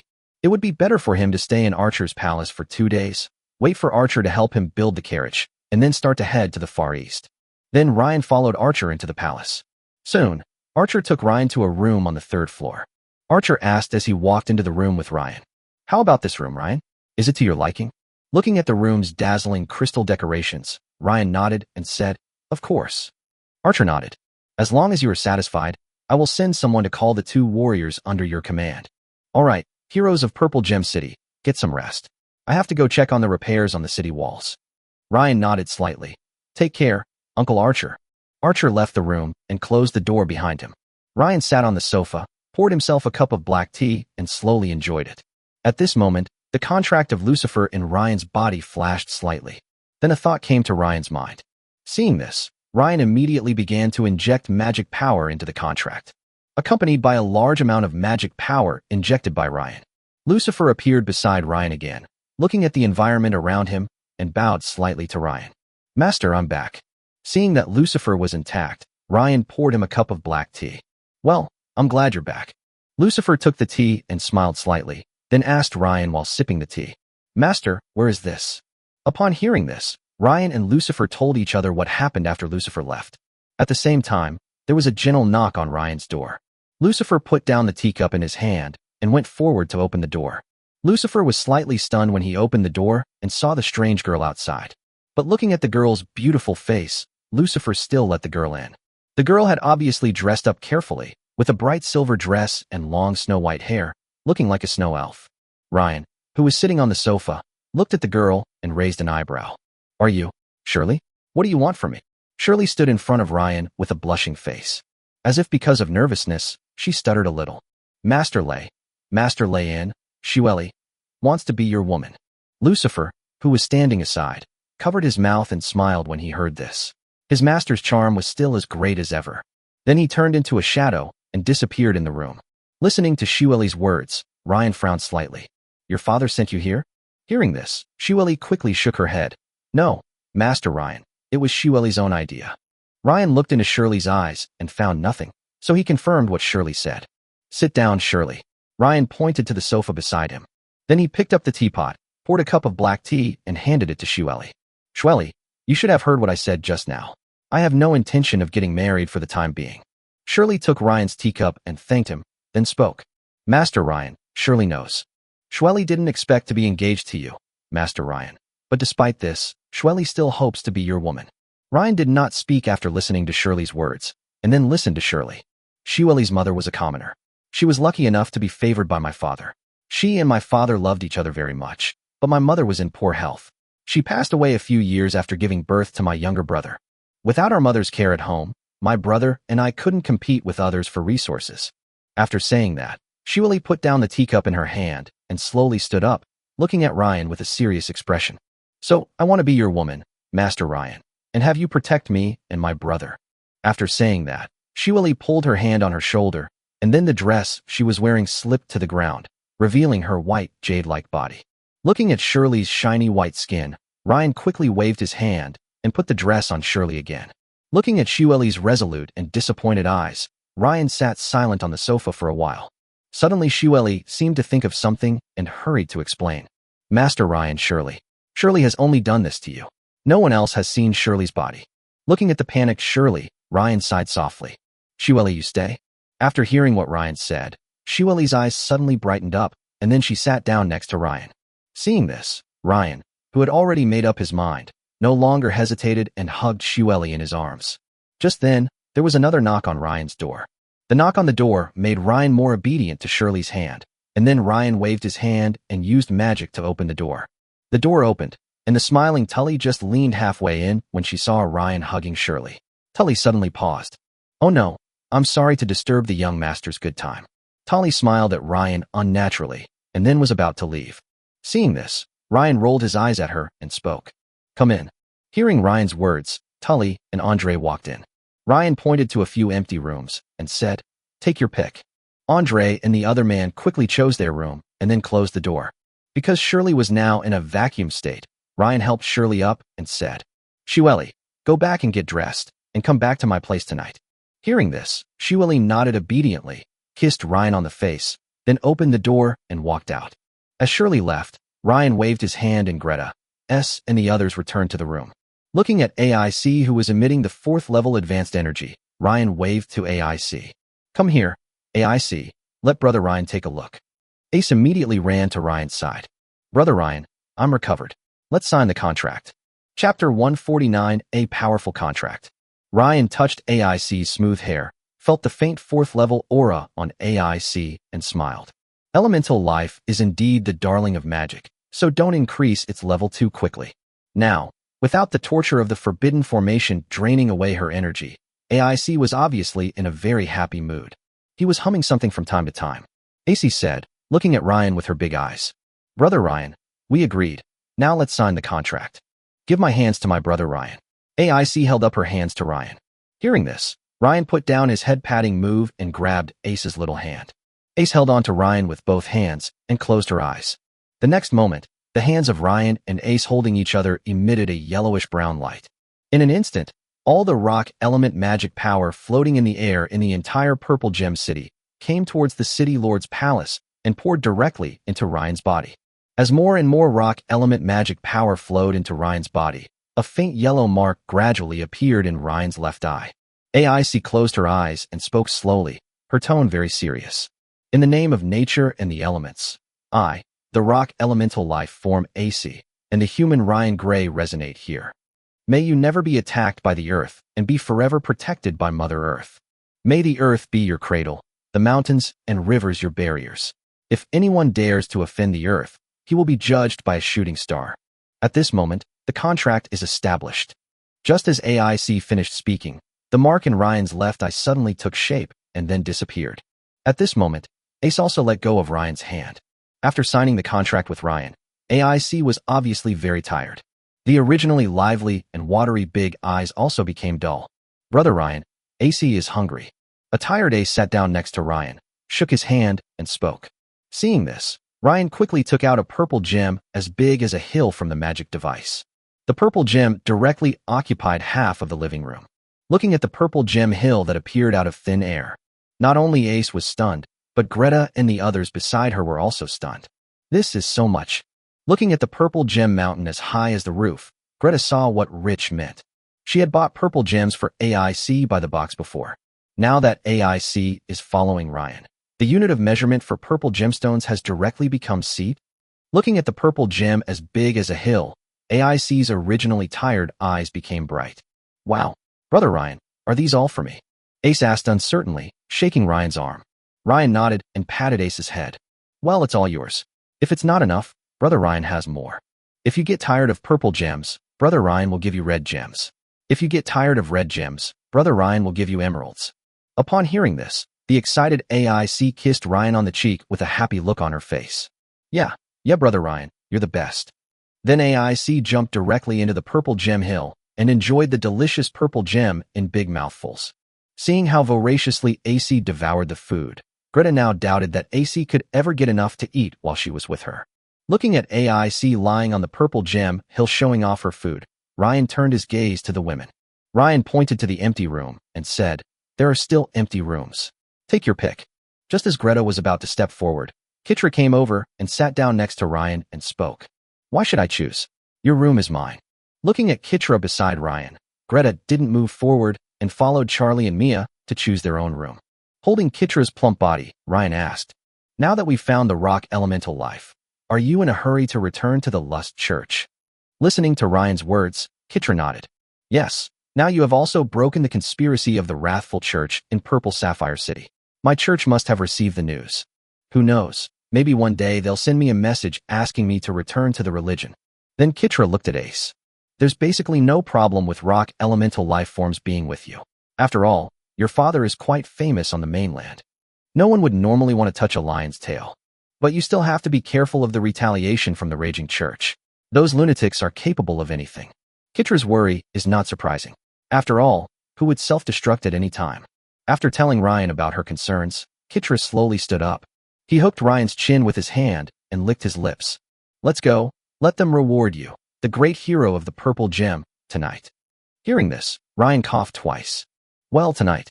I have a date tonight." Kitra immediately raised her eyebrows, her eyes filled with curiosity. "You have a date? Who?" Ryan and Kitra didn't whisper, so Greta and the others who were still choosing a room slowed down their pace. Charlie? Or Mia? Or both? As soon as Kitra opened her mouth, Xia Li's cat ears and Mia's wolf ears stood up, listening very carefully to Ryan's answer. "No. Who's that?" "Greta." Greta blushed upon hearing this, but she also wanted to hear Ryan's answer. "No. So, Kina." No, none of that. You don't know each other, but you will know each other after tonight." Ryan looked at the curious Kitra and shook his head helplessly. Hearing this, Kitra curled her lips. "They're almost leaving, and you don't even spend more time with them." Ryan immediately rolled his eyes at her. "Don't you have the key to the secret realm? Can't we meet any time?" Kitra thought about it carefully and agreed. She hummed twice and pulled Greta and the others to start choosing a room. "Sister Greta, I'll sleep with you tonight and ignore that stinky man." As the others went to choose their rooms, Ryan finally had time to carefully examine the contract between AIC and him. After feeling the information of the contract, Ryan swallowed his saliva. Very strong. Not only can it double the power of your own rock elemental magic, but it can also make you immune to 40% of other people's rock elemental attacks. It also provides him with 4 special skills: Petrifying Demon Eye, Thousand Ravines Maze, Earth-Shattering Star, Amber Assimilation. And as AIC continues to grow, these abilities will be enhanced and the skills provided will increase. Looking at AIC on the Purple Gem Hill, Ryan took out the relics of the Fire Elemental Life and the Wind Elemental Life. A feather and a horn. Ryan smacked his lips as he looked at the relic in his hand. The idea of gathering all elemental life is even stronger. At this moment, AIC, who was showing off her fandom, seemed to have noticed something, put down the purple gem in her hand, and came to Ryan. She looked at the feather in Ryan's hand and touched her head. "Brother Ryan, what is this thing? It seems to want me to go somewhere with it." Hearing what AIC said, Ryan's eyes flashed.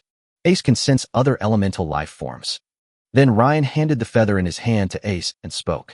"AC, look where it wants to take you." After taking the feather, AIC stood there for a while, then looked at Ryan and shook her head. "Brother Ryan, it doesn't feel that way anymore."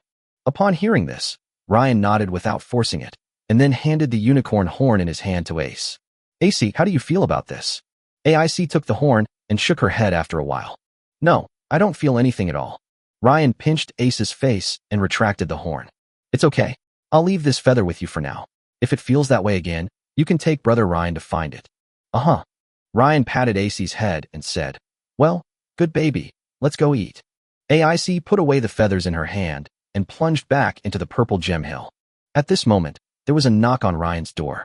Seeing this, Ryan slowly got up from the sofa and walked in front of Ace.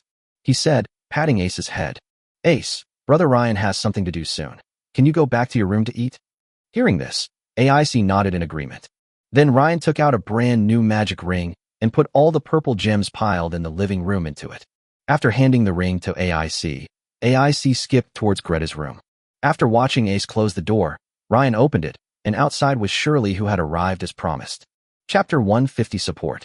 Looking at Shirley in thin pajamas, Ryan took her hand and welcomed her in. The living room was empty at this time. Ryan put his arm around Shirley's slender waist and sat on the chair next to the floor-to-ceiling window in the living room. Looking at Shirley, She seemed a little reserved. Ryan took out a bottle of red wine with a slightly higher alcohol content from the magic ring and poured a glass for himself and Shirley. The two of them drank, talked, and watched the moon. With the help of alcohol, Shirley was no longer nervous. Ryan smiled and put down the wine glass, stood up from the chair, walked to Shirley, and picked up Princess Shirley. Then Ryan carried Shirley back to his room. In the room, Shirley's dress slipped off, and under the moonlight, Shirley looked particularly white. Seeing that Shirley was still naked, Ryan raised his eyebrows. Cheryl, why are you still like this? Shirley's face flushed. What's written in the storybook? They all like this. Ryan smiled dumbly when he heard that, then picked up Shirley and walked towards the big bed. The next morning, Ryan was awakened by Shirley's white, reflective body. Looking at the bright red on the bed, Ryan took the quilt and covered the reflective Shirley. Then I prepared to get up. Shirley slowly woke up as she felt the quilt covering her body. Because Shirley came in without anything on yesterday, there was only a thin pair of pajamas on the ground. So Ryan took out a piece of underwear from his personal maid Cecily and a dress from the magic device, according to Shirley's size. The two of them put on their clothes, opened the door, and walked out. In the living room, several women were waiting to see who Ryan had dated last night. Seeing this, Ryan hugged Shirley and introduced her to everyone. This is Shirley, Uncle Archer's daughter. Shirley bowed and asked the people in the living room. Hello, I'm Shirley.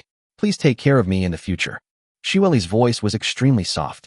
Catella walked forward, took Shirley's hand, and came to the girls. The girls were amazed at Shirley's fair skin and silver eyelashes. Shirley, you are so white that it even reflects light, Catella said while touching Shirley. Perhaps because she knew about some of the conflicts among the hostesses in the Morris family, Shirley seemed particularly nervous when she met the women for the first time. Seeing Shirley looking nervous and reserved, Kitra smiled. Don't be nervous, Shirley. We are not the vicious women described in the storybooks. Those vicious women in the novels only fight to steal men. You don't have to worry about that. Ryan is very energetic. There's no competition among us. On the contrary, sometimes we are all very humble. It's because he's a little too powerful. I don't know what he ate to grow up. Then Catella took Shirley and a few other girls to the side of the living room and started talking about girls' matters. Seeing this, Ryan did not stop him and spoke. Lucifer. The next moment, Lucifer appeared beside Ryan. What are your orders, master? Tell the Morris family maids to prepare some breakfast. Okay, master. Lucifer turned into a shadow and disappeared. Not long after, Lucifer walked into Ryan's room with a team of maids pushing a dining cart. After putting down the breakfast on the dining car, the head maid prepared to leave with the maids. When leaving, the head maid glanced in Shirley's direction and her pupils shrank. Then he left the room with the maids. After Ryan and his friends finished breakfast, Ryan looked at Shirley. Shirley, come on, show me around the Morris family. Shirley was stunned when she heard this, and then she thought of what Ryan wanted to do and hurried forward to hug Ryan's arm. Morris family, the city lord's palace. Ryan asked as they walked down the corridor. Shirley, you said you have a younger brother? Take me to see him. Yes, okay, Master Ryan. Then, Shirley took Ryan down the stairs and headed towards the Morris family's training ground. The morning martial arts training ground is the busiest time of the day for the Morris family. At this time, most of the descendants of the Morris family were doing morning exercises in the martial arts field. Listening to the shouts of the young men, Shirley brought Ryan to the training ground. Instructor Garcia, who was training everyone in the training ground, saw Ryan and hurried forward. But he was stopped by Ryan's gesture. Instructor Garcia's pupils trembled when he saw Shirley being intimate with Ryan, but although he was surprised, Garcia did not say much. To train the young men of the Morris family as usual. Time passes by, and today's morning exercise comes to an end. The boys stopped what they were doing and threw their soaked towels to an inconspicuous boy standing in the corner. Faced with the sweat towels from everyone, the boy didn't say anything, because this had been going on for a long time. Seeing this, Garcia wanted to say something, but looking at Ryan's eyes, he still didn't open his mouth. Shirley looked at the young man, picking up the sweat towel that fell on the ground with tears in her eyes. Although she had known about this for a long time, she was powerless to stop it. After all, she is just a young woman from the Morris family who has just come of age. What say can she have in the family? Seeing Shirley's appearance, Ryan raised his hand and wiped away the crystal in Shirley's eyes. Why are you crying? From now on, I, Ryan, will support you. No one will dare to look down on you again. Then Ryan shouted towards the training ground. Is the next generation of the Morris family so poorly educated? Don't they understand the principle of keeping their own things to themselves? Ryan's words were particularly loud thanks to the blessing of magic. It instantly caught the attention of all the young men in the training ground. Shirley's brother Cole is one of them. Chapter 151 Death Roll Call. The young men stopped and looked at Ryan and Shirley, who were sitting beside the martial arts arena, all frowning slightly. They knew Shirley, but Ryan's face looked very strange to them. Because these boys and girls of the Morris family did not participate in the defense of the Purple Gem in the celebration banquet yesterday afternoon. So although these descendants of the Morris family had heard of Ryan's name, they had basically never seen him. This resulted in most people not knowing Ryan. Only a small number of well-informed teenagers knew Ryan. People who knew Ryan looked at Shirley with surprise in their eyes. They didn't expect that Shirley was actually favored by Ryan. Some of the quick-witted people quickly stepped forward to take back the towel they had just thrown to Cole, and then stood aside to watch the show. Judging from Ryan's appearance, he is here to support Shirley and her brother. How can you not watch this big show? As descendants of the Marquis family, not all of them are reckless men. Some of them remained silent when they saw those who knew Ryan go to Core to retrieve the hand towel. They didn't know Ryan, but they could tell from the actions of those who had just retrieved the sweat towels. The person next to Shirley is not a simple person. Of course, there are rational people and there are also dissolute people. Some of the young men, who relied on the power of their mother's family, looked at Ryan and Shirley with disdain. A woman whose civilian mother died and a man who appeared out of nowhere want to challenge their authority in the family? Funny? Just when the few young dandies in the lead wanted to speak arrogantly to Ryan, Archer arrived. Because the head maid saw Shirley in Ryan's room in the morning, Archer knew about it immediately. He thought Ryan would spend some time with Shirley in the morning, but he didn't expect them to go straight to the training ground. Thinking about what Shirley and her brother had experienced in the family over the years, Archer immediately understood what Ryan wanted to do. So Archer hurried to the training ground. He doesn't want any bloodshed. Finally arrived at the martial arts arena before his sons were about to start speaking out. The young boys and girls in the martial arts arena looked at Archer and immediately bowed to their father. Father. But Archer ignored them and walked straight towards Ryan and the other two. Arriving next to Ryan, Archer spoke with a smile. Ryan, didn't you say you didn't like my daughter? Why are you still with Shirley? Ryan stood up from his chair and chuckled. Uncle Archer, stop teasing me. Okay, I admit that I like Shirley very much. Archer raised an eyebrow at Ryan's address. Still calling me uncle now? Ryan gave a dumb smile. Uncle Archer. Hearing Ryan's name, Archer's heart was immediately filled with joy. Well, this kid is finally half Morris family member. Then Archer stepped forward and patted Ryan on the shoulder and said, Come on, Ryan, let's go talk. But this time Ryan shook his head. Uncle Archer, you should know why I came to the martial arts field today. Listening to Ryan's words, Archer looked at his group of heirs. Then he nodded to Ryan and spoke in a voice transmission. Well, I know. In fact, I know everything that happened to Shirley and her brother over the years. Shirley's mother, Petunia, and I were very much in love back then. That was why other people were left out at that time, which led to other people being resentful towards Petunia and her children. Don't think that I have not taken care of Shirley and her brother over the years, but I don't know how many shady plots I have done in secret that I have prevented. So now I don't dare to take too much care of Shirley and her brother. After all, I can't always be with the family. Some things have to be handled by the two of them themselves. Now that you have the support of Shirley and her brother, I feel relieved. However, I can teach them a lesson, but don't make them lose any limbs. Just keep them alive. Listening to Archer's instructions, Ryan nodded to show that he understood. Archer then stepped aside. Then Ryan looked at the boys and girls in the training ground. At this time, everyone in the martial arts field also understood that the person next to Shirley was Ryan, who had recently become famous in Purple Sapphire City and saved Purple Sapphire City. The dandy young man who was about to scold Ryan just now stood there with his head down, a look of fear on his face. Looking at the expressions of the crowd, Ryan looked at Cole, who was still standing aside. Cole, come here. Ryan waved to Cole. Hearing this, Cole wanted to put down the towel in his hand and walk up to Ryan. But Ryan stopped him. Cole, bring those sweat towels with you. Hearing Ryan's words, the boy and girl next to Cole hurriedly tried to take back their sweat towels. Looking at the actions of these people, Ryan suddenly scolded them. What are you doing? You were so cool when you threw it away just now. Why are you taking it back now? Let's see who dares to take it. As Ryan scolded, the earth echoed him. Spiderweb-like cracks suddenly appeared on the floor tiles of the martial arts arena. Seeing this, the boys and girls all stopped. Only then did Cole slowly walk towards Ryan. Before he even reached Ryan, he could already smell the sour smell of the sweat towel. Looking at the resolute look on Cole's face, Ryan nodded secretly in his heart. He is a talented person who can be cultivated. With a slight wave of his hand, Cole gathered a clean wind around Shirley and came to Ryan. Cole came to Ryan holding a bunch of sweat towels and bowed slightly to Ryan. Hello, Master Lei. Master Lei Yen. Ryan nodded slightly and waved his hand, and the sweat towel Cole was holding fell aside. Then Ryan walked up and touched Cole's slightly sweaty white hair. "What did you call me?" Feeling Ryan's movements, Cole looked at his sister and then spoke. "Sister, brother-in-law." Hearing this, Ryan smiled. "Well, wait on the side. Brother-in-law won't let you scream for nothing." Then Ryan put away the smile on his face. Picking up a sweat towel on the ground, Ryan looked at the name written on it and read it out. "Baron Morris, who is that?" Listening to Ryan's roll call, the boys and girls all kept silent and lowered their heads. Hearing this, Ryan looked at Archer beside him and spoke. "Uncle Archer, you don't have a son called Balin?" Seeing this scene, Archer frowned slightly and looked at a young man in the martial arts field with a stern expression. "Balin, didn't you hear Ryan calling you? As a descendant of the Morris family, don't you even have this little bit of responsibility?" Archer's harsh words caused Balin to quickly raise his hands and walk out. No, father, I was distracted just now. I'm coming out." After explaining, Balin looked at Ryan and continued. "Master Ryan, I am Balin.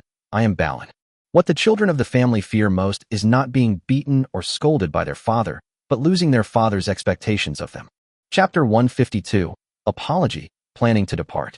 Looking at Balin who came in front of him, Ryan spoke slowly. "Balin, you seem to look down on Cole. You have servants yourself, so why did you throw the handkerchief to Cole? Can you explain it to me?" Ren's words left Balin stunned. "How do you say this? Did you say you looked down on Cole before? Just tell the truth." Balin looked at his father who was staring at him and answered in a humming voice.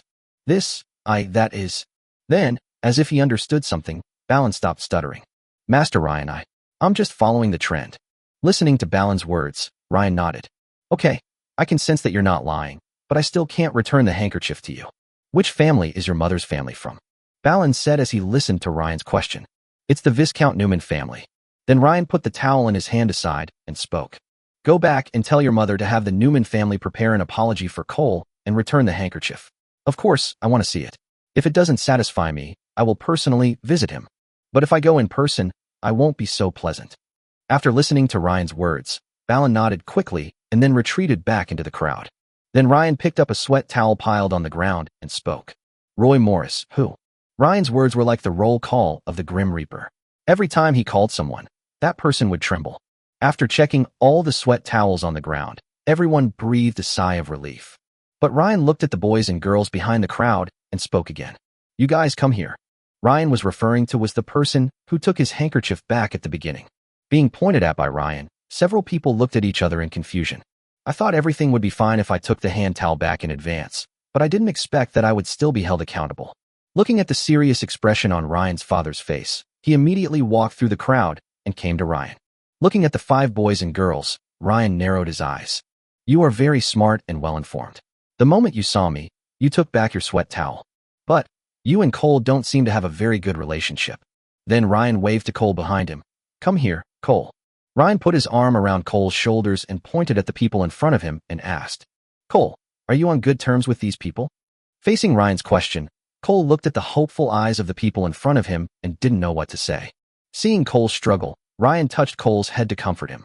"Cole, good is good, bad is bad. Just say it out loud. Don't be afraid of offending people. I'll be standing behind you from now on. You can be bolder in the future." Listening to Ryan's words, Cole nodded and said, "I don't have a good relationship with them. Gashur once sent me something, but that was a long time ago." Ryan nodded. "Okay, I understand. Go back to your sister." Then Ryan looked at them and smiled. "Everyone, did you all hear that?"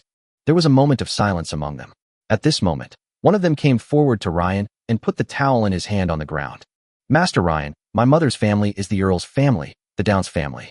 I will prepare an apology for Cole and return the handkerchief." Seeing this, Ryan looked at the young man and smiled slightly. "Yes, you are very good. Are you Gussie?" Gussie nodded. "Yes, Master Lane, I'm Gussie Morris." Looking at Gussie's face, Ryan stared at him for a while. Then he turned his head and looked at Cole behind him and spoke. "Cole, you can play with him more in the future." Hearing this, Cole nodded quickly. Then the other people put down their sweat towels and retreated back into the crowd. It was noontime. Looking at the sun hanging high in the sky, Ryan said nothing more. Then Ryan looked at Archer who had been sitting nearby waiting. "Uncle Archer, what are we going to have for lunch?" "Morris Family Restaurant." Archer sat at the head seat at the long solid wood dining table. 2 teams of maids were waiting nearby. Ryan sat aside with Shirley and Cole. Looking at the table full of seafood, Ryan smiled slightly. Archer had obviously done some research beforehand on what he liked to eat. Seeing Ryan's satisfied look, Archer raised his glass and spoke. Ryan, when are you going to finalize your marriage with Shirley? Looking at the glass Archer was holding, Ryan picked up his own glass and clinked it lightly with Archer's. Later, Uncle Archer, until I get back from the Far East. Hearing this, Archer nodded. Well, since you have thought it through, I won't say much. I'm relieved to leave Shirley to you. Oh, by the way, now that the matter of Watney Province has come to an end, I am also preparing to return to the royal city. Do you have anything to say or give to Ford? I'm going to go find Ford and sign a blood oath with him, and then talk about your marriage to Shirley. Ryan drank the red wine in his glass and shook his head. No, but I want to ask you for some more minerals like purple gemstones. Archer waved his hand. It's a small matter. I'll have the butler take you to the warehouse later and take away everything you like. Perhaps because his words were a bit full, Archer coughed twice. Don't take them all away. Ryan nodded and looked at Cole beside Shirley and spoke to Archer. When we go to the Far East, I want to take Shirley with me. I'm also worried about leaving Cole alone in the Morris family. How about Uncle Archer take him with us to the royal city? Archer nodded in response to Ryan's concern for Cole. Well, don't worry. I'm only going back to the royal city to take care of some things. I'll be back after I'm done. After all, Purple Gem City has just stabilized, and I'll still be in charge for a while. As for Cole, fine, I'll take him with me this time and try to work on his timid personality along the way.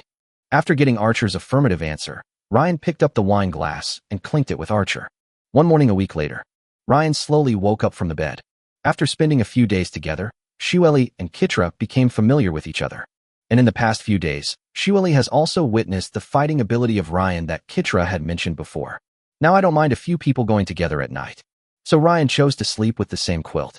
Just after Ryan and his friends finished breakfast, Archer sent someone to tell Ryan. The carriage is built. Upon hearing the news, Ryan hurriedly brought a few people and the maid to the martial arts field. Because the training ground was empty, Archer ordered the carriage to be brought to the training ground. As soon as Ryan and his companions arrived at the martial arts arena, they saw a luxurious carriage that was twice as big as Ryan's previous carriage. Looking at the carriage, Ryan's eyes were full of satisfaction, and he began to plan his journey to the Far East. Chapter 153, The Far East, a Land of Religions. As soon as Ryan arrived at the training ground, Archer, who was standing next to the carriage, noticed Ryan's figure. Seeing Ryan coming to the carriage with eyes full of surprise, Archer stepped forward and patted Ryan on the shoulder. How's it going, Ryan? Are you satisfied with this carriage? Of course, Uncle Archer, you are very generous. Archer smirked. I specifically sought out a dwarven master craftsman to forge it. Let him tell you the details. Then Archer looked at an old dwarf beside him. The old dwarf hung the hammer in his hand on his waist, touched the carriage wheel that was taller than him, and began to explain. Hello, Master Ryan. I built this carriage entirely out of black magic ironwood.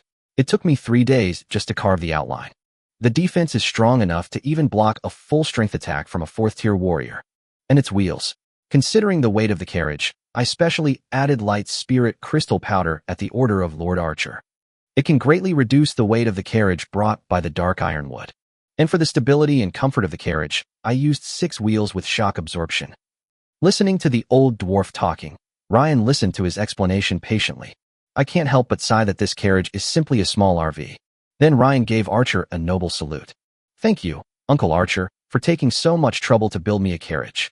Archer waved his hand. You call me uncle, and we are considered a family.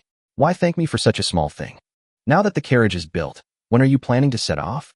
Ryan looked at Chaoyang and smiled. Tomorrow, then. The next morning, the east gate of Purple Gem City. Ryan said his final goodbye to Archer.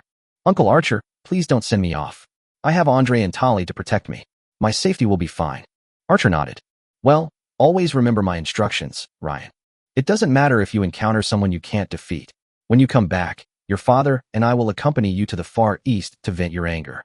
When the time comes, we can even destroy several countries. Ryan nodded and got on the carriage. Andre waved the whip lightly, and the carriage slowly drove into the forest. Archer watched the carriage disappear into the distance and then mounted his horse. It's time for me to go back to the royal city. Far East is not the name of a country. It is a general term for a region. It is governed by hundreds of small and medium-sized countries, some of which are as large as half a province of the empire. The smallest one might be smaller than a larger village in the empire. These countries formed a national alliance, or it can be called national community. Of course, this alliance will also have a leader, namely Soraka, the country with the largest territory and the strongest power among these countries. The king of Soraka is also known as the Lord of the Far East. Basically, he makes all the important decisions in the Far East. The most amazing thing about the Far East is its faith. Basically, every country has different beliefs. Believe in the sun, the moon. Belief in nature, natural disasters. All kinds of beliefs exist. It is unexpected to the outside world that people of different faiths can live together peacefully. A month into the journey, Kitra received a message from the Church of Lust and left Ryan and his group. Following Ryan and his companions' 3-month-long journey, finally arrived at the small Far Eastern country closest to the Empire, Kudos. Over the past 3 months, Greta was finally unable to withstand the double attack of Ryan and Ace. She also fell for Ryan's sweet words. Greta's body was very flexible, and she could do any kind of action, which made Ryan realize what it meant to be born with the ability. In front of the carriage, Andre closed the map in his hand, tilted his head slightly, and spoke towards the carriage. Young master, we have arrived in the Far East. This is the country closest to the Empire in the Far East, Kudos. Hearing Andre's voice, Ryan opened the window of the carriage. Looking at the environment outside the car window, which was different from the Empire, Ryan was secretly amazed. Then Ryan immersed his mind in his thoughts and communicated with the Book Spirit. Book Spirit, I'm in the Far East. Can you sense the location of the Book of Humanity? The Book Spirit closed the book in his hand and nodded. Yeah, I can feel it's very close to us, about northeast of our current position. After understanding this, Ryan withdrew from the spiritual world. Andre, let's go into the city, into the country. I heard that alchemy is the most popular in the Far East. Let's go into the city and have some fun. Okay, young master. Andre responded and drove his carriage towards the country of Kudos, which was only the size of a city. Just arrived at the gate of Kudos Kingdom. The guards at the city gate were shocked by Ryan's luxurious carriage. The guards looked at each other, wondering which country in the Far East this prince or princess was from. Seeing the carriage slowly stop behind the city gate, the guard came to the front of the carriage respectfully and said to Andre, "Hello, this is Kudos. Which country are you from?" Hearing this, Andre spoke. "The Ahisha Empire." The guard was stunned. Empire? It seems that there is no country in the Far East that dares to call itself an empire? Suddenly the guard thought of something and spoke quickly. Is it the Ahisha Empire that once had diplomatic relations with the Far East? Andre nodded. Seeing this, the guards quickly saluted the carriage. Please follow me. After saying this, the guard called on the others around him to announce it to the city. He took Andre to the king's palace in the center of the city. In the city, Ryan opened the car window and looked at the pedestrians on the street outside. He looked at the names of the alchemical potions in the various shops and raised an eyebrow. The Far East is indeed a place where alchemy is worshipped. Soon, the guards brought Andre to the king's palace. At this time, the king of Kudos had been waiting outside the palace gate for a long time. Andre and Tali, who were driving a carriage outside, looked at the king of Kudos and looked at each other in confusion. The two of them saw the meaning in each other's eyes. So weak. The king of Kudos is only at the 4th level. When Ryan arrived at his destination, he got off the carriage with a few women. The king of Kudos hurried forward to meet him. Greetings, friends of the Empire. My name is Talk Lewis, and I am the king of Kudos. Welcome to Kudos country. King Talk bowed to Ryan with great respect. Although he was the king of Kudos, it was just a small country in the Far East. It is no match for a behemoth like the Empire. Seeing this, Ryan stretched out his hand and shook hands with King Talk. Greetings, King Talk. My name is Ryan Gray, and I am from the Gray family, the Imperial Marquisate. I came to the Far East this time on the orders of His Majesty the Emperor of our empire to re-establish diplomatic relations with the Far East. Listening to Ryan's words, King Talk nodded quickly. So it's Master Ryan. Master Ryan, your reputation as a genius magician has long been known throughout the continent. I didn't expect that I would be able to meet you today. It's really my honor. Please come in. I have prepared delicious food from the Far East for you. I hope you don't mind. Chapter 154 Ford's Breakthrough. Rank 7 Yaoyang Class, Earth Knight. Just as Ryan arrived in the Far East, Archer has returned to the Royal City. Royal City, Royal Palace. Emperor Albert smiled as he looked at Archer, who had just arrived in the Royal City today. Have you dealt with the group of stone monsters? Archer, sitting on the leather sofa nearby, nodded, holding a cup of tea. Yes, Your Majesty. This time, the Church of Rage is also involved. Hearing this, the smile on Albert's face disappeared and became serious. The Church of Rage? Those rats are showing up again. Is Purple Gem City seriously damaged? Does it need the Empire's help? Archer shook his head. It's over now. Thanks to that kid Ryan. Otherwise, my purple gem city would be in great danger this time. By the way, Your Majesty here. Archer handed Albert the magic ring containing the head of the raging church. Your Majesty, this is the member of the wrathful church that Ryan killed this time. You must reward him well. Taking the magic ring and feeling the head of the wrathful church in the ring, Albert smiled slightly and then put the magic ring on the table. This kid is really capable. I see. I'll keep these with me for now. Ryan is not in the Empire now. The knighthood ceremony can't be held either. Wait until Ryan returns. I will personally confer the imperial title on him. Archer nodded, then chatted with Albert for a while before leaving the palace. Outside the royal city, the Grey family manor. Archer rode to the Grey family on horseback and met Jonas, who was now handling all the affairs of the Grey family. Jonas asked as he walked Archer through the Grey family estate. Marquis Archer just came out of the palace and came to my Grey family. Is there something wrong? Archer smiled and then told Jonas what Ryan had done in Watney province. I came back this time to sign a blood oath with the Grey family. I really like that kid Ryan. Let's discuss the marriage between Ryan and Shirley. Jonas nodded frequently as he listened to what Ryan had done in Watney province. Then I heard that Archer wanted to sign a blood oath on behalf of the Morris family and the Grey family. Jonas, who had been calm at first, suddenly paused. Then Jonas shook his head at Archer. I'm sorry, Marquis Archer. The patriarch is practicing, and I don't know when he will stop. Hearing this, Archer was about to say something. Suddenly, a majestic beam of fighting spirit shot straight into the sky. The straight beam of light stood between heaven and earth like a pillar. It instantly attracted the attention of all the 6th-level people on the continent.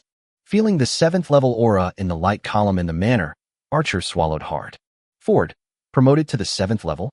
At the same time, inside the palace, Emperor Albert, who was handling state affairs, felt something and hurried to the window. Looking at the beam of light in the direction of the Grey family, his eyes were filled with shock. Ford, is at level 7? Now with Ford, a 7th-level person, the Grey family can truly stand shoulder to shoulder with the royal family. Just as he thought of this, his father Art walked into his palace with a serious expression. The two looked at each other and saw the shock and worry in each other's eyes. What was shocking was that Ford was promoted to the 7th level without relying on the country's faith. The concern is whether the royal family's status in the empire will be affected. The old Emperor Art looked at his son and spoke slowly.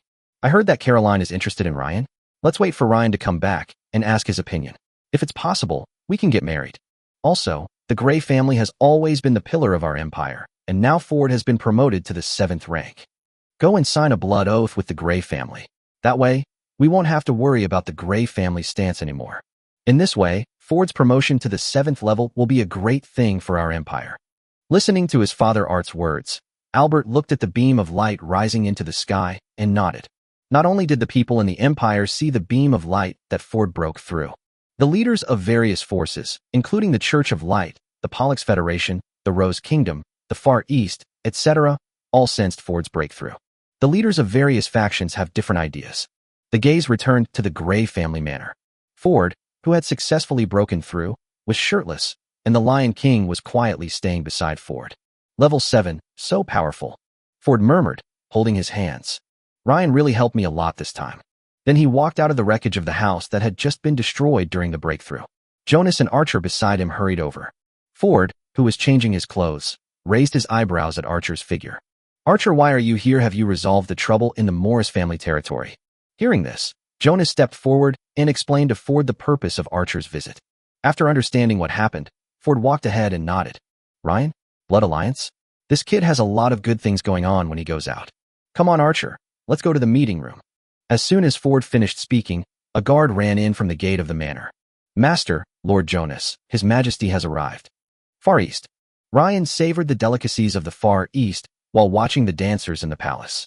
King Talk asked, raising his glass to Rin from his throne.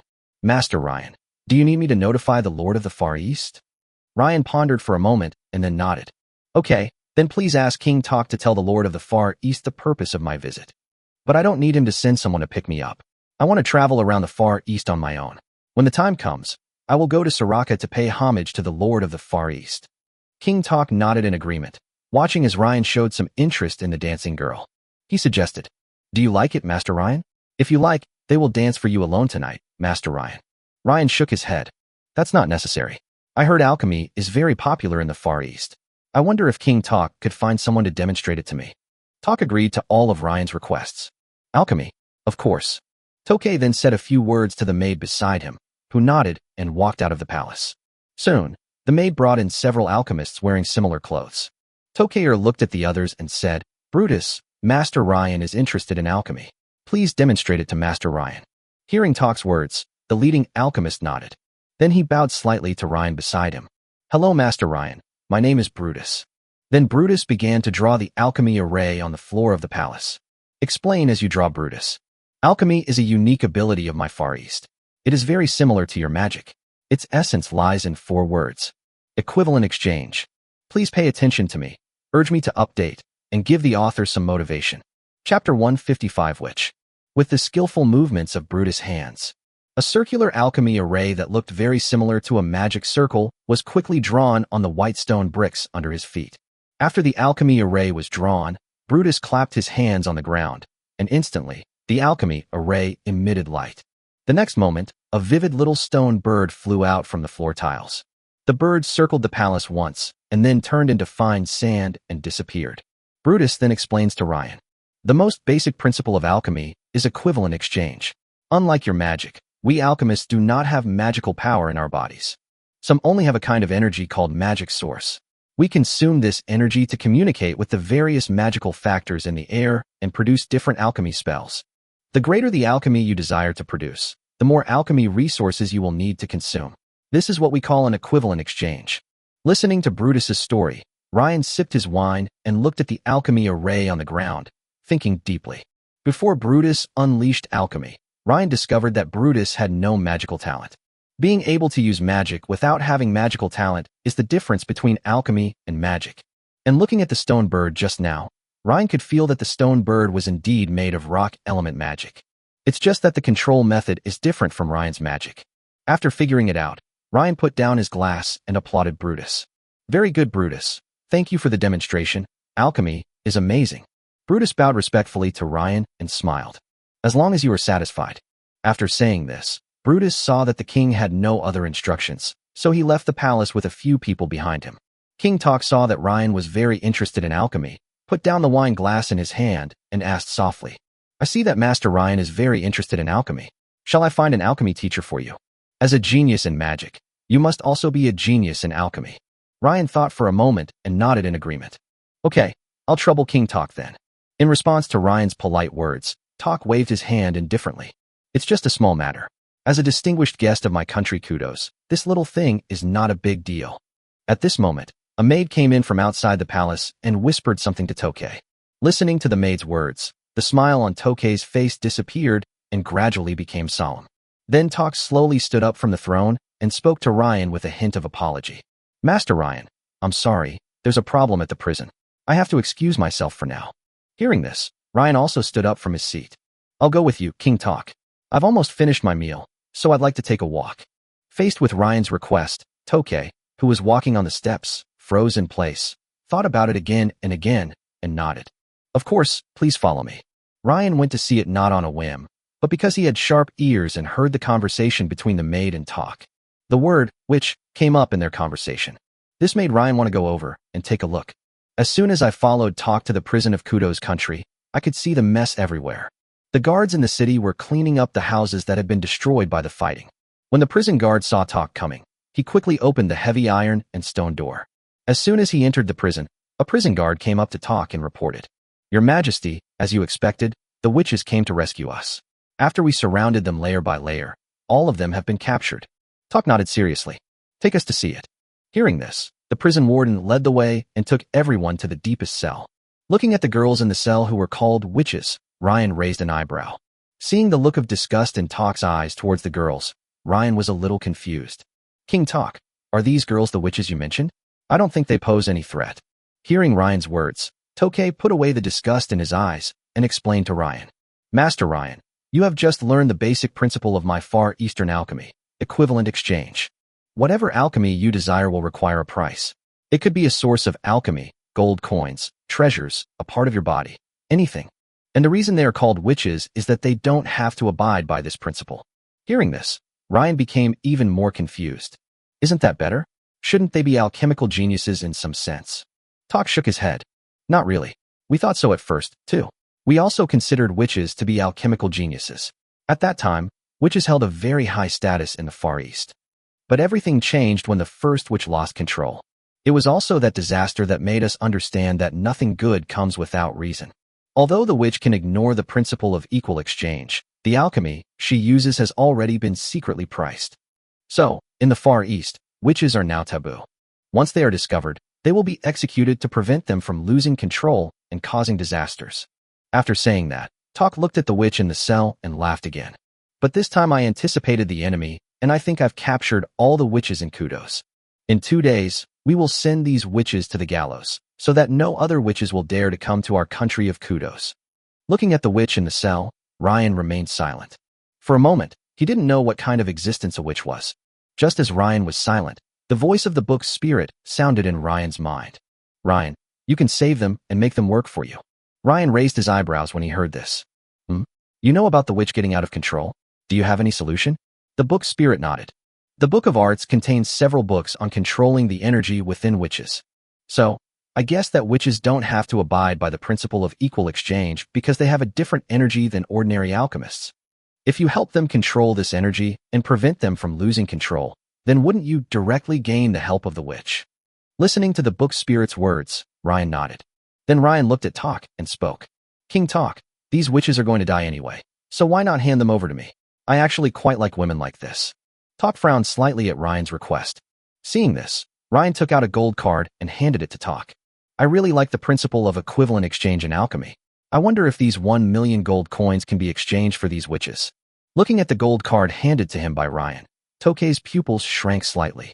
What a huge sum of money, 1 million gold coins right from the start, which is almost as much as the tax revenue of Kudos country in 1 quarter. Then Talk changed his mind and thought that since these witches were going to be beheaded anyway, why not hand them over to Ryan in exchange for benefits? Tokei, who had figured it out, relaxed his brows, took the gold card handed to him by Ryan without leaving a trace, and smiled slightly. Master Ryan, what are you talking about? If you like it, it's yours. I will unconditionally agree to all your conditions. Ryan didn't fully believe Talk's compliment, and then he waved his right hand lightly. The locks on the cells holding the witches opened instantly. Then Ryan walked into the witches' cells one by one and took them back to his own secret realm. Chapter 156, Strange Alchemy Potion. Watching the group of witches disappear out of thin air in the cell, Tokei's eyes were filled with shock. Master Ryan, you are indeed a genius in magic. You even know this kind of magic that can capture people. After receiving all the witches in the cells into the secret realm, Ryan smiled slightly. King Talk, thank you for your kindness. Oh, and if you capture any witches again, please spare their lives. I will give you a satisfactory price. Hearing this, Tokei's eyes showed some surprise. Of course, since you like it, Master Ryan, I'll keep it for you. For a moment, all the guests were having a great time and both of them got what they wanted. Talk took Ryan out of the prison, and Ryan spoke. King Talk doesn't need to accompany me if he has something to do. I'll just wander around the kingdom of Kudos on my own. After listening to Ryan's words, Talk realized that Ryan didn't want to follow him, so he quickly said, Okay, I just happen to have some unfinished business. How about this? Let Neil stay with you, Master Ryan. All your expenses in Kudos country will be charged to me. Talk pointed to the captain of the guards, Neil, who was standing behind him. Ryan nodded. Okay, thank you, King Talk. Then, Ryan took a few people to play in Kudos country. Xia Li and Mia loved to experience the different delicacies and treasures from different places. As soon as the 2 girls saw a shop called Lid Alchemy Potion, they turned around and looked at Ryan with expectation. Seeing this, Ryan took the 2 girls into the store to satisfy their curiosity. As soon as they walked into the store, the owner came out from behind the counter to greet them. Hello, young master. What kind of medicine do you need? Looking at the shelves filled with various potions of different colors, Ryan picked up a bottle of blue potion and examined it. The shop owner explained, looking at the blue potion in Ryan's hand. This is a cooling potion, mainly used to resist high temperatures. 1 sip is like soaking in ice water. And this can also be taken with some drinks. After listening to the boss's explanation, Ryan put down the potion in his hand. Then he saw a pink potion in an exquisite box on the shelf. What kind of potion is this? Ryan asked, pointing at the pink potion. The boss chuckled and quickly took the box off and handed it to Ryan. This is the treasure of my shop, the aphrodisiac potion. Men are afraid of women when they drink it, and women are afraid of men when they drink it. As for the effect, you know it, my customer. I, Lid, can guarantee that this potion is 100% pure and its effects will last for a day. For just 2 gold coins, this box of potion can be yours. Listening to the boss's explanation, Ryan coughed twice. He raised an eyebrow and asked, looking at the pink potion, "This thing has no side effects?" Hearing this, the boss touched his head. "Yes, there are, but the side effects are very minor. You'll just feel weak for 2 days after the lasting effect wears off." Upon hearing this, the slight interest in Ryan's eyes disappeared. "Forget it. Introduce me to other combat-related potions." The boss put the box away and put it back on the shelf and began to introduce other potions to Ryan. "Look at this. This is a berserk potion. After drinking it, you'll go into a frenzy, become invulnerable to pain, and increase your combat power by 50%. This is the Iron Wall potion. Within an hour of drinking it, a thin layer of iron will form on the drinker's skin. Although movement will be affected, defense will be greatly improved. And this." Through the boss's introduction, Ryan discovered that some of these potions were indeed good. If it could be equipped in large quantities to the Knights of the Grey family, wouldn't it be even more powerful? But the boss's explanation poured cold water on him. It also made Ryan understand why this alchemical potion had not spread throughout the Empire. Because this potion has a shelf life. The longest is no more than 1 month. It was already broken when it arrived in the Empire. And the Far East was also very disgusted with the alchemists leaving the Far East. After all, the alchemical potions made by alchemists can be considered strategic products to a certain extent. It is very helpful in war. Therefore, Far East does not want alchemists to leave Far East to help others make alchemical potions. This is why there are so few alchemical potions in the Empire. Looking at the potion in his hand, Ryan suddenly thought of something. The alchemist is unwilling to leave the Far East, but the witch can at least do it. If he took away all the witches in the Far East, wouldn't he have an endless supply of alchemical potions? The boss looked at Ryan smiling at a bottle of potion and touched his head in confusion. In the royal palace of Kudos, Tak had just finished writing a letter to the Lord of the Far East, telling him about Ryan's arrival. Sitting on the chair, Tak was silent as he looked at the gold card that Ryan had just given him. He seemed to have discovered a way to make money quickly. Thinking of this, he took out several alchemical crystal balls for communication from his magic ring. These alchemical crystal balls are located in the Far East and belong to countries that have good relations with Kudos. As the crystal ball started to work, several figures began to emerge from it. "Pero, do you still have witches? I'd like to buy some. 10,000 gold coins per witch." "What? What do you think I need a witch for? Don't ask so many questions. Just give it to me. It's not like I won't pay you." After a day of sightseeing, Ryan and his companions returned to the palace in the evening. After dinner with Tokay arranged a palace for Ryan and his companions as temporary residents. Since the girls had been shopping nonstop today, by the evening, only Charlie and Mia were still energetic. The other women looked a little tired. After the dinner, the women came to the palace and prepared to rest. Seeing this, Ryan did not stop her. He sat on the sofa and stroked the soft and tender cat girl for a while, then wanted to enter the secret realm. Prepare to talk to the witches who were taken into the secret realm at noon. As Ryan's figure disappeared in the palace, the next moment, he appeared in front of several witches. As soon as Ryan came in, he saw several girls struggling to break free from the shackles on themselves.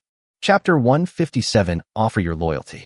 In the secret palace, Ryan's appearance immediately stopped the actions of several disheveled girls who were struggling to break free from their shackles. Seeing Ryan, the girls quickly retreated away from him. After all, they heard what Ryan and the Bad King said in the previous cell. Bringing them here is to play with them. Ryan was not surprised to see the witch's bare feet moving quickly behind them. "The girl is an adult. I will not make any jokes about minors. Please rest assured." Then he waved his hand, and an air wall appeared behind the 7 witches, preventing them from retreating. With another wave of his hand, a transparent wall of air pushed the girls closer to Ryan. No matter how the girls struggled, they were constantly pushed closer to Ryan by the air wall. Several of the girls were so anxious that tears were about to fall. At this moment, a witch suddenly stood up and ran towards Ryan. The small fangs in his mouth were exposed, and he bit Ryan. However, the witches suppressed by the shackles are not even at the first level of strength. There is no way it could pose any threat to Ryan. Before the biting little witch could get close to Ryan, she was entangled by vines that appeared out of nowhere and could not move. The entangled girl was obviously dissatisfied. "You beast! I will never commit myself to you even if I die.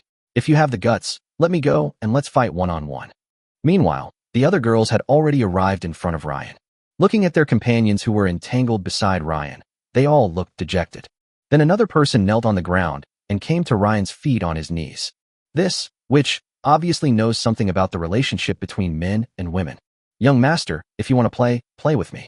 I can do everything. Looking at Ryan, who was regarded as a villain, the book's spirit and Isa in Ryan's mind held their stomachs and laughed nonstop. After giving the two of them a cold look in his heart, Ryan looked at the witches and spoke slowly.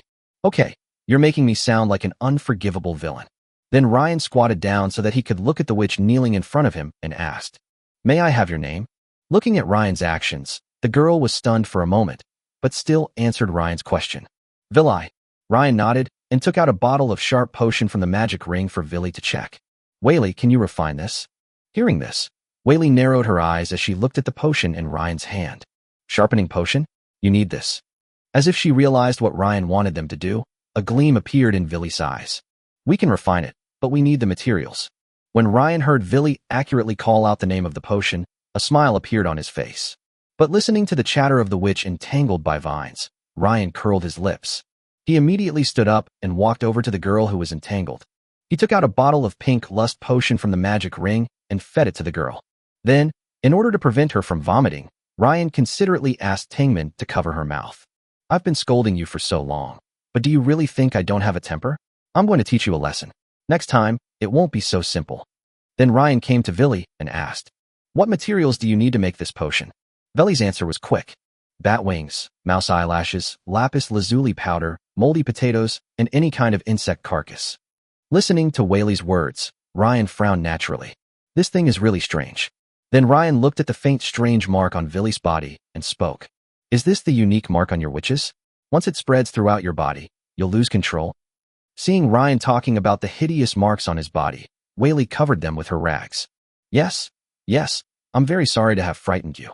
Ryan shook his head indifferently. I'm not from the Far East, so I don't have much aversion to you witches. You don't have to mind it. Looking at the marks on Villi's body that had spread from her feet to her waist, Ryan squatted down and touched Villi's slender calves. Seeing this, Whaley did not stop it, but nothing happened between men and women as she had imagined. A blue light came out of Ryan's hand, and the magic power flowed into Villi's body. As Ryan's magic power invades Villi's body, the hideous marks on Whaley's body quickly melted away at a speed visible to the naked eye, like a mouse encountering a cat. This sudden change made the witch's present freeze in place. Even the girl who was fed the aphrodisiac and entangled by vines stopped twisting. In just a few minutes, the mark on Whaley's body completely disappeared. It was as if nothing had happened on her smooth and white legs. As Ryan's hand left her calf, Villi finally reacted. The adult in front of them has a way to solve the problem of these witches getting out of control. Even the Witch Lord had no way to solve this kind of out-of-control situation, but now it was solved by someone outside the Far East. Villi, how are you feeling now? After hearing Ryan's question, Villi finally reacted. Sir, Whaley feels very well now. Sir, what kind of magic was that you just used? Could you teach me? I'm willing to do anything. In response to Whaley's request, Ryan did not answer. Now that he has shown how important he, Ryan, is to the witches, there is no need to lock them up anymore. Then Ryan took out a bunch of keys from the magic ring and handed it to Whaley. Here, open the shackles and follow me. Looking at the key in front of her, Whaley picked it up and untied the shackles on her hands, and then unlocked the locks of several other witches one by one. But looking at Nikki, who was trapped by the vines, she was in trouble. Seeing this, Ryan walked in front and spoke. Come with me. As soon as Ryan said this, the vines wrapped around Nikki seemed to come alive. 2 vine branches were twisting and turning on the ground, following Ryan as if they had grown legs. Seeing this, Villi led the witches and followed Ryan out of the palace on the top of the mountain. Came to the forest where Ryan had previously conducted his trials. Then Ryan asked Villi, how is this place? In response to Ryan's question, Whaley looked around and nodded. My lord, this place is great. What if you were allowed to live here forever? Ryan's words made the witches look at each other in confusion. Always. But the witches looked at the surrounding forest environment and then thought about their own experience of being hated by everyone outside and nodded to Ryan. At least here they don't have to live in fear. Seeing the girls nod, Ryan continued. You also saw the magic I just used to restore Villi. Although this magic is complicated, you know the effect. Here, I can provide you with everything you need. Safety, food, shelter, clothing. And most importantly, I can remove the mark of loss of control caused by alchemy on your body. And I need your loyalty. Chapter 158, King Talk's dedicated efforts. Touching the witch's delicate feet, Ryan helped them regulate the out-of-control energy in their bodies. During the adjustment, Ryan looked at Villy and asked, "Villy, your behavior is so strange. I feel like something is wrong." Facing Ryan's doubts, Whaley covered her mouth and laughed. "You see, Lord Ryan, yes, I am actually 27 years old. It's because of frequent alchemy that I became so petite. It's also a side effect of being a witch." Hearing this, Ryan looked at the girls beside him. "You too?" The witches nodded. "Yes, Lord Ryan, I am 22 years old." "I'm 23. Listening to the witch's words, Ryan nodded in understanding. After regulating the out-of-control energy in the bodies of the remaining witches, Ryan closed his eyes and silently controlled the situation in the forest in his mind. After drawing a huge protective circle for the witches with himself as the center, he slowly opened his eyes. "I have planned a protection circle for you within a radius of 1,000 meters. As long as you stay within this circle, the monsters in the forest will not attack you. You will live here from now on. You can modify the environment of the forest as you wish." The witches nodded frequently as they listened to Ryan's words. Ryan drew a magic circle on the ground and spoke to Villy. "Villy, if you have anything else to do, just erase the magic circle on the ground and I will know." Then Ryan handed Villy a magic device. Inside the magic device were the delicacies that Ryan had bought at Kudos Junior High School while shopping today. Because Ryan didn't need to spend money, he only bought expensive things. There were at least 100,000 gold coins worth of delicacies in the magic device. "There's some food and water here. If it's not enough, please notify me. I will bring you the materials for making alchemical potions tomorrow. Please help me make the potion." Villy took the ring and nodded. Seeing Whaley nod, Ryan left the secret realm. Looking at the place where Ryan disappeared, the witches looked at each other in confusion. Then Whaley prepared to take the witches to eat first. After all, they hadn't eaten anything for almost 2 days. When Whaley probed her consciousness into the magic ring, she was stunned for a moment when she saw the colorful delicacies in the magic ring. Then consciousness immediately withdrew. He looked at the magic device in his hand in surprise. Did Lord Ryan take the wrong magic device? Is such high-end food prepared for them? The witches tilted their heads in confusion as they looked at Sister Villy's shocked expression. Seeing the witches looking at her, Villy told them about the delicacies in the ring. Suddenly, the witches didn't know if Ryan had taken the wrong thing. To be on the safe side, Whaley erased the magic circle that Ryan had just left. The next moment, Ryan, who was playing with the cat on the sofa, sensed it and was then teleported into the secret realm. Seeing Ryan reappear in front of her, Whaley handed the magic device in her hand to Ryan. "Lord Ryan, did you get the wrong thing? The things in here are so high-end." Hearing this, Ryan's mouth twitched, and he pushed Whaley's hand back helplessly. "That's right, this is for you. You will be my people from now on, Ryan. I, Ryan, will naturally not skimp on your food and daily necessities. The living environment of our people in Ren is always of the highest standard. You don't have to be frugal. Ren can still afford these expenses." After listening to Ryan's words, Whaley finally believed that the delicious food in the magic device in her hand was really prepared for them. At that time, the gratitude of many witches who were hurt by the prejudice of the Far Easterners reached its peak towards Ryan.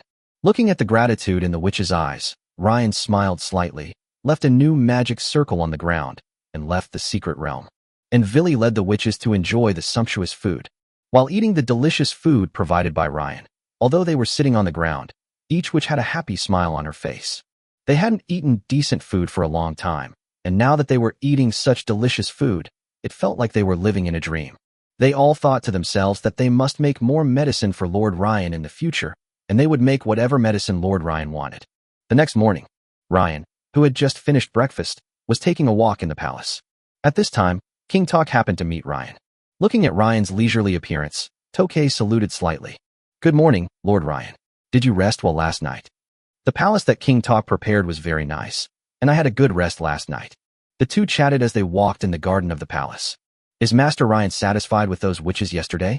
Hearing this, Ryan pretended to be enjoying himself and spoke. "Of course, as expected of a witch, she's different from ordinary women. How about it? King Talk, do you still have any?" Hearing Ryan's question, Tokay was secretly happy. This is really a very pointed question. Tokay coughed twice and spoke. "Ahem. Yesterday I saw that you liked witches, so I told the kings of several other countries that they would all send witches to my country of Kudos in the near future. By the day after tomorrow at the latest, you'll be able to harvest another batch of witches. By then, you won't have to repeat a single one every night." Ryan saw the trace of desire in Talk's eyes and immediately understood what Talk wanted. "It's nothing but gold coins. But Ryan doesn't have a lot of gold coins in his hand. Seeing this, Ryan thought for a moment and said, I heard that gemstones are scarce in the Far East. Listening to Ryan's words, Talk nodded. Yes, Master Ryan. Gems are not only loved by kings like us, but they are also used as materials for making some high-level alchemical potions. So gemstones are always in short supply in the Far East. Ryan nodded, and then an idea came to his mind. How many witches did King Talk find for me this time? Talk puffed out his chest, his tone tinged with pride. There are a lot more this time, a full 34. It's a good thing the witches from those countries weren't executed after being caught, otherwise there wouldn't be so many. Looking at Talk's appearance, Ryan waved his right hand. Suddenly, a pile of purple gems appeared in front of Talk. The appearance of the purple gem made Tokay unable to take his eyes off it. Although gold coins are good, purple gems are a scarce resource in the Far East. Sometimes you can't even buy it with gold coins. Therefore, Ryan's purple gem must be more valuable than the equivalent gold coins.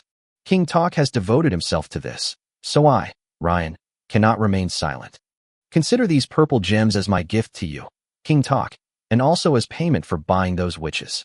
Upon hearing this, Talk immediately put the purple gem in front of him into his magic device. No, Master Ryan. Didn't you say it was an equal exchange, Chapter 159 Changes in the Book of Humanity. While Ryan was traveling in the Far East, undercurrents were surging in the dark of the seemingly peaceful empire. Ever since the royal family, the Grey family, and the Morris family signed a blood oath alliance, the three parties formed an unbreakable alliance. Since then, the news of Ford's promotion to the 7th level has been widely publicized by the empire. For a time, the Grey family's door was about to be broken down by the imperial nobles and people from other forces. The empire also unprecedentedly modified a law for the Grey family. No one except the royal family could be promoted to duke. Now, the Grey family is the first non-duke family in the empire. It is so expensive, but Ford declined the knighthood promotion ceremony because Ford wanted to wait until Ryan came back before holding the ceremony. For a moment, everyone saw how much Ford valued Ryan. Although Ryan is not in the empire now, one can see how powerful Ryan is now from his maid. Now, whenever Ryan's maid goes out, some of the Marquis's descendants have to greet her with a smile. Even Blair and Casey in the academy noticed a different kind of respect and awe. After all, the Grey family is different now, with Ford, the top 7th level continental leader. The empire can forgive Ryan for anything absurd he does now. Therefore, no one wants to bring bad luck to Ryan, even though Ryan is not in the empire now. The dark side of the empire. A branch of the Church of Rage. A group of black-clad men from the angry church gathered here, as if discussing something important. Even in this branch, the leader of the Church of Rage appeared here. The furious leader frowned as he sat in the main seat. He has been offering sacrifices to the wrathful demon lately, but the wrathful demon has ignored him. There was no news at all, and this sudden change made him very confused. After all, in the past, as long as he offered sacrifices, the angry demon would basically respond. Now that the furious demon didn't respond to him, he couldn't gain any demonic power, which made their actions a little uncertain. But what he didn't know was, in a corner of the dark world, the skull head of the furious demon is still slowly recovering. How can I reply to him when he doesn't even have a demon form? Master, is there any news from the raging demon? We have already contacted Gluttony and the others. Hearing the deputy leader's words, the leader shook his head. No, I don't know what's going on in the Dark Realm recently. Let's wait a little longer, and let Gluttony wait as well. Then the leader looked towards the bustling royal city. Let them be happy for a while. Once the enraged demon responds to me and grants us some strength, we will devour the royal city completely. The far eastern kingdom of Kudos 2 days later. Prison vans filled with witches were driving on the streets. People on both sides of the street were throwing stones, eggs, and rotten vegetable leaves at the witches in the prison van. Apparently, people in the Far East have a deep dislike for witches. Although they had never witnessed the witches' loss of control with their own eyes, they had heard about it after so many years of propaganda in the Far East. People in the Far East have long had deep-rooted prejudices against witches. The witches sitting in the prison van had dejected expressions on their faces, as if they had given up arguing and struggling. As the prison van slowly drove into the prison of Kudos country, along with the prison van came Ryan and his group. After nodding to Tokay beside him, Ryan took the witches into his secret realm one by one. Then he showed an excited expression. King Talk has helped me a lot this time. When I meet the Lord of the Far East, I will definitely speak well of you, King Talk. Talk was overjoyed after hearing what Ryan said. Then I would like to thank you, Master Ryan. Don't worry, when you return to the Empire, Leave from me, and I promise to get you a large number of witches. Although witches don't appear very often in my Far East, there are always some hiding in the dark over the years. I will find them one by one for you." For a moment, Ryan and Talk smiled at each other. Then the two of them walked side by side back to the palace. Because Talk also knew what Ryan wanted to do with the witch, he didn't bother him too much and left by making up an excuse. Just as Ryan sat on the sofa and prepared to enter the secret realm, the book spirit brought him bad news. "Oh no, Ryan, the book of humanity has changed." Hearing the words of the book spirit, Ryan quickly immersed his mind into the spiritual world. "As soon as I came in, I saw Xu Ling and Isa looking at Ryan with frowns on their faces." Ryan stepped forward and asked, "What happened to the book of humanity?" "What happened?" Xu Ling spoke slowly. "After we entered the Far East, I could clearly sense the position of human reason. But just now, the location of the book of humanity moved. If the situation is good, the book of humanity has not yet recognized its owner and is simply being worn by someone else. But if the situation is bad, then the book of humanity has already recognized its owner." Listening to the book spirit's words, Ryan lowered his head in thought.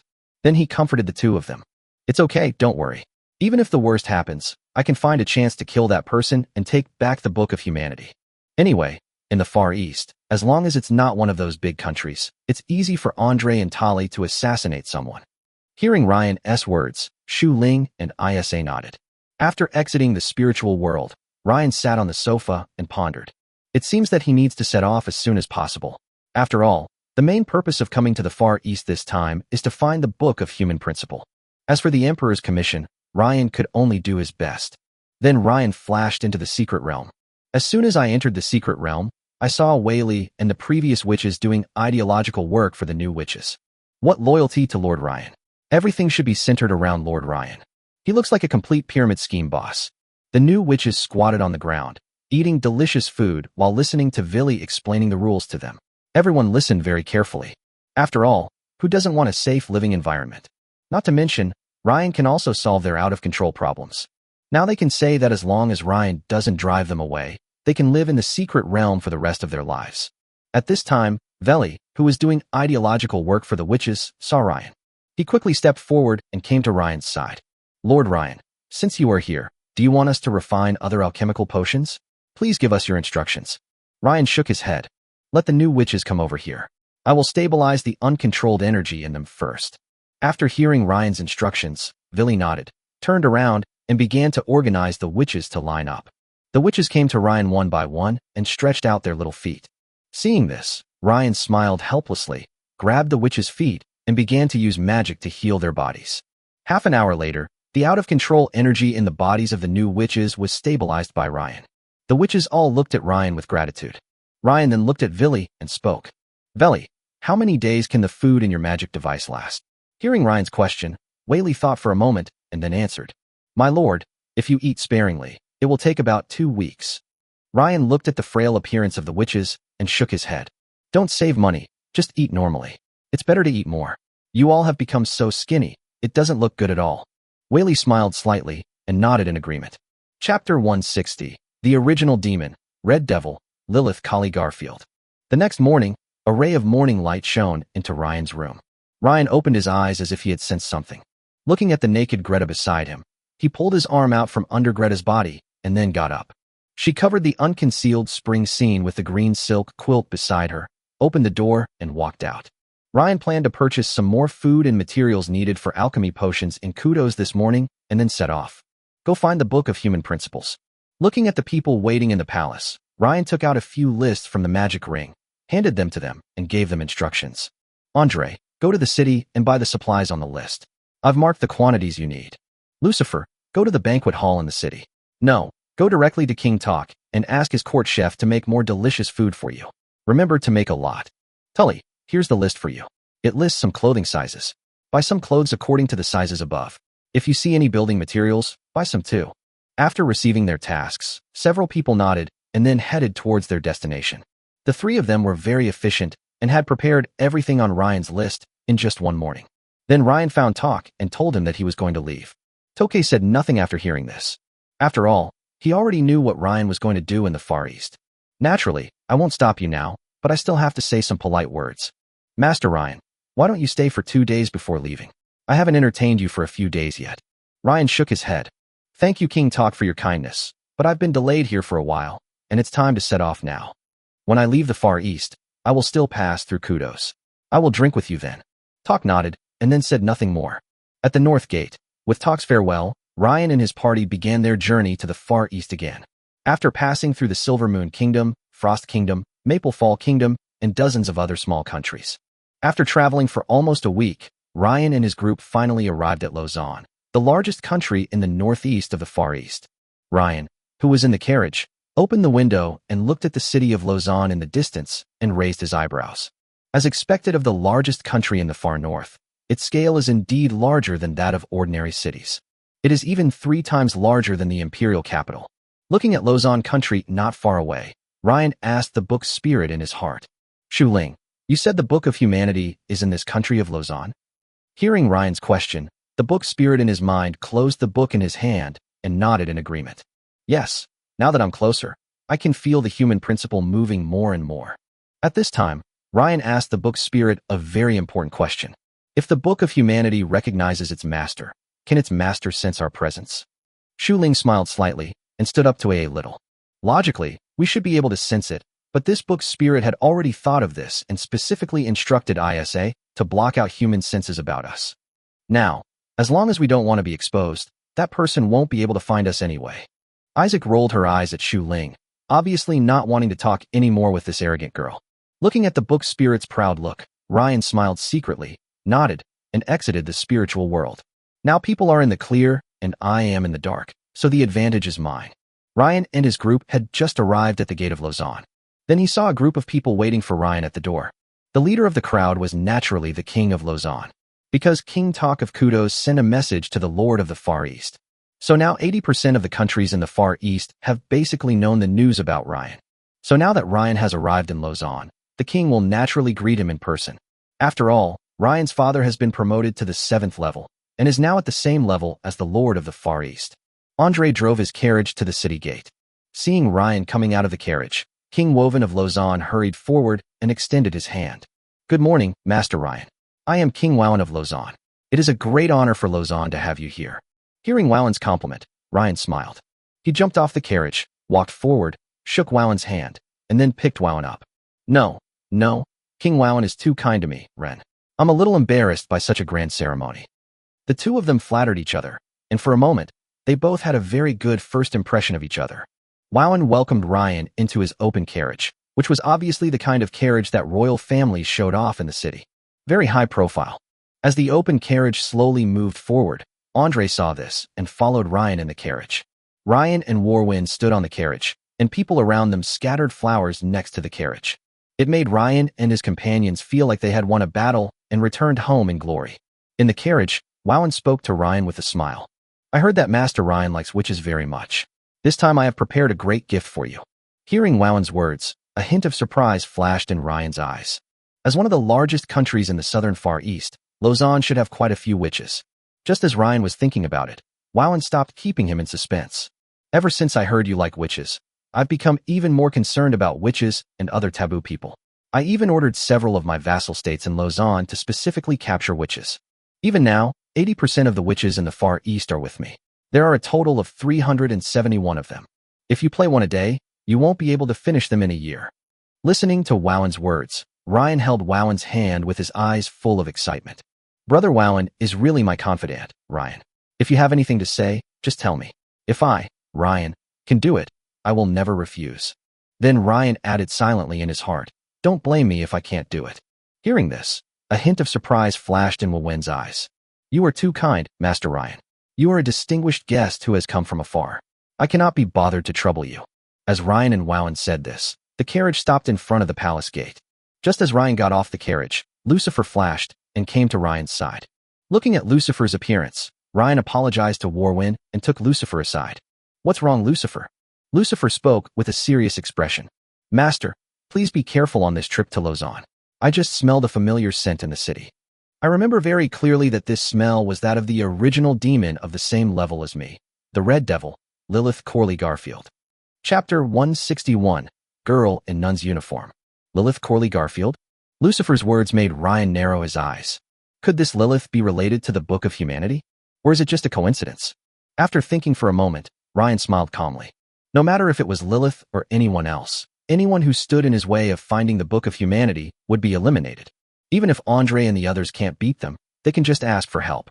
He didn't believe that anyone could stop him if he called his father. I understand, Lucifer. I will be careful. Even if she is really hostile to me, don't I still have you? Lucifer placed his right hand on his chest and bowed slightly to Ryan. Of course, Master. I won't let anyone hurt you, not even Lilith. I'm just telling you this so you can prepare. Ryan nodded in agreement, then took Lucifer to Wauen, who was still waiting. The country of Lausanne believes in the sun, and its people believe that the sun is the source of harvest. The sun represents justice and invincibility. Therefore, the national flag of Lausanne is a sun symbol. Of course, the pattern of the Church of the Sun in Lausanne is also the sun. And in the basement of a church in Lausanne, several girls were gathering there. Master, as you said, I have already taken control of those maids. I am just waiting for Ryan Gray to show up. A hot woman in tight clothes spoke to a young girl. If Lucifer were here, he would definitely recognize who this hot woman is. Red Devil, Lilith. The girl whom Lilith called her master was wearing a nun's uniform. She nodded in response to Lilith's report. She squinted at the information about Ryan in her hand. Ryan Gray, I really hope you are not my enemy. Listening to the girl's words, several girls nearby spoke up. Sir, how could he not be our enemy? Look at how many witches he has toyed with. The girl in nun uniform shook her head and spoke very rationally. Harper, have you ever seen him really play with the witch? Don't listen to rumors. Those rumors will make you have unnecessary prejudice against a person. Then she sighed and spoke again. And even if this is true, how can we become his enemy? His father was recently promoted to the 7th rank, and he has Black Crown Lucifer and 2 5th-rank guards by his side, let alone whether we can pose a threat to him, even if we really touch him. I don't think we witches can withstand the wrath of a 7th-level enraged lion. The girl slowly stood up from her seat and put down the information about Ryan that she had read countless times. But those are just worst-case scenarios. Based on current intelligence, Ryan's search for the witches may also be to protect them. I don't think a person who breaks the laws of the Empire by standing up for a common maid is bad. Hearing the girl's words, the witches in the room below nodded in affirmation. Then the girl looked towards the direction of the palace. Her gaze seemed to pass through the soil and buildings on the ground and look straight at Ryan. Now it depends on whether Ryan will come. The royal palace of Lausanne. King Wauen entertained Ryan with a banquet, just like other countries. Warwind sat on the throne in the palace and raised his glass to Ryan. Master Ryan, my country Lausanne has always been famous for its abundant harvest, delicious food, and fine wine. When you come to Lausanne this time, you must try our food. You will not be disappointed. As Wauen finished speaking, more than a dozen maids carrying silver trays rushed in from outside the palace. The food on the silver plate was very exotic and smelled extremely fragrant. As soon as the maids entered the palace, Ryan and his party smelled the fragrance. At this moment, Lucifer moved slightly closer to Ryan without leaving any trace, staring at the maids with narrowed eyes. He sensed the aura of Lilith in these maids. And Ryan noticed Lucifer's expression immediately. But he didn't say anything and watched the maids put the silver tray in their hands on his table. At this moment, a piece of paper suddenly fell from the sleeve of a maid, and the paper landed on Ryan's desk just in time. Moreover, the delicious food on the plate blocked Wauen's view, so Wauen didn't notice it. Watching the maids slowly leave, Ryan and Lucifer looked at each other, and then Ryan took the note on the table without leaving a trace. Everything seems very natural. Wauen looked at the delicious food on Ryan's table and smiled. Master Ryan, this is the Corona chicken, a species unique to Lausanne. It grows extremely slowly and tastes incredibly delicious. Please try it. Hearing this, Ryan raised his glass, clinked it with woven void, and began to taste it. Lucifer used a knife to cut a piece of roasted Corona chicken beside Ryan and put it on Ryan's plate. Then Ryan picked up some with a fork and tasted it. As soon as Ryan put the chicken in his mouth, his eyes widened slightly. Indeed, the Corona chicken tastes extremely tender, and with the addition of some other spices, Ryan tastes different. After eating almost everything, Ryan opened the note in his hand while drinking. He wanted to see what message this demon named Lilith wanted to convey to him. When I opened the note, there was only one line of words on it. 1:02 midnight, Sun Church in the south of Lausanne. Ryan raised his eyebrows at the beautiful handwriting on the note, memorized it, and ignored it. He put the note into his magic device and started chatting with Wauen. King Warwind has searched for so many witches for me. How could I, Ryan, not express my gratitude? Then he waved his hand, and a pile of purple gems appeared in the palace. These purple gem bento boxes are from me, Ryan. In Ryan's eyes, These purple gems are enough to counteract these witches. Looking at the purple gem that appeared out of thin air, a trace of greed flashed in Wowen's eyes. But then it disappeared, and then Wowen shook his head. There's no need for you to spend so much money, Master Ryan. This is just a small matter for me. Listening to Wowen's humble words, Ryan frowned slightly. These purple gems are extremely valuable in the Far East, but now Wowen doesn't want them. That can only mean one thing, that Wowen might want more than this pile of purple gems. Seeing this, Ryan didn't say anything directly, but he became more wary of Wowen in his words. Then he opened his mouth to retreat. How can I do that? King Wowen should accept it. Otherwise, when I go to any country in the Far East, people will say that I, Ryan, am stingy. But Wowen was angry and sloppy. Who dares? If there really is someone gossiping about this, just tell me, and I won't let him go. Seeing this, Ryan no longer insisted that Wowen accept the purple gem and started chatting with Wowen about other things. As time slowly passes, the banquet gradually came to an end. Ryan and Wowen walked on the avenue of the palace. Wowen and Ryan talked about the difficulties that Lausanne had faced in recent years and how they had overcome them. Chapter 162, Witch Lord Elena. Just as Wowen and Ryan were chatting, Wowen's words immediately aroused Ryan's vigilance. Master Ryan, what do you think of our Lord of the Far East? After listening to Wowen's words, Ryan was stunned for a moment, a little confused. Lord of the Far East?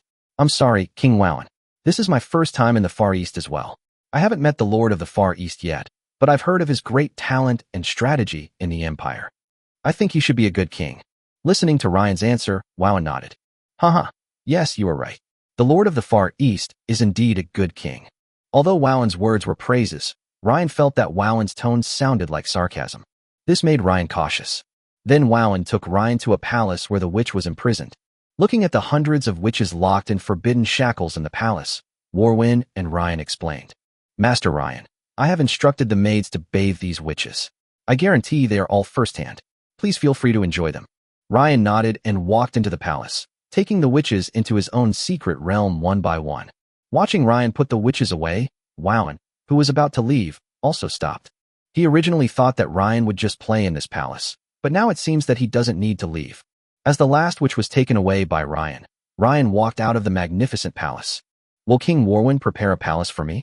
I can't wait. Listening to Ryan's words, Wowen nodded quickly. Of course, Master Ryan, come with me. The palace has been prepared for you. Then Wowen brought Ryan and his party to a palace and left with an excuse. Ryan, sitting on the sofa in the palace enjoying a massage from Greta and Shirley, felt a little tired. It's so tiring to deal with these kings. He really wants to go back to the Empire and stir up trouble.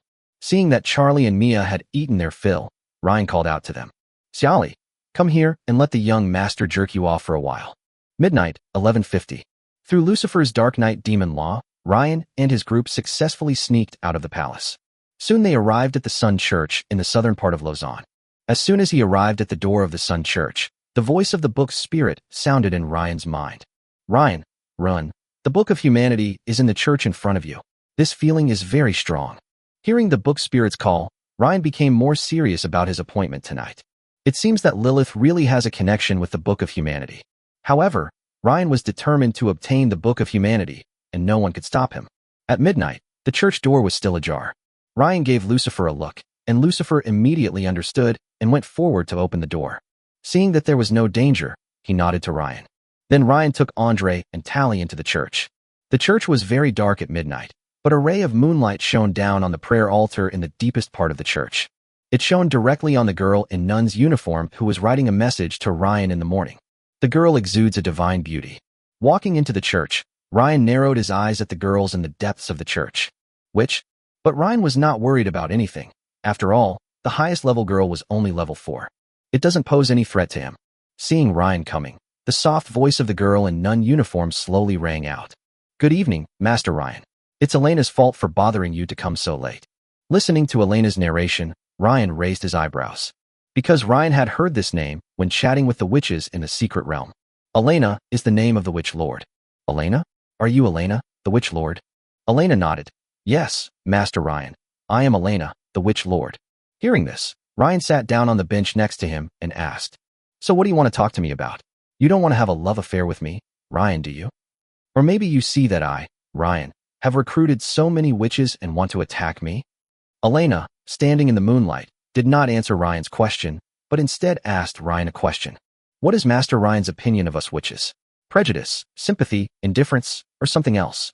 Facing Elena's question, Ryan narrowed his eyes. Miss Elena, you haven't answered my question yet. What do you want me to do? Ryan, don't want to get into any nonsense this late at night. Instead of talking to you about the Riddler here, I might as well spend this wonderful night with my beautiful woman. Hearing Ryan's slightly cold tone, Elena was silent for a while before speaking. The reason I called you here this time, Master Ryan, is indeed because you have taken in so many witches. I don't know how they are doing now, but I hope you can let them go. They are a bunch of pitiful people. I hope you won't make things difficult for them. Listening to Elena's words, Ryan sneered. Elena, although you are a witch, as an alchemist, have you forgotten the alchemy principle of equivalent exchange? If you want something from me, you have to exchange it for something else. Otherwise, why would I, Ryan, listen to you? Ryan's target was the Book of Humanity. Just as Ryan was about to say something, Elena spoke first. Of course, Master Ryan, I know this. I know you like the bodies of witches. I can be your slave and let you play with me. But please let go of the witch in your hand. Hearing Elena's words, several witches around Elena hurriedly stopped her. My lord, you can't do that. How can you give yourself to him? You are the witch lord. Yes, if it doesn't work, we can exchange treasures with him. Listening to Elena's words, Ryan swallowed the words in his mouth. Looking at the holy and holy girl in front of him, the little devil in Ryan's heart was ready to act. But his own reason still slapped the little devil in the face. Now is not the time to think about women. The book of human nature is more important. After figuring it out, Ryan spoke slowly. Although I am indeed interested in you, Miss Elena, there is something else about you that I am even more attracted to. Hearing this, Elena asked, May I ask what Master Ryan wants? I will give you whatever I have. A book as big as your palm. Hearing this, Lilith beside Elena narrowed her eyes at Ryan. Elena frowned slightly. Book? She doesn't have a book of that size on her. Suddenly, she remembered the little book that Lilith gave her when she signed the contract with her. Chapter 163 Witches Utopia. When Elena signed the contract with Lilith, Lilith gave her a small book. Although Lilith said that this thing was a very rare treasure, after all these years, she still didn't figure out how to use this little book. Then Elena took out a small book from her magic device. Looking at the book of human philosophy in Elena's hand, Ryan resisted the urge to snatch it away and spoke in a deep voice. Yes, it's this book. Please give it to me, Miss Elena. Hearing this, Elena glanced at Lilith beside her and then spoke to Ryan. Okay, I can give it to you, but I ask you to keep your promise and release the witches after accepting the book. Listening to Elena's words, Ryan's eyes showed a hint of mischief. Of course, Ryan, take my promises very seriously. But are you sure they want to leave with you? Elena didn't quite understand what Ryan meant. Just as she was about to ask, Ryan's words came over again. Okay, Miss Elena, give me the book in your hand, and I will take you to see the witches. After hearing what Ryan said, Elena no longer hesitated, came down from the prayer table, and walked towards Ryan. Seeing Elena's actions, Lilith and the other witches beside her followed Elena to protect her safety. He looked at Ryan and his group with a wary look. Elena came to Ryan and handed the small book in her hand to him. Master Ryan, I hope you will keep your promise. Ryan smiled and said, Of course. Then he took the little book from Elena's hand. Inadvertently, Ryan's fingers brushed across Elena's palm, causing Elena's hand to tremble slightly. Seeing that the book of human principle was in his hands, Ryan breathed a sigh of relief. Finally, the third book arrived. Although the journey was long, he quite enjoyed collecting treasures. Seeing Ryan's overflowing joy, Elena, who was standing in front of Ryan, asked, Master Ryan, can you take me to see the witches now? Upon hearing this, Ryan put the Book of Humanity in his hand into the magic ring and nodded. Certainly. Then Ryan looked at Elena and the witch behind her. Now don't resist. After saying that, Ryan waved towards Elena and her group, and suddenly, a suction force from the secret realm appeared. Feeling the power of this secret realm, a hint of astonishment flashed in Lilith's eyes. I didn't expect that the owner of the Black Crown actually had such a secret treasure as the secret realm. This made Lilith look at Lucifer with some envy. As an invisible force surged, Ryan, Elena, and her group disappeared in the church. Then a white light flashed, and Ryan led Elena and the others into the secret realm. As soon as Elena and the others came in, they saw the witches doing their work in an orderly manner. Some were refining medicine in front of a cauldron, some were using alchemy to build houses, and some were chopping trees and moving stones. Everyone has something they want to do, and everyone has a faint smile on their face. As the eldest sister of the witches in the secret realm, Villy saw the white light transmitted by Ryan and quickly called many witches to come to Ryan. As soon as I came to Ryan, I saw the witch Lord Elena beside Ryan. Villy came to Elena and saluted quickly. Lady Elena. There was shock in Villy's eyes. She didn't expect Lady Elena to come here. At this moment, Elena, who was shocked by the harmonious scene she saw when she first entered the secret realm, finally reacted after hearing the voice. Looking at Villy half kneeling in front of her and the forest scene in the secret realm, Elena felt relieved. I hope the witches didn't suffer any torture. Then, Elena saw something, her eyes full of disbelief. Villy, the uncontrolled energy in you, has stabilized? Listening to Elena's question, Villy nodded and then looked at Ryan. Yes, Lady Elena. Lord Ryan has a magic that can help us witches stabilize our own out-of-control energy. Now, as long as we regularly consult Master Ryan to regulate our bodies, we won't lose control and can use alchemy to our heart's content. Elena swallowed a breath of air, her eyes filled with disbelief. Today had brought her more surprises than she had in the past year. Seeing the surprise in Elena's eyes, Ryan raised his eyebrows and spoke strangely. Villy, Elena wants me to let you out, so you should get ready to pack up. After hearing what Ryan said, not only Villy, but even the witch behind Villy looked at each other with worry. Go out. They don't want to go out. This secret place in Ryan is like their utopia, without danger and without worries. And Ryan only asked them to refine medicine every day. For a moment, all the witches looked at Ryan, hoping that Ryan would not drive them away. Listening to Ryan's words, Whaley looked at Ryan with great difficulty. Elena listened to Ryan's voice, looked at the reluctance and worry in the eyes of the witches, and quickly spoke to Ryan. No, Master Ryan, let them stay here. I take back what I just said. As soon as Elena finished speaking, she saw the funny look in Ryan's eyes and immediately understood Ryan's bad taste. She smiled helplessly. Master Ryan, please stop teasing me. Then Elena immediately bowed solemnly to Ryan. Master Ryan, please teach me the magic that can regulate the witch's uncontrolled energy. I am willing to give everything I have. Ryan smiled slightly, looked at Villy, and spoke. What are you still standing there for? Go and do your own thing. I spent a lot of money to buy you. I can't bear to let you go. Go and make medicine for me. After listening to Ryan's words, Whaley nodded and agreed quickly, then continued the work in her hands with the witches behind her. The witches returned to their posts, each with a faint smile on their face despite what Ryan had said. It's great that Lord Ryan didn't chase us away. As many witches left, Ryan used his magic eye to look at Elena. Looking at Elena's weak magical talent, Ryan frowned slightly. Elena, you have a talent for magic, but it's extremely weak. If you want to learn this magic, you won't be able to do it without these few years. Listening to Ryan's words, Elena's eyes flashed with surprise. As long as you can learn it. That's fine with me, Master Ryan. I'll learn if you're willing to teach me. Ryan nodded. Of course, but Miss Elena's tuition? Hearing this, Elena blushed slightly and then nodded solemnly.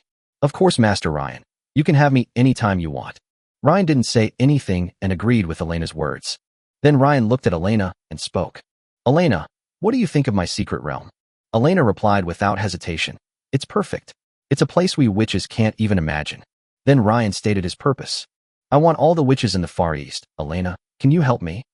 Chapter 164. The function of the Book of Human Principle. Lilith, who was standing aside, curled her lips at Lucifer beside her as she listened to Ryan's words. And all the witches, Black Crown, your master is really lustful.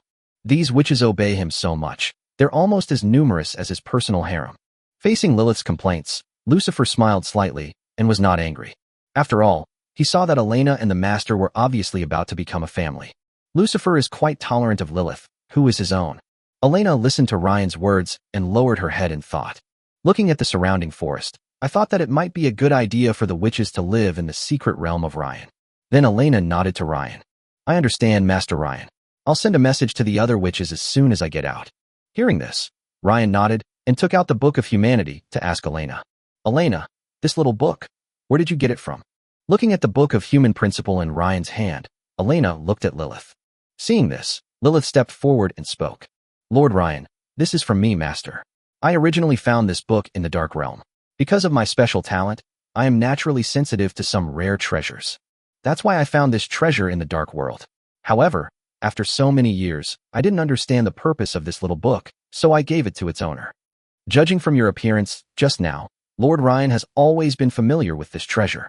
Can you show me its power? Looking at Lilith's charming appearance, Ryan smiled. There will be a chance. Then he led everyone out of the secret realm. In the Sun Church, a group of people appeared again. The thick night enveloped Ryan, causing him to yawn. He immediately prepared to take a few people back to the palace. Let's go back to the palace first. After we get back to the palace, Elena, you can contact the witch. I'm a little sleepy. Listening to Ryan's words, Elena looked at him with some embarrassment. Master Ryan, I am still wanted. My rash appearance in the palace will have a negative impact on you. Or, you should just take me into the secret realm. Listening to Elena's words, Ryan stepped forward, put his arms around Elena's slender waist, and spoke. No need. Now you belong to me, Ryan. No one dares to say anything. Feeling Ryan's intimate movements, Elena's body stiffened slightly. This was the first time a man was so close to her. But Elena did not reject Ryan. Instead, she leaned towards Ryan and nodded. Okay, then everything will be up to you. Elena was very petite, her height just reaching Ryan's chest. Although Ryan was hugging Elena's waist, his hands were actually around Elena's little orange. On the way back, because Ryan and his group escaped secretly, they had to rely on Lucifer's devil's law to go back. After returning to the palace, Ryan did not try to taste Elena immediately. After all, the two of them had just met. It wouldn't be too late to eat her after they got to know each other for a while. So Ryan fell asleep alone with Shirley in his arms tonight. The next morning, Ryan slowly woke up from his bed. He covered Shueli with the quilt and disappeared in a flash. The next moment, Ryan's figure appeared in the palace in the secret realm. Shu Ling, Isha, please come out. As soon as Ryan finished speaking, two streams of light shot out from Ryan's mind. Shu Ling and Isa appeared in front of Ryan. Ryan took out the Book of Humanity from his magic device and showed it to the Book Spirit. Upon seeing this, the Book Spirit lightly pointed its jade finger, and a stream of energy shot towards the Book of Human Principles.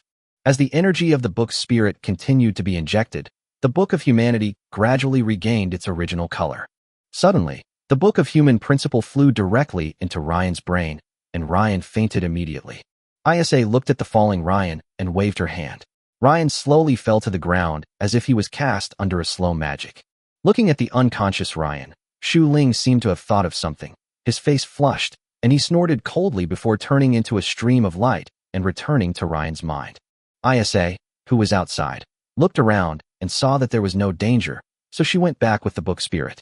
In Ryan's spiritual world, looking at the third green book that appeared out of thin air, Ryan immediately walked towards the Book of Humanity. As soon as he touched the Book of Human Principles, Ryan paused and his eyes flickered. A few minutes later, as the light in Ryan's eyes disappeared, Ryan also understood the function of the Book of Humanity. Although the Book of Human Principles is called Human Principles, this is just a simple summary.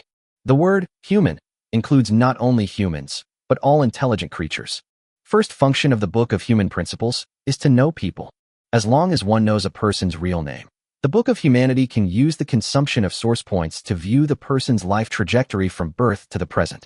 No matter what good things this person has done, or what things he has done that no one knows about, the Book of Human Law can find out. The second function is to distinguish between friends and foes.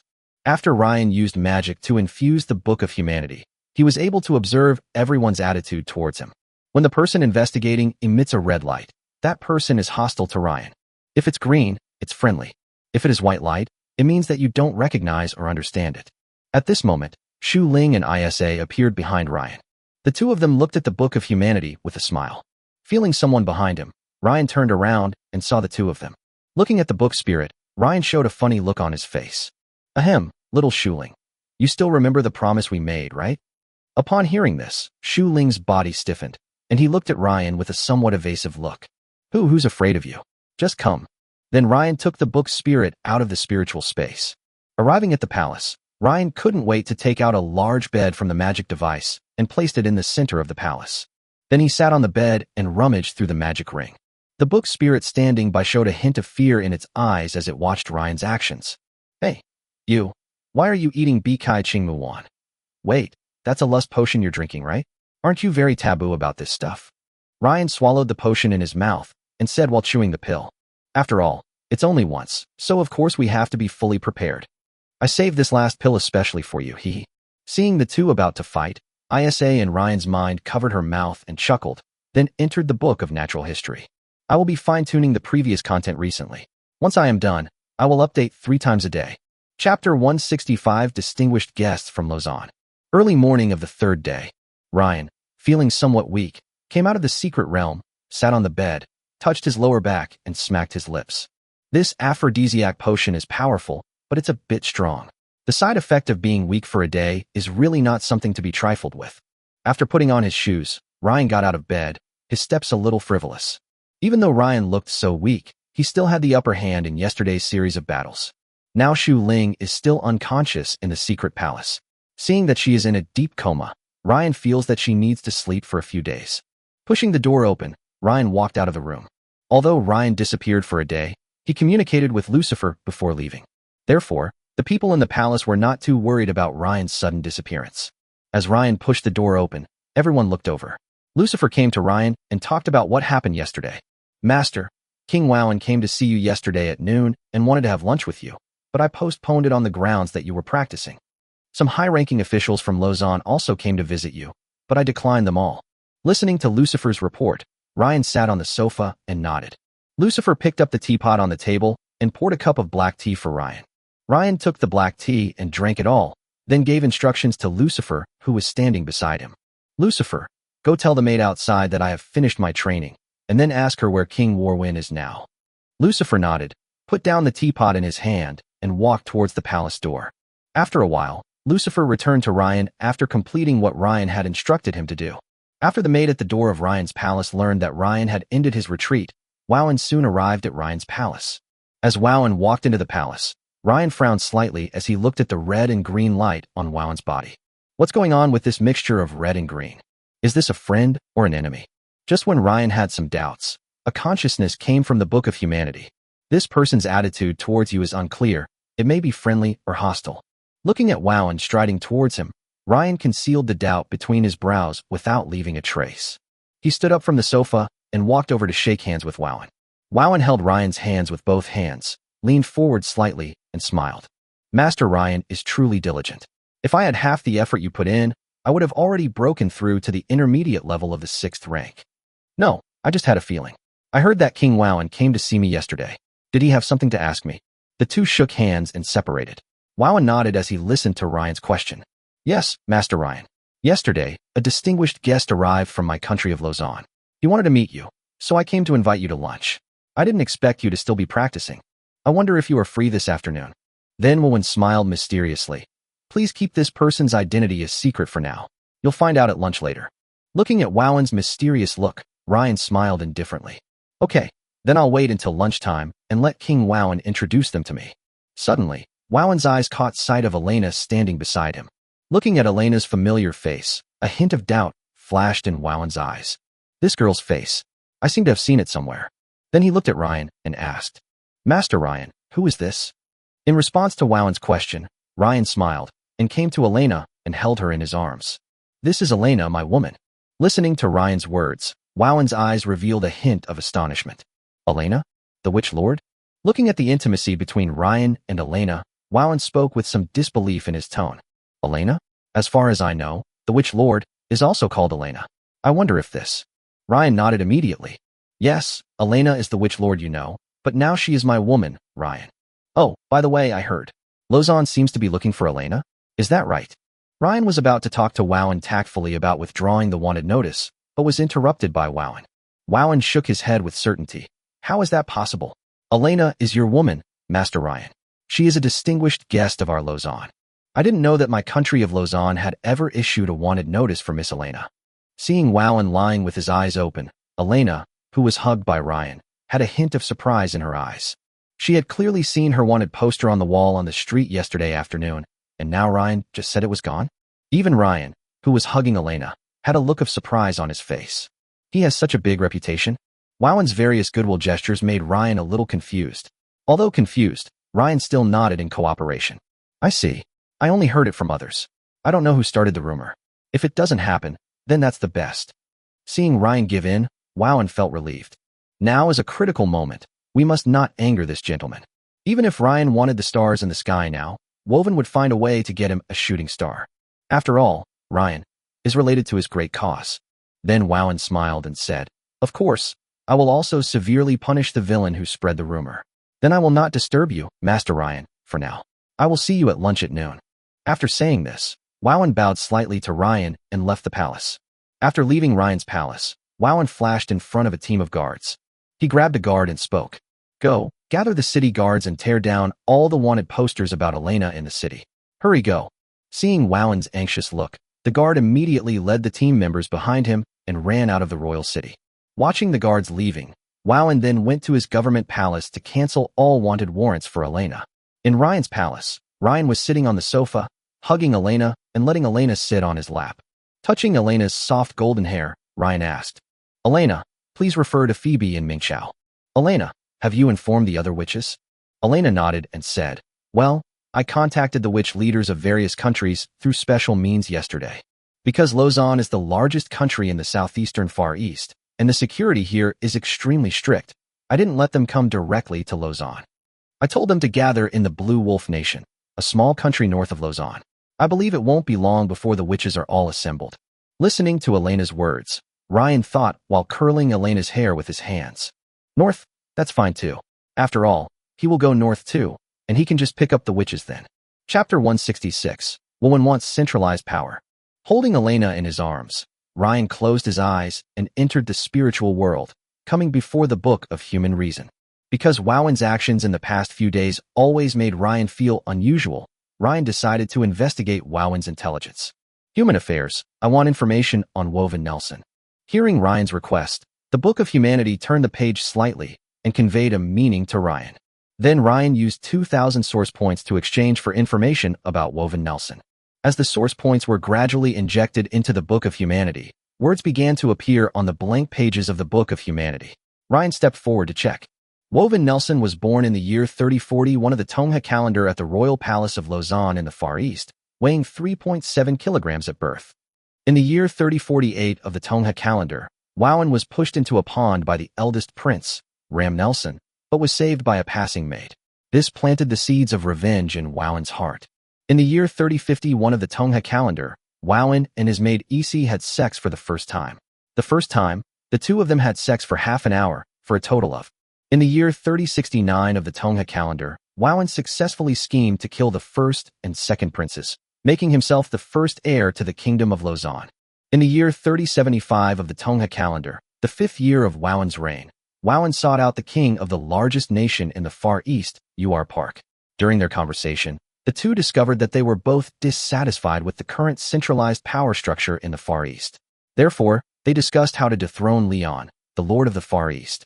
When Ryan saw this, his pupils trembled violently.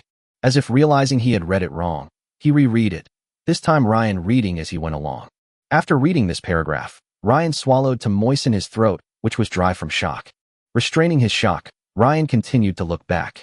In the year 3083 of the Tongha calendar, the 13th year of Wowen's reign, the arrival of Ryan, son of Ford, a rank 7 Radiant Sun class Earth Knight, gave Wowen and Uar hope of bringing Leon down. They hoped to bring Ryan into their camp. After flipping through the last page of information from Wowen, Ryan let out a long breath, his heart still unable to calm down for a long time. He held the page of the book in his hand for a long time without putting it down. He didn't expect that Wowen actually wanted to reorganize the Far East, wanted to be the master of the Far East himself, wanted to break the alliance of many small countries in the Far East, and then move towards centralization. Thinking back to all the temptations and goodwill that Wowen had shown him before, Ryan finally understood. Wowen wanted to win me over to his camp and use the Grey family behind him to build momentum. Putting down the page in his hand, Ryan stood there in deep thought. He knew something about the current lord of the Far East, Leon. Like the leaders of other forces, Leon was promoted to the 7th level by relying on the faith of the people in the forces he led. If half of the people in the force no longer believe in Leon, then Leon will fall from the 7th level back to the 6th level. Now Lausanne, the largest country in the south, and Andera, the largest country in the east, secretly want Leon to step down. Then there is a high probability that Leon will fall to the 7th level. But is Leon really that easy to calculate? As Leon has ruled the Far East for almost half a century, it is impossible that he does not have a hidden trick up his sleeve. Then Ryan wanted to see Leon's life trajectory. Human affairs, I want information on Leon Simmons. As soon as Ryan finished speaking, a consciousness came from the Book of Humanity. Feeling the 10,000 source points required by human nature, a trace of heartache flashed in Ryan's eyes. But Ryan still gritted his teeth and delivered 10,000 source points. Then, the Book of Humanity turned back a page and began to write Leon's information on the blank page. Leon obviously had more information than Wowen, and it took Ryan half an hour to finish reading it. Looking at Leon's information, Ryan sighed. Leon's life was very ordinary. He was born as the eldest prince and had only 3 younger sisters, so Leon did not have to fight for power, and he took over the position of Lord of the Far East very smoothly. If Ryan were to comment, he could only say 4 words. A king who maintains the status quo.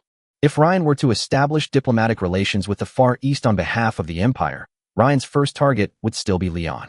After all, compared to the aggressive Wowen, the conservative Leon will make the Empire feel more at ease. Ryan flipped through the Book of Humanity, comparing the strength of the Leon and Wowen forces. After Ryan finished the comparison, he narrowed his eyes. 50-50. Although the Sky Blue Nation, the largest country in the Far East, and the Crescent Nation, the largest country in the West, are completely loyal to Leon. But the people of the Far East are not just from the 4 major countries. People from other small countries are also included.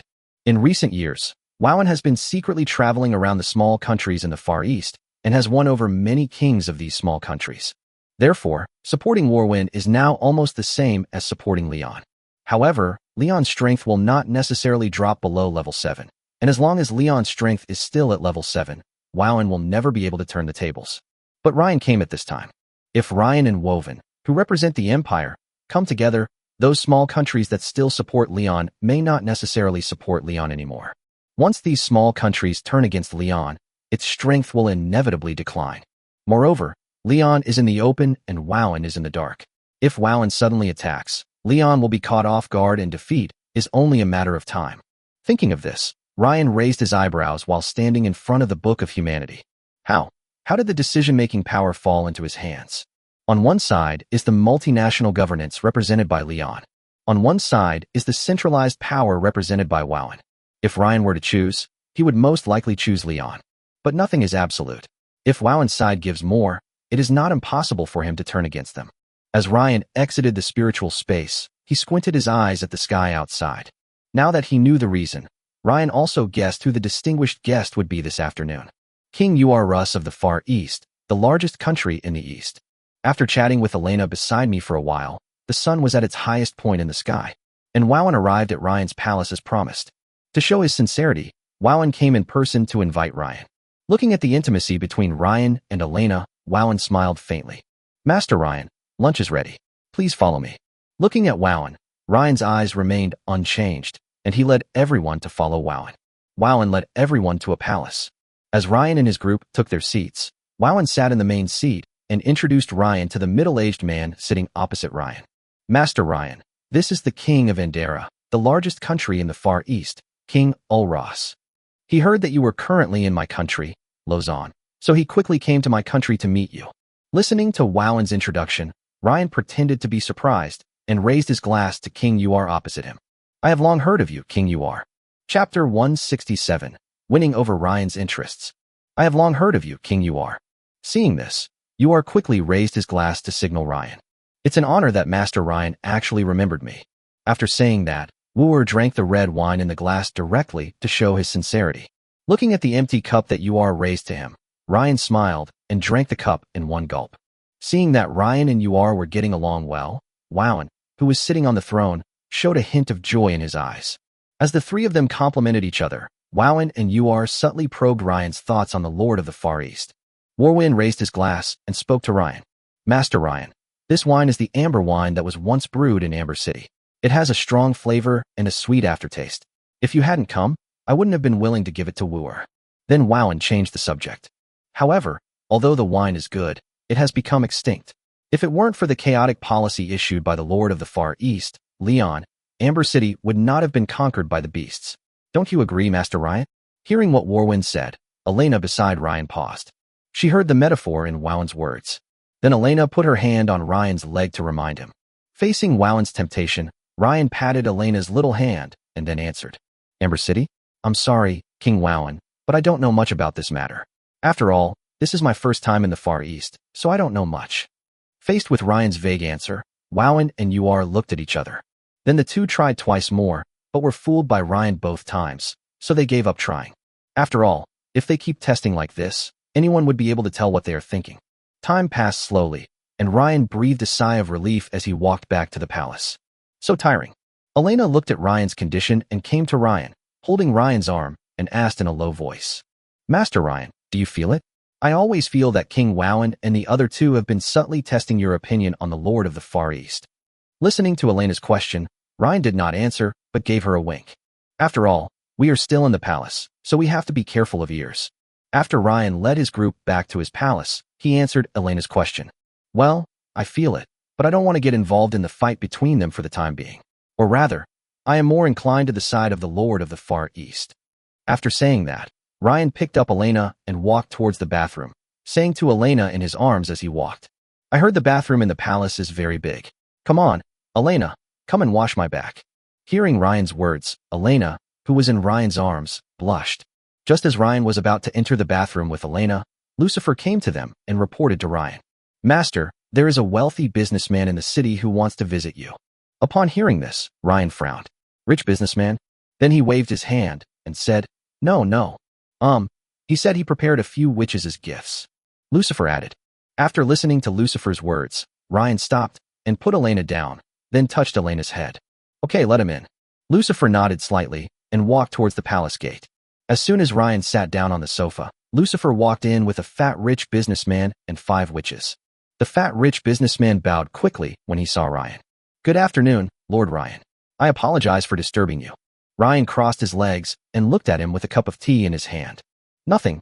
What do you want to talk to me about?" Listening to Ryan's words, the fat rich businessman chuckled. With a smile on his face, he said something that Ryan was not expecting. "Lord Ryan, what are your thoughts on the Lord of the Far East? My master hopes to overthrow the rule of the Lord of the Far East and rebuild the Far East. Lord Ryan, don't worry about my master's strength.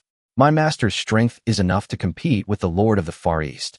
And my master hopes to invite you, Lord Ryan, to join his camp and witness the prosperity of the Far East together." Hearing this, Ryan choked on the black tea in his mouth. Cough, cough. He drank tea to moisten his throat while coughing. Andre and others looked at him in shock after hearing what the fat businessman said.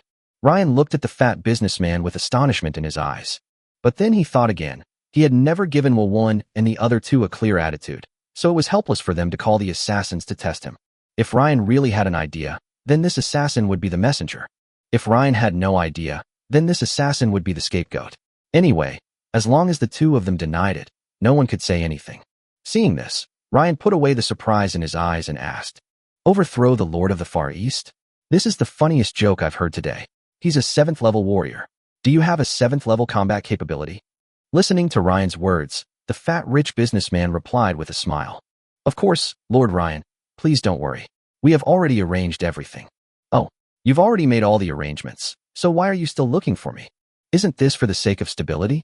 If you, Lord Ryan, clearly stand on my master's side, we can also leverage the power of the Empire, and the Lord of the Far East will not be able to make any waves at all." Hearing this, Ryan sneered.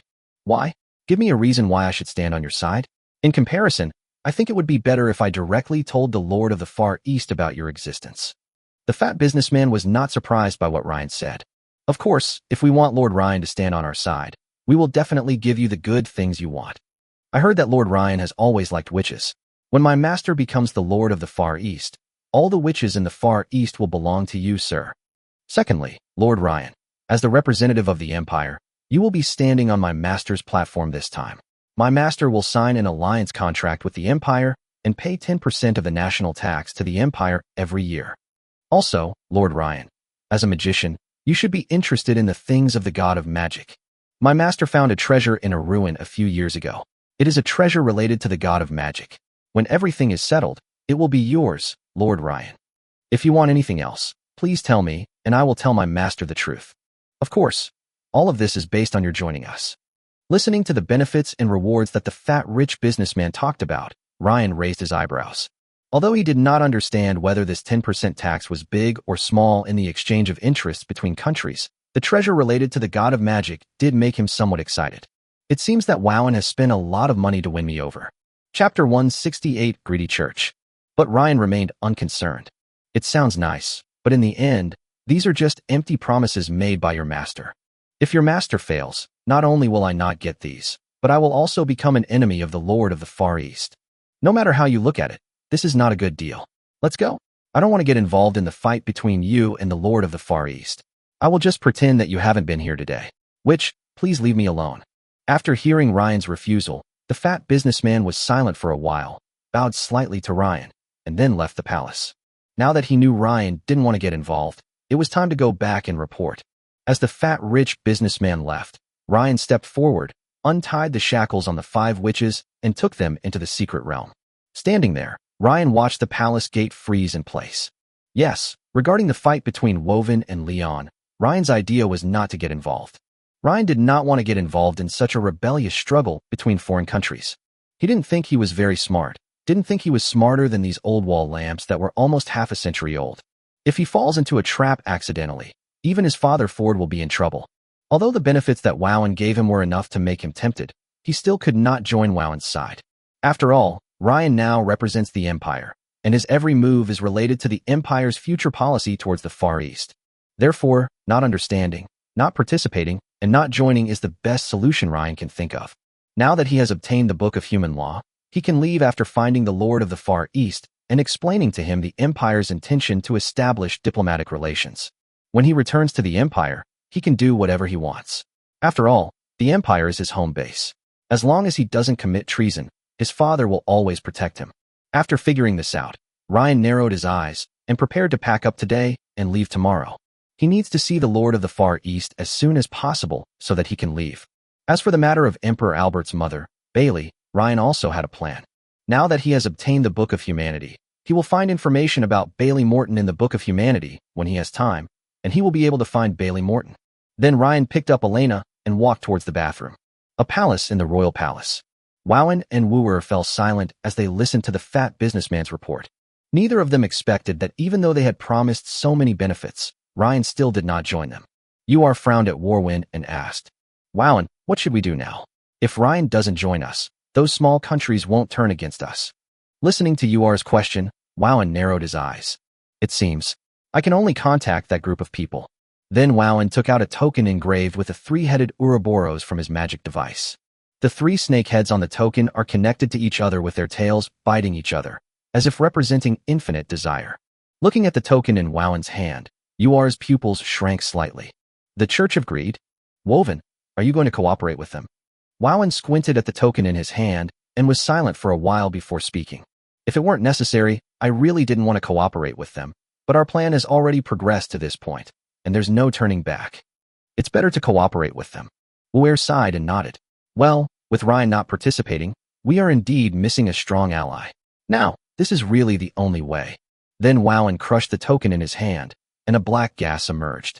Time passed slowly, and a man in a black robe with the mark of a 3-headed Ouroboros appeared from the shadows of the palace. The man in black robe looked at Wowen and the other man and bowed slightly. A hoarse voice came from the black robe. It seems that King Warwin has figured it out. The next morning, Ryan came to Wowen's palace as if nothing had happened and expressed to Wowen his intention to set off. Wowen did not stop him when he heard this. Although he knew Ryan's attitude, he still showed respect for Ryan in his words. Master Ryan, you're leaving? Oh, so that's right. Master Ryan, you came to the Far East to establish diplomatic relations. In that case, I won't try to keep you. I wish you a pleasant journey. After saying goodbye to Wowen, Ryan and his group left Lausanne with the farewell of Wowen and Uar, set off towards the small country of Blue Wolf to the north of Lausanne. After half a day's journey, Ryan and his party soon arrived at the Blue Wolf country. The Blue Wolf country is located in the grassland. As the name suggests, there are many grassland wolves near the Blue Wolf country, and the fur of these grassland wolves is blue, hence the name Blue Wolf. Hence, the Blue Wolf country got its name. Because the Blue Wolf country is a small country, the guards at the city gate let Ryan's luxurious carriage pass as soon as they saw it. He didn't even ask about Ryan's identity. Seeing this, Ryan didn't say anything.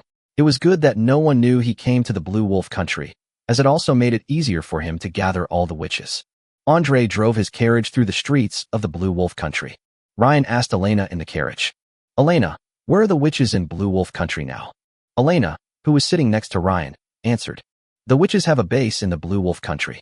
It's in a shop called the Magic Crystal Alchemy Shop on Mean Street. I have all the witches gathered there. Lord Ryan, just go there directly. Ryan nodded, and then told Andre outside to go to the Magic Crystal Alchemy Shop. Andre asked passers-by in the carriage, and soon drove the carriage to the Magic Crystal Alchemy Shop that Elena mentioned. Ryan took Elena and the others out of the car and walked into the magic crystal alchemy shop. The two witches in the shop looked at Elena behind Ryan with a hint of respect in their eyes, but did not say Elena's name. One of them came up to Ryan and the others and asked with a smile, "Good afternoon, sir. What alchemy potion do you need?" Seeing this, Ryan looked at Elena behind him and said, "Elena, you speak." Elena nodded and walked to Ryan and spoke to the two witches. "All right, Doreen, Bora, this is Lord Ryan, our witch's honored guest. You don't have to hide it." Hearing this, Doreen and the other two breathed a sigh of relief and bowed slightly to Elena. "Okay, Master Elena. My lord summoned the witches to our base a few days ago. Did something happen?" Elena nodded, then spoke to the two of them. "Let's stop business today and take us underground." Following Elena's instructions, Doreen picked up the sign with "Rest" engraved on it and pushed the door open and walked out. When he came back, he locked the shop door. Pola pulled an ornament inside the counter, and as Pola twisted the ornament, the wall behind the counter gradually moved to the side. Eventually, a passage leading underground was revealed. "Lady Elena, please follow us." Chapter 169, Interdomain Space Teleportation Magic Array. As the group walked into the passage, Pola turned a lever inside the wall of the passage. After the lever was pulled, the walls in the store gradually recovered, and soon the store returned to its previous silence. In the passage, Doreen, who was walking in front of the crowd, held a lantern to illuminate the dark environment in the passage. Seeing this, a golden light flashed in Ryan's eyes, and then a bright spot of light appeared above Ryan's head. The brightness was much brighter than the lantern in Doreen's hand. Doreen smiled at Ryan. With Ryan's illumination, she led everyone forward a little faster. A few minutes later, they saw the light of the witch's stronghold underground. It is called a witch's stronghold, but in fact it is just a series of interconnected caves dug underground by the witches. Following Ryan and his group, they entered the underground witch's stronghold. All the witches in the cave looked over. After seeing Elena, the witches' dim eyes brightened a little, as if Elena was their spiritual pillar. Ryan looked at the many witches living in this small and cramped cave, and a hint of sympathy appeared in his eyes. Looking at the fair girl with some dirt on her face, eating some unknown porridge in the bowl, Ryan felt as if something was pulling at his heart. Then Ryan turned to look at Elena. "Elena, explain to them. I'll take them into the secret realm first." After listening to Ryan's words, Elena nodded and immediately explained to the witches in the cave. After the explanation, the witches who all trusted Elena nodded to Ryan without any hesitation. Ryan immediately took the witches in the cave into the secret realm. Then Elena took Ryan to the tunnel on the side and headed for the next small cave. After Elena took Ryan to all the caves, Ryan also took in the 121 witches who had recently arrived in the Blue Wolf country into the secret realm. Afterwards, Doreen brought Ryan and his group back to the ground. Now the number of witches in Ryan's secret realm has exceeded 500. Ryan took out a gold card and a magic ring and handed them to Lucifer. "Lucifer, go to the city and buy more food and clothes." Lucifer took the gold card from Ryan's hand and turned into a shadow and disappeared in the store. As Lucifer disappeared, Ryan sat on the chair and asked Elena, "Elena, how many witches are still missing? When will all of them be here?" Elena lowered her head and thought for a moment before answering. "There are about 1,000 or so people left. They are all witches from the far east, west, and north. It will take them a little longer to get here as the journey is long, but they should all be here by the day after tomorrow at the latest." Ryan hummed and looked at the sun outside the window, talking to himself. The day after tomorrow. Then he turned to look at Elena and continued. "Elena, tell the witches to hurry up and get them all here by the day after tomorrow at the latest." After saying that, Ryan sighed. "I have a feeling that the Far East is about to become unstable. We need to find the Lord of the Far East as soon as possible and explain the Empire's intentions to him, and then we can leave." Hearing this, Elena nodded immediately, walked aside, and began to use her special alchemy tools to contact many witches. Seeing the worry on Ryan's face, Shirley walked over and sat in Ryan's arms. "Master Ryan, don't worry. After the witches arrive the day after tomorrow, we will go to Soraka. After we meet the Lord of the Far East in Soraka, we will leave. It won't take much time. Judging from the current situation in the Far East, there won't be a war anytime soon. We don't have to worry." After listening to Shirley's words, the worry between Ryan's brows dissipated a little, but Ryan's sixth sense still gave him a bad premonition. He buried his head in Shirley's softness and took a deep breath. Then Ryan stood up with Shirley. He is not a man who will sit and wait for death. At least he has to keep a trump card. Then a golden light flashed in Ryan's eyes, and Ryan's figure disappeared in the shop. Arriving at the original inheritance square of the secret realm, Ryan called out to the book spirit in his heart. Book spirit, find me a book on space teleportation magic. Silence. Book spirit. Ryan, the book spirit hasn't woken up yet. Isa's voice came from his mind. After listening to Isa's words, Ryan suddenly realized and then smiled. Seeing this, Ryan sank his consciousness into the spiritual world and came before the Book of Arts. Looking at the Book of Arts, Ryan spoke. Book of Arts, find me a long-distance teleportation spell. Upon hearing Ryan's request, the Book of Arts began to flip pages. Looking at the dazzling array of space magic in the Book of Arts, Ryan stepped forward and flipped through the functions of each magic. After flipping through it for a while, Ryan found the magic he needed. But looking at the 50,000 source points above, Ryan took a breath. Looking at the little over 10,000 source points he had left, Ryan felt a little worried for a moment. However, he still began to give the treasures in the magic ring one by one to the Book of Arts to absorb. Fortunately, Ryan collected a lot of treasures along the way, so he could afford the 40,000 source points for the time being. As Ryan's treasures continued to be delivered, the source point also reached the amount that could be exchanged for this space magic. The next moment, Ryan immediately chose to exchange. At the moment Ryan exchanged it, a dazzling golden light emanated from the Book of Arts and poured into Ryan's mind. Suddenly, Ryan felt a sharp pain in his head and raised his body. After all, this time the magic is a genuine 5th level magic. The amount of information is extremely huge. It took Ryan more than 10 minutes to absorb the information before he understood the construction process of this magic. After absorbing all the energy, Ryan sat on the ground, breathing heavily, with a smile on his face. Now, he has his biggest trump card, and he finally feels more at ease. Feeling the space magic circle called cross-domain space teleportation magic circle in his mind, Ryan exhaled. Then the so-called space beacon began to condense. Time passed slowly. In the secret square, Ryan used the secret core to summon the lustful witch Kitra. Suddenly, Kitra in the Storm province in the north of the Empire felt the call from the secret realm key on her neck. Feeling the call, Kitra, who was sitting in the room, immediately chose to teleport into the secret realm. Seeing the familiar figure appear in the square, Ryan smiled slightly. Long time no see, Kitra. In the evening, Ryan, who had been intimate with Kitra in the secret realm for a long time, finally returned to the shop. At this time, more than a dozen witches came into the shop, making the space inside the shop smaller. When everyone saw Ryan reappear, Lucifer was the first to step forward to Ryan and hand the magic ring in his hand to Ryan. Master, I have bought all the food and clothes you need. Basically, I have bought half of the food in the Blue Wolf Kingdom. I put the rest of the money in the magic ring. Chapter 170, Gathering All Witches. Now, Ryan, who had prepared his trump card, was in a very happy mood. He took the magic ring from Lucifer's hand and handed it to the new witch beside him. Because when Ryan was in the secret realm, Elena had already told them about Ryan's secret realm. So Ryan now spoke directly to the dozen or so witches. Give this magic ring to a witch named Villy in the secret realm. Do you understand? The witches nodded in agreement. Seeing this, Ryan sent the dozen or so newly arrived witches into the secret realm. Watching the sun slowly setting outside the window, Ryan stood up from his chair and prepared to take everyone to a restaurant in the city for dinner. Of course, the magic crystal alchemy shop also needed someone to guard it, so Ryan left Lucifer, who did not need to eat, and the witch Doreen to watch the shop. Then, Ryan led everyone out of the store. On the streets dyed red by the setting sun, people in the city have just finished their work for the day. He walked towards his home with food in his hands, a simple smile on his face. Looking at the scene before him, Ryan's heart, which had been secretly fighting with various kings for some time, gradually calmed down. The Blue Wolf Kingdom is a small city, so apart from the king's palace, it is quite luxurious. Other places are very simple. The buildings in the city are basically made of wood, and there are very few stone buildings. Walking on the road bathed in the sunset, Ryan stopped someone and asked, "Hello, where is the best restaurant in Blue Wolf Country?" The man held by Ryan looked back at the exquisite attire of Ryan and his companions and immediately bowed to Ryan. As if sensing the high status of Ryan and his group, the man stuttered when he spoke. This young master, the best restaurant in Blue Wolf Country is on Pearl Street in the south of the city, a place called Savage Restaurant. But I only heard about it. I haven't been there.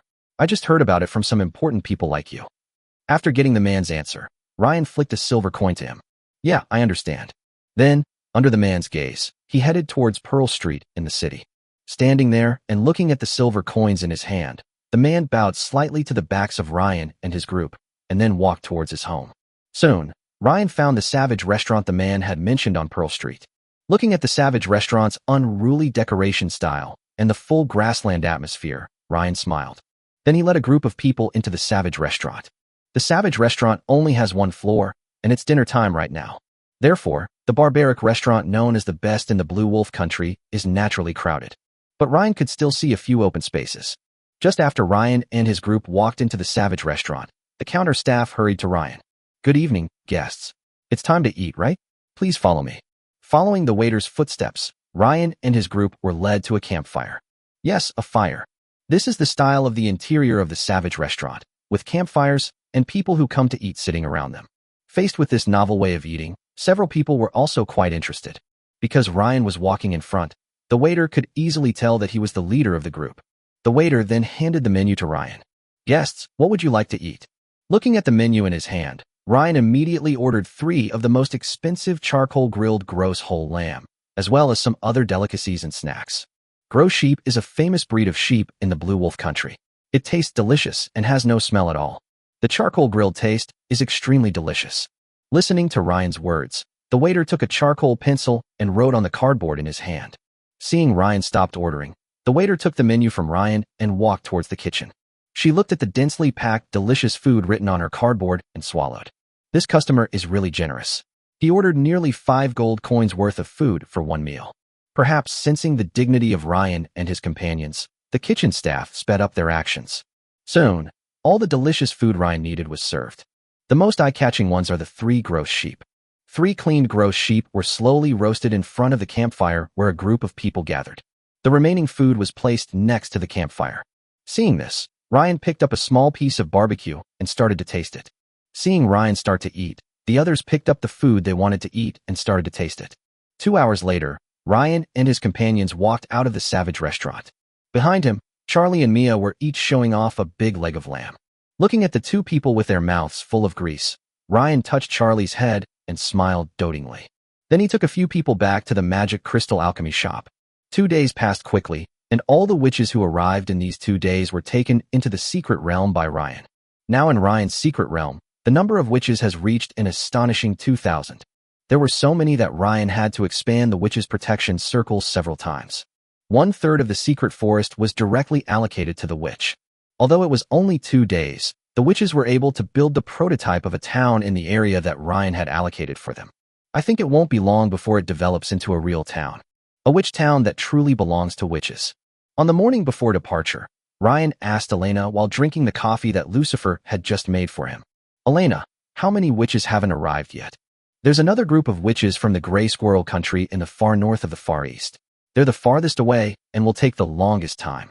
At this moment, Elena suddenly paused, as if she had received some information. He immediately frowned and spoke to Ryan. "Lord Ryan, the witches from the Gray Squirrel country have arrived in the Blue Wolf country, but they are being pursued by a hunting party, so it's difficult for them to enter the city." Ryan narrowed his eyes and immediately looked at Andre. "Andre, take Elena and go find them. If the hunting team is honest, let them go. If they are disobedient, make sure to wipe them out. We're leaving as well. Andre, you bring them to the north gate of Blue Wolf country to gather." After receiving the order, Andre nodded heavily, then walked out of the store with Elena. Then Ryan looked at Lucifer and Tali. "Come on, Tali, go get the carriage ready and we'll set off." "Yes, young master." The north gate of the Blue Wolf Kingdom. Ryan and his group had just arrived at the north gate and waited for less than 10 minutes when they saw Andre and the witches in the distance. Seeing this, Tully drove the carriage towards Andre. The carriage came to Andre, and Andre reported to Ryan. "Young master, those people were the guards of the Yuhui Kingdom, but they left after I released my aura, and the witches were not injured." Chapter 171, Soraka Kingdom. Soraka is the largest city in the Far East, located in the very center of the Far East. Its ruler is Leon, the Lord of the Far East. After 5 days of traveling and passing through dozens of countries of varying sizes and environments, Ryan and his party finally arrived in Soraka. It is also the final stop of this trip to the Far East. Looking at the magnificent city of Soraka in the distance, Ryan's eyes were filled with shock. The city of Soraka is larger and more majestic than any other city in the empire. Although he was shocked, Ryan knew in his heart that this was a country, not a city like an empire. When Ryan was investigating the life experience of Leon, the Lord of the Far East, he had a certain understanding of the country of Soraka. The country of Soraka is divided into the inner city and the outer city. People are divided into different classes according to their strength, money, power, etc. The inner city is where the rich and powerful people in high positions live. The outer city is where common people and powerless lower classes gather. 10% of the population in the inner city enjoys 90% of the wealth and treasures of Soraka. The remaining 90% of people from outside the city are competing for the remaining 10% of the wealth. Ryan is not sure about this social environment. After all, in an empire where the distribution ratio is quite good, he is also at the top of the pyramid and a vested interest. As Ryan's carriage slowly arrived at the gate of Soraka, the gate guards of Soraka stopped Ryan's carriage. As the largest country in the Far East, Soraka is different from small countries like the Blue Wolf country. The guards guarding the city gates of Soraka are also people who have seen big scenes. Therefore, they did not let Ryan go without checking his identity as they did in the Blue Wolf country. "Hello, please show me your ID card." Upon hearing this, Ryan handed the imperial document out of the carriage window. The captain of the guards took it with both hands, took a look at it, and when he saw the imperial seal on it, his pupils shrank slightly and his body paused. Recalling the order issued by the city some time ago, he immediately realized that the person sitting in the carriage was Lord Ryan Gray from the Empire. He immediately closed the document and handed it back respectfully. "So you are Lord Ryan of the Empire. Our king has already informed us of your situation. We apologize for any offense. Please come in." When the people around the captain of the guard saw his appearance, they hurriedly bowed slightly to the carriage and cheered loudly. "Welcome, Lord Ryan." The guard's high-profile welcome attracted the attention of the people behind Ryan who wanted to enter the city. Everyone was wondering which prince was sitting in Ryan's carriage. Then the guards were divided into two teams. One team stayed beside Ryan's carriage, and the captain of the guards led the team to escort Ryan towards the inner city. One team then guarded the city gate.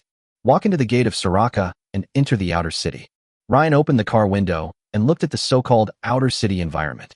Looking at the environment in the outer city, he nodded slightly. The environment in the outer city was not bad, not as dirty and messy as he had imagined. It was just a little darker than an average small country, but Ryan didn't feel any other difference. After just looking for a while, Ryan rolled down the car window. He didn't care about the people of Soraka. He just wanted to find Leon as soon as possible and explain to him the Empire's desire to establish diplomatic relations. If Leon is interested, then they will establish diplomatic relations. If Leon is not interested, then Ryan will leave. At least Ryan doesn't want to get involved in this mess in the Far East. Now that the Book of Humanity has been found and all the witches have been collected, Ryan no longer has any thoughts about the Far East. Just as Ryan was thinking, the captain of the guards brought Ryan and his party to the gate of the inner city. The captain of the guard stepped forward and said something to the guard at the city gate, who then quickly let them pass. Enter the inner city. The environment in the inner city is dozens of times more luxurious than that in the outer city. Even the paving tiles are baling bricks fired in baling. Compared to the damp and dark outer city, the inner city gives people a feeling of prosperity. Although the inner city is smaller than the outer city, it is decorated very exquisitely. Even the shops along the street are decorated with luxurious stone. Following the lead of the captain of the guards, Ryan and his companions finally arrived at the palace of the Lord of the Far East. The palace of the Lord of the Far East was built in a similar way to the palaces of other countries, but it was larger and more luxurious. As soon as Ryan and his group arrived, they saw a captain of the guards standing at the palace gate waiting. Apparently, they had received news of Ryan's arrival. As Ryan's carriage stopped at the palace gate, the captain of the guards waiting outside the palace nodded to the captain of the guards who brought Ryan to the palace. Then the captain of the outer city guards left with a team of guards beside Ryan's carriage. The palace guard came to Ryan's carriage and bowed slightly. "Welcome, respected Lord Ryan. His Majesty the King has been waiting for you for a long time. Please follow me." Listening to the guard's words, Andre followed him closely. After passing through several magnificent palaces, they soon arrived at the main palace where the Lord of the Far East resided, which was also the palace where Leon handled government affairs. At this time, Leon was waiting for Ryan's arrival outside the palace. After all, the Far East is still weaker than the Empire, and Ryan's father was promoted to the 7th level some time ago. Whether it was for the sake of the Empire's reputation or Ford's power, Leon needed to come out to greet him, even though he is the Lord of the Far East. After arriving at the place, hearing Andre's voice outside, Ryan led everyone out of the carriage. As soon as I got off the carriage, I saw Leon. Immediately, Ryan greeted him with a standard smile on his face. "Good afternoon, King Leon. I am Ryan Gray, the leader of this imperial mission to the Far East." Seeing Ryan moving forward, Leon also hurriedly walked towards Ryan. The two approached each other and shook hands, and Leon smiled. "Good afternoon, Master Ryan. I wonder if you enjoyed your trip to the Far East. If not, you can explore my country of Soraka." The two of them let go of each other's hands and walked side by side on the steps leading to the palace, Ryan said. "Of course, I have experienced the hospitality of the Far East this time." Then Ryan spoke again. "King Leon should also know the purpose of my visit to the Far East. I wonder what you think about establishing diplomatic relations with the Empire." Hearing this, Leon's body paused but quickly returned to normal. He originally thought that Ryan would spend some time in the inner city before telling him about this, but he didn't expect Ryan to ask him about it as soon as he arrived. Leon chuckled. "Master Ryan, please follow me into the hall first. This is not a suitable place to discuss these things." Ryan nodded and followed Leon into the palace. Andre and his group followed behind Ryan, and the guards did not stop them. After all, the Lord of the Far East is a 7th-level cultivator, stronger than any of them, so no accidents will happen. Entering the palace, Ryan saw a group of old men sitting at their seats, reviewing government decrees. After Leon led Ryan and the others to a seat, he sat back on the throne. Then Leon looked at Ryan and spoke. "Master Ryan, I fully agree with establishing diplomatic relations with the Empire. As one of the most powerful forces on the continent, I think no one would refuse the Ahisha Empire, no matter which force it wants to establish diplomatic relations with." Chapter 172, Leon Falls. As soon as Leon finished speaking, he signaled the maid beside him to pour tea for Ryan with a look. After listening to Leon's words, Ryan immediately took out the document and handed it to the maid who had just poured the tea and asked the maid to pass it to Leon. "King Leon, if you are truly interested, please sign the document so that I can report to His Majesty." Seeing the maid holding documents walking towards him, Leon's eyes flashed with surprise. The right hand holding the teacup stopped. Then Leon asked Ryan tentatively, "Master Ryan, do you have urgent business to return to the Empire? So urgent." The alliance agreement between the two countries needs to be signed under the midday sun, under the gaze of thousands of people. If I sign it now, it would be against the rules. Leon's question silenced Ryan. Ryan was not sure whether he should tell Leon about Wawen's rebellion. One is that Ryan does not want to get involved in the fight between Warwin and Leon. Second, Ryan only knew about Wawen's rebellion with the help of the Book of Humanity. Now he has no solid evidence, and Leon will not believe it if he tells him. After a moment of silence, Ryan looked at Leon with some seriousness in his eyes. "King Leon, if you intend to sign an alliance contract with my empire, then we can be considered allies. But the news I'm about to tell you comes from my own special channels, so if you want to know, you need to pay me accordingly.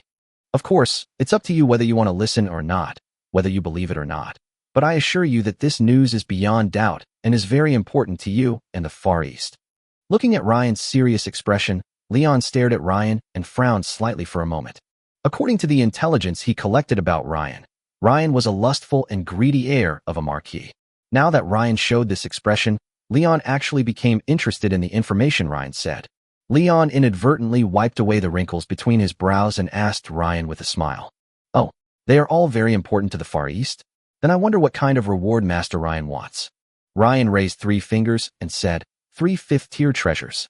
Hearing the reward Ryan needed, Leon narrowed his eyes and was shocked. 3 fifth-tier treasures? If converted into gold coins, that would be a considerable sum. Looking at Ryan and facing Ryan's high reward, Leon stood there silently thinking. Although in the intelligence about Ryan, Ryan has always been described as a dandy guy. But think about it carefully, if Ryan was really such a playboy, would the Emperor of the Ahisha Empire send him to establish diplomatic relations with the Far East? Obviously impossible. After all, this kind of thing is very important and should generally be handed over to calm people. Now that he directly asked for 3 fifth-level treasures as a reward, it was obvious that Ryan came prepared. Thinking of this, Leon narrowed his eyes in his heart. Even if what Ryan said was insignificant news, these 3 treasures can be considered as my gifts to Ford. Immediately, Leon figured it out and took out 3 boxes from the magic device. Then Leon waved his hand, and the 3 boxes flew towards Ryan. "Master Ryan, these are 3 fifth-level treasures. I hope your news won't disappoint me." There was no trace of heartache in Leon's eyes. The box slowly floated down onto Ryan's desk. Ryan looked at the source points on the box and immediately put the 3 boxes away. Then Ryan looked at Leon with a serious expression. "King Leon, please block those who are not important." Upon hearing this, Leon waved to the maids and guards serving at the side of the palace, as well as the old men who were reviewing government affairs. Seeing Leon's actions, The people in the palace stood up and left the palace. As the palace gate closed, Ryan slowly spoke. What does King Leon think of King Wauen of Lausanne? Listening to Ryan's question, Leon picked up the teacup and took a sip of tea before answering. Warwin? I haven't seen him in a while. As the King of Lausanne, he is one of my most reliable subordinates. Why? Master Ryan's information is related to Warwin. Ryan didn't answer and asked again. Then what does King Leon think of Uar of Andera? This other question confused Leon, and he had a bad feeling in his heart. Uar? Uar is just like Wauen. As the King of Andera, he is also one of the people I trust. Listening to Leon's words, Ryan, who already knew the answer, still sighed. I don't know whether Wauen and the other two hid well, or Leon was not vigilant enough. Immediately, Ryan spoke solemnly to Leon. King Leon, my intelligence is that King Wauen of Lausanne and King Uar of Anala are plotting a rebellion. Wauen wants to become the new ruler of the Far East. Ryan's words suddenly made Leon's pupils vibrate. He even lost his grip on the teacup in his hand, and it fell to the ground, making a sound of broken glass. Bang! The sound of breaking glass brought Leon back to his senses. He stood up with a serious expression and looked at Ryan very seriously. Master Ryan, this is not a joke. Can you take responsibility for what you said? Can you guarantee the accuracy of this information? Can you provide solid evidence? Facing Leon's question, Ryan shook his head. Please calm down, King Leon. I have no evidence that can directly prove what I said is true. Leon frowned and continued to ask, Then you? I said it, King Leon, believe it or not. Ryan's words made Leon freeze in place. Yes, Ryan had told him before he said it that it was up to him to believe it or not. Leon stood there thinking for a while before sitting back in his chair. He sat on the throne, his head lowered in thought, with drops of cold sweat on his brow. Now at this point where the alliance agreement is about to be signed, Ryan has no reason to lie to him. Lying to him would do Ryan no good. As for whether what Ryan said is true or false, Leon needs to judge for himself. After figuring it out, Leon immediately spoke to Ryan in a serious tone. Master Ryan must be very tired after all this hard work. I will arrange for you to rest first. Looking at Leon, who was worried, Ryan nodded. It would be good to let Leon think alone at this time. Just as Leon led Ryan and his party out of the palace. Suddenly, Leon's expression froze. Under the surprised gaze of Ryan and his group, Leon's 7th level strength dropped directly. Leon, who was walking in front of the crowd, immediately turned pale. Seeing this scene, Ryan's pupils shrank slightly. Coming? Chapter 173 6th level fighting skill. Embers of Red Lotus and Lionheart Burning Heaven Slash. Leon stood there, feeling the strength of his fall, his eyes full of disbelief. Now, Leon believed about 80% of what Ryan had just said, because he achieved the 7th level by relying on the faith of the people in the Far East. If half of the people no longer believe in him, his strength will decline. And Wauen of Lausanne and Uar of Andera happened to be able to do this. When Ryan saw this, he felt as if a huge rock was pressing down on his heart. It had only been a short time since he left Lausanne when Wauen started a rebellion. He originally thought that without his joining, Wauen would remain in hiding and bide his time for a while. Unexpectedly, in just 1 week, Wauen had already convinced a large number of small countries. Thinking of this, Ryan immediately spoke to Leon. King Leon, it seems the Far East will be in turmoil for a while. I, Ryan, will be leaving now. Once the Far East is pacified, our empire will send someone to sign an alliance agreement with you. Ryan's words and actions conveyed one meaning. I, Ryan, do not want to get involved in the internal struggle in the Far East. Leon listened to what Ryan said, turned around, and looked at Ryan and nodded. It's human nature. Well, Master Ryan should really leave. It would be bad if the internal struggle in the Far East hurt you. I will send someone to escort you out of the city now.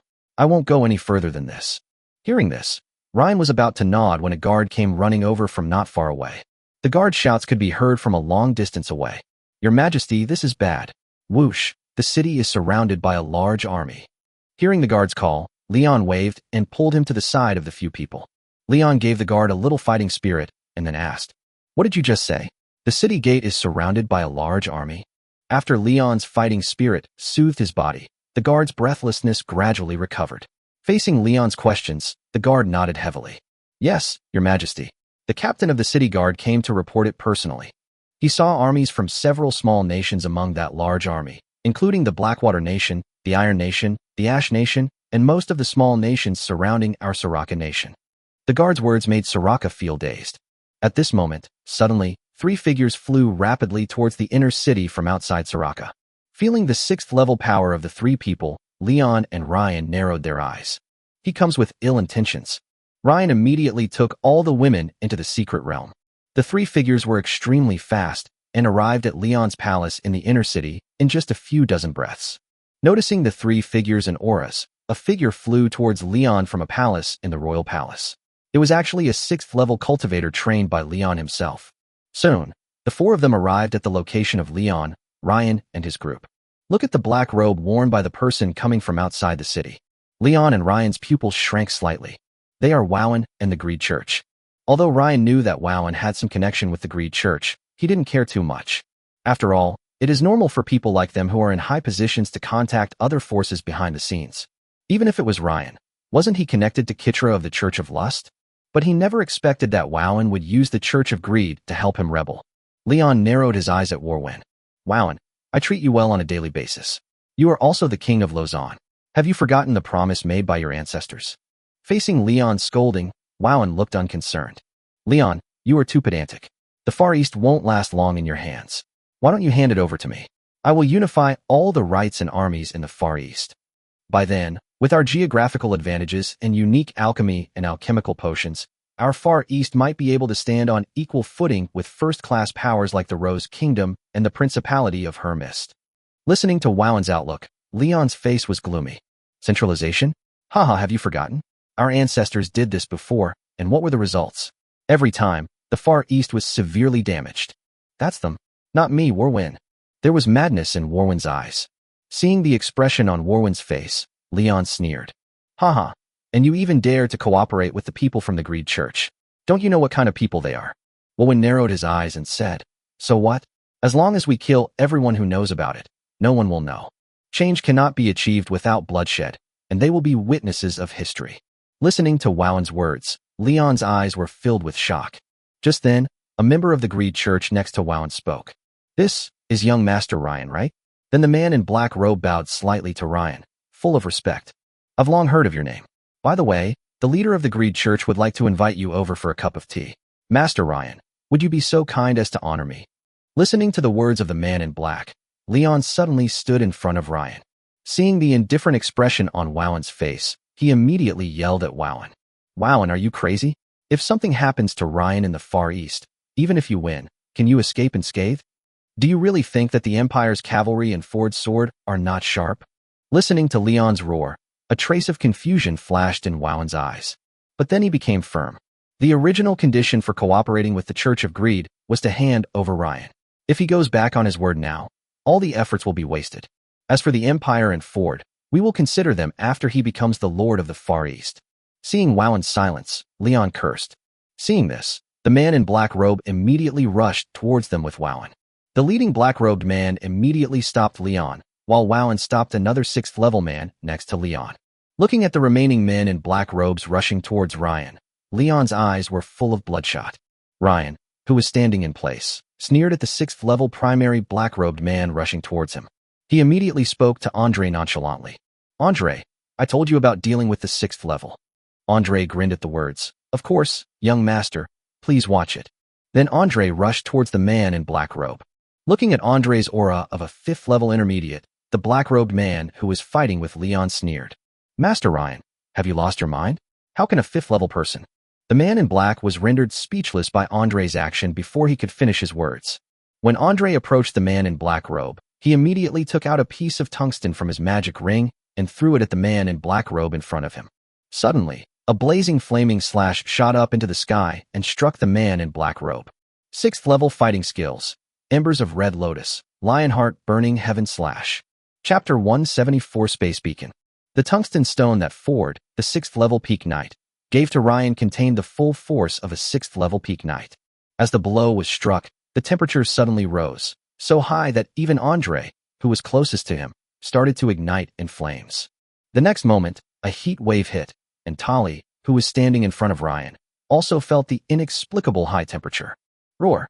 With a lion's roar, the slash instantly penetrated most of the palace, leaving a deep trail of lava on the ground. Fortunately, Andre slashed downwards. If he had slashed horizontally, half of the country of Soraka would have been destroyed. The black-robed man who was facing the slash had long disappeared and was directly chopped to ashes by the slash. Looking at the thick traces of destruction on the ground, everyone present swallowed their saliva. Even Ryan was impressed by his father's strength. Even Leon, the man in black, and Wowan, who had just been fighting on the side, stopped fighting for a moment. Looking at the slash marks in front of me, my throat became slightly dry. Lion King, Ford, his reputation is well-deserved. Just after Andre used Ford's tungsten stone, Ford, who was far away in the Empire, suddenly felt something. Ford slowly stood up, squinting his eyes and looking towards the far east, his aura of anger evident. In his hand, a crystal emitting a spatial aura was emitting a faint light. What Ford held in his hand was the space beacon that Kitra had given him when she came to Grey Manor a few days ago. Let's turn our attention back to the far east. Ryan turned his gaze to the man in black, who was confronting Leon, and narrowed his eyes. In an instant, the man in black's hair stood on end, fearing that Ryan would take out another piece of tungsten stone the next moment. Although he is at the advanced level of level 6, this blow will not kill him directly, but it can still take half of his life. Seeing this, the man in black smiled at Ryan. It seems that Master Ryan is not in a good mood today, but after the city is captured, it is hard to say whether you will want to drink this tea. After saying that, the man in black flew out of the city. Wowan followed closely behind. Looking at the two men's embarrassed backs as they left, Leon came to Ryan and spoke. Fortunately, Master Ryan, you have Lord Ford's trump card to rely on. Otherwise, if something unexpected happened to you in my far east, I really don't know how to explain it to the Empire. Master Ryan, there is a passage from my palace to the outside of Soraka. Let me take you out first. Listening to Leon's words, Ryan looked at the back of the man in black and spoke solemnly. Leaving the city? No, now I want to see how these pests treat me to tea. Leon frowned slightly. Master Ryan, war is not a joke. Ryan turned to look at Leon and smiled. King Leon, don't worry. Although people from the Greed Church are now involved, the Greed Church's focus will not be on the Far East. I estimate that there won't be too many people from the Greed Church coming this time. Aside from the two 6th-level members, Wowan and Uar, there should be about 4 more 6th-level members from the Greed Church. Listening to Ryan's words, a hint of doubt flashed in Leon's eyes. Ryan knows so much. How can Master Ryan be so sure? Hearing this, Ryan smiled mysteriously, special channel. Leon paused, then shook his head and smiled, then spoke. I see. 6 level 6s in total? You really think highly of me, Leon. Leon's eyes showed some relief after knowing the other party's combat strength. With his current combat power, he was no match for 6 level 6 warriors. Seeing the regretful look in Leon's eyes, Ryan suddenly spoke. King Leon, I heard that the Soraka Kingdom controls 2 secret realms? Ryan's question made Leon nod in confusion. Yes, Master Ryan. This is the wealth accumulated by the Soraka Kingdom over many years. What if I say, King Leon, if you give me the 2 secret realms, I will help you overcome the crisis of Wowan's rebellion. What do you think? Hearing this, Leon suddenly looked at Ryan, squinted his eyes and thought for a while, then asked, Master Ryan, you want a secret realm? I'm afraid you'll be disappointed. The 2 secret realms in my Soraka country are both fixed and immovable. Even if I give them to you, they will always exist in the Far East. If you want to use it, you can't always come to the Far East. Listening to Leon's words, Ryan smiled in his heart. Of course he knew that Leon's 2 secret realms were inherent secret realms, but he had asked the book Spirit, as long as the ancient book swallowed the core of the secret realm. Even if it is an inherent secret realm, Ryan can enter the secret realm anytime and anywhere through ancient books. Don't worry, King Leon. I naturally have my own way. But do you agree? Leon nodded immediately. Of course, if Master Ryan can really help me get through this crisis, then Master Ryan can take the 2 inherent secret realms himself. Not only that, my country of Soraka will always be your friend, Master Ryan. Whenever you come to the Far East in the future, Soraka will be directly responsible for everything. Hearing Leon's affirmative words, Rin smiled slightly. Come on, King Leon, let's discuss some strategy. There are 6 level 6 warriors on the side of Wowan and the Church of Greed. They are, Wowan, you are, the deputy leader of the Church of Greed, and 3 high priests of the Church of Greed. Leon's side only has 4 level 6 warriors. They are, Leon, Logan, the 6th rank guard trained by Leon himself, Zed, the king of Sky Blue, the largest country in the Far East, and Hain, the king of Crescent Moon, the largest country in the West. Now get rid of the 2 Greed Church priests who are blocking Zed and Hain. There are 4 6th level people outside the city of Soraka. In response to Ryan's analysis, Leon, who was standing on the other side of the sand table in a palace, asked, Master Ryan, there are only 2 level 6 fighters in Soraka right now. Do you have 2 level 6 fighters? Ryan shook his head. It's a shame, King Leon. There's no level 6 fighter, but I can still stop the remaining 2 level 6s. Ryan was not exaggerating. He now had Jonas's tungsten stone and Archer's tungsten stone from the Purple Sapphire City. After handing it over to Andre, it will be no problem for Andre to seriously injure a 6th level warrior. Then Andre and Tali will be able to stop the seriously injured 6th level warrior. As for the remaining 6th level one, Ryan naturally took action himself. After all, the rock elemental life form AC has been staying in her own secret realm. When AIC possessed Greta, who only had 1st level strength, she was able to make Greta a 5th level combat force. Now he is possessed by a level 3 intermediate person. Although he cannot reach the level 6, he can still reach the peak of the level 5. It is easy for Ryan, who can teleport, to stop a level 6 person. Seeing the confident look on Ryan's face, Leon felt relieved. If Ryan could really stop the 2 6th level people, after he killed one of them, the rest would be slowly devoured by them. The crisis will also disappear. Chapter 175 Rock Element Magic Secrets, Amber Assimilation, Petrification Magic Eye. Just as Leon and Ryan were discussing countermeasures, Wowan, Uar, and several members of the Greed Church who returned to the outside of the city could not wait to launch an attack on the Soraka Kingdom. And because of the tricks of the Church of Greed, the minds of ordinary people in the outer city were eroded by the spirit of greed. The greed in people's hearts was infinitely magnified, and they began to plunder everywhere in the city. Burning, killing, and looting occurred in every corner of the outer city. This made the city's guards even more stretched. Not only do they need to maintain order in the huge outer city, but they also have to climb the city walls to defend it. For a moment, the chief of the outer city guard army was like an ant on a hot pan, extremely anxious and worried. But the huge amount of money that Soraka spent on the city walls over the years was not wasted. The outer city walls not only have the Far East's most advanced alchemical defense arrays and alchemical magic arrow platforms. Even the material of the city walls is made of the hardest mulberry stone in the Far East. This is why, although there were few guards on the walls of the outer city of Soraka, they were able to withstand the siege of so many people. The inner city, however, was not affected too much by the aura of greed because of its special refining formation. In the palace of Leon, sensing the war outside, Leon immediately looked at the 6th rank guard Logan beside him and gave an order. Logan, go mobilize all the guards in the inner city to reinforce the outer city. I'll be there shortly. Yes, Your Majesty. Logan immediately took the order and ran out of the palace quickly. Then Leon looked at Ryan. Master Ryan, Soraka is easy to defend but difficult to attack. The armies of those small countries can't possibly break in. Therefore, the real outcome will be determined by the battle between us, the 6th level and the 5th level. Whichever side's high-end combat power wins, the army below will also collapse on its own. Rin nodded in agreement at Leon's words. Indeed, this war is actually a competition of high-end combat power. King Leon, let's go to the outer city first. Leon nodded, and then the group flew towards the outer city. Outer city. Because Soraka is easy to defend and difficult to attack, the guards in the outer city are not showing any signs of fatigue. On the contrary, the attacking army below was intimidated by the towering walls of Soraka and the corpses around them. However, this fear was quickly replaced by the greed that suddenly appeared in his eyes, and then he launched an attack on the Soraka kingdom without fear of death. As Leon and Ryan arrived at the outer city wall, the morale of the guards on the wall was greatly boosted. Seeing this, Leon shouted his promise. Warriors of Soraka, this is a matter of life and death for Soraka. Show us all your strength and courage.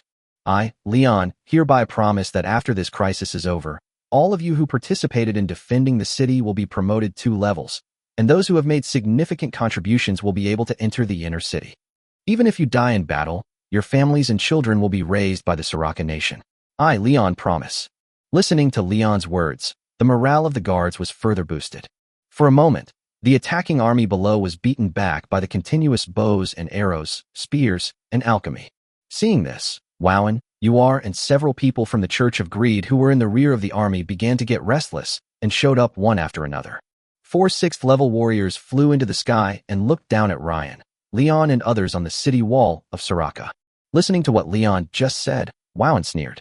Leon, I have 4 level 6 warriors here, in your country of Soraka, and you only have 2 in total. What can you use to stop me? After saying that, Wowan, Uar, and others began to release their 6th level power and press towards Ryan and Leon on the wall of Soraka. The pressure from the 4 6th level warriors was so strong that even the originally indestructible city walls made crisp, crackling sounds. Immediately, Leon, Ryan, and his group flew out of the city to prevent the ensuing battle from affecting the city walls. Watching Leon, Ryan, and others flying towards the 4 of them, Wowan and Uar sneered in their hearts and immediately went straight to Leon and Logan beside Leon. In an instant, the battle between the 4 6th level warriors was about to break out. If the 4 people had not been fighting in the sky, the aftermath of the battle would have caused heavy losses to the army below. On the other side, the deputy leader of the Greed Church looked at Ryan and the others and smiled slightly. How is Master Ryan feeling now? I wonder. Could you please do me the honor? In response to the deputy leader's question, Ryan nodded. Okay, of course. But what's the point of me going alone? When I return to the Empire, I'll take my father with me. Wouldn't it be better for me to go with my father? The deputy leader narrowed his eyes and looked at Ryan, then immediately spoke to the other high priest beside him. Go stop the guys around Ryan. I don't believe he can come up with a few more pieces of tungsten. Yes, Mr. Deputy Leader. After saying that, the chief priest in black attacked Andre and the other 2. Seeing this, Andre looked at Ryan and nodded, then flew to the side with the high priest. In an instant, only Ryan and the deputy leader were left in the center of the battlefield. The deputy leader spoke slowly. Master Ryan, are you really not going to show me your kindness? Ryan scoffed, so much nonsense. Immediately, the rock elemental life form AC merged directly with Ryan, and the next moment, Ryan's strength soared. Level 3 advanced, Level 4 elementary, Level 4 intermediate, Level 5 peak, up to Level 6 elementary. Looking at Ryan's soaring strength, not only the deputy leader was stunned where he was. Even Leon and the others who were fighting nearby paused. What kind of magical secret technique is this? It can actually improve a person's strength so dramatically? At this moment, AC's voice echoed in Ryan's mind. Brother Ryan, AC's strength has increased a lot now. If you fight on the ground, you can maintain your current combat power for an hour. If we fight in the air, the time will be cut in half. Also, Brother Ryan, you'd better use rock elemental magic to attack. Although you can use other magic, the power of other magic will not be enhanced by me. This is the limit of what AC can do now. Hearing this, Ryan nodded in his heart. Okay, Ace. The next moment, Ryan landed directly on the ground. With a bang, a huge rock spike impact spread outward layer by layer with Ryan as the center. With screams, the rebels closest to them were pierced by the suddenly appeared rock spikes and nailed straight to the rock spikes that were 2 or 3 people high. Blood kept flowing down from the person hanging on the rock spike. Then a golden light flashed in Ryan's eyes, and a hidden space magic circle suddenly appeared in the soil under his feet and began to slowly absorb the space magic power in the air. Seeing this, the deputy leader in the sky quickly moved closer to Ryan. As a 6th level advanced warrior, he knew that the best way to deal with a magician was to get close to him. After approaching Ryan, he immediately threw a punch with great force and a strong sound of breaking through the air. Looking at the fist coming towards him, Ryan activated the magic fighting forbidden code in his body. The next moment, Ryan also threw a punch, exchanging punches with the deputy leader. Bump. Where the 2 collided, the space could not withstand the pressure and emitted bursts of explosions.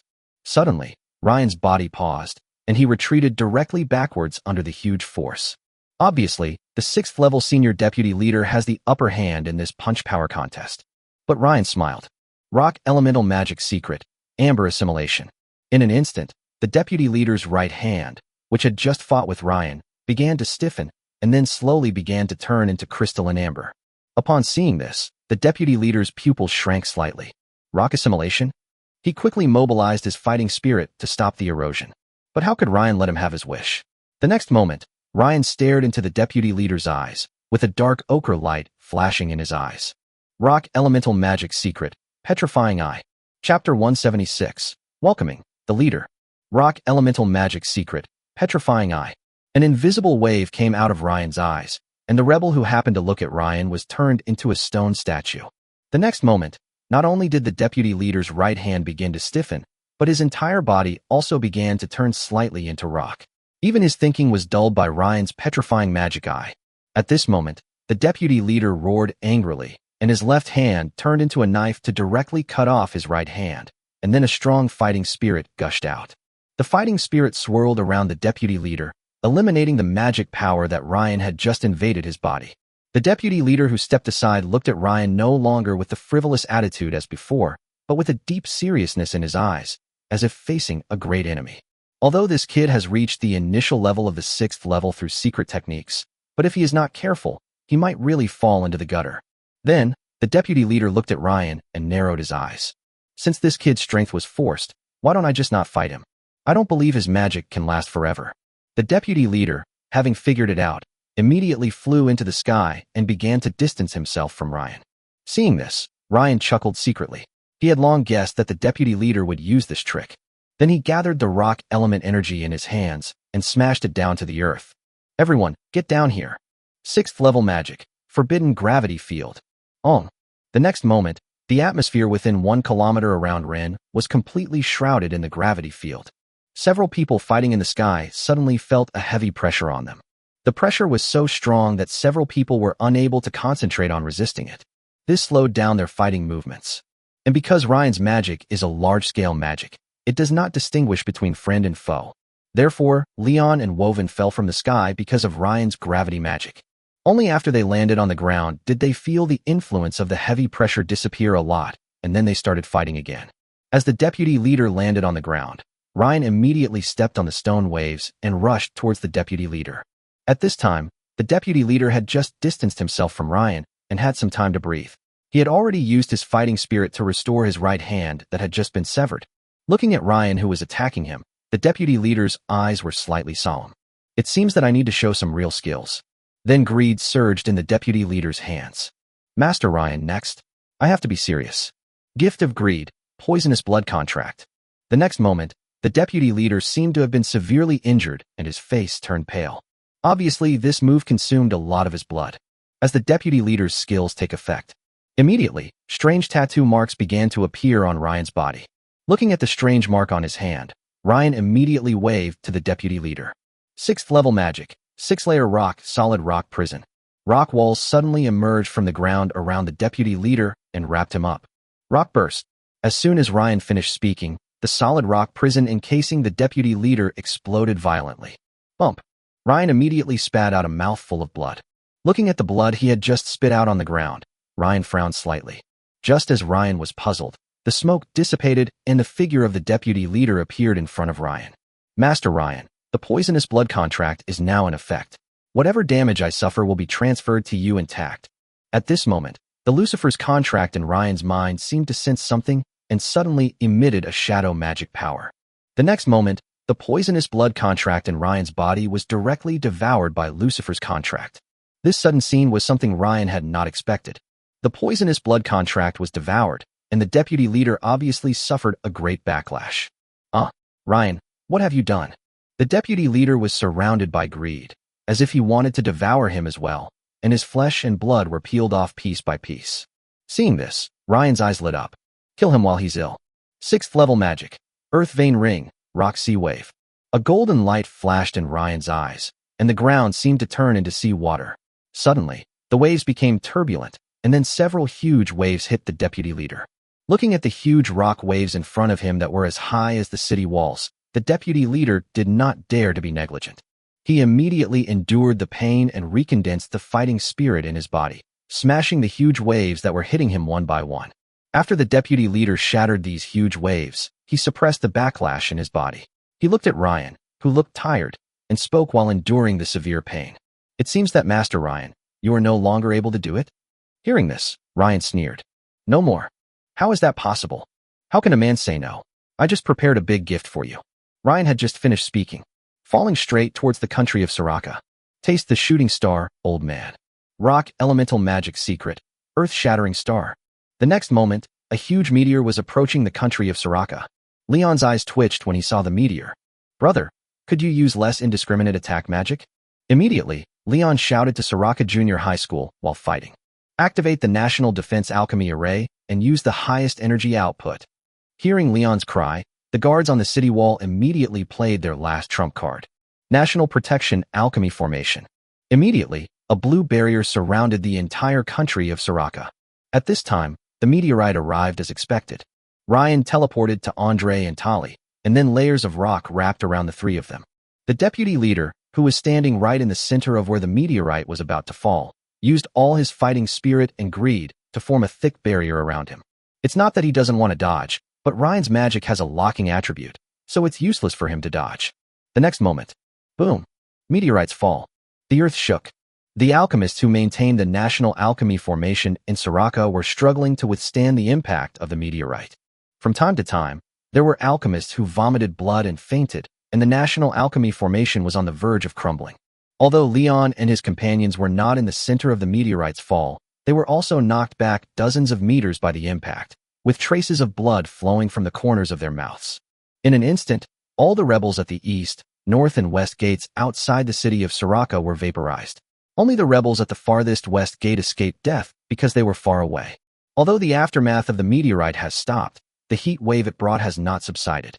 The earth is covered with traces of magma left by meteorites. At this time, the deputy leader in black robe was gone, and he was standing there covered in blood. All the hair on the body was burned off by the heat wave of the meteorite. Even the shoulders had traces of carbonization.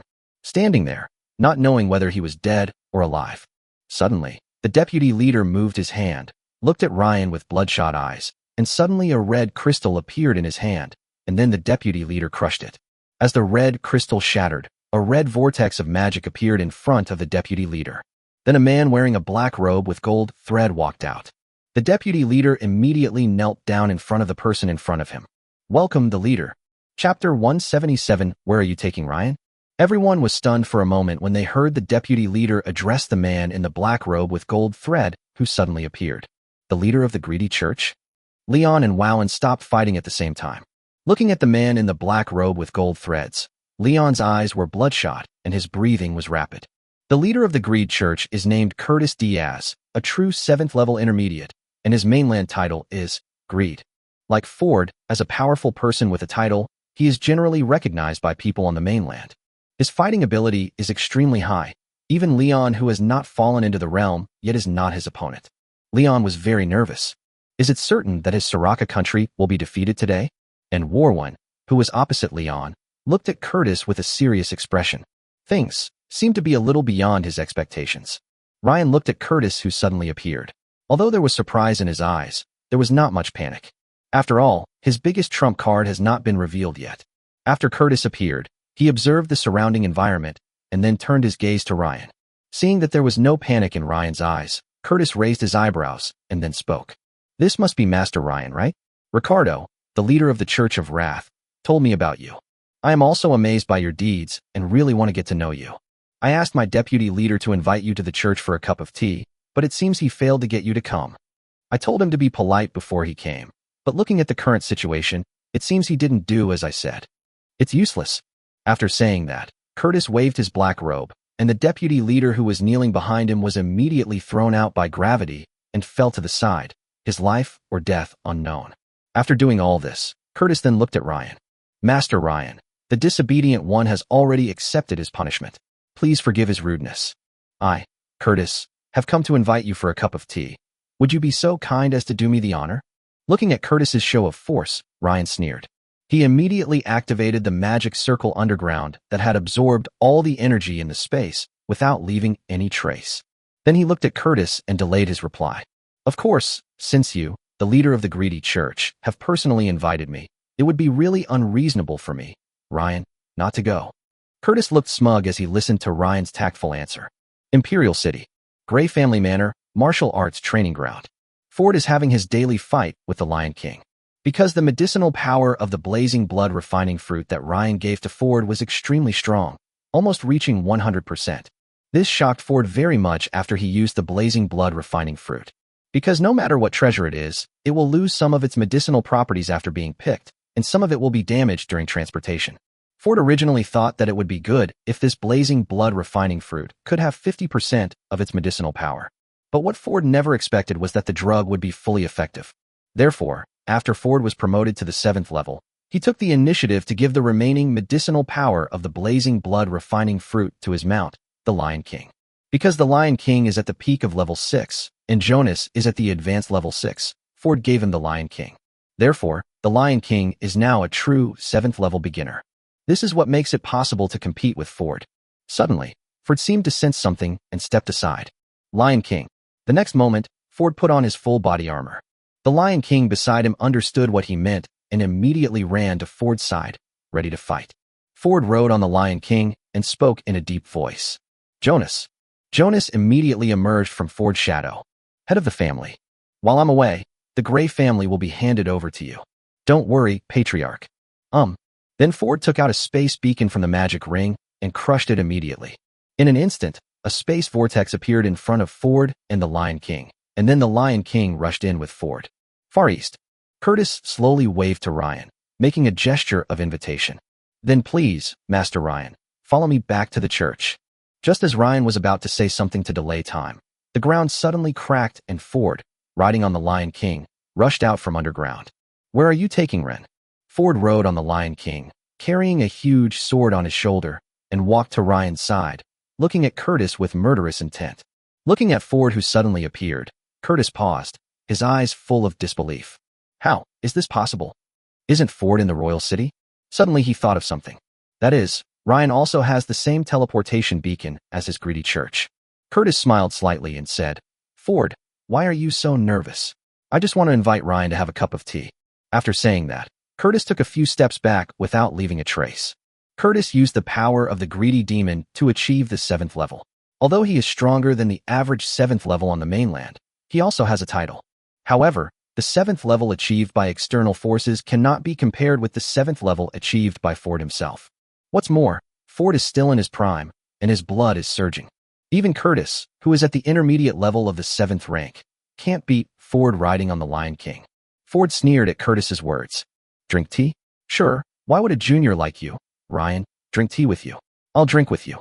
After saying that, Ford exerted force with his feet, and the Lion King immediately pounced on Curtis. Curtis' pupils trembled as he watched Ford start a fight over a disagreement. Now Curtis felt a little regretful.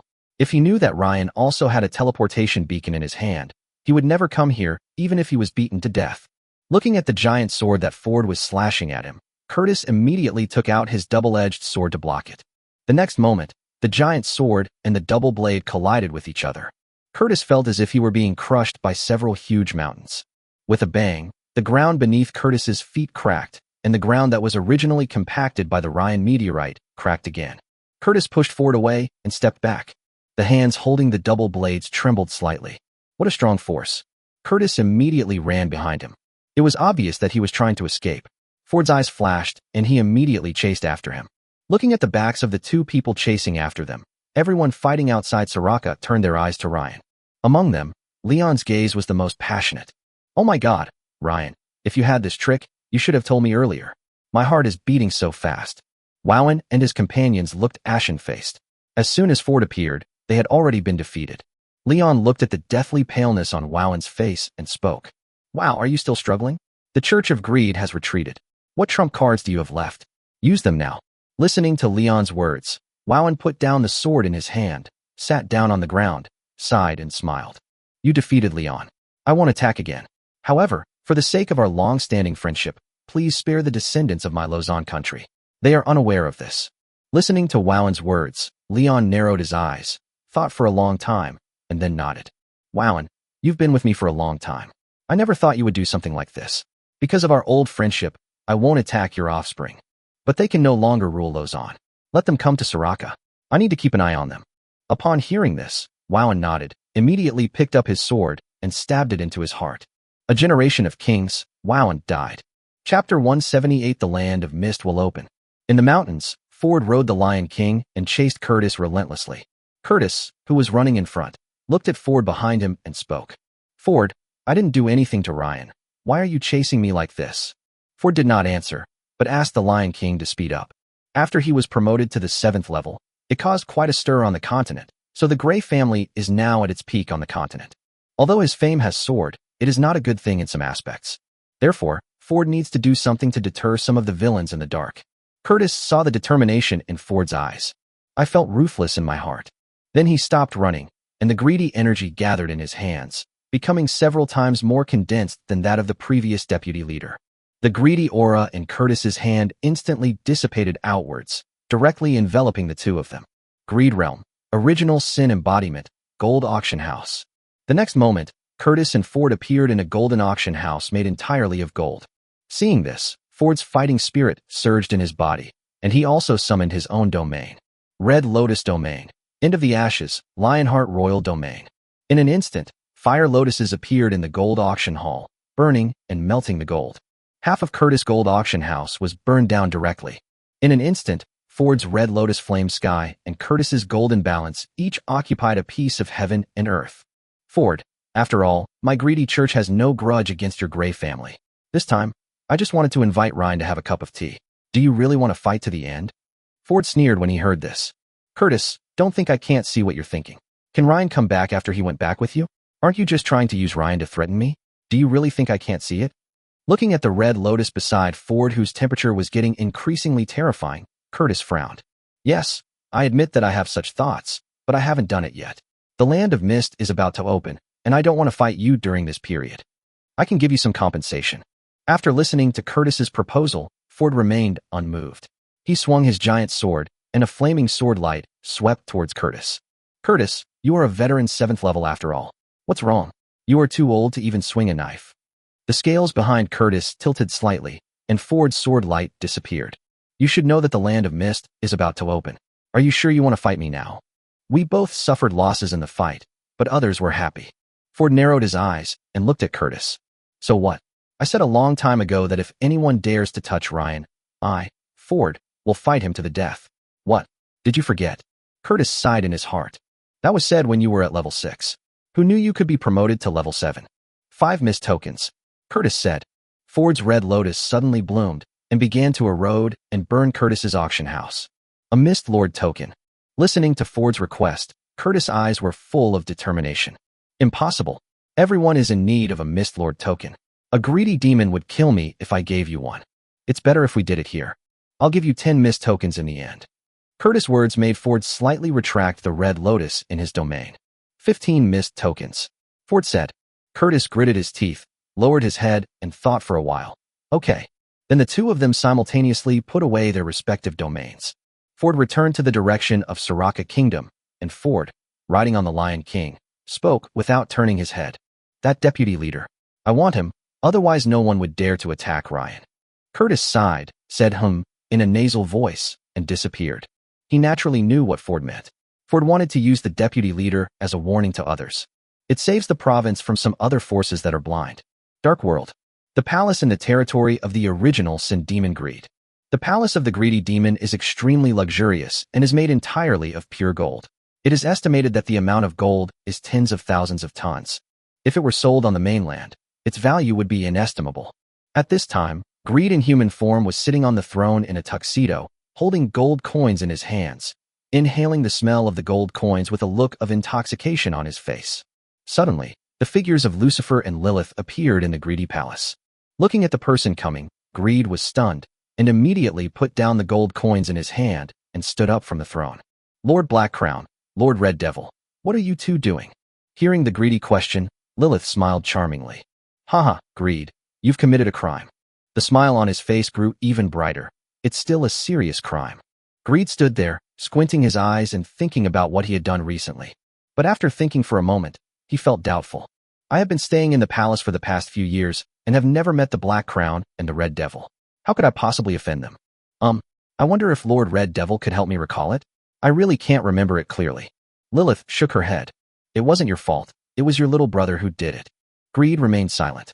The greedy church of the continent. Then, in the midst of greedy silence, Lilith's voice came again. Okay, that's all I have to tell you. Since you were unaware of this incident and weren't the mastermind, Lucifer and I will show some mercy and only beat you half to death this time. Greed's mouth twitched as he listened to Lilith's words. Listen, is this fucking devil talk? I'm half dead because I don't know anything? But Greedy didn't dare to resist at all. After all, Lilith could crush him with one hand, and now with the addition of the even stronger Black Crown Lucifer, he was afraid that he would be beaten to death if he ran away. Haha, I see. Lord Red Devil, I understand. Please wait a moment. Then Greedy picked up a handful of gold coins and took a deep breath, then came to Lucifer and Lilith. You two be gentle. As soon as Greed finished speaking, Lucifer and Lilith attacked fiercely. Half an hour later, Lucifer and Lilith left the greedy territory contentedly.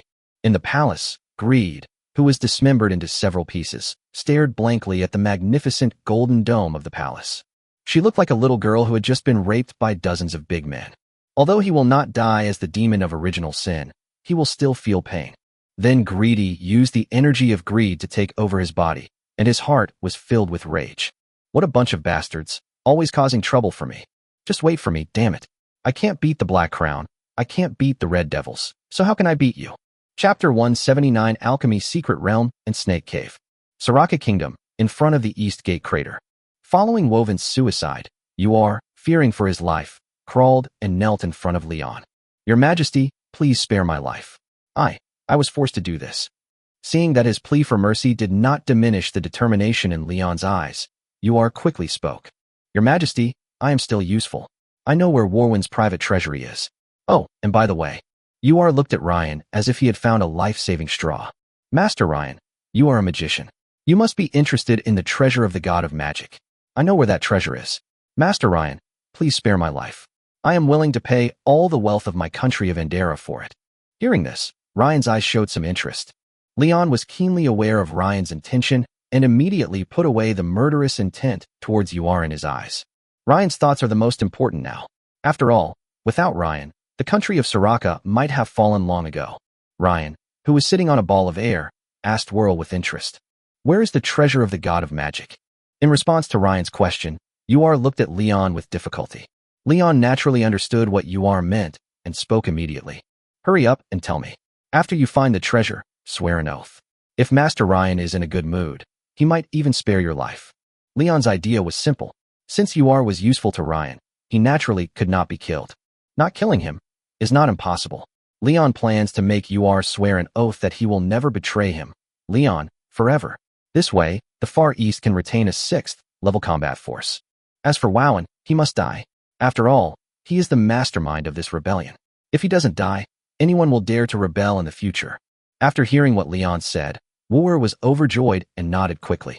Yes, the treasure is in a secret cave in the north of Lausanne. Wowen took me there before, and I know the exact location. Ryan nodded, then took out a pair of high-level restrictive shackles and handed them to Andre beside him, and raised his chin at the deputy leader who was still unconscious beside him. Andre understood what he meant, took the shackles, and locked up the unconscious deputy leader. Seeing that the matter had come to an end, Ryan sat on a ball of air and glanced at the direction where Ford had left, then floated towards the city. Let's go. We don't know when our father will be back after chasing Curtis. Let's go back to the city and wait. Seeing Ryan speak, Leon nodded immediately. Master Ryan will go first. I need to do something with Wu Air. We will follow later.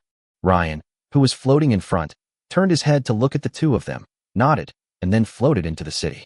After Leon made Yuar swear an oath, he took Yuar to chase Ryan. The inner city of Soraka, the royal palace. Leon said to Ren while sitting on the throne. Master Ryan, Lord Ford hasn't returned yet. If you're hungry, shall I prepare some delicious food for you? When your father returns, shall we have a celebration banquet? Ryan, who was sitting aside and enjoying the massage from the maid, nodded in agreement. Of course, now that the crisis in Soraka has passed, I should have received my reward from King Leon. Leon laughed and agreed. Although he felt a little sad, compared with the throne of the Far East, the two inherent secret realms were not worth mentioning. Of course, after saying that, he took out two objects of different shapes from his magic device. A crystal ball and a disc with a snake-shaped mark on it. It is the key to the secret realm.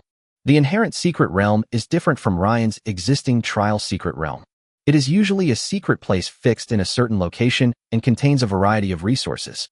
To enter a secret realm, you usually need to go to a designated location and use the secret realm key to enter. Leon handed the two keys in his hand to the maid beside him, and the maid slowly walked to Ryan and handed them to him. Seeing Ryan take the key to the secret realm, Leon began to explain. Master Ryan, the crystal ball in your left hand is the key to a place I call the alchemical secret realm. The creatures inside are no higher than level 3, so it's very safe. The resources in this secret realm contain almost all the materials needed for alchemy potions. Maybe I'll have to buy materials from you in the future. And the snake-shaped disc key in your right hand I call the Snake Cave. Speaking of this, Leon's eyes were solemn. This secret place has a huge number of snakes, and the environment is diverse and complex, including forests, swamps, deserts, rainforests, and many other landforms. But no matter what environment, there are a lot of snakes.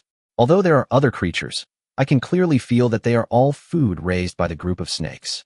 Master Ryan, if you go in, You'd better be well prepared, because there are many poisonous snakes in there. I've sent 4th level people in to explore before, but they've never come out. Therefore, I'm sure there are probably 5th level monsters in the secret realm, so please be careful. If you want to enter the secret realm, I will let Logan take you there. He knows the exact location of the secret realm. Listening to Leon's story, Ryan asked doubtfully, King Leon has never entered these 2 secret realms? I don't think you know much about them. Leon nodded. I've been to the alchemy secret realm and know a lot about what's there. It's pretty much the same as what I described, but I've never been into the snake cave. Master Ryan, you may not know that I was bitten by a venomous snake when I was a child. I was almost poisoned to death. As a result, I am not very fond of snakes, so I have never been to a snake cave. Hearing this, Ryan suddenly realized and remembered what happened when Leon was 6 years old. At this moment, Leon and Ryan looked towards the palace gate as if they had sensed something. A team of guards led Ford and the Lion King into the palace. Seeing this, Leon quickly stood up from the throne and walked down the steps to greet him, his tone full of respect. Lord Ford, thank you for your help this time. Otherwise, our Soraka nation would be in great danger. After shaking hands with Leon, Ford smiled. You're welcome, King Leon. Ryan was also under your care in the Far East. This is nothing. Because Leon is still the Lord of the Far East, and his status is at the same level as the Emperor of the Empire, Ford's attitude is not too high profile. The two continued chatting for a while, and Leon quickly ordered the maids to start the banquet. Ford took the Lion King to sit in the seat next to Ryan and looked at Ryan. Good boy, you've already reached level 3? It seems like you've gained a lot from this training trip. That's right, Uncle Archer came to find you. The crisis in Amethyst City was also my credit. Ryan said very arrogantly. Then Ryan looked at the Lion King sandwiched between the two of them, touched the Lion King's fur, and asked. The Lion King has also been promoted to the 7th level. Facing Ryan's scratch, the Lion King did not feel disgusted. He put his head on the ground and squinted his eyes. Ford nodded. Well, it's all thanks to your blazing blood refining fruit. Chapter 180, Misty Land, Alchemy's Secret Realm Core. Ford held the teacup in his hand and said, Do you have anything else to do in the Far East? If not, I'll take you back. Yes, Leon just gave me 2 secret realms controlled by the Soraka Kingdom, and I plan to take them away. There's also Wowen's treasure house. I want to go see it too. Ryan's words made Ford stop what he was doing and asked with a questioning look on his face. Secret realm? As far as I know, the 2 secret realms of Soraka are inherent secret realms. How can you take them away? Ryan smiled mysteriously. Of course I have my own way. I can take it away anyway. Hearing this, Ford, who was sitting next to him, brightened up and thought of many things. If you can really take away the inherent secret realm, then you can talk to His Majesty about this matter when you return to the Empire.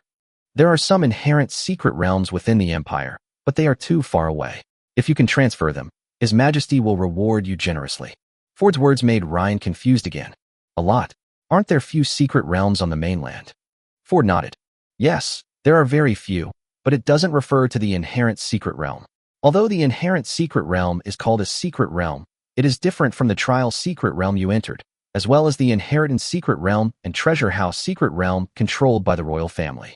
Several inherent secret realms appear on the continent every year, so it's not uncommon. You can also understand it as the inherent secret realms are the new generation, while the trial secret realms and the like are the old ones. Do you think Leon will give you the secret realm so readily? Listening to Ford's explanation, Ryan nodded in understanding. I see. Then, after I have collected these 2 secret realms and visited Wowen's treasure house, we will return to the Empire. While the father and son were chatting, Leon had already prepared the banquet. He walked up to Ford holding a glass of wine. Lord Ford, I offer this toast to you. Thank you for your help. Ford smiled and stood up to toast Leon back. Then Leon came to Ryan and toasted him with a glass of wine. Master Ryan, this glass of wine is also for you. You will always be a friend of my country, Soraka. Ryan also stood up and clinked glasses with Leon. After doing all this, Leon sat back on the throne. While the 3 of them were talking, Ford put down his glass and said to Leon, King Leon should also know that the Land of Mist is about to open. Leon put down the knife and fork in his hand and nodded. Well, I also knew it some time ago. Now that something like this has happened to my Far East, I'm afraid I won't get much good out of this Mist conference. After saying that, Leon sighed. Listening to the conversation between his father and Leon, Ryan's eyes were filled with surprise. Land of Fog. Ryan knew a lot about the Land of Mist from his college textbooks. In the southwest of the Soltis continent, there is a place filled with fog, and no one knows its origin. People even suspected that the Land of Mist was not part of the Soltis continent. The Land of Mists only opens once every century, 100 years. Every opening is a feast for the entire continent and also a test for the younger generation of today. Because the Land of Mist only allows people of level 3 or below, under the age of 25, who hold a Mist token or a Mist Lord token to enter. As for what is called a feast for the entire continent, it naturally has huge benefits. The Foggy Land contains not only various opportunities, but also treasures that are extinct on the continent and rare inheritances. And there is also the concept of luck. This is all Ryan knows about the Land of Mist for now. As the sun set in the west, the celebration banquet came to an end. In order to save time, Ford planned to take Ryan to the first secret realm overnight. Alchemy Secret Realm. Led by Logan, Ryan and his son soon arrived at the entrance to the secret realm. Logan pointed to the very smooth opening in the mountain cliffs in front of him. Lord Ford, Master Ryan, this is the location of the Alchemy Secret Realm. Use the secret realm key to open the door. Ryan immediately took out the crystal ball key from the magic ring. As soon as the crystal ball key appeared, Ryan and his companions felt a strange energy emerge. Slowly, ripples began to appear on the mountain wall, and Logan saw this and walked into the mountain wall. Ford and the other two followed in one after another. As a white light flashed in their eyes, they suddenly arrived at the so-called Alchemy Secret Realm. It is night in the Alchemy Secret Realm, just like outside.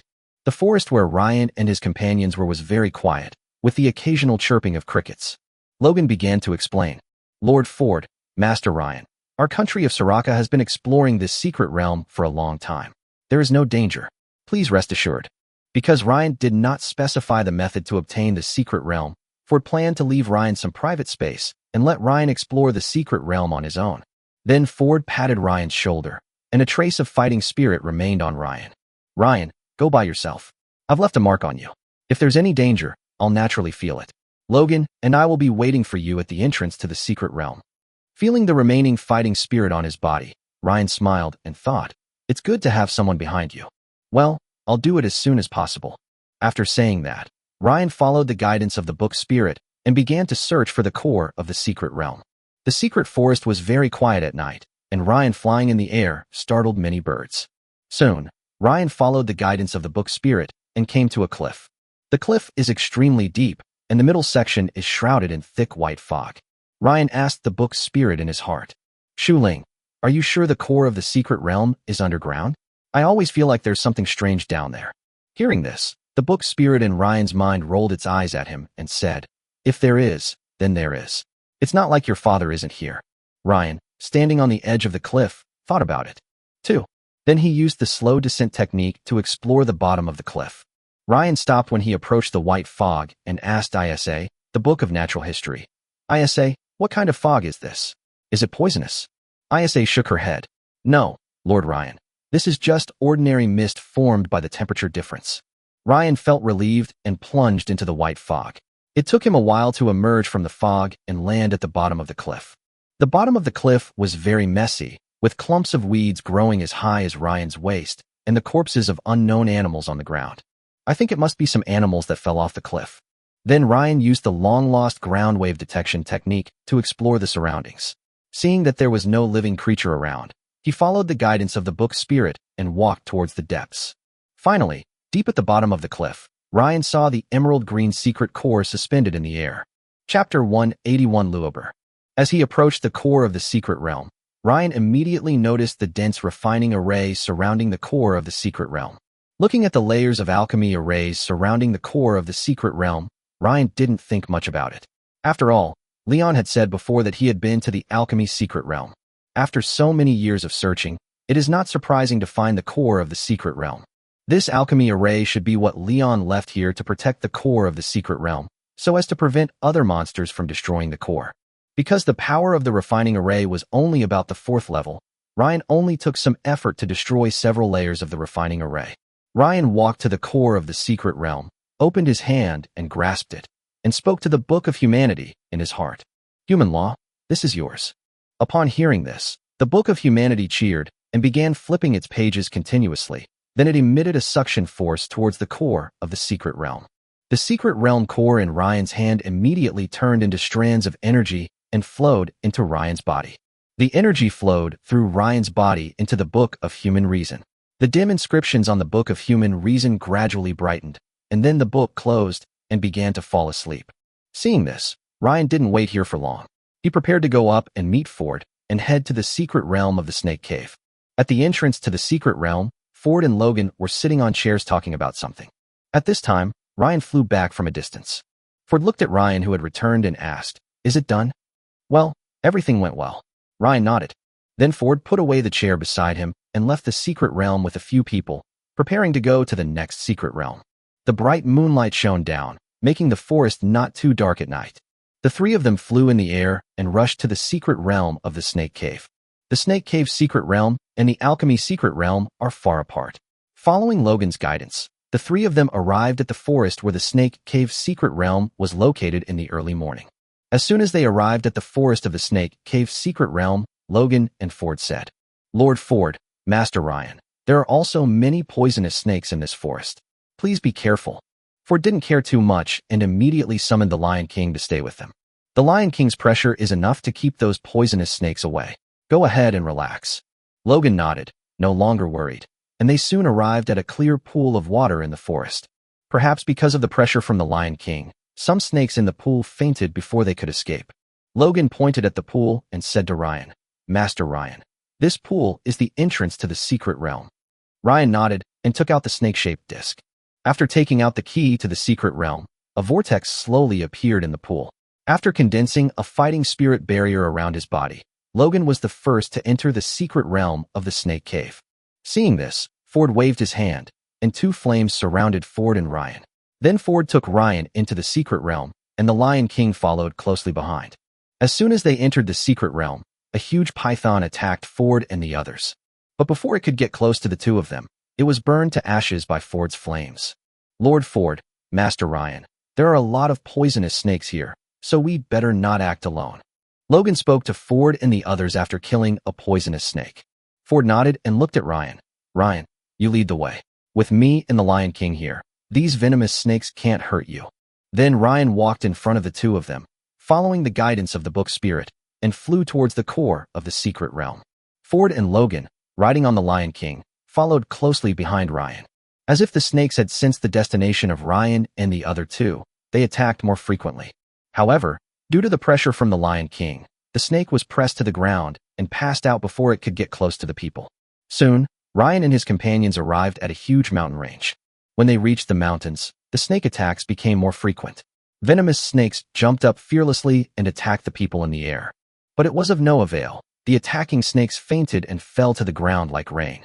After a long time, perhaps sensing the strength of the three people, the snakes stopped attacking and allowed them to walk towards the giant mountain. As soon as Ryan arrived at the giant mountain, he saw a colorful little snake leading a group of snakes bowing to a few people, looking like they were submitting. Seeing this, Ford, who was behind Ryan, raised his eyebrows. This group of snakes have actually developed a faint intelligence? The colorful little snake in the lead raised its head and hissed at Ryan. "Hiss hiss, we are willing to surrender." The Lion King beside him explained to Ryan, "Master Ryan, she is saying, we are willing to surrender." Ryan nodded. "Yes, I understand. I've learned telepathy before." The Lion King nodded and said nothing more. Ryan looked at the small snake below, which was as long as his arm, and pondered for a while, then fell to the ground. Ford and Logan did not follow, but Ford's fighting spirit always surrounded Ryan. Ryan came to the little snake and said while looking at the third-level little snake in front of him, "Have you seen this thing?" After saying that, Ryan used magic in his hand to draw a core of the secret realm. After hearing what Ryan said, the little snake nodded quickly, and then took Ryan to the snake cave in the giant mountain. Ryan looked back at Ford. Ford nodded, and then Ryan followed the little snake into the snake cave. The little snake has a very high status in the snake group. No matter where it goes, the other snakes will make way for it. Walking into the snake cave, Ryan squinted his eyes as he looked at the emerald green crystals on the walls of the snake cave. At this time, the voice of ISA, the Book of Natural History, came. "Lord Ryan, this is Snake's spirit stone, a mineral formed by a special vein in the earth. It is extremely beneficial to snakes. It can help them refine their bloodline and even awaken their intelligence." Looking at the number of snake spirit stones scattered across this stone wall, I guess this huge mountain is covered in snake spirit stones. Ryan nodded to show that he understood, and then continued to follow the little snake. Soon the little snake brought Ryan to the deepest part of the snake cave, and sure enough, they saw a purple secret core there. Ryan took a step forward and asked the book's spirit to take the core of the secret realm into its body. Then Ryan looked at the little snake beside him. You are already enlightened, so I think you can understand what I am saying. Then Ryan took out a slave contract from the magic ring and placed it in front of the little snake. If you surrender, sign it. If you don't surrender. Ryan showed a hint of murderous intent. Looking at the contract in front of him, the little snake did not hesitate and directly squeezed a drop of blood from his tail and dripped it onto the contract. The blood dripped onto the contract, causing it to turn into a golden light that shot into the little snake's brain. Instantly, Ryan sensed a faint connection between himself and the little snake. Master, a clear voice sounded in Ryan's heart. Hearing this, Ryan stretched out his right hand towards the little snake. The little snake quickly wrapped around Ryan's arm and finally around his neck, like a colorful scarf. Ryan didn't care because the slave scroll he just took out was the highest grade in the Empire. As long as they signed the contract, the slaves would not have any thoughts of harming their masters, so Ryan did not guard against the little snake. Feeling the cold scales of the little snake, Ryan touched the snake's tail and spoke. I'll call you Lupo from now on. Chapter 182 Alliance Contract. Ryan took Looper out of the snake cave, and the snakes outside raised their heads and looked at Ryan. Seeing this, Looper, who was coiled on Ryan's head, suddenly roared. Hiss. The next moment, the snakes seemed to be suppressed by their blood and lowered their heads to Ryan again. Then Looper licked Ryan twice with his snake tongue, as if asking for credit. Ryan touched Lupo's smooth head helplessly. Ford and Logan, who were flying in the sky, breathed a sigh of relief when they saw this scene. Ryan flew into the sky and came in front of Ford and the others. Looper saw that Ford and the others were obviously still a little scared and hid behind Ryan's head and refused to come out. Father, it's done. We can leave now. Ford and the other two nodded when they heard this, and the three of them flew towards the entrance of the secret realm. During the flight, Ryan boredly asked Ford about the Land of Mist. Father, you said the Land of Mist will soon open. How long will it take? 6 months, maybe 5 months later. All the forces on the continent will gather at the Myriad Nations Garden in the center of the continent, Esalen, to hold the Mist Conference to discuss how the Mist tokens of this century should be planned and distributed. After the Mist Conference, once you receive the Mist token, you can begin preparing to enter the Mist Land. Ryan nodded at Ford's words and continued asking, Father, do you know anything about the Land of Mist? Ford nodded. Well, there are records in the Gray family's collection room, and I also heard some about it from your great-grandfather. The Land of Mist is very magical. Its operating rules are completely different from those of the mainland. If you enter with the Mist token, you will be exploring the Mist Land alone. But if you enter with the Mist Lord token, it will be different. At that time, you will become a Mist Lord, building and developing your territory to attract the natives of the Mist Land and let them explore. You should have learned about the legend of fortune in the Land of Mist in the academy. Yes, it is indeed true. Ford took a deep breath and continued to explain. But this idea of luck is only limited to the Mist Lords. Once you become a Mist Lord, you will experience various challenges in the Mist Land, as well as attacks from other Mist Lords like you. Finally, after you exit the Land of Mist, it will count your various actions and the size of your territory to add fortune to your Mist Lord token. This kind of luck is intangible, yet it certainly exists. Back then, a second-level Mist Lord token from a prince of the Empire brought the Empire 4 consecutive years of bountiful harvests, not just in one specific location, but across the entire Empire. When talking about fortune, Ford's eyes were full of seriousness. After listening to Ford's words, Ryan had a more specific understanding of the Foggy Land. Lord, it was already 9 o'clock in the morning when the three returned to Soraka. At this time, Soraka was arranging personnel to repair the ground outside the city and the outer city walls. There were also teams of carriages heading toward Soraka. Looking at the long line of carriages outside the city, Ryan raised his eyebrows. At this time, Logan started to explain to Ryan. Master Ryan, there are quite a few people plotting rebellion in the Far East this time. Although the mastermind, Wauen, has been brought to justice, we cannot let go of those small nations that helped Wauen. Not only do they have to give away half of their own wealth to the other half of the country that didn't rebel, but their status is also significantly reduced. And His Majesty Leon also ordered them to send their most outstanding offspring to the Kingdom of Soraka as a warning. These carriages contain the heirs of those small countries. Listening to Logan's words, Ryan nodded in understanding, and then the three of them flew towards Leon's palace in the inner city. Now that the two secret realms have been obtained, Ryan plans to take Wauen's treasure house directly, and then returned to the Empire with Ford after participating in the alliance ceremony with Leon. Ryan missed his maids very much after not seeing them for such a long time. Slowly descending from the air to the steps of the palace, Logan bowed to the two of them. Lord Ford, Master Ryan, His Majesty should be in the palace, so I won't disturb you two. After saying that, Logan flew towards the outer city wall, obviously going to the outer city to take charge of the overall situation. Ryan followed Ford into the palace, and Leon's figure was clearly in the palace, reviewing government affairs with a group of old men. Leon was correcting government papers very seriously when he suddenly felt someone was watching him. He looked up and saw Ford and Ryan. Then he quickly stood up and said, Lord Ford, Master Ryan, you are back. Do you need me to prepare some delicious food? Ford chuckled, it's good to prepare something. King Leon is really diligent. He's so busy reviewing government affairs this morning. Hearing this, Leon smiled bitterly, waved to the maid beside him, signaling her to prepare the food, and then said to Ford, Alas, this incident in the Far East has triggered a lot of follow-up issues. Not only are the Kingdom of Condor in the north and the Principality of Red Cliff in the west considering taking action, but the voices within the country are also extremely mixed. Ford nodded and comforted him. King Leon, don't worry. When our empire and your Far East sign an alliance agreement tomorrow, they will naturally not dare to act rashly. Hearing this, Leon put away the worry on his face and smiled at Ford and the others. Then I'll trouble you too. Let's not talk about this anymore. Come, try my Far Eastern specialties. The next day, the inner city was opened and people gathered there. Leon, dressed formally and gorgeously, stood on a newly built platform. Holding a divine staff, he read the contract in his hand to the Far Eastern people gathered below the stage. I, Leon Simmons, swear in the name of the noble Simmons. If the Ahisia Empire is invaded by the enemy, the warriors from our Far Eastern countries will arrive immediately, swords and shields crossed, iron hooves pointing together. The two chambers of commerce exchanged what they had.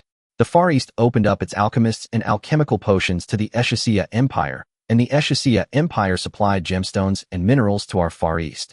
The Ahisia Empire promises never to interfere with the sovereignty, faith, and inheritance of the nations of our Far East. This oath was made under the blazing sun. Anyone who violates it will be burned to death in the blazing flames. After saying that, Leon looked at Ryan, who was wearing the Imperial Noble Viscount's clothes, and handed the contract in his hand to Ryan. Ryan took it and nodded to Leon. Chapter 183 The Treasure of the God of Magic, The Unknowable Mask. After the alliance ceremony, Ford and Ryan prepared to resign to Leon. As they walked back to the palace, Ford spoke to Leon beside him. King Leon, the alliance contract has taken effect, so Ryan and I will not stay here for long. We plan to leave today and return early to report to His Majesty. Leon's eyes revealed some surprise. Lord Ford is leaving so soon? At least have some fun in my country of Soraka before leaving. Ford shook his head. No, King Leon, I left in a hurry. The Grey family can't be without me for long. It's time for me to go back. Hearing this, Leon had no choice but to nod. In that case, please finish your lunch before leaving. Faced with Leon's cordial invitation, Ford no longer refused and nodded. After lunch, Ford and Ryan took UR to the country of Lausanne in the far southeast. The two men prepared to take away Wowen's treasure and then return directly to the Empire. After 4 days of traveling day and night, UR soon brought Ryan and the others to a secret treasure house of Wowen in the southern mountains of Lausanne. This secret treasure trove exists in a small hill. If it weren't for UR's guidance, no one would come to explore such a deep forest. Coming to an inconspicuous hill, UR observed the surrounding environment, and then found a small refining array under a nearby tree. After activating this small refining array, a small opening appeared on the ground in front of the hill. Seeing this, UR hid the alchemy array under the tree and came to Ryan and the others, nodding and bowing. Lord Ford, Master Ryan, this is Wowen's private treasury. Please follow me. After saying that, UR took the lead and walked in front of the tunnel. Seeing this, Ford and the others followed. As the three figures disappeared in front of the hill, the energy left by UR on the refining array disappeared, and the cave entrance in front of the hill slowly closed. The forest returned to its former tranquility. After the three entered the secret passage, rows of oil lamps suddenly lit up on the walls of the secret passage below, making the dim secret passage bright. After walking for a while, he stopped at UR in front of him. Wait, Lord Ford. Then UR groped for something on the stone wall beside him, and soon he touched a stone brick that could be pressed down. After the stone brick was pressed, there were several loud rumbling sounds, and the secret passage in front of him moved and changed, and stopped after more than 10 minutes. Looking at the newly appeared secret passage, Yuar chuckled. Lord Ford, Master Ryan, this is the real secret passage. The one just now was used to deceive others. It was a trap. After saying that, Yuar continued to walk in front. After passing through several traps in the secret passage, Yuar finally led Ryan and the others to a stone gate. After Wu'er fiddled with it for a while, the stone door began to move and slowly opened.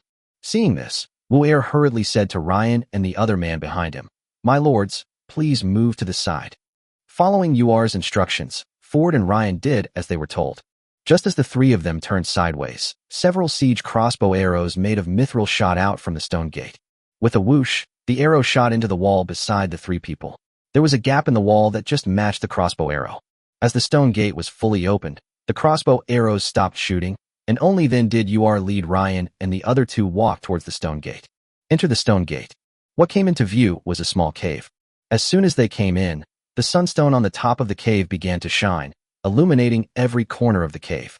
The cave was not filled with mountains of gold coins and treasures as Ryan had imagined, but rather rows of display shelves like a library. Every display shelf was filled with boxes. Wu'er looked at Ryan and said, "Please follow me. The treasure of the god of magic is here." Then Yuar took the two of them to the innermost part of the cave, where there was a luxurious box made of white jade. At Yuar's signal, Ryan opened the box, revealing a white mask. It is unknown what material the mask is made of, and it has gilded patterns on it, making it look extremely mysterious. As Ryan picked up the mask, Yuar explained, "Wowan, and I don't know how to use this mask. As for its origin, Wowan found it in the ruins of the god of magic. In those ruins, the followers of the god of magic enshrined this mask, so Wowan guessed that it was a treasure of the god of magic." Listening to Yuar's words, Ryan nodded, then sat on the white jade box and looked at Ford. "Father, go look at the other treasures. Don't worry about me. I'll study them." Ford nodded, then led Yul towards the rows of display cases. Watching the two people walk away, Ryan opened his sleeves, revealing the two seals on his arms. The book spirit had said before that this magic circle mark was the mark of the god of magic, so it should have some connection with the mask in his hand. Then he brought the mask close to the mark on his arm. At this moment, the god of magic in Ryan's body looked at the mask in Ryan's hand with wide eyes. Unknowable mask? Is Ryan so lucky? The goddess Qingyue glanced at the god of magic and said, "What's the use? Do you still have the power to restore it?" Listening to Qingyue's words, the excitement of the god of magic disappeared. Yes, she currently has no divine power and cannot restore the mask in Ryan's hand. Suddenly she thought of something. So what? The Land of Mist will open soon anyway. Once Ryan enters the Land of Mist, I will be able to recover a little by relying on the essence of the Land of Mist. It will be easy to restore the unknown mask by then. Outside, Ryan looked at the mask in his hand without any reaction and touched his head. Could he have guessed wrong? At this moment, the magic mark on his arm lit up and conveyed 4 words to him. The Land of Mists. Ryan understood immediately.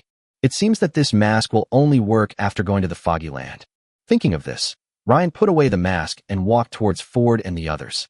Ford, who was collecting treasures on the side, was secretly surprised by the treasures in the treasury. He didn't expect that there were so many treasures in Wowan's private treasury, but when he thought that this was King Wowan's lifelong wealth, he felt relieved.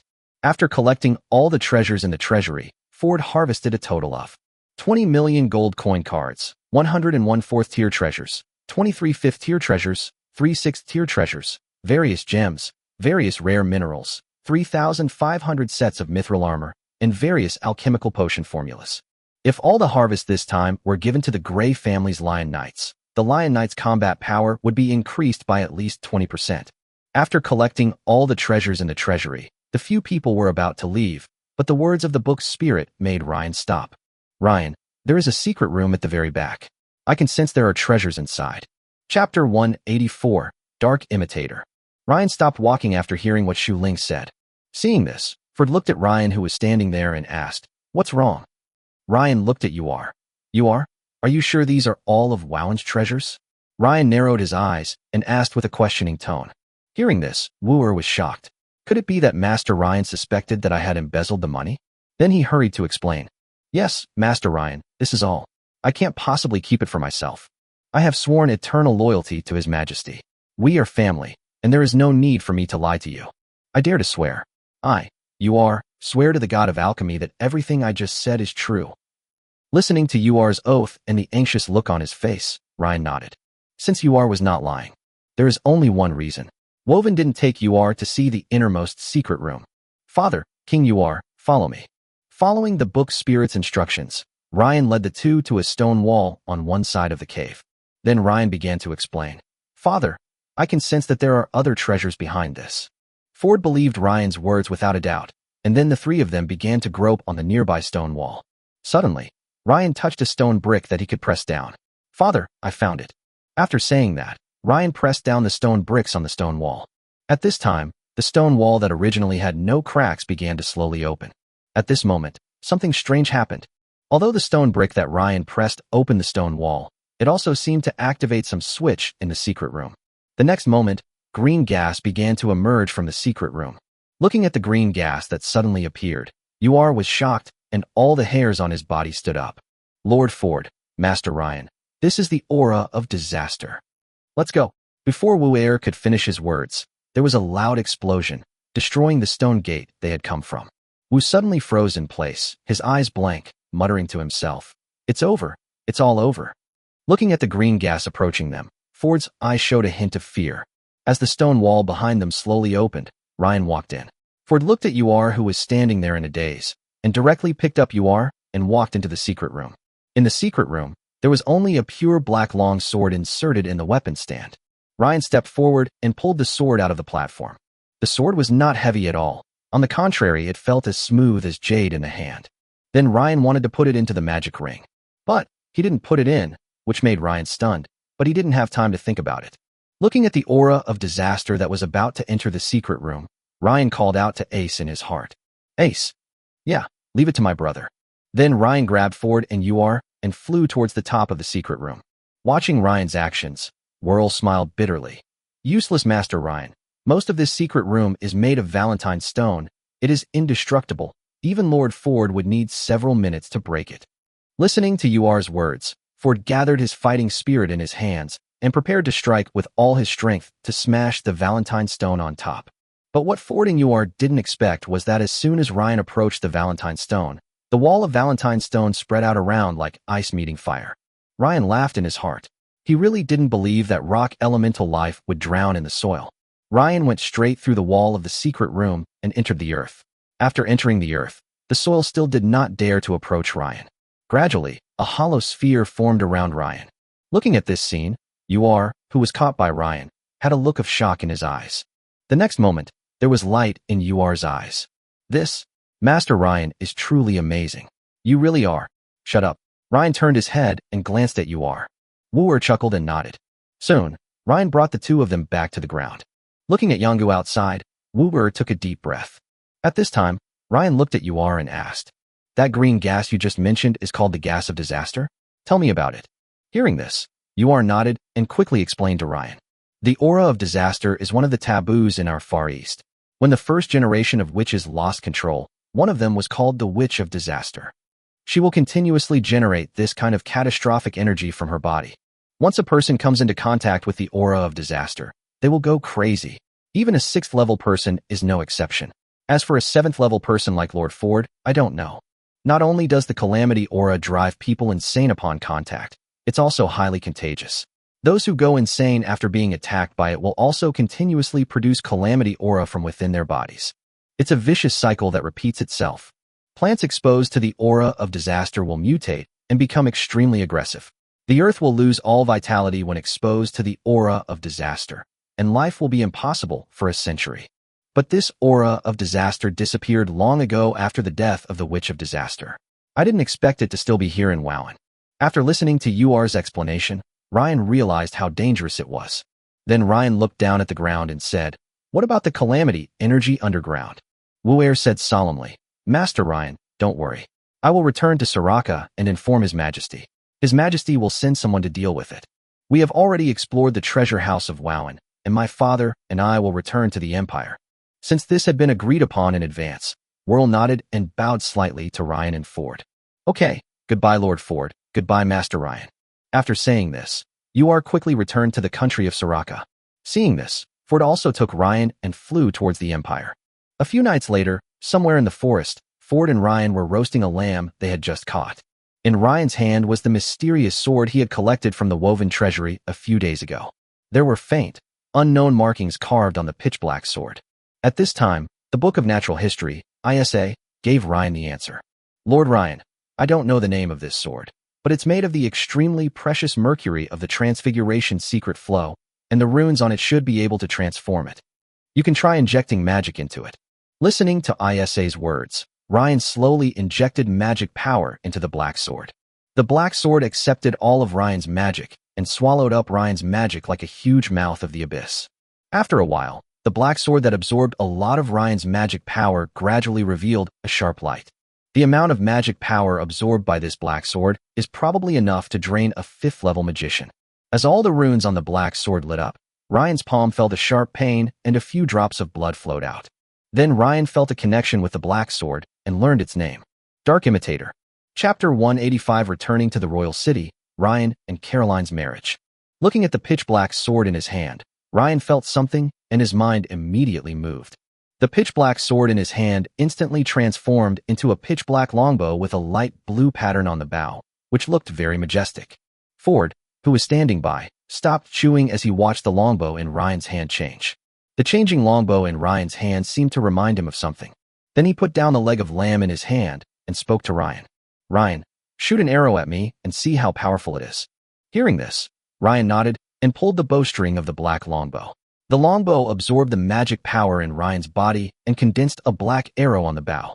In the dark night, the pitch-black arrows were illuminated by the campfire, giving off a sharp, cold glow. Father, be careful. After Ryan finished speaking, he released the bowstring in his hand, and the black arrow shot out suddenly, and the next moment it arrived in front of Ford. But this attack was obviously not enough in front of the 7th-level Ford. The fighting spirit flowed in Ford's arm, and he easily blocked the arrow. Feeling the strength coming from his arm, Ford's eyes showed some satisfaction.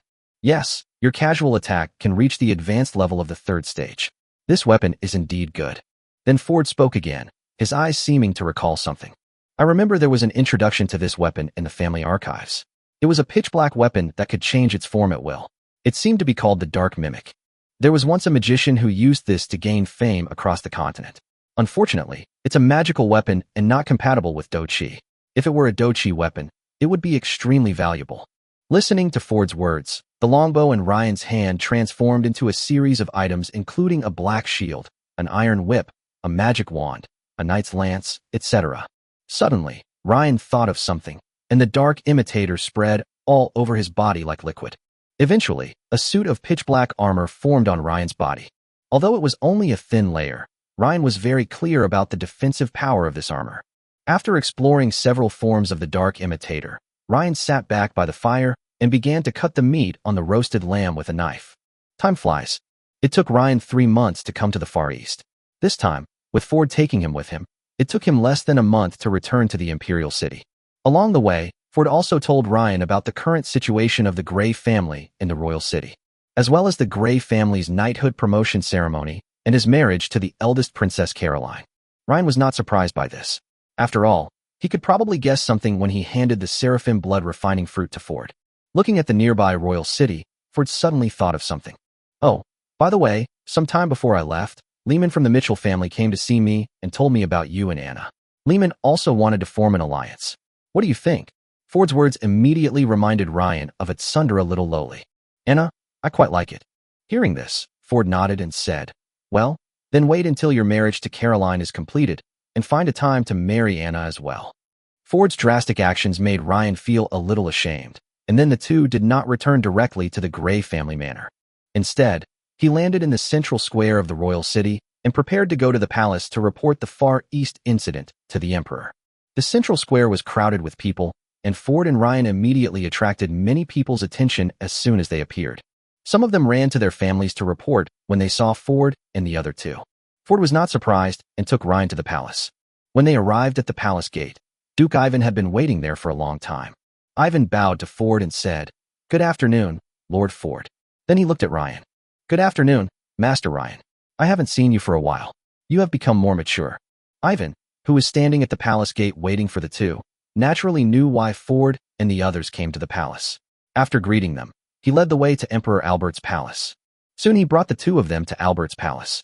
When Albert saw the two men come in, he stood up from the throne and walked in front of them. Your Majesty.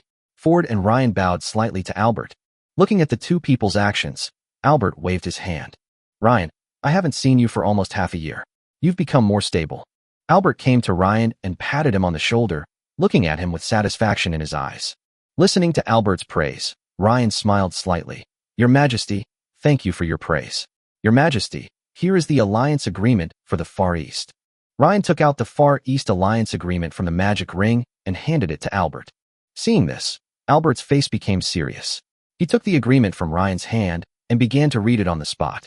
After reading the agreement, Albert smiled and nodded with satisfaction. The alliance agreement basically obtained all the interests that the Empire needed. Ryan did a good job this time. Yeah, that's good. Come on, it's noon now. Let's eat here before going back. Albert put the agreement in his hand away, walked to Ford, put his arm around Ford's shoulders, and walked into the palace. Ivan, go get Caroline. Yes, Your Majesty. Luncheon. Albert sat on the throne and talked with Ford about what would happen in the Land of Mist in a few months. Ryan sat with Caroline, both holding wine glasses, and Caroline told Ryan about what happened during the time he was away from the royal city. The wine glasses in the two men's hands clinked lightly, making a crisp sound. During the time you were away from the royal city, Otto successfully pursued Janna with the help of the secret manual you gave him. Otto has been spending so much time with Janna that he's fallen behind in his training. Ryan nodded, fully understanding Otto. When a boy tastes the forbidden fruit for the first time, after tasting its deliciousness, he will definitely be addicted to it for a while. Just as the two were chatting, the voice of Emperor Albert was heard. Ryan, your wedding to Caroline will take place in a month. Ford and I have already discussed it. Hearing this, Ryan nodded, indicating that he understood. Then he looked at Caroline and smiled mischievously. Caroline, call me dear. Caroline was not surprised by Ryan's occasional rogue behavior. She rolled her eyes at Ryan, but still satisfied him. Dear. Listening to Caroline's gentle voice, Ryan raised his glass and clinked it with Caroline. At this time, Caroline, who had taken a sip of red wine, thought of something and spoke to Ryan. Ryan, what about Anna? Caroline naturally knew Anna's feelings for Ryan. I know. After my marriage to you is over for a while, I will marry Anna as well. Chapter 186, Ryan's Regret. After lunch, Ford took Ryan and flew towards the Grey family manor.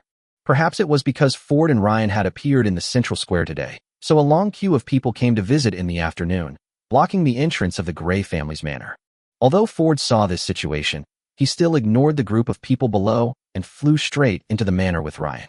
As soon as they landed, Ryan's maids who were waiting for him outside the villa half-knelt and saluted Ford. Master of the family. Yeah, Ford responded. Then Ford looked at Ryan and said, by the way, when you left, didn't you ask me to train a night group for you? Although the time is short, there have been some initial results. When you have some free time, go and visit the family knights camp. I haven't officially formed them into a formation yet. You are their master, so you should decide on their names. From now on, the training of that night group will be handed over to you. I will not interfere anymore. Ryan nodded to show that he understood. Seeing that Ryan knew, Ford walked into the villa, leaving Ryan some private space. After all, Ford also knew what Ryan was going to do next. As Ford left, the maids looked at Ryan with deep joy and longing in their eyes. Master! Master! The maids chattered and surrounded Ryan.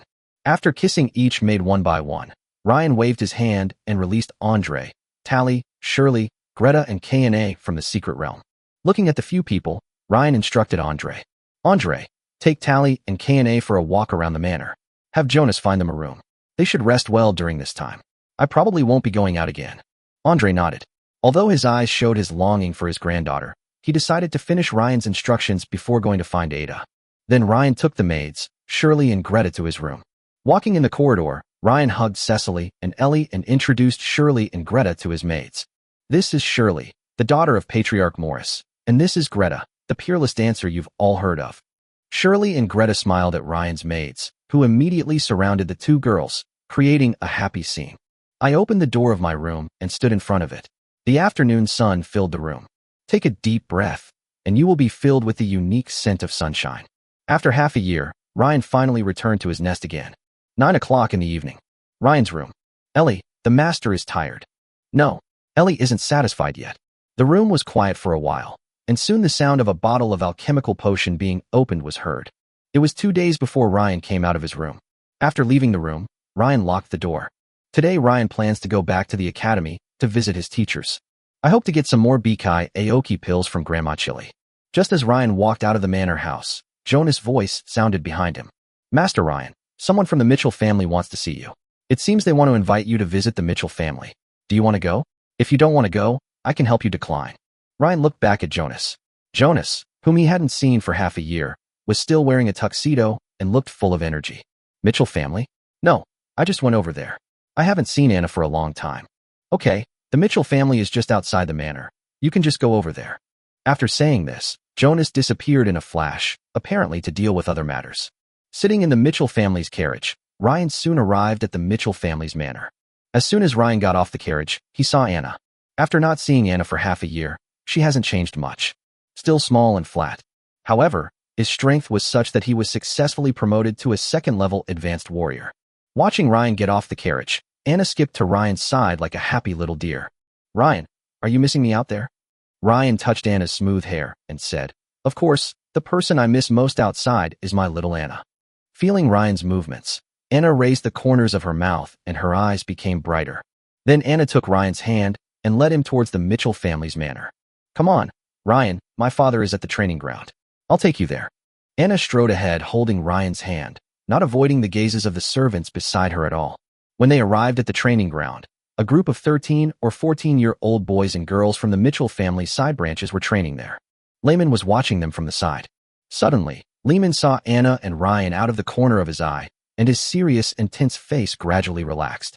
He nodded to the Knight Commander who was training the teenagers, and the Knight Commander ordered the teenagers to rest for a while.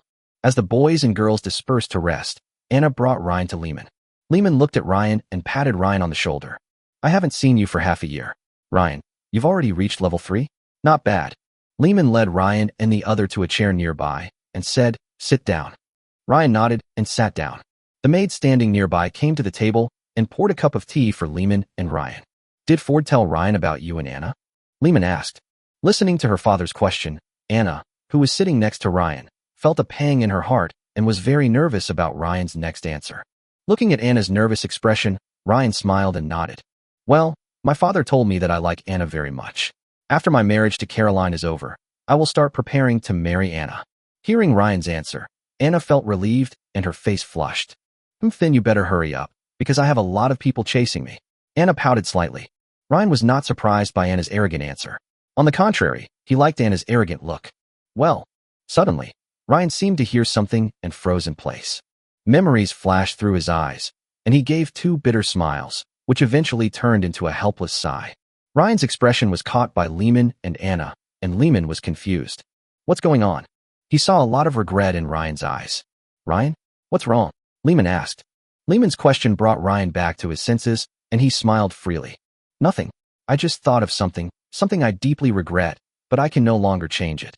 Chapter 187 Boy. Inside the martial arts arena, the young boys and girls of the Mitchell family were resting, gathered in small groups to form small groups. They chatted with each other about interesting things that happened around them recently.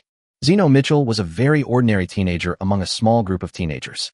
At this moment, he was sharing the results of his training yesterday with his friends. The 3 of them sat beside the armor stand, using it to block out the morning sun. Turn, L. The Knight Commander said yesterday that my swordsmanship has improved a lot. I will definitely become the family's guardian knight in the future. Zeno looked proud as he shared his progress with others. The 2 young men beside him listened to Zeno's words with envy in their eyes, but with disdain on their faces. Some time ago, the Knight Commander also said that I have made a lot of progress. I can also be the family's guardian knight. Not only do I want to be the family's guardian knight, I also want to join the family's knight order. The young people compete with each other in their aspirations and goals. At this moment, Turn, who was sitting nearby, suddenly thought of something and moved his butt on the ground to come to Zeno's side. Zeno, I heard that you and Yamala had a fight. Listening to what Turn said, Zeno snorted coldly. Yeah, she's always controlling me every day. Even my mother doesn't do that. Looking at Zeno's expression, Turn changed the subject. Zeno, you and Yamala grew up together. Don't you like her very much? Hearing this, Zeno felt like a mouse whose tail was stepped on by a cat. Perhaps because of the young man's unique vanity and pride, Zeno denied it.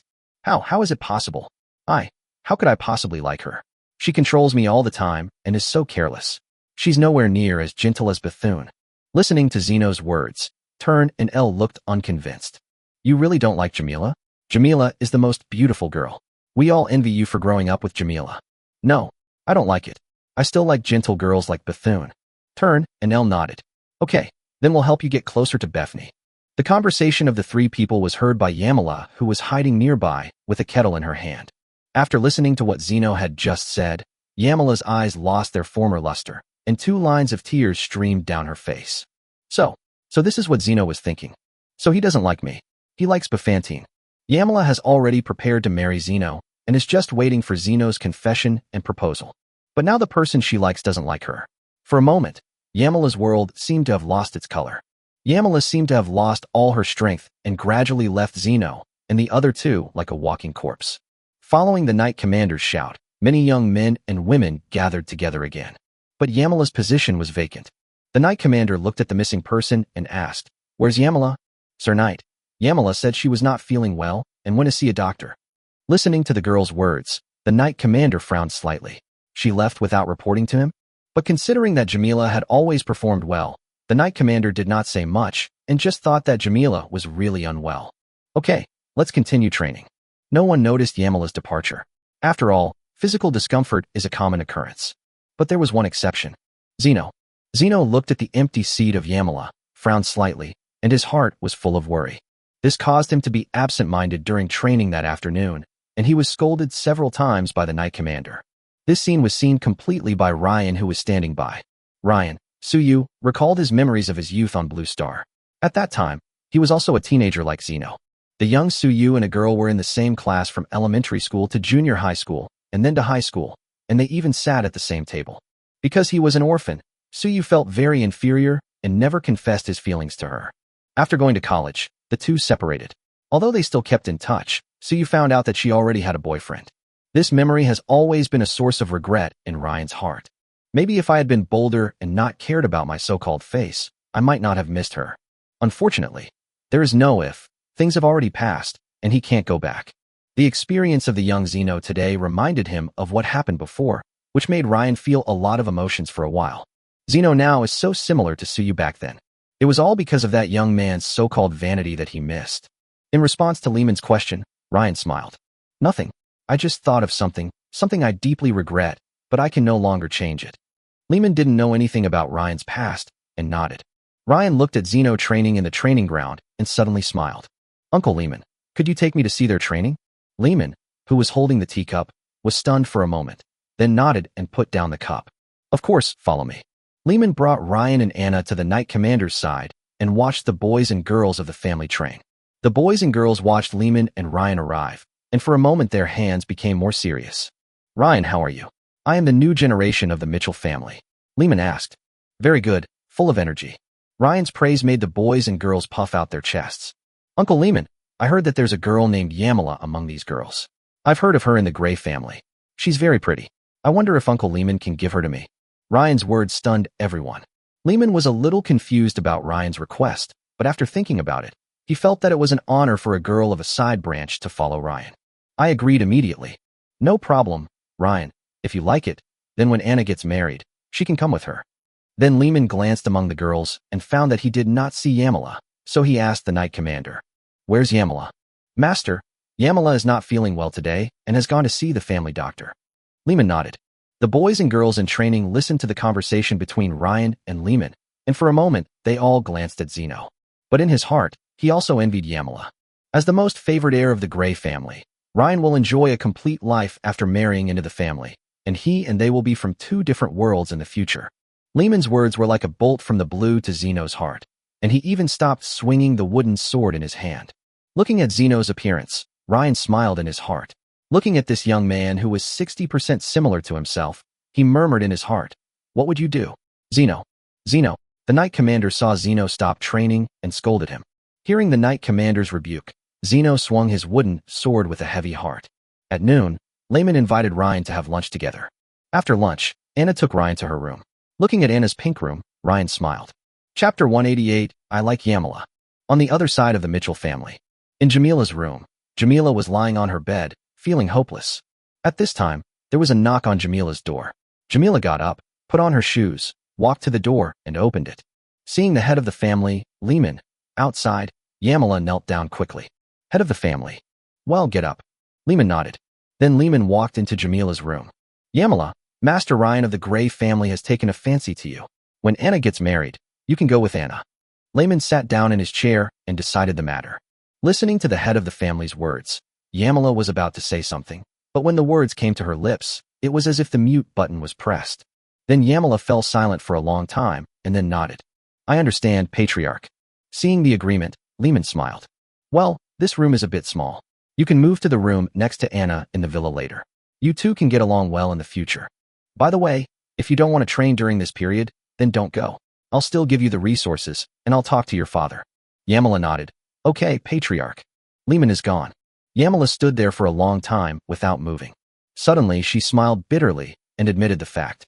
Perhaps a marriage for the family is also a good option. Next, Yamila began to pack her things.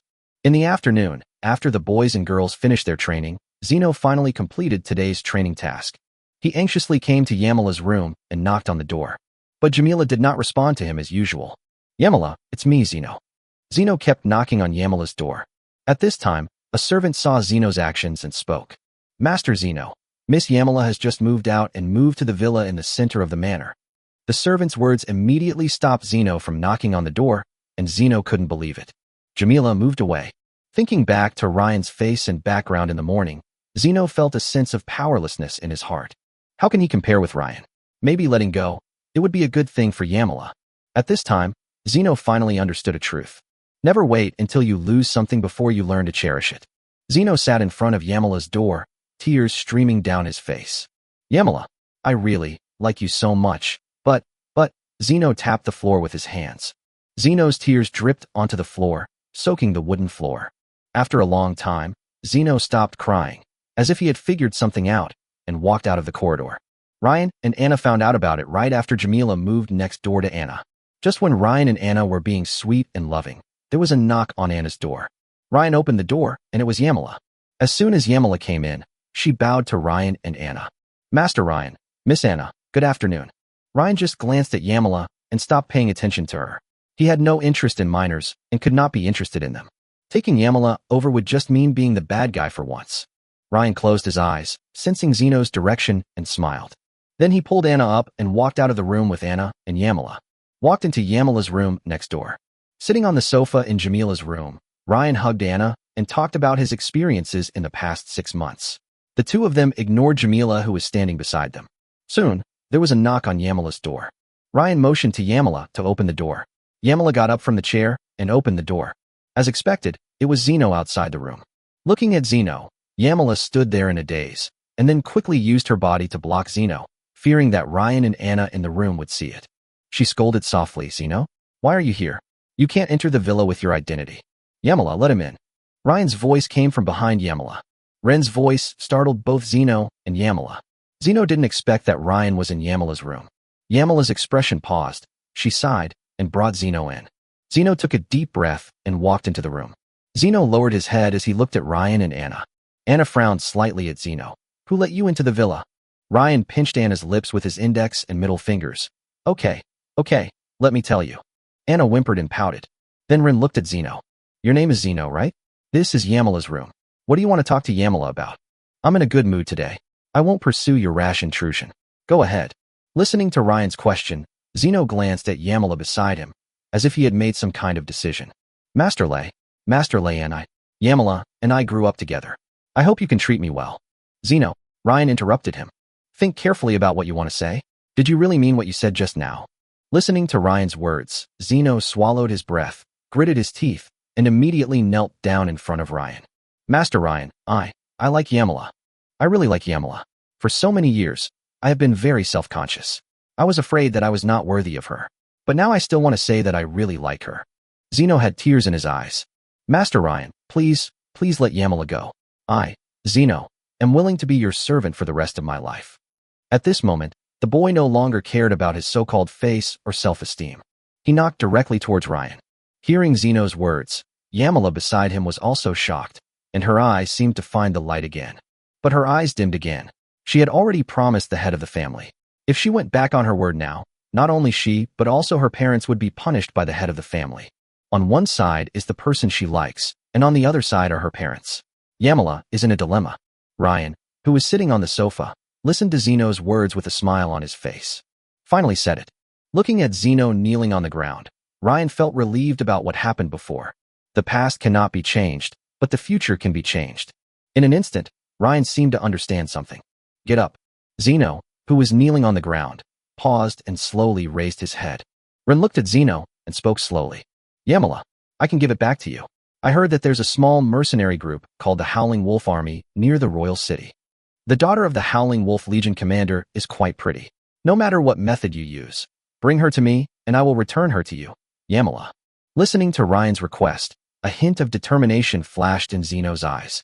The boy seemed to have grown a lot at this moment. I understand, Master Ryan. I will do it, I will. Then Zeno walked out of the room. Hey, wait. Zeno swallowed his saliva and turned back slowly. Master Ryan wouldn't regret it, would he? Ryan just waved gently to Yamala, and Yamala was pushed towards Zeno by a magical force. Take Yamala with you and let her move back so as not to disturb Anna and me. Zeno smiled and said, Okay, Master Ryan. Then he pulled Yamala out of the room. I did neglect the matter about the Emperor's mother. I admit my mistake. The story of the Far East ends here. I will revise it again recently and write about the experience of the Emperor's mother. I am also thinking about the outline of the next chapter, Land of Mist, Lord's text. Well, if you handsome guys and beautiful girls don't want to read the Lord's article, I will consider rethinking it and may postpone it for 2 days. Please leave your thoughts here. Thank you. Chapter 189 Little Anna. Ryan took Anna back to her pink room, and Anna sat on her soft big bed. The petite Anna put her white legs on Ryan's legs. The little feet in white bunny cotton socks looked extremely delicate and cute, and Ryan couldn't help but take a few more glances.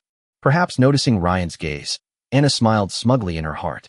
Ryan, it's a little hot in the room. Please help me take off my socks. Anna lifted her little feet slightly, just enough to reach Ryan's chest.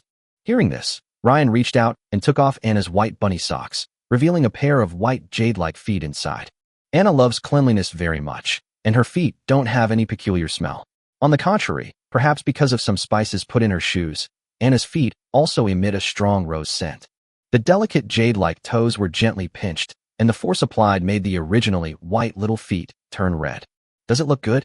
Anna's voice sounded softly in Ryan's ears. Hearing Anna's teasing, Ryan grabbed Anna's calf with his right hand and began to grab the soles of Anna's feet with his left hand. A severe itching suddenly spread throughout Anna's body. Anna struggled hard, trying to pull her legs back from Ryan's hands. Let go. But although Anna is now a second-level advanced warrior, she did not use her fighting spirit when playing with Ryan, and was restrained by Ryan for a while. Don't. Ryan, don't catch me, I was wrong. Anna's clear laughter echoed in the room. After struggling for a while, the itching on the soles of her feet made Anna lose some strength. She lay limply on the bed with a pout and a look of disdain on her face. Only then did Ryan stop what he was doing. Lying beside Anna, their faces were so close that they could feel each other's breath. Anna blushed and snorted while turning around. An expression that says I don't want to pay attention to you. Ryan rested his head on Anna's pillow, and the girl's body fragrance wafted in his scent. He stretched out his arms, wrapped his arms around Anna's slender waist, and pulled Anna into his arms. The distance between the two of them suddenly became 0. Anna's face suddenly turned red, but she did not struggle and let Ryan's left hand wander over her body. Anna didn't say anything in response to Ryan's antics. After all, the two have already agreed on the wedding date, so it's not a bad idea to give Ryan a taste of the sweetness now. She had heard that unmarried men and women had done that kind of thing before marriage. So, even Anna wanted to be closer to Ryan. The two lay in bed in silence. Time passed slowly, and the setting sun shone into Anna's room. Looking at the sky, Ryan's voice sounded in Anna's ears with blurry eyes. Anna, it's getting late. I should go back. I'll come see you in a few days. Hearing this, Anna, who was dry-mouthed, gave Ryan a charming look. Bad thing. Even at this point, you still don't do that. She wanted to get up, but she had no strength at all. She groaned twice on the bed. Why don't you finish dinner before leaving? Ryan shook his head. If you stay any longer, I'm afraid I won't be able to resist eating you first. Then Ryan put on his shoes, stood beside Anna's bed, smoothed the messy hair on Anna's forehead, and gently kissed Anna's forehead. I'm leaving. Ryan opened the door and walked out. Looking at the closed door, Anna pouted and whispered, Just eat it. It will be yours sooner or later. But she didn't dare say this to Lei and Ming, at least not now. After all, she, Anna, also had to be reserved. Ryan walked out of Anna's room, greeted Lehman, and then took the Mitchell family carriage to the Gray family. Accompanied and protected by Antoine, the Mitchell family's chief steward and fifth-level warrior, it can be seen that Lehman cares extremely about Ryan. Sitting in the slightly bumpy carriage, the setting sun shines through the window, illuminate Ryan's upper body, giving it a golden glow. Antoine, who was sitting opposite Ryan in the carriage, looked at Ryan, who was gilded by the setting sun, and nodded in his heart. The master and the young lady have good taste. At this time, Ryan said to Antoine, "Uncle Antoine, please take me to the royal city. I have something I want to do." Antoine agreed and nodded with a smile. "Okay, Master Ryan." The carriage turned and headed towards the royal city dyed by the setting sun. Royal City, a shop under Ryan's name, a dream shop. Ryan returned to the mortal world that he once missed so much after a long absence. As soon as the Mitchell family's carriage arrived, Margaret, the head of the Dream Pavilion, came to greet them. She naturally recognized the eagle emblem on the carriage that represented the Mitchell family. Just as Margaret was about to say something, Ryan got out of the carriage. Seeing this, Margaret's smile was no longer fake, and she laughed from the bottom of her heart. She came to Ryan's side, hugged Ryan's arms, and pressed her huge breasts tightly against Ryan. "Master Ryan, you haven't been to Huanmingshanga for a long time. If you didn't know, you would think you had forgotten us gentle women." Margaret is in her 30s and her voice carries the charm of a mature woman. "I've been out of town recently, so I came here when I had some time." Ryan took Margaret into the Dream Pavilion, but Antoine did not follow them and stayed in the carriage waiting. After Ryan's massive renovation and his original novel plan, Huanmingshanga is now the most luxurious place and den of indulging in money in the royal city. He runs a series of businesses including banquets, casinos, and tea girls. There are no less than several thousand people in the royal city who serve Huanmingshanga and make a living from Huanmingshanga. The wealth earned in a month is not a small amount. Ryan was slightly surprised that Huanmingshanga had developed to its current state. He didn't expect that he only provided some Blue Star's business methods and funds, and Huanmingshanga was able to develop to its current scale. Entering the Dream Pavilion, the first floor was where some businessmen who had no power but some money ate. Looking at the appearance of the first floor, Ryan nodded. "Margaret, you've done a great job. I didn't expect you to have such a deep understanding of running a store." Ryan's praise made Margaret wave her hands quickly. "Oh, Master Ryan, this is not my doing. At best, I was just helping Louisa." "Louisa?" Ryan wondered. He had never heard of that name. At this time, Margaret explained to Ryan. Louisa was. After giving Ryan a brief talk, Margaret took Ryan upstairs. "Master Ryan, I'll take you to the fourth floor first. Ever since the Dream Pavilion was built, the fourth floor has been reserved for you. It's your exclusive place. I'll send someone to call Louisa later." Listening to Margaret's explanation, Ryan nodded and followed Margaret up to the fourth floor. Chapter 190, Masterless Divine Power. It is evening now, time for dinner. After drinking, people will think about sex.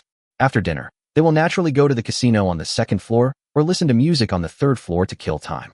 Therefore, there were a lot of people coming to Huanmingshanga at that time, and most of them were noble children in the royal city.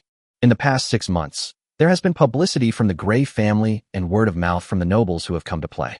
This greatly increased the reputation of Huanmingshanga. After 6 months of development, the children of nobles all believed that only those who could come to Huanmingshanga to play were considered true nobles.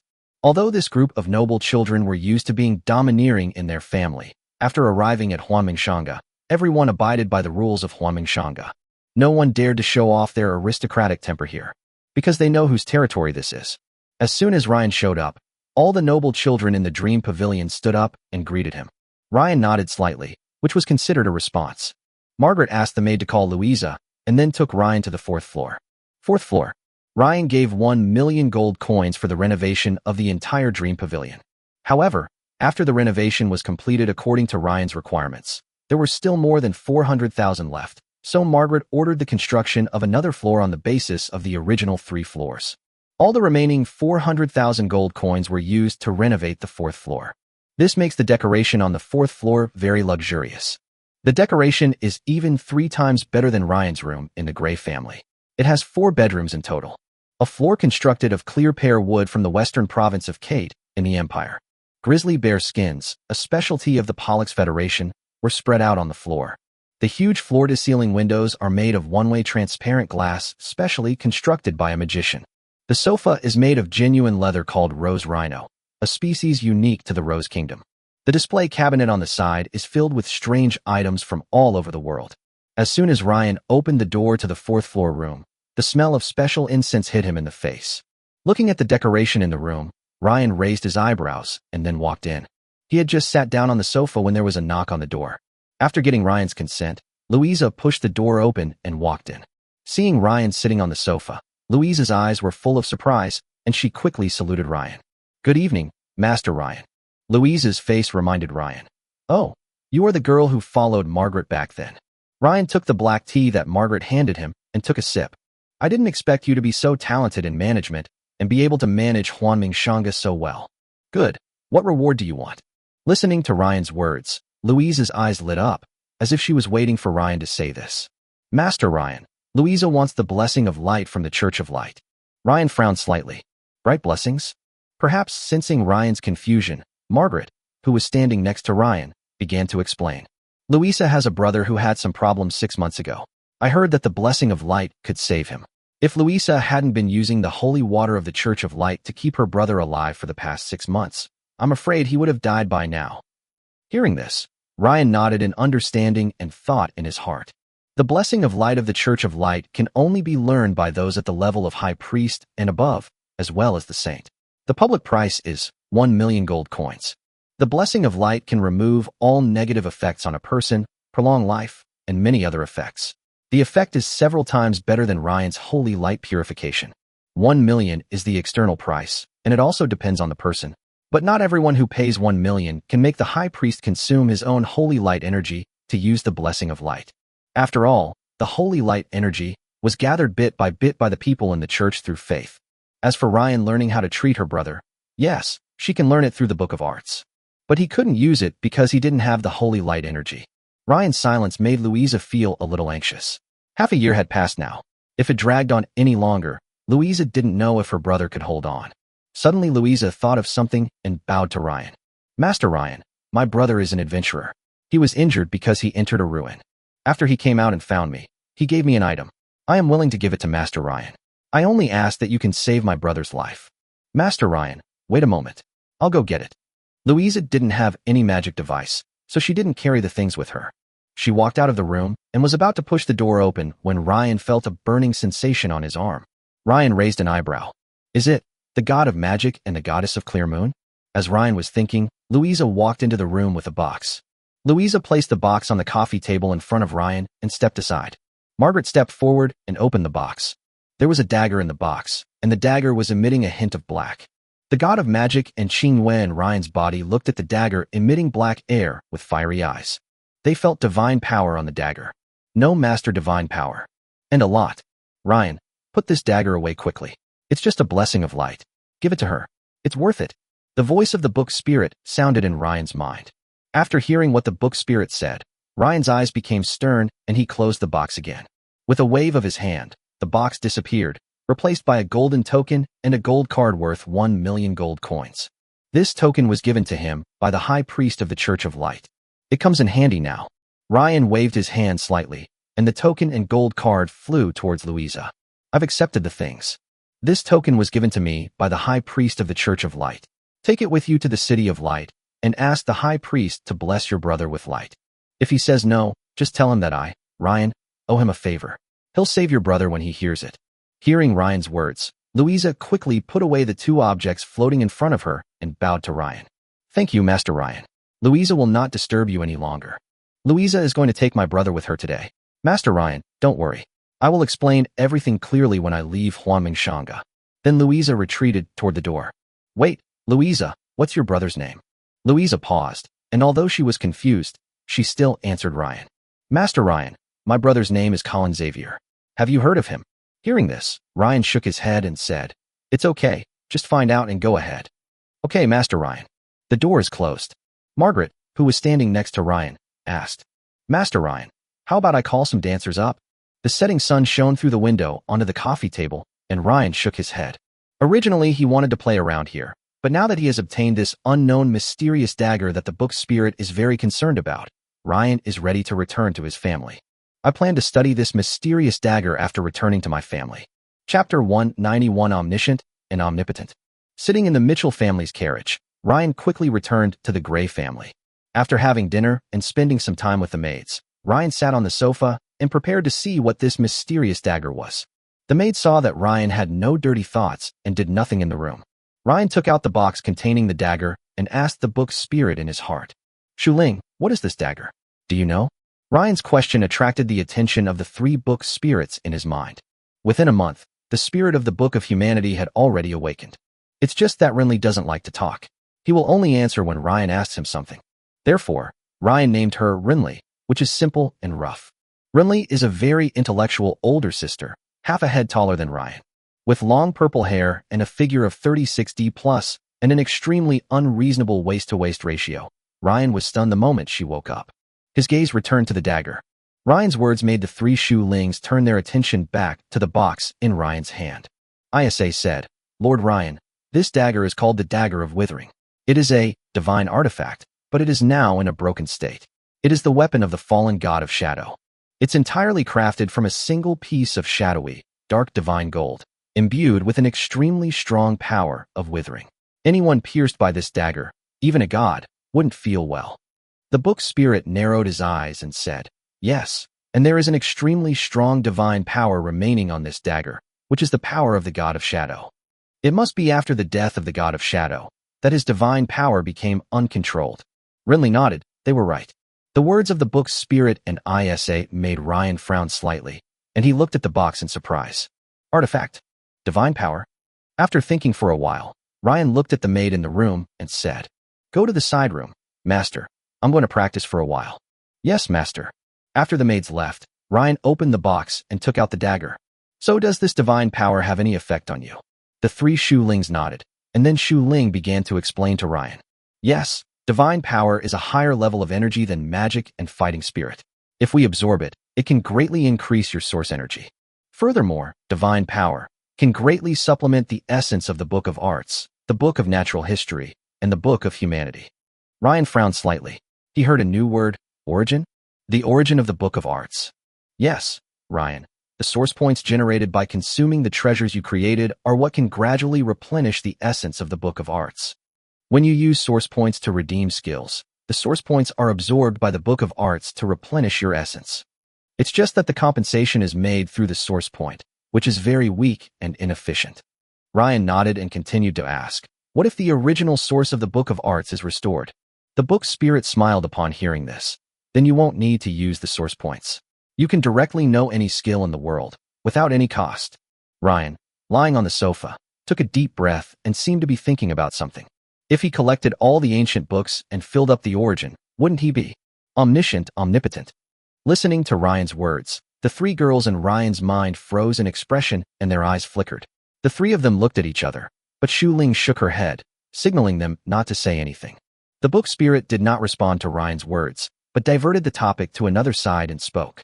"However, although this divine power is abundant, if you want to use it to restore the essence of the Book of Arts, Ryan, it's not enough. It's just a drop in the bucket. But I can offer you another option." "What?" Ryan asked.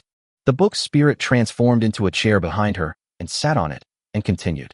"Give this divine power to the god of magic or the goddess of the clear moon. It will be different if we leave it to them too. This energy is enough to restore some of their strength. If necessary, you can use them as your most powerful trump card." After saying that, the book spirit stopped talking and let Ryan make his own choice. Sitting on the sofa, Ryan looked at the dagger emitting black energy in the box in silence. The setting sun gradually passed over Ryan, and the room became dark. Perhaps sensing the coming of dark night, the dagger in the box emitted a stronger aura. It was not until Ryan turned on the light in the room that the dagger was slightly retracted. At this time, Ryan asked the book spirit, "If I give all this divine power to the Book of Arts, how much can I recover?" The book spirit raised a jade finger, just barely 10%, which will allow you to use all the skills of the first level. Hearing this, Ryan made up his mind and spoke. "Give it to the god of magic. First-level magic is really not very useful to me right now." Then Ryan said with a confident smile, "But don't worry, Shuling. Louise's brother found this dagger from a relic, so this relic must be extraordinary. There might be other things with divine power in there. After I have someone check Colin Xavier's information, we can go and take a look at the ruins." After saying that, Ryan reached out for the dagger, but the book spirit stopped him. "Ryan, it's best not to touch it directly. I think the girl's brother was corroded by the power of withering attached to it." Ryan put down his right hand and said, What should we do? Go and communicate with the god of magic and let them solve it themselves. Hearing this, Ryan nodded, pulled up his sleeves, and 2 marks appeared. You two should know what this is, right? I can give it to you, but you have to do it for me 3 times. How's the deal? The 2 gods in Ryan's body looked at each other, and then the god of magic conveyed an idea to Ryan. Once. Then I won't give it to you. I'll keep it for myself. Up to twice. Make a deal. How do you absorb it? The 2 gods were stunned by Ryan's straightforwardness. They curled their lips and said, there are too many tricks on the mainland. I want to go back to the realm of gods. Move the mark closer to the dagger. Listening to the thoughts coming his way, Ren moved his arm closer to the dagger in the box. After reaching a certain distance, the 2 marks began to emit a suction force. In Ryan's eyes, a strange energy on the dagger flowed into the mark. Soon the 2 gods absorbed everything. Take out the white mask. Perhaps the 2 gods had recovered some strength, and Ryan sensed a hint of emotion in this thought. Without hesitation, Ryan took out the white mask he had obtained. In addition to the 2 attacks, I will reactivate this mask and grant you permission to use it as a gift. At this moment, a stream of energy rushed towards the white mask in Ryan's hand. The originally dim mask began to emit light again after absorbing this energy. Chapter 192, Ryan's Knights. With the blessing of the god of magic's power, the mask began to shine again. As the mask was reactivated, the 2 marks on Ryan's arms gradually dimmed and no longer conveyed consciousness. It seemed to be absorbing and digesting the divine power just now. Ryan looked at the mask in his hand, hesitated for a moment, and then put it on. The god of magic had no reason to harm him. The next moment, the gilded pattern on the mask glowed brightly. Ryan paused, knowing the name and ability of the mask. Unknown mask. Ability 1. Invisibility, elimination of breath. This is complete invisibility, unlike invisibility magic that can be broken and seen. The mask gives Ryan invisibility. As long as Ryan doesn't move the surrounding scene or touch the surrounding creatures, even his father, who is at the 7th level, cannot detect him. Ability 2. To add the unknowable status to oneself. This status is a passive ability. The person with the mask cannot be locked by any designated skills such as detection, divination, curse, etc. Ryan smiled slightly, then stood up and walked towards the maid's room and opened the door. The inner door was opened and the maids looked over, thinking it was Ryan who opened the door, but when they looked, they found that there was no one at the door. The maids all became puzzled. The night elf of Real blushed slightly and asked the sister beside her, "Is the inner lock of the door broken? Master Ryan pushed me against the door the other day. Did he break it?" Hearing this, Cecily walked to the door and checked the lock. "No. Okay, Cecily jumped up. She felt someone touch her and looked back quickly. Finding no one there, he frowned slightly. Strange. Then Cecily closed the inner door and spoke. "I just felt someone touch me."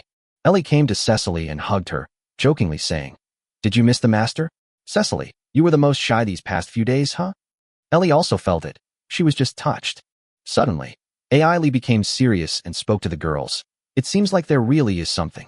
I feel it too." Eve, who was sitting next to her, frowned. If only Cecily said it, she might not care, but if both of them felt it, then something really happened. "Who? Come out. How dare you act wildly in the Gray family?" Eve stood up from her chair and looked around vigilantly. As a magician, Ellie immediately released the magic to break the invisibility. But no one noticed anything was wrong. Ryan, who was standing aside, nodded slightly at the ability the mask gave him. Being completely invisible was indeed a good ability. Not only can it sneak into the women's bath, that's wrong. It can not only safely reach the lairs of some high-level monsters and steal their lairs. In battle, if you take the initiative, you can suddenly appear and catch your opponent off guard. Ryan said slowly, "Don't be nervous, it's me." The girls all looked towards the direction where Ryan's voice came from, and only when they heard the familiar voice did they relax their tense muscles. Ellie and Cecily exhaled beside them. "Master, you're going to scare Cecily and me to death."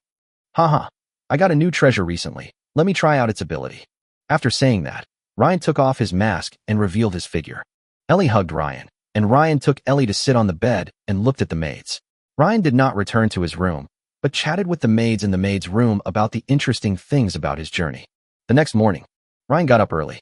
His father Ford told him that he had trained a night order for him. He planned to go and see it this morning. After school in the afternoon, Ryan would visit his teachers' homes one by one. After having breakfast with my father and mother, I took a carriage to the knight's residence near the manor. It was 8 o'clock in the morning, and the knights and warriors in the knight's headquarters were doing their morning exercises. Adrian is the deputy leader of the Lion Knights. He is a 5th-level knight promoted by Ford and is loyal to the Grey family. All matters related to the Knights' headquarters are basically decided by him. After Ryan arrived at the Knights' headquarters, he was brought to Adrian by a guard knight. Master Ryan? Adrian saw some surprise in Ryan's eyes, because Ryan rarely comes to the Knights' headquarters. Suddenly, as if he remembered something, Adrian suddenly understood. Good morning, Master Ryan. You came to the Knights station to see your knights, right? Good morning, Uncle Adrian. Yes, my father said he helped me train a group of knights. I came to take a look. Adrian is an elder of the Grey family and has a similar status to the butler Jonas, so Ryan is very polite to Adrian. After Adrian made a few arrangements with the knight beside him, he spoke to Ryan. Master Ryan, please follow me. After saying that, Adrian walked ahead towards the Knights' headquarters. As they walked along the road, Adrian and Ryan were introduced. The knights of that order were all transferred from the family territory. When they heard that you were going to form a knight order, everyone was extremely excited. The territory even held a special selection ceremony, and the family head personally selected the people for you. Although their abilities vary, their potential and loyalty are unquestionable. Rest assured, the head of the family has personally led them for several months, and they are now familiar with the rules of the main family. As he was talking, Adrian took Ryan and saw a group of knights training in the distance. He pointed at the knights in training and said, Master Ryan, this is your knight order. Then Adrian gathered his fighting spirit in his throat and shouted to the knights in training. Gather. Upon hearing this, the knights stopped what they were doing and gathered in front of Adrian and Ryan in an orderly manner. Looking at Ryan beside Adrian, the knights looked serious, waiting for Ryan's test. Adrian stood aside and said nothing more. This knight order had just been formed, and when they met their master, Ryan, for the first time, they naturally needed to take an oath. So he couldn't speak at this solemn moment. This was Ren home ground. Ryan took a step forward and squinted his eyes to check the number of knights. There were exactly 200 people, with strength ranging from level 2 to level 3, but not a single one was level 4. Although his strength is relatively low, he is young. This must be the arrangement of his father Ford. Ryan extended his hand to Adrian, and Adrian understood and handed the long sword at his waist to Ryan. Ryan held the sword in both hands, placed it on the ground between his feet, and scanned the knights with his eyes like a young king. Everyone, swear an oath and pledge your loyalty to me. Chapter 193 Astringent Snake. The next moment, the knights drew out the long swords hanging at their waists, clenched their left fists against their chests, knelt on one knee, held the swords in their right hands, and placed the swords against the ground. The knights' coordinated movements caused the light armor on their bodies to make a metallic clanging sound. Then the knights all shouted the oath of the Grey family. By the blazing lion heart and the frosty iron sword, we pledge our allegiance, body and soul, to the roaring banner of House Grey. In the name of sword, shield, and blood, your will is our glory. This sword and this body shall be the sharp claws of a lion, expanding the territory and tearing apart all enemies for my lord. If our master's glory is dishonored, we will bow our necks to the lion's fangs and let our bodies rot beneath your throne. The blood of the lion's heart has not yet cooled. Beneath the throne, we will forever be the kings of the southern territory. After saying this, the knights immediately used the long swords in their right hands to cut the palms of their left hands, letting the blood flow to the ground and remain on the long swords. Then they raised their heads and looked at Ryan with bright eyes. Ryan raised the long sword in his hand and cut his palm, letting the blood flow, and held the sword horizontally in front of him. I, Rain Grey, hereby accept your iron oath. Wherever my sword points, that is your territory, that is your honor. If you are honored, I will wash the rust off your sword with dragon's blood and wine. If your bones are buried in the dust, I will forge an iron statue beside my throne. From today on, your names will be engraved with mine. Fight, bite, and conquer, until the enemy trembles in fear. After saying that, Ryan pointed his sword to the sky and said, wherever the sword points. The knights stood up, raised their swords high, and shouted in unison, life and death.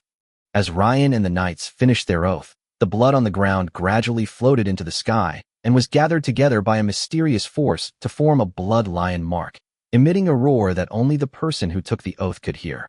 As the mark was formed, everyone felt a strange gaze. The lion mark dissipated, a golden light flashed in Ryan's eyes, and the wound in the palm of his hand was completely healed. After the oath was declared, Adrian took the sword handed to him by Ryan and said, Master Ryan, I'm leaving now. You are the master of this knight group. I hope you can lead them well. Well, don't worry, Uncle Adrian. Adrian left.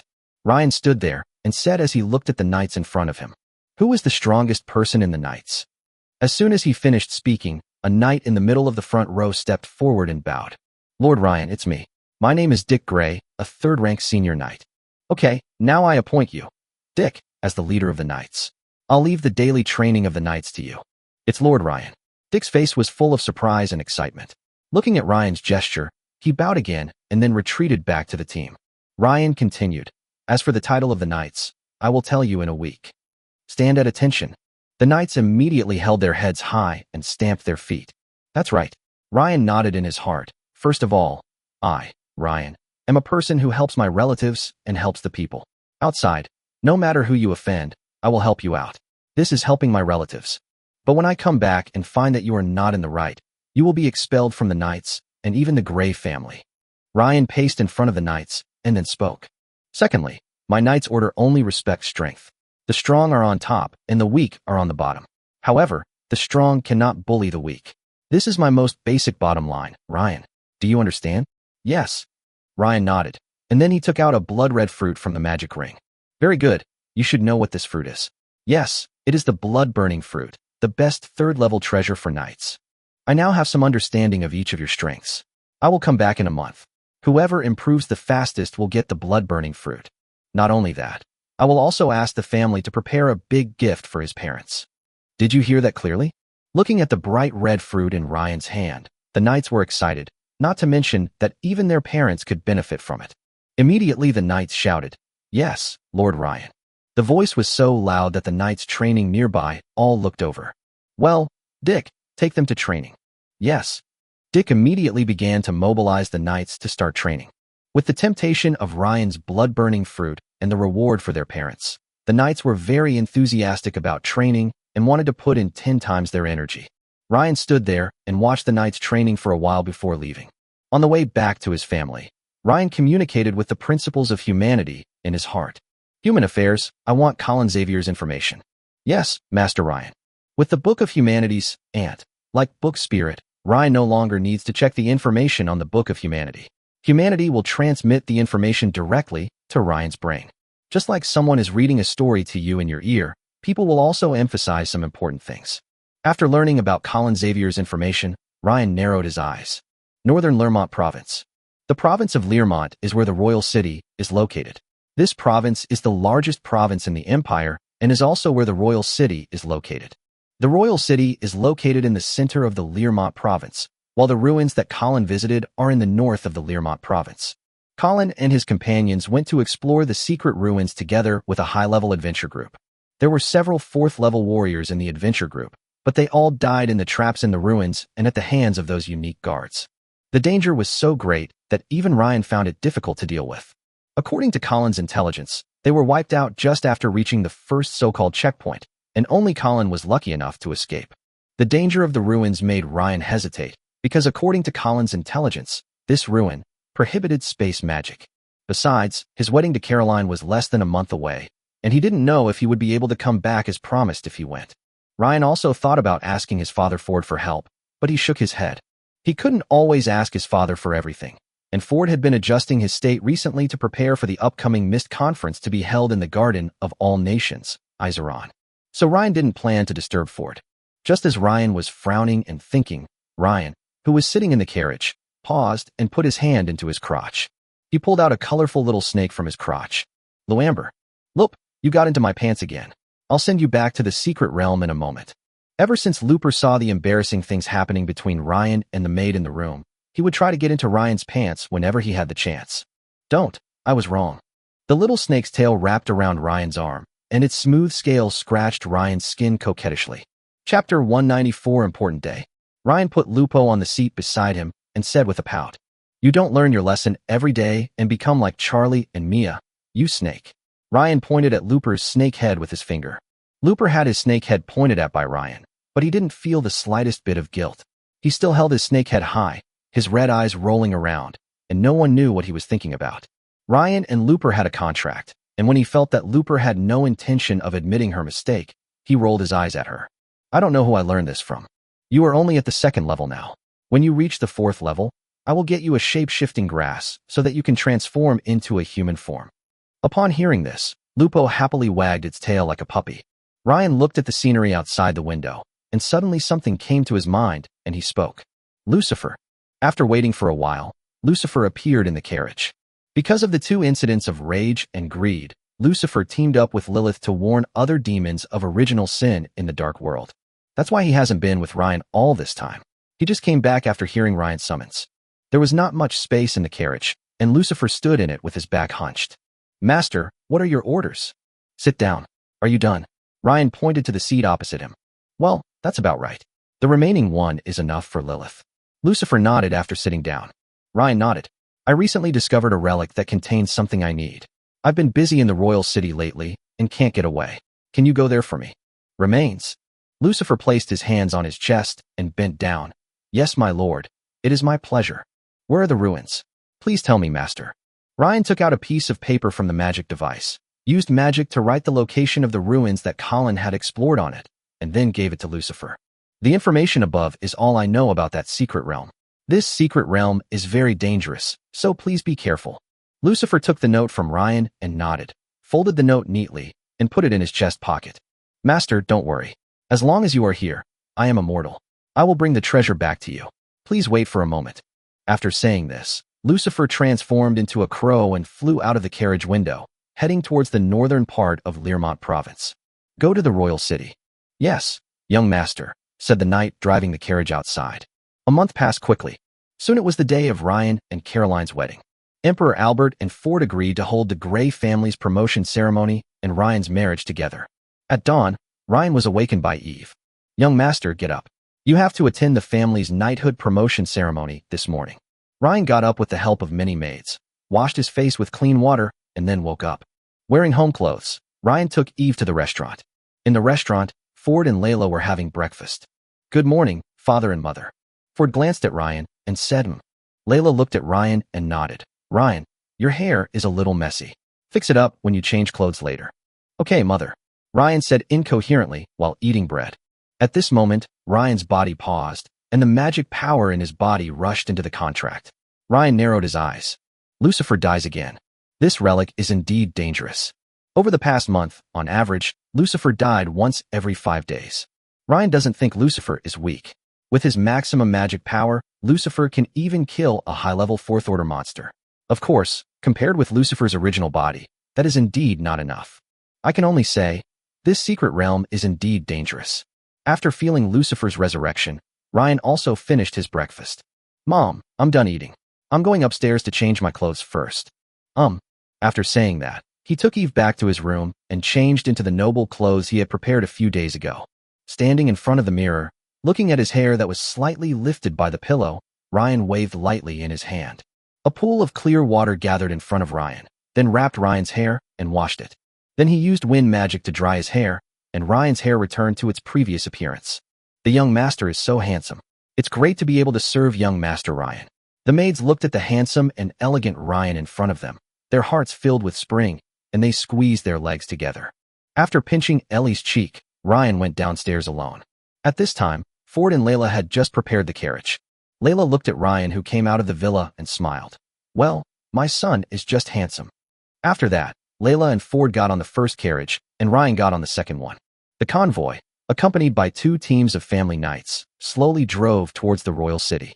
Since the royal family announced the marriage of the eldest princess Caroline a month ago, the royal city is very lively today. Not only the nobles of the empire, but also several forces on the mainland that have good relations with the empire sent people to congratulate. After all, Ford has now been promoted to the 7th level, and his strength and status are different. After being promoted to the 7th level, Ford is already able to stand on equal footing with these top-level masters. As the Grey family's carriage drove into the royal city, the royal guards immediately escorted the convoy. People on both sides looked at the Grey family's carriage with longing in their hearts.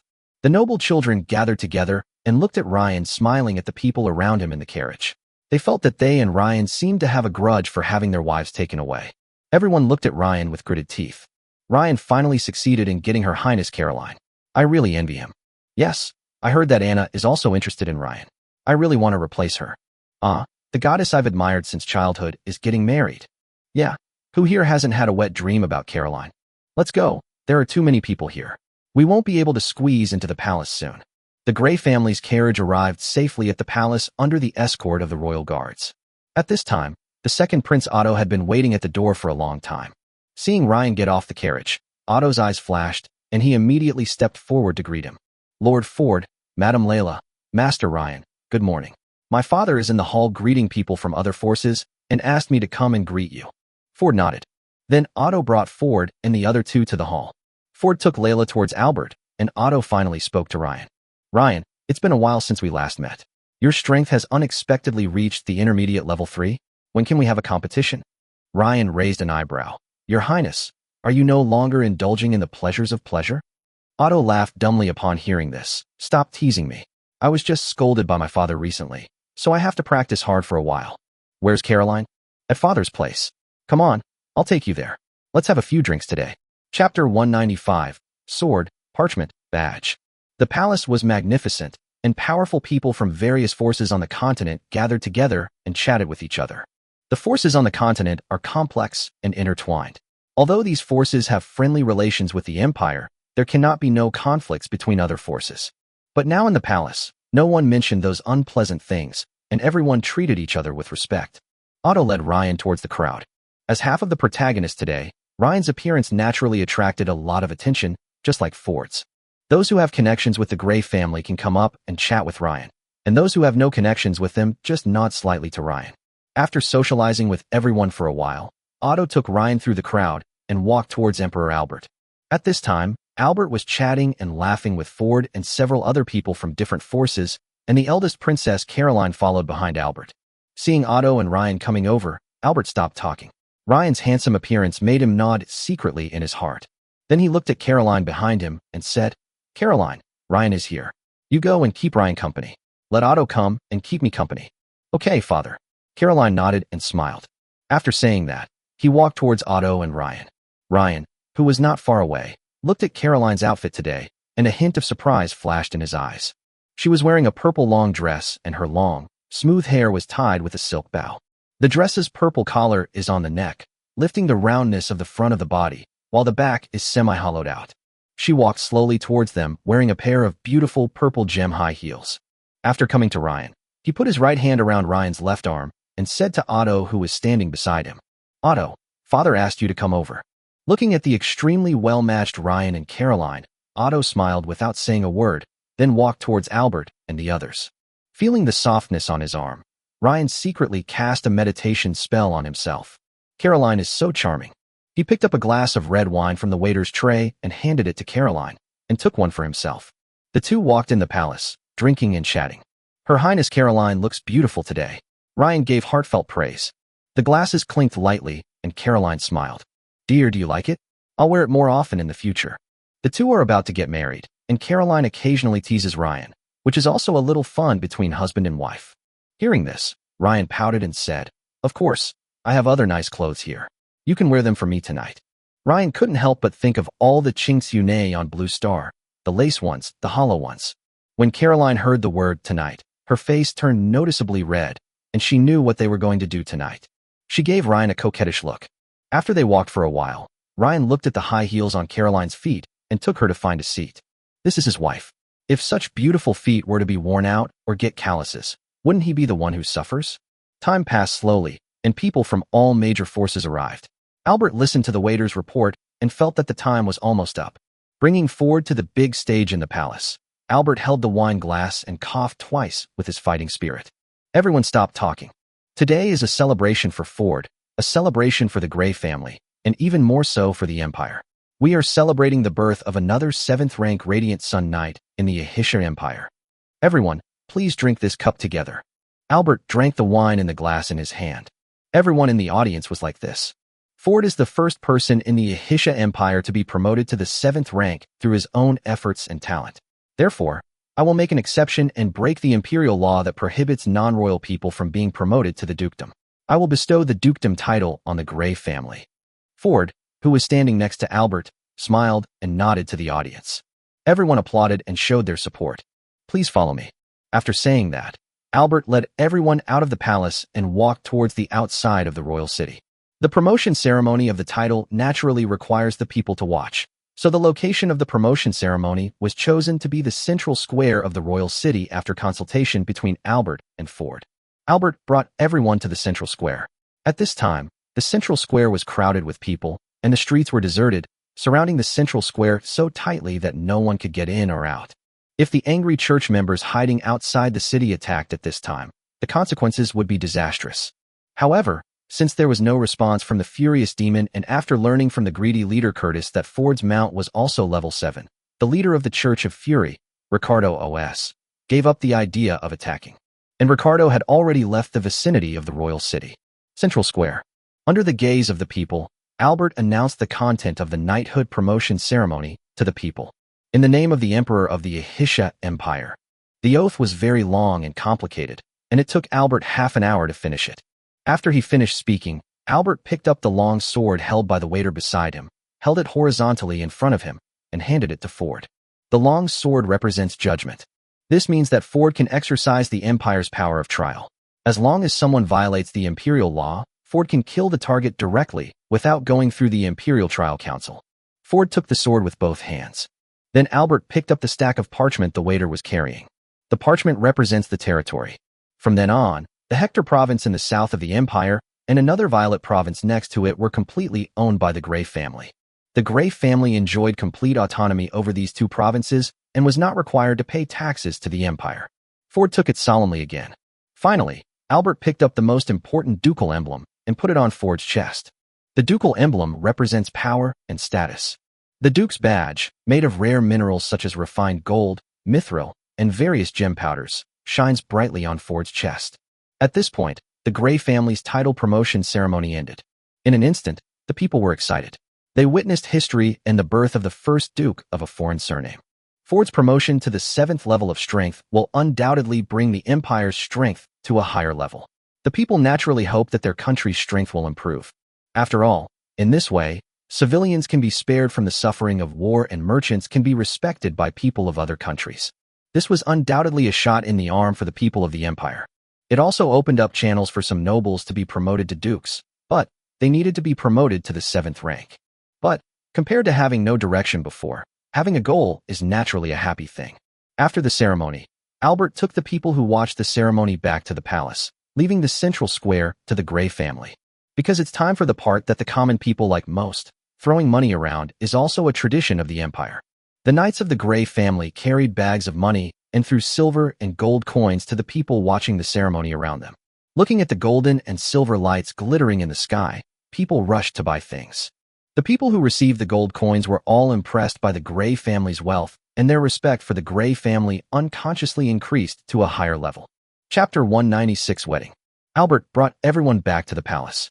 Although Ford's promotion ceremony had ended, Ryan and Caroline's wedding had not yet begun. Therefore, people from various forces did not leave, but continued to return to the palace to chat, waiting for Ryan's wedding to begin. In the palace, Caroline took Ryan's arm and chatted with many magicians from the Magician's Tower. Ryan, that's good. You look more elegant in formal attire than in school attire. Theo, a 4th-level thunder magician, patted Ryan's shoulder and said. Ryan touched his head to show his humility. In front of this group of magicians, Ryan has always been respectful and humble. At this time, Grandma Chili walked up to Ryan and secretly handed him a small green bottle. Looking at the small green bottle in his hand, Ryan's eyes flashed. A month ago, when he went to visit the teachers, he asked Grandma Chili for the pill, but Grandma Chili didn't have it. Unexpectedly, Grandma Chili actually made it for him this month. Grandma doesn't have anything valuable in my hand, so consider this pill as a gift to you, Grandma Chili said with a smile. Looking at the green in Ryan's hand, the magician smiled in tacit understanding. Tonight, I'm afraid your highness won't be able to sleep. Time passed, and lunch was over.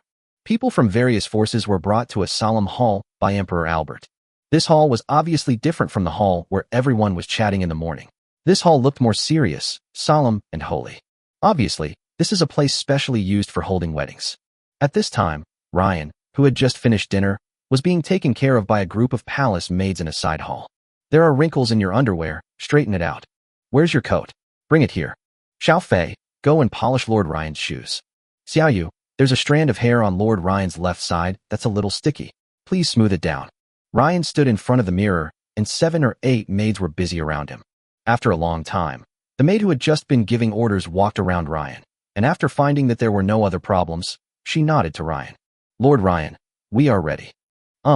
Ryan, wearing a pure white dress, looked at himself in the mirror and was also stunned for a moment. He originally didn't like such brightly colored clothes, but now that he's wearing them, he finds that they seem not bad. "Lord Ryan, please follow me." The leading maid bowed slightly to Ryan. Then he led Ryan to the next room, where the situation was the same as Ryan's before. A group of maids surrounded Caroline and took care of her. Although Caroline had her back to Ryan, she still saw Ryan walking in the mirror. Looking at Ryan in a white dress, Caroline blushed. She tilted her head slightly and said, "Now that you're here, run, I'll need a while." "I know, no rush." Ryan walked to the sofa beside and waited for Caroline. Caroline wore a pure white wedding dress with her hair tied up, revealing her jade-like neck. Bright eyes and white teeth, her eyes are as bright as a gem. After a long time, Caroline was also taken care of by the maids. On her head, she wore a crown of filigree silver, studded with tiny gemstones. Caroline walked in front of Ryan, holding a red rose in her hand, and several maids behind her held up Caroline's long wedding dress. "Are you satisfied, Ryan?" Caroline bowed slightly to Ryan. Ryan walked beside Caroline, raised his right arm, and said, "Of course, my princess, you have always been the most beautiful." Caroline smiled and put her left hand into Ryan's arm, and the two of them then walked towards the main hall. Behind the two of them, several maids held up a long wedding dress behind Caroline. In the main hall, everyone sat in their seats waiting for Ryan and Caroline. On the front steps, the high priest of the Church of Light was holding the Bible of Light and gazing at the gate, waiting for the arrival of Ryan and the others. The high priest who came to the empire this time was not the same one as last time, but another one. This time, the high priest was obviously older, and he was also familiar with things like presiding over weddings. Squeak. With a slight sound, the door behind everyone slowly opened. Although the sound of the door opening was small, everyone present could hear it and stopped whispering. As the door was fully opened, Ryan walked Caroline on the red carpet and appeared in front of everyone. Everyone looked at Ryan and Caroline's appearance and nodded secretly in their hearts. What a perfect match. Caroline walked on the red carpet with Ryan, step by step towards the front of the hall. Coming to the front, Ryan took Caroline up the stairs. At this time, the maid beside him quickly tidied up the train behind Caroline. The high priest holding the Bible of Light looked at the two of them kindly and said, "God of Light, today I swear by the holy light, with the stars as my medium, to engrave this eternal covenant between you two. May the two of you be one in body and soul, and may your love and loyalty burn forever." After saying this, the high priest closed the Bible of Light in his hand and took out a small box. The small box opened automatically under the power of the high priest, revealing the 2 rings inside. Ryan walked forward and took one, then knelt on one knee and put the ring in his hand on Caroline's hand. Then Caroline also took one, pulled Ryan up, and put the ring in her hand on Ryan's hand. The high priest put away the box in his hand and said with a smile, "Groom, you may kiss the bride." Hearing this, Ryan took a step forward, approached Caroline, and put his left arm around Caroline. The two looked at each other for a long time, and then Ryan kissed her.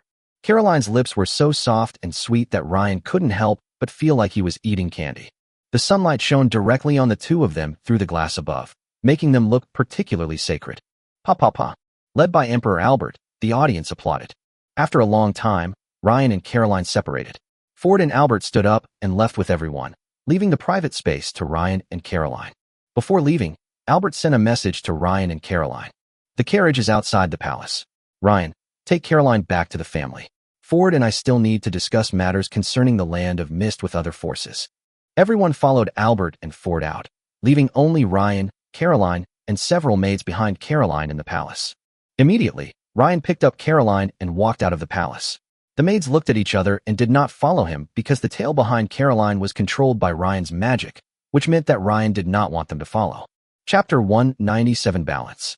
The two of them got on the carriage and moved slowly. Because there were many people in the central square, Ryan chose to take a detour, so it took some time to return to the Gray family manor. Back at the manor, Ryan got out of the carriage holding Caroline and walked towards his room. The two of them are already married, so they can naturally do that kind of thing legitimately. Caroline, who was in Ryan's arms, looked at Ryan's impatient look and smiled helplessly. But she also had some expectations for this kind of thing in her heart. Although she knew something about it from some taboo books and conversations among the maids, she had never seen it with her own eyes. Entering the manor villa, Ryan brought Caroline to the door of his room. At this time, Eve and the maids were standing in a row in front of the door with a serious look on their faces. Seeing Ryan and Caroline, they all half-knelt and saluted. "Hello, Master Ryan. Hello, madam." Looking at the expressions of the girls, Ryan knew it was Jonas's arrangement and raised his head. "Okay, stop pretending and go back to your room." Hearing this, the maids no longer had stern faces. They all smiled happily, greeted Ryan, and returned to the room next to him. Ryan then opened the door and walked into his room with Caroline. His room had obviously been decorated by the maids. There were clusters of roses on the windowsills and in the corners. White silk suspenders hung on the walls, and even Ryan's bed was covered with flower petals. Ryan put Caroline on the bed and pointed to his bathroom and suggested, "Take a shower first." Caroline said and began to untie her skirt in the room. The two were already married, so Caroline had no scruples and took off her white wedding dress in front of Ryan, revealing the white underwear underneath.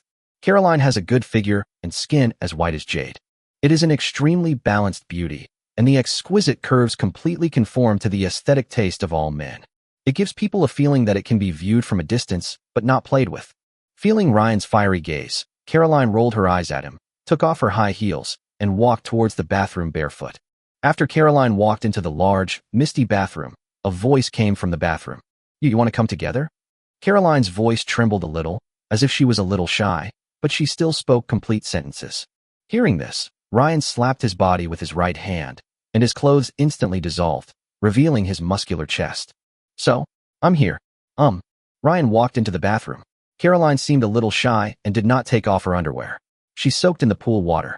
As the mist rose, Caroline tied her hair up, creating a hazy beauty. Ryan chuckled and walked straight into the pool. Seeing this, Caroline dived her head into the water, leaving only the area above her nose exposed. He slowly approached Caroline and held her in his arms. Soon, a pair of clean, wet white panties and bra flew out of the bathtub in the bathroom, which was as big as a swimming pool. Caroline and Ryan were talking. "Ryan, is this really necessary?" "Yeah, Caroline, you trust me." The water in the bathtub began to splash. Royal Palace. Emperor Albert, Duke Ford, the High Priest of the Church of Light, Logan of the Far East, the first-class Lord of the Rose Kingdom, representatives of the first-level forces of the Northern Kangia tribe, and super forces gathered in the inner hall of a palace. Representatives from other medium-sized countries and first-class forces and below who had just watched the ceremony were discussing in the outer hall. Everyone was discussing one thing, the fog meeting. Just a few days ago, the Garden of All Nations, Esalen sent a message to the leaders of all forces. The Mist Conference, originally scheduled for 4 months later, was moved forward to 1 month later. Such a change has not happened in centuries. Therefore, everyone actually gathered together to discuss this matter under the pretext of Ford's promotion ceremony to the knighthood and Ryan's wedding. In the inner hall, there is a huge round table, just like a round table conference, where representatives of many forces gather. "Everyone, please speak freely and share your opinions," Albert said with a serious expression. Could it be that the number of Mist tokens has changed this time? Otherwise it wouldn't be so early. Lon, the first-class Lord of the Rose Kingdom, spoke. "It shouldn't be. The number of Mist tokens has not changed. It shouldn't be a matter of Mist tokens." Logan from the Far East shook his head. Lon frowned, crossed his legs, and said, "What else is important? Is the Land of Mist going to open early?" Perhaps because he himself did not agree with this reason, Lon sneered. "It's possible," said Ford, who was sitting next to Albert. Hearing this, everyone fell silent. If the Land of Mist really arrives earlier than planned, time is tight, so it's not impossible for the Land of Mist meeting to arrive earlier than planned. At this time, the High Priest raised his right hand. An invisible energy surged in his right hand, and there seemed to be stars in his eyes. After a long time, he slowly spoke. "It shouldn't be. I know a little bit about astrology. I just checked and the Land of Mist hasn't opened in advance." After listening to the High Priest's words, everyone nodded and started discussing again. After discussing for a while, the old emperor next to Emperor Albert, Art seemed to have thought of something. He said a word. "Balance." After hearing this, everyone fell silent and thought about it. After a while, they understood what Art meant. Because Ford was promoted to the 7th level, the original evenly matched situation between the various forces on the continent was broken. The balance is broken, which means that the original resource allocation needs to be replanned. The resource allocation here is about the allocation of fog tokens. But there are only so many resources. If you have more, he will have less, which is bound to lead to conflicts. If the conflicts intensify, war will break out. The Garden of All Nations, Esalen started the Mist Conference ahead of time, presumably to redistribute resources in a peaceful manner. Everyone agreed with Art's words. I agree. Ford nodded. Yes, Your Majesty is right. Lon nodded. Me too. The High Priest nodded. Everyone nodded and agreed to Art's proposal. Emperor Albert nodded and said, Then an alliance? When everyone heard Albert's words, there was not much shock in their eyes. After all, they had done such things before. Except for the Rose Kingdom, the territories of the forces present are far away from each other, so there will be no conflicts between territories. At most, there may be some unpleasantness in terms of money and taxes. Make friends with distant countries and attack nearby ones. So these forces established diplomatic relations several centuries ago, but, after a long time, the contracts expired. Now, listening to Albert's proposal, many representatives' eyes flickered. Soon, except for the Empire, all other forces took out communication devices from their magic devices that could contact the leaders of their forces. Logan from the Far East took out an alchemical crystal ball. The High Priest of the Church of Light took out a cross. The Northern Kangia tribe took out a small mirror. Lon, the first-class lord of the Rose Kingdom, took out a shield-shaped badge. Everyone began to contact the leader of the power behind it. The next moment, the images of the leaders of various forces were projected above the round table. What do you want to talk to me about? The leaders of various forces looked at the people who summoned them. After finishing the discussion with the 4 leaders of superpowers like the Empire, the 4 projections fell silent for a while and thought. Soon, the 4 nodded. Okay. During this period when the Land of Mist is about to open, forming a short-term alliance will only bring benefits and no disadvantages. If there is a reallocation of resources and an alliance, then maybe they will get more resources this time. Chapter 198 Crown Guard. The next morning, Ryan walked out of the room refreshed. Yesterday afternoon and evening, Ryan tasted the goddess that every noble son in the royal city had been dreaming of.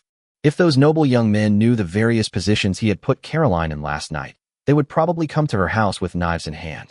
As the eldest princess, Caroline's temperament, occasional expressions, frowns, and smiles were completely different from the women he had met before. It gave Ryan an extremely satisfying sense of conquest. Walking out of the room, Ryan looked at Eve, who was waiting outside, and said, Caroline went to bed late last night and is still sleeping now. You can go in and clean up when she calls you. I need to go to the night station. Eve nodded. Okay, master. Ryan walked down the stairs and headed towards the restaurant. After arriving at the restaurant, Ryan, Ford, and Layla finished their breakfast and prepared to go to the family knight's residence. After Ryan finished his breakfast, the maid beside him wiped his mouth, and then Ryan stood up and was about to leave. At this time, Ford stopped Ryan and spoke. Ryan, some time ago, I received news from the Wanbang Guard in Asarlan that the Mist Conference was moved up, but they didn't tell me the specific reason. I need to go there soon. Are you going? I can take you to the Garden of All Nations, Esalen, to see it for yourself. Hearing this, Ryan sat back in his chair and asked, When are we leaving? At the latest tomorrow evening. Ezeron is not very close to the Empire, and it will take a long time to travel there. Ford put down the knife and fork in his hand and said to Ryan, Tomorrow evening. It would be nice to go out and see the world. Ryan pondered in his heart. But he had just married Caroline, and it would be a bit awkward for him to leave the next day. He felt a little conflicted. He would never admit that he was lusting after Caroline's beautiful figure. After thinking for a moment, Ryan shook his head and said, I won't go, father. I just got married to Caroline, and it's not good to leave now. Secondly, I'm thinking about training the knights during this period, so Esarlan won't be going for the time being. Ford nodded, and Layla beside him wiped Ford's mouth with a napkin, and Ford spoke. Well, if the knights have any questions, they can ask Adrian. I know. The knights' headquarters. Last time I wrote that I would check on the knights' training in a week, but I felt that a week wouldn't reveal much, so I changed it to a month. March 7th knock on the head.jpg. After a month, Ryan returned here again. Last time, he talked to the knights and said that he would check the training of the knights in a month and grant them the title of knights. Now he is here. Entering the knight's headquarters, the knight beside him bowed to Ryan, led the way, and took Ryan to his knight's position. Ryan waved his hand to refuse, turned around, took out the mask, put it on his face, and disappeared on the spot. Looking at the surprised look of the knight beside him, the invisible Ryan spoke. Don't be nervous. Go tell Adrian that I'm at the night station. If anything strange happens, tell him not to panic. Hearing this, the knight nodded and trotted towards Adrian's camp. Then Ryan came to the place where his knights trained with ease. Looking at Dick leading the knights in full swing of training, Ryan, who was standing invisible beside him, smiled and nodded slightly. He could see the seriousness in the knight's eyes. The reason why Ryan was invisible was the same as that of some class teachers in Blue Star School.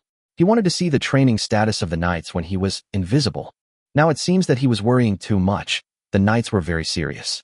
After watching for a while, Ryan took off the unknown mask on his face, revealing his figure. Seeing this, the knights were shocked and looked at the person who suddenly appeared seriously, but after seeing Ryan's face, they felt relieved. Under Dick's organization, the knights came to Ryan one after another. Lord Ryan. The knights all half knelt in front of Ryan, staring at him with sharp eyes. The knights naturally knew what Ryan's arrival meant: assessment and rewards. Well, get up. Ryan looked at the knights and nodded. A month ago, Ryan clearly memorized the rank of each knight. Now, looking at the knights, he really felt that he had to look at them with new eyes. Following Ryan's words, the knights stood up from the ground. A month ago, I said that whoever improves the fastest in strength will get the blood-burning fruit, and I will also ask the family to prepare a big gift for his parents. Ryan said. Then Ryan took out the blood-burning fruit from the magic ring and spoke. Arnold, step out. Ryan said solemnly. Yes. The third knight in the second row of the knights shouted, then stepped out. A burly man with wheat-colored skin and a small scar on his nose came out. He was about the same height as Ryan, and they were looking at each other at eye level. Arnold Gray, 20 years old, high potential, parents. Arnold, you were promoted to the intermediate second stage a month ago, and now you're the advanced second stage. And your internal fighting spirit is very strong. This time, you're ranked first in the assessment. After saying that, Ryan looked at the many knights behind Arnold and called out, Is there a problem? The knights shouted, No. During this month's training, the knights saw Arnold's efforts and progress, so they had no objection to Ryan's decision. Seeing this, Ryan put the blood-burning fruit in his hand into a jade box, and the jade box flew towards Arnold. It's yours, Arnold. After grabbing the jade box, Arnold half knelt on the ground and said, Thank you, Lord Ryan, for your cultivation. I will always be your sharpest sword and strongest shield. Ryan waved his hand gently, and Arnold was pulled up by magic. Ryan continued, Well, I'll talk to Adrian about your parents later. Yes. Arnold placed his right hand on his chest. Then Ryan looked at the other knights and said, As for the others, I, Ryan, have seen your progress. After today's training, everyone can go to Adrian to claim a third-class knight resource. Hearing this, many knights took a deep breath and looked surprised. Yes. Looking at the knights' high spirits, Ryan nodded and said, This reward mechanism remains unchanged. Every month, I will give the person who makes the most progress a powerful treasure. Catering to the knights' high spirits, Ryan took a deep breath and spoke slowly. As for the title of the knights. Hearing this, the knights looked at Ryan without blinking and listened attentively. The title of the Knights Templar will accompany them throughout their lives, and is also the honor they will defend throughout their lives. Let's call it the Crown Guard, the Knights of the Crown Guard. Ryan's words echoed in the hearts of many knights. Chapter 199, Born Knight Commander, Granville Herrera. Crown Guard, the knights repeated it in their hearts. These two words echoed in the hearts of the knights, making them realize Ryan's expectations and importance of them. Ryan stood there, waving Arnold back to the knights, and said, Continue training. Yes. Upon hearing this, Dick, the leader, led the knights to start the daily training that had not yet been completed. A golden light flashed in Ryan's eyes, and the soil on the ground quickly formed a majestic chair behind Ryan, and Ryan sat on it. Ryan leaned on the armrest and tilted his head to watch his Crown Guard knights training. With Ryan present, the knights trained more seriously than ever before, but Ryan frowned slightly at the knights' training methods. The current training method for the Knights of the Crown Guard is still the basic knight training model of the Gray family. But half of the knights have now been promoted to the third level, so the efficiency of such training is very low. Then Ryan thought of something and disappeared from the spot with a teleportation. The chair on the spot turned into flying sand and dissipated after Ryan left. The next moment, Ryan came directly to the outside of Adrian's tent and then walked into the tent. Adrian, who was checking documents in the tent, saw Ryan come in, put down the documents in his hand, stood up, and walked to Ryan. Master Ryan, are you looking for me? Adrian welcomed Ryan to a chair beside the tent. Ryan nodded and sat down on the chair with Adrian and said, I heard that my father's Lion Knights have a special training method. I came to ask Uncle Adrian for advice. After hearing the purpose of Ryan's visit, Adrian picked up the teacup on the table between the two of them and poured a cup of tea for Ryan, saying, Training method? Oh, I see. You have already bestowed the title of knight. Adrian pushed the teacup towards Ryan. Ryan took the teacup and held it in his hand, saying, "Well, the name of the knights is Crown Guard." Adrian smiled and nodded. "Nice name. But I don't recommend that Master Ryan use the Lion Knights training methods on the Crown Guard Knights." Adrian's words made Ryan a little confused. He frowned slightly and asked, "Why?" "Master Ryan, don't be impatient. Let me explain. In addition to your Knights of the Crown Guard, our Grey family has a total of 5 Knight Orders. The strongest is the Lion Knights, led by the head of the family. Next are the Golden Lion Knights, the Silver Lion Knights, the Iron Lion Knights, and the Drifting Knights, who are used for cleanup, reconnaissance, and food services. Each Knight Order has its own unique training method. For example, the Lion and Golden Lion Knights have always used the Lion combat training created by the Family Master, while the Silver Lion Knights use the Imperial Advanced Class training, and so on. The same is true for the Knight Orders of other families. Each different Knight Order basically has a different training method. Guess what? Adrian asked with a smile on his face after taking a sip of tea. Ryan sat in his chair in silence for a while, then said, "Because pride? Efficiency." Adrian smiled and nodded. "Yes, you are absolutely right. The pride and training efficiency of the Knights. A method suitable for the training of a knightly order can make the training of a knightly order more effective. Your Knight Order has just been formed. It is a new generation, a Knight Order that belongs to you alone. The Lion's fighting training method may not be suitable for your Knight Order. That's why I don't recommend you try Lion fighting training.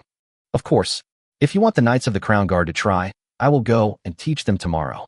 Adrian put down the teacup in his hand and waited for Ryan's answer. Ryan held the teacup, looked at his reflection in the cup, thought for a long time, and then shook his head. "No, Uncle Adrian. By the way, how did my father create his own lion fighting training method?" The head of the family consulted the former chief instructor of the Imperial Knights. After studying for a while, he returned to the family and created his own lion fighting training method. The former Grand Instructor of the Imperial Knights. Where is he? He died a few years ago. As if sensing Ryan's thoughts, Adrian said, "Master Ryan, you are a magician, and you may have some cognitive biases regarding the use of fighting spirit. Therefore, I do not recommend that you delve into the training methods of the Knights of the Crown Guard on your own. You can ask your appointed Knight Commander to do it, or find another experienced Knight outside the family." A smile played on Adrian's lips. "If you have any ideas in this regard, I have some news." Hearing this, Ryan raised his eyebrows and looked at Adrian inquiringly. "What news?" Adrian stood up and walked to the documents he had just held, rummaging through them for a while before pulling out a stack of information.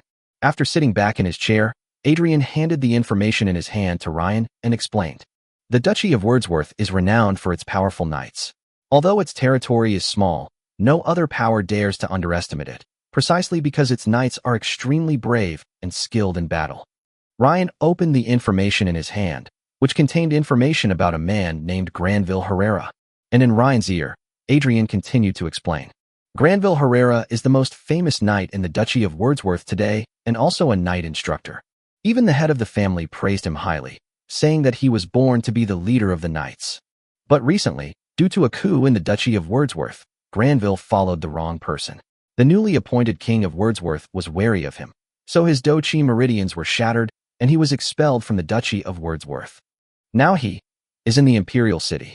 After the various forces in the Empire learned of this, no matter what method they used, they were unable to recruit this person. Even the Grey family has suffered setbacks. If Master Ryan could recruit him, it wouldn't be long before your Knights of the Crown Guard's fame would spread across the continent. Listening to Adrian's words, Ryan flipped through the information in his hand. Because there is no conflict or direct interest relationship between the Grey family and the Duchy of Wordsworth, and the Empire is relatively far away from the Duchy of Wordsworth. Therefore, the information Ryan had about Granville was not very complete. Granville, a natural-born leader of the Knights, Ryan narrowed his eyes. "Renly, I want Granville Herrera's information."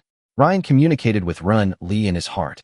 "Okay, Master Ryan, I need 1,500 source points." After consuming the source point, Renly transmitted all the information about Granville Herrera to Ryan. After learning about Granville, Ryan smiled and returned the information in his hand to Adrian. "I know Uncle Adrian, he is mine." Ryan was very confident in his heart, with a smile on his face. Adrian took the information and nodded. "It seems that Master Ryan, you have an idea." Ryan picked up the teacup on the table, drank the cold tea in it, then stood up and prepared to leave.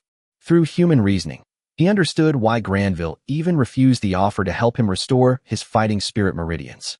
Now, after understanding Granville, The probability that he will recruit Granville is 99%. Chapter 200. The Treasure of the Ruins. A hidden ruin in the northern part of Learmont Province.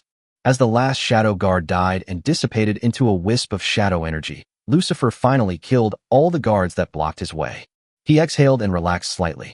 Thinking about the treasures he had obtained from this ruins in the past month, he became more serious about this ruins. As a demon in the dark world who controls darkness and shadows, he should have a certain restraint on such a unique shadow guard. But to his surprise, it was him who was restrained. This meant the master of this relic must have been higher in status than him, higher than his Dark Realm Peak 7th Order original form. In addition, there are endless shadow traps and shadow guards in this relic. Lucifer had some guesses about the owner of the ruins. He took a deep breath, picked up the shadow cores dropped by the dead shadow guards, and put them into the magic device. Then he searched the room for a while and found that there were no missed treasures before heading towards the deepest part of the ruins. Walking into the long bronze passage, Lucifer was very alert this time. He used shadow magic to condense a shadow creature to explore the way ahead. But to his surprise, this last section of the journey did not seem to have the same crisis as the previous ones. Lucifer narrowed his eyes and followed the dog-shaped shadow creature walking in front. It was very narrow at first, only enough for one person to pass through. Soon, a demon and a shadow dog passed through the long passage and reached the end. At the end there was only a bronze door about the same size as he was tall. The bronze door was open, and it was dark inside. The light that entered seemed to be swallowed up by something, and there was no light at all.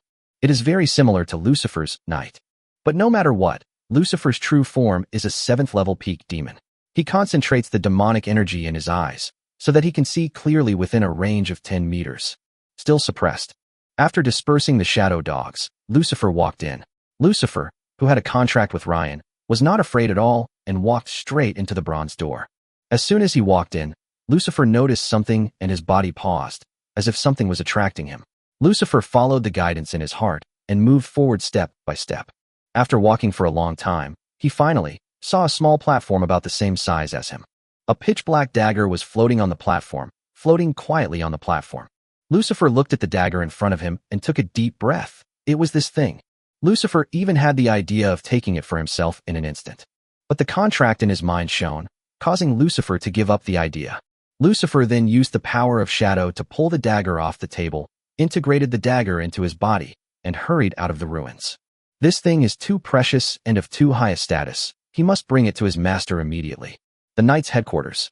After Ryan and Adrian told their Crown Guard Knights to come back and collect their rewards after training, they left the Knights' residence. It was already noon when I returned home. Ryan did not enter the manor villa, but walked towards the pond in the manor. On the way, he stopped a maid and asked her to call Andre, saying that he had something to tell Andre. Soon, Ryan, who was feeding fish by the pond, saw Andre. "Young master, you are looking for me." Andre came to Ryan and bowed slightly. "Yes." Ryan agreed, and a stack of freshly prepared information flew out of the magic ring and handed it to Andre. Ryan spilled all the fish food in his hand, turned to look at Andre, and said, "I have something I need you to do. I need you to go to Wordsworth." At this moment, Ryan stopped talking and looked into the distance with a sense of perception. Seeing this, Andre followed Ryan's gaze. It was a pitch-black crow. A crow? Lucifer. Andre understood. Lucifer transformed into a crow and moved very fast. Lucifer, who was just at the horizon, arrived beside Ryan in just a few breaths. The crow turned into a shadow, and then Lucifer fell from the sky and landed steadily next to Ryan. Lucifer half knelt and saluted Ryan. "Master, I'm back. I'm very sorry for making you waste so much magic power." Ryan shook his head. "It's okay." Ryan waved his hand and pulled Lucifer up. "I can sense the danger of that ruin. It's just some magic. Have you finished exploring? Have you gotten everything inside?" Lucifer's expression was slightly solemn. He nodded and said, "I have fulfilled my master's trust. Lucifer has completed the exploration of the ruins. The treasures were also collected." Listening to Lucifer's words, Ryan said with anticipation in his heart, "Take it out and let me see it. Such a dangerous relic must contain something quite good." But Lucifer did not move. He said solemnly, "Master, can we enter the secret realm?" Hearing this, the smile on Ryan's face disappeared and he looked serious. It seems that Lucifer's harvest this time is even greater than he imagined. Then Ryan waved his hand, and a familiar suction force came. The two did not resist and disappeared on the spot. The next moment, the three of them appeared in the center of the inheritance square in the trial's secret realm. Then Ryan and Andre looked at Lucifer and nodded. Lucifer forced out the dagger that had merged into his body in the ruins. It was as if without the cover of the unique shadow energy in the ruin's space. At this moment, the black dagger caused a strange phenomenon in the secret realm. It directly transformed the secret realm's day into night, and the pitch-black dagger emitted bursts of terrifying pressure from time to time. Looking at the dagger, the book's spirit in Ryan's mind and the god of magic in his body widened their eyes. Shattered Godhead. It turned out to be the Shattered Godhead. For a moment, the god of magic wanted to get out of Ryan's body and swallow the dagger. Ryan's head was buzzing as he listened to the book's spirit's exclamation in his mind. Is this Godhead? Ryan took a deep breath, looked at Lucifer, and said, Is this the treasure in the deepest part of the ruins? Lucifer nodded. Yes, from what I understand, this is a broken Godhead. Listening to Lucifer's words, Andre on the side was stunned. He wondered what he had just heard. Godhead, is this something a fifth-level intermediate warrior like him can listen to?